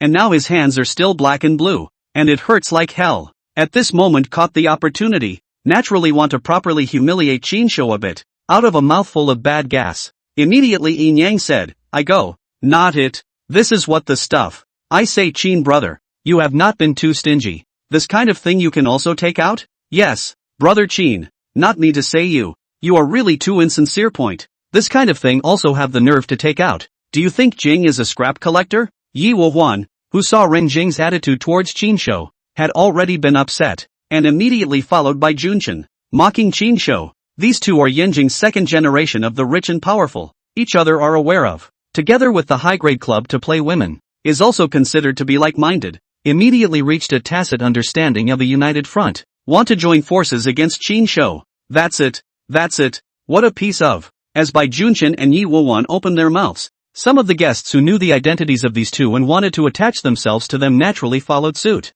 When Ren Jing saw this, she actually suddenly laughed and said, it's quite good, it's very special, I like it very much. With that, Ren Jing directly put this bronze medal given to her by Qin Shou around her neck in front of everyone. In fact, at first Ren Jing did feel a bit unhappy, but seeing so many people humiliate Qin Shou in front of her, Ren Jing was a bit displeased and instinctively protected her shortcomings. Ren Jing this action, but also caused the crowd present on the Qin Shou repeatedly side-eye. Said the kid in the end to the mayor of the Ren, what enchanted soup, this kind of broken copper? The mayor of the Ren even said that like? And the most surprising thing was that Ren Jing, who had previously looked at everyone's gifts with the attitude of not even bothering to give them a second glance, and threw them directly to the side, even directly in front of so many people, put the most inconspicuous piece of broken copper plaque on her neck. Jing, can you show me this bronze medal? Just as the crowd was marveling, Ren Tianqing appeared in front of Ren Jing at an unknown time, staring solemnly at the bronze medal on Ren Jing's neck.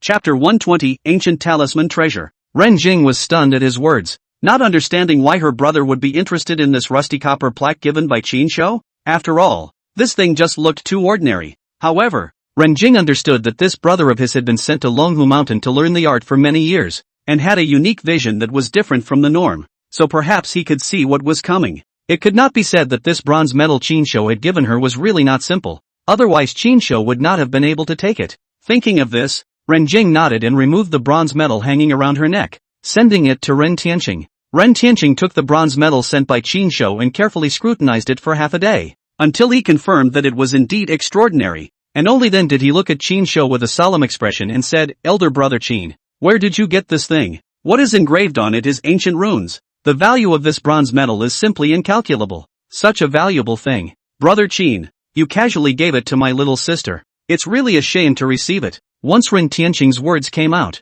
the people who were just now laughing at Qin Shou, one by one, they were all dumbfounded at this moment, never expecting that this thing, which looked sparse and ordinary, would have such a big origin. Among this group of people, the ones with the ugliest faces naturally belonged to Yi Wuwan and Bai Junchen. After all, it was these two who had taken the lead in mocking Qin Shou, but now they were ruthlessly slapped in the face by Ren Tianqing's words. How could it not make them feel embarrassed? Qin Shou shrugged his shoulders with an unconcerned look and smiled. "It doesn't matter, it's for his own people anyway. Give it to one of your own?" Ren Tianqing froze at his words. His heart was puzzled, and for a moment, he was a bit confused about the meaning of Qin Shou's words. After all, he still did not know the relationship between his own sister and Qin Shou. However, Ren Tianqing thought of that day when several people had fought together in a bloodbath against the demonic corpses, and assumed that Qin Shou meant that we were all close friends who had had a lifelong friendship, so he didn't think too much about it. "Brother Ren, are you looking away? Just such a piece of broken copper and iron. How can it be something from the ancient times?" Yi Wuwan's tone carried a hint of unwillingness as his gaze swept over the rusty copper plate once again. This copper metal looked too ordinary. Its surface was covered in copper green, and there was nothing special to be seen at all. One must know that the piece of blood chalcedony that he had given out, that was worth a lot of money. It was only begged for at a great price. Whether it was the texture and form, it could be called a superb product. Yi Wuwan was really a little hard to accept that his carefully selected gift would be no match for such an inconspicuous piece of broken copper. Ren Tianqing shook his head slightly and said with a determined look, "Brother Yi, although I, Ren Tianqing, am not a big shot, I still have this bit of eyesight. I have been studying at Longhu Mountain for many years, and I am also a little bit of a researcher in the art of Taoist charms and incantations. I am afraid that the origin of the Chinese incantation art, which is so profound, can be traced back to the ancient witchcraft period. The runes on this copper plaque, although obscure and difficult for me to recognize, the form of the runes, and the hint of aura contained on them, could never be forged by a modern person. In my opinion, this copper plaque, in all likelihood, is a magic weapon from the ancient times." Speaking here, Ren Tianqing turned his gaze to Qin Shou at the side, arching his hand and asking, "Brother Qin, I don't know what is the use of this bronze medal. What is its purpose? Can you tell me a bit about it?" Qin Shou smiled mysteriously at his words and said, "Brother Ren might as well wear it on his body and try it out." Ren Tianqing hesitated slightly, but still nodded and said, "All right, then I'll respectfully follow your order." With that, this Ren Tianqing took this bronze medal and put it on his neck. Almost at the same time when Ren Tianqing put on the bronze medal, a sudden change occurred, only to see Qin Shou suddenly move as if a tiger had descended from the mountain, suddenly blasting a punch at Ren Tianqing's chest. Qin Shou was a half-step Shen stage strength, with infinite strength, and the power of one punch was enough to open up a monument and crack a stone. This fist, Qin Shou did not hold back in the slightest. It could be described as going all out,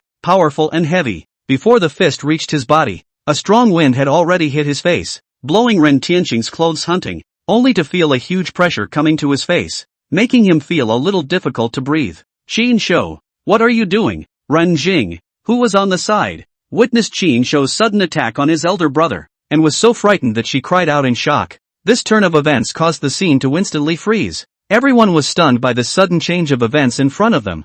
Their expressions were different, and for a moment they forgot to react. Only Ren Tianqing, but is calm and relaxed, a cloudy face, knowing that if he ate Qin Shou this punch hard, it will certainly not be good, but is not moving at all. Ren Tianqing was not being arrogant, but was confident that if Qin Shou really wanted to disadvantage him, he would not be able to do so in public. Therefore, Ren Tianqing was confident that Qin Shou's action must have another deep meaning. As expected, just at the moment when Qin Shou's fist was about to touch Ren Tianqing's body, something unexpected happened in front of Ren Tianqing's chest. A hidden golden light suddenly flashed. Qinshuo's powerful punch blasted solidly on top of this layer of golden light. However, the golden light was as impenetrable as a bronze wall. Not only did it not suffer the slightest damage, but it bounced Qinshuo's fist back. Qinshuo only felt a powerful counter-vibration force surging into his body, like a shocking wave, instantly shaking him back several steps in a row, his feet staggering and making it difficult for him to stand still. For a moment,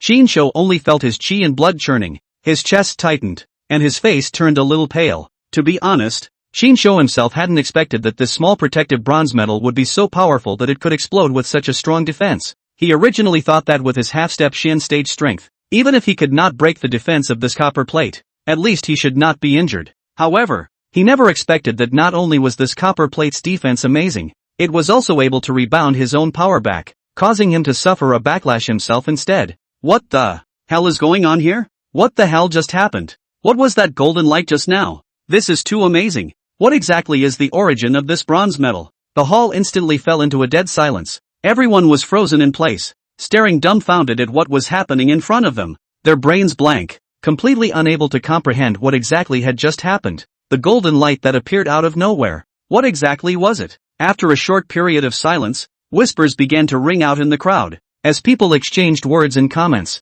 Yi Wuwan and Bai Junshin's faces were even harder to see. It didn't take much thought to know that the golden light just now must have been emitted by the bronze metal sent by Qinshuo. If that was the case, then this bronze metal of Qinshuo's was indeed considered a rare treasure, and could simply be said to be priceless. Chapter 121. I come from a family of ancient healers. Yi Wuhuan, Bai Junshin were both from wealthy families. Unlike ordinary people, they had been exposed to such things as magic weapons. For example, on Yi Wuhuan's body, there was also an amulet that he had sought from the Tibetan Tantric sect. One must know that even for a top-tier powerhouse like the Yi family, it was not an easy task to obtain a genuine magic weapon. Back then, in order to beg for a few amulets for his own juniors, the head of the Yi family had also gone through a lot of trouble and paid a huge price before finally hiring a master from the Tantric sect to create a few amulets for his children and grandchildren as he wished. Brother Qin, are you alright? Just as the crowd was still in shock, Ren Tianqing was the first to react. Seeing that Qinshuo was recoiled back by the power of his fist and his face was a little pale,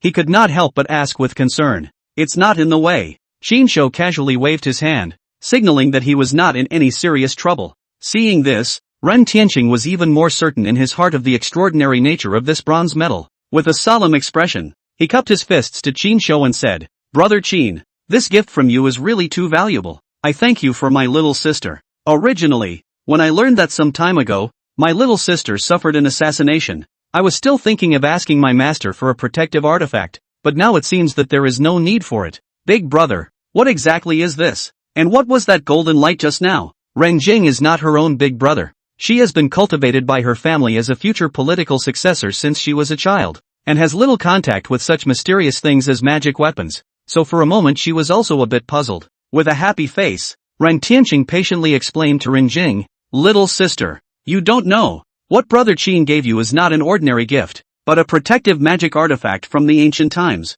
That golden light just now was automatically generated by this magic weapon in order to protect me. With it, in the future, you won't have to worry about someone secretly working against you. So that's it. Ren Jing listened to her big brother's explanation, and only then did it dawn on her. She could not help but nod her head thoughtfully, and could not help but feel ashamed in her heart. It turned out that she had just wrongly blamed Qinshuo, who had not only put thought into her birthday gift, but had also put in a lot of effort. This kind of body protection artifact that could save one's life at critical moments was simply priceless. Thinking of this, Ren Jing's heart couldn't help but surge with a hint of sweetness. In her heart, she said that he still has me in his heart. It seems that he is not only going for my kidneys, but also his heart. But Ren Jing is a little puzzled. Qinshuo's background. Ren Jing is investigated. Parents are migrant workers. Usual very. How can have such rare treasure? But old brother Qin, this kind of ancient era's magic weapon is usually only found in those hidden clans with rich history. Where did you get it from, brother Qin? Just as Ren Jing was puzzled in his mind, Ren Tianqing could not help but ask. He was, after all, a disciple of Longhu Mountain and knew much more about magic weapons than ordinary people. So naturally, he was even more curious about the origin of this bronze metal of Qinshuo. I think this kid is 80% from grave robbing in an ancient tomb. Otherwise how could he have such rare treasures from the ancient times? As soon as Ren Tianqing's words fell, before Qin Shou even had a chance to reply. Bai Junchen, who was on the side, jumped out once again, grimacing. He was determined to go against Qin Shou, seizing any opportunity to sneer at him. It was only because Su Sisi was impressed with Qin Shou that made Bai Junchen extremely unhappy in his heart. In his opinion, his marriage with Su Sisi was decided by the elders of both families, and Su Sisi was already his fiancée and would never allow any other man to get his hands on her. My family heirloom. Before all have been placed in the home, this time Jing Jing birthday, and I have nothing to get out of the things, so specially this thing from the home to turn out. I also don't know whether this thing is worth money or not, so I specially looked for Brother Quan to appraise it, and Brother Quan said that this thing of mine is very open door, worth quite a lot of money, and even wanted to offer money to receive it, so I just thought that if I give this thing to Jing Jing, it shouldn't be too shabby. Qin Shou unleashed, clever tongue, while talking nonsense, while secretly slandering in his heart. Stinky, you really guessed right. I am indeed a grave robber, but you have no evidence. What can you take me? Ancestry. Ren Tianqing couldn't help but frown at the words. Although Qin Shou's artful tongue skill was powerful and could fool most of the people present, but it wasn't foolproof. The ancient magic weapon, at least tens of thousands of years old, whose family ancestry could pass on a thing for tens of thousands of years. I think you are simply believing. Ancient magic weapon, at least 10,000 years of history. Your family ancestor can still be the 3 emperors and 5 emperors not? A magic weapon can be passed on for so many generations? As expected, Ren Tianqing was puzzled in his heart, and Yi Wuhuan, who knew what he was doing, naturally heard the cracks in Qin Shou's words, and immediately spoke out in ridicule. Qin Shou, however, looked unimpressed, shrugged his shoulders, and said carelessly, who says that the ing thing must be passed down all the time? Can't it be that my family's ancestors inadvertently obtained this item and then passed it down to my generation? Hey, then you tell me. Your ancestors, how in the world did you get this treasure? Could it be that it's also grave robbing? Could it be that your family is an ancestral grave robber? Yi Wuhuan laughed coldly and continued to pursue the question with an aggressive tone. Oh, my family has this in their ancestry, and it was given to me by someone else. Qin Shou once again activated his artful tongue skill and began to make things up. The reason is because my family's ancestor has excellent medical skills and once saved the life of a dignitary. That person gave this to my ancestor in order to thank him. However, the plot of Qin Shou this time is really too cliched, and the same as those bad TV drama bridge. The crowd present, they all feel déjà vu. Many people began to doubt. Mr. Qin, are you writing a bad novel here? Such a cliched plot. Make-up stories cannot make up. You said that your family's ancestors had excellent medical skills. How come they were lost in your generation? Why aren't you a doctor? Yi Wuhuan laughed up to the sky, feeling that he had caught Qin Shou's handle, and that today he would finally be able to completely puncture Qin Shou's lies and make him lose face in front of Renjing. Brother Qin, why are you here? However, what Yi Wuhuan never expected was that as soon as his words fell, a pretty figure suddenly emerged from the crowd, smiling like a flower as she walked towards Qin Shou. The person who came was no one else but Chu Xiaoxiao, who was completely convinced by Qin Shou's medical skills yesterday. When Qin Shou saw the sudden appearance of Chu Xiaoxiao, he was also quite surprised, not expecting it to be such a coincidence. However, on second thought, Chu Xiaoxiao, as a young talent in Yecheng's medical field, it was only natural that he was invited to attend Rinjing's birthday banquet. Chu Xiaoxiao's appearance immediately attracted the attention of the men in the room.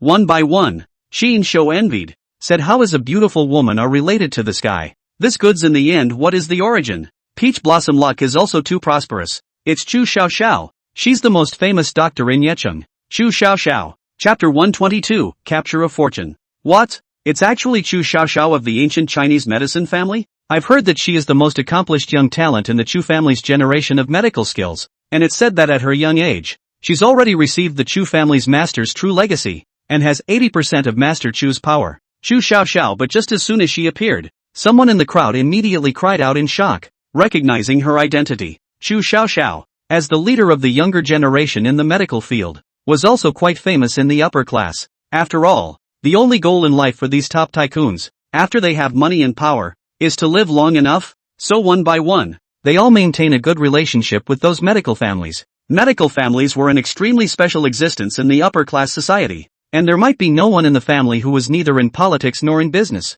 but they often had extremely deep accumulated wealth. Moreover, the heads of these medical families often speak with a single word, and no powerful family dares not give face, for no other reason than that, even the richest people, once they get sick, they have to beg for help. Sometimes whether or not they could live for a few more years could be at the drop of a hat. Therefore, the ancient medical family was often in existence that all of these powerful families needed to befriend. Miss Xiao Xiao, I can't believe you're here as well. Qin Shou wore a smile as he greeted Chu Xiao Xiao. I also didn't expect to actually meet Brother Qin here, and it just so happens that I have some medical questions that I would like to ask you. Brother Qin, for advice. Chu Xiao Xiao's smile was as bright as a flower. She had long heard Yi Wu Wan and the others intentionally ridiculing Qin Shou, so when she said these words, she intentionally pulled up her voice, lest the people present could not hear her. Sure enough, as soon as Chu Xiao Xiao said this, the crowd immediately exploded. Even Rin Jing, Yen Yourong and the two of them were all in disbelief. Especially Yen Yourong, thinking, how much does he weigh? Don't we know? If this guy is really a famous doctor, why is he so poor that he has to ask me for money to make a short drama? What? Could it be that this Qin Shou really comes from an ancient Chinese medicine family as well? Didn't you hear that? Just now, Miss Chu said that even she has medical problems and needs to ask this person for advice. I'm only afraid that this person's medical attainments are even above Chu Xiaoxiao's, but I've never heard of an ancient Chinese medicine family named Qin. Could it be a hidden family? For a moment, to the people present, Qin Shou's identity appeared more and more mysterious. Ha ha ha, old brother Qin, you really aren't righteous enough. I can't imagine that you're from a hidden family. No wonder your family can have such treasures. Ren Tianqing at this moment is also already no half suspicion. A big smile patted Qin Shou's shoulder. If Qin Shou is really the ancient Chinese medicine family, then Qin Shou has this kind of treasure. It is really normal. After all, even more powerful treasure cannot be as important as the life. In order to save the life of the dignitaries, to give out this kind of treasure, it is also more than normal. Brother Run, I'm really sorry. There was an ancestral instruction in my family that my Qin family members should act outside and keep a low profile. Qin Shou unleashed, genius actor. His face full of apologies, as if it was really because of his family's ancestral training that he had to keep such a low profile. However, Qin Shou heart, but has long been another scene, is a dark pleasure. ing low profile hammer on me. In the past 10 years, I couldn't keep a high profile even if I wanted to. Now I finally have a chance to act like a bully. Is this what it feels like when you've made a success of pretending to be a pussy? It's great. I finally know why Zhang Wei likes to pretend so much. I'm ing addicted to it. Ha ha ha, I get it. I get it. Run Tianqing smiled cheerfully. As a disciple of Longhu Mountain, he had naturally come into contact with quite a number of hidden families that were strong but did not reveal themselves. Knowing that there were indeed quite a number of hidden families that did not wish to remain famous in the world and acted in an extremely low-key manner. Little sister, keep this thing. Don't lose it. Saying that, Ren Tianqing removed the bronze medal he was carrying and sullenly handed it to Ren Jing. Ren Jing immediately took the bronze medal and carefully wore it around her neck, lest she break the protective bronze talisman. Ren Jing now knows the rarity of this copper plate. At the moment also do not feel that this copper plate ugly, is how to see how to look at the eye, but rather feel that this copper plate has a kind of ancient beauty, especially when he thought that Qin Shou, for his own sake, even brought all the family's ancestral treasures to give away. He couldn't help but feel a burst of sweetness in his heart, and the way he secretly looked at Qin Shou's eyes was practically razor sharp. Ren Tianqing took it all in, but didn't say anything more, and even in his heart, there were a few moments of joy instead. This sister is high-minded and proud. Since childhood is the proud daughter of the sky, general young talent simply cannot enter her eyes. The family has arranged many times for her marriage. All were her strong attitude to refuse. Therefore Ren Jing's marriage affairs can be said to let the elders of the family worried. Ren Tianqing as Ren Jing's big brother, naturally is also in the eyes, anxious in the heart. Now that there was such a young talent as Qin Shou who was able to capture his own sister's heart, in Ren Tianqing's opinion it couldn't be better. Now Ren Tianqing had already determined that Qin Shou must be a direct descendant of a hidden world family, and the more he looked at him, the more he felt that Qin Shou was a good match for his own sister, and felt that Qin Shou was not only strong, but also humble and low-key, and that he was a good man worthy of being entrusted with his life. But Chu Xiaoxiao on the side, who had seen all this in her eyes, couldn't help but have a few gloomy looks on her face. She had a delicate mind, so she could naturally see that when Ren Jing looked at Qin Shou, that kind of pulsating, tender gaze was by no means an ordinary relationship. Chu Xiaoxiao could likewise see that Qin Shou was bound to be extraordinary towards Ren Jing as well. Otherwise, Qin Shou would never be able to give away such an important treasure. The value of this bronze medal, she knew in her heart, was by no means something that could be measured by money. As a medical genius, Chu Xiaoxiao had been painstakingly studying the medical arts since she was a child,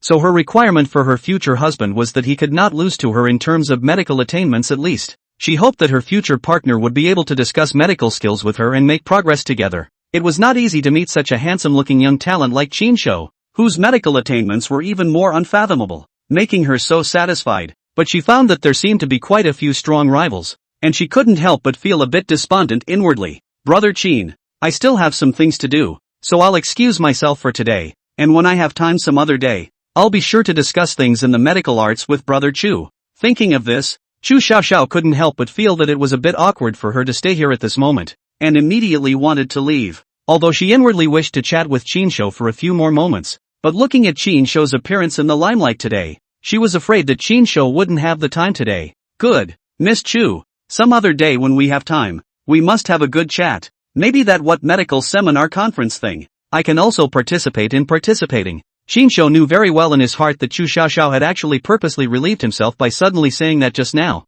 so deep down Chinsho was still very grateful. As the saying goes, it's not polite to come but not to go. Since the other party helped him, then he naturally couldn't be too insensitive. So Chinsho deliberately mentioned a mouthful of what Chu Xiaoxiao said yesterday about the medical conference. Chinsho thought that there was still some time left anyway, and that he should not be too humiliated by the time he delved into that ancient book during this time. Moreover, Chinsho could sort of see today that the divine physician seemed to be very marketable in the upper class. So Chinsho suddenly moved to take advantage of this medical discussion conference to make a name for himself. Really? Brother Chin, don't go back on your word. When Chu Xiaoxiao heard the words, she immediately brightened up, her face showing joy. He, that's natural. Chinsho nodded with a solemn expression. Good, then I'll wait for your good news, Brother Chin. Chu Xiaoxiao was even happier in her heart when she received Chinsho's affirmative reply, and after saying goodbye to Chinsho, she turned around and left. Chu Xiaoxiao but just left. Immediately there are many people toward the location of Chinsho squeezed over.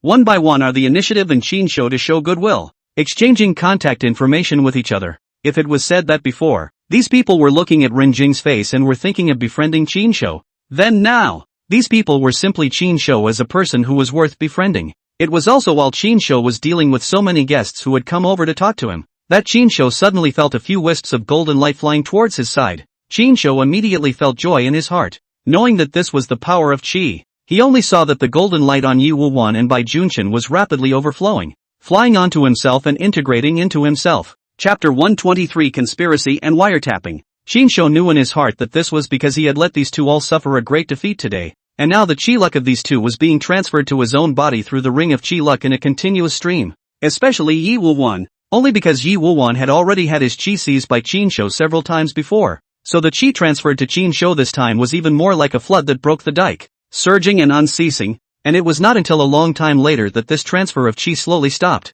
In Chinsho's opinion, he was already covered with a thick layer of purple golden light at this moment, and his entire body was like bathing in purple golden light. After going through the transfer of Qi on both of them, Chinsho realized that the aura of Qi on his body was now on par with Yi Wuwan's, and even had a hidden tendency to surpass it. Chinsho cannot help but secretly happy, said, now my luck has been on top of you. Look at the two of us. In the end, who will die? Ding! Congratulations to the master for taking away a large amount of Qi from his love rival and becoming a great Qi master for the first time. As a token of encouragement, the system presents the Xian rank skill God's Thief's Hand. As long as it's within a 2-meter radius of the master can steal anything on the other party without a sound by using this skill. As long as the other party's strength doesn't exceed the Xian rank, it will not be. As long as the opponent's strength does not exceed the Xian rank, they will not be able to detect it. It was also at the same time that Chinsho received his fortune that the system, which had been silent for a long time, finally gave away skills once again.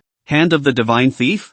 I'm not a thief. What's the hammer use of having this skill? Chinsho muttered in his heart, saying that it was so hard to give away skills, but it turned out to be such a chicken-ribbed one. Of course, Yi Wuwan and Bai Junshin didn't know that a lot of the Qi on themselves had already been taken away by Chinsho. With a cold face and sinister eyes, Bai Junshin stared at Chinsho and asked Yi Wuwan, who was to the side, Brother Yi, what exactly is this person's origin? I've never heard of this Yeching before. There's such a person. What's the origin? Humph. I've checked it long ago. It's just a Jianghu crook. I don't know what kind of luck I've had, but I've climbed up this big tree of Jingjing. Yi Wuwan gritted his teeth and said, his eyes filled with cynicism and resentment. He had always regarded Renjing as his forbidden domain, but he didn't expect a Chinsho to come out halfway and take the lead. Yi is sure that he didn't check it wrong? Bai Junshin asked with some uneasiness. Humph, this person stole something from me? How could I be mistaken? Yi Wuwan snorted coldly and said disdainfully, half a year ago, this person was still an ordinary staff member of a small company,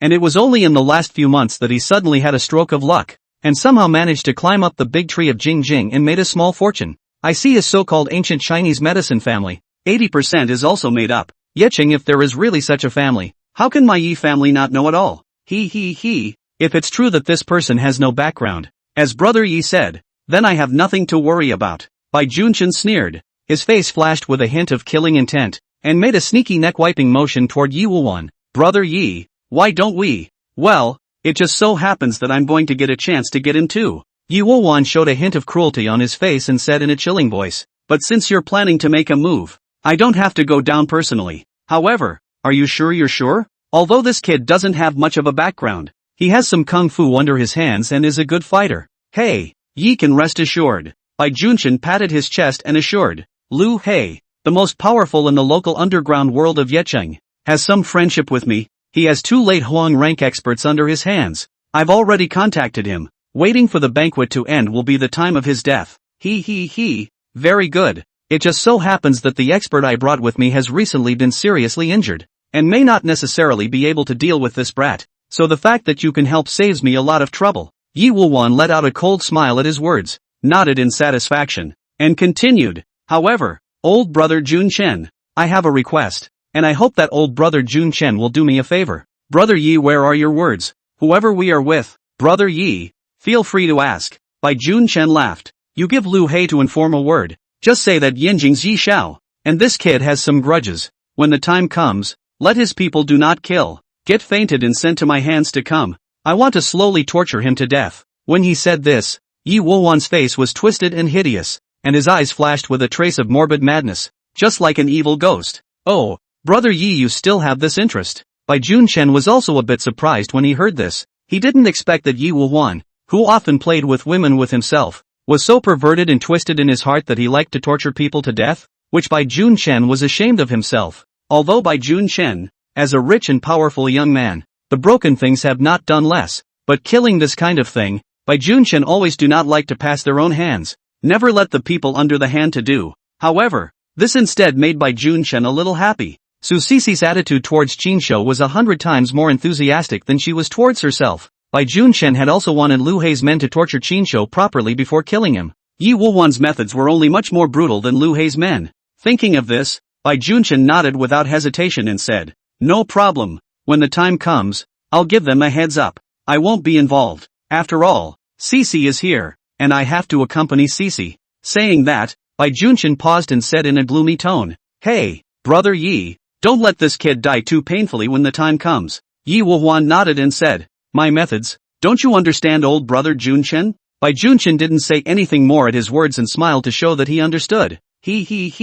With Brother Ye's words, I'm relieved. He had heard of Yi Wuwan's reputation, and had heard that there was a male son in Yanjing back then who had taken a liking to Rinjing, chased after her for half a year, and in the end was directly castrated by Yi Wuwan. This matter at that time in Yanjing made a huge fuss, but the Yi family power is too big. The other family, in Yanjing, is also considered some strength. Even hard to endure this bad breath, not only did not seek Yi Wuwan's trouble, and even moved his family, left Yanjing. Visible Yi family's power is how big. Right, tell your people, when the time comes, knock him out and bring him to the mass grave at the back of West Mountain. I will wait for them there. When the time comes to torture to death, it's just right to bury him on the spot at the back of West Mountain. Yi Wuwan reminded. Well, I'll do my job. Don't worry, Brother Yi. Qinshou was currently surrounded by a group of businessmen and officials, so he naturally didn't know that Bai Jun Chen and Yi Wuwan were plotting to kill him at the moment. However, Qinshou did not hear their conversation, but Li Miao,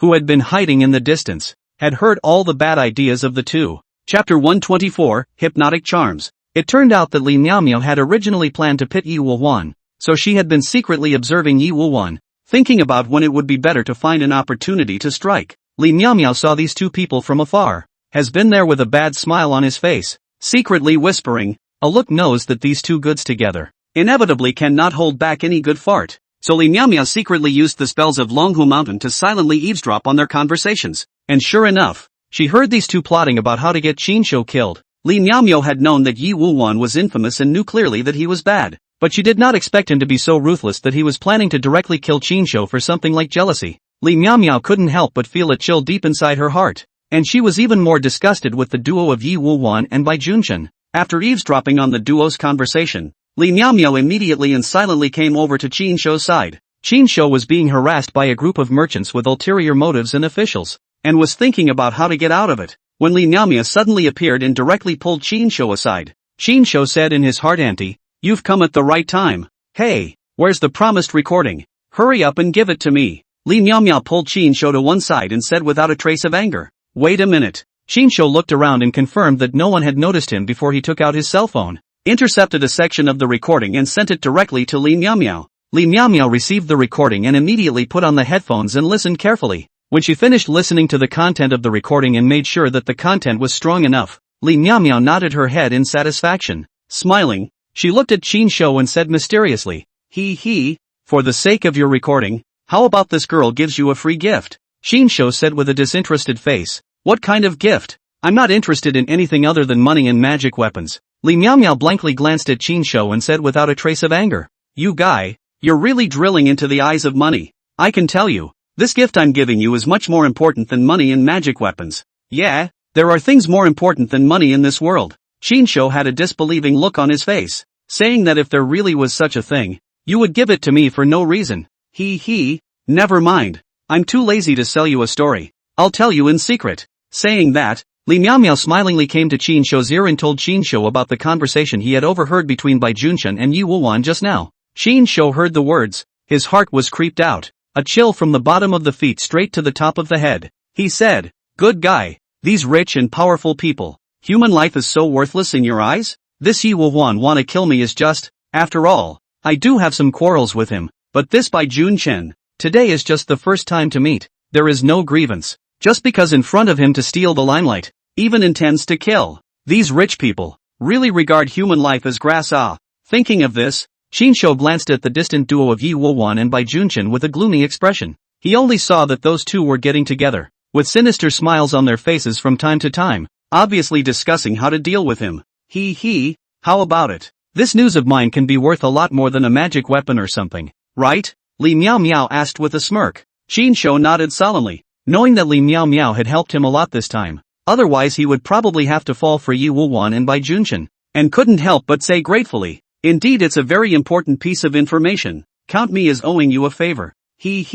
Then how are you going to thank me? The magic weapon you just gave to Sister Rinjing is not bad, so how about you give me one some other day, and the two of us will be even. How about that? Li Miaomiao blinked and said mischievously, "What do you think I am, a rich woman like you? This kind of thing, I only have one." Qinshou was speechless, saying that you really think my family runs a pawn store? This is an ancient magic weapon.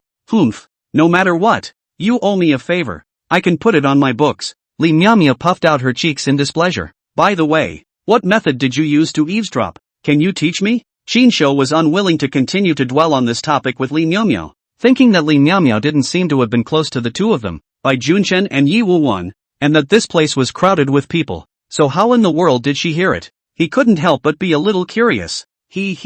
Then, this is it. Saying that, Li Miaomiao unexpectedly took out a piece of talisman paper. What is it? Qinshou was puzzled, saying I asked you what eavesdropping equipment you used, and you gave me a piece of talisman paper to mess with chicken feathers. You don't know this. This is my father's self-developed talisman. The biggest function is eavesdropping. The method of use is also very simple. You only need to write down the name of the other party. Think of the person's appearance in your mind, and then swallow this talisman, and you're done. Of course, the distance can't be too far. It won't be effective beyond 100 meters. Li Miaomiao proudly introduced herself. I'll be damned, and have to swallow it. This method of use is really a bit stomach-breaking. Qinshou couldn't help but spit out when he heard this. What are you afraid of? This talisman paper is specially made. It melts in your mouth and is still chocolate-flavored. Li Miaomiao had a disbelieving face. Why do you have so many weird spells? That pistol from before was pretty outrageous and too damn trendy. Qinshou couldn't help but lament.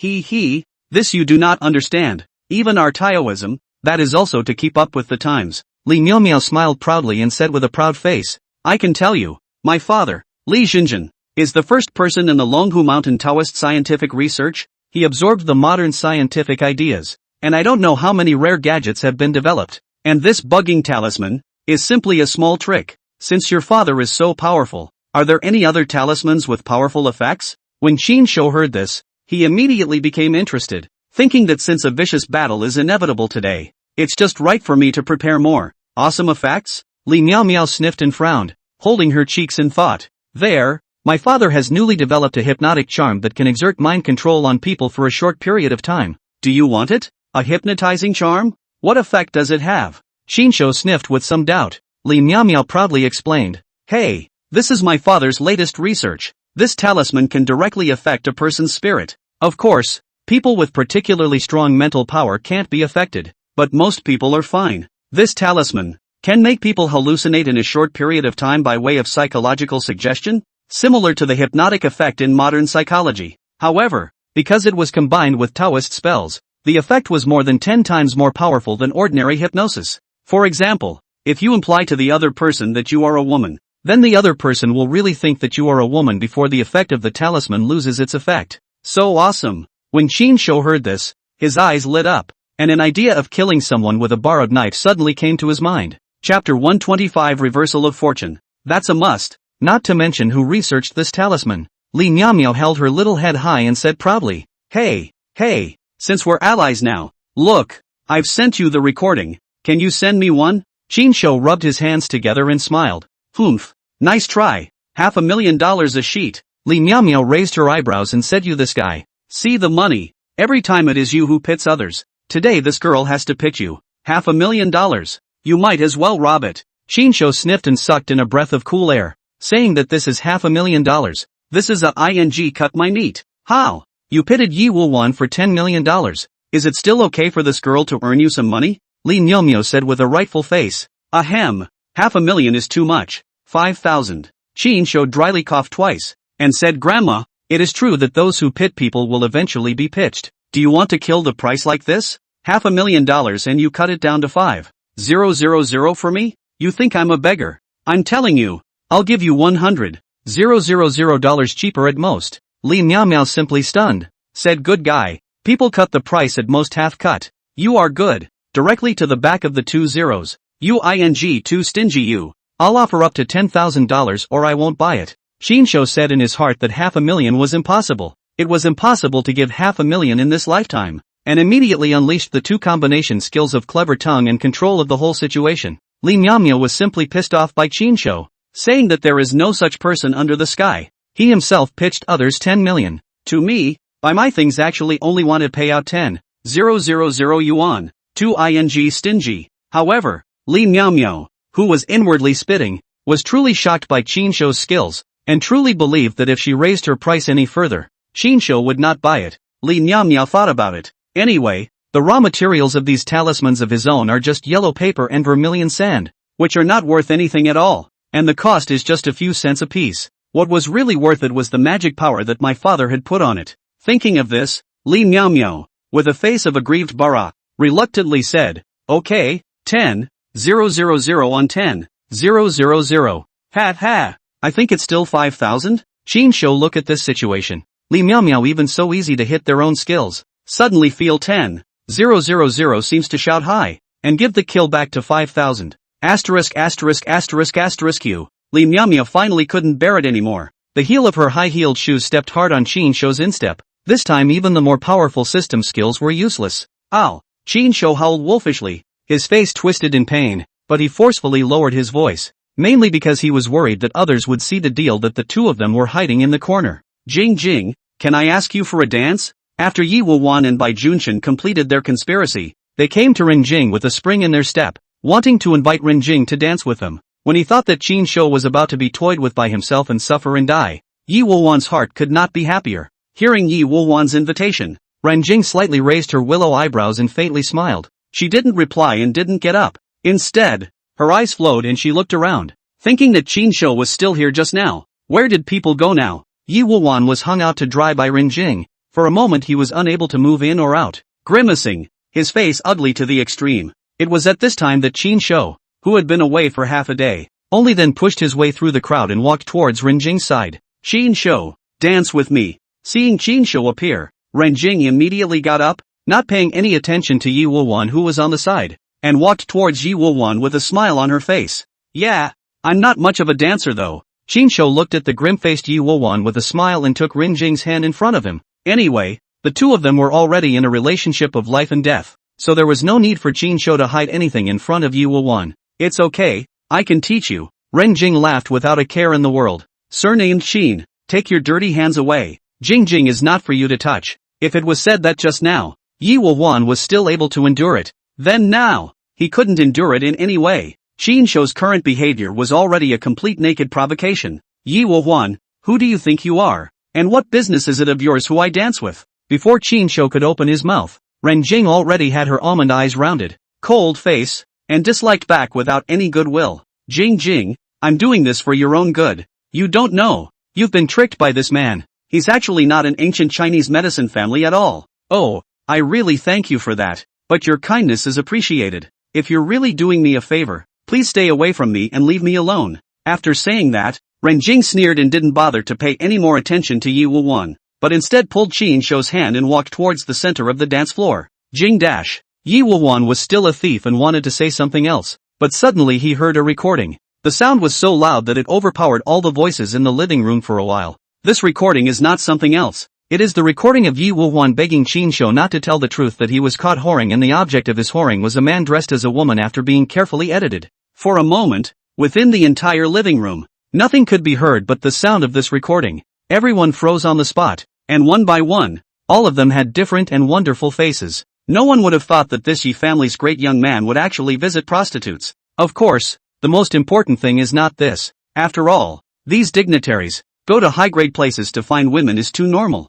But to end up with a cross-dressing man is brilliant. Just as everyone was in disbelief, thinking that the recording was not AI synthesized, Yi Woo-won suddenly became infuriated and stormily roared. Surnamed Qin, you took my money and promised not to say anything about it. Wow, it's actually real. Seeing Yi Woo-won's reaction, for a moment, the entire room was in an uproar. There were quite a few people that could not help but laugh their asses off already. This, Yi Xiao, this isn't me. After all, a man dressed as a woman is not something honorable, is it? Qin pretended to be innocent and shrugged his shoulders. Under the genius actor skill, that expression, how wronged he was, as if he was the biggest victim. Ha ha ha, Yi Woo-won, it's unthinkable. Your conversation was secretly recorded by me. Just as Yi Woo-won was storming out, Li Miaomia suddenly popped out from the crowd and made a face at Yi Woo-won, playful and smug. After saying this, Li Miaomia also couldn't help but make a wink toward Qin, saying that you see how well the two of us work together.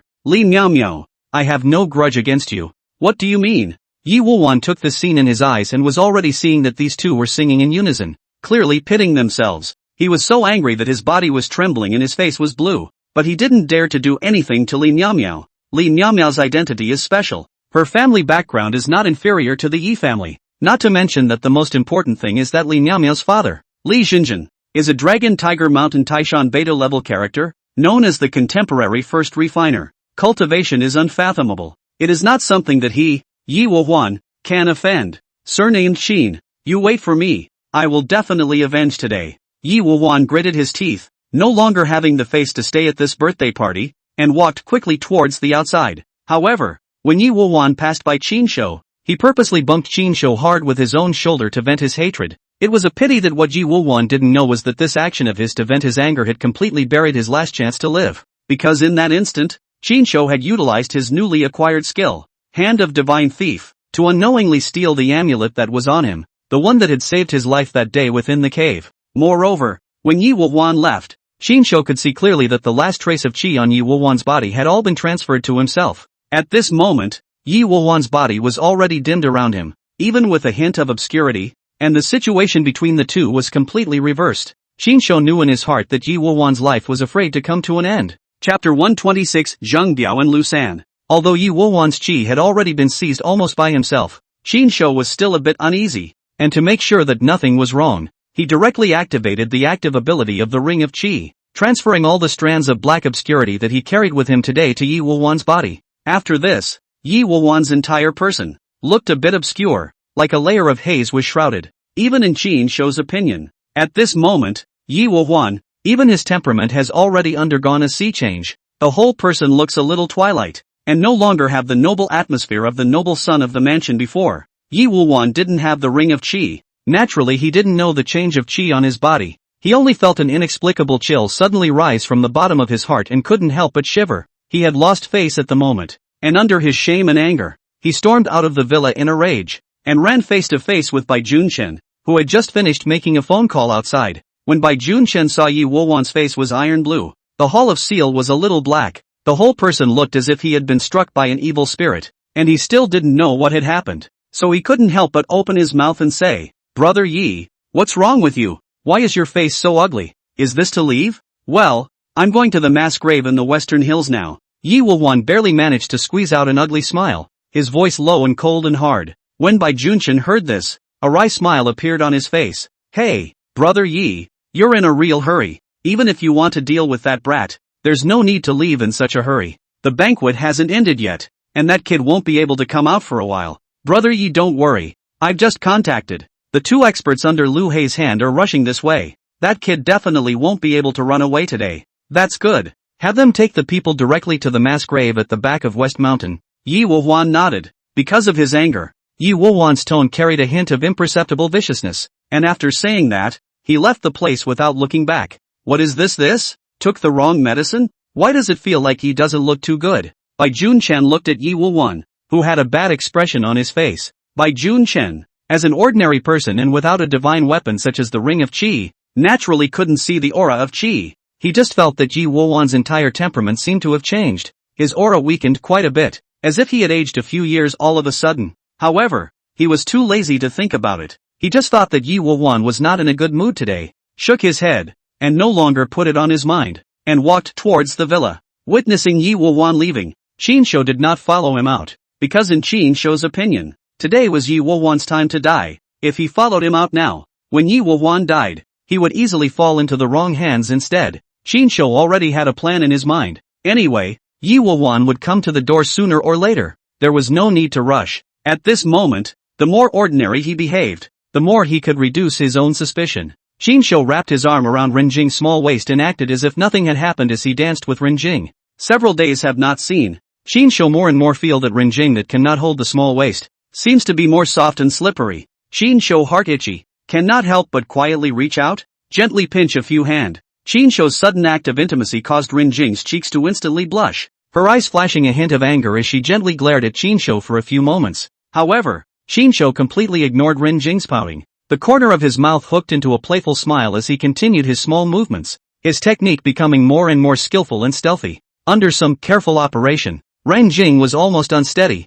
her body trembled slightly, and her face looked shy with a trace of undetectable excitement. Renjing's birthday party lasted late into the night, and the guests had been saying their goodbyes and leaving one after another since 9 o'clock in the evening. Qin Shou saw that the time is almost up. Know that at this time with the guests together to leave the most secure, not easy to attract the attention of others, they decided to say goodbye to Renjing, but before saying goodbye, Qin Shou also did not forget to pinch a hand, causing Renjing anger and blame again and again. Although Renjing, deep down, has always been a bit nostalgic for the bone-crushing feeling of the last few days, and somewhat hoped to leave Qin Shou to spend a good night here. But today there are many guests. If you let Qin Shou openly stay overnight, Renjing in his own Yecheng City mayor's identity, I am afraid that will fall into the mouth of the truth, and may be used by political opponents to exploit, make a big fuss. Plus today there are a few of her good girlfriends, also intends to stay with her at night, talk to her, sisters catch up, stay here for a few days. Stay Qin Shou is not too convenient,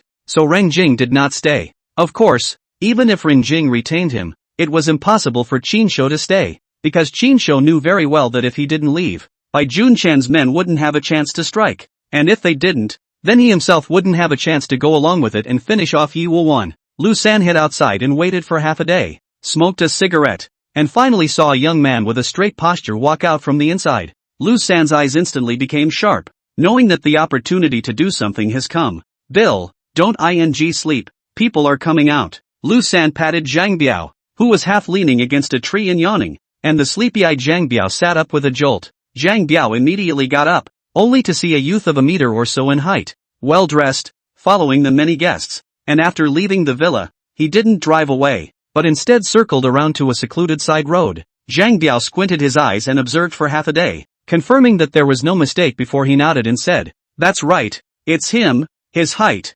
appearance, and clothing are all exactly the same as the photo that Bai Xiao sent over. Lu San sniffed. The corner of his mouth hooked up a cold smile. He, but it saves us a lot of trouble. Was still worried about so many people. There is no opportunity to get down. The result is that this kid even took the initiative to go around to the path. Zhang Biao is also a happy face said, hey, it seems that today this kid is destined to go bad luck. Go, let's follow up. This vote is done. White young but promised. One person 1 million. Enough for us to get away for a while. Saying that, the two of them tiptoed, secretly bypassed the guests who went out, followed Qin Shou's route, and quietly followed into the dense forest next to the villa. However, the two of them had only just stepped into the forest when they saw that in front of them, Qin Shou was staring at the two of them with his hands in his pockets and a smile on his face. Hey, you two are a bit slow in coming. I've been waiting for a long time. Zhang Biao and Lu San only saw that Qin Shou was actually not the least bit flustered, and even had a meaningful smile on his face,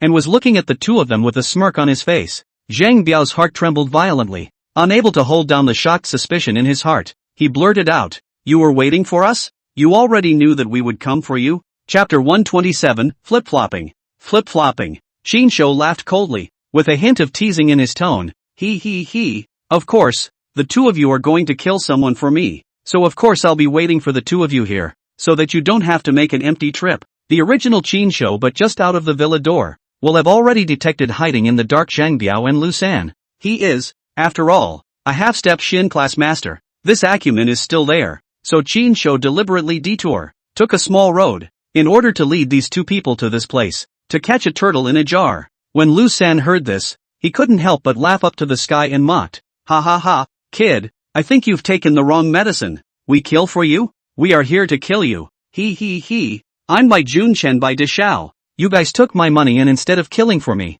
you want to kill me. Isn't that a bit too unethical in the Jianghu? Qin Shou said with a disbelieving face. Zhang Biao's face chilled, coldly said, kid, don't give us a smart mouth here. We have seen what Bai Dishao looks like. Not you. I advise you to be honest and submit obediently, lest you suffer some unnecessary physical pain. Hey, is it possible that you guys are just blurry-eyed and seeing things wrong? Qin Shou sneered and suddenly took out a piece of talisman paper and lit it directly in front of the duo. It was also at the moment when this talisman paper was ignited that two golden lights instantly erupted from the talisman paper and flew towards these two people in a lightning-fast manner. Although these two had already reached the middle of the yellow rank and had some boxing and kicking skills, where had they seen the subtle means of the Taoist masters? They didn't have time to react, and the two golden rays of light had already disappeared into the center of their eyebrows. In the next moment, these two people's eyes suddenly became disoriented and froze in place, as if they had lost their souls, like two soulless puppets. From now on, in your eyes,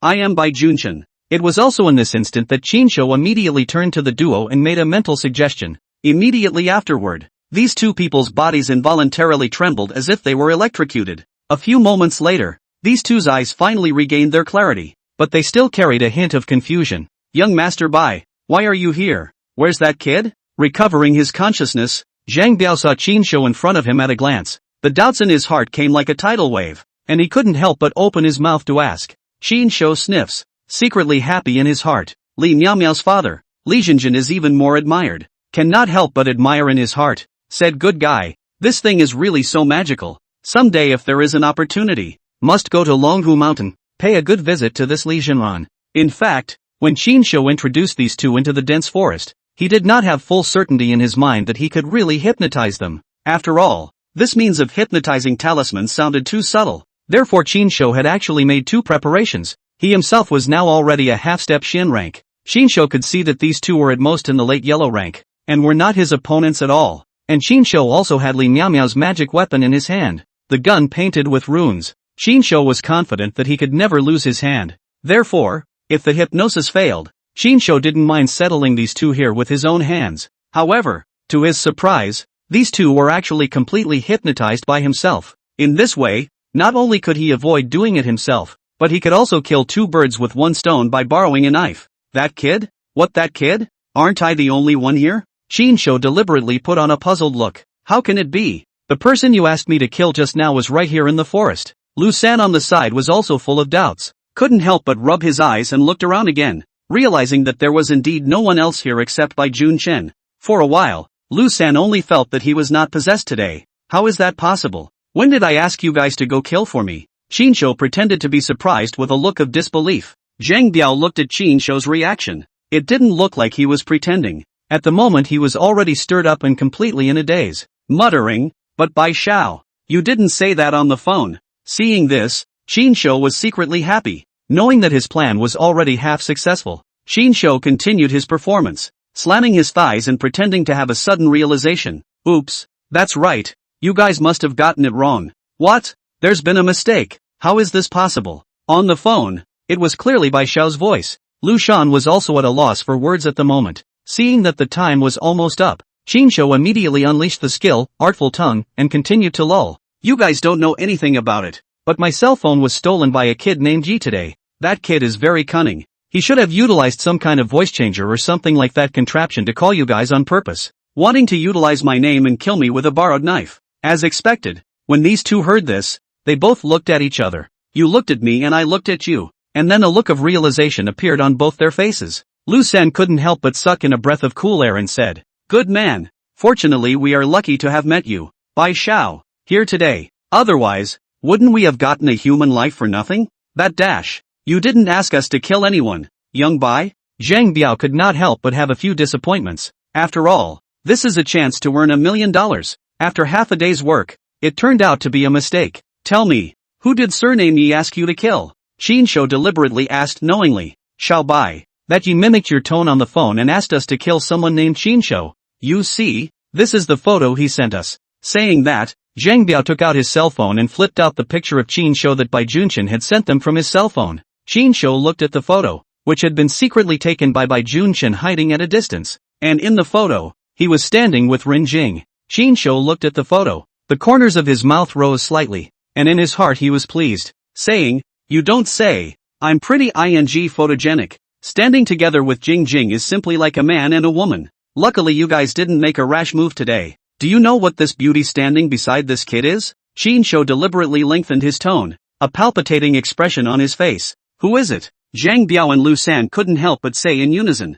Qin Shou explained, "This woman is the new mayor of Yeqing this year. Mayor Rin Jingren. This person has an extraordinary relationship with Mayor Ren. If you kill this person, not to mention the two of you, or Lu Hei, I'm afraid that in this Yeqing, will not be able to stay." When the two of them heard this, both of their faces suddenly changed and they couldn't help but suck in a mouthful of cold air. Zhang Biao was even so angry that he gritted his teeth and cursed angrily.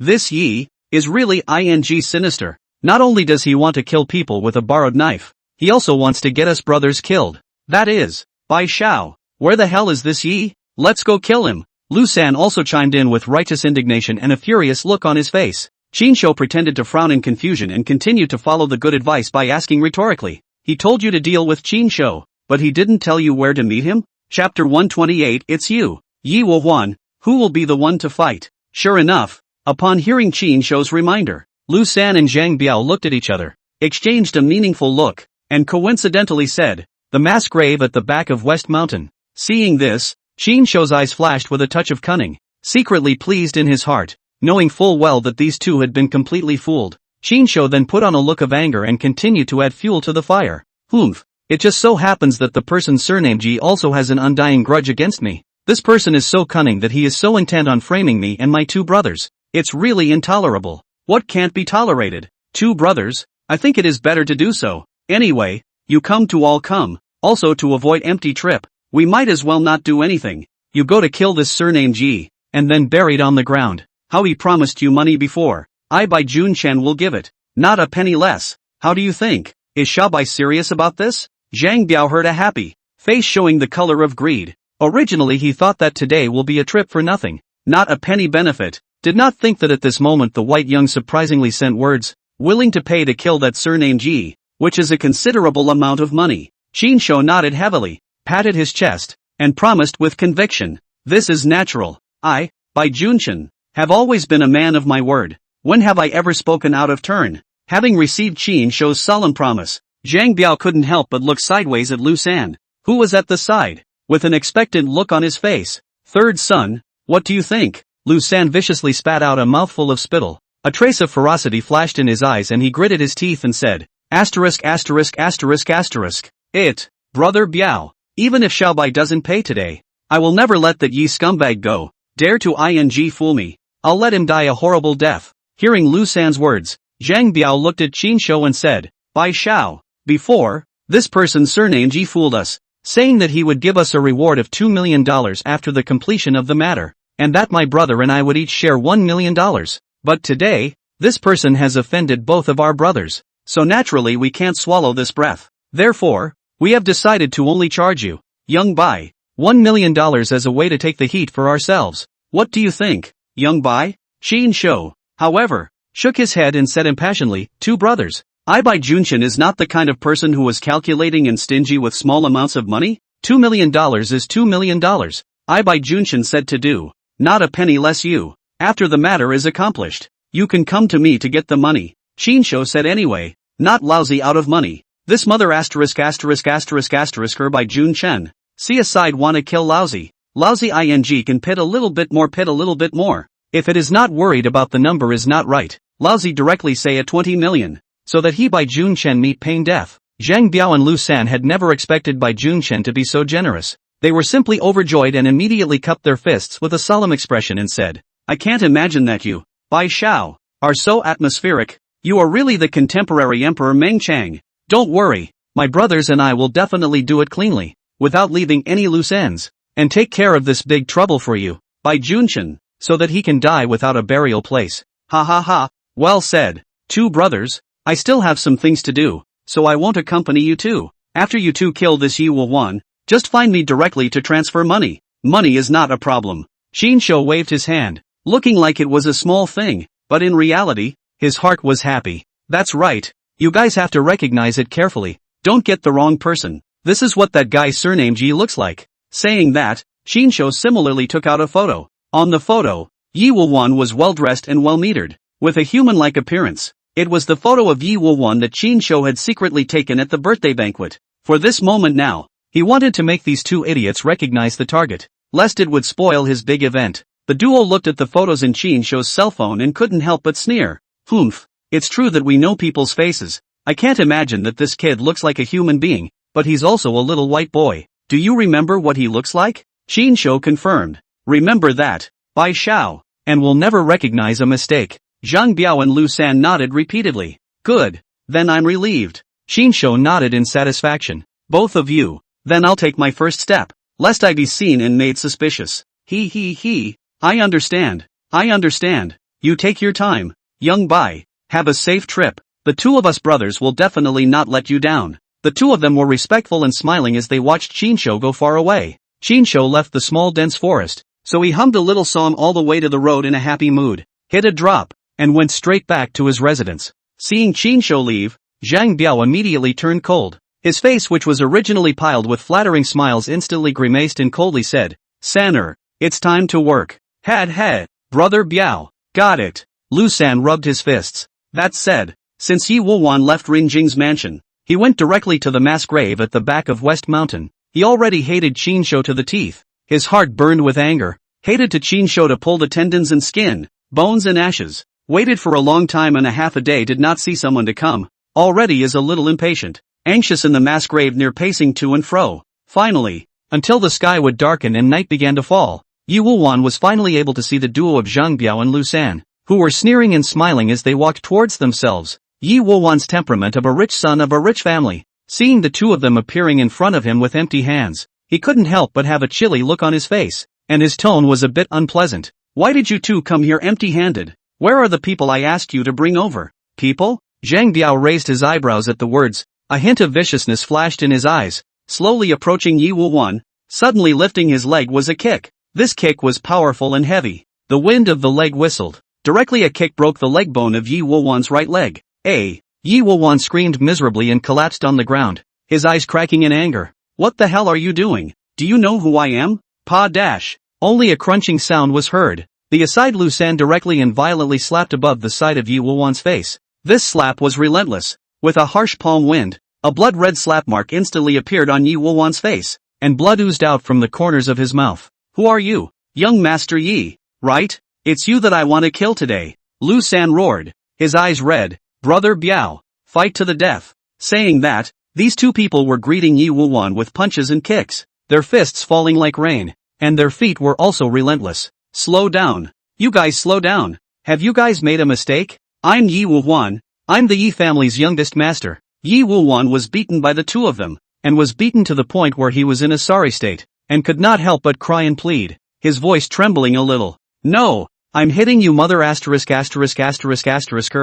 don't give a about you big young man. With that said, the fists in their hands became a few points heavier, one more vicious than the other. Chapter 129, Yi Wuhuan's death. A few minutes later, Yi Wuhuan had already been beaten to the point of unconsciousness, lying on the ground dying like a dead dog, more out of breath than in. I say Sanner, the fight is over, the anger is out, just send him on his way, dig a pit and bury him, so as to save the night from being long, in case he's found out. After the two of them were out of breath, Zhang Biao couldn't help but open his mouth. Hey, got it. Lu San nodded, a trace of ruthlessness flashed in his eyes, and directly toward Yi Wuhuan's heavenly aperture was a fierce palm down. This palm condensed his whole body's strength. Late Huang rank experts. In the secular world, that is already the top existence. The force of this palm is enough to open mountains and crack rocks. Ordinary people who get a hit on the chest will be killed instantly. Not to mention that Lu San this time, it is directly to Yi Wuhuan's head to go. Only hearing a click,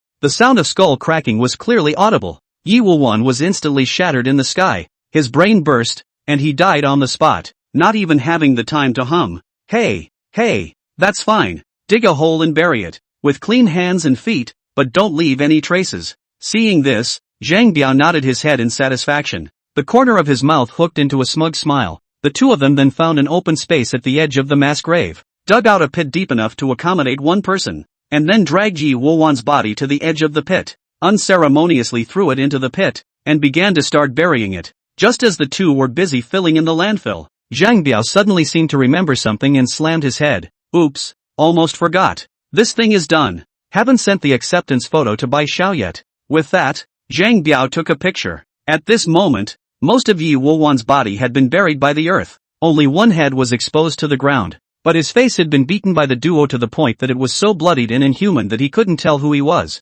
Zhang Biao took a picture and then sent it directly to Bai Junchen. Bai Junchen, can you stop following me? You're such a big person. Why don't you have your own business? Su Sisi gave Bai Junchen a disgusted look. Her eyebrows knitted slightly, and she said in a bad mood. Bai Junchen was following Su Sisi at the moment, outside the international airport in Yecheng. Su Sisi, as a big star, had a busy work schedule and had a solo concert coming up next month, so even though she had an excellent relationship with Ren Jing, she didn't stay the night but rushed to the airport overnight. This Bai Junchen and Su Sisi is the two elders' arranged marriage. Bai Junchen has always been a playboy, has long been on Su Sisi's beauty coveted for a long time, but has always been in the way of Su Sisi's family background. A lot of things do not dare to do too much, but now that the elders of the two families have set the tone, Bai Junchen, naturally and rightfully so, immediately like a follower in general, every day pestered Su Sisi, wanting to cook the raw rice in advance. Su Sisi naturally saw Bai Junchen's small mind.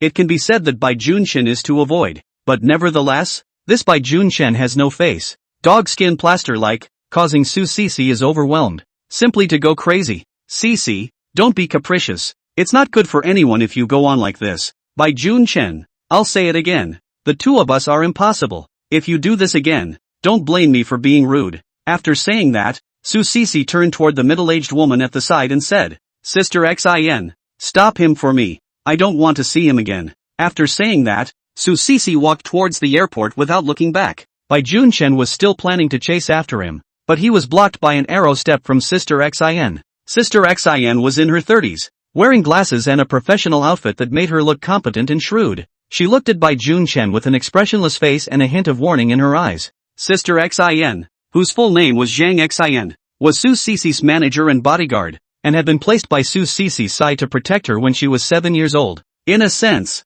Zhang Xin can be said to have watched Su Sisi grow up, so the relationship between the two, not mother and daughter, but better than mother and daughter. Bai Junchen did not expect that a mere agent would dare to block his Bai Junchen's path. His face suddenly chilled and threatened, get lost, stinking, this is a matter between my Bai family and the Su family. It's not your turn to meddle as an underling. Zhang Xin gently pushed the glasses on the bridge of his nose, a flash of stern coldness flashing through the eyes behind the lenses. Zhang Xion's figure moved and suddenly struck out. His white palm was as fast as lightning, aiming straight for Bai Junchen's throat. Bai Junchen was shocked at the situation, only felt a flash in front of his eyes, and was unable to make any defensive movements. His throat was already tightly strangled by someone. Bai Junchen saw the situation was shocked. Never thought that this Zhang Xian actually dared to take action against himself. There was no time to make any reaction. Throat has been tightly strangled by someone. Bai Junchen was so scared that he was covered in cold sweat, and his tone trembled a bit as he said, "You, what are you doing? I'm Bai Junchen, the second young master of the Bai family. Are you looking for death? If you dare to touch a hair on my head, my Bai family will definitely not let you go. Humph. I don't care who you are. It's always Cece since she doesn't like you. So you'd better be sensible or I might actually kill you." Zhang Xian's tone was icy cold, and Bai Junchen could feel in Zhang Xian's eyes a touch of ruthlessness. She was by no means joking, but she really might put a hit on herself. "Killing me, Bai Junchen? Aren't you worried about the consequences? You're just an underling that the Su family has arranged in Cece. This marriage was set by the head of the Su family, and you dare to meddle in it?" Bai Junchen colored and said, "Humph. Who told you that I was arranged by the Su family to be by Cece's side? By family or Su family, no matter who it is, I don't put it in my eyes. If I really dare to use force on Cece's marriage matter, I don't mind giving them some color." Saying that, Zhang Xian's body suddenly erupted a strong chi around him. The whole person was like a tiger descending from the mountain. The murderous aura on his body was so dense that it was like substance, oppressing Bai Junchen so much that he was breathing a little bit poorly, and even a little bit unable to stand, directly collapsing on the ground.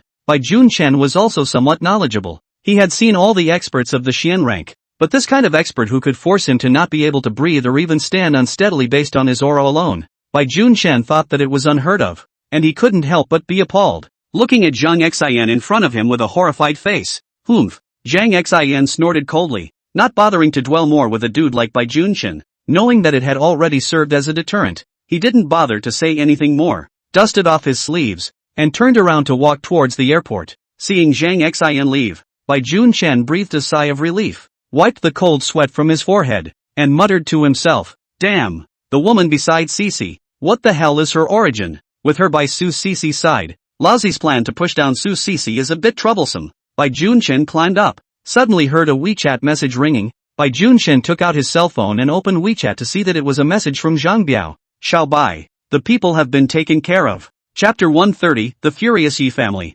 Below the message, there was also a photo, and in the photo, only a person was seen. Most of his body had been buried in the earth, and only one face was still half exposed. The face was full of blood and bruises, and it was impossible to see his face. Bai Junchen saw this already in human face, thought it was Qin Shou. Originally a little depressed mood immediately soothed a few points. Back to the message. "You did a good job. I'm very satisfied. The money I'll let someone transfer to you later. He. Thank you, young Bai. If there's anything else we can use the two brothers for in the future, feel free to contact us." Zhang Biao immediately returned a message. Bai Junchen didn't continue to reply to the messages, but directly deleted all the messages cleanly, even the previous call records with Zhang Biao and the others. After doing this, Bai Junchen put away his cell phone. The corner of his mouth hooked up with a grim smile as he said to himself, He. Surname Qin, dare to steal a woman from me. Bai Junchen. This is what you'll get." That said, Qin Shou naturally did not know the development of the situation.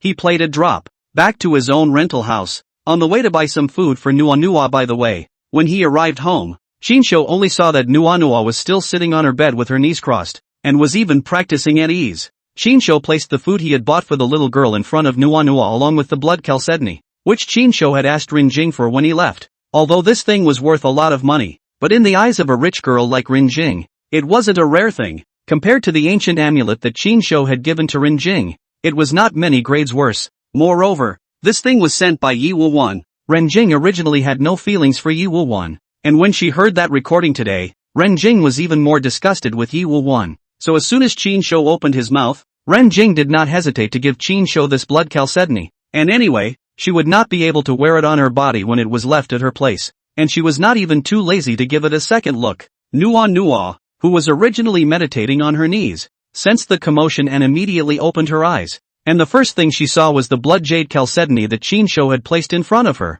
Nua was immediately attracted to this blood chalcedony, staring straight at the blood chalcedony in front of her, an imperceptible blood red light flashing in her eyes. "Brother, is this for me?" Nua asked with an expectant face. "Well, this is a gift that brother specially prepared for you." Qin Shou nodded. He, thank you brother." Nua Nua likes brother the most. Brother is the best for Nua Nua. Nua Nua sniffed with excitement and suddenly opened her mouth and sucked. Shinsho only saw a blood-red light, like a long whale sucking in water, overflowing from that blood chalcedony and instantly sucked in by Nua Nua within her nostrils. What's going on here? Shinsho couldn't help but look curious. Master, Nua Nua is absorbing the essence and blood chi contained within the blood jade chalcedony. This thing is a great tonic for Nua Nua. For her, this is much better than a full meal, and it can even be worth several days of her hard training. The spirit in Shinsho's mind explained. Sure enough, Shinsho only saw that after Nuonuo had absorbed this essence blood gas, she immediately looked satisfied, with a happy smile on her face, and the whole person was as if she had eaten her fill, and even burped a little. For her previous favorite roasted meat, Nua Nua surprisingly didn't even bother to take a second look at it, so she contentedly lay directly on the sofa and fell asleep. Seeing this, Shinsho couldn't help but smile and find a blanket to cover Nua Nua.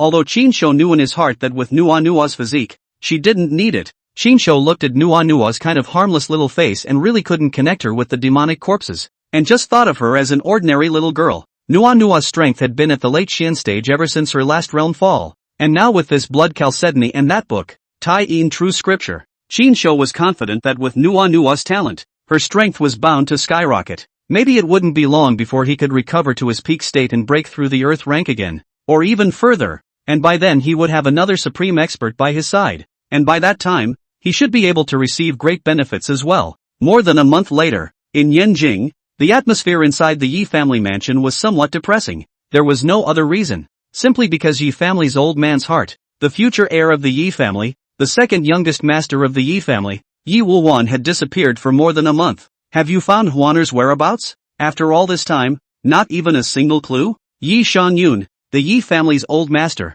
was currently half leaning on a rosewood chair with carved dragons and phoenixes, his face as gloomy as ink, and his eyes flashed with a cold light. Both sides of him were filled with people, one by one, all with their heads lowered, not daring to breathe a bit. These people are very clear, their own master's temper. At Yi Shangyun's feet, a woman with a hot body was currently collapsing on the ground. Her clothes were ragged, her hair was scattered, and she had already fainted. Her back at the moment was already beaten to the point that her skin was broken and covered with blood marks. Blood had soaked through her clothes. This woman was no one else. It was none other than Yi Wuwan's personal bodyguard, Gu Ling. Because of the ineffective protection of Yi Wuwan, he caused Yi Shangyun to become furious, and only then was he beaten into his current state. Beside Yi Shangyun, a middle-aged man stood out, only to see that his eyes were currently covered in blood, and his face was sullen. Lord Father, I've found Huaner.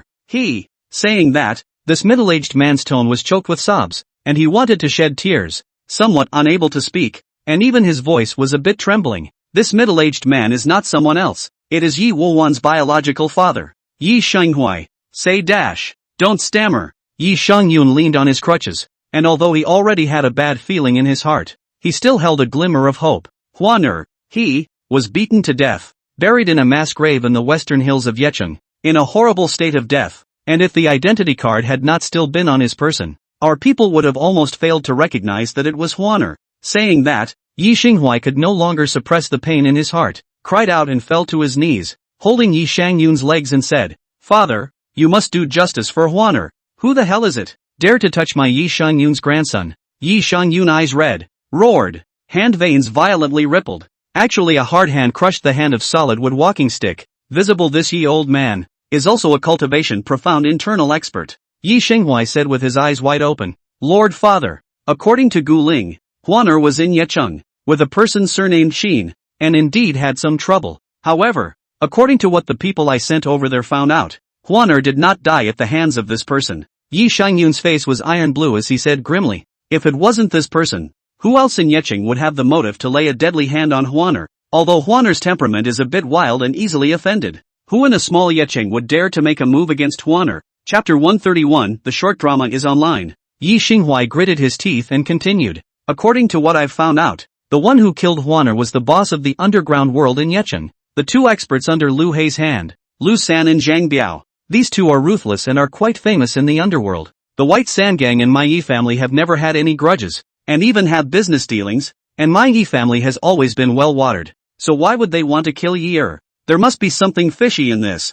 Father Sama doesn't know. Yi Xinghui took a deep breath and suppressed the grief and anger in his heart and said, This Lu Hei and Bai Junshan of the Bai family are extremely close, and according to our investigation, that day on the eve of the end of Miss Ren's birthday banquet, Bai Junshan had sneakily left for a moment to make a phone call. Shortly thereafter, this Zhang Biao and Lu San duo arrived outside the Rin family girl's villa. Over the years, my Yi family and the Bai family have been fighting openly and secretly in the business world, and the children of the two families have also been in constant friction in the official world. Therefore, I suspect that the White family, what a white family! Yi Shangyun was so angry that his body trembled. Fiercely slapped to the side of the rosewood tea table, only to hear a rumbling sound. Under the palm, this rosewood solid wood tea table, even instantly turned into pieces, broken wood shavings splattered in all directions. If it was an ordinary martial arts expert, a palm to break a wooden table, it was not difficult, but like Yi Shangyun, a palm down, directly let a solid wood table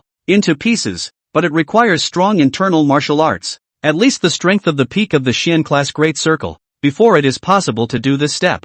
Yi Shangyun grimaced and gritted his teeth. Bai Zhanpeng, do you really think that I, Yi Shangyun, am easy to bully? How dare you strike out at my Yi family's people? Bullying people too much bullying. Shang Huai, you first send a few experts. Make sure to capture this Lu San and Zhang Biao back for me. Ask for a clear answer. If it's really this Bai Junshan's doing, I don't mind killing this kid from the Bai family. My Yi family is not a vegetarian. The big deal is to tear my face off with the Bai family. Understood, Father Sama. I'll make the arrangements. Yi Shenghuai nodded heavily. Yi Shangyun still do not feel at ease. Continued, also, this matter I always feel that there is something strange, which must have a hidden message. This time my Yi family loss is too great. Not only lost the love of grandchildren, many years of operation of the blood god sect, but also be given a net to the exhaustion of the back of the fear that there is also another high in the targeting of us. This surnamed Sheen, since he doesn't have much of a background either. I guess he's just a pawn being used by someone.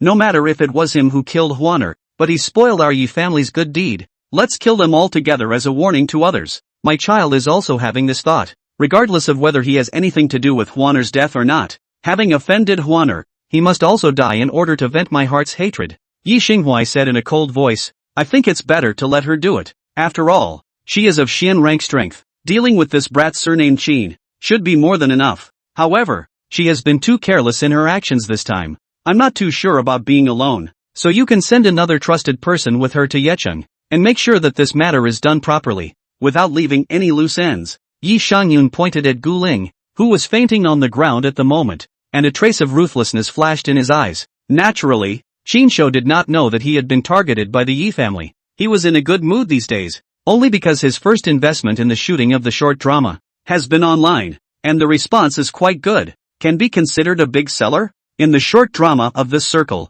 he and Su Nanqin is considered to be on fire. Of course, the most fiery is Guigang, because other people are acting unlike. He is not like acting. Qin Shou was happily brushing the comments of the short drama he had filmed at the moment. This afternoon, he also had to make an appointment with the crew of the short drama and get together for a meal, intending to treat the group well. Old line, I have 100 million pounds of essence, within 24 hours. I want the contact information of this heroine. Too damn beautiful. Much more beautiful than what now everyday hype showbiz small flower girl. I have a few $100 million of business. Want to talk with this heroine. Master and mistress don't go. The flat monk has returned to the world, upstairs. We are all in the same Buddhist sect. We should be humble to each other. The female lead is the one I saw first. I'll go first. Loudy, I have 1 billion pounds of essence. Don't you ing have a master and mistress? You mother asterisk. Eating from the bowl and looking at the pot. Beast. Master and mistress don't go. The flat monk has returned to secularism. We in Buddhism love all beings at the same time. What do you know? Billion pounds of essence. You don't have enough cultivation. I'm pole dancing in my grave, damn. Y'all are so bad. All I want to do is ask the heroine for a dance. Pan Jinlian is not as Thai as me. Why are you all only discussing the female lead? Doesn't anyone think the male lead is handsome? He's so manly and good at acting. Much more flavorful than the fresh meat nowadays. I'm going to give the male lead a monkey. The door is unlocked. So come on. Mr. Shiman, upstairs. Look at your selfie video. You look like ing Mars on Earth. You want to give the hero a monkey? He wants you? I'm the one who's going to give birth. Simon the Great. The two upstairs are really flirty. Come find me. I am Simon the Great. Daniel Wu. Sujia Village. Did no one say anything about that fat actor? This acting, ing movie star. The acting is so obscene. So much like it, so much more dedicated than the actors in whatever idol dramas are out there nowadays. Li Jia Village Pang Yuyen, you give two beautiful women to me to hold. Laozi also dedicated there is a possibility that he is the color. Diligent dirt digger, the female lead looks at the male lead with that look in her eyes. It's ing razor sharp. The two are definitely having an affair. And if they're not, I'll live stream it and eat. Healthy eating expert, dumpster. If you want to eat, just say so. Don't make excuses for yourself here and cheat on your food. Director Wang of the mental hospital, the whole ing floor should be hauled off to the mental hospital. Qin Shou was brushing through the comment section of the short drama, watching with pleasure, when he suddenly received a WeChat message from Su Nanqin, Brother Qin. The restaurant has been booked. It's almost time. Okay, wait for me at the school entrance and I'll pick you up. After replying to the message, Qin Shou looked at Nua, who was cultivating at ease, and said, Nua, don't cultivate. Brother will take you to eat a big meal.